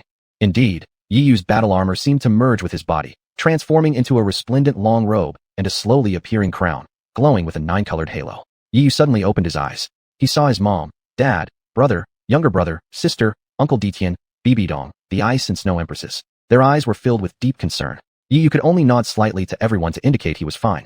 He felt himself continuously ascending, and this ascent didn't bring him physical discomfort, but instead gave him the sensation of brushing against the threshold of divinity. An overview of all living beings. This was his first feeling. His mind also stretched out toward far-off distances. He could even feel the subtle movements throughout the extreme north region. 500 miles away, underground, 3 ice worms were fiercely fighting for the right to mate with the mother ice worm. 1,000 miles away, 2 ice bears were carrying out a tense reproductive mission. However, the condition of the ice bear seemed less than optimal, glancing around nervously, as if worried about being interrupted mid-task. Yiyu's inner emotions remained unruffled, as if all of this were merely part of nature's law. Thus, this was the feeling of reaching the divine realm. Mom and dad are deities, and his goal is to become someone as capable as them. 3rd-grade deity. Yiqing's voice successfully brought everyone's thoughts back. Biyuenna's lips moved violently a few times, ultimately unable to form a complete sentence. Her child had reached 3rd-grade deityhood at just 10 years old. Though only at the 3rd grade, this was already unprecedented. Deities, from high to low, ranked as divine king, 1st-grade deity, 2nd-grade deity, 3rd-grade deity, and divine official. At this divine level, every rank difference means an astronomical gap in strength. The other 8 children, although favored by the divine king, couldn't inherit it due to their own limitations. If there is no inheritance, the possibility of losing it is always present. Just like Tangan, who, despite successfully passing the 8 exams, failed in the last one because he could not resist temptation, and thus lost his eligibility to inherit the divinity. But Yiyu directly inherited the status of a 3rd-grade deity, a sure thing, with a divine position. It's the dragon god. Guyuna had almost instantly understood. Not the split golden dragon king or silver dragon king, but the complete dragon god. Although Yiyu's martial soul is the golden dragon, in a certain sense, it is the dragon god. It's just that due to personal limitations, he hasn't fully achieved this state yet. His aura subdued, Yiyu's eyes now held an added layer of luster, and his entire demeanor exuded an appearance like a jade crown prince. Among Yiqing's 9 sons, each one was an exceptional talent, but when it came down to it, Yiyu was the most outstanding among them, his accomplishments above the rest. Dad, Mom, I succeeded. As the brilliance faded, he was still Yiqing and Guyuna's son, the 6th brother to Yi Wanwan's trio of sisters, a brother or younger brother to the other 8 children. 6th brother, congratulations on becoming a 3rd-grade deity. Big brother, you're so amazing. The children gathered together, each genuinely happy for Yiyu. However, compared to the others, Yiyu seemed less elated, instead filled with deep reluctance and inner conflict. Yifeng was the oldest, caring for each sibling's emotions. He was the first to notice something was amiss with Yiyu. 6th brother, actually, all of us have been favored by a divine king. In the near future, we'll also head to our respective planets to fulfill our missions. Big brother, is this true? While pleased for his siblings being acknowledged by the gods, Yiyu couldn't help but feel immense regret at the thought of leaving their parents and everyone else behind. 6th brother, once we've all dealt with our respective tasks, we can reunite just the same. How could Yifeng not want to leave his parents and siblings? But as the eldest, he had to lead by example. Chapter 126. Let's have a few more kids. At some point, Yiqing had quietly come up behind the two of them, lightly tapping both brothers on their shoulders with a smile as he looked at Yifeng and said, Fenger, you've done well. I'm very proud of you. This eldest son was born on the same day as his other brothers, just a few seconds earlier, yet exuded a maturity that didn't quite fit his age, making Yiqing feel somewhat heartbroken for him. After comforting Yifeng, Yiqing then turned his head towards Yiyu. You err, your brother is right. A real man should aspire to greatness. Your mother and I support you both in going out and making a name for yourselves. Our only request is that you protect yourselves. If you encounter something you cannot accomplish, return. Your parents will always welcome you with open arms. Yi Yu's eyes suddenly tightened with emotion as he glanced at his elder brother. Yi Feng nodded. Yes, sixth brother, mother has agreed that us brothers go out for experience. Diana also joined the three, looking at Yi Yu with a gentle gaze and giving a slight nod. She lovingly patted Yi Yu's head. Sometimes silence says more than words ever could. Too touching. Sob, sob, sob, sob, sob. I've lived for nearly 1,000,000 years, and I've never seen such an emotional scene. The Ice Emperor wasted no time brutally beating Tiang Ming Ice Silkworm again. Dead Ice Silkworm, I suggest you keep quiet, or else I might kill you, or even eat you. Ice silkworms were considered one of the best delicacies for ice scorpions. Tiang Ming wept, but where had he misbehaved? Still, he dared not say another word. In the far north, there was only one season all year round. Winter, maintaining an eternal bone-chilling temperature. Flurries of snowflakes fell from the sky, covering those standing in the snow until their hair was whitened within minutes. Farewells always brought out the tenderest emotions in people. Bibi Dong and Yi Yu stood like this in the icy cold world for what seemed like ages before Bibi Dong slightly tilted her head, a bit bewildered. Unbeknownst to her, she no longer needed to lower herself to speak to the boy. Big sister, wait for me to come back. Though something felt strange inside her, Bibi Dong still gave a light nod. You err, I'll wait for you to come back. A year later, Yiqing and Gaiwina continued to travel across the continent, while the three sisters, Xuanhuan, returned under the guidance of Yueguan and Guimei to the Spirit Soul Pavilion. In the past year, under the tutelage of Yiqing and Gaiwina, Yuanhuan successfully advanced her rank to level 63. And she was merely 8 years old this year. An 8-year-old Soul Emperor broke through the known age limits for ranks in the Douluo continent. Limits that were constantly broken and yet never surpassed. At this rate, it would only be a matter of time before she caught up with her older brothers. For this, Yueguan and Guimei could only marvel at how powerful the genetics of Lord Yiqing and their sovereign truly were. They produced children none of whom lacked talent. Upon hearing the news of Yi Wanwan's return, Qian Dalu practically ran out of the Elder's Hall without delay. Wanwan has returned. Let Grandpa take a look. Seeing that figure, Qian Dalu couldn't help but shed tears. Jean Douluo followed closely behind Qian Dalu, seeming 10 years younger, brimming with joy. Meanwhile, Yueguan and Guimei were effectively left aside. Bibi Dong returned a year ago, but she came back alone, saying only that the children had all gone off for practice and didn't mention anything further. Qian Dalu badgered her repeatedly. Bibi Dong told him only that the 9 elder brothers had all become seal lords and each had their own missions to fulfill, hinting that the 3 sisters wished to spend more time with their parents. After learning that the 9 brothers had all become seal lords by the age of 10, Qian Dalu stopped pestering Bibi Dong altogether. 10-year-old seal lords, such natural gifts. How could he possibly hinder their progress? Better stay away where it's cooler. Qian Dalu carefully examined the 3 sisters, finding nothing but satisfaction. Compared to last year, Yuanwan had grown significantly taller and even prettier. Both Yi Chaocha and Yi Mumu also had grown noticeably, losing the baby fat on Chaocha's face, creating a tranquil feeling when she wasn't smiling. But when she smiled, the whole world seemed to be healed.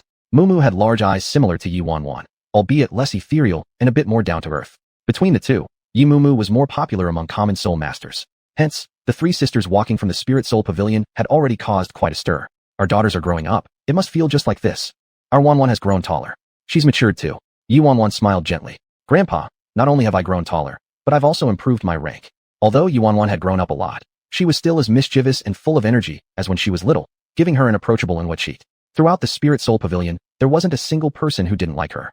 Qian Dalu slightly hesitated after checking Yi Wanwan's level, astonished to the point that he couldn't say anything. Wanwan, you're already at level 63. Heavens, the talent of these children. It was just too extraordinary. Involuntarily, memories of his first encounter with Yiqing resurfaced. Just recalling those moments made him feel reverential all over again. For someone like Yiqing, having extraordinarily talented children seemed completely natural. Good. Ha ha ha. As if his own granddaughter possessed such excellent talent. Qian Dalu was so pleased that all he could say was, good. The last time Gaiwina came here, she thought living by the sea for a while might not be bad. So, Yiqing brought her back to the ocean once again. Their house was newly built using leftover materials from the previous sea god island, its area even exceeding the courtyard in the far north. After all, that place was limited by weather conditions, but this one wasn't. If they wanted, it could be expanded. Husband, do you think our children are doing well on their respective planets? Nar, let's have another child. In the past year, Yiqing realized that Gaiwina's emotions weren't stable due to the children's departure. Now he felt it was time. Gaiwina slightly nodded. Indeed, the children had grown up and were no longer around them. Although they weren't lonely, deep down, Gaiwina was more than willing to bear Yiqing's descendants. We can have a few more. When the children come back and see their younger siblings, they will surely be very happy. Whatever you say. Just as the two were sharing an intimate moment, the originally clear sky suddenly turned dark with clouds gathering. At the center of the clouds, a golden vortex slowly appeared. Yiqing let go of Gaiwina and sharply focused his gaze on the golden vortex. The golden vortex seemed to know it wasn't timely and quivered slightly. The next second, a massive figure slowly descended from the center of the vortex. Chapter 127. The Arrival of the Sea God. The man who had arrived appeared to be about 30 years old, towering at least 6 meters tall. He wore green gold armor and a 9-curse crown on his head, holding a gold trident that symbolized his identity. It was Poseidon, the god of the sea. Upon Poseidon's arrival, Yiqing and xuanhuan did not show much reaction. If we were to be honest, the sea god Poseidon was no match for the two of them. Speaking of god ranks, the sea god was a level 1 deity, but Yiqing was a divine king. Moreover, he was a self-created Chi-Tian divine king, a level higher than Poseidon. Therefore, the position of the sea god was below that of Yiqing. Thus, even though one was in the air and the other on the beach, Yiqing's aura was not in the least inferior to the sea gods. In fact, it surpassed the latter. For a moment, Poseidon regretted coming to confront Yiqing. Yiqing, my successor, my sea god island, both have been destroyed by you. Don't you have anything to say to me? As the offender, can you please not act so calm when facing the victim? It seemed as if Poseidon himself had done something wrong. Had he come only now to settle accounts with Yiqing? Yiqing glanced briefly at Poseidon and said calmly, Poseidon, your judgment is poor. This simple word of evaluation made Poseidon blush deeply. At the time, he had hastily decided to let Tangan inherit the sea god title without much thought. Isn't this also because of you? If you hadn't suddenly caused such an uproar on the sea god island, Bosai wouldn't have prayed for my divine power to descend. Bosai is my representative in Douluo continent. Naturally, I must satisfy her needs. This principle is similar to favoritism. On one side was a servant who had served him for over 100 years. On the other, someone disrupting the sea god island. Anyone would know which choice to make. So are you blaming me? I gave Bosai an opportunity, but she refused to hand over Tang Hao. If Poseidon had not wanted to clash directly with Yiqing, he could have easily delivered instructions to Bosai. Would Bosai, as the representative of the sea god, dare defy the will of the sea god? Instead of saying that Yiqing destroyed the sea god island, it might as well be said that the fall of the sea god island was entirely due to the mistakes of the sea god. Naturally, the sea god knew this. At the time, he had never imagined that Yiqing's strength would be so powerful, nor could he have foreseen that in merely a year, Yiqing had become strong enough to scatter the fragment of his divine consciousness left on the Douluo continent. Had he known, damn it, he would have died rather than listen to Bosai. Bosai was certainly a loyal servant, but she was also extremely confused when it came to emotions. A person who had been missing for more than 50 years and had descendants, did they really deserve her unwavering attachment, to the point where she lost her life? Anyway, Poseidon neither understood nor cared. He had just one purpose for coming today. All of that has passed, let's not dwell on it. This time, I've come to discuss something with you. Yiqing said, there's nothing to discuss, get out immediately. Stop wasting my time. The passionate pursuit from the sea god hit a cold stone wall, leaving him feeling sore teeth. Fine, you're stronger than me, you're the boss. Lord Yiqing, you can't act like this. Don't you know how many years I waited for my successor? And then finally, Yiqing realized that Poseidon was again blaming him for killing Tang San, thus depriving him of his successor. Seeing Yiqing teetering on the edge of anger, Poseidon quickly cut to the chase. Lord Yiqing, all I want is to negotiate with you. Can one of your children take over the sea god title for me? I've searched across the entire Douluo continent, and besides your children, there is no one else worthy of inheriting the sea god title. I know your children are extraordinary, but my sea god title is no less valuable, right? After all, it represents the position of a level 1 deity. And anyway, you have so many children. There's nothing to discuss, leave, or else, I'll personally send you away. Children's fortunes should be decided by themselves. Although he was their father, he would never arbitrarily lock down their futures. Lord Yiqing, think about it. My sea god title is truly quite good. So good, why don't you continue doing it yourself? Poseidon paused awkwardly. Isn't it because I've been a sea god for too long, and I want to give the younger generation a chance? Poseidon would absolutely not tell Yiqing that he wished to unload the sea god position, to find a goddess and live a carefree life thereafter. Glancing down and seeing Yiqing's look that seemed to see through everything, Poseidon felt a chill down his spine. This matter absolutely couldn't let Lord Yiqing find out. Get out fast. Yes, sir. The sea god hurriedly fled. However, if he thought that this meant he would give up, then he was utterly wrong. In any case, he would try every means necessary to ensure one of Yiqing's children inherits the sea god title, since after all, it had already been mentioned to Lord Yiqing beforehand. Although the sea god had left, he had disrupted Yiqing's good mood. Nair, are you asking why I rejected the sea god's request? Deities were what countless soul masters yearned for. They worked hard to cultivate themselves just to break through the rules one day and achieve eternal life. Haven't I said already? Our children have their own blessings. As parents, we can help them weigh the pros and cons of a matter and assist in their growth, but we will not arbitrarily decide their lives for them. Their lives should be determined by themselves. My Nair, how well you understand me. But, don't you worry that the sea god might do something to our children out of anger? He won't.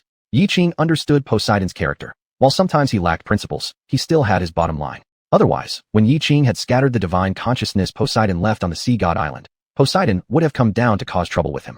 Back then, there was absolutely no way Yiqing could have been a match for the sea god. Speaking of which, the sea god had just returned to the Douluo divine realm. Suddenly, a robust voice echoed within his sea god hall. You really think I know nothing about your unauthorized trip to the mortal realm to find an heir, Poseidon? As the voice faded, a red light descended from the heavens. The entire sea god hall trembled violently, and soon after, a figure fully wrapped in crimson demonic patterns emerged slowly from the red glow. The newcomer was as tall as the sea god, handsome in appearance, yet the cold aura around him dropped the temperature of the sea god hall by several degrees. The sea god, who had appeared dignified before Yiqing, now wore a sly grin. Big brother Luo, what brings you here? Sure enough, Luo's expression changed, and he let out a cold snort. Sea god, you traveled to the mortal realm without permission. Do you want me to punish you? Oh, big brother Luo, what are you talking about? I didn't go down there. You know, my successor is gone, so finding a new one is only reasonable. Luo brother, don't you want to find a new successor either? Chapter 128, Emperor Tian after 10,000 years. Don't interrupt. Azura ruthlessly shattered the sea god's daydream. If you don't give me a satisfactory answer regarding your unauthorized descent into the mortal realm, this matter won't be over.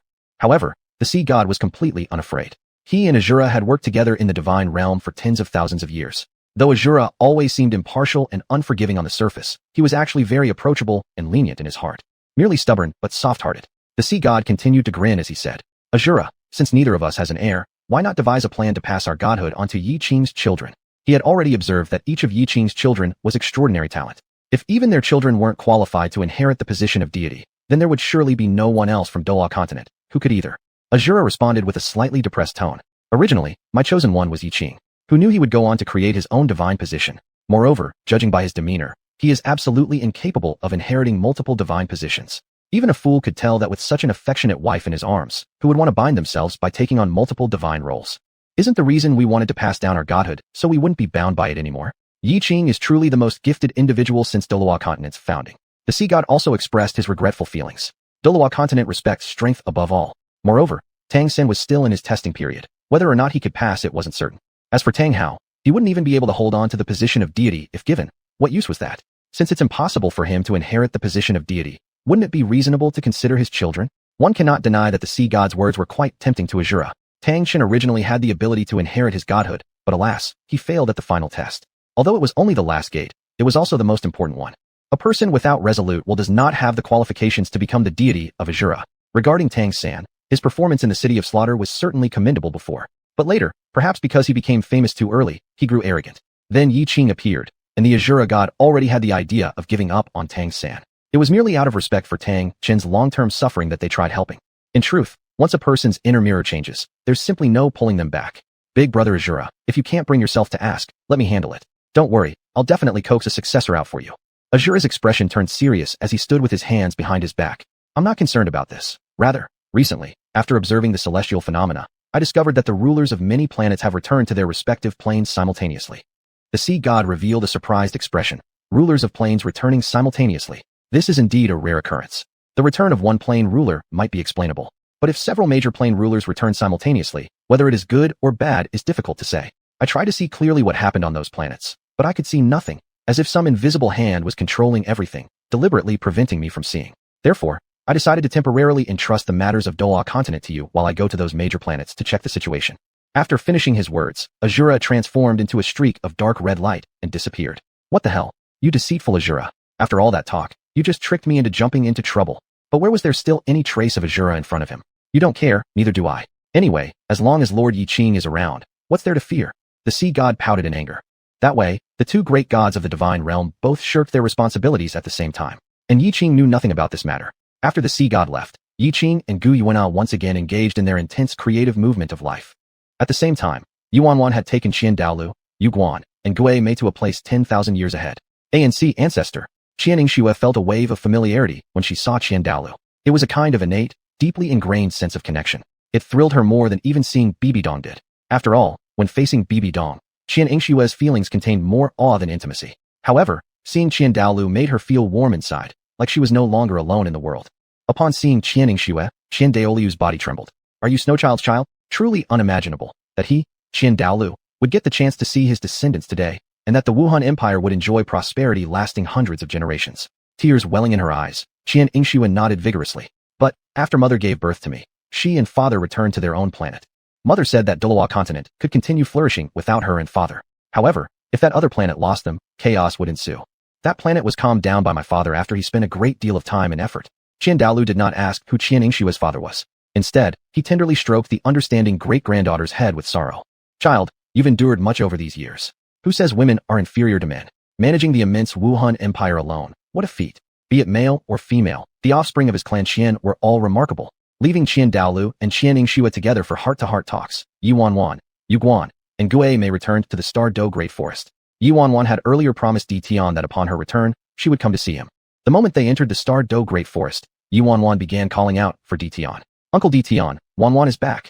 However, despite Xuanhuan's repeated calls, Di Tian did not emerge to welcome Princess Wanwan as he usually would. Previously, if Di Tian knew Xuanhuan had returned, he would instantly sense it at the moment they stepped into the forest, then greet them without delay.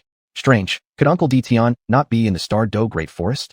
Puzzled by this, Xuanhuan quickened her pace alongside Yuguan and Gue Mei towards the core area of the Star Do Great Forest. The moment they touched the ground near the Lake of Life, they froze in astonishment.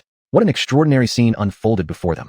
There lay a massive black-eyed golden dragon, like a fallen mountain, gravely wounded and almost lifeless beside the Lake of Life. His breath was faint, as if his essence might disperse into the cosmos in the next second. Could this be Uncle Di Tian? Xuanhuan cried out in alarm as she ran quickly toward Di Tian. Her eyes turned red almost instantly. Uncle Di Tian, what happened to you? Don't scare Wanwan. Yuguan and Gue Mei were also shocked by Di Tian's state. Di Tian, who has done this to you? I'll go destroy him with Old Ghost. Gue Mei nodded in agreement. Indeed, Di Tian, tell us who it is. We will never let him get away with this. Uncle Ghost, please save Uncle Di Tian. Wah. Xuanhuan sobbed while checking on Di Tian's condition. Wanwan stopped crying. His large vertical pupil tried several times to lift up, but eventually gave up. Uncle Di Tian has merely reached the end of his lifespan. Chapter 129, Xuanhuan. Dad, please save Uncle Di Tian. Xuanhuan's heart suddenly tightened with a growing sense of unease. Uncle Di Tian, what do you mean by that? Yuguan and Gemi seemed to have grasped the situation roughly. This year is the last year for Di Tian before the million-year mark. The injuries on his body must be caused by heavenly punishment. As for why he wasn't struck dead on the spot by the heavenly punishment, Yuguan couldn't figure it out just yet. Di Tian weakly said with faint breath, it's because Lord Yiqing has set a seal here. Had it not been for the seal Yiqing placed here with Gaina before they left, the heavenly punishment would have detected Di Tian's presence, and Di Tian wouldn't have waited for Xuanhuan to return. They stayed in the far north for over a year, which corresponded to over a year having passed on the Douluo continent 10,000 years later. And for over a year under such conditions, Di Tian had stubbornly waited for Xuanhuan. If she didn't return soon, Di Tian would leave this world with regrets. Yuguan and Gemi realized the situation immediately. So that was it. Recalling something, Xuanhuan instantly said, Uncle Di Tian, you can't die? I don't want you to die. Please wait, I'll go find my father. My father will definitely have a way to save you. Di Tian's dim eyes lit up slightly. Lord Yiqing. The light in Di Tian's eyes slowly faded away. Lord Yiqing hasn't returned to the Star Do Great Forest for several millennia. There are rumors that he and his majesty went to other planets. As for which planet, no one knows.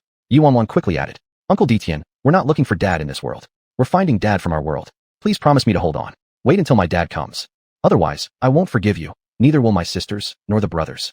Uncle Di Tian, do you still wish to see the brothers? Children. Di Tian's body seemed to gain infinite strength all at once. Yes, I haven't waited for the children to return. How can I die? I absolutely cannot die. Good girl, Wanwan, thank you. Seeing that Di Tian had developed the will to live, Xuanhuan and her two companions let out an internal sigh of relief. 24 hours passed agonizingly slow. When the four of them returned to the Soul Hall 10,000 years ago, they wasted no time and immediately headed to the Sea God Island to find Yiqing and Gaina. Before leaving, Yiqing had informed Xuanhuan and her two sisters that they would head to Sea God Island. Every time they moved to a new location, they would inform the three sisters, ensuring that Xuanhuan and her siblings could always find them when necessary. When Xuanhuan and the others arrived at Sea God Island, Yiqing and Gaina were fishing on a small island. Honey, without bait, can we really catch any fish? Gaina expressed her doubts. Though their current bodies meant eating or not didn't matter much, they could simply absorb the essence of heaven and earth. Sea God Island had disappeared, but the spiritual energy here had grown far more concentrated than before. Many marine soul beasts benefited from this abundance, and as a result, they regarded Yiqing as the new sea god, with countless oceanic creatures holding him in deep reverence. Yiqing confidently replied, "Fishing is about waiting for willing takers. My love, don't you trust your husband?" Gaina teased with a sly smile. "Of course I trust your abilities, dear husband. It's just, I'm wondering which fish will be so foolish as to willingly offer itself up for us to eat." She realized her husband seemed to always come up with endless ideas. Recently, he'd either take advantage of low tide times to explore the sea and collect various seafood with her, or would set sail on a small boat to try catching food using primitive methods. The most primitive method Yiqing employed was diving underwater himself to manually catch different types of seafood like lobsters, sea urchins, fist-sized abalones, and even king crabs. Gaina found herself both laughing and crying at this habit. Nevertheless, seafood caught in such a manner indeed tasted exceptionally delicious. This kind of freedom in accessing fresh seafood could only be described with one word: refreshing. Now her husband was thinking about fishing without bait to entice willing fish into taking a hook. Gaiana was skeptical. Suddenly, the fishing rod moved. This rod, too, was made by Yiqing himself. It was of far superior quality compared to the most expensive rods on Earth, easily able to handle big catches like sharks. Reeling it back, a huge bluefin tuna appeared before Yiqing and Gaiana. Yiqing's eyes brightened in pleasant surprise. We'll feast on this tonight. My darling, tonight I'll show you an entirely different way of enjoying fish. Bluefin tuna on Earth is something only wealthy people can afford. Yiqing responsibly declared that, as a working dog, regular office worker, he couldn't afford it either. Even though he couldn't afford it, he knew how to cook it. Of course, the first thing that came to mind was sashimi. Tonight, we'll indulge in a feast of bluefin tuna sashimi. Just imagining it made their mouths water. As soon as they returned to their home on Sea God Island, they spotted 3 familiar figures. Yiqing and Gaiana glanced at each other and smiled. It seems like our daughter is about to have some good luck. However, upon seeing Yiqing, Xuanhuan burst into tears. Dad, Uncle Detian. Uncle Detian is dying. Yiqing was momentarily stunned. Didn't Detian return to the Douluo Great Forest to meditate after the 9 young men had gone off to their respective planets? With his current cultivation level, he only needed one final push to break through the million-year barrier and become the beast god. Both Yiqing and Gaiana were closely monitoring Detian's progress, ready to assist him when the time came. How could he be dying now? Dad, it's not the present-day Uncle Detian, but Detian Uncle 10,000 years in the future.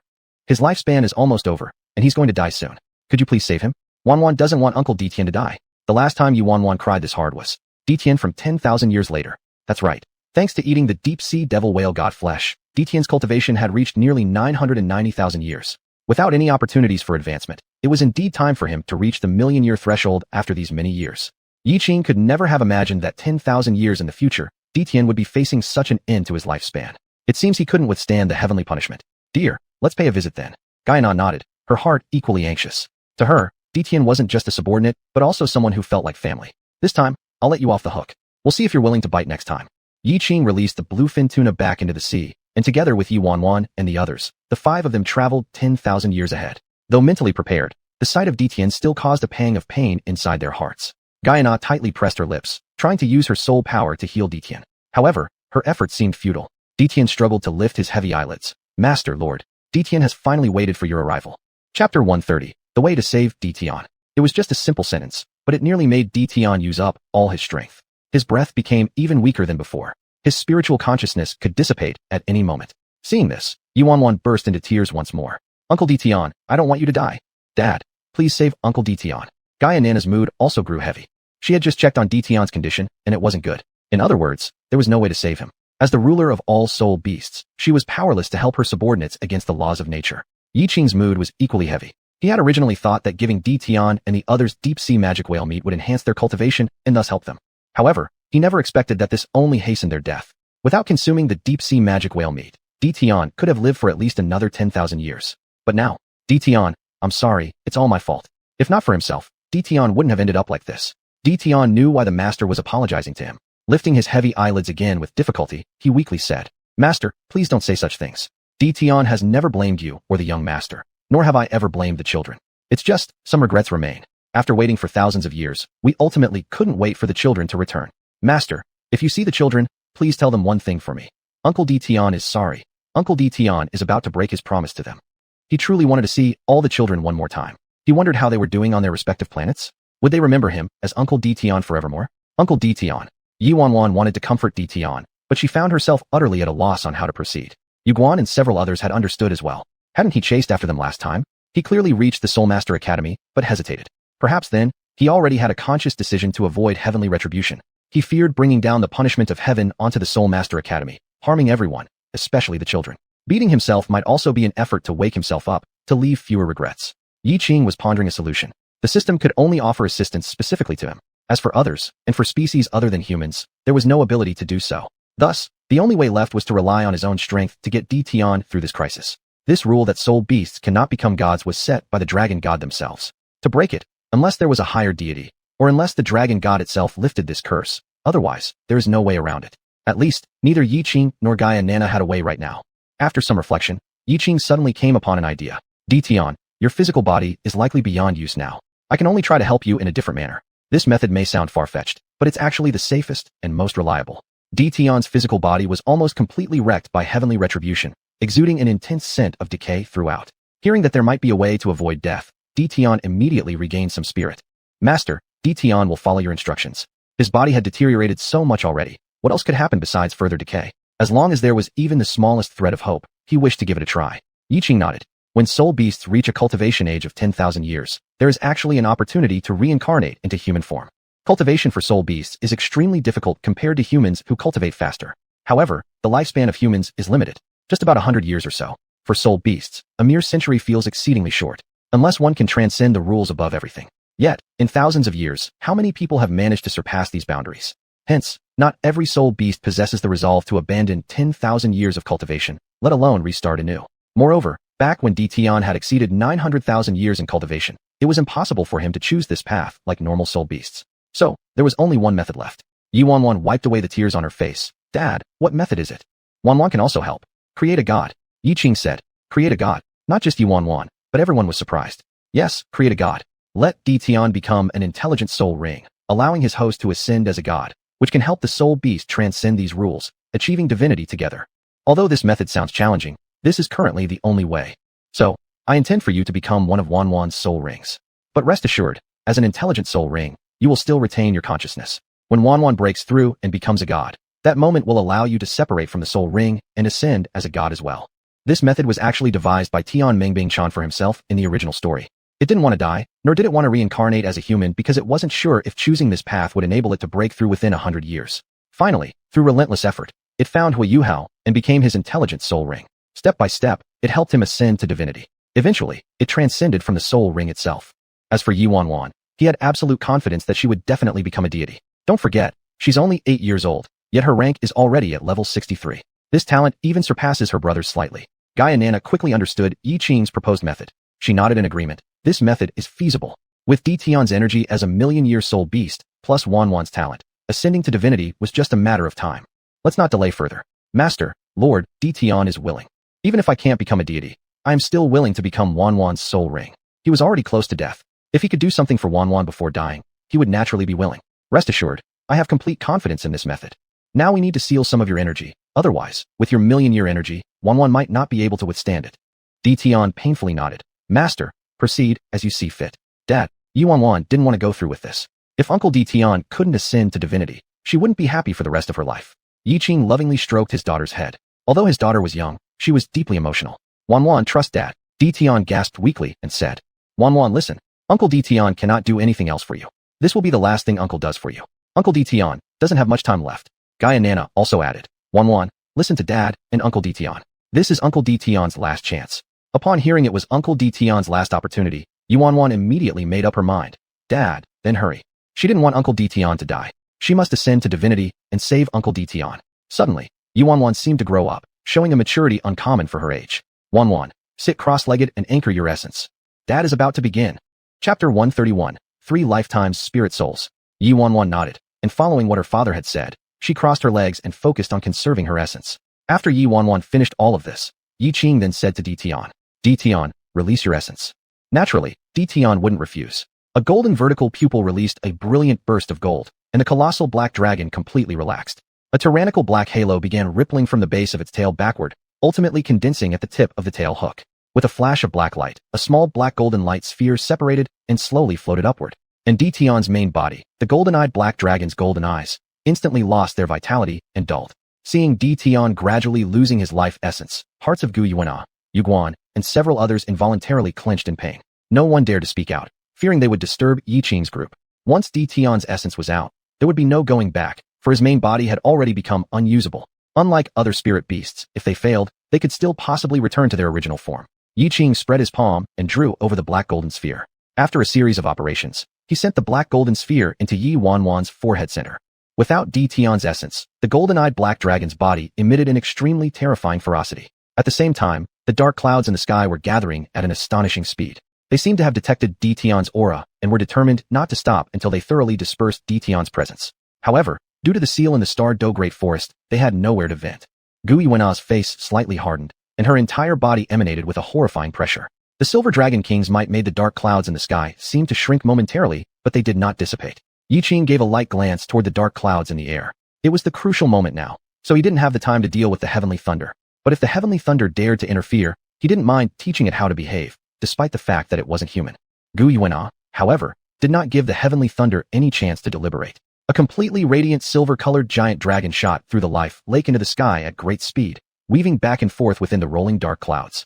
Wherever it went, the dark clouds could only be forced to dissipate. The extreme mastery of lightning elements was something these celestial thunders couldn't resist against. In just a few blinks of an eye, all the dark clouds had disappeared entirely, and the skies above the Douluo Great Forest returned to serenity. Before Tian's essence entered her body, Xuanhuan felt as if there was an overwhelming force inside her attempting to split her body apart. Only when her body was about to reach its limit each time would Yiqing step in to help stabilize her. Thus, Xuanhuan's body remained perpetually teetering on the brink of its limits, with her beautiful young face drenched in sweat. Watching this made Yuguan and Gui Mei's hearts ache. Yet, they dared not emit even a single sound, fearful of startling her. After the heavenly thunder dissipated, Gui Wen returned once more to the life lake to continue safeguarding Yiqing's group. There mustn't be the slightest mistake during this process. Otherwise, Tian's essence would dissipate, and Xuanhuan would die because she could not withstand the explosive energy of a million-year power source. Xuanhuan, Uncle Tian is about to begin. You must hold on, alright? Inside Xuanhuan's consciousness Tian prepared to merge with Xuanhuan's spirit soul. Alright, Xuanhuan strongly nodded. Uncle Tian, please start. Xuanhuan is ready. Tian, first bone, then soul, and finally rings. Xuanhuan's body already has the Titan giant ape and celestial azure bull python as 200,000-year spirit beasts serving as spirit rings, so you need to become Xuanhuan's spirit soul before merging. Using mental power, Yiqing transmitted his voice to Tian. This was something Yiqing had just realized. With Tian's cultivation level, he certainly could suppress both the Titan giant ape and the celestial azure bull python. However, doing so would render these two great spirit rings ineffective. Trading 200,000-year spirit rings for 1 million-year spirit ring wasn't exactly a loss-making deal. But by doing so, Xuanhuan's tolerance capacity would decrease, posing risks when enduring Tian's energy. Therefore, the best method was for Tian to become Xuanhuan's spirit soul. If Tian became Xuanhuan's spirit soul, then Xuanhuan would become the first 3 lifetimes spirit soul in the Douluo continent history. Trust me, I won't let anything happen to you or Xuanhuan.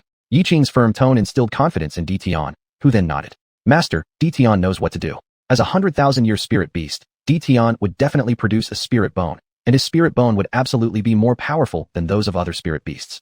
Tian could also change the form of the spirit bone. He could determine which part of Xuanhuan's body it would fuse with. After the fusion of Tian's spirit bone, Xuanhuan's physical condition would improve significantly. Fusing the spirit bone before fusing the spirit force would greatly increase the success rate. Subsequently, the fusion of the spirit rings would naturally follow, and Xuanhuan would also become the first 3 lifetimes spirit soul and the first soul master to break through 1,000,000 years on her soul rings. Tian could also gain a glimmer of hope for survival. No matter what, it was a win-win situation. Master, you are truly amazing. Tian couldn't help but admire Yiqing's ideas. Yiqing merely gave a faint smile. Strictly speaking, it wasn't that he was amazing. He had borrowed thoughts from the original storyline. However, this matter, he didn't plan to tell them about. Master, I don't want Xuanhuan to suffer too much pain, so I've decided to become her leg bone. Tian had originally planned to replace other bones in Xuanhuan, like her spine or ribs, but upon reflection, those bones were, in a sense, purer than even his own spirit bone lineage. Replacing them would not yield ideal results. Therefore, the best method was to fuse with her leg bone, increasing their chances of successful integration. Yiqing nodded. If Tian chose to merge with another part of Xuanhuan's body, success was uncertain. Xuanhuan already carried divine dragon blood within her, which was far more powerful than Tian's bloodline. It would not tolerate Tian's spirit bone integrating. The worst outcome would be forcibly shattering Tian's spirit bone. Uncle Tian, go ahead and merge. Xuanhuan can do it. Tian was present in Xuanhuan's consciousness so everything he said, Xuanhuan could hear. Tian didn't deliberately hide anything from Xuanhuan. After all, they were fusing together, so she deserved to know. Good job, Xuanhuan. Who says women can't measure up to men? Your spirit is stronger than most men. Tian spoke appreciatively. Uncle Tian is about to start. Alright, as soon as the words were spoken, Xuanhuan felt a tremendous power erupting within her spirit This overwhelming force made her body instinctively tremble, as if crushed under the weight of an immense cart. The unbearable pain caused her small face to contort tightly. Watching this, Yuguan and the others felt indescribable heartache, wishing they could take Xuanhuan's place in enduring such agony. But they knew this was absolutely impossible. Only Xuanhuan herself could endure it. Chapter 132, Xuanhuan's Resilient Spirit. Xuanhuan, you must hold on and not faint. Uncle Tian, please don't worry. I can endure it. Even at the age of 2 or 3, without any trace of an awakened martial soul, she could accept the energy from 2 10,000-year soul beasts. Now, she was naturally capable of enduring the energy of a 1,000,000-year soul beast. Don't forget, there's dragon god bloodline coursing through her veins. And her father's too. Her father was so powerful, and as his child, she wouldn't be inferior. Despite having prepared mentally, when Uncle Tian's spirit bone connected with her leg bones, Xuanhuan still experienced pain that made it hard for her to breathe. No, I have to hold on. Xuanhuan, you can do this. Xuanhuan kept giving herself encouragement in her heart. But after all, she was just an 8-year-old child. This excruciating pain quickly began to overwhelm her. At this moment, a streak of golden light suddenly shot into the middle of Xuanhuan's brows. Instantly, a soft golden glow covered Xuanhuan's pain-sensitive nerves. It was like a mother's hand, gently soothing her soul which had endured extreme pain. This was Yiqing's strength. He was helping Xuanhuan relieve her pain. With his assistance, Xuanhuan's suffering indeed lessened considerably. Next, a black golden glow lit up, revealing Tian's soul bone, which melted at an astonishing speed, turning into a pearl-sized liquid. Although small, the energy contained within this liquid could destroy heaven and earth. The pearl-sized liquid transformed again, this time into a bright green glow, flowing into Xuanhuan's body. Xuanhuan only felt a warm sensation, akin to her father's hand protecting her body, drastically reducing her previous intense agony. Though the severe pain still remained, compared to before, Xuanhuan felt much better. Guiyuna gazed at Xuanhuan with satisfaction. This was her daughter, indeed, no less capable than men. It appeared that after this event, Xuanhuan would also be able to handle things independently. Guan and Mei wore similarly gratified expressions, happier even than knowing their own child possessed heavenly talent. Of course, they would never have children of their own in this lifetime. The children of adults and sovereigns were their children. On Xuanhuan's side, the fusion process was coming to its end. She now regained her consciousness, her chest heaving dramatically as she greedily took in large breaths of fresh air. Meanwhile, on Xuanhuan's legs, streams of black gold slowly flowed along her leg bones, subsequently spreading throughout her body. Before Xuanhuan had time to react, a new wave of pain suddenly hit. Although the pain came only from her thighs, still, fingers and heart are connected. So are the legs. Xuanhuan could only keep encouraging herself. Hold on, keep holding on. As long as she persevered, she could save Uncle Tian. As long as this succeeded, people like Uncle Chi Wang, Uncle Xiong-jun, Aunt Bai Ji, and Aunt Zi would all be saved. If Tian could encounter such circumstances, then other soul beasts would naturally face similar challenges. Seeing Xuanhuan bite down firmly, determined not to let out a sound despite her suffering, even Yiqing couldn't help but feel astonished by his daughter's resilience. This kind of pain, if endured by him, might not even result in such composure. Xuanhuan's spirit power is much stronger than I imagined. After Tian's spirit bone completely covered Xuanhuan's legs, the physical form of the golden-eyed Black Dragon King became even dimmer. A spirit bone from a million-year soul beast, if given to a regular human, might be unbearable. After all, apart from being a million-year soul beast, Tian's physical lineage itself was extraordinarily strong. Therefore, except for those who bore the bloodlines of Yiqing and the Silver Dragon King, anyone attempting to fuse with his spirit bone would end up with only one outcome: death. Thankfully, regardless of how immense the pain was, Xuanhuan persisted through it all with her strong spirit force. Xuanhuan, next, I will gradually transfer my essence to your body. The process may bring more pain, but this burden will rest solely on you. No external assistance will be allowed. Tian's voice was filled with weariness, clearly indicating that the pain he had borne during this process wasn't less than what Xuanhuan had experienced. Moreover, he had to endure the counterattack originating from Xuanhuan's unawakened dragon god bloodline. Though the counterattack wasn't overwhelming, the deep trembling from the core of his soul was not something everyone could withstand. What allowed Tian to continue steadfastly was due to the affection he held for Xuanhuan. Like treating his own child, he wanted her to emerge from this completely unhurt.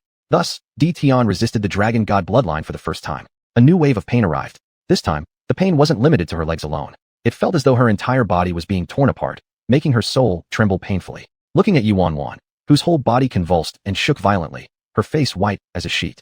He had endured the helplessness when he first crossed over to the Douluo continent. When he first went to the Shrek Academy, wanting Tangan's help, he ended up being humiliated and still bore it silently. Later on, facing 10,000-year soul beasts, million-year soul beasts, even confronting deities, Yiqing thought none of it was difficult. But now, watching his own daughter in such agony, there was nothing he could do about it. His eyes couldn't help but well up with tears. On the other side, Guiyuna and the three others had already been crying uncontrollably for a long time. Soul beasts cannot become gods. It was the result of the dragon god's wrongdoings. Yet now this consequence had to be borne by her daughter. For the first time, Guiyuna felt that the dragon god had truly made a mistake. A grave one. It wasn't right to blame others just because his children had fallen, leading to the current situation of the soul beast race. Xuanhuan's small body rolled on the ground.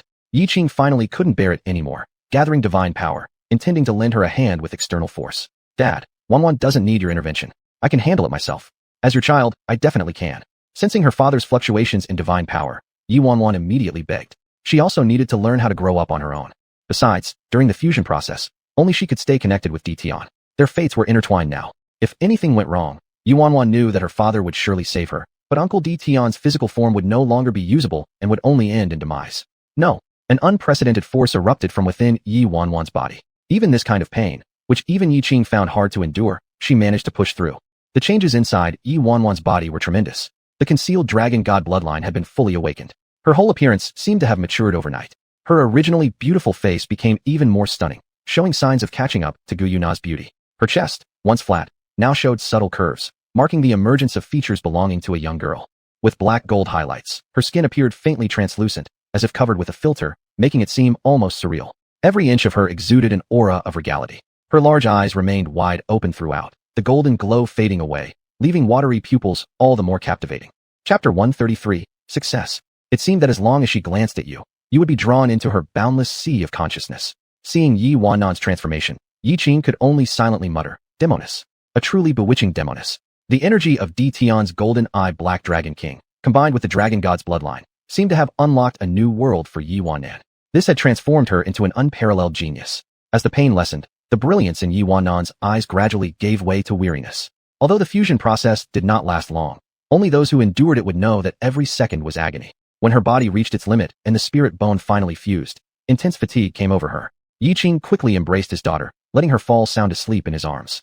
He tenderly stroked her face like jade, moving her disheveled hair behind her ear. Using mental energy, he sent a telepathic message to Di Tian. Di Tian, how are you doing now? Lord, I'm fine. Neither is Wanan. She's remarkable. Lord, your choice was absolutely correct.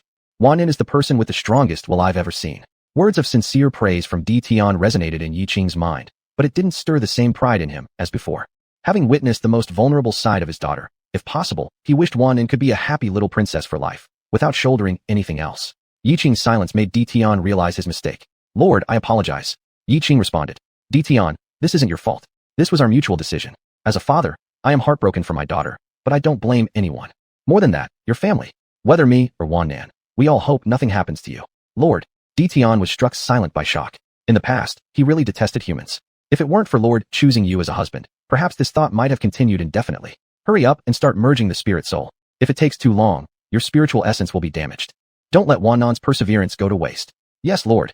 Since Yi Wanan had passed the moment when she was most needed, handing the next steps, the spirit soul fusion and the first ring fusion of the golden eye black dragon, to Di Tian was sufficient. You need to complete the spirit soul fusion while ensuring your spiritual essence isn't completely assimilated, retaining wisdom. This will serve as the foundation for future godhood and eternal life. Yiqing relayed these words to Di Tian's mind. Such a task sounded simple, but both of them were embarking on this process for the first time. If they failed, how much sorrow would awaken with Wanan? Lord, rest assured, if Wanan can endure such suffering, I'd fail as her uncle Di Tian if I couldn't accomplish this last step. Begin. Consequently, thick black halos began blossoming from beneath Yi Wanan's body, sweeping upwards and enveloping her within. The power of the golden eye black dragon king transformed into tiny light points, slowly streaming through Yi Wanan's skin into her body. She didn't need to cooperate. All she had to do was sleep well. She had already suffered enough before. Amidst the spreading black mist, Yi Wanan soon disappeared from sight, and so did Di Tian, quietly dissolving away within her. This was the effect generated from Di Tian burning his own essence.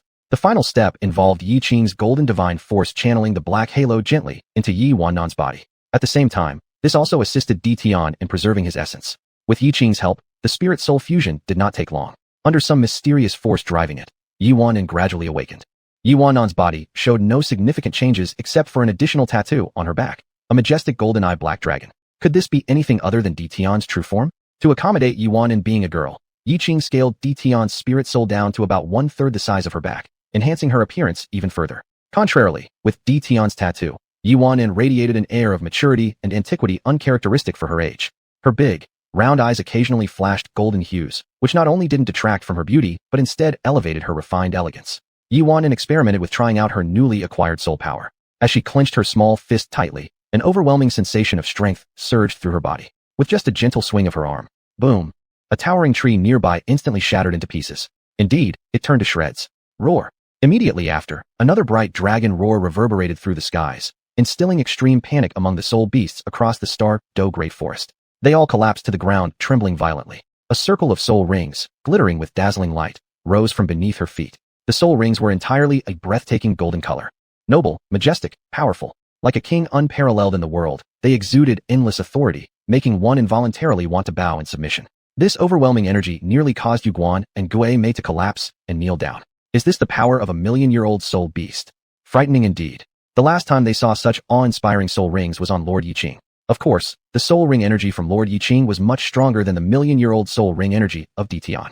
Yuguan and Gue Mei absolutely felt no jealousy. They only felt immense joy. Great. Wanan, you've succeeded. I've succeeded. Yi Wanan. as if muttering to herself, alternated between tears and laughter on her face before finally succumbing to an emotional outburst and throwing herself into Yiqing's arms to cry loudly. Yes, she was still just an 8-year-old child who endured inhuman pain. It was natural for her to find solace by crying in her father's embrace. Yiqing gently patted Xuanhuan's back, allowing her to release her emotions. Everyone else let Xuanhuan express herself freely as well. Gu Yuna silently shed tears, then approached Yiqing and Xuanhuan. Yiqing extended his long arm, pulling her in as well, comforting them both silently side by side. Time was nearing 24 hours. This also meant that their travel limit was approaching. Dad, can I take Uncle Ditian back? Xuanhuan was somewhat worried. If she couldn't bring him back, what would happen? Yiqing comforted her. Don't worry. Uncle Ditian has now become your third martial soul, meaning he is one with you. So of course, you can bring him back. 5, 4, 3, 2, 1. A flash of light, and the group instantly vanished from the Douluo Great Forest. Only Ditian's massive body, now devoid of its luster, remained. Although the original essence had been lost, the contained energy was still immense. After all, even a starved camel is larger than a horse. Chapter 134. Uncle Ditian, dare you to compete with Xuanhuan? Upon returning to the Sea God Island, Xuanhuan immediately activated her Spirit Sea. Uncle Ditian, are you there? After waiting for a while, it seemed that no one responded to her. Xuanhuan's heart immediately tightened, and her eyes suddenly reddened. Dad, Uncle Ditian, he didn't respond to me. Wah, Uncle Ditian might not be able to return with us, right? I want to go back. If Uncle Ditian can't return, then I will stay there forever. Yiqing and Gu Yuna were both stunned for a moment. It shouldn't have been this way. Ditian had already merged into one with Xuanhuan. Wherever she went, Ditian should follow together. If he couldn't even endure this temporal flow, how could he possibly follow Xuanhuan to the Douluo spirit realm? That would surely be no small test. As Yiqing was about to use his spiritual power to probe Xuanhuan's Spirit Sea, Ditian's aura began to emanate from her body. Meanwhile, Xuanhuan also heard Ditian's coughing sound. Cough, cough. What just happened? Nearly cost me my old life. Xuanhuan let out an excited shout. Uncle Ditian, you're fine. That's wonderful. Dad, Uncle Ditian is fine. He can follow Xuanhuan here 10,000 years ago. Children cry quickly, but they laugh just as fast. Upon knowing Ditian was fine, Xuanhuan immediately changed from gloomy to sunny, as if nothing had happened at all. Uncle Ditian, it's because our time in 10,000 years later has expired. We came back automatically without getting to say goodbye. Ah, now I get it. Ditian floated in Xuanhuan's Spirit Sea, looking completely disheveled like a drowned dog. Returning 10,000 years in soul form evidently presented no small challenge to Ditian. Fortunately, his willpower was formidable, otherwise, he might really not have endured it. Realizing Ditian was fine, Xuanhuan said to Yiqing, Dad, Xuanhuan will work hard and strive to become a deity as soon as possible. Yiqing patted his daughter's little head silently. Unknowingly, this daughter of his had grown up. He must keep some distance from her. Dad believes in you, Xuanhuan. You are Dad's good child. Yueguan, Gaim, Xuanhuan, along with Chao Chao and Mumu, you all need take care. Since I have already ascended to godhood, I cannot interfere too much with the human realm. Helping Ditian become a soul entity by intervening this time already counts as breaking the rules. If I help further, who knows what other changes or consequences may arise. Yueguan and Gaim quickly understood the principle. Lord and Master, please rest assured, we will do our best to ensure the safety of Xuanhuan and her two sisters. Yiqing nodded slightly. Their remaining time in the human realm was limited. With their current stay on the Sea God Island almost complete, they began preparing to head to the next destination. For the children, letting them explore on their own more often now serves as the best training for them. Standing at the highest point of the Sea God Island, Xuanhuan gazed over the vast expanse of the endless ocean. A small figure concealed infinite strength. In a place where nobody could see, a streak of golden light quietly entered Xuanhuan's body. Xuanhuan, let's go back. The Lord and Master have already left the Sea God Island. They had stayed here long enough without purpose. Xuanhuan nodded slightly, sensing a bit of something unusual within her body, but after careful introspection, it felt like there wasn't anything wrong. Thinking she was just imagining things, Xuanhuan returned to the Soul Hall along with Yueguan and Gaim. 9 of her older brothers had already departed, and aside from staying occasionally in the Star Forest Great Jungle, Ditian and others would sometimes visit the Soul Hall to check on Xuanhuan and her two sisters. Yesterday, when they heard that Xuanhuan was back in low spirits, Ditian and the two decided not to leave immediately, staying behind to wait for Xuanhuan's return. Uncle Ditian. Seeing Ditian, Xuanhuan instantly hopped joyfully toward him, colliding straight into his broad embrace. Not considering anything else, Xuanhuan simply felt elated upon reuniting with family again. Good girl, Xuanhuan. Don't cry, don't cry. This big, burly man named Ditian found himself unsure where to put his hands, so he raised them in a surrendering gesture. Speaking of which, he truly didn't know how to console little girls. Yueguan and Gaim, upon seeing Ditian, couldn't help but feel touched. Only Ditian was unaware of it, but they had indeed just gone through a parting experience between life and death. One truly doesn't understand until they've personally experienced it. Xuanhuan cried for a while and stopped. Uncle Ditian, I have some good news to tell you. Hearing this, Yueguan and Gaim exchanged meaningful glances. Indeed, 10,000 years in the future, Ditian became Xuanhuan's soul skill. What kind of reaction would Ditian from 10,000 years ago have upon seeing this? To be honest, they were pretty excited anticipating it. Xuanhuan, what good news do you want to tell Uncle Detian? As long as this young miss isn't crying. Detian considered it a blessing from heaven. Xuanhuan flashed a mischievous smile and made a mysterious show of secrecy. Uncle Detian, I now have a triple life soul. Detian indeed reacted as if struck by lightning, feeling astonished from head to toe. Xuanhuan, you now have a triple life soul? How is this possible? This is absolutely impossible. Not only Detian, but even Xiandao Lu and others found it unimaginable. How could one person possibly possess 3 souls? This was unprecedented in the history of the Douluo continent. Seeing Xiandao Lu and Genie et al. Approaching, all incredulous, Xuanhuan blinked her watery big eyes. Grandpa, my 3rd soul was created with Dad's help. What? Can souls be created? Yiqing? Xiandao Lu recalled again the white figure who seemed ethereal. This young man had the ability to even create a soul. Was this the power of a deity? Xiandao Lu knelt slightly to make eye contact with Xuanhuan, asking gently, Xuanhuan, tell Grandpa quickly, what is your 3rd soul? Xuanhuan smiled and glanced at Detian. Detian suddenly felt an unsettling sensation. Xuanhuan, this 3rd soul of yours couldn't possibly be related to me, could it? But how could that be possible? Detian internally criticized himself for overthinking. Uncle Detian, do you dare to compete with Xuanhuan? Upon hearing these words, not only Yueguan and Gaim were stunned. Even Detian inside his spiritual sea paused. This little wretch plans to let him fight against himself, doesn't she? The Lord and Master aren't as crafty as this little girl. Who knows who she takes after? Well, let her be. Detian, 10,000 years later, just thought about how Xuanhuan endured the pain unsuitable for her age to save him and couldn't help but feel heartbroken. If letting her enjoy herself a bit could make her happy, why not? While Detian, 10,000 years later, could understand, Detian himself couldn't. Xuanhuan, are you trying to trick Uncle Detian? I won't duel with you. If you start crying, Uncle Detian wouldn't know how to console you. Knowing Xuanhuan's cunning nature, Detian wasn't going to fall for it easily. Detian, 10,000 years later. So someone so straightforward like him could be him? I'll beat him senseless later. Chapter 135. Emperor Tian versus Xuanhuan. Emperor Tian didn't know he was already being targeted. He still tried to find excuses not to spar with Xuanhuan. Xuanhuan's talent was indeed good, but compared to himself, she still fell short.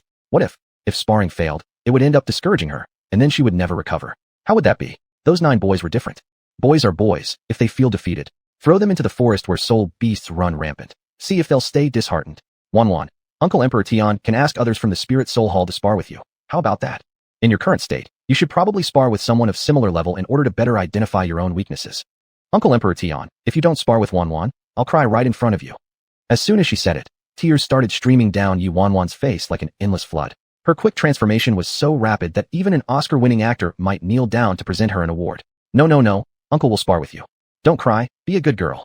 This little granddaughter figure could burst into tears at the drop of a hat. Emperor Tian was truly scared. Uncle Emperor Tian, we've agreed.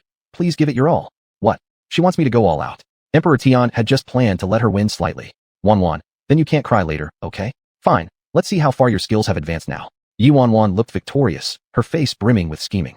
I won't cry anymore. Emperor Tian felt something was off. It was as if there was a big trap waiting for him to jump into. Little Juhua, old ghost, what exactly is going on? Do you two know something? Xiandao Lu also felt something strange was happening and asked quietly. Yuguan and Gui Mei exchanged glances and shared a smile. Of course, they knew. However, they weren't saying anything. They were just teasing her for fun. Just watch carefully.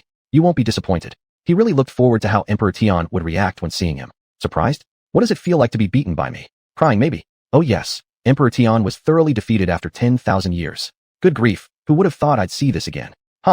Knowing Emperor Tian wouldn't come to any harm, Yuguan and Gui Mei only wanted to enjoy the show. After all, why shouldn't they, given how much pain Xuanhuan had endured? Xiandao Lu was intensely curious, but Yuguan and Gui Mei refused to say more, leaving him no choice but to wait patiently. Just how powerful are 3 life soul spirits? He knew quite well. Bibo Dong possessed dual soul spirits, and at merely over 50 years old, she has already become a deity. Dual soul spirits are incredibly rare. 3 soul spirits. Even Xiandao Lu dared not imagine their power. Jin E. Luo had found a comfortable spot to excitedly observe the formidable presence of the one big figure and the small one standing on the field. This position offers the best view. Jin E. move aside. Without hesitation, he took possession of it. Jin E. complained pitifully. Big brother, I got here first. Can you beat me? Helplessly, Jin E. Luo squatted down, drawing circles on the ground. I may not be able to defeat you, but I am older than you. Respect your elders, for goodness sake. On the vast plaza of the Spirit Soul Hall, black, red, red, red, red, red, red, red. 2 blacks and 7 reds. 9 spirit rings slowly rose from beneath Xuanhuan's feet, and a tremendous soul force emanated from her small frame. In an instant, many low-level soul masters in the Spirit Soul Hall fell to their knees. What happened? So overwhelming soul force. Whose is this? Bibo Dong was handling various affairs of the Spirit Empire when suddenly she sensed a massive surge in soul force. This is Xuanhuan's soul force. A surprised look crossed her elegant face. Did Xuanhuan's rank improve again?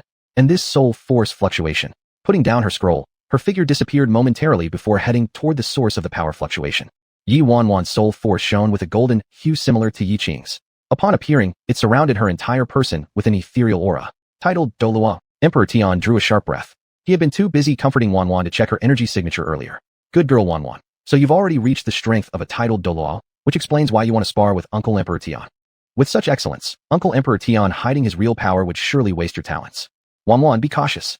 Uncle Emperor Tian will take no leniency. Suddenly, Qian Daolu widened his eyes. Jin Yi, tell me, am I seeing wrong? Titled Douluo. Xuanhuan is a titled Douluo. Impossible. She was still at level 63 yesterday. Being at level 63 at the age of 8 was already a terrifying existence. In less than 2 days, she leaped over 20 levels. But that's not the point. The point is, she's just over 8 years old. 8. Is she even human? Poor Jin Yi Luo nearly had his old bones shaken apart by Qian Daolu. Big brother, stop shaking, please don't shake anymore.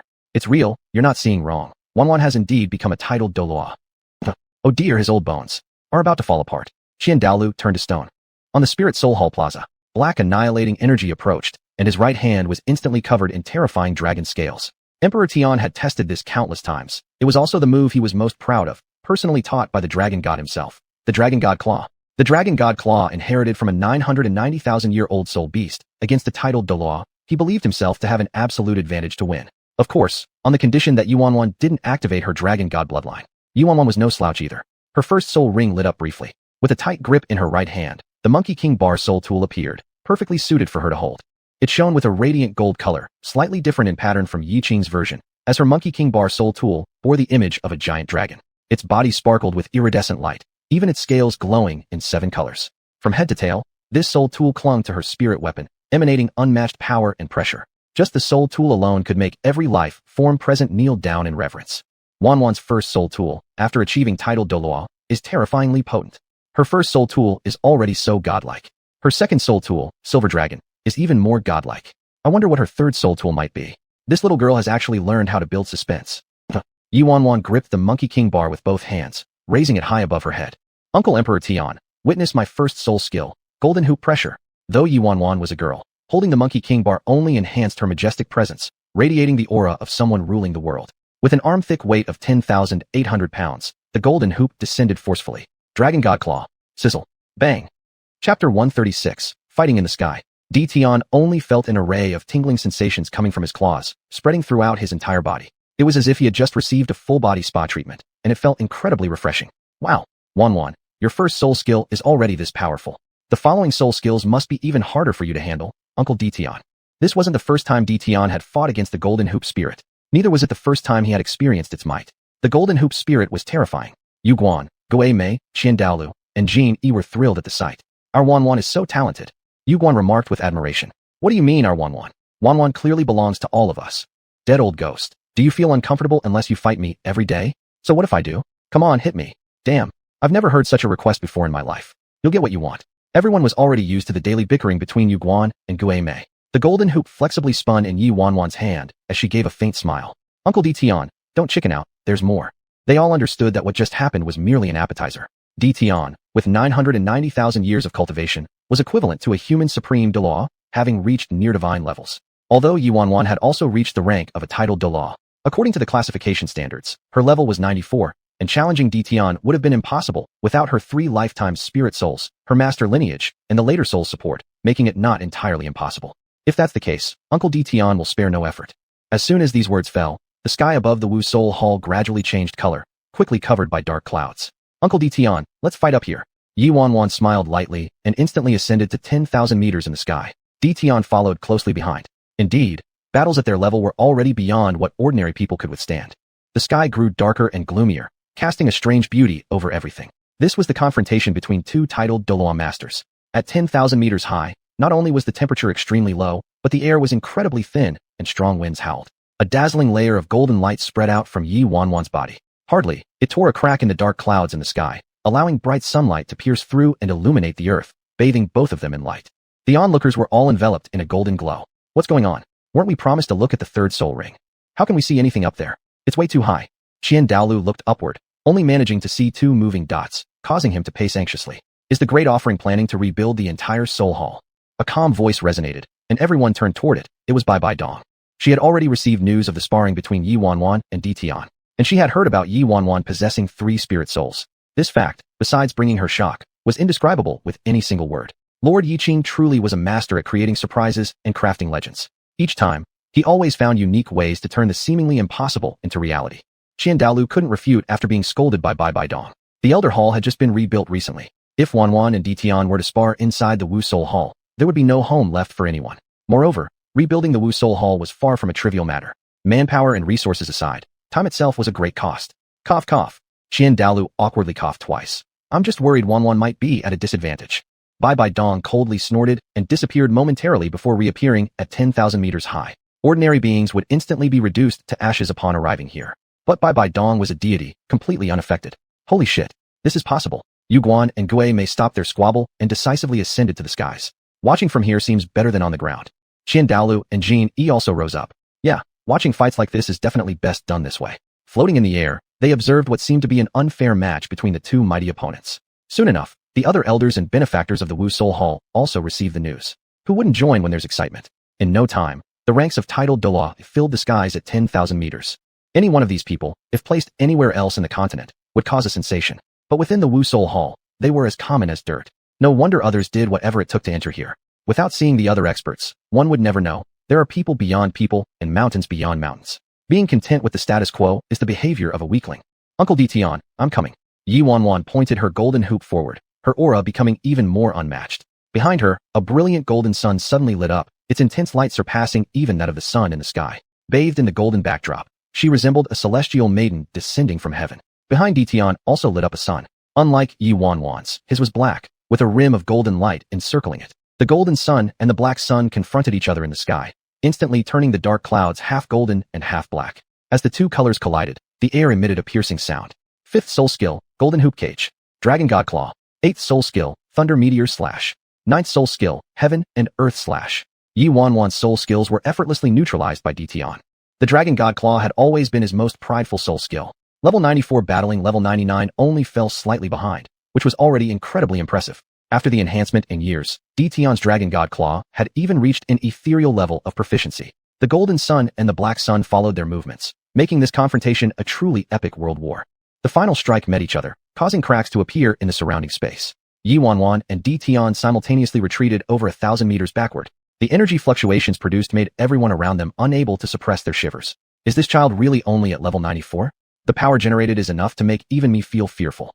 Even Jin Yi Douluo, a titled Douluo, at level 98, couldn't help but marvel. Not to mention others. Some lower-ranked titled Douluo, like Flame Eagle Douluo and Thorn Dolphin Douluo, among others, had already been unable to bear it and returned to the ground. So terrifying. I feel that if I hadn't stepped back quickly, I would have been shaken off by this soul power fluctuation. Falling down from 10,000 meters high, one wouldn't survive with just half a life left. The Golden Hoop spirit weapon automatically retracted. Xuanhuan gave a mischievous smile. Uncle Tian, here comes the 3rd spirit soul. Are you ready? With her arms crossed in front of her chest, a desolate black aura slowly rose from beneath her feet. At this moment, everyone stared intently at Xuanhuan without blinking. Bai Dong's eyes flickered. This kind of aura from Xuanhuan feels strangely familiar. Not only Bai Dong, but Douluo and Jin Yi similarly felt a sense of familiarity. Tian's expression was even more vivid. An ominous premonition surfaced in his heart. Chapter 137. Wu Hua Tian stuns everyone. Xuanhuan's body has finally given the Tian, 10,000-year-old, a chance to display its prowess. The whole person is eager to try. Feeling the excitement of Uncle Tian, 10,000 years old, Xuanhuan smiled mysteriously.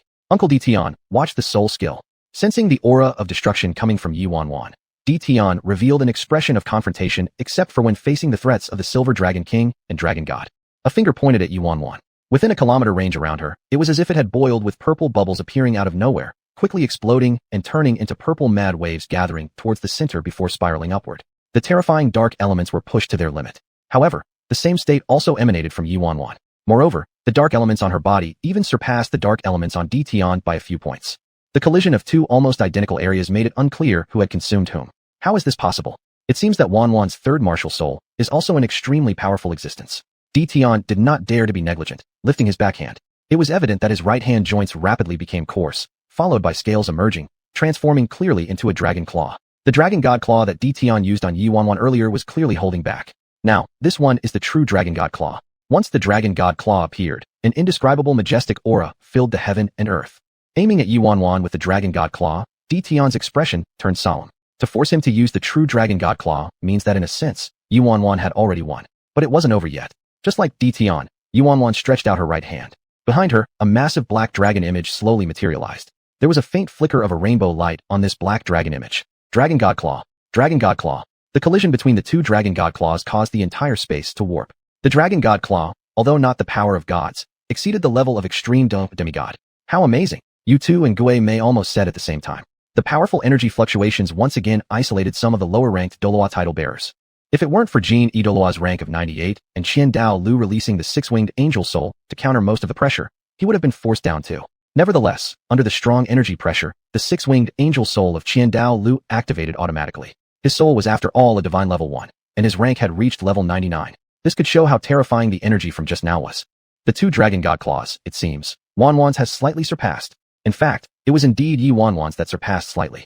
The martial soul Tian, because it became xuanhuan's soul, accidentally managed to fill in the final year of cultivation, reaching 1 million years.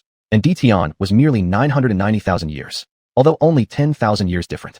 At their level of cultivation, being off by 1 year makes a world of difference. The dragon god claw possessed an incredibly formidable elemental might. This elemental might, due to xuanhuan's dragon god bloodline, was brought to its utmost peak. That was why Tian lost.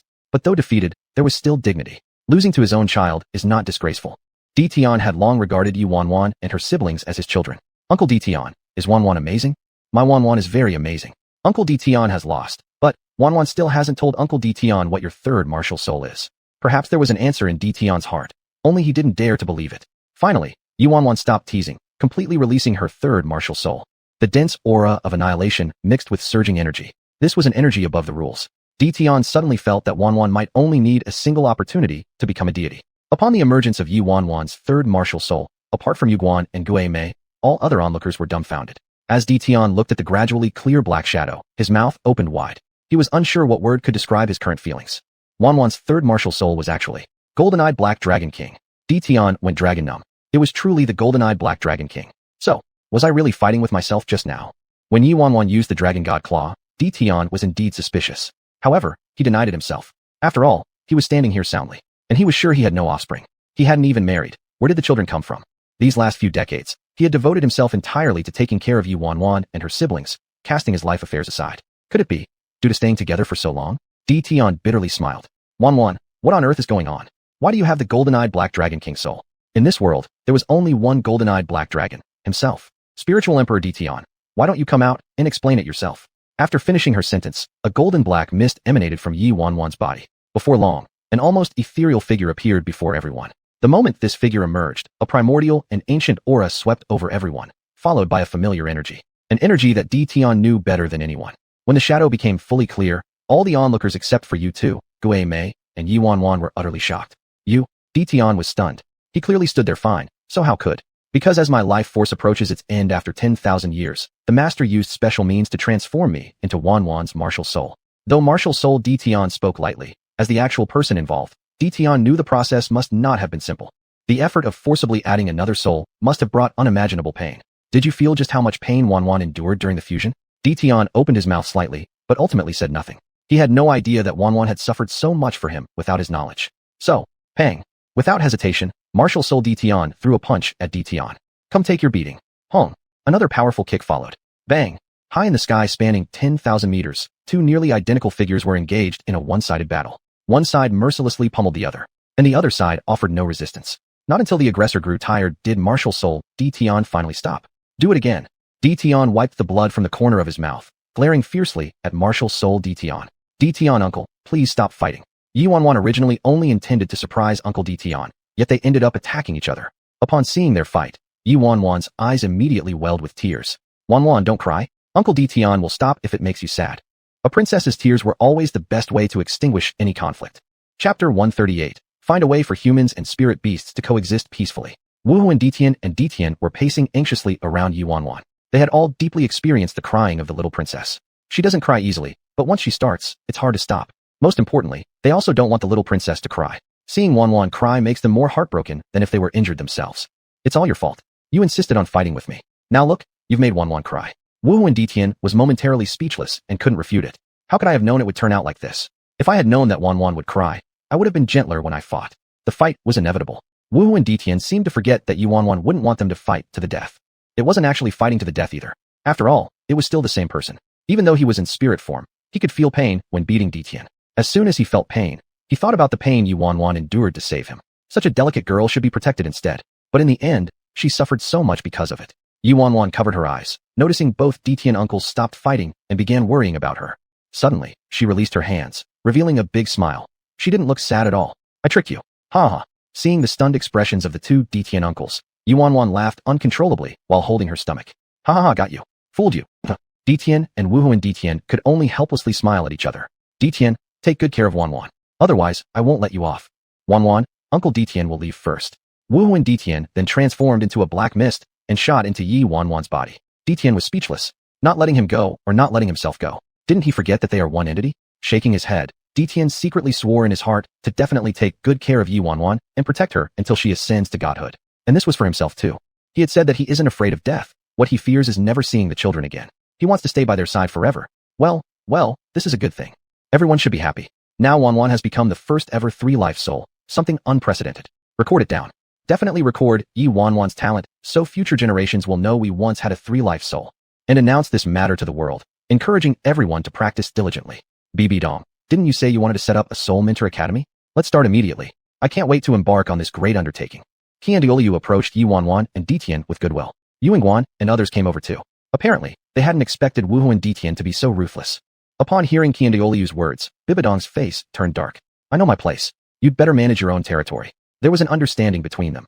Except for the Elder Palace, which doesn't belong to Bibidong's jurisdiction, everything else falls under her control. The Elder Palace doesn't interfere in any matters. Qiandioliu chuckled. I'm just happy and spoke too much. Do as you please, do as you please.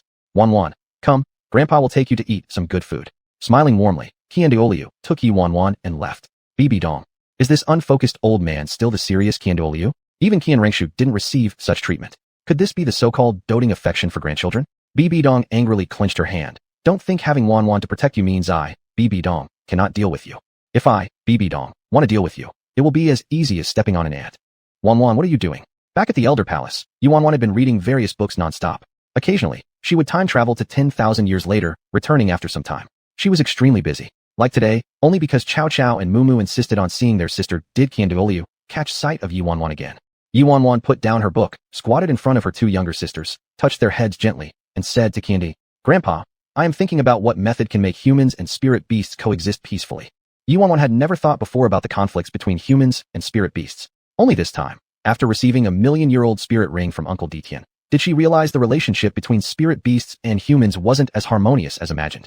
At the very least, there had always been an insurmountable chasm between spirit beasts and humans. Now, things are relatively peaceful only because of them and Father taking the lead. Someday, these tensions will erupt again. And once they erupt, it will be even more severe than now. Qiandioliu paused slightly. Human beings and spirit beasts living in peace. How could this be possible? Ever since the advent of martial souls in the Douluo continent, cultivation has always relied on spirit beasts. And aren't spirit beasts precisely meant to exist for this very purpose? Grandpa, I hope that something can emerge to replace the method of soul masters needing spirit rings to enhance their strength. I carry half the blood of spirit beasts and half the blood of humans, so I wish for peace between spirit beasts and humans. There shouldn't be constant fighting like there was before. Besides, it is extremely difficult for us spirit beasts to cultivate, and the path of growth for spirit beasts is full of uncertainty. To grow into one that can be used by human soul masters usually takes anywhere from 100 years at the least to 1,000,000 years at most.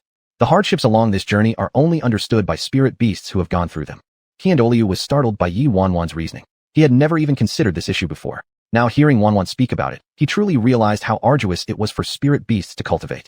Xuanhuan, what do you plan to do? Grandpa will fully support you. As the saying goes, love transfers. Since Qiandioliu cherished the spirit beast children, he naturally wanted to find a balance between humans and spirit beasts as well. If it could be found, it would certainly be better. It was rumored that during this period, Bai Ji and Ziji had already returned to the Star Do Great Forest. The three children had grown up, so the two of them no longer needed to stay by their side all the time. However, the Star Do Great Forest couldn't do without Bai Ji. Almost every day in the Star Do Great Forest, there were near-death spirit beasts, including those close to dying of old age, those injured from fights, and those wounded by human soul masters' pursuits. These spirit beasts all awaited treatment from Bai Ji. Bai Ji, whose true form was an emerald swan, was a healing spirit beast. Her healing techniques reached an extremely high level. Any spirit beast treated by her, unless they were nearing the end of their lifespan or beyond saving, could be brought back to life. She played a crucial role in the spirit beast forest. This was something Diolu only learned later. Had it been earlier, with so many ferocious beasts gathered at the Soul Master Hall, he would have already been yelling. Now, perhaps, Xuanhuan was right. They indeed needed to find a balance point. Chapter 139, Conducting Spirit Soul Experiments. After carefully pondering for a while, Xuanhuan spoke. Grandpa, I want to return to the Star Do Great Forest and conduct experiments gradually. I believe that one day, we will eventually succeed in our experiments. Staying at the Soul Master Academy does not allow us to achieve anything significant. Returning to the Spirit Beast Forest will enable her not only to continue cultivating, but also use those spirit beasts nearing their lifespan limit or on the brink of death for experimentation. Ditian's situation greatly shocked Xuanhuan. She is now deeply worried about familiar spirit beasts disappearing one by one. The reason for Xuanhuan's concern lies in her premonition that she is about to ascend to godhood. This premonition started after consuming the flesh of the tyrant dragon god from the evil eye in the remote north, when a beam of light entered her mind. Gods possess infinite lifespans. Spirit beasts cannot become gods and ultimately have a set life limit. Just like Uncle Ditian, after 1,000,000 years, if Dad hadn't devised this method, he would have already. Additionally, spirit beasts face critical trials every 100,000 years. These trials are fatal for the spirit beasts. As for soul masters, without soul rings, they are unable to improve their strength. Given that, why not integrate these two elements? If this happens, wouldn't the conflict between spirit beasts and humans come to an end? After reflecting for a moment, Douluo said, "All right, Xuanhuan, Grandpa will go back with you." Xuanhuan looked at Douluo in surprise. "Xuanhuan, don't worry, Grandpa will definitely not be a hindrance." Xuanhuan immediately smiled. Her smile was as radiant as the arrival of spring, making Douluo suddenly feel his decision was entirely right. "Good, then let's leave right away. The spirit beast forest is so vast, and every day there are numerous spirit beasts nearing their lifespans. Rather than letting these spirit beasts simply die, why not let them survive in another form? This way, they could also help solve the soul ring issue for soul masters. Grandpa, hold on for a moment. I need you to select some appropriate soul masters from the Soul Master Academy who can join us for these experiments. Grandpa, remember to do this on a voluntary basis." Xuanhuan blinked her big, watery eyes. Experiments require both spirit beasts and, naturally, soul masters too. All right, leave this matter to Grandpa. Douluo immediately headed towards the Pope Hall. When Bibi Dong initially saw Douluo come to the Pope Hall, she turned grim and prepared to send him away. "Bibi Dong, I didn't come here today to argue with you. I came to tell you something." Douluo went straight to the point. Xuanhuan plans to find some soul masters to follow her to the Star Do Great Forest, exploring whether it's possible to fundamentally resolve the issues between human soul masters and spirit beasts. Upon hearing that Xuanhuan had sent him, Bibi Dong's expression improved slightly. If Xuanhuan has such thoughts, there must be a reason. However, achieving this isn't going to be easy. As a goddess herself, Bibi Dong is now also trying not to interfere too much in worldly matters. Regarding the matters of the Spirit Emperor, she has been gradually handing them over to Yi Chao Chao. Douluo said, "If Xuanhuan wants to try, let her attempt without any hindrance. Whether or not she succeeds, at least she will have tried." Bibi Dong stood up from her position, the jewels on her crystal scepter emitting a crisp sound. "I am just worried that if it doesn't succeed, it might have psychological effects on little girl Xuanhuan." Hearing this, Douluo revealed a serious expression. "What you say makes sense, but should we go against Xuanhuan's efforts? Failing before achieving success would only cause more significant psychological trauma." "Of course not." Bibi Dong shouted into the void. "Yuguan, Guame." At the same time, immortal purple energy and hellish ghostly energies spread throughout the Pope Hall. In the next second, Yuguan and Guame appeared in the hall like shadows. They arrived simultaneously before Bibi Dong, placing their right hands over their chests and bowing slightly. "Your Majesty, what are your orders?" Bibi Dong said. "Xuanhuan wishes to conduct experiments. You two will assist her in selecting some suitable soul masters to return together with her to the Star Do Great Forest." Yuguan and Guame were slightly taken aback, then respectfully replied, "Yes, Your Majesty. With their help, the chances of success should increase significantly. After all, both of them were present when Ditian became a spirit soul. Great Patriarch, let's go." The three of them walked out. Soon, the group returned to the Star Do Great Forest. Ditian and others had long received Xuanhuan's message and were gathered at the Pool of Life, accompanied by many spirit beasts bawling. These spirit beasts can be described as old, weak, sick, or disabled. The ones walking in front, having either suffered heavy injuries due to competition among themselves or in battles with human soul masters, can only rely on the constant treatment from jade swans for survival. As for those walking behind, they are all lethargic, with very faint spiritual power fluctuations. It was clear that the lives of these spirit beasts were nearing their end. When Xuanhuan and her group saw these spirit beasts, they all took a deep intake of breath. Before gathering the spirit beasts together, they hadn't realized there were so many issues. Now that they had been gathered, it became apparent just how much suffering the spirit beasts endured. Xuanhuan, who possessed the bloodline of the common lord of spirit beasts, almost burst into tears. These tormented beings were all her subjects. Ditian, standing beside her, gently patted Xuanhuan's shoulder as a silent gesture of comfort. Xuanhuan nodded slightly, signaling she was fine, and then spoke. My idea is to let spirit beasts become soul masters' companions in the form of spirit souls. This way, soul masters will not need to turn spirit beasts into soul rings to enhance their strength. Spirit souls. Not only were the spirit beasts on Ditian's side stunned, but also the human soul masters led by Qian Douluo were dumbfounded. The term spirit soul was something they were hearing for the first time. Moreover, the soul masters were experiencing their first visit to the core area of the Star Do Great Forest. In the past, they wouldn't even dare to imagine themselves entering this place. After all, here, not only were spirit beasts rampant, but most importantly, the cultivation age of those able to reside in the core area was absolutely not low. There were even rumored to be million-year-old spirit beasts. A million years, these were nothing short of legendary spirit beasts. Indeed, spirit souls. Xuanhuan explained, I've recently reviewed countless books, doing a detailed breakdown from them. I have thoroughly dissected the relationships between spirit beasts and soul masters, as well as the dependency of soul masters on spirit beasts. Combining this with the method my father used last time to help Uncle Ditian become my third spiritual skill, I ultimately came up with this win-win solution. That is, to extract the soul of the spirit beast in a special way from its body and sign an equal contract with the soul master, causing it to transform into a soul ring when it reaches the bottleneck at level 10. As Ditian and others listened to Xuanhuan's introduction of the spirit souls, though it seemed like a wild fantasy, it appeared feasible. After all, spiritual Emperor Ditian had already succeeded, hadn't he? Then let's begin now. Chapter 140, Experiment begins. Both sides each sent out one representative. These human soul masters were all carefully selected by Yueguan and Gaimai. Basically, they had all reached a bottleneck in their progress, starting from level 50 all the way up to level 70. Currently, the number of people who can achieve the title of Fughao Douluo is still very small, basically non-existent. After all, achieving the rank of Fughao Douluo not only requires excellent talent, but also enormous fortune. If even one of these two elements is lacking, it is impossible to become a Fughao Douluo. Among those selected this time, the 3 members of the Golden Generation were also included, with their levels all at 60. They had just reached the point where they needed soul rings. Originally, they planned to go to the Soul Beast Forest to look for appropriate soul rings. Upon hearing from Elder Ju and Elder Gui that there were other methods to increase their levels without needing to hunt soul beasts, they immediately signed up. On their way here, they had already listened to detailed explanations from the 2 elders about the main tasks of being volunteers this time. Huliena expressed strong approval after hearing this. As for Shiyue and Yin, Shiyue mainly came here for the face of Elders Ju and Gui, and Yin, as long as Huliena did something, he would follow her. The 3 original prodigies of the Golden Generation, after the removal of Tang San, the toxic element, their level improvements became aligned with their actual capabilities, far surpassing their peers.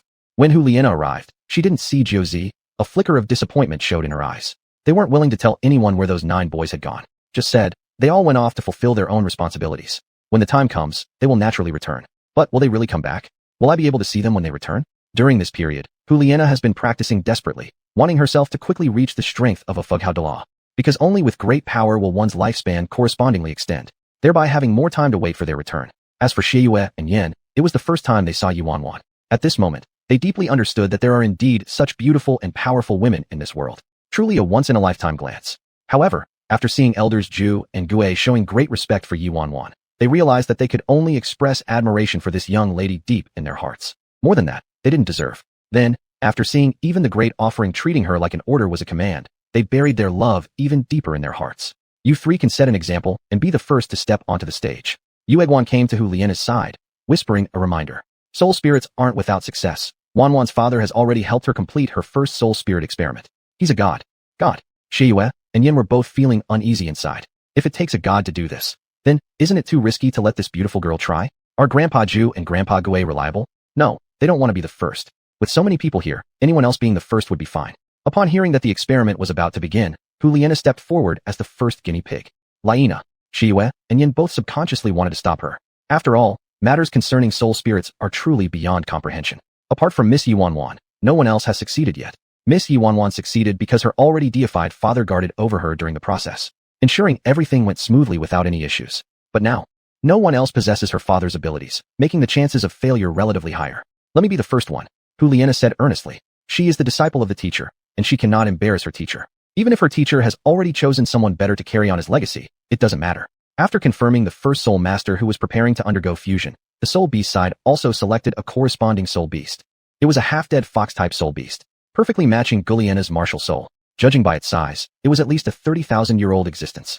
In theory, since it hasn't reached 100,000 years old, there should be no thunder calamity. So, the reason for it being so weakened must be one of two: encountering a natural enemy and getting injured during a battle, or humans trying to hunt it, but it escaping by sheer luck at the last moment. Ultimately seeking by G's help ended up here.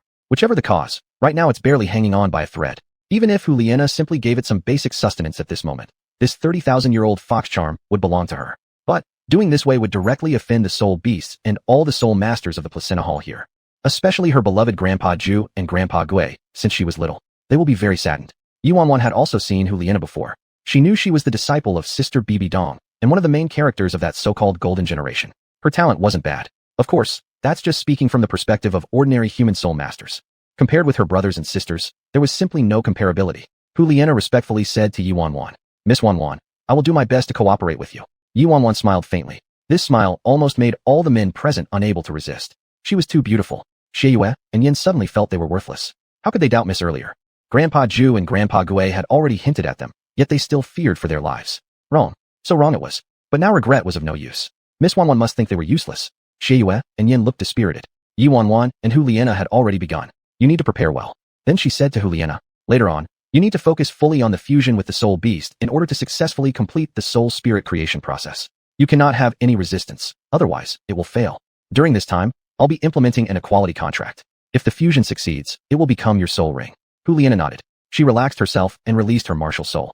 There was a great resemblance between her martial soul and this dying soul beast. If not for the fact that one was a martial soul and the other a soul beast, one might have mistaken them for being the same soul beast. Xuanhuan then told the charming fox soul beast, "Charming fox, if you wish to live longer, you should finish this trial properly."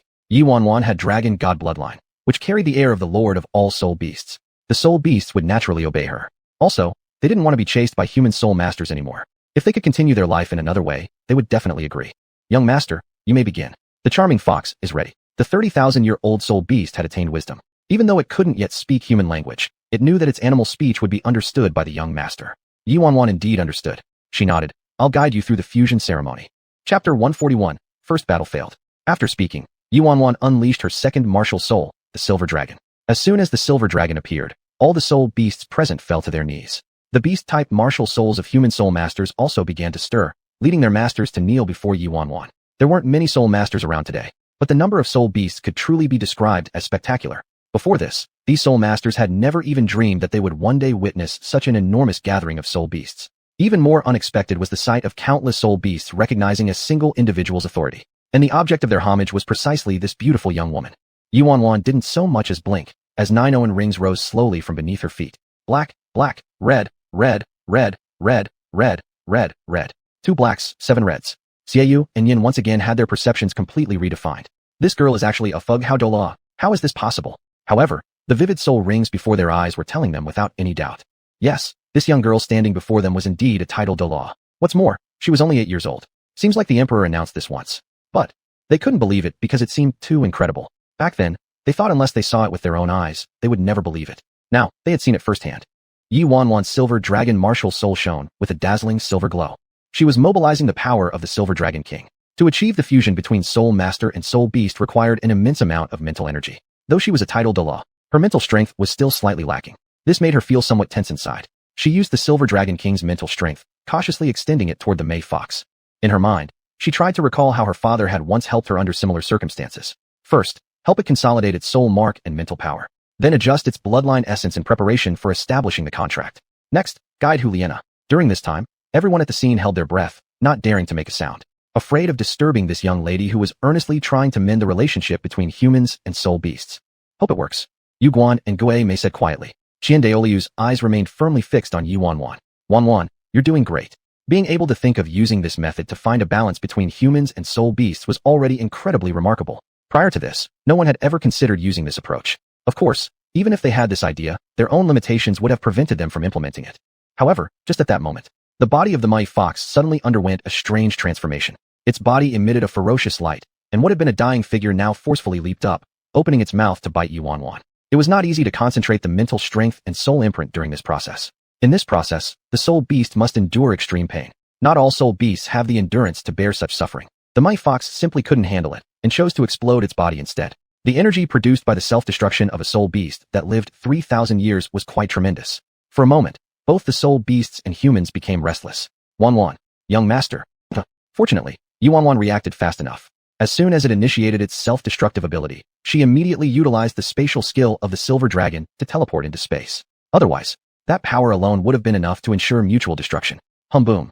The massive explosion caused both soul beasts and humans to violently sway. After the explosion, Xuanhuan returned back to the real world. Cough cough. Cough cough. Xuanhuan, you scared me half to death. Are you alright? If Xuanhuan really got hurt because of this, he would never forgive himself. Yuguan and Guo Mei were also terrified. They both teleported over almost instantly. Encircling Xuanhuan, they carefully examined her. However, Xuanhuan paid no attention to them. She mumbled aloud. Why did it fail? Xuanhuan was utterly confused. She really couldn't figure it out. What went wrong? This puzzled Qian Daolu and the other two people deeply. Xuanhuan, don't rush. Having such an idea is already quite excellent. Let's take our time. Previously, she thought they could go step by step, but now? No, there isn't enough time. Everyone. Previously, Xuanhuan didn't know, but now realizing how many soul beasts were nearing the end of their lives, her heart ached endlessly. It was just like when a mother sees her child in pain. How could she not feel urgent? She almost wished she could suffer for the soul beasts. It seems Xuanhuan has fully grasped the essence of being the supreme lord of all soul beasts, hence resonating with all the soul beasts. Unfortunately, Xuanhuan is simply too young, unable to yet fully understand the profound truths. Ditian stood to the side, deep in thought. He had not anticipated the soul beast's self-destruction either. Hopefully, Xuanhuan is unharmed. These soul beasts can't even endure this much pain. No wonder they can only live for 30,000 years. I can try again. Xuanhuan struggled, wanting to continue the experiment. But after the recent perilous situation, how could they possibly let Xuanhuan face such danger again? They all stopped her from taking another risk. Today, surprisingly, the quietest person was Wu Ditian. Even with such a major event occurring, he did not intervene. Grandpa, Uncle Yu, Uncle Guo, Uncle Ditian, please, let me try a few more times. I'll be fine. Xuanhuan, we shouldn't rush this matter. Let's think if there's a better way. Ditian consoled her gently. We can't wait any longer, Xuanhuan said through tears welling up in her eyes, which then spilled down her cheeks freely. Ditian sighed deeply. Xuanhuan's disposition, after all, was too immature. Just at that moment, the entire Star Do Great Forest suddenly emitted an intense golden light. Wherever the golden light reached, whether it was already withered plants or dying soul beasts, all miraculously regained vitality. I'm healed. The soul beasts were astonished. They couldn't believe their own eyes. Immediately afterward, two saintly figures appeared in the sky. With their arrival, everything around them seemed to be coated in a brilliant golden light. It's Lord Yiqing. Among the crowd, someone spoke out. Is that Lord Yiqing? My goodness, he is so young. He looks just over 20 years old. Who would have thought that Lord Yiqing has already achieved? Yiqing's ethereal form slowly opened its mouth. My dear Xuanhuan, you've already done exceptionally well. You don't need to demand so much of yourself. Xuanhuan's eyes brimmed with tears. But, Dad, if I can't transform soul beasts into soul spirits, they will die. Soul masters need soul beasts to enhance their strength. If this continues, it will only create a vicious cycle, and our soul beasts will decrease drastically in such an environment. Xuanhuan really cannot bear to see such things happen. Chapter 142, Yiqing's Indication. Watching her daughter cry so sorrowfully, Yiqing felt uneasy in his heart. As a mother, Guyuna felt even worse. Xuanhuan, the significance of spirit beasts existing in the world is to coexist with soul masters. If the spirit soul operation this time cannot succeed, you don't need to blame yourself. Since Douluo continent has existed until now, the conflicts between soul masters have always been there. This has never been your responsibility alone. As the co-principal of spirit beasts, she was completely powerless regarding such matters. The one who should truly feel ashamed and sorrowful is herself. Now this responsibility has fallen on her daughter, and Guyuna knows that as the co-principal of spirit beasts, she does not perform as well as her daughter. Sensing the dejected aura emanating from his wife, Yiqing gently squeezed her soft hand to give her comfort. Guyuna looked at him affectionately and leaned softly into his embrace. Xuanhuan knew that what her mom said wasn't wrong, but she still wanted to try. Besides, it's just one failure, isn't it? She knelt down before two familiar figures in the void. Dad, can you help me? Daughter knows you must have a way. Sigh. Yiqing sighed slightly. Xuanhuan, my daughter, I have already become a deity and should not meddle arbitrarily in human affairs. Otherwise, unforeseen events might arise. Unforeseen events? Xuanhuan almost immediately thought of Uncle Ditian. Uncle Ditian entered the million-year mark prematurely because he ate the deep-sea devil whale divine meat prepared by Dad. As a result of entering too early, the cause and effect relationships made it so he could not withstand the heavenly punishment and nearly vanished entirely. Seeing Xuanhuan silent, Yiqing knew that she had already understood. The causes of today lead to tomorrow's results. Helping Ditian stems from our cause and effect relationship. There is no interference by the divine realm into human affairs. Xuanhuan's heart sank instantly. However, she quickly regained her spirits again. Dad, Xuanhuan understands. Thank you, Dad. She believed that someday, she would be able to accomplish this mission and let the spirit beasts coexist with humans. Yiqing nodded approvingly. Worthy of being taught indeed. About today's matter, I shall give you a hint. Towards the far north, the celestial dream ice worm. In the forest, the golden light faded, restoring the usual tranquility. Yet, everyone's hearts remained unsettled. That was the newly ascended deity of our soul master realm and the co-principal of spirit beasts, truly a pair made for each other by heaven. Just now, everyone was thoroughly awestruck, their minds almost blank. Now regaining consciousness, All their heads felt like they were exploding with buzzing thoughts. Just now, what an exquisitely beautiful scene. Heavens, how well matched they are. I've never seen a more harmonious couple. That moment was deeply imprinted in Huliena's mind. Though she knew that Lord Xuanhuan's parents weren't ordinary, she hadn't anticipated just how outstanding they were. Douluo didn't even need to mention it. He'd only met Yiqing once, but it had already gone far beyond his expectations. Meeting him again now, he realized that last time, he'd merely glimpsed the tip of the iceberg. Thinking back to the woman standing shoulder to shoulder with him earlier. Compared to her, Cici, whom he'd muttered about for decades, seemed insignificant. I am willing to revere Master Yiqing as the deity I shall follow my entire life. Long live Master Yiqing. Long live Master Yiqing. Xuanhuan had already emerged from her sadness. She was never someone who was good at giving up. As long as it was something she had decided, she would find a way to achieve it. And now, with the hint given by her father, she was even more confident about the future. Uncle Yu, does the celestial dream ice worm mentioned by Dad refer to Uncle Timing? When they stayed in the far north for some time before, they had interacted with the celestial dream ice worm. Uncle Timing was a bit self-centered, but otherwise, he was quite good. Yuguan was also uncertain. How many spirit beasts like the celestial dream ice worm remain in the world today? He was not very clear about either. It should be, Dishan said. At present, among the spirit beast realm, the only one whose cultivation surpasses the million-year mark is the celestial dream ice worm. If my memory serves me correctly, the celestial dream mainly cultivates spiritual power, and its spiritual power even exceeds mine. The reason Master sent us to seek him out must have his own logic. Dishan had a feeling that if they were to successfully fuse soul masters and spirit beasts, there might be a key factor involved, and that factor was most likely spiritual power. Xuanhuan's spiritual power still lacks somewhat. Although her first and second soul rings have already been fully filled, her third soul ring only has one soul ring. Perhaps, Master's intention was for Xuanhuan to add the celestial dream ice worm as another soul ring, enhancing her spiritual power. But, would it be willing? The reason the celestial dream ice worm could grow to 1,000,000 years old is inseparable from its cunning nature. Perhaps, it would be better to use it for the experiment first. Then let's set off immediately to find Uncle Timing. Xuanhuan couldn't wait another moment. She had to find the celestial dream ice worm as soon as possible. If this matter could be resolved even one day earlier, the pain that spirit beasts endure could be lessened, and some of their lives could be saved. With this thought in mind, Xuanhuan went before Douluo and said, "By the way, Grandpa, I hope you can pass on a message to Big Sister Bibdong, asking her to order soul masters to temporarily stop hunting spirit beasts until we resolve this matter." This, Douluo hesitated. You should know that asking soul masters not to hunt spirit beasts is almost like opposing them altogether with the Empire. It might work for a short term, but if it's long term, the Empire may not be able to suppress the situation. Besides, even if they forcefully repressed it, it would surely incite resentment among the soul masters. If an empire arouses collective dissatisfaction among the soul masters, then it won't last long. So, when I go back, I will discuss with Bibdong, giving certain rewards to those soul masters who are willing to wait for the results of the spirit soul experiment. As for those unwilling to wait, they will neither be punished nor rewarded. Later, if the spirit soul experiment succeeds and they wish to enhance themselves through spirit souls, they can do so. This method was undoubtedly the most suitable solution thus far. Thank you, Grandpa. Douluo laughed heartily. What you're doing here is for the long-term development of the Empire, and Grandpa understands. I should be thanking you. Seeing such a sensible Xuanhuan made him think of his own unaccomplished granddaughter. Since the Spirit Soul Pavilion united the continent, he hadn't seen her figure again. And she wasn't reportedly in the Heavendo region either. Sigh. Well, she worked for the great plans of the Spirit Soul Pavilion by disguising herself as a man in the Heavendo Empire for so long. Now she deserved to pursue the life she desired. Seems like, whether the Spirit Soul Empire must have the surname Qian has already become unimportant, hasn't it? Chapter 143. Attempting to persuade the Tianming Iceworm. Yi Wanyan, Yuguan, and Gue Mei soon arrived at the furthest northern area. Before they came, Yi Wanyan went to the Spirit Continent City to prepare a large quantity of food, which puzzled Yuguan and Gue Mei. Di Tian and others didn't come over. Every forest has its most powerful ferocious beast as lord. Di Tian is the lord of the Starfight Great Forest. As for the furthest north area, the Snow Emperor serves as the sole beast territorial lord. So, unless in special circumstances, Di Tian would not cross regions to suppress and allow other territories' soul beasts to do the work. Besides, Xuanhuan should learn how to grow up. She carries the aura of being the acknowledged sovereign of all soul beasts along with the intimidation of Lord Wu's soul Di Tian. Things should go fine. Yi Wanyan's group had a clear goal. That was the house her parents had built. The house that Yiqing and Gu Yuna last built had been demarcated as the new core of the North Pole by the two kings of the far north. Not only does this place have abundant energy, it also formed a peculiar atmosphere after having been inhabited by two divine beings. Whether it's for soul beasts or spirit masters, training here allows for double the results with half the effort.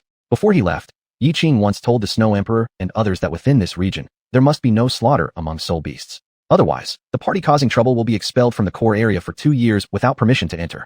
Because of this rule, the Tianming Iceworm directly lived inside. At first, cohabitation with the Snow and Ice Emperors was relatively harmonious. It all went wrong when the Tianming Iceworm began relentlessly pursuing the Ice Emperor. Damn Tianming, you're asking for a beating. Bang bang bang. Slap slap slap. Boom boom boom. Every now and then, noises of quarrels and punches echoed out from the ice house. People were already used to it.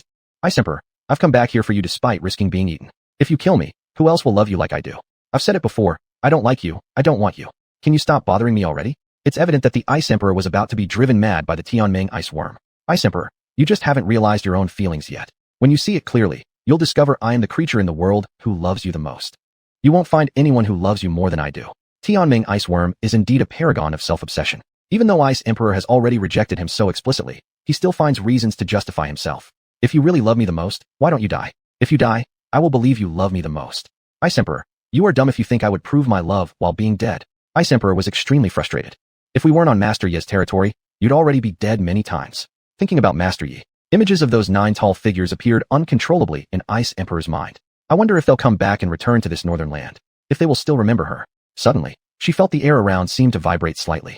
Not only did Ice Empress feel it, but Snow Empress and Tianming Iceworm noticed it as well. Could it be Lord Yiqing has returned? The eyes of the Ice and Snow Empresses instantly brightened. What? I've stayed with you guys for such a long time, but all you can think about is his death. Now that Lord Yiqing has come back, both of you got excited. I'm telling you guys, Lord Yiqing cares only about his master, so forget about it. And you're better off with me. Seriously, Ice Empress could no longer endure it. What followed was a sudden and violent fluctuation of pitch-black clouds. Then, a green glow spread downwards beginning from above her head. The dark sky changed into a transparent and inviting emerald in an instant. This time, Ice Empress was truly angry. Snow Empress shook her head beside her. Originally, due to Lord Yiqing's relationship, they had silently approved of the return of the Tianming Iceworm. However, he kept insisting on making reckless actions every day. This time, even under the protection of Lord Yiqing, Tianming Iceworm might not escape unscathed. Tianming, you damn it. The voice of Ice Empress carried a terrifying sound wave, causing the snow on the ground to rise almost 3 meters high instantly. Just like suddenly stirred waves. Only within a 100-meter radius of Tianming Iceworm and Snow Empress remained calm, protected by their massive mental power and energy. The emerald sky immediately turned dark green in this instance, heavy killing intent descending from heaven. The protective range around Tianming Iceworm gradually shrank down until finally reduced to 10 meters. Ice Empress, even if you kill me today, I wouldn't blame you because I truly like you. The icy voice of Bingkin rang out again. I've said it before too. I don't like you. Bing Di and Tianming Iceworm were originally 2 soul beasts that counteracted each other. Moreover, the Tianming Iceworm was meant to be the nourishment for Bing Di. Just right. If I consume you, my cultivation will advance further. In the next second, an exceedingly beautiful large scorpion appeared before the Tianming Iceworm. It was 1 meter 50 centimeters long and had 2 colors, ice blue and emerald green. Its whole body sparkled with incomparable brilliance. The moment the colossal ice green Emperor Scorpion emerged, the Tianming Iceworm was gripped by immense panic. Suddenly, its highly arched tail stinger lit up and a streak of pure white light swiftly shot toward the Tianming Iceworm's body. Bing Di, elder sister, please don't. A streak of silver energy suddenly appeared out of nowhere, barely intercepting Bing Di's attack. It was Yi Xuanhuan, along with Yuguan and Gue Mei. Xuanhuan. The eyes of the Tianming Iceworm instantly brightened. Xuanhuan, Uncle Tianming misses you so much. Its snowy white, enormous body wriggled flexibly to the front of the newly arrived Yi Xuanhuan trio. Previously, it was mentioned that upon seeing Yiqing's impending arrival, Bing Di's eyes would have lit up entirely. But when Yi Xuanhuan appeared herself, her excitement far surpassed Bing Di's. Xuanhuan, Uncle Tianming, and Sister Bing Di, were you two just fighting? The Tianming Iceworm and the 2 emperors paused simultaneously for a moment. No, we were merely exchanging skills. Tianming Iceworm desperately winked at the Ice and Snow Emperors.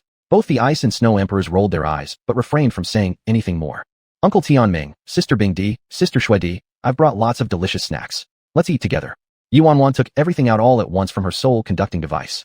They were all famous delicacies from the Douluo continent. Instantly, the worm of the Tianming Iceworm perked up. Good girl, Xuanhuan. Seeing how pleased Tianming Iceworm was while eating, Yi Xuanhuan asked, Uncle Tianming, is it tasty? Yes, very tasty, worthy of being Xuanhuan. You know Uncle Tianming's taste well. Rarely do you come, yet you've brought so many good things. This makes me quite embarrassed. Even though the Tianming Iceworm said it was embarrassing, its actions were in no way polite. Before long, almost everything Yi Xuanhuan had brought was already in its stomach. Watching this, Bing Di couldn't help but feel exasperated, jumping up to beat it. Chapter 144. Tianming Iceworm agrees to be an experiment. Bing Di, even if you beat me to death, I still love you. I'll love you till I die. Are you not moved? If you are touched, kiss me. Yi Xuanhuan shook her head after hearing this. This Uncle Tianming really will not shed tears until he sees the coffin. I, Yu Egguan, although not interested in women, know that what Tianming Bingkin does will not win the beauty's favor. This time, Gue Mei rarely agreed with him. Sure enough, Bing Di's face darkened. If you continue nonsense, I will tear your mouth apart. The crab of Bing Di suddenly appeared. At the moment of contact with Tianming ice worm, a hissing sound was emitted. Large amounts of white mist surged out from the collision point, covering their bodies inside. Despite this, Tianming still did not forget to boast. Alas, Bingdi, why can't you accept me, brother Tianming? With my high cultivation, handsome looks, and great at hiding, if you agree to follow me, I guarantee I can find a shortcut for us to achieve godhood without going through the heavenly punishment. Hearing this, Yuanwan's eyes lit up immediately and asked, Uncle Tianming, what is the shortcut?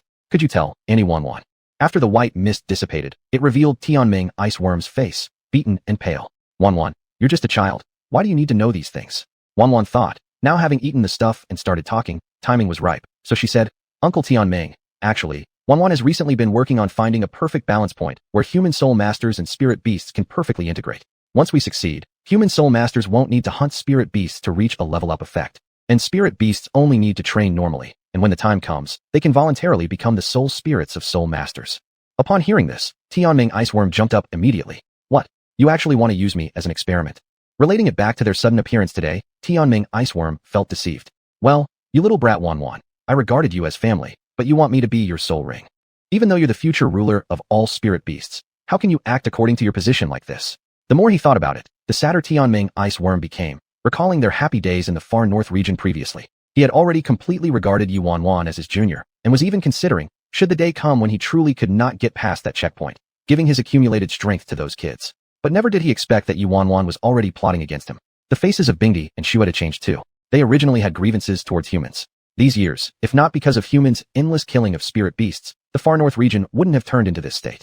Uncle Tianming, you're wrong. It's precisely because I'm the future ruler of all spirit beasts, which is why I want to change the current situation. Uncle Tianming, aren't you almost approaching 1 million years? Currently, no spirit beast can surpass the big barrier of 1 million years. Not even Uncle Ditian.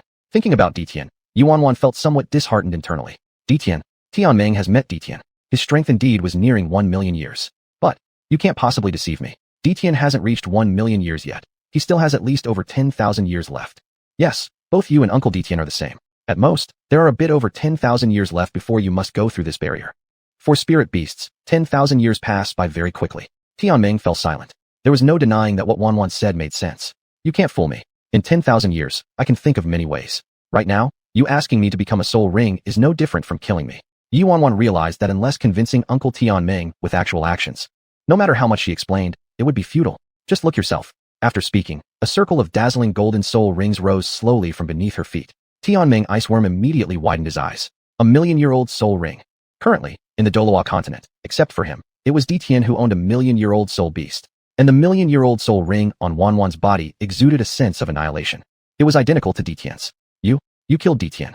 Since you've already killed Ditian, Yuanwan, Ditian was so good to you, why did you kill him? When Tianming Iceworm was in the Star Do Great Forest, although he was oppressed by Ditian, but they were still spirit beasts, and it didn't need to be said how well Ditian treated Yuanwan. Rather than saying it pains him to see Ditian's millennium efforts benefiting others, perhaps it is better to say he's lamenting his own fate. Could it be that he is ultimately meant to become a human soul ring? Yuanwan, today, even if I, Tianming, explode myself here, I will never become your soul ring. Bingdi and Shueta stood on Tianming Iceworm's side this time. Exactly. We spirit beasts will never bow down in front of humans. These three no longer acknowledged Yuanwan as the future ruler of all spirit beasts at the moment. Tianming. Just then, a lump of shadow appeared from Yuanwan's body. A familiar voice came out from inside. As the shadow gradually became clear, a tall figure appeared in front of them. Are you Ditian? It was really Ditian. Tianming Bingsan's hearts sank to the bottom. Wait, no, that's not right. You can speak. Weren't you killed? What is going on? Ditian appeared before everyone as a soul spirit at this time. Although it was just a phantom, the intimidating presence produced was no less powerful than the prime Ditian. I wasn't killed. I am also not the present Ditian. I am Ditian 10,000 years later. Because my lifespan was nearing its end, Elder Yiqing saved me, transforming me into Yuanwan's third martial soul. The third martial soul. The third martial soul. It truly can create martial souls. Tianming Iceworm was stunned. This was what it had always wanted to do. But it sought out many people, none of whom could withstand its massive energy. They all died from internal explosion. So now, Elder Yiqing said, once Yuanwan reaches deityhood, I can break away from it and cultivate to become a deity again. Tianming Iceworm was so excited that it was about to cry. This was what it had always desired to accomplish. At this point, how could the trio of Tianming Iceworm not understand? They had truly misunderstood Yuanwan. Yuanwan, I'm sorry, Uncle Tianming wrongly accused you. Yuanwan said, Uncle Tianming, Yuanwan doesn't blame you. Yuanwan knows, like all of you who have survived for such a long time, must have gone through various hardships, and it would naturally be hard to willingly become a human soul ring. But if we don't solve this issue, the problem between humans and spirit beasts will continue to exist. If it wasn't due to the curse, which spirit beast would willingly dress others up? Chapter 145, Success. So let's get started. Since the decision had been made, Tianming Binkan was not one to drag things out and was ready to begin immediately. Besides, I am indeed looking for someone who can withstand all of my energy. Recalling something, Tianming Binkan spoke. Xuanhuan, although you possess the strength of a title Douluo, I previously sought another title Douluo, hoping he could bear my power. In the end, he was instantly overwhelmed by me. He died in the process. You should know, at that time, as the food source for soul beasts in the Xingdou Great Forest, much of the energy within me was absorbed. Now that I've returned to the northern wastes and after several years of recuperation, my energy has already reached its peak and become even more powerful. Well, this is just how excellent I am. It's beyond my control. Ice Empress and Snow Empress rolled their eyes, exasperated. This person seemed to feel uncomfortable unless they were showering themselves with praise. So, you must prepare yourself mentally. If any accidents occur, I will not be held responsible. You too must witness this on my behalf. He would have no means of taking responsibility anyway. Tianming Binkan looked towards Yueguan and Guemei. Upon hearing the possibility of an accident, Yueguan and Guemei were far from agreeing. Xuanhuan, I believe it would be safer if Yiqing oversees this matter. Yueguan said. Yes, I agree with old Chrysanthemum. Xuanhuan, we shouldn't rush into this. Xuanhuan replied. There's no need. If I really die because of this, I trust father won't blame either of you. Xuanhuan knew her parents were not the type to arbitrarily place blame on others. Moreover, this was her own choice, wasn't it? Knowing full well about Xuanhuan's determined nature, once she set her mind on something, there was rarely turning back. He could only say, Xuanhuan, didn't you forget about your Uncle Detian inside you? What would happen to him if you were to die? At present, the only one who could possibly sway her decision would be Detian. Indeed, upon hearing about the Soul Emperor, Detian, Xuanhuan hesitated. Was there really no other way? Soul Emperor Detian hovered in midair, regardless of whether it was for his own sake or not. He would never want Xuanhuan to die. Recalling the moment when his spirit bone was absorbed into Xuanhuan, Lord Yiqing had intervened. At that time, Xuanhuan's level was far from reaching the height of a title Douluo. During the absorption process, Xuanhuan nearly faced an unexpected danger until Lord Yiqing stepped in. At that moment, he seemed to feel his own power forcibly suppressed, compressed to a degree that Xuanhuan could endure. Thinking of this, Detian's eyes lit up. Tianming, can you try compressing your own energy? Compress. Tianming Binkan, having survived for millions of years in the soul beast realm despite appearing so fragile, was undoubtedly wiser than other soul beasts. Thanks to Detian's subtle reminder, it quickly found a solution. Yes, I can seal my powers. I can seal part of my energy and then transmit it to Xuanhuan. This way, we can ensure complete success. Why hadn't it thought of this earlier? If only it had realized sooner. Still, that person might not have become a deity anyway. But Xuanhuan was different, regardless of being Lord Yiqing's daughter or not. As the future co-leader of the soul beasts, her identity alone guaranteed, she could absolutely release it. Said and done. Xuanhuan, now we officially start. You can rest assured leaving everything to Uncle Tianming. Uncle Tianming won't let anything happen to you. With that, a wave of intense cold caused Xuanhuan to lose consciousness. Soul Emperor Detian was also forced back into Xuanhuan's body. Xuanhuan. Both Yueguan and Guemei's expressions turned pale simultaneously, carefully catching Xuanhuan. Tianming, what did you do to Xuanhuan? Oh, don't worry, I figured it out now. I'll just let Xuanhuan take a nap. When she wakes up, I will already have become her knowledge-type spirit ring. Wouldn't you both wish for Xuanhuan to avoid unnecessary suffering? Recalling Xuanhuan's painful experience absorbing Emperor Detian, Yueguan and Guemei felt a pang in their hearts. Tianming, please do it right. Xuanhuan, she has suffered enough pain. If possible, both Ghost and I would rather bear the pain in her place. These kinds of things are like giving birth. No one can take her place. Rest assured, I also truly care for Xuanhuan. I won't let her suffer. Having finished speaking, Tianming Binkan had already used its white forehead to gently press against Xuanhuan's beautiful and smooth forehead. 10 golden halos rapidly enveloped Xuanhuan's slim body. As for Tianming Binkan, it transformed into beams of white halos, continuously surging into Xuanhuan's body. At the same time, in the ice and fire dualized spring, 2 white figures stood in the middle of the ice and fire spring water, looking up at the sky. Husband. The woman among the 2 silhouettes sighed lightly. The man skillfully placed his large hand around her slim waist, pulling her into his embrace. Don't overthink it. Your priority now is to rest well during this pregnancy. The woman leaned into the man's arms, her hand caressing her flat stomach. Yes, she was pregnant again. This was their 13th child.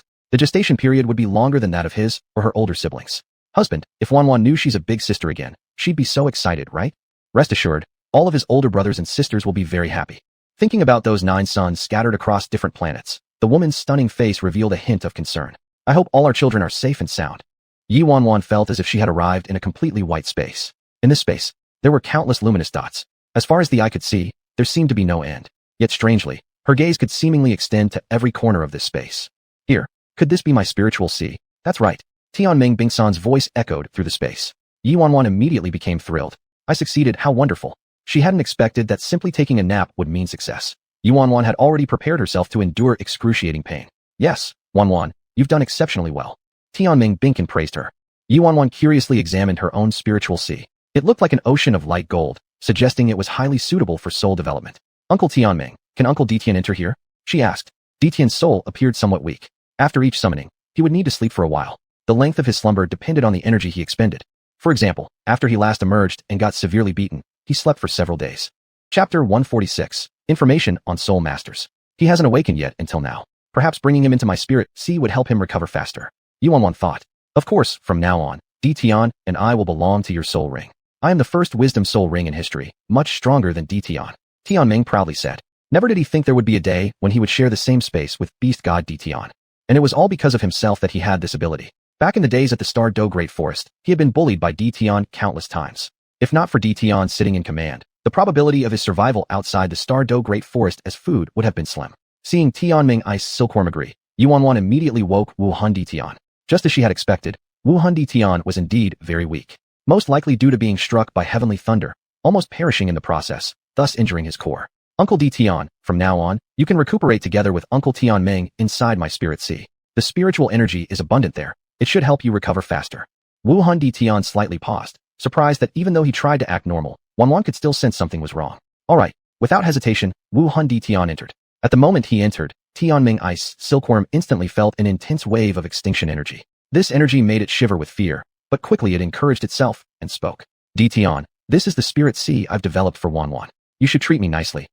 Why are you hitting me? Don't hit people in the face. Do you know that?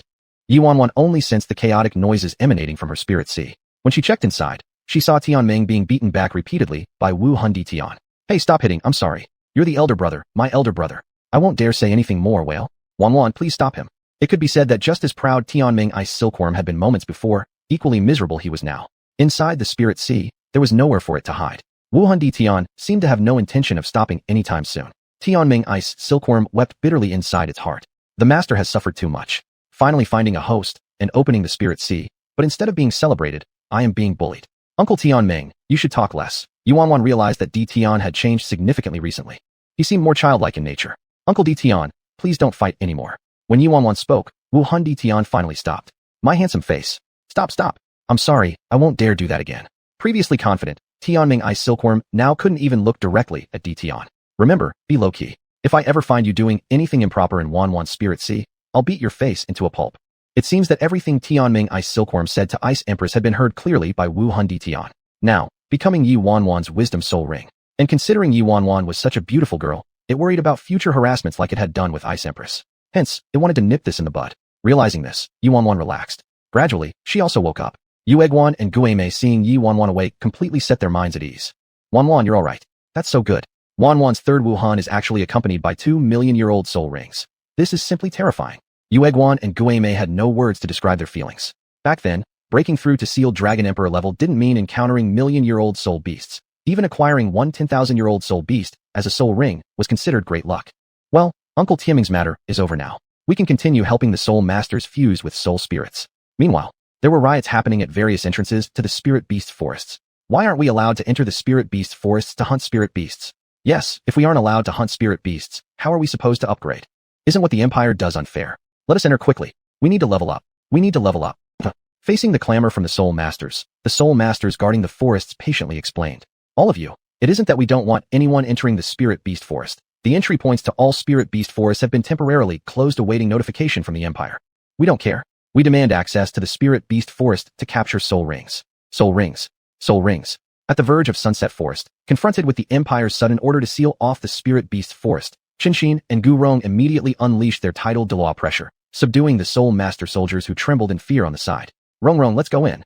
Merely watchdogs of the soul arena pavilion, they still dare to try blocking our path of 7 Treasures Flowery Sect. Even if their 7 Treasures Flowery Sect had been destroyed, it was still guarded by 3 tidal Douluo. Ordinary soul master soldiers were no match. The 3 tidal Douluo, Sword Douluo Qinshin, Bone Douluo Gu Rong, and Poison Douluo Dugabo. After the Tiando Empire submitted to the Wuhan Empire, Poison Douluo joined forces with the remaining people of 7 Treasures Flowery Sect. Nowadays, the Shrek Academy is already showing signs of its former decline in Soto City. The number of students has been decreasing year after year. With the disbandment of the Shrek 7 Eccentrics and Yu Xiaojing's passing, Frantic Yi completely abandoned his dream and returned with Zhao Wujie to Soto City, retiring there. As for Lu Erlong, it was said that she disappeared after Yu Xiaojing's death. This was one of the main reasons that led to the Shrek Academy becoming an empty shell. Douluo Bo didn't want to serve under the Wuhan Empire, so he gathered together with the remnants of the Seven Treasures Flowery sect. All reactions from the Soul Masters across various locations were collected and reported back to Bibidong. Your Majesty, just as you expected, all the Soul Masters within and without the Empire are stirred up. They're yelling about wanting to enter the Spirit Beast forests. If this continues, we might provoke discontent among all the continent's Soul Masters. It wasn't because they feared what the Soul Masters could do. Just like how in state governance, fewer disputes are always better. Only then can the Empire endure for a long time. Yi Chao stood by attentively listening to the Soul Master soldier's report to Bibidong. A solemn expression appeared on her young face. Chao, what do you think should be done now? At present, Bibidong has gradually handed over matters of the Empire to Yi Chao for handling. Despite her young age, when it came to major affairs, she dealt with them methodically. Each time Bibidong watched her, she couldn't help but marvel. Truly handing over the Empire to Chao would absolutely hold greater potential for future development. Sister, I believe opening the Spirit Beast Forest would be better. After careful consideration, Yi Chao suggested.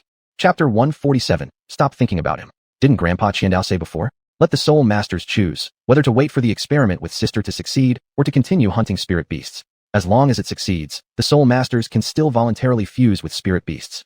We can add a little bit more. Those willing to wait for the experimental results will be given an opportunity to enter the Soul Masters Hall. This way, we can greatly increase the enthusiasm of the Soul Masters. This matter is originally aimed at allowing humans and Spirit Beasts to coexist for a long time. Some Soul Masters do not believe, and that's understandable. We should just show our sincerity. Yet Chao's small body spoke in an orderly manner. The more Bibidong listened, the brighter her eyes became. Chao's method was indeed better than the previous one. She was really suitable to be an emperor. I thought about pressuring the Soul Masters under the name of the Empire, even if I couldn't suppress them for long, but giving Xuanhuan more time would also be good. Anyway, it shouldn't take too much time. However, I forgot that not all Soul Masters could accept such an approach. Moreover, the stronger they are, the prouder their hearts become. For this kind of thing that suppresses their power, they absolutely wouldn't agree. Alright, Chao, let's do it your way. Yet Chao slightly closed her crescent-shaped eyes, radiating a healing aura from head to toe, which melted Bibidong's heart instantly. Chao, sister truly hopes you could always stay by my side. But she knew, this was merely a wishful thought. Each child of Lord Yiqing is a dragon among people, destined to have their own missions to fulfill. When Chao grows up later, she will leave the Soul Master's Hall eventually to complete her own mission. Sister, Chao cannot always be with you. When Mom and Dad come back, Chao needs to accompany them. Yet Chao blinked, seemingly not hearing the implication in Bibidong's words. Good child. Bibidong affectionately caressed Chao's little head, finding nothing wrong with her words. If someone doesn't care about their own parents, then they might not feel too much gratitude for others' generous help. The decree that fusing with a spirit beast would qualify for entering the Soul Master's Hall soon reached the great forests across the continent. The Soul Master soldiers guarding at the forest entrances opened checkpoints, automatically retreating to both sides. I heard the forest is open. Open? Really? All the Soul Masters looked towards the entrance of the forest and saw the Soul Master soldiers had already left the passage open. They stood normally on both sides of the passage with no intention of stopping anyone. Soul Masters were already accustomed to the actions of these soldiers. Originally, they sneered at the Empire's methods, but after several incidents where spirit beasts attacked people and the Soul Master soldiers saved them, everyone accepted the Empire's ways implicitly. This time, because some issues occurred, they resisted collectively. Quick look, there's a new announcement here. A Soul Master soldier was replacing the old notice. The Soul Masters immediately gathered around to check. If the Soul Masters are willing to give up hunting spirit beasts now, when the soul results come out, they will be prioritized for entry into the Soul Master's Hall. Their diligent cultivation has been aimed at making themselves as strong as possible to have a chance to enter the Soul Master's Hall. Now this opportunity was right in front of them. Almost everyone was tempted. Only a few Soul Masters chose to continue entering the Spirit Beast Forest. Strength is capital. Without strength, even if they go to interview for the Soul Master's Hall, they may not pass the test. These fools. Shenxin and his companions only took it as nonsense spouted by the Soul Master Empire. Since ancient times, spirit beasts have existed for the advancement of Soul Masters. That woman Bibidong cares only about enhancing her own rank. Her doing so is simply because she fears other Soul Masters may exceed her rank, thus posing a threat to the status of the Soul Master Empire.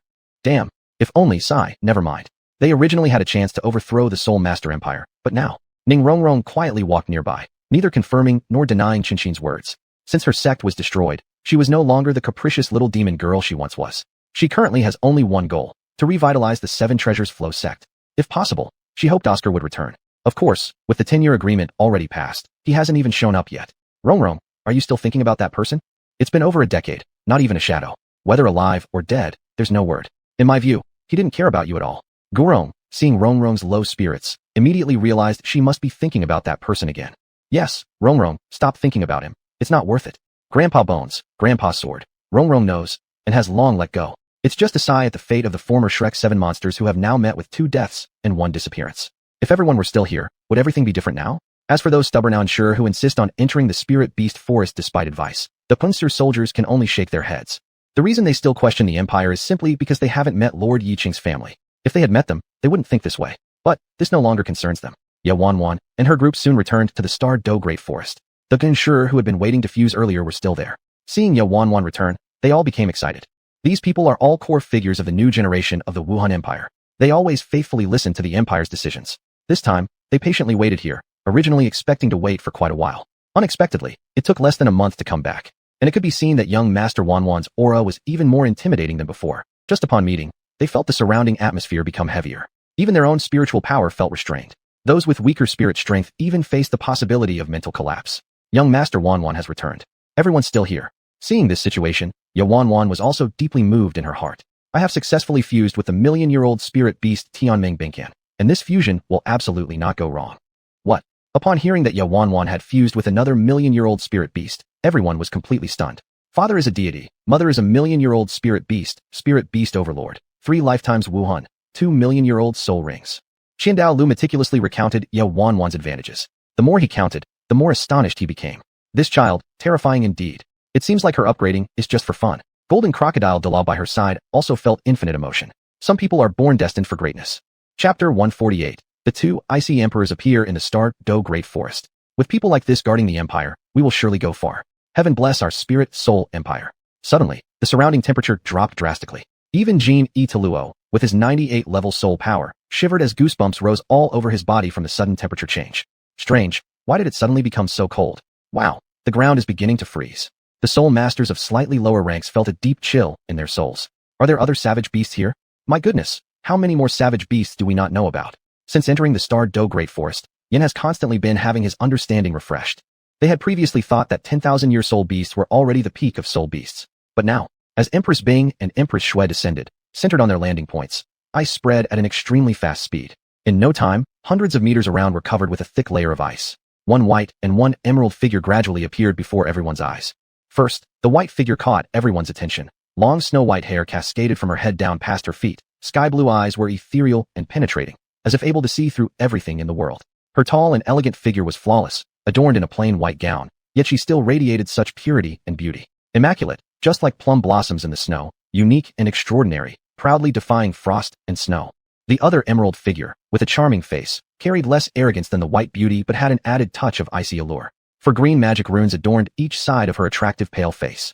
A jet green braid flowed gracefully down her back. However, her skin was as white as ice and even possessed a translucent quality. Beneath the skin, faint green light seemed to ripple. She wore an emerald green gown. Wow, who are these people? The coldness they emit is really chilling. But this cold aura suits them well. It's like tailor-made for them. Everyone looked curiously at the 2 unexpected gorgeous beauties. However, those from the Dukong family, used to seeing beauties of Yi Wanwan's level, found lesser comparison between these newcomers and the earlier radiant silhouette. Qian Daolu and Jin Italuo exchanged glances. These 2 were also soul beasts, and both had high cultivation. It seems they came along with Wanwan. Ice-type soul beasts must be from the extreme north region. That place, apart from a few cold attribute soul masters willing to venture there, others generally avoided it due to its harsh environment. Extreme cold has a great influence on soul masters and soul beasts. Yuanwan then said, Empress Bing, Empress Shui, kindly hide your attributes for now. Yuanwan spoke. Empress Bing, Empress Shui, indeed, they're ferocious beasts. I, alongside Empress Bing, are the most pure ice-attributed heavenly energy condensates formed within the core circle of the far north, which inherently carries ice attributes that cannot be concealed. Tianming Ice Silk's bloated shadow automatically emerged from Yi Wanwan's body. Empress Bing, I knew you couldn't bear leaving me, so you followed me out from the far north to the Star Do Great Forest. Why didn't you tell me? I would never laugh at you. Empress Bing's claws could not help but feel the urge to freeze the big silkworm again. Tianming Ice Silk displayed its suicidal characteristics once more. Empress Bing, why don't you become another soul ring for Wanwan together with me? Considering all the people here, aside from Wanwan, no one else could withstand your extreme cold ice. Tianming Ice Silk's statement was indeed reasonable. However, Empress Bing was almost driven crazy by it. How could she allow herself to fall into the same trap again when she finally had the chance to escape? Shut up. Even if I die, I refuse to stay in the same place as you. Suddenly, Empress Bing realized she had spoken incorrectly and quickly explained to Yuanwan. Wanwan, I didn't mean you. I just don't want to be in the same place with him. If only he can't speak, I'm sure I'd be willing to become your soul ring. No, Bing Empress became flustered and somewhat incoherent. Sister Ice Empress, it's alright. I understand, she gently responded. She wouldn't forcibly make a soul beast her soul ring. Moreover, she already possessed 2 million-year-old soul rings. It was indeed time to give others the chance. Besides, if Sister Ice Empress were truly to become her soul ring, her mind space would probably never find peace. Just imagining that made her headache. Empress Bing showed boundless gratitude to her with a nod. Then she stepped forward. This Empress wishes to try something. Who among you dares to fuse with this Empress? Xuanhuan smiled and replied. Sister Bing, your cultivation is too high. There is temporarily no one suitable here who can fuse with you. At this point, Liana stepped forward. Young Miss Xuanhuan, Liana wishes to give it a try. Liana, don't be rash. Ice Empress is a soul beast of over 300,000 years and at the level of a fierce creature. You're only at rank 70. If something goes wrong, how will we explain this to His Majesty? Liana was after all the sole disciple of His Majesty. Her safety could not be overlooked. Xiaoyu and Yin also tried their best to persuade her. Liana, your attributes don't match with the Ice Empress's. Your brother disagrees with this. Brother, alas, it seems you people are indeed too weak. Attempting to fuse with me might really cost you your lives. Ice Empress looked somewhat troubled. Could she really end up becoming Xuanhuan's soul ring alongside Tianming? Absolutely not. She certainly refused. Snow Empress was equally worried. The reason she came here to star Do Great Forest with Xuanhuan was to find someone suitable who could withstand her power. It seemed there was no one currently appropriate for this. This time let me try. Yin stepped forward first. Liana, let me do it. Liana knew Yin had always liked her, but she just couldn't bring herself to accept him. She could only regard him as her elder brother. Get another soul beast. Xuanhuan said. Yin didn't argue either. From the soul beast side, a 10,000-year-old phoenix soul beast stepped out. This type of soul beast shared the same fire attribute as Yan's spirit soul, making them very compatible. Xuanhuan nodded in agreement. Let's begin. This time, Xuanhuan did not release her spirit soul. Instead, she directly unleashed her spiritual power. As soon as the mental power from the million-year-old Tianming ice silk covered the area, the whole forest entered a brief hibernation except for those titled Douluo and above, or soul beasts of a ferocious level. Phoenix Soul Beast emitted a low cry, trembling under the pressure of its future sovereign of soul beasts. Its spiritual fluctuations were so intense that within its range, all the ice around it, and Xuanhuan melted away. Centered on Xuanhuan's body, some sticky mental energy flowed out from within her, enveloping Yin and the Phoenix Soul Beast entirely. The eyes of Emperors Bing and Shui closely watched Xuanhuan's movements. In their hearts, they also greatly hoped that this experiment would succeed. Chapter 149, Elder E. Just at this moment, the sky that had been perfectly clear just a moment ago suddenly darkened, and a thunderous roar sounded in the high heavens. In this instant, the light of the sun was completely blocked out by darkness. An overwhelming pressure descended from the heavens, causing everyone present to reveal expressions of shock. And those of lower rank, their minds instantly became blank, standing motionless like stalks of wheat. Little girl, your mental power is quite good, but it's still lacking. Let this old man help you. An ancient voice echoed in Xuanhuan's mind. Who are you? Xuanhuan looked at the reactions of the others, and not a single person knew. Uncle Tianming and Uncle Detian hadn't noticed that this presence had entered her spiritual sea. Strangely, he was able to avoid both Uncle Detian and Uncle Tianming simultaneously, communicating privately with her. I am the Death Spirit Holy Law God, Wang Ling Tianzai. I can hold the sun and moon, pick stars from the heavens. No one on earth compares to me. Little girl, you and I share a bond of destiny. It was evident that after entering Xuanhuan's spiritual sea, he was extremely excited. What about our destiny, or whatever? I have something very important to do right now. If you've got nothing better to do, let me go first. Indeed, Xuanhuan's consciousness had been forcibly trapped in her spiritual sea. She tried to break free, but she couldn't manage to escape. Haven't I already said? I can help you. Xuanhuan replied. Do you even know what I want to do? And yet you insist on helping me. I certainly do know. You don't even dare show your face to me, and you claim you can help me. Xuanhuan crossed her arms over her chest, acting every bit the willful young miss. That person seemed hesitant. Fine, since this old man met you, we must be connected through destiny. I'll show you my appearance then. Xuanhuan furrowed her eyebrows slightly. For some reason, she felt this person might be a little narcissistic, just like Uncle Tianming. It was an elderly figure with a gaunt face, clad in a splendid black long robe. On that black robe shone golden runes one after another. Over the long robe, there was a bright white large cape, contrasting sharply with the inner black robe. The hood of the cape covered his head. In his right hand, he held a staff longer than himself by 2 meters. The staff's body was made up of 3 mixed colors, black, white, and gold. As Xuanhuan observed the attire of this man before her, she muttered softly. You're not from the Douluo continent. Alex Ilao gave a faint How did you know? Of course. You, little girl, truly share a deep connection with this old man if you could discover I'm not from this world. Exactly. I come from the Saint Magic continent, where I am the Death Spirit Holy Law God, the undead catastrophe. As Xuanhuan looked at the man before her, she felt inexplicably a wave of sorrow surging up within her heart. Are you very sad? Elder E momentarily staggered. What nonsense are you spouting, little girl? My spirit has achieved transcendence. I feel great joy. How could I possibly be sad? Xuanhuan extended her pale hand, intending to touch the elder man before her. Alas, he was merely a wisp of spiritual awareness, making it impossible for her to reach him. Elder Yi's eyes flickered momentarily, then he spoke. Well then, little girl, how about it? Will you take me as your master? Xuanhuan withdrew her hand and answered. My father is very powerful, the most powerful person in the entire world. Why should I take you as my master? When she mentioned her father, her expression filled with immense pride. Elder Yi's inner thoughts were stirred. From the moment he entered this little girl's spiritual sea, all he intended was to exploit her. Because in his view, girls always lie. If it weren't for being deceived, he would have long become the son of light with a bright future ahead of him. Anyway, now that I've entered your spiritual sea, whatever I want to do will be as easy as flipping my hand. This plane of existence in your world has no one capable of resisting me. So, listen to me quietly. Otherwise, you'll suffer immensely, you know. With the other side finally revealing their true intentions, Xuanhuan not only didn't feel fear, but smiled sincerely in her heart. It was simple to deal with someone who came straightforwardly rather than facing those who pretend to be friendly on the surface while backstabbing behind your back. Grandpa, Xuanhuan will be very well behaved, alright. Grand-DPAA. Elder Yi froze momentarily, nearly choking from suppressed anger. Listen up, little girl. Call me uncle. Call me uncle, and you'll get candy. Xuanhuan stuck out her tongue. Grandpa, I have a name too. I'm Xuanhuan. Grandpa can call me Xuanhuan. Grandpa, Grandpa. Only now did Elder Yi realize that this seemingly compliant little girl was actually tough as nails inside. And it's the tough as nails kind. At the same time, Yiqing, who was meditating far away at the Ice-Fire Twin Aspect Eye, suddenly opened his eyes. In that instant, golden light surged brilliantly in his eyes, with faint traces of special runes coursing through them. Xuanhuan immediately sensed his abnormality and likewise opened her beautiful eyes, asking, Honey, what's wrong? Yiqing stood up and looked toward the direction of the Star Do Great Forest.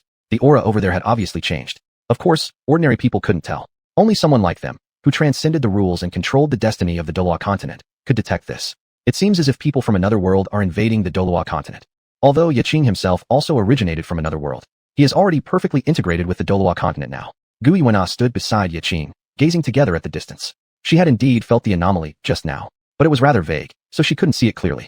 Yiqing's cultivation had undoubtedly surpassed hers. Nar, I'm planning to go check out the situation in the Star Do Great Forest myself. Naturally, Xuanhuan agreed with Yiqing's decision, but she hesitated and said, Husband, Nar wants to go too. She didn't want to be separated from Yiqing for even a moment. Especially during these special times, it made her cling to him even more. Just thinking about being apart from her husband made her feel uneasy. Yiqing reached out and pulled this clinging little woman into his embrace. Nar, you stay here and wait for me. The energy of the Ice-Fire Twin Aspect Eye benefits the baby in your belly. If we leave now, something unexpected might happen. Relax, I'll be back soon. But Xuanhuan still didn't want to part with Yiqing. However, she also knew the baby inside her was important. As a mother, she naturally hoped her child would be healthy. Even better if they can seize this opportunity. Relax, I'll come back in no time. It won't take long. Only then did Xuanhuan nod her head. Husband, Nar will wait here for you to return. Good. Before leaving, Yiqing set up several restrictions around the Ice-Fire Twin Aspect Eye, ensuring that nothing or no one could intrude. Only after doing this did he depart. Although Xuanhuan's current strength is unmatched, the fetus in her belly suppresses a part of her power. Chapter 150, Yiqing vs. Yilao. Even though no one could harm her, Yiqing still thought it was better to be safe. At the very moment Yiqing left, a few unwelcome visitors appeared in the depths of the Sunset Forest. Place like this. Elder Douluo, you can't enter either? It was Ning Rongrong, Douluo Bo, along with xuanhuan and Gu Rong, for people. With 3 titled Douluo as guards, throughout the entire continent, aside from the Spirit Soul Pagoda, only Ning Rongrong had this honor. You can't enter. Strange, I could enter before. Ice-Fire Twin Eyes was previously lost to Tang San due to a bet.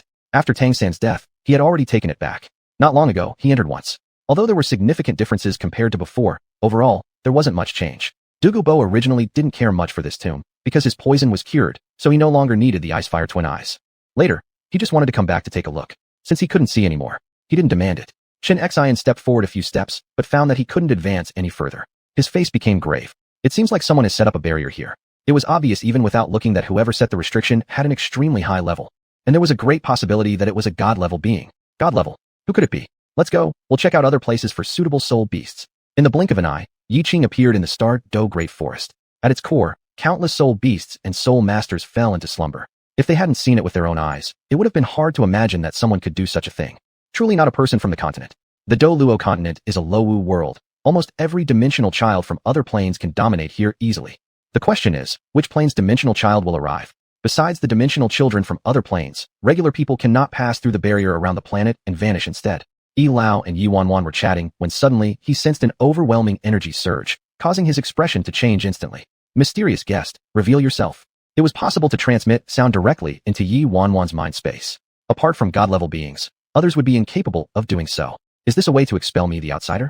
Yi Lao smirked slightly, his figure flickering as he appeared outside from within Yi Wanwan's mental realm. In front of him stood an incredibly handsome man over 190 centimeters tall, dressed entirely in white. The man exuded an aura of divine power that bore some resemblance, but also had subtle differences from the Douluo continent's atmosphere. Yi Lao couldn't quite figure out what this all meant. Upon seeing the shadow clearly, Yiqing felt a slight stirring within his heart. Older gentleman, staff, this attire. Already recognizing who this person was. It's indeed you. I know you. This greatly surprised Yi Lao. Since he was not from this world, logically, there should be no one who knew about him.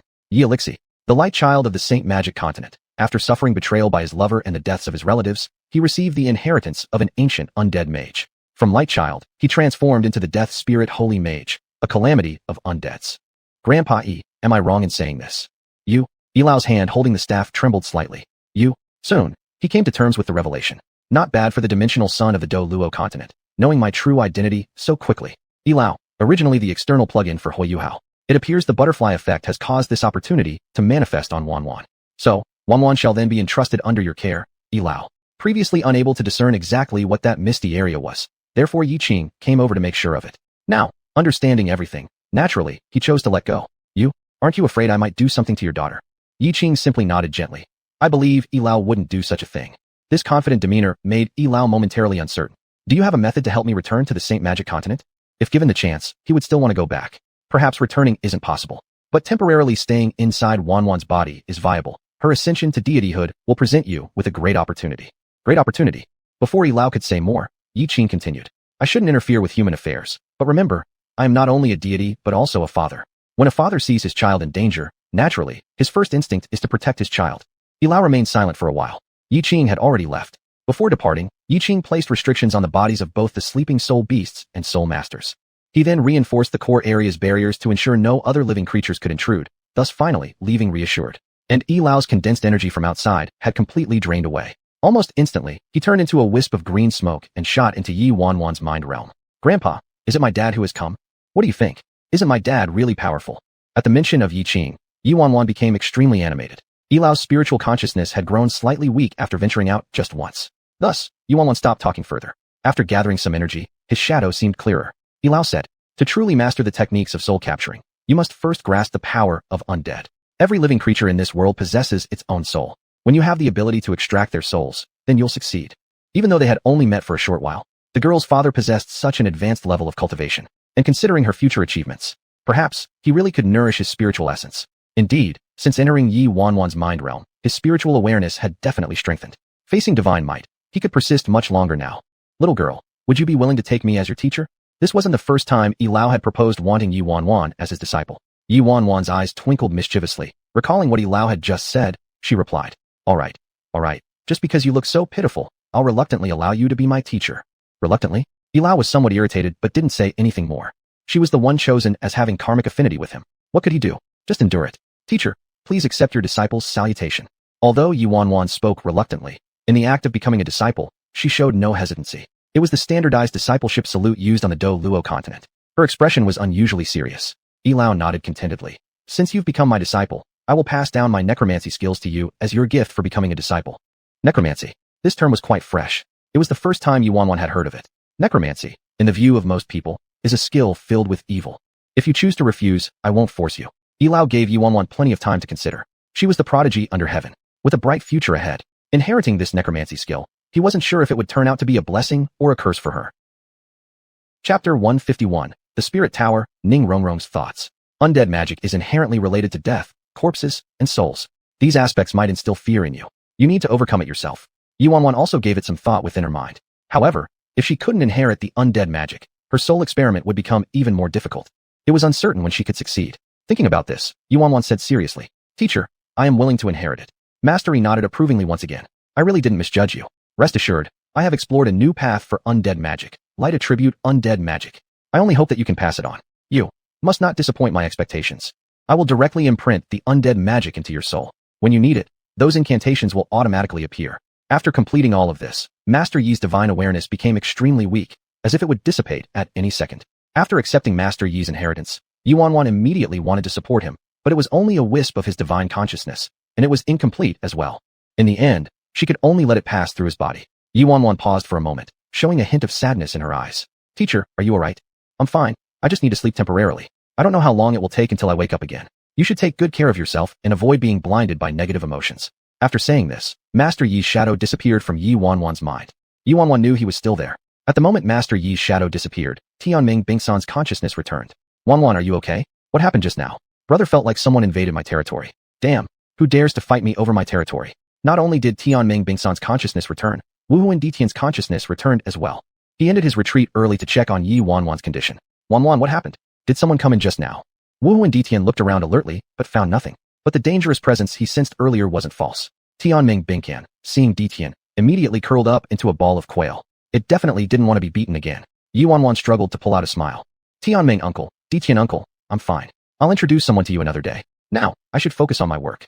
After saying that, Yi Wanwan exited the sea of consciousness. Wuhuan Ditian understood that something must have happened. Since Wanwan didn't want to say, then we respect her opinion. Time outside remained frozen. As Yi Wanwan cast the undead magic, the incantations appeared automatically in her mind. Although she wasn't very skilled at using undead magic yet, given Yi Wanwan's current level and strong spirit force, her mastery of undead magic reached an unprecedented degree. After about 15 minutes, the golden light on the soul fire phoenix started to intensify. Wherever the golden light touched, its body began to wither and dim. Eventually, all the golden light converged on the head of the soul fire phoenix. Just then, Yi Wanwan lifted her left hand, and Master Yi's scepter materialized in her grasp. Wuhuan Ditian, upon seeing the scepter, fell deep into thought. When did Wanwan acquire a scepter? Was it just now? Wuhuan Ditian's eyes flickered slightly, but he didn't say anything. The moment the staff appeared, the surrounding barriers seemed to come alive, and all soul beasts and soul masters woke up.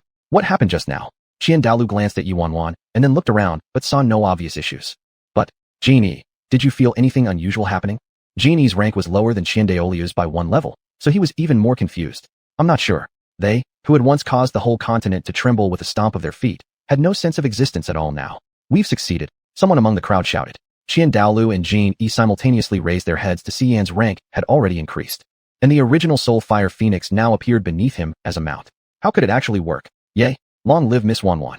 Long live Miss Wanwan. Being able to resolve the biggest challenge between soul beasts and soul masters was truly miraculous. It's amazing. For these many days, Yi Wanwan revealed a relaxed smile for the first time. Finally, we've succeeded. Mom and Dad, your daughter hasn't let you down. She successfully researched the method for creating soul crystals. And teacher, thinking of that unfamiliar yet familiar figure, Yi Wanwan attempted to use her consciousness to search for Master Yi's presence. But apart from the aura, there wasn't a trace left. I must achieve divinity as soon as possible. Only by achieving divinity can I rescue Uncle Tianming, Uncle Ditian, and teacher. The success of the soul experiment quickly spread across the entire continent. The Spirit Tower. What is this thing? Soul masters all had the same question about the announcements posted in various cities. It's said to be set up for monitoring and balancing the fusion between soul masters and soul beasts so no issues arise. Our empire truly cares about our development as soul masters. Indeed, long live the empire. Long live the empire. Most soul masters generally approved of the actions taken by the Soul Emperor Empire. However, a minority felt they were being manipulated. How outrageous. At the 7 precious jades oak, when Ning Fengji heard about the Spirit Tower, he was furious with indignation. They're forcing us to bow down to the Soul Emperor Empire. How hateful. The Soul Emperor Empire killed thousands of my disciples. There's no way I will submit to them. Shen Xian and Gu Rong also looked grim. At the time, to protect the sect leader, they almost exhausted all their strength. Shen Xian even lost an arm because of it. Dad, Bone Grandpa, Sword Grandpa. In fact, apart from what the Soul Emperor Empire did to us at the 7 precious jade zone, they haven't really committed any major wrongdoings. On the side, Ning Rongrong suddenly spoke up. Rongrong, what do you mean? Are you agreeing with their actions? Do you want to go to the Spirit Tower too? You are the most outstanding genius of the 7 precious jade zone and the future sect leader. How can you act like this, Ning Fengji was utterly hurt. Dad, the situation on the continent has already been settled. If we keep clinging to the old ways and fight against the empire, it won't benefit the restoration of our 7 precious jade zone at all. Ning Rongrong analyzed. She had carefully studied the current state of affairs on the continent. From an objective standpoint, the actions of the Soul Emperor Empire were not wrong. Rongrong. Ning Fengji roared furiously. He had never spoken so loudly or reprimanded his highly talented daughter like this before. Chapter 152, The Arrival of the Sea God. Ning Rongrong stood her ground, showing no signs of stopping. Father, what Rongrong said is right. If we continue to believe that the 7 Treasures Knee sect is still like one of the previous 3 major sects on the continent, respected by all, then one day we will be heading towards destruction. Ning Fengji raised his hand, ready to strike, but in the end, he did not act. The 7 Treasures Knee sect cannot afford any more upheaval. My 7 Treasures Knee sect absolutely refuses to bow down to our enemies. If you persist in thinking this way, then I will no longer recognize you as my daughter. Upon hearing Ning Fengji's words, Ning Rongrong looked at him incredulously. It was clear, however, that both father and daughter had very stubborn tempers, neither willing to give an inch.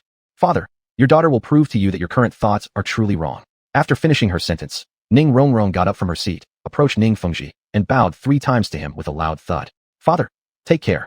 Sword Grandpa, Bone Grandpa, and Poison Grandpa, you must also take care. Ning Rongrong gave them another reluctant look before finally running out with a determined heart. I'm sorry, Father. I cannot just stand idly by while the 7 treasures in the sect opposes the sole Emperor realm. Right now, aside from submission, we have no other options. Rongrong will surely come up with a plan. Please forgive Rongrong for being unfilial. Seeing his beloved daughter rush out so decisively, Ning Fengji collapsed back into his chair. Could it be that I am wrong? All he wanted was to avoid bowing down to their enemies. Was there anything wrong with that? Shrek Academy, after seeing Ning Rongrong's attitude, also seemed to have something on his mind.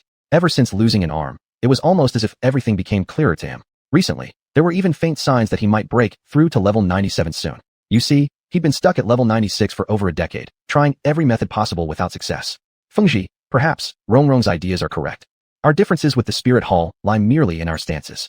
If viewed from the Spirit Hall's perspective now, they would probably also act against forces which could pose a threat to them. Now, haven't they done nothing to us? This is because the 7 treasures in the sect has become completely incapable of posing any threat to them anymore. Actually, Chen was overthinking it. The 7 treasures in the sect, regardless of when, always remained nothing more than ants compared to the Spirit Hall. Even if they broke another arm off Chen, it wouldn't matter. Ning Fengji couldn't possibly be saved. However, one point held true.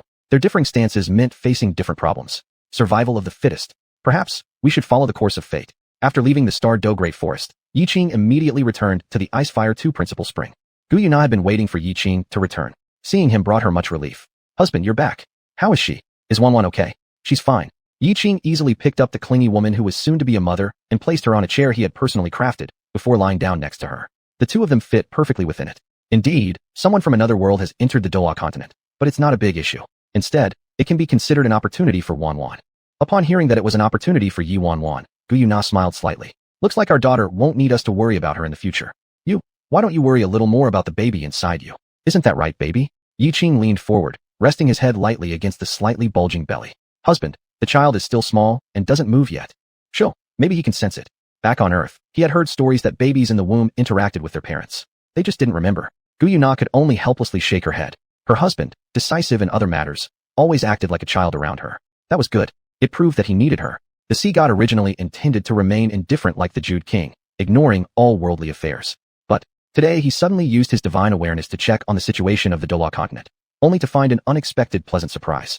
He immediately sent out a strand of divine awareness to the Douluo continent. Who are you? Just arriving at the Sea God Island, Xuanhuan looked at the giant in front of her. His appearance was no different from humans, wearing a white robe edged with gold, topped with a trident ring on his head. At the center of the ring was embedded a water blue gemstone. His face was simple, not necessarily handsome, yet extraordinarily dignified. He had calm, yet somewhat stern eyes, with a soft light flickering within them. Seeing me, your god, why do you not kneel? Hearing the giant's cold voice, Xuanhuan blinked her eyes and asked innocently, who are you? Why should I kneel to you? What a strange person. So big, and yet he wanted her to kneel upon meeting him. I am the sea god, a first-class deity of the divine realm. When you see me, you should kneel down as a sign of respect for me. Xuanhuan frowned slightly. Must humans kneel when they see gods? She wouldn't kneel, even if she felt like it. Why should I kneel when it's you who comes to see me? If anyone is to kneel, it must be you kneeling to me. Not even her parents had made her kneel. Why would she kneel to this man? Xuanhuan had originally harbored a little good impression of the sea god, but now it had vanished completely. The sea god was momentarily stunned and thought, why isn't this girl following the usual script? Doesn't she feel my authority? Apparently, this little girl needed a bit more discipline. Thinking of that, the sea god smiled. As he smiled, a feeling akin to Mount Tai pressing down on Xuanhuan swept over her, making it almost impossible to breathe. What's happening? What's happening? Tianming Bingshan had been sleeping in Xuanhuan's consciousness, but was startled awake by a terrifying pressure. Wu and Ditian also woke up from his slumber. This time, he didn't bother to say much to Tianming. Instead, he tried to go outside. However, Wu and Ditian found that they seemed to be trapped inside by an immensely powerful force. It's a deity. Definitely a deity. No one else could have this ability to confine us other than a deity. Both it and Ditian were million-year-old spirit beasts. In Douluo continent, they were just one step away from becoming gods. No one else could harm Xuanhuan without them noticing immediately. Wu and Ditian's expression darkened. What does this deity intend to do with Xuanhuan? Ditian, what shall we do? Oh poor me. Just after becoming Xuanhuan's intelligent soul ring, am I about to meet my doom? Sensing a whiff of annihilation approaching, Tianming Bingshan immediately shut its mouth. Boo-hoo, Ditian was so frightening. Xuanhuan was the cutest. This deity has only confined us. For now, Xuanhuan won't be in danger. If there were any danger, neither he nor Tianming Bingshan would still be able to talk here. Chapter 153, The war god sees his people. Tianming Bingchan seemed to have realized something. Indeed, you possess 2 million-year soul rings. Not just soul rings. There seems to be something else. The sea god Poseidon swept his divine senses over Yiqing and detected the presence of Wuhong Di Tian and Tianming Bingchan. Little girl, tell me why those 2 million-year-old spirit beasts can survive through you after their soul rings were absorbed by you. Wondering, are we? Let me explain this to you. Her 9 soul rings lit up, revealing her colossal silver dragon king soul emblem behind her. 9th soul skill, thunder of 10,000 forces. Her 9th soul ring glowed momentarily, and in the next second, dark clouds gathered rapidly in the sky above, forming a black hole shaped like a swirl of clouds. Ultimate lightning energy spread across the field, even making the sea god feel slightly astonished. How dare you attack without warning, little girl? You're brimming with fire, aren't you? This interesting 9th soul skill can actually summon thunder. Thunder force was no joke. It could cleave gods if used appropriately. And judging from this young lady's display, her thunder wasn't ordinary either. An arm-thick bolt of ultimate lightning streaked down from the cloud vortex. At this moment, the sea god felt a trace of threat. Yuanan's level had already reached that of a 99th level absolute Douluo, just one step away from becoming a god. But even that one step represented a massive difference, especially since the sea god had achieved his divinity through faith power, making him even more powerful. With a light swing of his sea god trident, an immense collision sent the sea god stepping back once. However, Yuanan wasn't as lucky. Her small figure flew into the air in an arc and plummeted towards the sea. The sea god wasn't there to kill, but to find a successor. He waved his trident again, conjuring an invisible force that lifted Yuanan to prevent her from falling into the ocean. Meanwhile, the sea god himself arrived at the water's surface, examining Yuanan. Beautiful she certainly was. The determined spirit she exuded also aligned well with the tastes of the sea god. You really are a fine girl. I've made my decision. I will choose you as my successor. Inherit my position as sea god. All along, Yuanan had been closely observing changes in the sea god's eyes, noticing the clearly malicious intent. Coupled with the fact that he had dared bully her before, she snorted coldly. You've decided, but I haven't. I absolutely refuse to become your successor. A golden light shimmered around her body as the golden hoop staff soul weapon appeared in midair in her hand. Without hesitation, she swung it directly toward the sea god. Little girl, I am the sea god, the embodiment of light, the ruler of the seas. If you inherit my position, you will gain the power to control everything in the ocean, a much greater honor than being a titled Douluo. Sea god? So what? Is the sea god stronger than my father? Stronger than my mother? Yuanan didn't pause her attacks while continuously questioning the sea god, leaving him stunned on the spot. Children these days weren't so easy to fool. Talented children were even harder to deceive. The sea god easily dodged her attacks and coughed lightly, saying, The sea god is certainly more powerful than your mother. As for Yiqing, that monster, the sea god dared not compare his strength against him. What if Yiqing showed up and gave him a beating? Losing would be insignificant compared to the loss of face, and disrupting this successor matter would truly be a failed effort. That means the sea god isn't as strong as my dad then. In that case, why should I become your successor? The sea god was momentarily stumped, thinking, how can a sea god of my standing fail to convince a mere child? Didn't you want to save your spirit beast companions too? Becoming a god can make that happen. Yuanan hesitated briefly. The sea god's eyes lit up. It was working. After you inherit my position as sea god, take them to the divine realm. At the very least, they'll be qualified as celestial officials, and you won't have to worry about them anymore. Yuanan wavered a bit. She did want to ascend quickly to become a god, but the sea god had hit her earlier. I don't need you. I can still become a god on my own. That's correct. Even without him, you can still become a god. Suddenly, another frigid voice rang out from the skies. Upon hearing this voice, Yuanan involuntarily shivered. This coldness was different from the extreme chill of the northern polar region. It was an icy cold piercing the depths of her soul. Goosebumps covered Yuanan's entire body. The expression on the sea god's face turned grim. War god Shurjua, didn't you leave the Douluo continent? How did you come crawling back again? Shurjua the war god?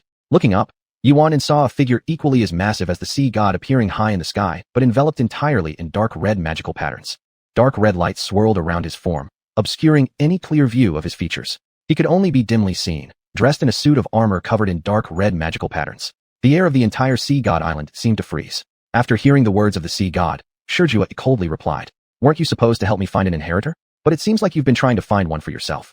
The sea god felt somewhat guilty, but still said confidently, Isn't this decision still uncertain? Shurjua ignored him and directly responded, I don't care. I've set my sights on this girl. Hand her over. The sea god immediately got enraged at Shurjua's shameless behavior, shouting, Wow, do you have no shame? I found the successor first. What gives you the right to fight with me over her? What fight? Did you confirm anything? Has she participated in your trials? Does she even have the mark of the sea god on her yet? If none of those have happened, then she's still free. I choose her as my inheritor. What's the problem? This nearly drove the sea god mad. Placing Yuanan in a secure area on the sea god island, the sea god trident moved slightly forward with great power cutting through the air. You're too shameless.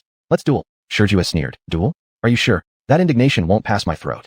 We must decide who's better. Instantly, a deep blue light radiated from his body. Xuanhuan also didn't show any weakness. A dark red glow spread around him. For a moment, the sky above the sea god island was half bright azure and the other half dark crimson. Tensions were high, a fierce battle looming.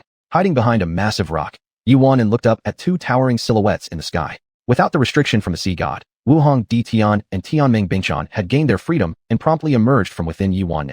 Wan, are you alright? What happened? Seeing Wuhong Di Tian and Tianming Bingshan, Yuan smiled lightly. Uncle Di Tian, Uncle Tianming, I'm fine. Those two gods in the sky, calling themselves the sea god and war god Xuanhuan, suppressed both of you. The sea god and war god. Both Wuhong Di Tian and Tianming Bingshan were greatly startled. No wonder their strength had been so effortlessly suppressed. Wan, what do the sea god and war god intend to do? Chapter 154. The dual gods descend upon the spirit soul pagoda. Upon hearing this, Yuan said, that so-called sea god wants me to be his successor, but I refused. Then the man named Xiao appeared, and after exchanging a few words with the sea god, they started fighting like this. The battle in the sky became increasingly fierce. The golden 13 spears technique, the second spear, Millennium Emptiness. At that moment, almost all the creatures in the sea were startled by the violent fluctuations of the seawater. After sensing the power of the sea god, all the sea creatures cowered in fear. They wondered why Lord Sea God had suddenly descended, and why was he fighting someone else? Could it be the calamity from 10 years ago would repeat itself? You see, that disaster not only took away the lives on the Sea God Island, but also severely damaged the marine ecosystem. It has taken 10 years for just a small portion to recover. Whoa, has even our faith in the Sea God become useless? Uncle Ditian, Uncle Tianming, we should leave quickly. These battles between deities might affect us. Here in the ocean, if a tsunami or something similar were to happen. Besides, her father once said one doesn't have to inherit a god's position to become a god. A self-created divine position is much stronger. Upon hearing Yi Wanwan's refusal, Spirit Emperor Ditian nodded in agreement. Wanwan, your action is correct. This sea god used to have grudges against your father. If you inherit his position, the consequences would be unimaginable. Uncle Ditian doesn't want you to make regretful decisions because of my reasons. Spirit Emperor Ditian began contemplating why the sea god would act this way. What benefits would letting Wanwan inherit his position bring him? Or perhaps he wanted to use her for something. No wonder Spirit Emperor Ditian thought this way. For them, spirit beasts are their greatest enemies. Things like divine punishment, tests, all require using spirit beasts to complete, regardless of their willingness. I understand.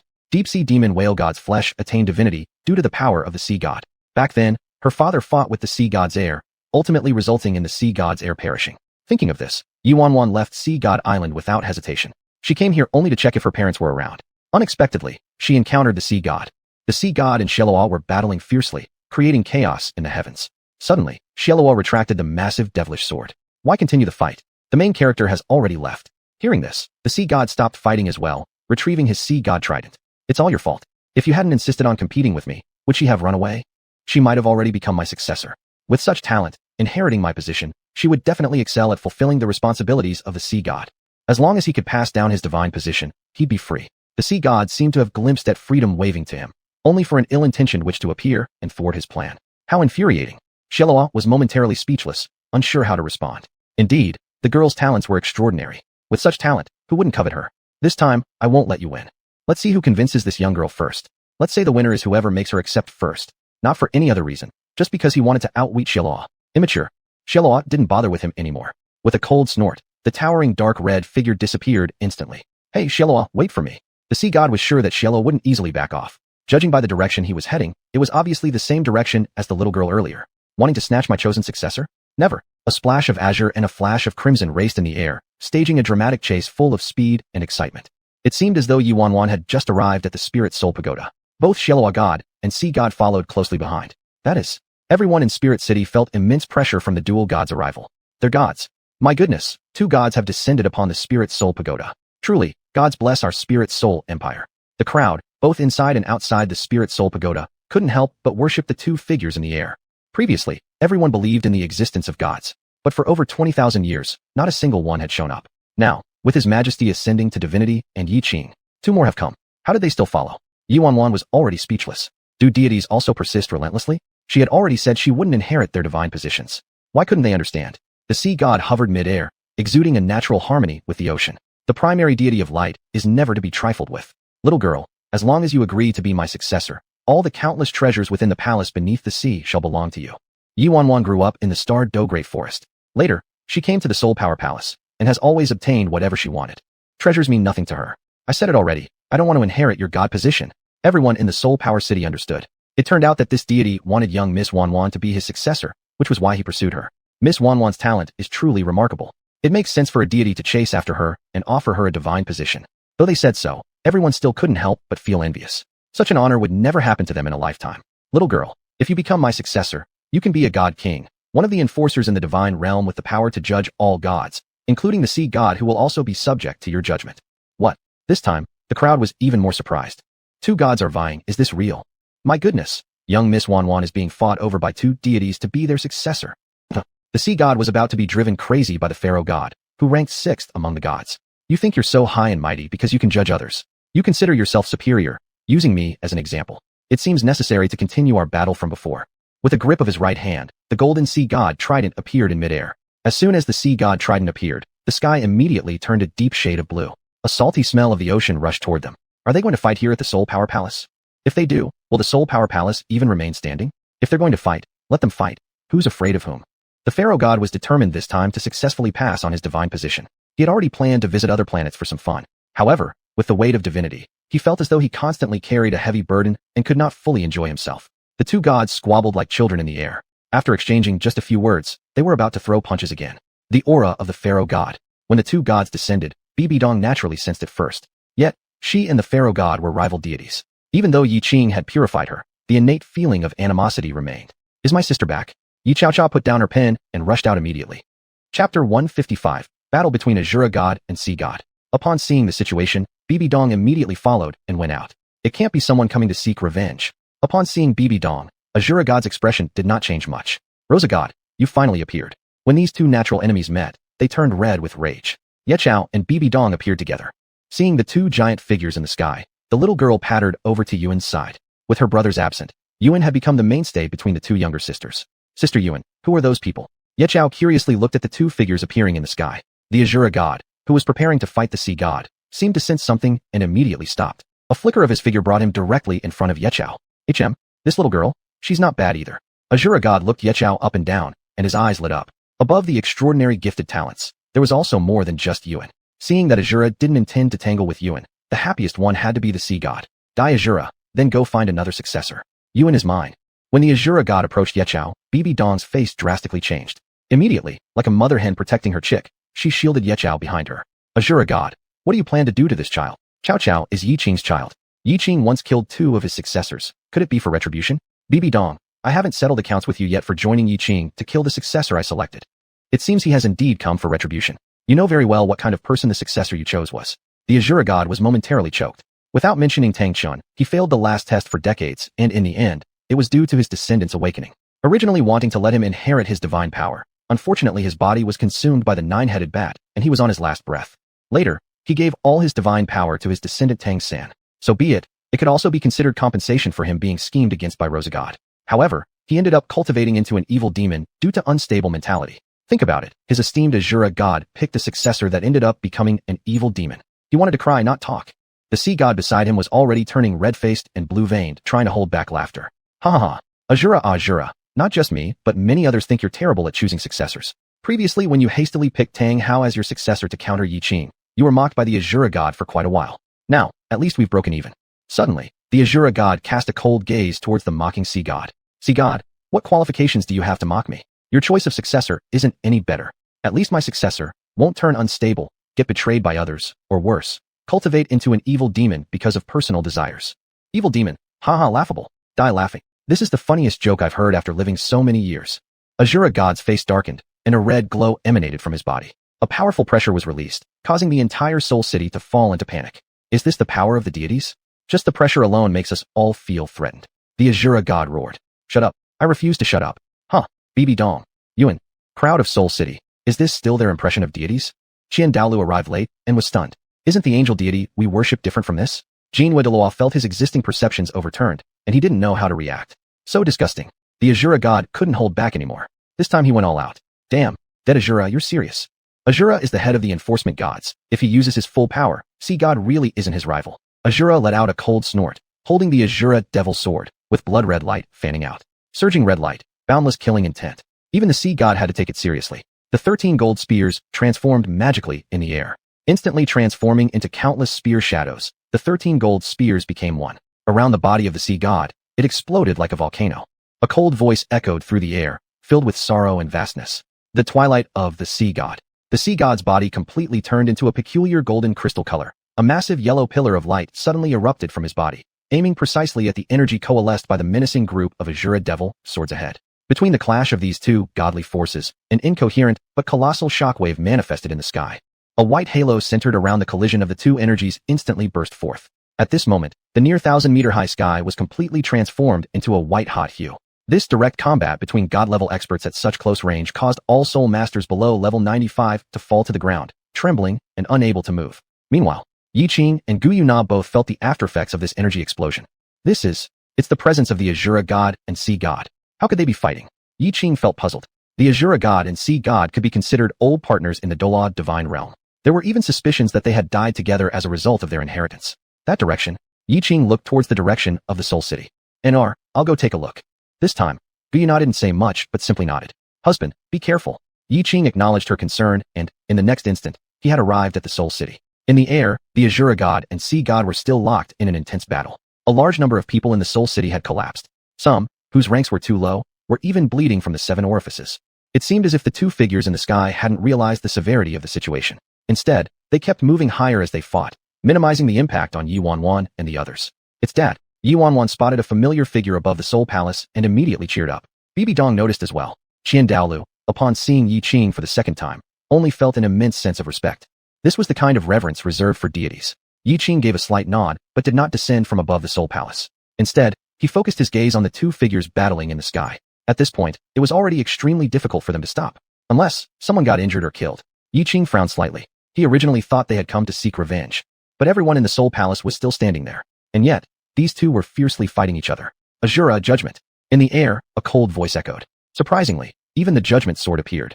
As the enforcement god of the divine realm, the Azura god sword had the power to judge all gods. If struck by his judgment sword, a deity would either die or lose all their powers. Azura, are you crazy? Chapter 156. One move, repelling two major deities. The sea god was frantic. He had never imagined that the Azura would dare to use the Azura judgment against him. Even in terms of seizing the successor, to the sea god, it was nothing more than a playful act. In the worst-case scenario, they could simply let their chosen successor inherit the dual positions of the two deities. At that moment, suddenly, an overwhelming and incomparable energy appeared in the sky. There was nothing visible. However, the sea god, who had been confined by the Azura demon sword, mysteriously regained his freedom. Soon after, invincible golden hoop, break. A pleasant male voice echoed as if arriving from ancient times. Azura only felt a violent tremor at the tiger's mouth where he held the Azura demon sword. Two figures then flew apart like kites whose strings were cut, heading off in opposite directions.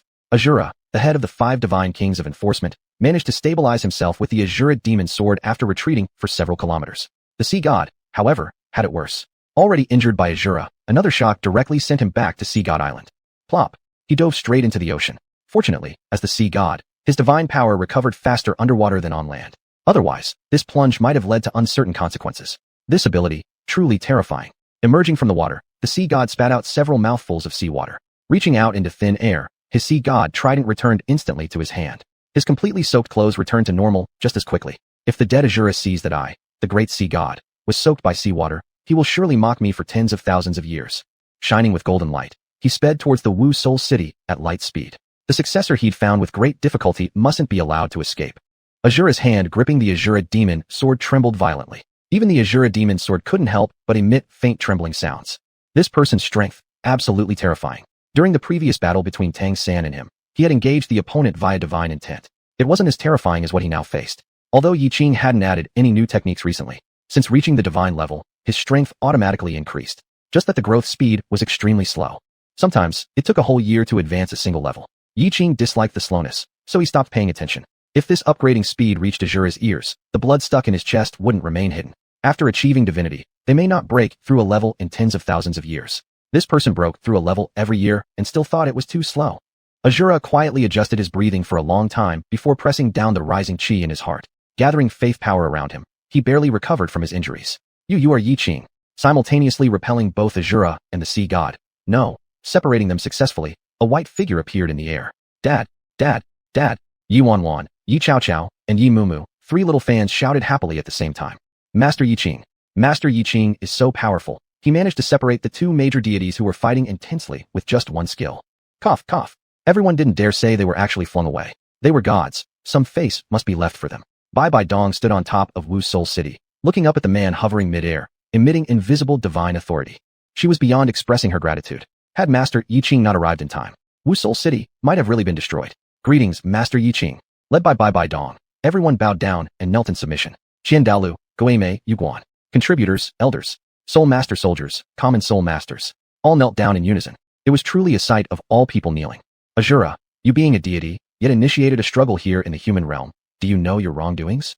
Azura is indeed a divine king and the head of the 5 enforcement deities. But Yiqing's position is above even divine kings. Even Azura, faced with Yiqing, has no choice but to submit and serve. Yiqing, master. Azura knows his mistake. Bai Bai Dong. Indeed, Master Yiqing's position is above Azura. Excellent. And the sea god, who arrived late, upon seeing Azura kneel and submit before Yiqing, hesitated not a bit, went to Azura's side, and knelt together with him. Azura's rank is above his own, and he submits. What significance does he hold? Alas, it's such a pity, the heir they had worked so hard to find will once again come to naught. Azura, sea god, without cause, you two started battles in the human realm, causing upheaval. You are hereby sentenced to restore everything damaged in the human realm to its original state. Any objections? No objection. No objection. Yiqing stood with his hands behind his back, satisfied, nodding upon hearing Azura's and Sea God's replies. The next second, he disappeared without a trace, as if all that happened was merely an illusion. After Yiqing left, Azura and the Sea God both breathed a sigh of relief simultaneously. Too terrifying. Such oppressive aura. If their divine power had been weaker, they wouldn't have been able to withstand it. The two of them landed at the same time in the Wu Soul Temple Square. The divine aura around them had already dissipated, leaving only their height as noticeably taller than everyone else.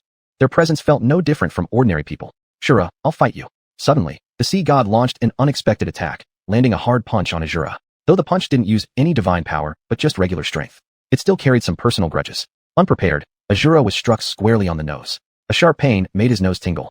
There was even a sensation welling up in his eyes that made them sting slightly. Forget the fact that Azura was a cold and stern enforcement deity. Even as an ordinary man, based on his character, he would never cry. See God, you're asking for death. You're the one who's looking for death. Your whole family is doomed. I will beat you, beat you, beat you, beat you. How dare you use the judgment sword against me? With your temperamental personality, if it weren't for me keeping you company, do you think anyone would bother talking to you? Watch me kill you. Azura, while being punched, knew deep down that what he had done wasn't right. So he let the sea god hit him without retaliation. The others could no longer comment on these two great deities. They just shook their heads and returned home or went their own ways. Since that day, the Shura god and the sea god began residing in the Wu Soul Temple, having 2 additional gods staying there, and they were level 1 deities, should have been an immense honor. However, every member of the Wu Soul Temple felt nothing but helplessness about this. See, upon seeing someone greeting him, the sea god snorted disdainfully and turned away, leaving Azura standing awkwardly in place. Sea god, please let me explain. I won't listen, I won't listen, I won't listen. You need to listen. No, I won't listen. Such conversations occurred almost daily. Everyone was seething with frustration but dared not say anything. It might be better if they had a proper fight instead. Xiaoyao, go tell Uncle Sea God not to be angry anymore. Yi Xiaoyao's soul power had awakened. Though young, she had a delicate face. With her soothing nature, Azura was completely under her influence. Chapter 157. The consequences of the sea god's anger are severe. Yi Xiaochao did not refuse, but quickly approached the sea god and relayed what Xiao Luo had said to him. Uncle Sea God, Uncle Xiao Luo asked Xiao Chao to tell you not to be angry anymore. In front of Yi Xiaochao, the sea god, even if he were 10,000 times angrier, could not vent his anger. He squatted down halfway, but because of his towering height, he was still much taller than Xiao Chao. So he slightly leaned forward and said to her, Xiao Chao, you go tell that smelly Xiao Luo that Uncle Sea God says it's impossible to forgive him. Getting injured by others didn't make the sea god as furious. Even if he were to fall due to being unmatched against an opponent, he would have accepted it as fate. But this time it was Xiao Luo, his most trusted person, who dared to fight him to the death. The sea god couldn't forgive. Yi Xiaochao obediently nodded her head and returned to Xiao Luo's side. In fact, both of them understood what the other had said, because there was only about 20 meters between the two of them. Even the number of breaths one took, the other could clearly perceive. Upon hearing Yi Xiaochao's message, Xiao Luo wasn't angered either. He could only silently sigh. It seemed, this time, the sea god was truly mad. He wouldn't easily forgive him again. Uncle Xiao Luo, if you want Uncle Sea God to forgive you, Xiao Chao can help think of a way. Oh. Xiao Luo immediately responded, really? Although the two of them didn't usually get along well in the past, those days when they used to argue back and forth were truly quite fun. Unlike now, everything is so lifeless. Just passing a day already felt like he was going crazy from boredom. Yi Xiaochao chirped mischievously. Of course it's real. Xiao Chao never lies. Not far away, Bibi Dong saw the harmonious interaction between Xiao Luo and Xiao Chao and felt an odd pang, as though her treasure had been snatched away. If only I wasn't weaker than him. No, Lady Yiqing said divine beings should not casually trigger fights in the human realm. At the next opportunity, I'll send them all to the divine realm and forbid them from returning. Xuanhuan hadn't ascended yet. If she went to the divine realm now, it'd be deadly boring. Don't. Absolutely not. It seems we can only resort to other methods. Meanwhile, inside Xuanhuan's mind space, for people were exchanging glances with each other. Xuanhuan stood before the three individuals. It felt like some sort of public criticism session. Xuanhuan, who exactly is this person? Tianming Bingqian looked at the oddly dressed old man with disdain. Xuanhuan, this is your mind space, created by Brother Me. Without my approval, Tianming Bingqian suddenly felt as if his head was going to explode. Tian, why are you hitting me? Just hit me directly, but why on my head? Don't you know that smacking the back of someone's, or an animal's, head can easily cause damage? Wuhan Tian glared coldly at the huge, round silkworm before him. Do you even have a back of your head? Tianming Bingqian nearly fumed to death. Why shouldn't I have a back of my head? Don't underestimate Brother here. Brother I am the world's unique intelligent soul ring. Under the pressure from Wuhan Tian, the spirit king of the beast kingdom, Tianming Bingqian reluctantly shut up. Ying. Fellow comrades, does anyone understand? I just barely managed to carve out my own domain.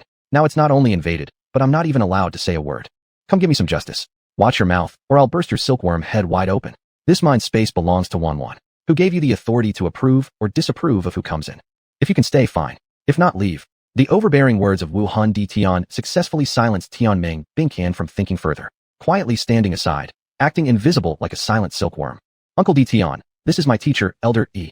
Elder E, this is Uncle Tian, a million-year-old soul beast whose beast form is the golden-eyed black dragon. After introducing Wuhan Tian, Xuanhuan paused for a moment. Tianming Bingqian widened his eyes, as if asking with his gaze. Hurry up and introduce me. Let me be introduced too. I, Tianming Bingqian, also deserve a name. Xuanhuan inwardly chuckled, then continued without any delay. This is Tianming Bingqian, also a million-year-old soul beast, but its strength is much lower than Uncle Tian's. Tianming Bingqian. So you had to drag me down while introducing? It would have been better not to introduce me at all. Tianming Bingqian felt gloomy, yet he didn't dare say much more. Tian was right. This was indeed Xuanhuan's mental space. What had he opened up anyway? It was just empty boasting. Before he arrived, this mental space already existed. Moreover, the energy within it was extremely potent. He sensed his cultivation level rising continuously while inside. Had he not been a soul ring, he might have already broken through the million-year mark. Even so, once Xuanhuan ascends to godhood, my own rank will absolutely not be low. Thus, Tianming is afraid of being driven away. It fears death. It also seeks fortune and danger. If it weren't for Tianming Bingqian's nature, it wouldn't have lived as long as it has. Originally, your sister Xuanhuan's teacher, greetings. In the future, Sister Xuanhuan will be in your care. Anyone who can be acknowledged by an elder as Xuanhuan's teacher is certainly not an ordinary person. At the very least, when Wuhu Tian sensed this individual, a strong sense of uniqueness emanated from them. Wuhu Tian could feel it. Tianming Bingqian naturally could too. Tianming Bingqian is a classic example, a good soul beast that just happened to grow a mouth. Sister. Outside came Yi Chao's voice. Xuanhuan instantly exited her mental space. Chao, what do you need with me? Xuanhuan was the oldest among the three sisters and carried herself as the big sister. She took great care of and loved her younger sisters. Sister, let's help Uncle Luo. Upon glancing at Luo trailing behind Chao, looking somewhat embarrassed, she immediately understood. Sigh. Uncle Luo brought this upon himself. In a proper fight, why resort to lethal measures all of a sudden? Actually, while Luo had used the divine skill judgment, his aim truly hadn't been directed at the sea god. Had he merely missed, combined with the sea god's abilities, he would have been able to completely dodge it. At worst, he would have needed to lie in bed for 3 to 5 years. That would have posed no problem for his cultivation or life. Xuanhuan, we can help you, but from now on, don't provoke Uncle Sea God again. Luo pulled at his cold lips, saying, I dare not. Once was enough for him to be terrified. Doing it again would sever their friendship forever. Alright, so let's begin. Xuanhuan and Yi Chao exchanged glances, instantly understanding each other's thoughts. Chao, go fetch Murmur. She's the best at crying. Alright, Luo, the best at crying? Could they possibly plan to use tears to make the sea god forgive him? This couldn't be possible, right? How could crying solve anything? Uncle Luo, lie down quickly. Just lie down and close your eyes. The rest is up to us. Chapter 158. Forgiveness is possible, accepting the inheritance. Upon hearing her sister's call, Mumu quickly came over. Sister. With little short legs, she ran over swiftly. That adorable little face was as cute as could be. Xuanhuan squatted in front of Mumu and said, Mumu, listen to what your sister has to say. Uncle Luo is severely injured right now, critically so. He's almost dying. You should cry for him, alright? And you should cry as loudly as possible. Mumu looked at her sister, then glanced at Shiola lying on the ground who appeared perfectly fine, seemingly understanding something, yet not fully grasping it. In short, all you need to do is lure Uncle Haishan over here. Alright, I understand. In the next second, Mumu let out a wail and ran out crying. Xuanhuan, are you sure? There won't be any problems with this? A child so young. How could Shiola not have doubts? Trust me, there absolutely won't be any issues. Afterward, Xuanhuan collaborated with Wuhuan Tian to disguise the god Shiola. The relationship between gods and soul beasts was usually very subtle. Now, things had completely changed. Xiaoluo himself hadn't expected it would turn into this. Wah wah wah. Yi Mumu's crying was even more heart-wrenching than when Yi Wanwan was a child. It immediately spread throughout the entire Soul Emperor Palace. Every person's heart was deeply touched. Wah wah. As long as the intended person didn't appear, she wouldn't stop. Mumu, what on earth is wrong with you? Yu Guan and Gue Mei were nearly frantic.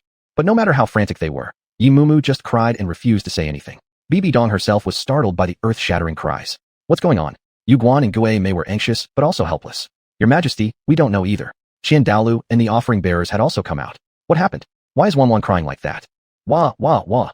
Yi Mumu only cared about crying, ignoring everyone's questioning, refusing to answer until the intended person arrived, whereupon her cries grew even louder, almost loud enough to shatter everyone's eardrums. Uncle Haishan, Uncle Xiaoluo is dying. Please go see him. What?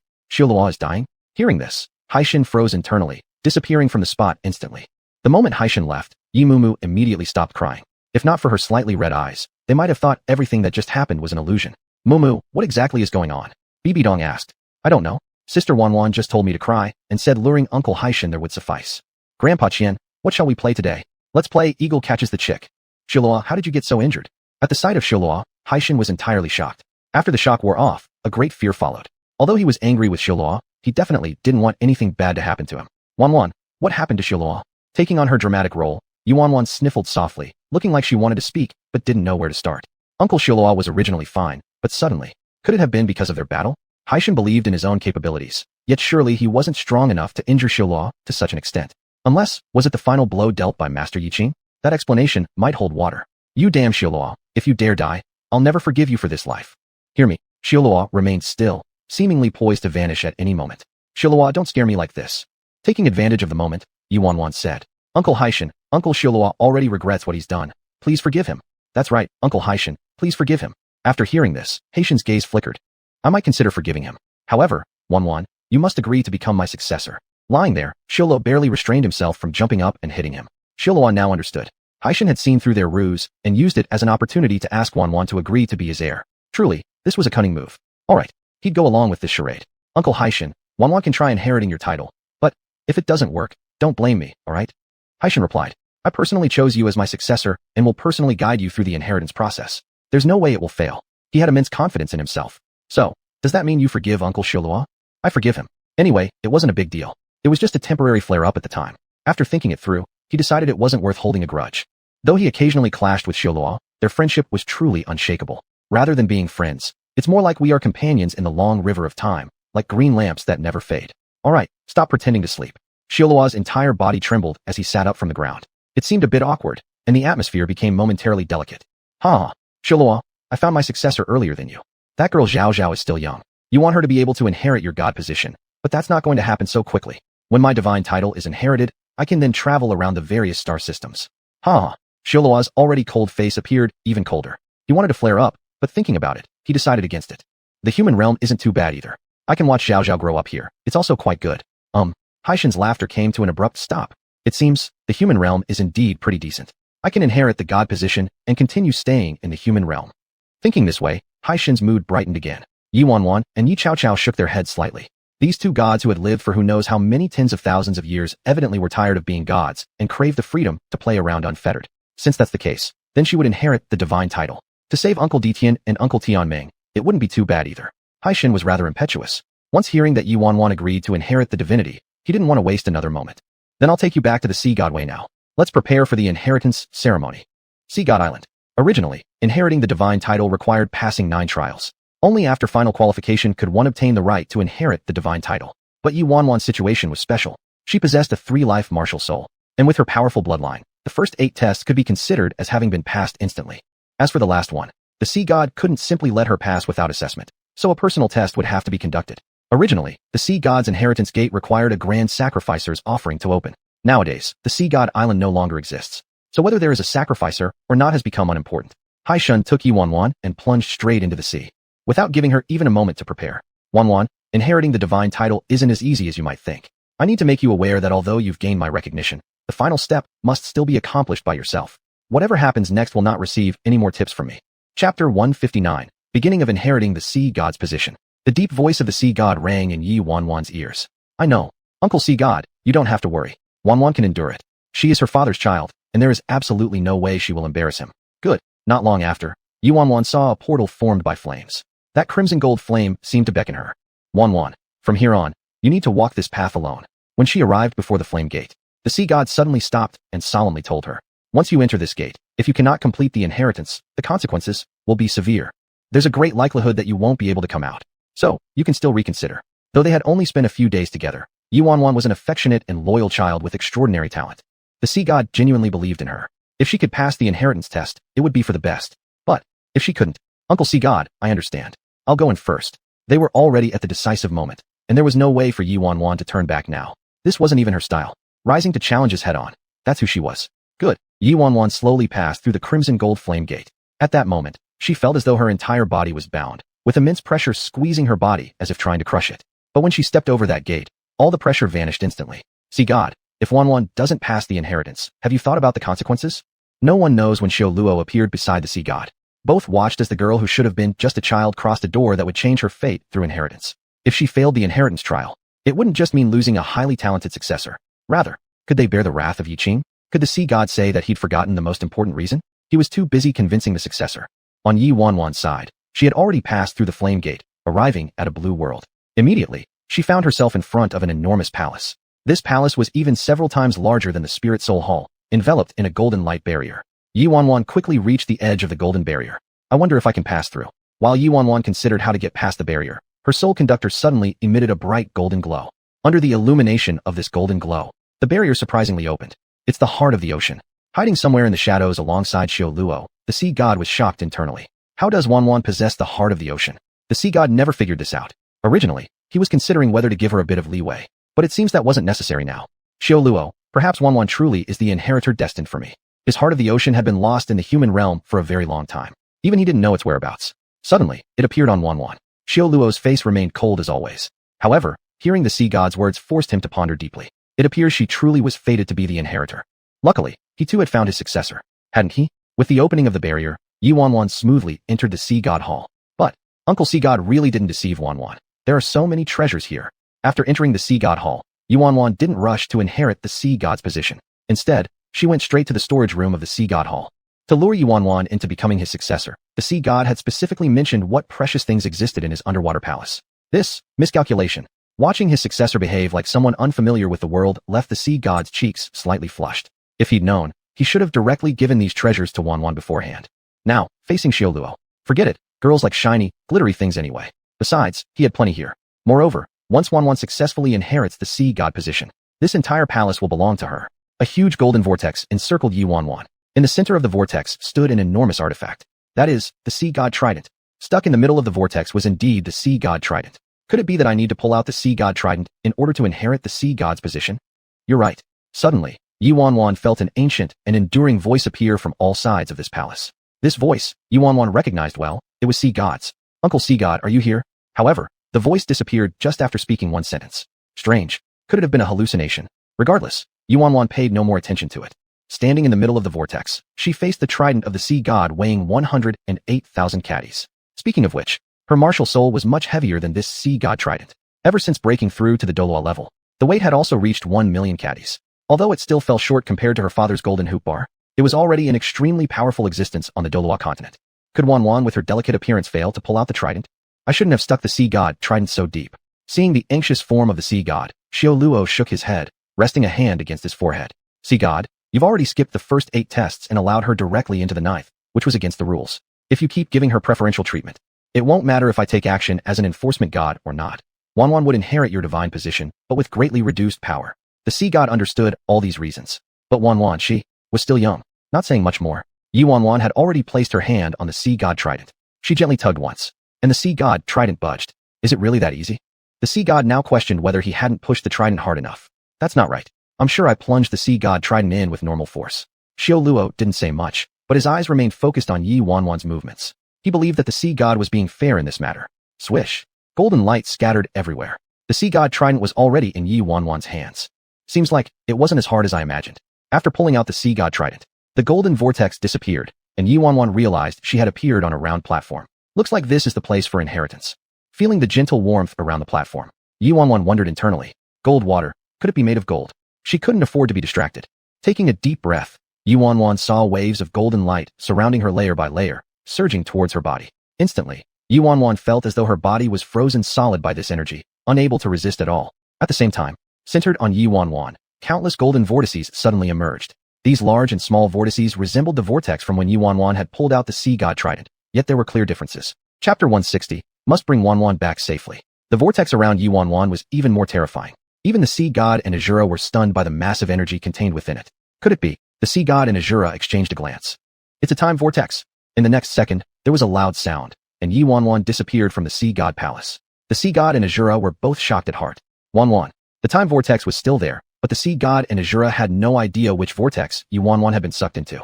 Azura searched separately. The sea god left a message and jumped into one of the vortices.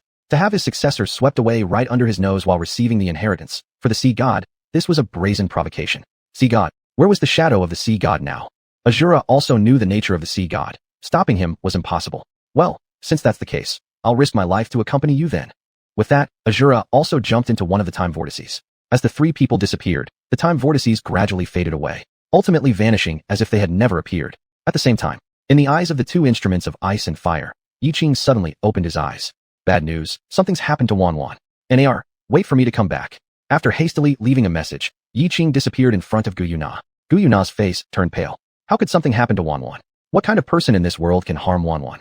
A pregnant person is naturally more sentimental, making her all the more anxious and uneasy. Xuanhuan, you will definitely be safe. You definitely will be. Guyuna devoutly prayed to the heavens. In an instant, Yiqing arrived at the sea god island. The surface of the sea appeared calm, but Yiqing knew that inside there was actually a hidden tumult. Without hesitation, he entered the seabed. Soon, he arrived before the massive sea god palace. After carefully examining the surroundings, Yiqing found no traces whatsoever. Strange. The presence of the three people disappeared here. How could they vanish without a trace? Could it be? Yiqing's expression suddenly changed. Then, he left the sea god palace and headed towards the Xuanhuan shrine. Xuanhuan has disappeared. The Azura god and the sea god have also disappeared. Bai Dong's expression drastically changed. Yu Guan and Gui Mei didn't need to be mentioned. Hearing about Xuanhuan's disappearance made them feel like the end of the world. How could Xuanhuan disappear? What should we do now? Lord, you must find Xuanhuan. If only we hadn't agreed to let Xuanhuan go to Sea God Island with that so-called sea god. Staying at Xuanhuan Shrine for so long would have been fine, yet going to Sea God Island caused trouble to keep happening. Yu Guan became sadder the more he thought about it, and his voice sounded like whimpering cries. Bai Dong, you are a god too, so I hope you can help me look for Xuanhuan. After speaking, he turned towards Yu Guan and Gui Mei. Yu Guan, Gui Mei, help me find Tian and tell him that Na is in the two instruments of ice and fire. Because the child in her belly needs to absorb the celestial energies from the two instruments of ice and fire, she cannot leave there temporarily. Please ask him to protect Na. Yu Guan's crying suddenly stopped. Our master is pregnant again. That's wonderful. But thinking about Xuanhuan's disappearance, he remained very worried. Gui Mei, though anxious in his heart, knew that just being anxious here was useless. Let's go. We shouldn't be adding chaos here. We need to find Tian quickly to protect our master. Once our master is safe, master can focus on finding Xuanhuan. Without wasting any time, Yu Guan set off immediately with Gui Mei. Grandmaster Qiandaolu, please take care of Zhao Zhao and Mu Mu. Yiqing did not have many complicated thoughts about Qiandaolu. In the original story, he was just an old man who sacrificed himself for his granddaughter. Although he possessed nearly level 99 power, he had never been involved in any affairs related to the Xuanhuan Shrine, nor did he bully the weak because of his great power. In short, he was also considered a man of integrity among the great Douluo warriors. Leaving Zhao Zhao and Mu Mu in his care, Yiqing felt assured. After simply arranging everything, Yiqing flew towards the Douluo divine realm. Lina, for now, the empire is temporarily entrusted to you. Great offering, please take care of Zhao Zhao and Mu Mu for now. There's no need to talk about whether or not you entrust them. It seems like Zhao Zhao and Mu Mu belong to you already. Hurry up and go. I'll ensure the empire runs smoothly. There will definitely be no problems. Just as Bai Dong was about to leave, Qiandaolu suddenly called her out. You must bring Xuanhuan back safely. After saying that, he arrogantly turned his head away. Bai Dong slightly nodded, and her figure disappeared from the Xuanhuan Shrine. What? Shocked. With everyone gone, Hulaiina's heart seemed to have left with them, as she stood dazedly off in the distance. Her gaze was lost, not knowing where to look. It wasn't until Qiandaolu called out to her that she hurriedly snapped back to reality. Great offering. Lina has work to do. With Bai Dong away from the empire, of course Hulaiina had the most responsibilities to bear. Fortunately, she was already experienced, so there was no great difficulty in dealing with matters. Yiqing knew that the Douluo continent was, in fact, just a planet. Beyond it, in this world, there were also many other planets in existence. And upon these planets, humans and other creatures together condensed into a kind of spiritual force. As the spiritual force rose, it formed a special place. This place was above the planets and allowed only humans to enter. It was the divine realm. The divine realm encompassed all the planets. Only those whose strength broke through the planetary seal could become deities. Yiqing had long broken through this seal. By all accounts, he should have already entered the divine realm to fulfill his own mission. However, because he didn't like being bound by nature. Also, Guiyuna didn't favor the divine realm, so he never entered. Now, for the sake of saving his daughter, he had no choice but to go in. Because only by returning to his rightful divine position could he discern the specific situations of other planets. Otherwise, he would only perceive vague information. Yiqing suspected that Xuanhuan and the other two had been swept away by time. As to where they were taken, he wasn't sure. Time streams were random, just like how he traveled across worlds. Wherever he arrived, that's where he ended up. The time stream didn't appear at fixed intervals. In the original story, the time stream emerged only after 10,000 years. It seems someone wants to make some trouble. If so, then I will let them know what a grave mistake it is to use my daughter as leverage. Passing through layer after layer of obstacles, Yiqing landed on a small mountain. Around the small mountain, clouds and mist filled the air. The drifting mist gave the air a rich density of various elements. Suddenly, the surrounding mist turned golden. The gentle golden mist evoked a very peculiar sensation. One figure after another slowly emerged from the mist, flying towards Yiqing. Chapter 161, A Warning Upon Arrival. Each of them was handsome, wearing ancient and elegant light beige clothing. In a few breaths, they arrived in front of Yiqing. There were a total of 24 people who came, all bowing respectfully to Yiqing at the same time. We've come to see Master Yiqing. Yiqing knew that these were all divine officials from the God realm. Every person who ascended from other planets needed the introduction of a divine official to meet the law enforcement god and other divine kings. However, Yiqing's identity was different. His divine rank was above the law enforcement god. Even Azuras would call him master upon seeing him. Moreover, the law enforcement god Azura had already gone missing. Shouldn't the god realm be under his control now? Why were they saying they would take him to see the law enforcement god and other divine kings? You can directly take me to my divine residence. Let the other divine kings come to see me. The leading divine official was troubled. If this attempt to bring him did not succeed, the divine kings would surely become angry. Master Yiqing, due to your special identity as a self-created divine rank, there is currently no divine residence prepared for you. Not prepared a divine residence? Yiqing gave a cold laugh. If I'm not mistaken, my divine rank has already been self-created for several years, hasn't it? Even though 1 day in the God realm equals 1 year in the Douluo continent, your information shouldn't be delayed so long that you haven't even prepared my divine residence, right? As Yiqing laughed, a peculiar divine power began to grow within him. It was a kind of authority difficult to resist. The divine officials were stunned. This self-created divine king didn't seem easy to fool, did he? Master, whether you believe it or not, the God realm currently indeed has no place for you. So, they weren't even pretending anymore, huh? Since that was the case, Yiqing would accommodate them. So what do you mean? Seeing that Yiqing wasn't speaking much, the divine official's lips curled slightly upward. You will have to temporarily stay with the other divine officials until your divine residence is repaired. Then you can move in. Thinking about it, Yiqing, who was at least above the divine king level, had his mansion delayed indefinitely. Now, they wanted him to share a room with the other divine officials? Suddenly, Yiqing emitted a golden radiance. How could a mere divine official withstand the aura of someone beyond the divine king level? In an instant, all 24 divine officials were sent flying. Nice. Instantly, they hadn't even realized the danger when they were flung out. Every divine official lay prone on the ground, feeling their internal organs displaced. These divine officials from the God realm usually had nothing much to do. After all, gods only appear once every 10,000 years. And ever since the dragon god's chaos, the God realm had been recuperating. Sometimes, after too long a period of recuperation, both humans and gods can become lax. Since that was the case, Yiqing didn't mind giving the God realm another cleansing. Yiqing, what do you intend to do? The leading divine official held his chest, his face pale as he pointed at Yiqing, seemingly unable to believe that Yiqing would actually dare to act like this against them. Approaching like a descending celestial deity, Yiqing slowly walked up to the divine official and stepped on his face with his foot. You want to give me a warning? You clearly don't understand the reality of your own situation. Struggling desperately, the divine official found himself helpless against Yiqing's immense strength. Even with less than 1/10 of his capabilities unleashed, Yiqing rendered the official completely powerless. Yiqing, this is the God realm. Even if you're above the divine king rank, you mustn't rashly provoke us. Rash. Yiqing laughed. When he laughed, it was truly beautiful.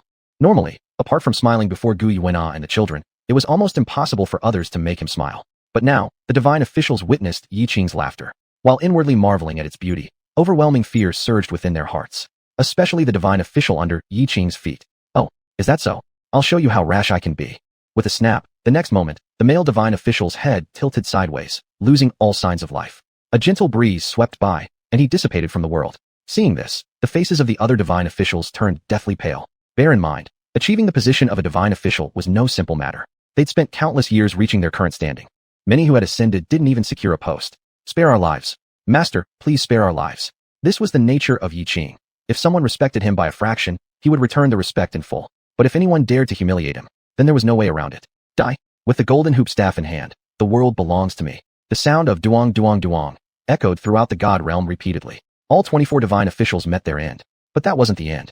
The golden hoop staff spun rapidly in Yiqing's hands. With a casual flick, it shot forward. Wherever it went, the land and rivers crumbled into nothingness as though caught in an apocalyptic nightmare. What was originally a paradise had now turned into ruins. The last time the god realm suffered such severe damage was during the previous calamity.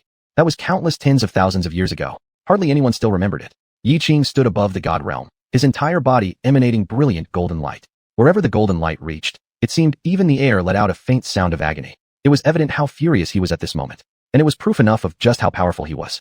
The god kings of the god realm, I'll give you 1 minute. If you don't show up in front of me, I will make all of you vanish from the god realm. The shadows of the hidden god kings stiffened slightly. What kind of god king was this? This was basically a demon king. The situation was worse than when the dragon god caused chaos in the god realm. They couldn't remain hidden anymore. If they continued to hide, the god realm would truly be destroyed. Even if it were to be destroyed, it absolutely should not happen in this way. A total of 5 god kings appeared. The one standing in the middle looked about 27 or 28 years old, with an extremely handsome appearance. He had a head of golden hair flowing loosely over his shoulders, casual, yet full of grace. He wore white chef attire, but no chef's hat. He was none other than the emotion god, Rong Yinbing. On his left was a figure cloaked in a deep purple robe that concealed his head. Only faintly could 2 red glows be seen moving within the cloak. His face was unclear. Inside the cloak seemed to be an endless abyss of terrifying energy. There was no doubt this was the destruction god. As for the remaining 2, Yiqing couldn't immediately identify them. Lord Yiqing, we are late. Please forgive us, Lord. What? No longer grateful to stay as Zengui, turtle heads.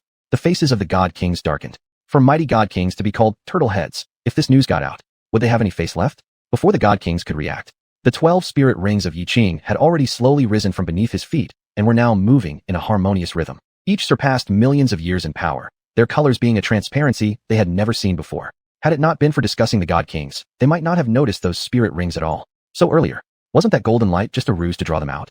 Chapter 162. Now it's my turn to intimidate you. He had long known they were hiding in the shadows. The god of emotions, as one of the 5 law enforcement gods, seeing this situation, had a very grim expression. Yiqing, what do you mean? Not only did you kill the 24 divine officials when you came to the divine realm, but now you're trying to kill us too. Do you really think you can become the ruler of the divine realm? The divine realm has existed for millions of years, and it's not something that you alone can shake. Damn, the god of Azura and the sea god aren't here. If they were in the divine realm, how could they have allowed him to destroy it like this? Shake it. Yiqing looked coldly at them. I'm not interested. It's just that you've already given me an intimidating welcome. Now it's my turn. As soon as his transparent divine power spread out, the 5 great divine kings simultaneously took several steps back. The god of emotions and the god of destruction, being divine kings, were still okay. They only retreated 10 steps. The other 3 weren't so fortunate. This retreat nearly pushed them towards the cliff. Below was an abyss thousands of feet deep. Falling would cause much more than mere injury. Lord Yiqing, what happened earlier was indeed our mistake, but isn't it excessive for you to be this pushy? Yiqing gave a mocking laugh. I think it's quite fine. Rong Yinbing, why are you saying so much? Watch me eliminate him. With a grasp, the god of destruction conjured a 2-zhonglong purple scepter, resembling a streak of lightning with its entirety radiating a terrifying destructive intent in purple-black hues. This was precisely the scepter of destruction. The scepter of destruction had existed since the formation of the divine realm, controlling the concept of destruction itself. Once the scepter of destruction appeared, the faces of the other divine kings turned even paler. After all, like the god of Azura, the god of destruction possessed the ability to pass judgment. Annihilation Divine Thunder. The Annihilation Divine Thunder was a purple-black lightning strike. If it appeared in the mortal world, just one shot would effortlessly destroy an entire city or level a range of mountains. Heaven-destroying, earth-shattering. A colossal black thunder sphere manifested, with a layer of blue-purple along the edge containing a devastating storm, reaching the pinnacle of destructive intent. Truly, the power of destruction was formidable. No wonder, even in the original story, Tangan, despite possessing dual-bodied capabilities, almost fell to him. It took combining the powers of several great divine kings to eventually defeat him. Good. Ever since I became unmatched in the Douluo continent, I haven't fought in a long time. Today let me see just how skilled you divine kings are. Yiqing loosened his finger joints. Battle gold armor. In the clangorous roar of a blazing golden energy, it instantly enveloped Yiqing's body. At this moment, the entire Douluo divine realm experienced a tremendous shockwave. Duong. Even without releasing any divine techniques, Yiqing struck down with a single blow. All the destruction energy gathered by the god of destruction dissipated immediately. His cloak also got knocked off. At this point, Yiqing finally saw the true face of the god of destruction. It was a man who appeared to be about 30 years old, with a head full of short dark red hair, as stiff as needles, each standing upright, his eyes shimmering with red light, his appearance extremely handsome. Rong Yinbing, are you not going to help? But Rong Yinbing only said, Destruction, retreat quickly. None of us can match him. The god of destruction was practically fuming. These lousy teammates. He had led the charge, and the others were still hesitant. Retreat quickly. If you don't return, the divine realm will be destroyed. Only then did the god of destruction realize the entire divine realm was already in disarray, whereas before the divine realm was merely damaged. Now it was on the verge of complete destruction. Without hesitation, the god of destruction retracted his scepter of destruction. You must immediately withdraw your divine power. While the god of destruction's personality may be arrogant, stubborn, and ambitious for power, what could possibly compare to the welfare of his wife, the goddess of life, and the divine realm? He cherished the divine realm immensely, wanting it less harmed than anyone else. My lord, please spare the divine realm. We've erred. The attitude of the god of destruction now was vastly different from before. Yiqing dissolved the battle gold armor. Sparing the divine realm is negotiable. What about Azura and the sea god? Rong Yinbing and several others' expressions changed once again. How could Yiqing know that Azura and the sea god were absent from the divine realm? Could it be that he deliberately chose this time to come up to the divine realm? If so, then they certainly couldn't tell him anything. Yiqing stated, Azura and the sea god have disappeared. I came back to check if there were any clues. I didn't expect that your divine realm had such grandeur to deliver such a powerful welcome. What? The Azura god and the sea god disappeared? What's going on? From this, Yiqing. Please forgive Lord Yiqing. It's not up to us. Your divine position is quite special and hasn't been clearly defined yet, so we had to test you a bit. The god of emotions and the other 5 divine kings were now very embarrassed. How could they have known that Yiqing's self-created divine position would be so powerful? Just by the divine armor attaching itself to his body, the divine realm was in danger of falling. If he were to use it fully, even all the deities combined in the entire divine realm wouldn't be able to stop him. Naturally, Yiqing didn't want the divine realm to be destroyed. He was worried about xuanhuan's whereabouts and initially hadn't wanted to tangle with them further. Unfortunately, these divine kings had grown too complacent over time. They couldn't tell who the true ruler of the divine realm was. Lord, do you mean Azura god and sea god are gone? What happened? Yiqing said. They must have been swept away by the time chaos current. Taken together was my daughter. So, Lord Yiqing came up to the divine realm because of his daughter. It was all a big misunderstanding. But, wasn't the time chaos current supposed to arrive much later? Why now? The divine kings naturally knew about the time chaos current. I'm not sure either, which is why I've come here to check things out. Yiqing glanced casually at Rong Yinbing. Rong Yinbing gave an awkward smile. Lord Yiqing, your divine mansion has actually been repaired by Azura long ago. It just needs a name, and once you go there, you can move in immediately. Yiqing kept his usual expression, not to mention anything else. Though Yiqing did kill Azura's successor, Azura didn't harbor any resentment against him. After all, among the original 12 divine kings in the divine realm, many had fallen due to events concerning the dragon god long ago. With the upcoming time chaos current as well, Azura certainly hoped for more gods in the divine realm. Only with more gods would they stand a better chance to combat the time chaos current. The power of the time chaos current and the destruction wrought by the dragon god back then could only increase, not decrease. It seems this appearance of the time chaos current isn't coincidental. Yiqing looked serious. Take me to the divine mansion first. Chapter 163. Damn it, they've been tricked. The layout of the god realm is actually very similar to the mortal realm. Each god king has a corresponding divine residence. Based on their status, rankings, positions, and area size, the divine residences are appropriately arranged. Those with the highest strength naturally get the best locations. Yiqing's divine residence is located atop the tallest mountain range in the entire god realm. It is surrounded by misty clouds. Rong Yinbing and others led Yiqing to a grand divine residence. Master, this is your divine residence. In the god realm, great importance is placed on one's identity as a deity. The stronger one's power, the more powerful the spiritual energy at one's location. The moment Yiqing arrived here, he felt his chest broaden. It seemed like bringing Nero and the others to live here wouldn't be bad. I'll bring them over once I find xuanhuan. Rong Yinbing slightly bowed and said, Master, we've prepared a welcoming banquet for you. Please come to the banquet hall. That's not necessary for now. I've come to the god realm to look for my daughter's clues. Let's save the banquet for later. The other god kings didn't say much more. After paying some compliments, they left. Yiqing also didn't say much. He hardly knew these god kings, so he wasn't about to trust them to help find xuanhuan. As long as they don't cause trouble, that's enough. Entering the divine residence, Yiqing immediately began investigating. How could it not be here? Yiqing was puzzled in his heart. Time turbulence couldn't just appear out of nowhere, right? There must be some other reason. Then, what could that reason be? Suddenly, the entire god realm seemed to undergo a bit of turmoil. Yiqing instantly used his divine power to sense the situation around him. It was from the forbidden divine zone. Yiqing quickly searched through the information related to the forbidden divine zone in his mind. This was the place where the golden dragon king was sealed. Ever since the dragon god had been split into two, all the negative emotions had been given to the golden dragon king, causing his temperament to become extremely volatile. So he was sealed in the forbidden divine zone. Without hesitation, Yiqing directly flew towards the forbidden divine zone. Emotion god, can we really trust this new emperor of gods? Just watch. Xiao Luo, do you think imprisoning me here means nothing can be done? When I get out, I will destroy your god realm entirely. And then I will ruin the mortal realm too. Imprisoning me for so long? It's time for payback. Since this place is the forbidden divine zone, it is naturally somewhere that gods can be imprisoned. Most deities would never approach this place. Because everyone thinks it's an ominous place. Ever since the Golden Dragon King was imprisoned here, he kept repeating these words. Who are you? On your body? The Golden Dragon King looked at Yiqing with immense shock. How does the dragon god's aura exist on your body? You're clearly not a soul beast. The Golden Dragon King's head struggled to process it all. Have I been confined for too long? Golden Dragon, were you responsible for the recent temporal disturbances? What temporal disturbances? I have no idea what you're talking about. How about this? Let me out, and I'll help you investigate. Before Yiqing finished speaking, the Golden Dragon King remained silent, observing him. Without hesitation, Yiqing immediately used his divine power to begin breaking the bindings imprisoning the Golden Dragon King. However, the bindings were far more complicated than Yiqing imagined. His divine power continuously drained away, and the consumption was excessive. Without further thought, Yiqing continued loosening layer after layer of the restraining chains. But, right at that moment, Yiqing sensed a strong surge of divine power behind him gathering at an incredible speed. Yiqing's brows twitched. He turned around to see Rong Yinbing and the other God Kings returning, their efforts consolidating divine power indicating they had been plotting this all along. Nonsense. Yiqing coldly snorted. Despite half his divine power being used to free the Golden Dragon King, this posed no issue for him. Dealing with these fools would be easily managed with just old Z's single finger. When Yiqing tried to retract his divine power to deal with these fools, he realized his mistake. He couldn't pull back the divine power. Yiqing, you finally realized it, but it's too late. You know me?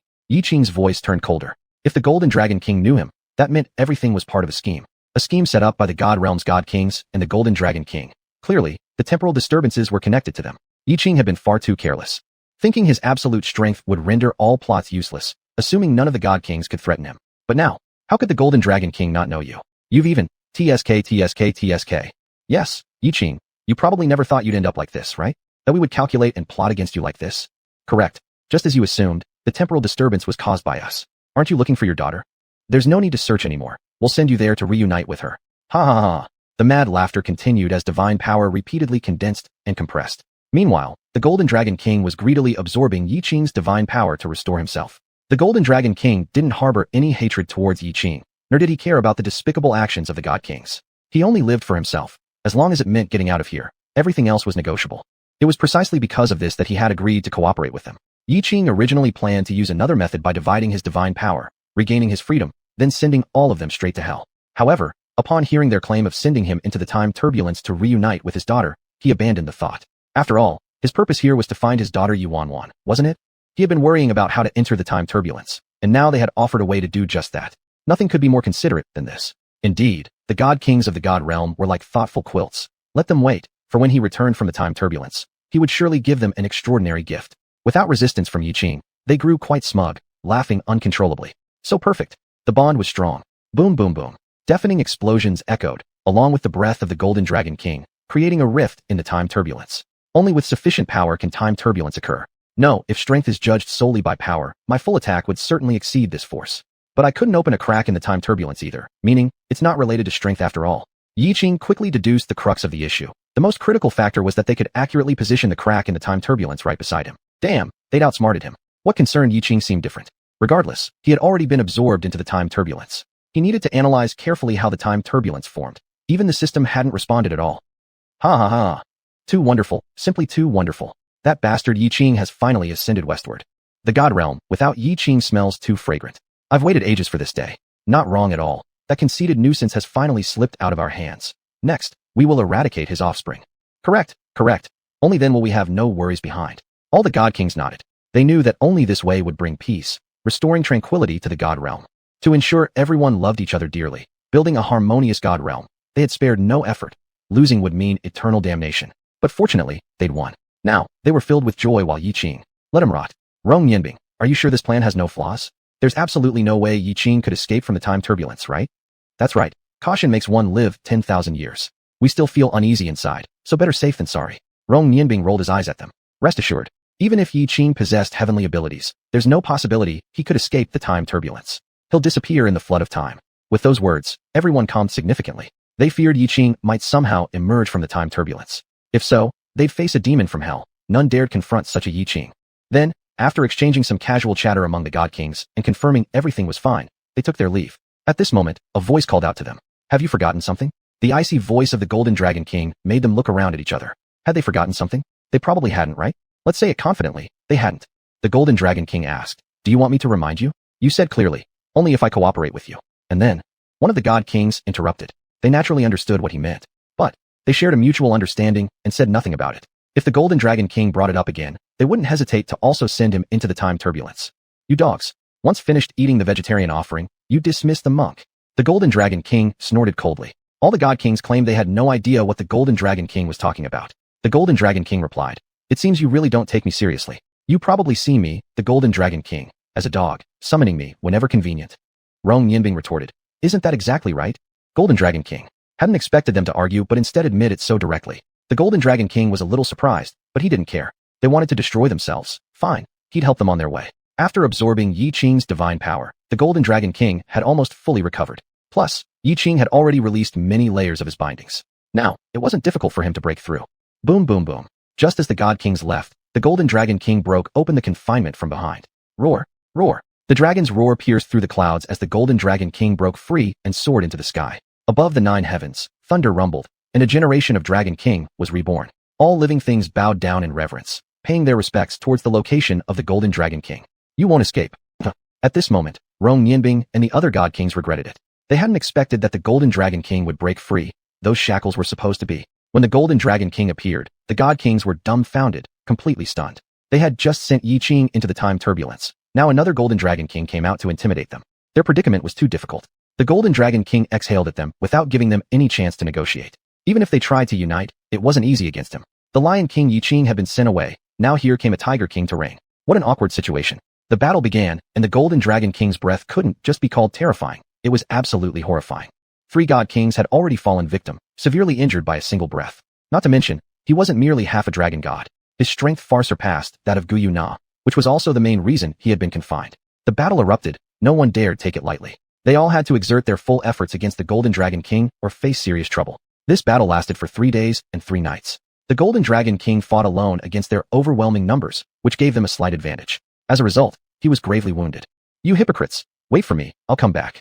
In the end, the Golden Dragon King used Divine Dragon Transformation, inflicting heavy injuries on both sides, leaving behind a threatening remark before flying away from the God realm. He can't be allowed to escape, or it will bring endless calamity. We must find him, dismember him limb by limb. He is so heavily injured now, he can't have run far. I highly agree. Chase him, let him bite us one by one. What do you mean? All right, stop quarreling. The Golden Dragon King won't rest until this is over, neither will we. We must find him, kill him, or send him back into the time turbulence. Yes, find him, kill him. It's likely he's gone to seek the Silver Dragon King. Only this way can he return to his prime state. We can simply wait here like farmers for rabbits. The God Kings began discussing and didn't chase the Golden Dragon King immediately. They didn't dare pursue right now, for they were all severely wounded, and chasing after him would only result in being killed one by one. However, the Golden Dragon King wasn't much better off either. He couldn't directly descend to the lower realms because doing so would allow them to ambush him easily.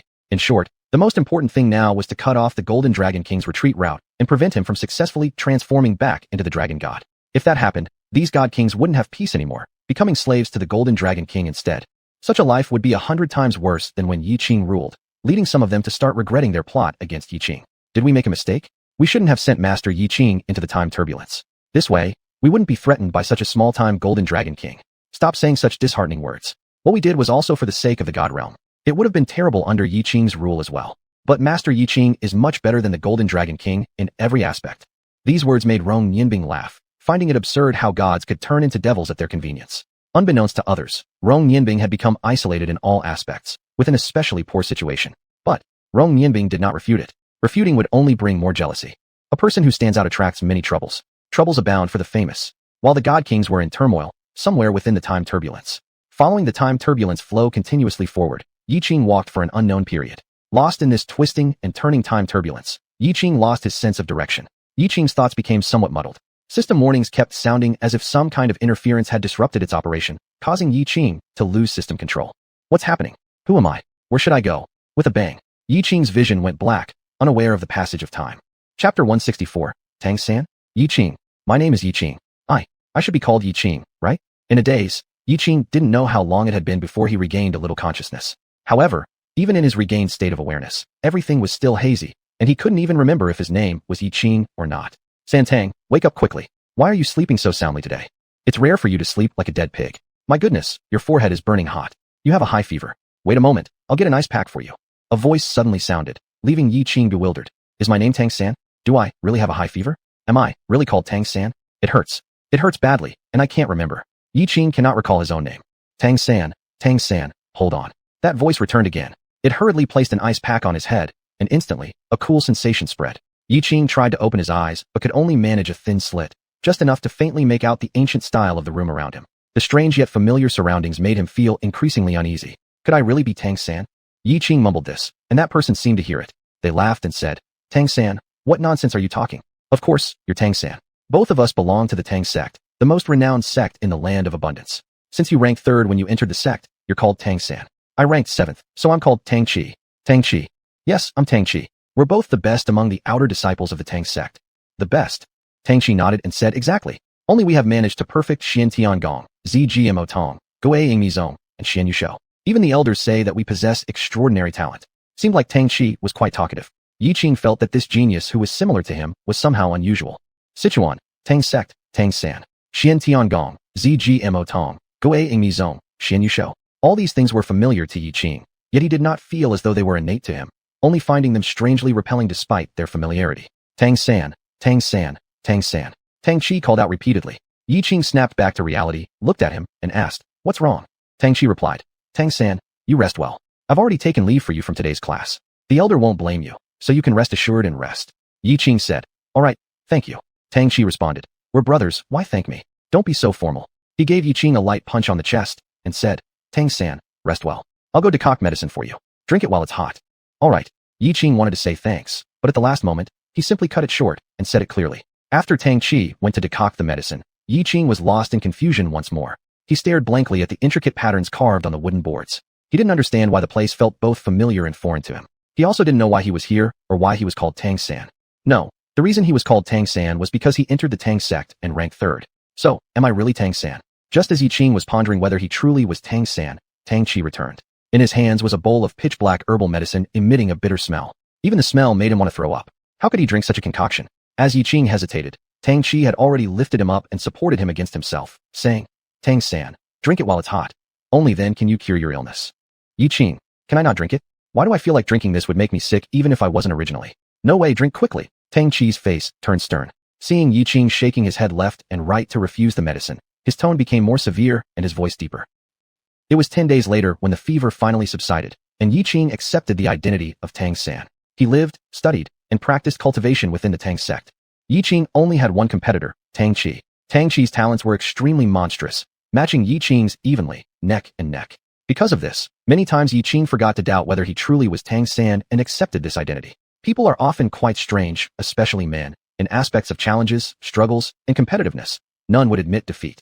Day after day, life in the Tang sect continued monotonously. Yiqing had grown accustomed to this dull existence.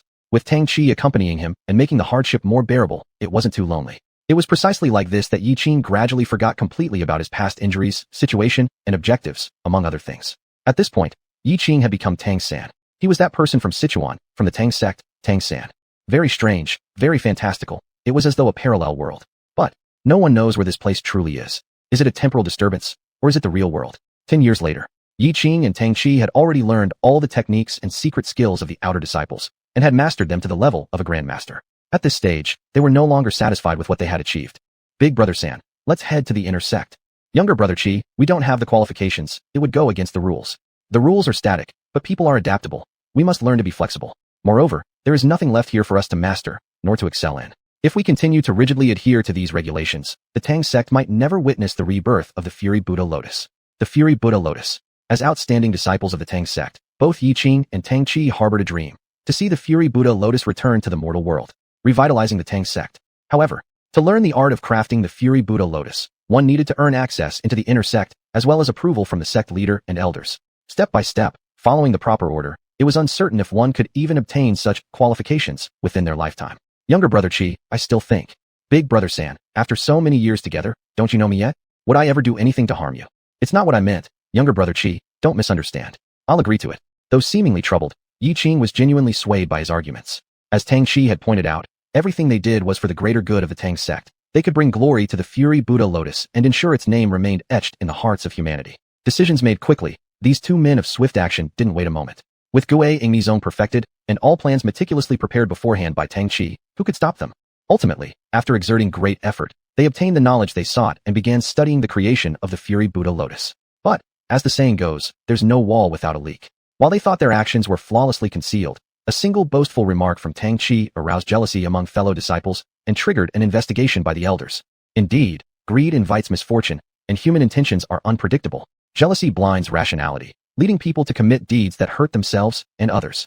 When discovered, Tang Chi first urged Yiqing to flee, deciding to shoulder all responsibility himself. Though Yiqing rejected his suggestion, he eventually relented due to Tang Chi's persuasion.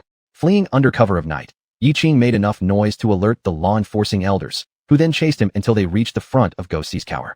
I understand. Sneaking into the inner sect to steal our sect's ultimate techniques is unforgivable, something entirely prohibited by sect laws. But Jia-san can swear upon the heavens. I have never divulged a single technique of the sect to outsiders. I speak not to seek leniency from the elders, but only to remind you all that Jia-san has never forgotten my roots. In the past, I wasn't. In the future, I will never be either. Everything I possess comes from the Tang sect. The very life within me, all my abilities, stem from this place. No matter when, whether alive or dead, I am the man of the Tang sect. I know the elders won't allow the body of an outsider who violated sect rules to rest in the Tang sect grounds. If that's so, then let my bones dissolve amidst the natural landscapes of Bashu. Ha ha ha ha. Yiqing threw back his head and roared wildly, taking a sudden step backward. At this precise moment, all the elders of the Tang sect suddenly realized that none of them had been quick enough to intervene.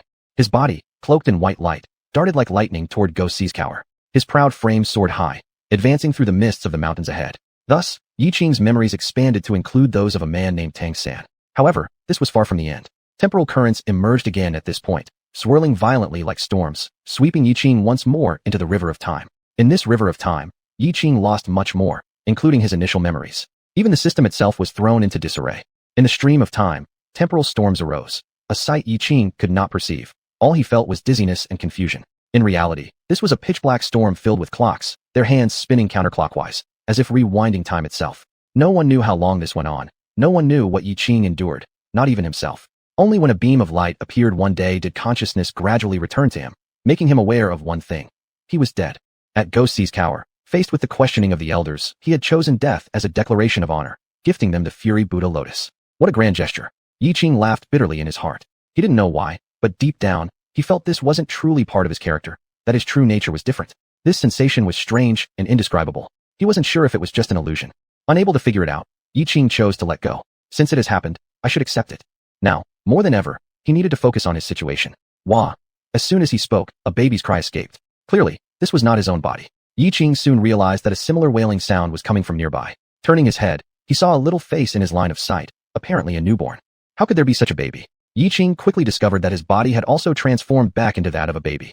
You've cried 3 times since you were born. Your name will be Tang San. You've cried 7 times, so your name will be Tang Chi. Tang San, Tang Chi, what excellent names. I, Tang Hao, am truly a genius. Yiqing blinked, unsure if someone could name their children like this and still call themselves a genius. Wait, it seemed as if he was naming himself and that other baby. Could it be? Could Tang Chi really be the 7th brother? Yiqing began to cry out loud, and Tang Chi only turned toward Yiqing after Tang Hao had finished naming them. Thus, the 2 brothers, both now small children, met again on the Douluo continent. Neither of them would have expected they'd get another chance at life, this time becoming real brothers. It was just too cool. 6 years passed in the blink of an eye. Douluo continent, Holy Soul Village. Today was a very important day. The children's success or failure in becoming honored soul masters depended entirely on what happened during this significant moment. Yiqing and Tang Chi were no exception. They knew they would definitely succeed because, after all, they were geniuses. At the Holy Soul Village's branch of the Soul Power Institute, a great soul master named Su Yun Tao was assisting with the awakening ceremony for the children. He shook his head and sighed after each attempt. His sighs conveyed one thing. There were no promising talents among them. Next, there were only 2 children left, identical twins who looked exactly alike. But Su Yun Tao thought awakening soul power wouldn't matter whether they were twins, let alone one being extraordinary while the other was useless. Big brother San, you go first. Younger brother Chi, you should go first. Big brother San, younger brother Chi? Su Yun Tao blinked, slightly overwhelmed by all this information. Could these kids not be twins, but rather part of an octuplet? He immediately shook his head, discarding the idea. That was simply too crazy. Still, I'm oddly excited about this, he thought. Su Yun Tao somehow shone with anticipation when Tang Chi called him uncle several times. Even after regaining his composure and seeing Tang Chi standing in front of him, he almost died of shock. After coughing twice and calming down, Su Yun Tao started conducting Tang Chi's soul awakening, but the result was yet another wasted soul. What nonsense was I expecting? Next, wait a moment, Soul Master sir, my younger brother has yet to test his soul power. Yiqing stepped forward. He certainly didn't believe Tang Chi possessed a wasted soul. You alright then. Su Yun Tao believed Yiqing would also end up with a wasted soul, and that there was no point in rushing anyway since they were the last 2. Testing wouldn't hurt either. First, full innate soul power. No way. You really have full innate soul power. What a genius.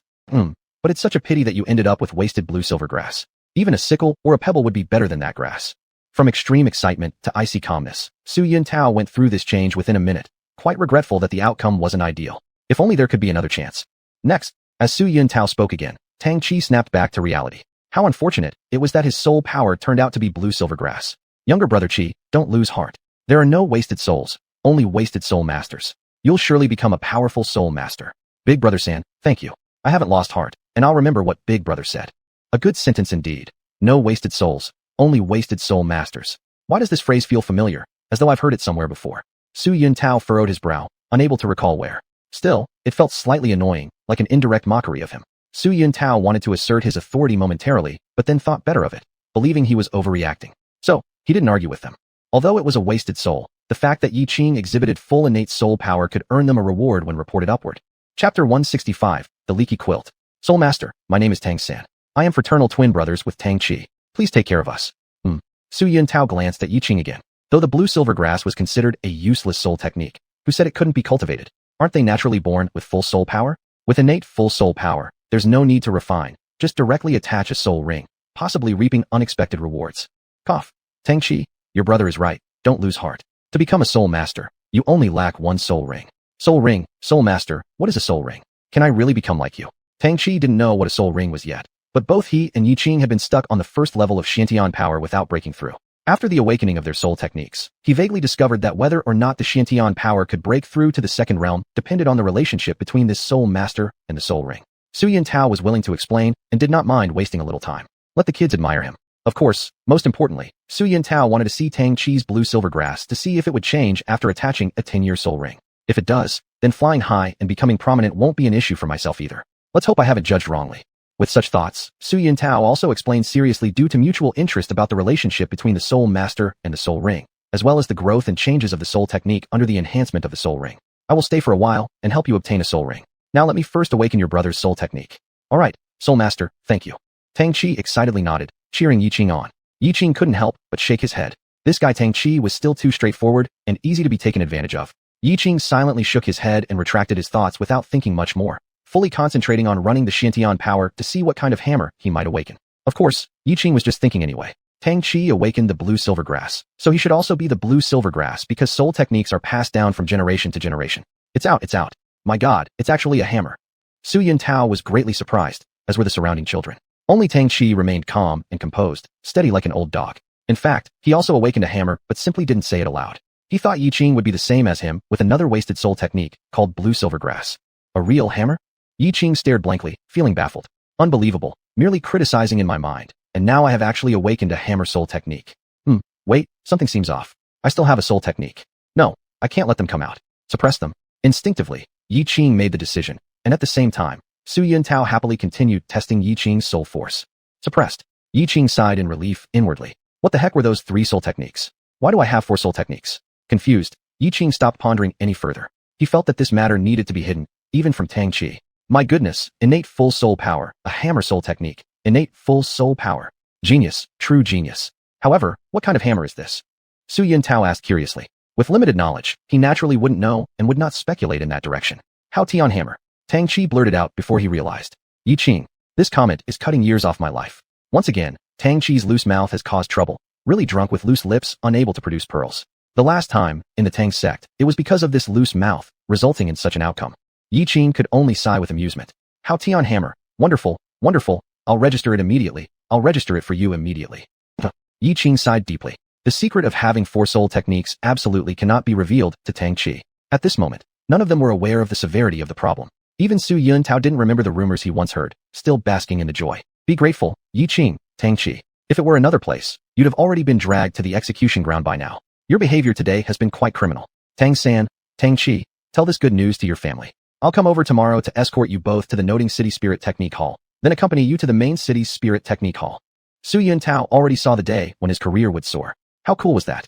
After giving some reminders, Su Yintao felt it wasn't solid enough. He took out several gold spirit coins and told them the benefits they could receive after becoming a soul master. Then, fearing that Tang Chi might lose heart, Su Yintao compassionately said, Little 7, don't lose heart. After obtaining a soul ring, your soul technique will definitely become as powerful as your brother's. Believe in yourself. Believe in me. I'm an all-knowing, omnipotent soul master. Tang Chi nodded vigorously. I will. Thank you, soul master. All dismissed. Su Yuntao nodded contentedly and gestured for everyone to go back.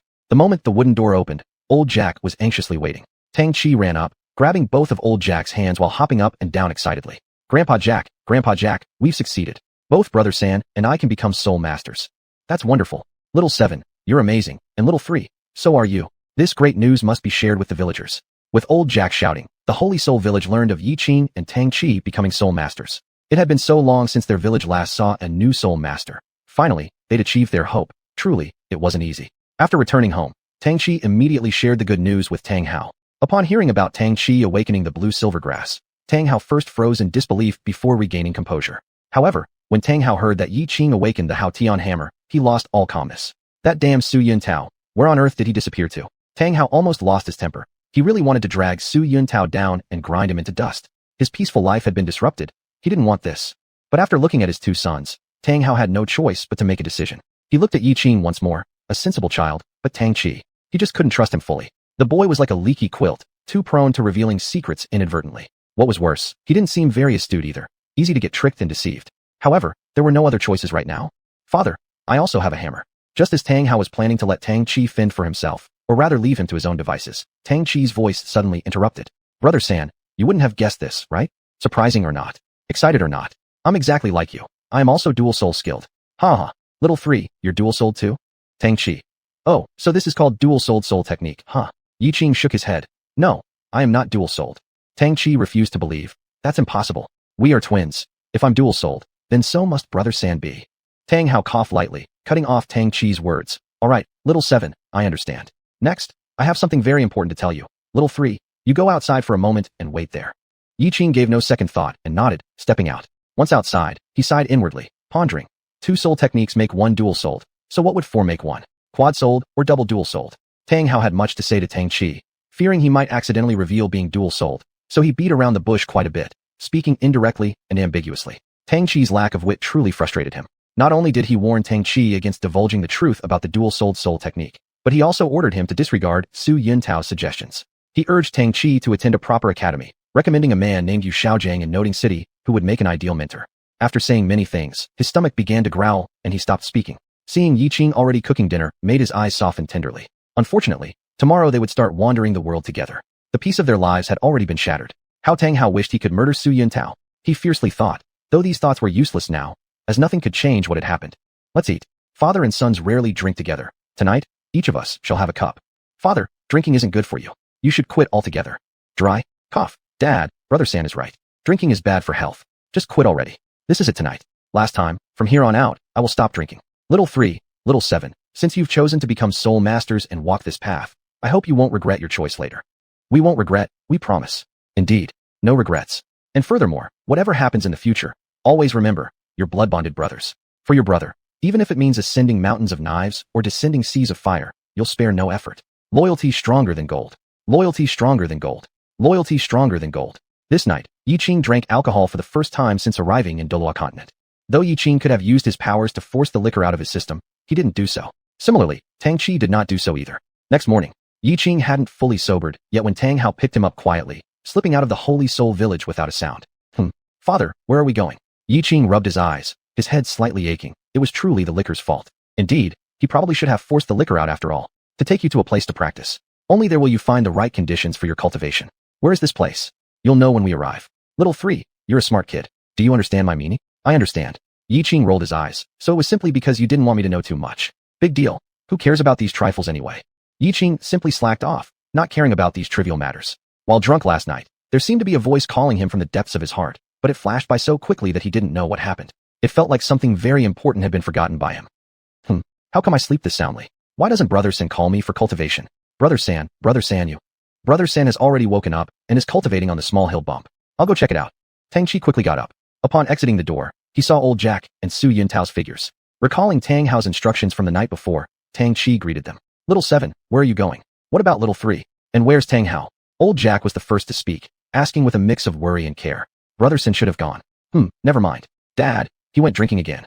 Tang Chi shook his head, almost saying too much. Just as old Jack was about to inquire further, Tang Chi swiftly changed the topic. Soul Master, sir, Dad said that I would attend the Noting Spirit Academy. He won't follow you to other cities. Little 7. Do you even know what you're talking about? That drunken slob. Tang Hao. It's fine. I'm not here because of you anyway. Your father's arrangements suit just as well. Su Yintao waved his hand.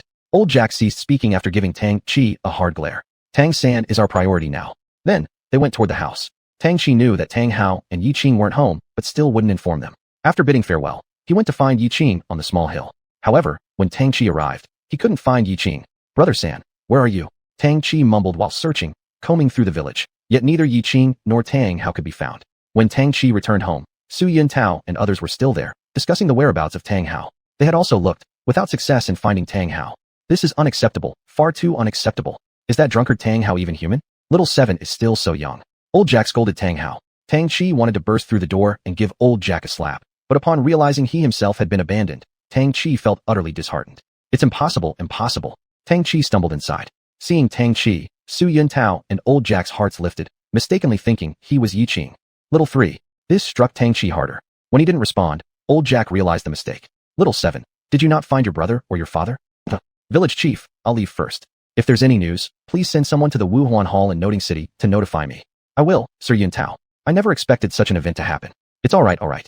Su Yintao managed a faint smile, then departed from the Holy Soul Village. Seeing Tang Chi devastated, Old Jack immediately comforted him, remembering that despite losing Yiqing, there was still Tang Chi. Missing Yiqing was unfortunate, but one Tang Chi was enough to keep the Holy Soul Village respected among neighboring villages. With that thought, Old Jack used every trick in his book and finally calmed Tang Chi down. Then he remembered what Tang Chi had said. Little 7, studying at the academy costs a lot of money, and you're still young. Yeah, Grandpa Jack, I understand. But I must go. Little 7, the village has a work-study spot at the Noting Spirit Academy. How about this? I'll bring you there tomorrow for registration. Grandpa Jack, thank you. Tang Chi's eyes finally lit up. He swore that he would make those who underestimated him regret it. Dad, I'll work harder than Brother San. Just wait and see. I'm no worse than he is. Su Yintao, you've signed your own death sentence. Tang Chi, remember that. Tang Chi would not let Su Yintao off easily. One day, he'd make him realize the consequence of offending someone from the Tang sect. As for Brother San, since you showed no righteousness today, don't blame me for showing no benevolence later. Humph. I regarded you as my brother, and you treated me like a junior. Fine. One day, I, Tang Chi, will make you understand who the real junior is. Chapter 166. Once again crossing over. Yiqing naturally had no knowledge of Tang Chi's thoughts. With all these years of feelings, even if he did know, he wouldn't believe that Tang Chi could have such thoughts. After so many years at the Tang sect, and with their brotherly love being stronger than gold in the Douluo continent, if these didn't count for anything, then what kind of family ties were left? Moreover, Tang Hao left him the best, and he would have to live in this unfamiliar environment, following so-called uncle, an environment like a prison-like setting. However, he was already accustomed to the dull life of the Tang sect, which presented no issues. Additionally, Yiqing wanted to go out earlier to reunite with Tang Chi, and only by constantly getting stronger and stronger could he achieve this. Time passed in a blink, over 10 years, yet Yiqing still hadn't reached the standard required to leave. It wasn't the requirement set by Tang Hao but his own. Even though his half-Tian hammer was already at 6 rings and the best combination, he still felt it far from enough. Especially after understanding his situation over the past few years and knowing the reasons why he shouldn't leave easily, he was more certain about his thinking. As for Tang Chi's news, among the entire Haotian sect, only Yiqing and Tang Xiao knew. Tang Chi was the more advantageous disciple of the Haotian sect compared to Yiqing, possessing dual-born martial souls. In the story development direction, Tang Chi replaces Tang San from the original work. One could say that Tang Chi is a legend. To grow to this height outside was not only due to Tang Hao's efforts, but also thanks to Yu Xiaojing. Just, Yiqing felt vaguely that this Douluo continent shouldn't be this way. With growing strength, this feeling grew even stronger. But every time Yiqing wanted to uncover the fog, new fogs appeared, always keeping him lost within them. Have you heard? Someone wants to return to Haotian sect and acknowledge their ancestors, just that the elders disagree. That person is supposedly Uncle Hao's son. Shoo, what are you afraid of? This isn't a secret. Brother 3, good day Brother 3. Quickly walk away. The discussions ended upon Yiqing's appearance. Among the younger generation, Yiqing was the most outstanding, and there wasn't one who hadn't been beaten by him. Their topic of discussion was exactly about Yiqing's father, Tang Hao, and his sons, that is himself and Tang Chi. Since I've long acknowledged my ancestral lineage, then, Little 7, is Little 7 coming? Yiqing rejoiced inwardly, finally able to see Little 7 again after over a decade. I wonder if Little 7 has missed me? Surely they do. I think about him every moment. Wait, they didn't mention when Little 7 will come. Could it be today? At this thought, Yiqing hurried towards the mountain gate. He didn't want to miss the time of meeting Tang Chi, wanting to meet Tang Chi as soon as possible. At the front gate, besides the chatter, there was no sign of Tang Chi. Clearly he hasn't arrived yet. While Yiqing was thus contemplating, he heard from the chatter that Tang Chi had already gone to see the sect leader. His heart involuntarily raced. Jiao Zhutang, Xiao wasn't a problem, but those elders were somewhat troublesome. Still, Hearing that Tang Hao and Tang Yuehua were present too, Yiqing sighed in relief. Father and Aunt Yuehua are there. Those elders won't make things too difficult for Little Seven. They should give Little Seven a chance to show his talent. One can tell whether Little Seven possesses any skills or not once he makes his move. Moreover, since he has dual-born martial souls, these old people would protect Little Seven for how Tian's sect's benefit. At this point, the surrounding people also noticed Yiqing. They looked at the first person of the young generation, fell silent one by one, and returned home. They certainly didn't want to get beaten up. Yiqing didn't pay attention to everyone. He wished to see what trials those elders would give Tang Qi. Even though he knew there wouldn't be a problem for Tang Qi, and his presence wouldn't help either, he still wanted to go take a look. Very soon, Yiqing reached the main hall, but by the time he arrived, the place was already empty. None of them remained here. Where did they go?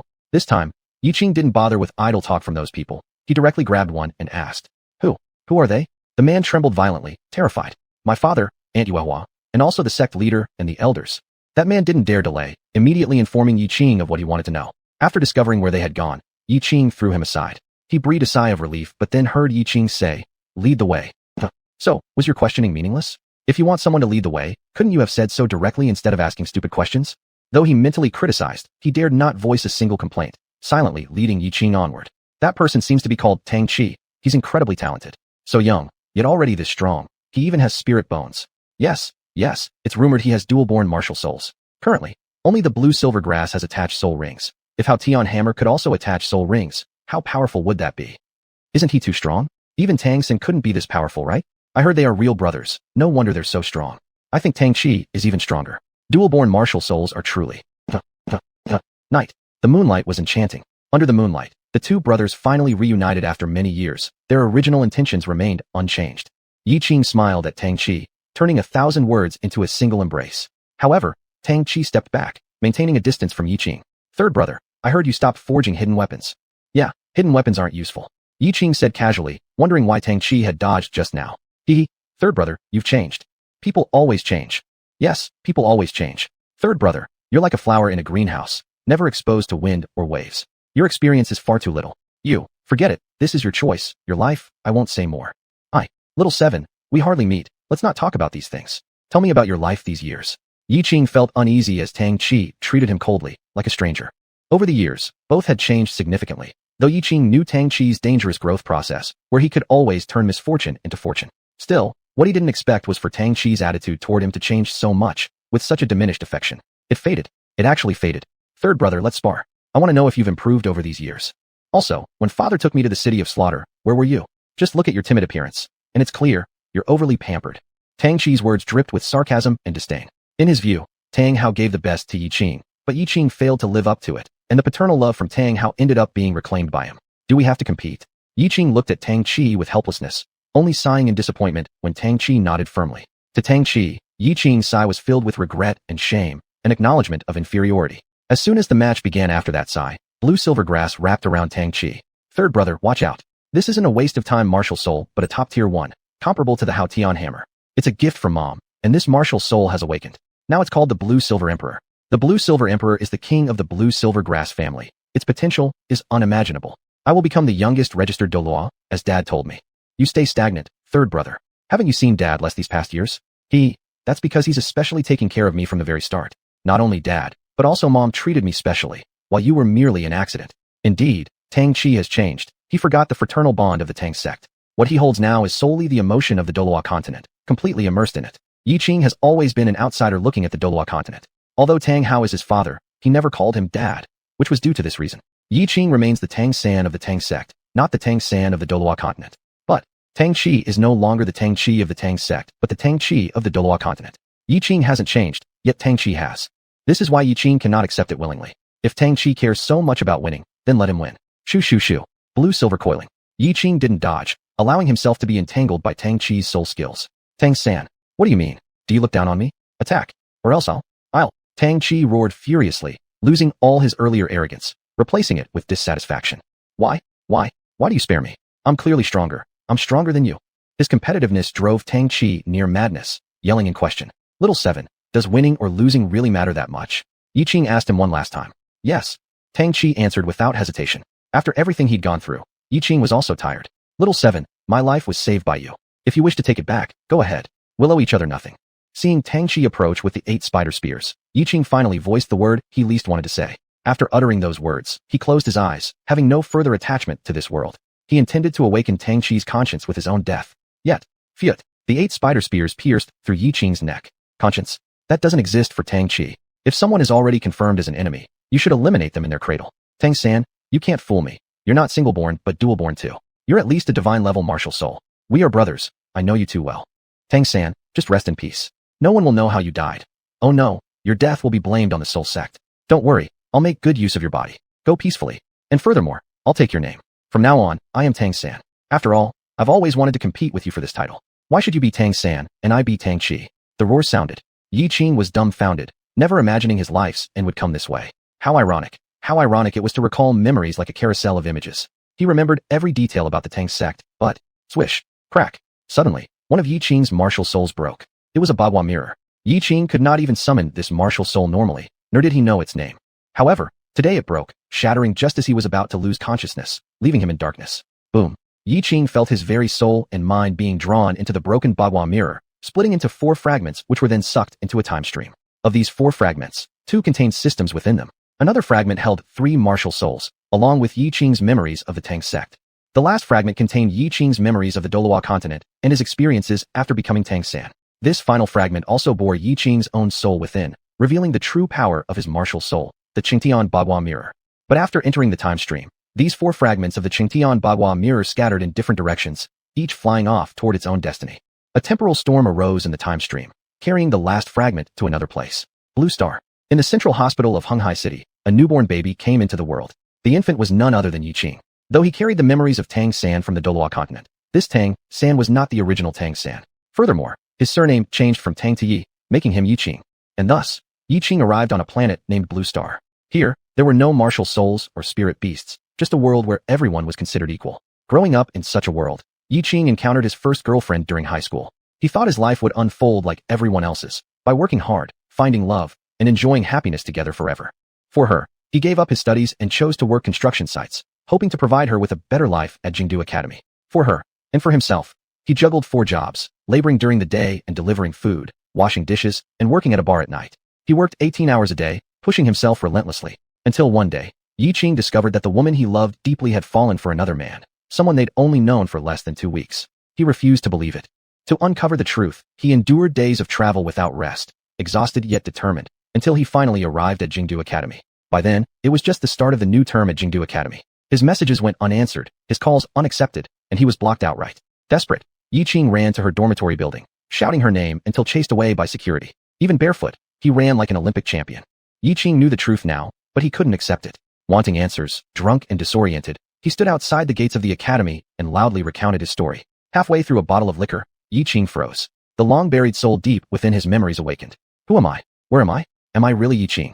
Yiqing asked himself this soul-searching question. Word had spread that an anime adaptation of the final book of the Douluo Continent series would soon be released. Fragmented memories emerged. He seemed to have heard something similar while working his part-time job. I guess I should check out Douluo Continent soon. Yiqing calmed himself, realizing how ridiculous he had been in his anger. Truly laughable. Chapter 167. I don't want to bring up the past anymore. The warrior finally returned to tranquility, and life went on. Perhaps without her, his life had become easier. Leaving that aside, over the years, he was truly exhausted like a dog. Yiqing shook his head. There were complaints and unwillingness, but no regret. People should be faithful to themselves from start to finish, without any guilt in our hearts, so as not to waste this life. But my heart, that sealed memory. The continent of Douluo. My name is Tang San. Am I Tang San?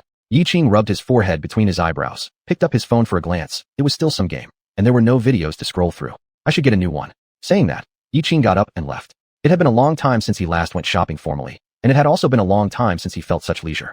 Life always makes us busy. In big cities, how could it be as peaceful as a small town? Everyone hustles just to live. Perhaps one day, we will become one of those bustling figures, but I hope you don't walk too hastily and forget your original intention, missing out on the scenery along the way. After sighing once, Yiqing entered a mobile phone store and exchanged his phone for one of moderate price. After leaving the store, he wanted to find a place to sit down, but realized there were so few places where he could comfortably sit. If one day, there are transfer stations everywhere, and we can rest whenever we want, then it would be good. At the very least, we wouldn't appear so busy, and at least we'd have somewhere to sit, a temporary refuge for our weary bodies. With these thoughts, Yiqing arrived at the stone bench in the park, sat down, and began searching for information about the anime, Douluo Continent. As soon as he opened it, Yiqing was completely dumbfounded. These scenes, he knew them all too well. Saint Soul Village, Grandpa Jack. Yama paused. No one would believe it if it were said, not exactly identical, it's absolutely the same. How is this possible? How can this be? This is impossible, this cannot be. Shock, excitement, joy, disappointment, trembling, sobbing, and so on. Yiqing experienced countless emotions, constantly changing, while at the same time, he also knew what this meant, what it signified. Rebirth. Someone just like him had reincarnated into the Blue Star. Exactly who had reincarnated. Yiqing stared at the subtitles of the adapted novel, Douluo Continent. The author, Tang Jiasan Xiao. Could it be Xiao Qi? There was only one possibility that could explain it all. The anime had only updated one episode. Yiqing felt that he wouldn't find any useful information here, so he decided to take a look at the book, Douluo Continent. Tang Sect, Xiantian Skill, xuanhuan Hand, Ghost Shadow Concealment, Purple Extreme Demon Eye. These I know. Yiqing recalled practicing these skills as a child, but at some point, stopped cultivating, content to be an ordinary person. However, even without practice, many years of habit allowed Yiqing to raise these skills to the first level. And with such a heavy workload, he needed some skills to digest everything properly. Despite all this, he was still stunned by the contents of the book. The early stages were precisely his lifestyle in Douluo Continent alongside Tang Qi for 6 years. Although the book didn't mention Tang Qi by name, Yiqing knew that the Tang Qi here referred to him. He had not written himself. Here, the Tang San included both himself and the other. Why did he do this? Because it's not honorable enough? No one knew the story of Saint Soul Village better than Yiqing. In this, Douluo Continent book, every trace of his existence was erased, just as Tang Qi said when he killed himself. He would replace him and continue living. Yiqing patiently flipped through the pages and became engrossed unknowingly. It couldn't be denied that the him in the story had been embellished a lot. He had inside knowledge about this character, including the experiences over the years. The encounter with Yu Xiaojing was definitely not like he described. He wasn't so respectful and obedient to teachers. Yu Xiaojing was coerced by his hidden weapons. Yu Xiaojing, that coward, if not for being threatened by him and Tang Hao, he would never have dared to stand up. And as for the 24 Bridge Bright Moon Night, it was clearly taken by force, not gifted. Then there was Xiaowu. Tang Hao had seen through her true identity early on. She and Yu Xiaojing were both coerced. So many embellishments made Yiqing sneer involuntarily. Funny, Xiao Qi, you're so funny. Even if others don't know, do I not know? You're just a hypocrite. You're not as great as everyone thinks. Everyone has been used by you. Though this was the case, Yiqing couldn't help but sigh.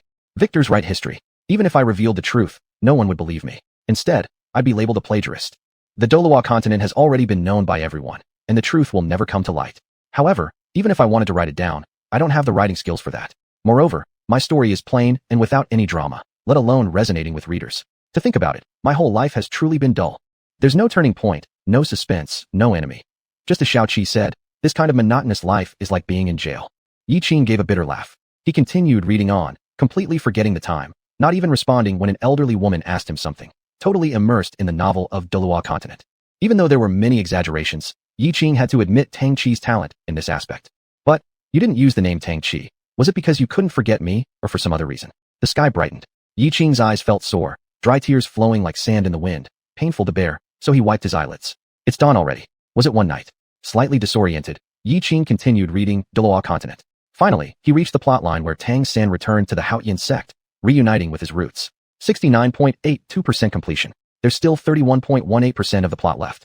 This 31.18% of the plot is exactly what Yiqing doesn't know. Xiao Qi, how will you write it? Out of curiosity, Yiqing kept reading to find out how Douluo Continent would conclude and how you would pen your legend. He lost himself in the book, eating, sleeping, and drinking nothing while seeking the result. All these exaggerated plots were developments Yiqing did not know about, though they seemed somewhat unrealistic, but he could not deny Tang Qi's extraordinary talent. Finally finished. Xiao Qi, is it really you? Yiqing exhaled a breath of turbid air. He didn't realize he had gone 3 days and nights without sleep, food, or drink. From skimming to meticulous reading, over and over again, attempting to restore the truth, he completely lost track of time. When he came back to his senses now, he felt extremely unwell. Although he had experienced staying up late before, this time was completely different, almost feeling like he was dying. Eat first. I need to eat. This thought drove Yiqing into action. It seems the internet-addicted teenager should quit the net. Water, I need water. Yiqing hurriedly searched for water in the park, rushing to gulp down mouthfuls from the tap when he finally found it. After regaining some energy, he left the park and wandered through the streets until he found food. Thanks to his experience running errands, he quickly arrived at Hunghai City's night market. Finally, I can feast to my heart's content. At the night market, barbecues, fried chicken, rice noodles, cold tofu skin, skewered fragrant sticks, and more all entered Yiqing's mouth. You people are. Yiqing stopped, realizing everyone around was staring at him. The previously bustling night market had become eerily quiet, very quiet. The silence hit unexpectedly, making everything awkward. Wow, it's really him. Bro Yi, I love you. I want to give you monkeys. So handsome. Bro Yi is way too handsome. Did Yu Ming go blind? That Feiyong can't even compare to our Bro Yi. That's right. What does Yu Ming have that's good? She's just average looking and always going family. Who gets it? So disgusting. You guys don't know? She's the leading actress in the Grey Wolf incident. Do you understand the Grey Wolf incident? The moment Yiqing opened his mouth, these people instantly turned into fans and began taking selfies with him.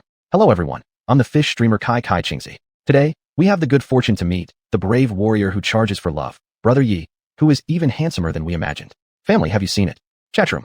Kai little fairy Kai Qingzi fairy, can you help me with one thing? Can you give Brother Yi a hug so he knows life is worth living? Chatroom. Wild crazy me Kai, you need to cherish this chance. Brother Yi is a top-notch man. If you don't act, I will.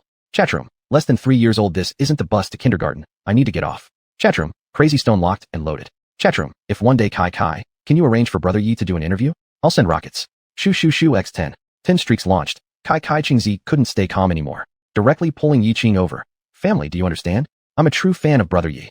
Chatroom. Brother Yi, hi. I am your super fan Kai Qingzi, sweetie. Everything's going well. Yiqing didn't react immediately, hesitating for a moment, then coolly said, hi. Instantly, Kai Qingzi's chatroom erupted. How cool is Brother Yi? It's like he transformed into another person. Love, so much love. Kai Qingzi, where are you? I'm coming, dear. Mr. Yi, may I ask you something? How did you meet Yiqing? And have you two really gotten your marriage certificate? Sorry, I don't want to bring up the past anymore. Yiqing had already realized that those people who tried to take advantage of him earlier weren't coming back, as they had been stopped by Kai Qingzi's team. This point made Yiqing quite grateful, though he truly didn't want to talk about the past. Mr. Yi, the world is so big. Don't tie yourself down to just one tree. We need to look ahead, and surely you'll meet someone better. Like you. Stop teasing me, Mr. Yi, I'm serious. Ha! At this moment, the livestream chat became upset, believing it was all staged in advance. Kai Qingzi still cared about her fans' feelings and steered away from such fabricated topics. She then asked Yiqing a question that many people wanted an answer to, but could not provide one. Mr. Yi, you're a legitimate internet celebrity now. Have you ever thought about becoming a full-time influencer? You wouldn't have to struggle with life anymore. Just promoting products occasionally could make you earn 100,000 or 80,000 yuan per month. What do you think? Mr. Yi. No. A person must live grounded in reality. Taking what isn't yours leaves your conscience hurting.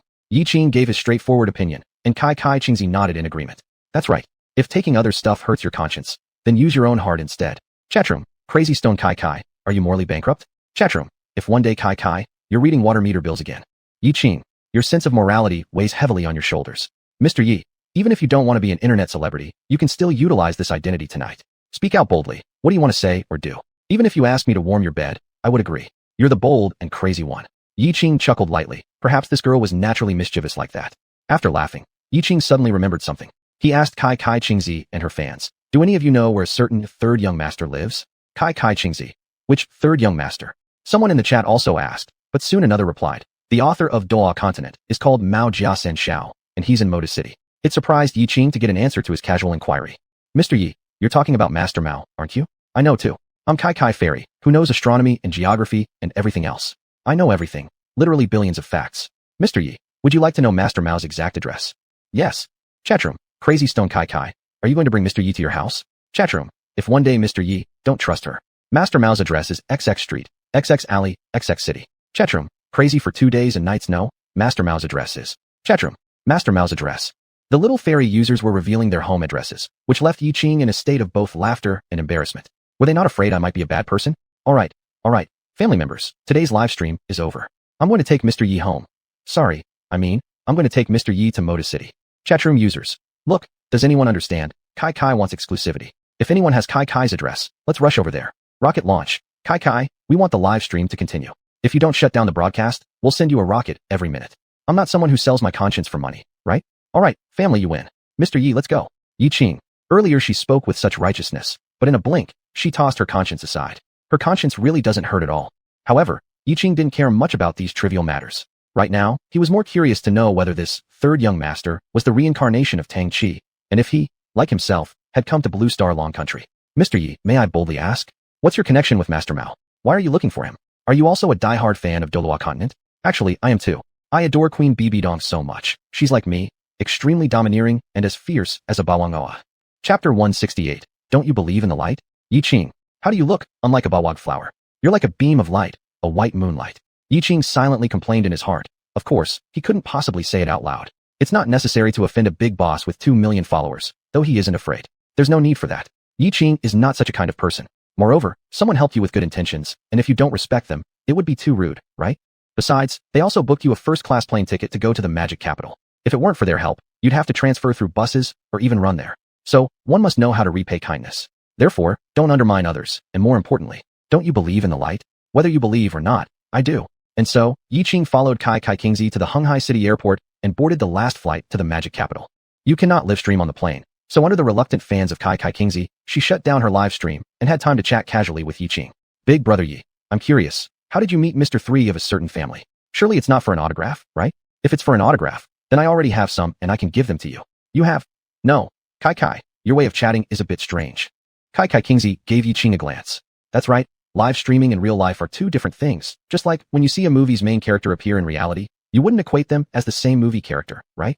It seems somewhat reasonable, but somehow also feels off. Alright, these aren't that important. Let's not get hung up on them. Let's talk about you instead. Based on my understanding of you, you never read novels when you were in high school, right? After graduation, in order to earn money for Li Yoming's education, you didn't have time to read novels either, correct? Yeah, I've just recently. Yiqing paused momentarily, realizing he made a slip of tongue, quickly closing his mouth. Kai Kingzi smiled and said, Big brother Yi, there's no need to be this nervous. On the plane, we can't film anyway. Besides, it's just us two in first class. What's there to be nervous about? Are you worried I'll eat you or something? Yiqing remained silent. Kai Kingzi continued, I'm just curious and want to know the truth. To put it simply, I believe in this famous saying, there is only one truth. Look, there are countless novels in Long Country. Mr. 3 of a certain family achieved godlike status with just one book, and was the first writer to launch an anime adaptation. Don't you think there's a lot of funny business behind all this? As Yiqing listened quietly without responding. Also, they say the book, Tangan Douluo, its setting and plot both captivate people. Even the details like background and costumes feel as though they truly existed once. It's almost like history. Speaking here, Kai Kingzi patted Yiqing on the shoulder and asked, Big brother Yi, do you think it's possible that Tangan Douluo could have been a continent on top of the Xuanhuan era? And after experiencing the flow of time, it became the precursor of what is now Blue Star. Yiqing was shocked by this girl's proposition in front of him. What I mean is, before the Xuanhuan era, Blue Star was Tangan Douluo, and later, after thousands upon thousands of years of history, it entered the Xuanhuan period. Don't you find that the Wu Hun true form in Tangan Douluo and the Fa Xiang from Xuanhuan seem exactly the same? And also, so-called divine abilities should be evolved from soul skills, right? I think that what Mr. 3 of a certain family writes are not novels, but rather the history of Blue Star. Those cultivation novels have magnified history by 1,000, 10,000, 100 million times. Only this book by Mr. 3 represents the true origin. Kai Kingzi got more and more passionate speaking. Anyone else hearing this would probably have stopped listening long ago. But Yiqing is different. He thought Kai Kingzi's analysis made perfect sense. Many of her points hit the nail on the head. History? What is history? Who records history? Is it really those so-called emperors? When did the Yuan calendar start? When did epics begin? What was the history before all this? The recorded history, what remains is minimal after all, given its great span. Even the history of 2,000 years is unclear, let alone the history of 20,000, 200,000, 2 million, 200 million, or 2 billion years ago. Sigh. Yiqing was stunned by what Kai Kingzi said. If you delve deeper, who would remember the history of 200 million years ago, or even farther back, when human reincarnations erase memories? Who can share the same lifespan with heaven and earth? God. Thinking of this, Yiqing's pupils dilated suddenly. He had every reason to suspect that Mr. 3 of a certain family is Tang Qi, and Tang Qi has already become a deity. Little 7, if you are a god, you should know of my arrival, right? No matter what, Yiqing felt that he had to meet Tang Qi. Only Tang Qi could resolve the doubts in his heart. Big brother Yi, what do you think? Kai Kingzi asked for Yiqing's opinion at the end of her explanation. Yiqing nodded. Kai, I think your analysis makes a lot of sense, but we have no way to verify it. Kai Kingzi opened her mouth as if she wanted to say something, but stopped herself.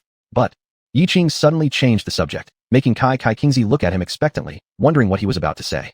Kai, what I want to say is, I'm a reborn person. She thought Yiqing was going to say something serious, but how could this be possible? In this world, there are no such things as reborn people. Kai Kingzi asked mockingly. Oh, did you come back from the future? How many years later? 5 years or 50 years? You wouldn't tell me it's 500 years, would you? Seeing Yiqing shaking his head, Kai Kingzi raised her voice. It's not even 500 years. Then how many years is it? 5,000 years. Yiqing smiled. None of those. I am not a reborn person from the future. I am a person who has returned from the past. Reborn seems inappropriate. Maybe I should call myself a reincarnated being. Kai Kingzi nodded repeatedly, pretending to understand, but what kind of reincarnation nonsense is this? Yiqing, wake up, stay grounded. It's just a woman, right? If nothing works, how about me? Kai Kingzi shouted while loosening her clothes, showing 2 good hearts tempting Yiqing, bouncing slightly. Yiqing gave a bitter smile. So you think I am some snake disease, unable to let go of the past, still living under Li Yoming's shadow? Kai Kingzi seriously nodded her head. Isn't it? If you weren't mentally split, why would you say such things? Big brother, let me call you big brother, okay? Just forget about her, alright? Yiqing. Sigh. Yiqing exhaled deeply and directly said it, seemingly exactly as Kai Kingzi said. It was indeed my own fault. However, this time, finding Shao Qi might mean never returning. That means I might die. Kai, you really like the story of Douluo, right? While there's still time and the plane hasn't reached the magic capital, shall I tell you a story? Yiqing changed his approach so that Kai Kingzi could believe he was a real reincarnated being. But whether Kai Kingzi believed it or not didn't really matter. He just wanted to restore the truth. Are you planning to make up a story? Kai Kingzi furrowed her brows, looking at Yiqing, who had suddenly become serious. Sort of. If you're worried about forgetting, you can turn on recording. Yiqing nodded and reminded her. No need. Recording might interfere with the plane. I have a notebook and pen. You speak, and I'll write. Looking at the notebook and pen Kai Kingzi took out, Yiqing paused for a moment. Kai, are you sure? Go ahead. Kai Kingzi nodded seriously. In a certain place in Long Country, there is a place called Bashu. There, a secret sect exists, the Tang sect. Hold on, big brother Yi. You're not trying to tell me that you're copying the plot of Mr. 3 of a certain family, are you? Yiqing didn't answer, continuing to narrate, while Kai Kingzi gritted her teeth and kept writing down notes, noting that there were slight adaptations, but not too many. The content was richer, but it couldn't change the fact that Yiqing was plagiarizing Mr. 3. What? They both traveled through time together? That's absurd. And you're Tang San. He's Tang Chi. Twin brothers born from blue silver emperor plants, named because their father Tang Hao heard you cry several times. How cheesy. Su Yintao truly lacks sight in the Douluo world, though this Tang Chi seems kind of crazy. And you say you possess 4 innate martial spirits, which is even more absurd. Hey, your plot in Hotian sect is too bland. This story will have no readers. Come on, exaggerate it. That's better. Tang Chi arrives. Then, oh no, then you get killed by Tang Chi, and he takes your place, renaming himself Tang San? Kai Kingzi's hair got messy as Yiqing told his story. She erased several places, thinking they were too ordinary. Clearly, it was a great adaptation that Big Brother Yi wrote into a cheesy soap opera. Big Brother Yi, I've made my decision. I will create the next Mr. 3 out of you. Your stories, I will help organize them. Kai Kingzi worked with great determination, but Yiqing threw a bucket of cold water over her. Kai, I won't become an author, so give up on that thought. If you like, you can release them yourself, and I have no objections. Also, Yiqing paused momentarily. Anything else? Kai Kingzi asked, puzzled, wanting to know what Yiqing wanted to say. We've arrived at our destination. It's time to get off the plane. Yiqing answered with a straight face and stood up, stretching lazily. Kai Kingzi almost fell over. So that was it. She thought he had something serious on his mind. Yawn. Just as she was about to stand up, Kai Kingzi yawned. She hadn't slept all night and felt dizzy from the flight. Thank you. Fortunately, Yiqing quickly supported her. You're welcome. Sit down for a moment. Yiqing suddenly remembered that he'd been telling stories all night, leaving no chance for Kai Kingzi to rest. Kai Kingzi wasn't like him. She couldn't stay awake all night without consequences. 10 minutes later, when Kai Kingzi had recovered, she suggested they could leave. They walked out of first class and found several team members still asleep. Not one to let them sleep, Kai Kingzi woke them all up. The moment they got off the plane, one of the guys turned on Kai Kingzi's live stream for her. She hadn't even put on makeup and gave him a glare, suspecting he did it on purpose. However, once the live stream started, fans came in droves, and within moments, there were 1,000 viewers. Reluctantly, Kai Kingzi couldn't turn off the live stream. Seeing Kai Kingzi forced into a business mode, Yiqing thought it was funny. Being an internet celebrity wasn't so great after all. Always having to live by one's conscience on live streams, it was exhausting. Yiqing's thoughts paused for a moment, considering life, and sighed softly. Life is like this. Everyone is doing it for a living. It's not easy. Afterward, Yiqing didn't pay much attention to Kai Kingzi, only appropriately assisting when she needed him to cooperate. Originally, Yiqing planned to visit a certain third son today, but then he realized meeting the third son would require an appointment and might not happen. He turned his gaze toward Kai Kingzi. Relax, Yi big brother. I've already arranged everything. Why don't you rest first? I'm worried you might keel over. No. Kai Kingzi tried to explain, but was spotted by eagle-eyed fans, who noticed her flushed face, leading to more teasing. To this, Yiqing had long grown used. He didn't know if Kai Kingzi had truly made arrangements, but he knew she needed rest. The next day, Kai Kingzi started the live stream while coming over. The hotel where they stayed was also booked by Kai Kingzi, and her fans began rousing cheers again. For this, Kai Kingzi had prepared countermeasures. Yiqing thought she handled it as casually as chatting with a friend. He couldn't do that. He wasn't accustomed to it. Yi big brother, are you ready? What do you want to say when you see him? Should we practice now? No need. I'll ask him directly when we meet. Kai Kingzi, this is awkward for me. But thinking of the story Yiqing told on the plane, if the third son was indeed Tang Chi. Alright, let's head out. The address of the third son is Central Ring Rich District of Moda City, 404 Street of High Apartment Complex, Villa Area, 33 Alley. Hearing such detailed instructions, Yiqing looked at Kai Kingzi with newfound respect. Kai Kingzi shrugged. Don't be too excited. It's not easy to enter a rich district. There are numerous checks. Entering the rich district is almost like going to prison, with surveillance everywhere and bodyguards galore. It's quite an unpleasant place. Comment section. No way, seriously? Did Kai really find it out? Sounds so realistic, I almost believed it. The audience wouldn't believe it. How could Kai Kingzi possibly uncover such information? If the third son's address ever leaked, countless people would send death threats, which is why it remained a mystery. All anyone knew was that he lived in Moda City. Soon, Under Yiqing's insistence, Kai Kingzi took him by car to the rich district. After a series of inspections unsuitable for live streaming, they received a temporary permit to enter. You aren't live streaming? I wish I could, but it's impossible. Here's your phone. Yiqing tossed Kai Kingzi's phone to her. You, how did you manage that? Kai Kingzi stared in surprise at Yiqing. I'm a member of the Tang sect. This kind of thing is trivial. Yiqing said indifferently. All right then. Kai Kingzi fell silent. Chapter 169. Have you been to Douluo continent? In front of a villa belonging to the third young master of a certain family, Yiqing and Kai Kingzi exchanged a glance. How do we get in? Climb over the wall. It might work, it's not very high. Forget I asked. Kai Kingzi helplessly adjusted her forehead. Being able to track down this location was already impressive. Getting any further would depend on luck. Kai Kingzi decided to ring the doorbell instead. With so many surveillance cameras watching, they wouldn't be able to pull off anything clever anyway. Come in. After Kai Kingzi pressed the doorbell, an electric reply came through the display at the gate. Soon after, the gates opened gradually, causing Kai Kingzi and Yiqing to exchange puzzled looks. What's going on? Did he know we were coming? Carrying these questions with them, they walked into the villa of the third young master of a certain family. The third young master was a middle-aged man, and on the walls were pictures of him with his wife and children. The first impression he gave was slightly unpleasant. Master 3, hello? I'm Kai Kingzi from Xiaoyu platform, and he is my assistant Yiqing. The reason we're here today is to interview you about the book Douluo Continent. Some people say it's the masterpiece closest to history. What are your thoughts on that? Kai Kingzi didn't mince words, showing no fear whatsoever. At this point, Yiqing finally reacted, stepping forward with a somewhat sheepish expression as he sat down on the sofa. The third young master stared intently at Yiqing without responding to Kai Kingzi's question. What do you think? Seeing Yiqing look his way, the third young master immediately cut to the chase. Me? Yiqing was a little surprised. There was a hint of shrewdness in the third young master's eyes that made him seem even more detestable. Yes. This simple sentence left Yiqing speechless for a moment. Remembering why he'd come, Yiqing decided not to beat around the bush. I want to know, are you the one, Xiaoqi? Xiaoqi? A trace of confusion flashed in the third young master's eyes. Looks like it isn't you. Yiqing muttered, though he wasn't ready to give up yet. Thinking about Douluo continent again. Have you been to Douluo continent? Yiqing posed the question again. The third young master smiled faintly. Douluo continent is a work I created, but yes, saying I've been there could make sense. Interrupting him, Yiqing clarified. That's not what I mean. What I'm asking is, have you been to the real Douluo continent? The third young master looked directly at Yiqing and remained silent for a while. At this moment, Kai Kingzi interjected. Third master, your descriptions are so vivid that they feel almost real, like the world actually exists. Could Douluo continent be a continent from ancient times? Stopping his thought process, the third young master replied. If you think that way, you're imagining too much. But let me assure you, I can't confirm it either. Inspiration is unpredictable, strange, and wondrous. Perhaps I subconsciously connected with Douluo continent, creating the result you see. Besides, the world has countless mysteries and unexplained supernatural phenomena. Kai Kingzi nodded, finding herself inclined to agree with this explanation. Though there was no definitive answer, it was still the most reasonable one. However, Yiqing couldn't accept that explanation and asked another question. When you were writing Douluo continent, did you ever consider that Tang San had a twin brother? The third young master fell silent again, unsure why this person's questions always seemed to make him pause. Additionally, he felt that this person's arrival seemed somehow destined. Seeing that the third young master hadn't answered, Yiqing spoke up once more. One last question. Do you believe in the existence of gods? Yiqing earnestly locked eyes with the third young master. Gods? Sorry, I am an atheist. Please believe in science. The third young master smiled politely, thinking he had pondered too much during the creation process.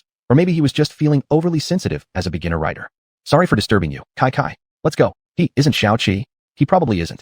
Not a time traveler. Not a god. Not someone who experienced a cycle of rebirth. No, that's unfortunate.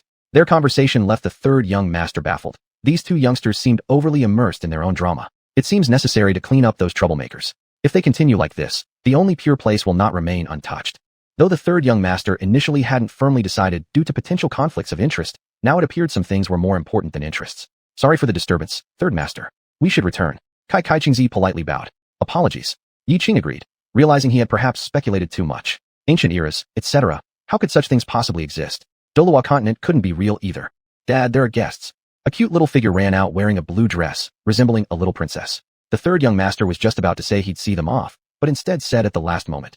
Ah, little princess, did you wake up? The little princess nodded and glanced at Yiqing and Kai Kingzi. At the very instant Yiqing saw her, his heart felt as if it had been struck by a bolt of lightning. It was like he saw something but couldn't hold on to it, leaving him in great pain. He stood there like a wooden post, while Kai Kingzi waved her hand in front of him. Yiqing, what's wrong with you? When Yiqing came back to his senses, 2 minutes had already passed. Are you all right? Not only Kai Kingzi, but even the third young master and the little princess looked at him with concern. You should sit down for a bit and rest before leaving. I'll pour you a cup of tea. That's right, brother Yi, your previous state scared me half to death. Kai Qingzi also agreed with the third young master's suggestion, while the little princess was very well behaved, not timid at all, and even helped Yiqing bring over a small stool. Uncle, please sit down. Dad says you need to rest a bit. Thank you. Yiqing offered a gentle smile. He didn't know why, but he felt excruciating pain in his heart, as if pierced through by a sword. Yiqing blankly stared at the little princess. Seeing her playing obediently nearby gave him an odd feeling. Without realizing it, he went over to play with her. Yi. The third young master shook his head at Kai Qingzi, recognizing that Yiqing truly loved children, especially this little princess. We shouldn't disturb him right now. For some reason, the third young master felt they shouldn't interrupt Yiqing. It seemed like inspiration was surging, and this sensation forced him to focus fully on watching. Kai Qingzi wanted to say something, but since the third young master didn't have objections either, she decided not to comment too much and just lazily watched from the side. She wondered what was wrong with Big Brother Yi. Ever since the little princess appeared, his behavior became so strange. What was he thinking?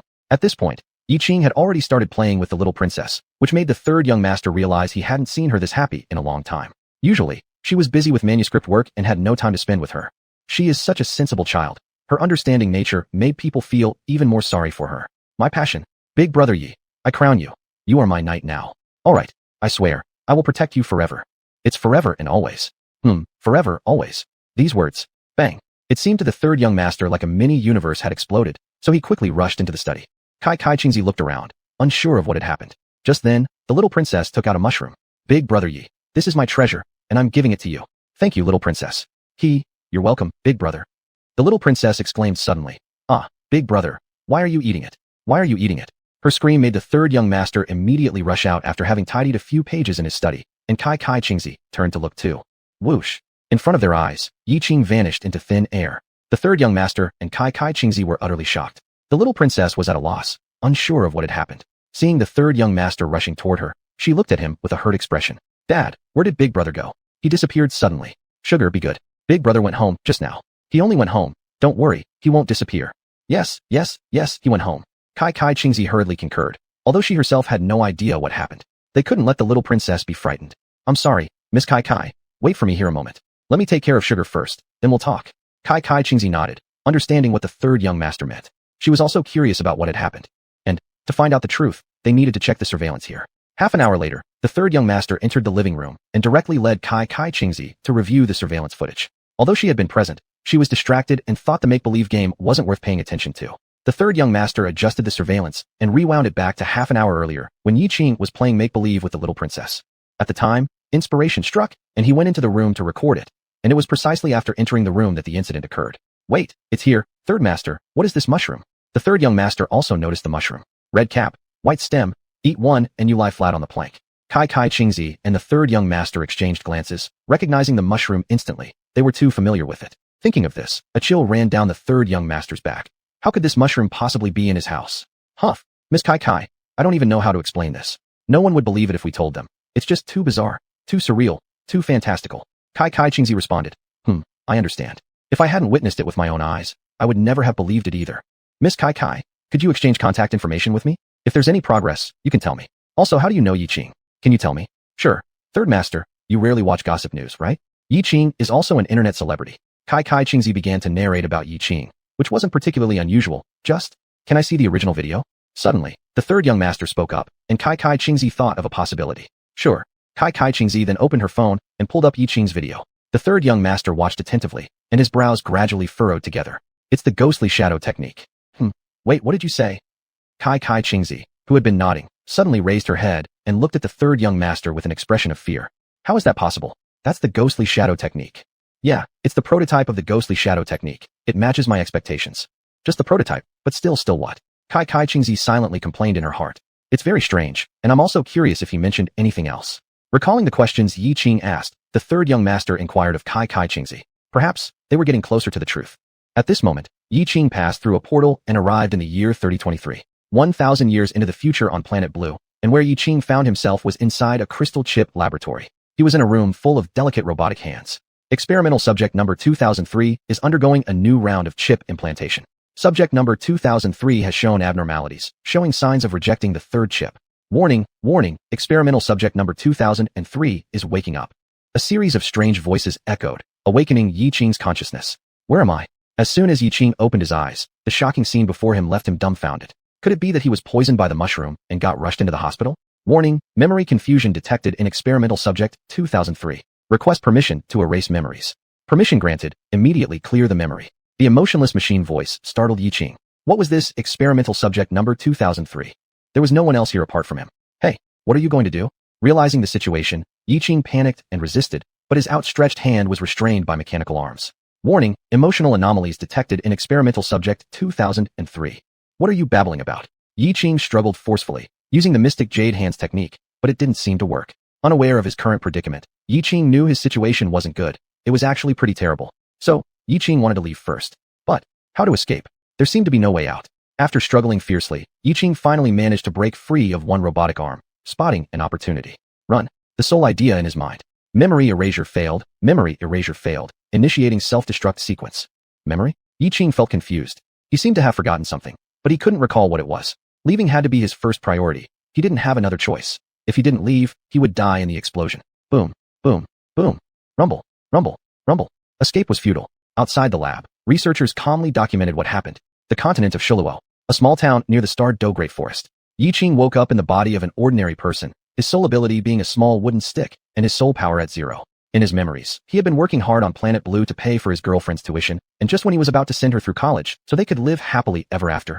Then because he was too engrossed in reading novels and not paying attention, he got hit by a car. Such a cliché plotline. Even worse, he ended up being reincarnated into the novel he was reading, The Soul Land. Was he lucky or unlucky? Yiqing sighed bitterly, perhaps unlucky. His soul ability was useless, his soul power was 0 levels, and he couldn't even fly. Unless, like those fanfiction novels, like Soul Land, convince Yuna to merge for eternal happiness, and have a system of his own. Clearly, without such a system, how could anyone survive in Soul Land? Unless by attaching oneself to someone stronger. But, whose support should he attach to? This was a question. Worst case scenario, he wouldn't succeed in attaching himself. Still, it was worth careful consideration. Even though the chance was slim, preparation was necessary. Chapter 170, The Great Battle Imminent. A month has passed. No legs were hugged. Instead, only shame was gained. The human heart is unpredictable, so unpredictable. Stardust Big Forest, I am coming. If I don't live for 10,000 years, I'll die with the birds flying to the sky. Yiqing will no longer be mocked at. If worst comes to worst, I'll travel back. But, I'm still a bit scared. As Yiqing drew closer to Stardust Big Forest, his confidence waned. He shouted loud slogans, all to boost his courage. But, this didn't mean he wasn't afraid of death. Everyone fears the unknown. The unknown is always the scariest, and who knows what death truly represents. But, thinking of the shame of the past month, Yiqing gritted his teeth and arrived near the Stardust Big Forest. Looking at the Stardust Big Forest, Yiqing was speechless and decided to take a nap first.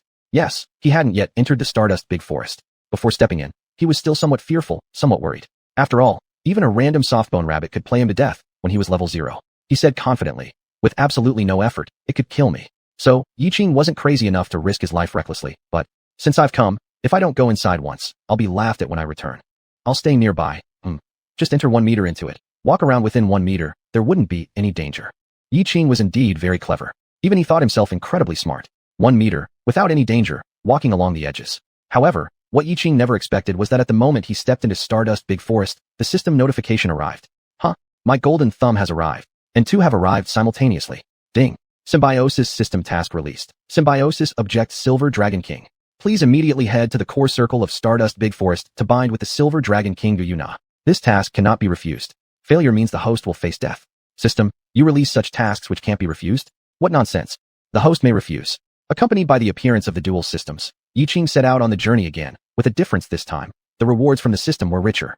After completing the task, the system rewarded Yiqing with full-level Tang Sect techniques, the Xian Tian Gong, Xian Yu Hand, Ghost Shadow Concealment, and Purple Extreme Demon Pupil. Indeed, full-level Tang Sect techniques that enabled Yiqing to reach greatness instantly. Tang San would shiver upon seeing him. However, Yiqing usually kept these abilities hidden and did not show them. Only during the final showdown with Tang San did Yiqing reveal them, causing Tang San to darken even earlier than last time. This truly struck deep into the soul. It was the real killing of hearts and minds. Tang San goodbye. Before delivering the final blow, Tang San thought Yiqing had let him off. Who knew? Yiqing turned around, and a golden hammer appeared in his hand.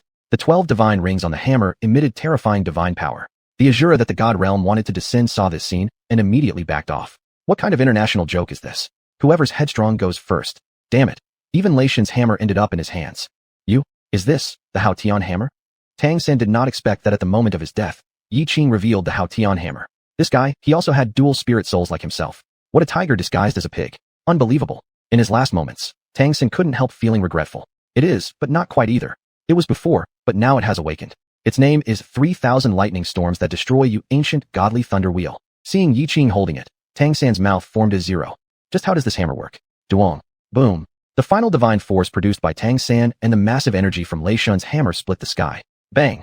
A bright red mist of blood burst in the sky. Tangan truly died unpeacefully. Apart from calculating against Tangan, after revealing his ace, Yiqing did not show it again. This battle made the God Kings of the Divine Realm wary. But this did not affect the reckless behavior of the God Kings of the Divine Realm. They continued to test Yiqing's limits step by step. Even after being severely beaten by Yiqing, they pretended to be submissive behind his back while still having another set of tricks. Until the day came. The vortex next to xuanhuan became even more terrifying. Could it be? The sea god and Azura looked at each other. Time chaos streams. In the next second, a loud sound was heard, and xuanhuan disappeared from the sea god palace. Xuanhuan. The time chaos streams were still there, but the sea god and Azura had no idea which vortex xuanhuan had been caught in. Azura, let's split up and search. Leaving those words, the sea god jumped into one of the vortices. Well, if that's how it is, I'll risk my life to accompany you, noble sir. With that said, Azura also jumped into a time chaos stream. For Yiqing, this day felt like a nightmare. It was the beginning of everything. The divine realm. The schemes of the gods once again came to light. Huh. Yiqing, you finally realized, but it's too late. You know me? Yiqing was a little surprised. How could the Golden Dragon King not know you? You've already, Yes, Yiqing, did you ever think you'd end up here today? That we'd scheme against you like this? That's right, just as you suspected. The time chaos streams were our doing. Aren't you looking for your daughter? Don't bother searching. We'll send you to her now, so you can reunite. Ha ha ha. Maniacal laughter echoed endlessly as divine power repeatedly condensed and compressed. The gods were working together for him so well, and Yiqing naturally gave them what they wanted. However, this time, the Golden Dragon King absorbed a bit too much divine power. Neither Yiqing nor all the gods present realized it. Boom boom boom. Deafening explosions along with the Golden Dragon King's dragon breath caused a rift in the time chaos stream to appear. Yiqing was pushed into the time chaos stream. What have you forgotten? The Golden Dragon King's cold voice rang out. The group of gods who were about to leave looked at each other. Had they really forgotten something? The Golden Dragon King continued. Do you need me to remind you? You did say only if I cooperate with you. And then, one god cut in, interrupting the Golden Dragon King. They couldn't possibly misunderstand him now, but they wouldn't be foolish enough to release the Golden Dragon King. You are truly dogs, discarding the monk after finishing your meal, aren't you? With a cold snort, this time, the Golden Dragon King didn't wait for Rong Yinbing and the others to talk nonsense. He directly broke his single-handed confinement with ease. How is this possible? All the gods were immediately stunned, unable to believe what they saw. Yet, when the Golden Dragon King stood before them, breaking the confinement with just one hand, they had no choice but to believe it. Everyone, don't panic. He's alone and hasn't fully recovered yet. There's no reason for us to fear him. He's still not the dragon god. As these words left, the gods instantly became courageous. If they could deal with someone like Yiqing, dealing with the Golden Dragon King should be even easier. Ha ha ha. If that's what you think, you're completely wrong. The Golden Dragon King burst into laughter. His combat strength had increased more than tenfold, far surpassing even his dragon god era. A great battle was imminent. In less than an hour, the gods were already throwing everything into the fight, fighting for their lives. Death would be certain without going all in. Golden Dragon King, we'll fight to the end with you. It's incredibly hard for gods to unite, except under situations like this, facing life or death. Fighting. Are you trying to make me laugh? With just you guys, what can you do to compete with me? The Golden Dragon King disdainfully dismissed them, showing absolute arrogance. With a breath stored in his mouth, he unleashed a dazzling breath. This action thrust the Golden Dragon King into an abyss. Time chaos streams appeared again. The Golden Dragon King's pupils suddenly widened. I'm F asterisk ked, F asterisk ked, F asterisk ked. You scoundrels dared to scheme against me. With his final desperate blow, the Golden Dragon King killed half the gods. Not only that, he dragged the remaining half of them into the time chaos stream as well. The divine realm was no more. Rong Yinbing and the few remaining gods sighed bitterly. They never anticipated this result. They had underestimated Yiqing's divine power entirely. Yiqing deliberately fell into the time chaos stream. It wasn't our scheming against him. We couldn't scheme against him, but we had to admit we did. When he returns from the time chaos stream, well, at this thought, everyone shivered involuntarily. Suddenly, all eyes turned toward Rong Yinbing. Someone had to take responsibility. I understand.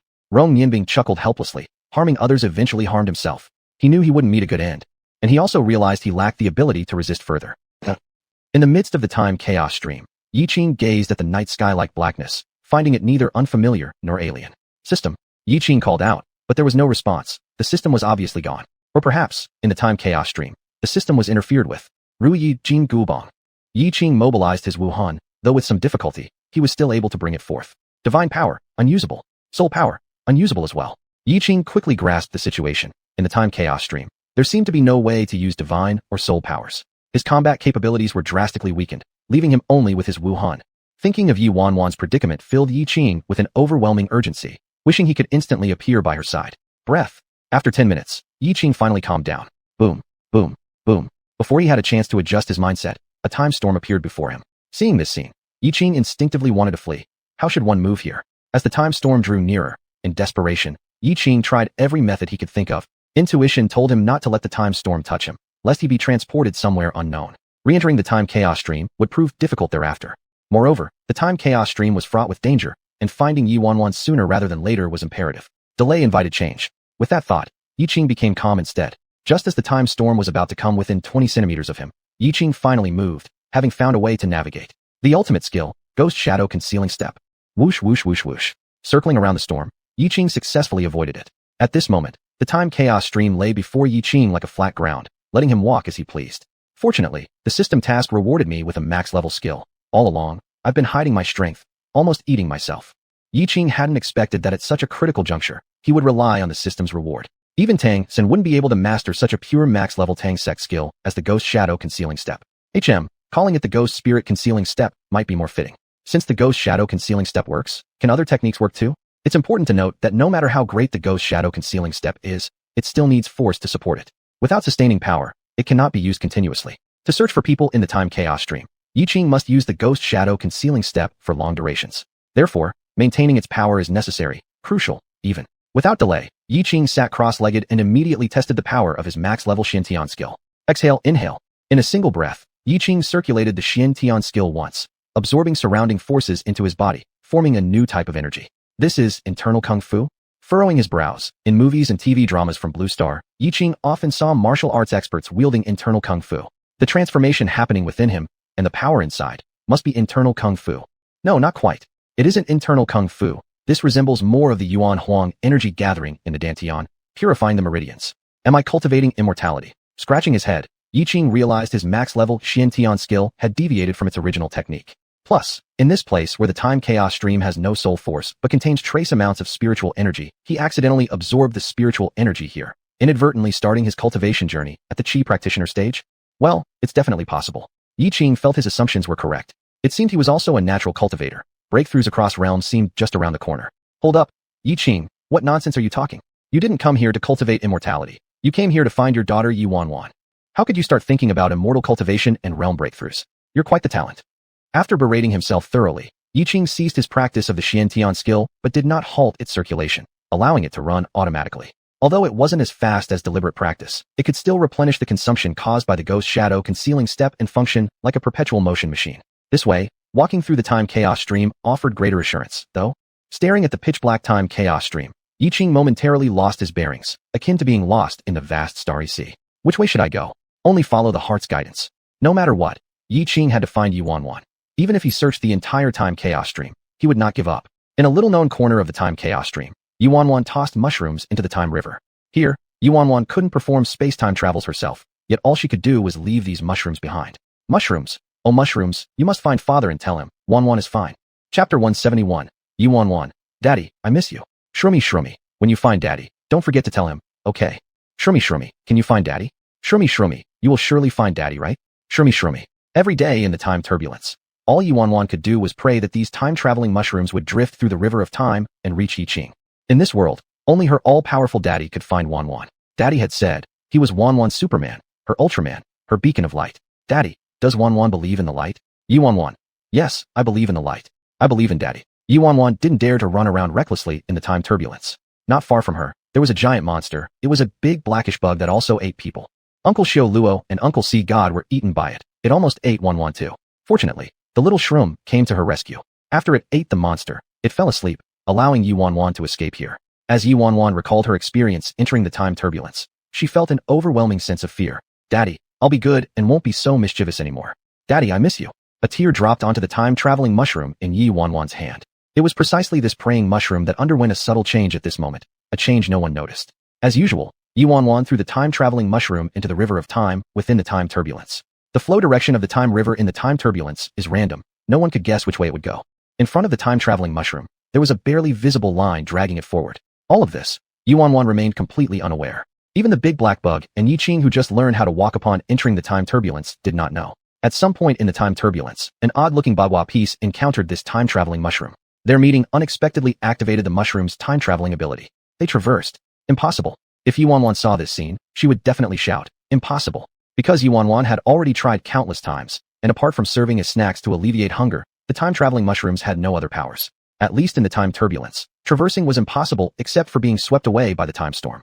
However, Xuanhuan didn't dare to do such a thing because she had seen several soul beasts get swept away, their fates uncertain. Let's get back to the story. The meeting between the time-traveling mushroom and one fragment of the Qingtian Bagua mirror wasn't a coincidence. Instead, it was due to the precise calculations by Yiqing's two systems, which made this happen. Even within the time turbulence, the system wasn't entirely useless. It just operated and predicted autonomously. Under emergency circumstances, special measures were employed. Before the encounter, during the time just before the miracle happened. Number 1. Your prediction won't fail, right? Number 2. Rest assured. The Qingtian Bagua mirror is our trump card created together. This spiritual core is crafted with our combined strength, its purpose being an eternal loop. Number 1. We've cycled 99 times. Why still unable to break this conclusion? Number 2. You know, the unstable factor in Xuanhuan's mushrooms and the terror of Tangan. Number 1. Indeed, the son of luck, always bringing different outcomes. It's hard enough to kill him each time, but there's always a hitch at the end. Number 2. That's true. If it weren't for Tangan's interference, things wouldn't be this troublesome. Number 1. Alright then. Every time we repeat these dialogues, resulting in the same outcome. I'm done giving up. Number 2. Don't lose heart. This time, there might be a turning point. Number 1. Are you talking about transforming him into Tangan? Your dumb idea doesn't sit well with me. Tangan is the son of luck. Number 2. But don't you remember? Last time, we almost succeeded, only because we hadn't mastered the Tang sect skills. This time, we've fully documented everything, even integrating various practices from chaotic timelines, such as chi cultivation methods. I believe little Qing will definitely change the ending this time. Number 1. Alright, I'm done. Do whatever you want. I'll cooperate with you. Number 2. Don't worry. If this fails, I promise you, I'll give birth to our second child. Number 1. Really? Do you have any idea how many centuries I've waited for you to say that? Ever since little Qing was born, you refused having another child. Number 2. Don't celebrate too early. Even if we have a second child, it's merely to break this deadlock and save little Qing. Number 1. Hee I know. Let's start operating quickly, guiding the little granddaughter Xuanhuan's mushroom over. Number 2. Good. Above is the conversation between the two systems within a fragment of the Qingtian Bagua mirror. The following events, as everyone has seen, involve Xuanhuan's time-traveling mushroom, which under their guidance, arrives before the Qingtian Bagua mirror. Whoosh. At the moment the time-traveling mushroom arrives, the two systems take the fragment of the Qingtian Bagua mirror and attach it to the mushroom. Then they disappear in the time turbulence. When they reappear, it's inside a certain young master's villa. Number 1. Hey, it's mushroom eating time again. Big brother, time to take your medicine. Number 2. I can't believe you're so thrilled about this, old man. Number 1. For the second child. Number 2. Careless. And at this moment, the little princess's game of make-believe with Yiqing was nearing its end. The moment the little princess took out the time-traveling mushroom, Yiqing saw a scene. In a dark space, there was nothing but emptiness. A closer look revealed that in this desolate place, there was a girl. The girl was very familiar, yet he couldn't recall who she was. She had a mushroom in her hand, and a tear dropped onto it. Red umbrella, white stalk, eat it, and we all lie down flat. It looked exactly like the mushroom the little princess gave to Yiqing, complete with a teardrop on it. Mushroom on mushroom. When you find daddy, don't forget to tell him, okay. Mushroom on mushroom. Can you find daddy? Mushroom on mushroom. You will surely find daddy, right? Mushroom on mushroom. At this moment, Yiqing seemed to hear the little girl's prayers. That was precisely why Yiqing ended up eating the time-traveling mushroom. Subsequently, Yiqing traversed to the future, the birthplace of the two systems, and thus began another cycle of reincarnation. That's correct. The key to the cycle was Xuanhuan's time-traveling mushroom. From the first life onward, number 1 and number 2 had started planning this, creating it as a transit station to break the conclusion. Even the Qingtian Bagua mirror was hidden by them, causing Yiqing to always think his soul skill was a stick, which evolved into the magic Reed golden hoop bar. How could he possibly imagine that in one lifetime, arranged by the system, he actually became the Monkey King's son Yiqing? However, during the plot involving the real and fake Monkey King, he was struck into the time turbulence by the six-eared macaque, while the macaque replaced him on the journey for Buddhist scriptures. It was because of this that the system decided to have Yiqing become Tangan, to blur the lines between truth and falsehood. They could have succeeded if not for the restriction placed on the system, preventing it from guiding Yiqing in time, resulting in Yiqing leading a depressed life as Tangan. In the end, Tangqi inherited Tangan's name and became Tangan, making things even more complicated, similar to the story of the real and fake Monkey King. Nevertheless, there was good news. Yiqing had been reborn once again, returning to the continent of Douluo. Then, before the Star Do Great Forest, the system successfully activated. This was also one of the goals of number 1 and number 2, using the true and false Tangan storyline to divide Tangan's fortune in half. With an evenly split fortune, Not even the creator god could distinguish or change this outcome anymore. Number 1. It seems we've succeeded this time. Number 2. Little Qing used Tang's sect skills against Tang San and ultimately killed him with the Hotian hammer. The guy holds too much grudge, doesn't he? Number 1. This time might work. Exactly because of this, Yiqing managed to avoid the time storm within the time turbulence. The above is the origin and course of the entire story. To change Yiqing's ending, both the system and Yiqing worked hard for a very long time, highlighting only the most crucial parts of the story. Moreover, all the rewards Yiqing possessed were not given arbitrarily by the system. They were results from his previous lifetime's efforts. Nothing comes without labor. We must strive to walk every step of life earnestly. In the time turbulence, the same Golden Dragon King who fell here along with several demigod kings looked at this place with fear. The most terrifying thing was that the god kings lost their divine powers here, and their soul skills could only be barely utilized. But, boom, the Golden Dragon King spread its wings and flew freely in the time turbulence without any hindrance. The Golden Dragon King hovering amidst the time turbulence looked down upon the various god kings. Even weaker than they already were, their current condition now felt to him like being transformed from a kitten into a tiny ant. Absolutely ridiculous. Who owe you dash? A dragon roar echoed, reminding these god kings that the Golden Dragon King was still present, warning them not to overlook him. Otherwise, that would hurt feelings too much. At this moment, the faces of these god kings all showed expressions of surprise and strange screams. They had just realized that there was still an old dragon watching them, which was quite terrifying. How pitiful they were. It seemed like they would meet their end here. No, it was definite. They were going to die here. Great Golden Dragon King, please let me go. I am willing to work tirelessly for you as a beast of burden. Just let me live. I'll do anything. Yes, Great Golden Dragon King. Consider me as nothing but a fart. I can do anything. I beg the Golden Dragon King to spare my life. I can do anything too. Anything at all, as long as the Golden Dragon King doesn't kill. In an instant, all the god kings knelt down. They dared not act arrogantly anymore. Even though so many god kings united together, they were defeated by the Golden Dragon King. No one knew how strong the Golden Dragon King had become. Even if they did know the power of the Golden Dragon King, it wouldn't make a difference. Now, these god kings were no different from ants compared to him. The Golden Dragon King may have once been like them, but his robust physical strength far surpassed theirs. Each of them could be dispatched with a single slap. Thus, they weren't foolish. They realized that the only way to survive in the time turbulence was to serve the Golden Dragon King obediently. However, the Golden Dragon King disdainfully ignored their promises. He had already seen their despicable behavior, and no matter how eloquent they sounded, the Golden Dragon King would never believe them again. Not only that, he would retaliate and consume the entire divine realm. The Golden Dragon King said nothing, just looking at them. This made their stress skyrocket. They didn't dare move, fearing that the Golden Dragon King would vent his anger on whoever moved first. They believed this was a test. You can. When the Golden Dragon King finally spoke, their tense nerves relaxed. They felt relieved that they reacted quickly enough to avoid being slapped dead. At least now, a sound of PFT interrupted their thoughts, and they stared dumbfoundedly as they looked at each other. They didn't understand what the Golden Dragon King was doing. Yet, they didn't dare to speak or move, fearing that they might become the next prey in the Golden Dragon King's mouth. They prayed silently, hoping that others would be chosen instead of them. PFT. Another one fell victim. As they inwardly celebrated their own luck, they consoled themselves with the thought that it was a test. A test meant to reassure them.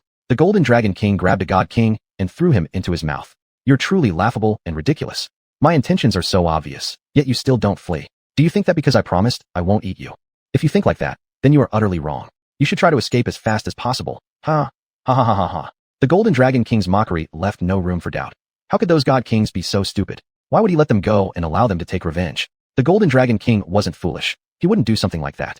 Not even a fool would do it. No, not even fools would behave this way. They remained silent, standing motionless. They still believed it was a test, thinking that if they endured, they'd get a chance to survive. Only those caught by the Golden Dragon King dared to beg for mercy, uttering no curses, even trying to curse when already in the Golden Dragon King's mouth before realizing it was futile. One by one, they met the same fate, making the Golden Dragon King couldn't help but laugh. These god kings were really amusing. What were they thinking? How could he possibly let them go? As the Golden Dragon King ate half of them, they finally came to their senses. Still, they didn't dare show resistance, hoping against hope that survival was possible. Hope, huh? The Golden Dragon King also understood, but he didn't stop eating. These god kings provided a lot of power, nearly as much as Yiqing's divine force. Through this, the Golden Dragon King realized just how strong Yiqing was. To defeat Yiqing in the time turbulence, he had to consume all the god kings here and convert their essence into his own. Thud thud thud. The Golden Dragon King's strength was transforming, his body swelling twice its original size, and his power becoming twice as strong as when he was the dragon god. Such strength was something the Golden Dragon King had never imagined. It was all thanks to one person. Yiqing. Chapter 172. Someone is fighting. It goes without saying that if it weren't for Yiqing's involvement, the Golden Dragon King wouldn't have recovered so quickly. To restore to the strength of a dragon god isn't easy. It requires finding the Silver Dragon King and merging into one, which is xuanhuan. The Dragon God was originally made up of the Golden Dragon King and the Silver Dragon King. Thus pursuing this path would harm Gu Yuan'er. After the Golden Dragon King fled in the Divine Realm, he naturally sought out Gu Yuan'er's whereabouts. This storyline was also one of the main plots Yiqing had experienced in the past. Yiqing traversed many such main storylines, and both system fathers rewrote Yiqing's memories at the beginning to prevent his spirit from becoming abnormal. There are countless ways to time travel, but there's no need to detail them all. However, whenever they traveled to the Douluo continent, they arranged the same dialogues and missions, helping Yiqing grow rapidly. If anything was lacking, then training in another world would fill the void. The rewards provided by the system father didn't come out of thin air. Instead, they took Yiqing through experiences and obtained results, which were then analyzed and stored before being transformed into Yiqing's rewards. All of the rewards Yiqing received were well-deserved because they stemmed from his previous life. The plotline where the Golden Dragon King sought out Gu Yuan'er was the most painful one Yiqing ever endured, something the system fathers had to correct. They changed the ending, defeating the final boss, the Golden Dragon King. In the chaotic currents of time, the system wouldn't let the Golden Dragon King evolve into the Dragon God. As long as the Golden Dragon King hadn't transformed into the Dragon God, there would be a way to deal with him, and Gu Yuan'er wouldn't get hurt. Of course, the fact that the Golden Dragon King was driven into the temporal turbulence by the Divine King was within the calculation and arrangement of the system fathers. What exactly is this place called temporal turbulence? After devouring the Divine King, the Golden Dragon King also examined the surroundings here. His divine powers were isolated, but this didn't hinder his flight speed. In fact, only he could freely fly here. To understand this place known as the temporal turbulence, the Golden Dragon King roamed everywhere. As the supreme and mighty dragon god, he wasn't afraid here, even showing a bit of fondness for the area. Here, his supreme dragon form could annihilate all enemies. He could treat this place as his domain. Still, leaving this place wouldn't be easy. Even after 3 days and nights of continuous flight, he still couldn't find a way out. During these 3 days and nights, the Golden Dragon King didn't fly non-stop, and the longer he flew, the more cautious he became. Even he dared not go against the time storms. On the 10th day, the Golden Dragon King encountered the first life form in the temporal turbulence, a large black lizard emitting an aura associated with the dragon race, indicating it was a hybrid dragon. When the Golden Dragon King met the other immediately sensed his presence. It warned him off in the dragon language, stating that if he came any closer, it would attack the Golden Dragon King. However, this meant nothing to the Golden Dragon King. Being the highest existence among the dragon race, the dragon god himself, how dare a mere hybrid dragon command him? Does he deserve such authority? No, not at all. Even speaking like that is unpleasant. Let me show you what real dragon speech sounds like. As a result, this act enraged the hybrid dragon, causing it to unleash its dark breath directly at the Golden Dragon King. Dark power coalesced quickly and headed toward the nearby Golden Dragon King. How can this creature use the dragon breath here? The Golden Dragon King tried using dragon breath as well, but it didn't work. He couldn't summon the forces present here. Yet this ugly black hybrid dragon managed to succeed. Wasn't this a blatant slap in the face? Boom boom boom. Regardless of anything, the Golden Dragon King wouldn't bow down to a hybrid black dragon. He believed that discovering the secret behind why the hybrid black dragon could use dragon breath would help him leave the temporal turbulence. Moreover, he thought he could leave an imprint in the temporal turbulence, allowing him access when needed, turning this place into his private garden. With that settled in his mind, while resisting the hybrid black dragon's attacks, the Golden Dragon King began advancing step by step towards it. Without using dragon breath, the Golden Dragon King was still powerful, his physical body being the strongest existence. Dad, no, that's not Dad. No, it's not. Yiqing cowered, fearing that the Golden Dragon King would notice her presence. Approaching under unclear circumstances would be too dangerous. Dad had taught her never to do that, since doing so might attract calamities. One should never answer honestly until understanding their intentions. Recalling Yiqing's teachings, Yiqing retreated behind a large stone, watching from afar the dragon breath issued by the hybrid black dragon. She thought silently, I wonder if it has found food again. All the little monsters nearby have been eaten up already. Boom boom boom. Boom boom boom. The terrifying dragon breath carried immense force, scattering the floating rocks around. These rocks had strange shapes, appearing black like charred carbon blocks, and it was impossible to see just how hard they were. More likely they would crumble at a mere touch. At this moment, from the distance came sound after sound. Is someone fighting? Yiqing, who had been walking in the opposite direction, turned his head towards where the sounds were coming from. The sounds weren't loud, but could still be heard clearly. No matter whether someone was indeed fighting or not, all one needed to do was walk over and check. Ghost Shadow May's steps being present, Yiqing didn't worry about his own safety. He'd already spent over 10 days searching, but hadn't found xuanhuan. This made Yiqing think that going over to take a look wouldn't hurt. There might even be some clue there, or maybe xuanhuan herself was nearby. Thinking thus, Yiqing did not hesitate, immediately heading in that direction. As for the past 10 days when he thought clues pointed elsewhere, he'd completely forgotten about it by now. However, this time, Yiqing guessed correctly, xuanhuan was on this side. Moreover, this side of the temporal turbulence contained the only place where life existed, which happened to be the hybrid black dragon. In fact, the true identity of the hybrid black dragon was the Dark Dragon King. Ever since disappearing in ancient times, no one had seen him again, and through the long eons, he was far from the Dark Dragon King of old renown. Whoever had stayed within the temporal turbulence for tens of billions of years would become like this. Oh, the reason why the handsome Dark Dragon King turned ugly wasn't merely due to the merciless passage of time. It was also related to the cultivation environment here, as the Dark Dragon King had transformed into a semi-corpse, semi-dragon state. Precisely because of this, the Golden Dragon King believed that the Dark Dragon King belonged to a mixed-blooded dragon race. If he knew the truth, he wouldn't have dared come near the Dark Dragon King. The Dark Dragon King had lost his ability to fly. Otherwise, he wouldn't have stayed here, using broken stones to support his body, and he hadn't laid a hand on xuanhuan yet. As for Shura and the Sea God, their being eaten was entirely an accident. Unable to use divine power, and still brimming with arrogance, they tried showing off in front of xuanhuan. Unfortunately, they barely learned to walk in the temporal turbulence before falling directly into the mouth of the Dark Dragon King. It's right ahead. Rapidly moving through space with the ghost shadow maze steps, Yiqing finally arrived at the source of the sound. He did not go straight over, but chose instead to observe from a distance. Purple extreme devil eyes. After activating the secret technique of the Tang sect, he immediately recognized the two figures battling, a figure flying in the air attempting to circle around behind the dark silhouette for a surprise attack. Golden Dragon King, I never expected this guy to enter the temporal turbulence as well. This is better. I wasn't really comfortable with him being out there. What if you want to find my Nana? Purple Old isn't home. He slipped in through the back door. That's truly. Now if Purple Old sees him, don't blame Purple Old for being rude. Through the purple extreme devil eyes, Yiqing saw multiple wounds on the Golden Dragon King, and a smirk slowly rose on his lips. There was no rush to initiate a sneak attack. Let them fight each other until they were both weakened. Only then would he step in to collect the spoils. As for who won between them, Yiqing didn't care. Regardless, the result would be the same. The death of the Golden Dragon King, and, I'll watch his performance. If you haven't offended me, I may let you off lightly. An enemy's enemy is a friend, I get that. Yiqing muttered to himself while the Golden Dragon King and the Dark Dragon King continued their fierce battle. Settling down cross-legged on the ground, he watched their combat without concern for how long it lasted. No, I'm not here to watch them. At this moment, Yiqing's pupils abruptly contracted, followed by a mix of shock and joy on his face. After a moment of daze, he shot forward like an arrow. Through the purple extreme devil eyes, he spotted his beloved daughter xuanhuan, who he thought about day and night. At this very moment, all thoughts became unimportant. Fearing any chaos created by the Golden Dragon King and the Dark Dragon King, or something untoward happening, everything would worsen. Regardless, xuanhuan couldn't experience even the slightest mishap. No, not even the smallest damage. Not even losing a single hair was acceptable. Therefore, Yiqing's ghost shadow maze steps immediately propelled him forward, transforming his figure into a streak of light. In the blink of an eye, he arrived at the center point where the Golden Dragon King and the Dark Dragon King were clashing. Though they were exchanging punches, no one cared. Yiqing definitely didn't. Instantly enveloping his hands with the mystical Jade Hands technique, he proceeded to use a capture method known as controlling cranes and capturing dragons. Perhaps not even Tangan himself had ever used such a move against real dragons. Lost in these thoughts, Yiqing had already executed the controlling cranes and capturing dragons.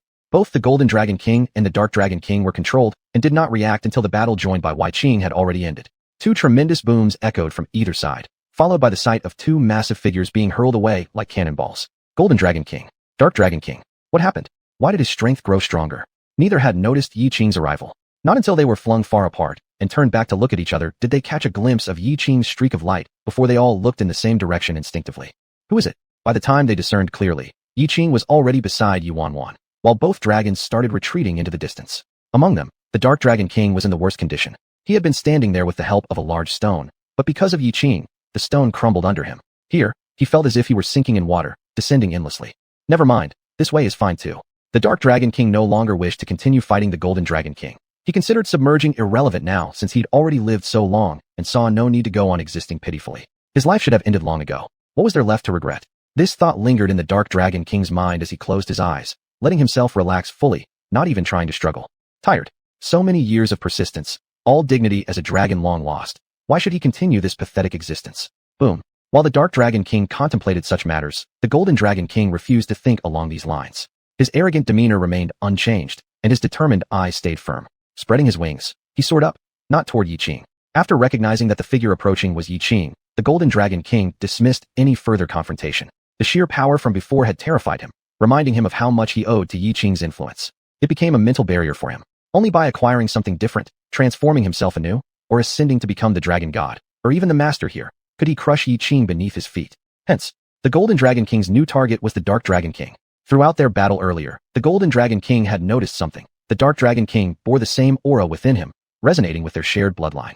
The Dark Dragon King must be the missing part of what used to make the Dragon God whole. Back then, when he was still the Dragon God, the Golden Dragon King had recognized this fact. Hadn't it been the very deficiency that caused him to fall short against those God Kings? After all, Dragons were meant to be the strongest creatures in the world. These god kings were just larger ants. How could the Golden Dragon King possibly lose? You really willing, huh? The Golden Dragon King's voice reverberated in the ears of the Dark Dragon King, who had flown down next to him, sharing in the descent. Still silent, the Dark Dragon King showed no intention of acknowledging the Golden Dragon King. However, this annoying chatter about some inspirational nonsense kept echoing in his ears, almost making it sound sweet. What do you want? Unable to ignore it any longer, the Dark Dragon King finally responded. If the Golden Dragon King couldn't produce a coherent explanation, the Dark Dragon King didn't hesitate to blast him with a mouthful of, oh wait, it was supposed to be dragon breath. Black Dragon, your body carries the essence of the Dragon God. I am the Dragon God, because of certain reasons. Huh. The Dark Dragon King opened his eyes, revealing twin dark pupils glowing with wicked light. After studying the Golden Dragon King for a moment, an uncontrollable laugh escaped his lips. Do you really expect me to believe that? Black Dragon, whether you look it or not isn't important. What's critical is, would you dare surrender your body to me? What do you plan to do? Nothing much, just wanting to settle scores with that human from before. At this, the Dark Dragon King fell silent again. To settle accounts with the person from before, so it wasn't a demon of this place, but a mere human who had beaten him. Black Dragon. No need to elaborate, I agree. The Dark Dragon King interrupted the sermonizing Golden Dragon King. Philosophy or passionate speeches weren't going to work on him. He knew everything already. But the fact that a human threw him off guard changed things entirely. Moreover, given his lack of desire to live on pointlessly, handing over this body to the Golden Dragon King might not be a bad idea after all. Black Dragon, rest assured, I shall certainly rise as the Dragon God who will rule the world. The Golden Dragon King made this promise, but the Dark Dragon King paid little heed. Chapter 173, Xuanhuan, don't be afraid, Daddy is here. At the same time, xuanhuan, who had been caught in the turbulence from the battle between the Golden Dragon King and the Dark Dragon King and had been blown away, saw a meteor flying towards her. The meteor flew faster and faster, getting closer. Xuanhuan thought she saw Yiqing's figure, but was unsure if it was really Yiqing. Perhaps she was mistaken. Daddy, where are you? Xuanhuan felt a little sad, unsure if her father could find her. It was dark, cold, and lonely here, almost too boring. There were no elder brothers or sisters around, and then there was, whether her younger brother had even been born yet or not. Thinking of these things, Xuanhuan couldn't help feeling a lump in her throat and lowered her head, letting tears fall. She was too mischievous and didn't listen to her parents. They might not want her anymore. She was so scared, she would never dare to do it again, and she would be obedient. Just at this moment, Xuanhuan felt herself being embraced, a wave of surprise passing through her heart as she suspected it was just an illusion, and thus did not raise her head. Xuanhuan, don't be afraid, Daddy is here. This simple sentence caused Xuanhuan to abruptly lift her head, hugging Yiqing tightly with both hands while the sobs began to come forth. All the fear, confusion, and helplessness, everything poured out completely. Daddy, Daddy, woo woo woo woo woo woo woo. Daddy, I thought you and Mom didn't want me. I'm so scared. Woo woo woo woo woo woo woo. Why have you only now come for me, Daddy? Being here alone, I was truly so scared all the time, always on edge. Also, Daddy, Uncle Shiro, he and see God Uncle, woo woo. They were devoured by that large, big bug earlier, woo woo woo woo woo woo woo. Yiqing continued to gently pat Xuanhuan's back, telling her how sorry he was to have frightened her, saying it was Daddy's fault. Now that Daddy was here, he wouldn't let her be scared anymore, telling her not to be afraid. Daddy the big bug, it ate them. Woo woo woo woo woo woo woo woo woo. Woo woo woo woo woo woo woo. Yiqing continued to comfort his little sweetheart. Those who bullied her like this, Yiqing would certainly not let them go easily. Xuanhuan, be good, stop crying, your face is all teary like a kitten. You wait here for Daddy. Daddy will go punish them for daring to bully my little princess. You'll see me make them pay. Yiqing spoke mock-aggressively, making Xuanhuan giggle despite her tears not stopping. This brought Yiqing immense heartache. Yiqing placed Xuanhuan near a large rock, far enough away from the battle between the Golden Dragon King and the Dark Dragon King to be temporarily safe, ensuring there were no immediate dangers before speaking to Xuanhuan. Daddy will get revenge for you. Wait for me here. Be a good girl until I come back. Xuanhuan nodded. Daddy, be careful. Don't worry. Before Yiqing could finish his sentence, he sensed the powerful fluctuations from afar, causing Xuanhuan to start worrying. He gently rubbed her head. Xuanhuan, rest assured. With great solemnity, Yiqing uttered this, reactivating the purple supreme devil eyes. His gaze became sharp, firmly looking toward the distance. A black and golden giant dragon appeared in Yiqing's vision. Its left side possessed bone armor with clear textures, like a half-finished soul bone armor, but Yiqing knew this was not soul bone. Rather, something more advanced existed. He locked his eyes onto the black gold dragon king. Regardless of why he looked so worn down, Yiqing recognized him clearly. The characteristics of both the Golden Dragon King and the Dark Dragon King were evident in him, neither being any good. If they fused together, Yiqing thought it better to kill them all at once. With this decision made, Yiqing transformed into a streak of light, quickly rushing forward. Just then, the Black Gold Dragon King opened his mouth, condensing a strand of dark dragon breath, and spewing it towards Yiqing. Boom! Dragon breath carried burning flames, like a putrid marshland, instilling fear, an energy force nearly revolting to behold, making people unable to look straight at it. blocking it with the Jade Hand technique. Yiqing employed the Taiji forces in motion. The surrounding spiritual energy flowed orderly, rotating in a pattern of the 8 trigrams, redirecting with the subtlety of 4 ounces deflects 1,000 pounds. Rumble. As the dragon breath arrived, under Yiqing's manipulation, it curved, returning and striking towards the black gold dragon king, making him reap what he sowed. But even so, the dragon breath harmed not a single hair of the black gold dragon king. On his semi-covered bony armor, the breath turned into nothingness, as though purified by some air cleaner without anything occurring.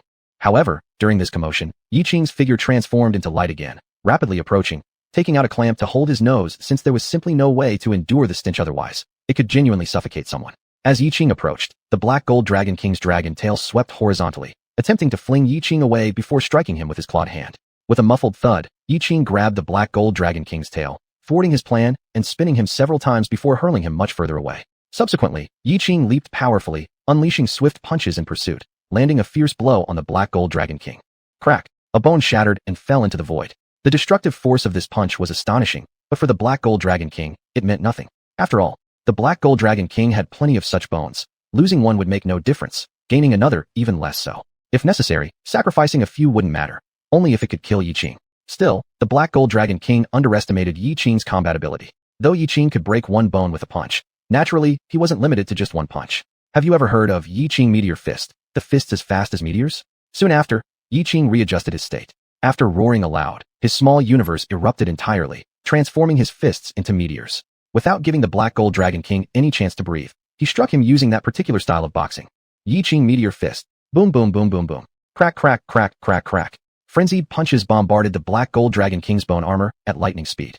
Every punch took away a bone.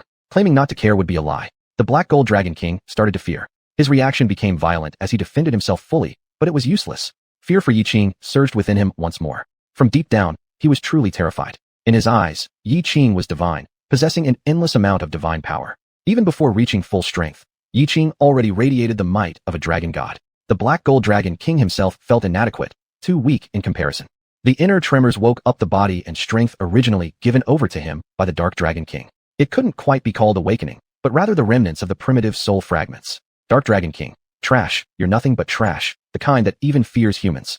Golden dragon king. I do not fear. Dark dragon king. Failure is not scary. What is terrifying is lacking the courage to admit failure. Golden dragon king. Dark dragon king. Tear him apart. Destroy everything. Release the darkness within your heart. Golden dragon king. What should I do? Dark dragon king. Let darkness corrupt yourself. Ignite the flames of darkness, and you will see endless darkness. All these are your forces. Golden dragon king. I am willing to fall into the dark way. Dragon bones that had fallen were all gone now. The black gold dragon king's bone armor was no more, and Yiqing prepared to deliver the final blow to the black gold dragon king. Right at that moment, flames suddenly burst forth from the black gold dragon king's body. Black flames that did not illuminate the surroundings, but instead made them darker. Roar. Bear. After a loud roar, the flames grew more vigorous, destroying everything they touched. Even the black gold dragon king's own skin caught fire, his flesh burning nonstop. Heart racing, blood boiling, the black flames approaching. This guy was really risking his life, not joking around at all. Mr. Diehard? It doesn't matter. Even if you burn all your bones, you won't be able to defeat me. I'm Xuanhuan's father. No matter what method you use, I will withstand it. I will beat you. I say this. Yiqing enunciated each word clearly, gripping the Rui golden hoop rod in his hand, as though Sun Wukong were present. All demons and ghosts could not hide from its presence. In Yiqing's hands, the Rui golden hoop rod grew larger. With great force, it swung through the air toward the black gold dragon king's head with a whoosh. Clang. An ear-splitting, thunderous sound reverberated. Yiqing felt numbness in his hands. This blow shook the remaining flesh off the black gold dragon king's body, leaving a skeleton dragon in front of Yiqing. A bone dragon somewhat resembling the Agumon incorrectly evolved into zombie Greymon from Digimon. Of course, they weren't exactly the same. The black gold dragon king's bones were black and gold, slightly metallic in texture. Just based on hardness alone, it surpassed zombie Greymon. Moreover, the shape and size differed in every aspect. The black gold dragon king was more Western dragon-styled, also equipped with a pair of bony dragon wings. Hellboy version zombie Greymon. Roar. Humans must die. The completely darkened black gold dragon king roared angrily, his 10-foot-high black flames raging furiously. Solid bone structures impervious to even the Rui golden hoop rod. A stream of black flame dragon breath was instantly sprayed out, faster, more accurate, and deadlier than ever. Yiqing swiftly dodged it, preparing to strike again with the rod when the black gold dragon king's giant tail swung at him. Rushing hastily, Yiqing was knocked off, and the Rui golden hoop rod was sent flying. However, Yiqing swung his hand back and delivered a thunder hammer, smashing it against the giant tail of the black gold dragon king. The thunder roared as electric force surged, surrounding his whole body with lightning. But the Black Gold Dragon King was already nothing but bones. The lightning did not harm him, but instead helped temper his bones. They turned even darker and shinier, the black and gold hues intensifying. It was clear how terrifying the Black Gold Dragon King had become. To obtain the Thunder Hammer, he directly grabbed at it with his dragon claws, intending to infinitely refine himself. Hey, you think I'm easy prey or that I can't see? Yiqing shot the Black Gold Dragon King an unimpressed look and immediately retracted the Thunder Hammer, retreating in quick succession. It appeared neither the Yiqing Golden Hoop Rod nor the Thunder Hammer had any effect. He needed another strategy. Purple Extreme Devil Eyes. Open. As Yiqing activated the Purple Extreme Devil Eyes, he finally saw the Black Gold Dragon King's weakness. But the position of this weakness made it difficult to attack. Even if he hit it, it might not work. If the first strike didn't succeed, the Black Gold Dragon King would surely be on guard. After that, it wouldn't be so easy to strike again. Human, what? Is this all you've got? If this is your full capability, then you should just surrender. Perhaps I will allow you to keep your entire corpse. Ha ha ha ha ha. Laughing arrogantly, happily, and madly, the Black Gold Dragon King's heart felt extremely satisfied at this moment. Supreme power had finally been his. And as for how he looked on the outside, who cared? Nobody valued appearances, only strength mattered. The Black Gold Dragon King was no exception. After laughing, the Black Gold Dragon King struck out again. His domain of black flames opened, enveloping Yiqing inside it. Black Flame Inferno Domain. In my Black Flame Inferno Domain, there's no escape for you. You'll experience here something worse than hell. The Black Gold Dragon King laughed uncontrollably. Victory seemed near now, and he relished in its joy, enjoying Yiqing's expression of despair. No, he wasn't yet desperate. He was still smiling. Why was he smiling? Why? What are you laughing at? What's so funny? Could I be mistaken? The Black Gold Dragon King's cold words showed a trace of unease. At this, he quickly closed his mouth, deciding to say no more. Words could lead to loss, and he, the Black Gold Dragon King, certainly did not fear Yiqing. That was impossible. Inferno. Raging flames burned intensely, constantly assaulting and shrinking inward, soon wrapping entirely around Yiqing. Dad. Not far away, Xuanhuan, seeing Yiqing swallowed by the Black Gold Dragon King's Black Flame Inferno Domain, called out anxiously. She feared something bad would happen to him. But, remembering what Yiqing had previously told her, she calmed herself down. Dad must be fine. Dad is my dad, and he is capable of everything. Nothing can defeat Dad. Dad will always be Superman. That's right. In front of children, parents are always Supermen. This was a powerful force that the Black Gold Dragon King could never understand, let alone possess. Even though Yiqing was now trapped by the inferno flames, and despite the fire scorching both his body and soul, the pain in the body and the pain in the soul were two entirely different things. The Black Gold Dragon King's technique tortured Yiqing severely. Wait, Yiqing's lips were still slightly smiling, indicating this move hadn't done much damage either. He couldn't be heavily injured. Right now, in the midst of the inferno flames, Yiqing thought of the great sage equaling heaven, Sun Wukong, who attained fiery eyes through Laozi's elixir stove. Perhaps these inferno flames might just refine his eyes into fiery eyes too. Of course, it was just an idea. Yiqing just contemplated it without overthinking because the notion was somewhat laughable. However, at this very moment, Yiqing suddenly blanked out. This sensation was incredibly mystical, wondrous, and indescribably wonderful. It was precisely this mysterious feeling that left Yiqing's mind crystal clear. He almost felt like he was seeing the future. Yes, the future. Such a sensation was rather strange, or maybe bizarre, to see something like the future. Who could foresee the future anyway? He wasn't the god in charge of prophecies. No, even if he were, prophecy was merely prediction. It couldn't actually reveal the future. Chapter 174, Family Reunion. So, in the end, why does it feel like I'm seeing the future? Is it an illusion? But why does it feel so real? The inferno flames kept surging forth, roasting Yiqing's entire body. He was being cleansed by these flames, and just as he thought it was an illusion, the flames flowed into his eyes. Pain. Intense pain. In comparison, the sensation now felt even more painful. His eyes were difficult to open, and he kept thinking of ways to use available means. But there was nothing he could do to help, and no way to solve the problem. His eyes had been deeply injured. He would go blind, right? However, things weren't that simple, and Yiqing wouldn't go blind because of this. The refining flames were truly refining his vision, and the refining process truly began at this moment, though it was somewhat painful and uncomfortable.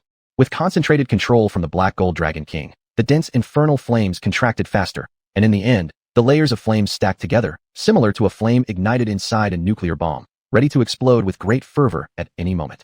At this time, the Black Gold Dragon King opened its mouth, and a similarly sized compressed inferno flame sphere appeared, sprayed towards the fireball that trapped Yiqing. The collision of the fireballs produced a thunderous explosion, making the entire space of temporal chaos shudder.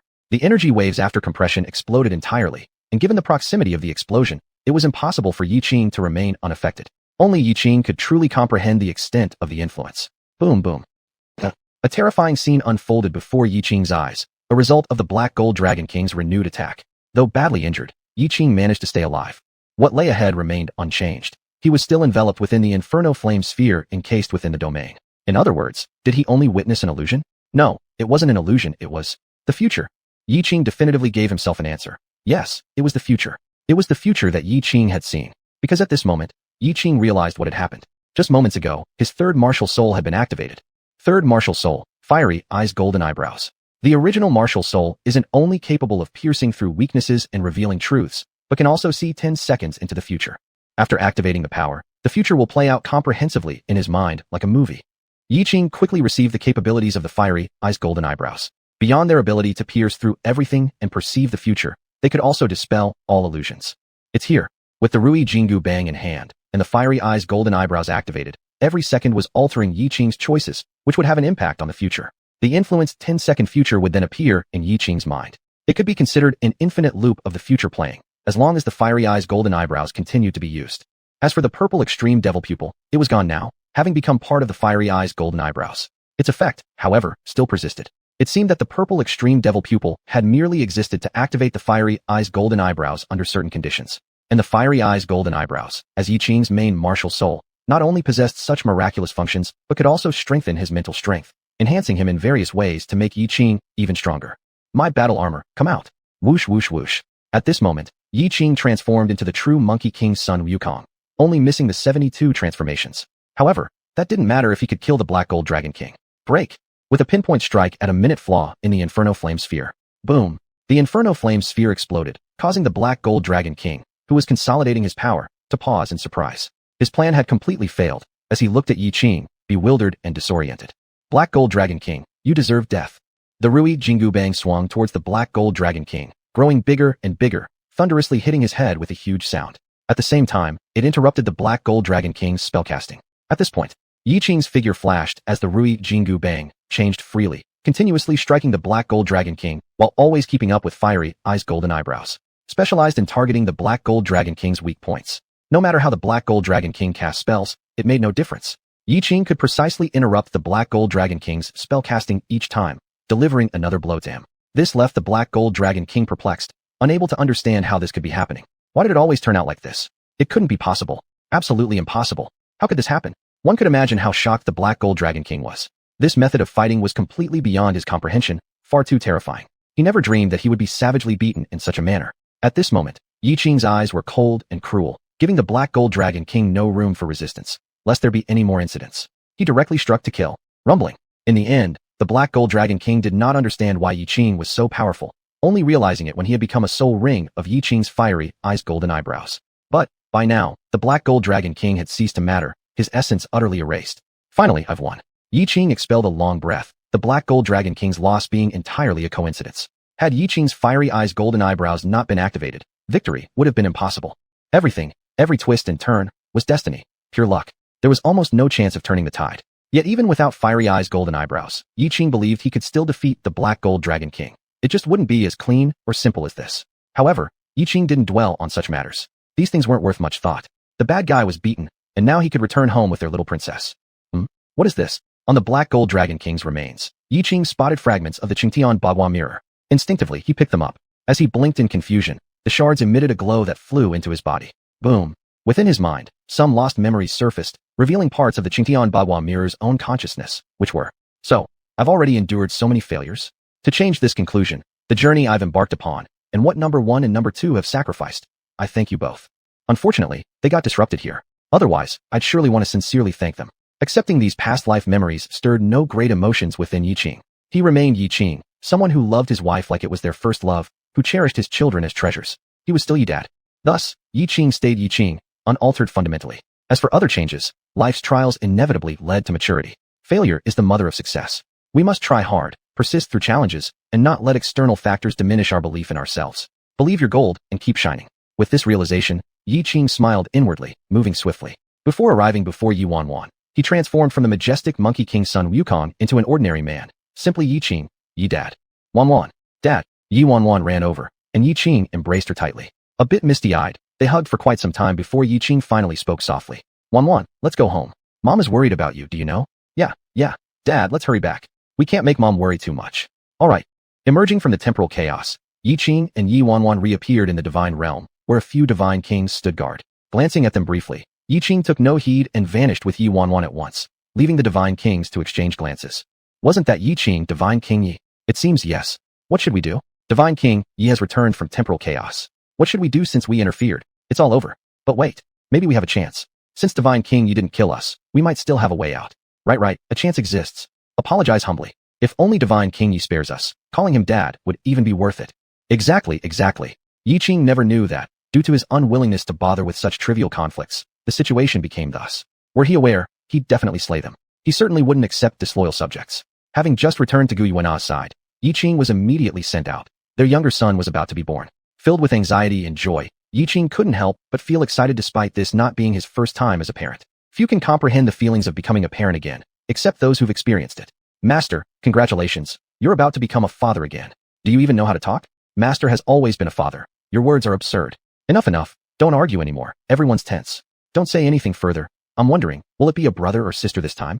Brother, aren't you older now? Why so anxious? How's sister-in-law? Sister-in-law isn't ready yet. How could it be? Brother, we're all settled down now, while you struggle out there?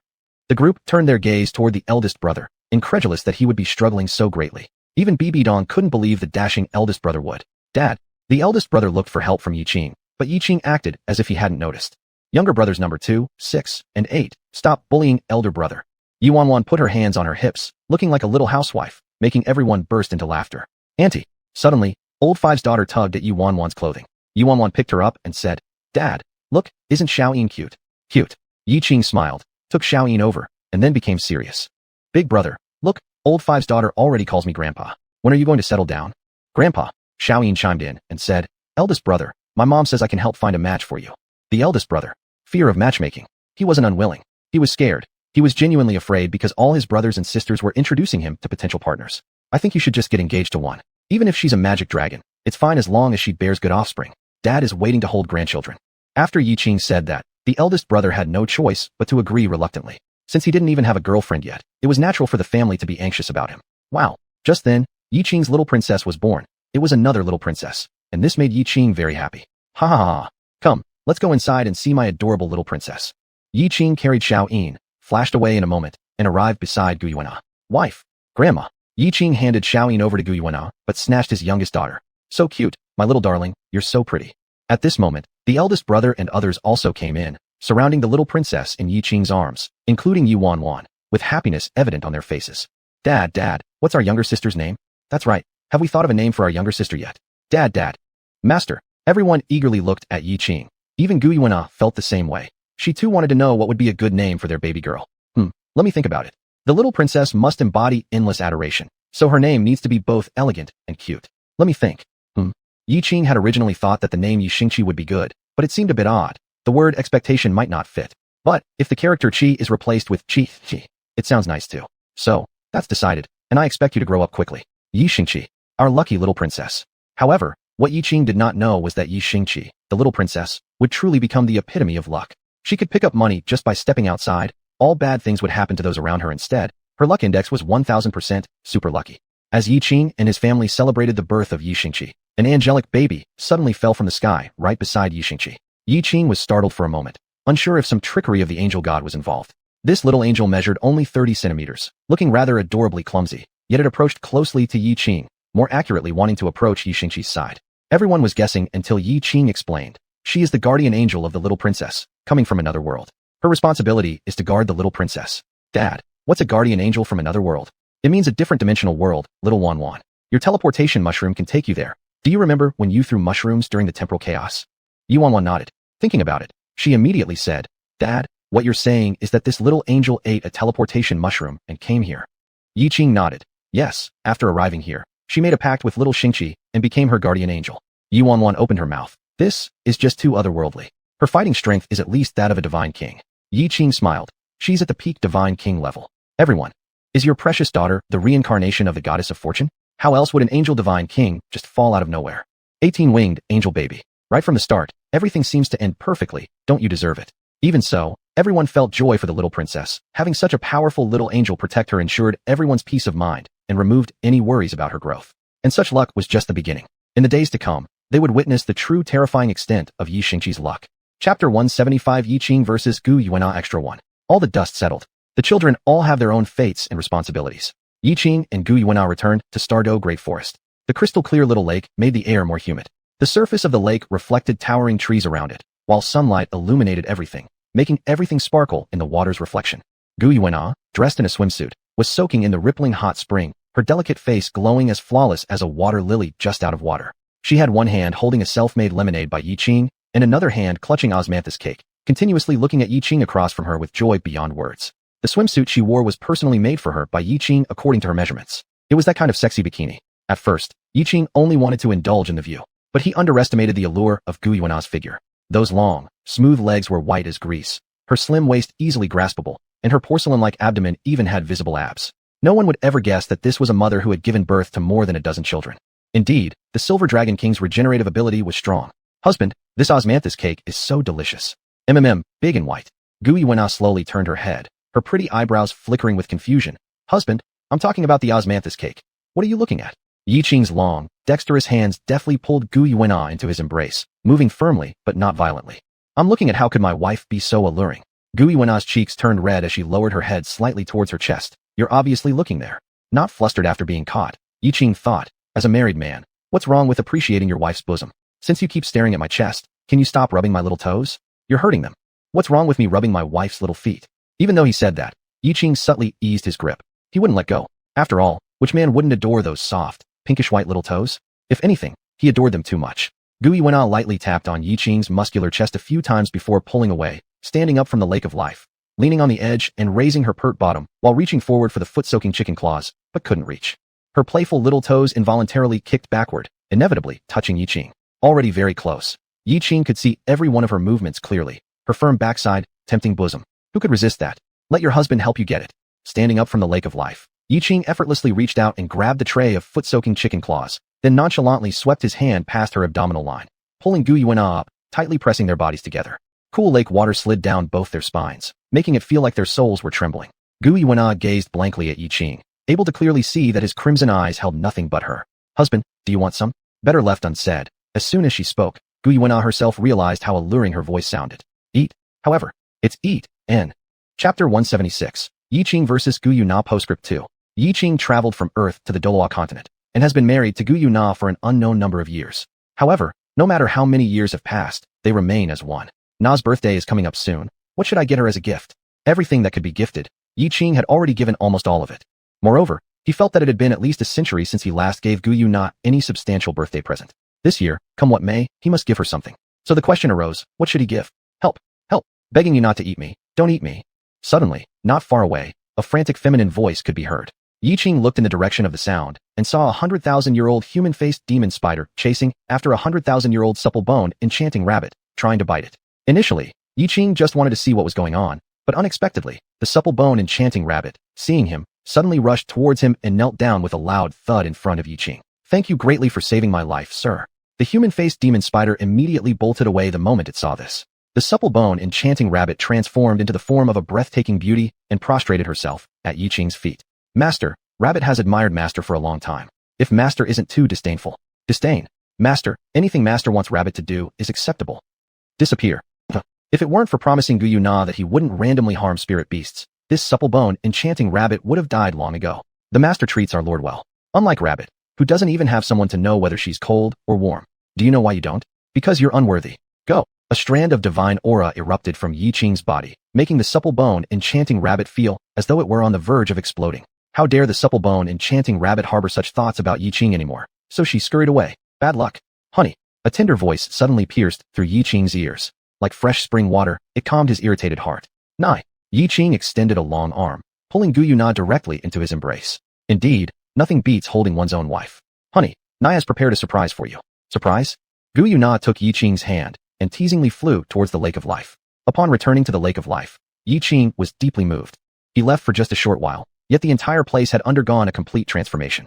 There were lanterns hung everywhere, vibrant with colors, surrounded by flowers. Unaware of it, one might think they'd entered some grand banquet hall. Right in the center of the lake stood a table, with a multicolored heart-shaped cake placed atop it, its candlelight flickering gracefully, looking tempting enough to make anyone drool. Gu Yuan'er's slender hands encircled Yiqing's waist from behind. Today's my birthday, honey. Every birthday, you always give me gifts, so this year, I made a cake myself for you to eat. My beloved Nye, you really. What can I say about you? It was clearly her birthday, yet she made the cake for him.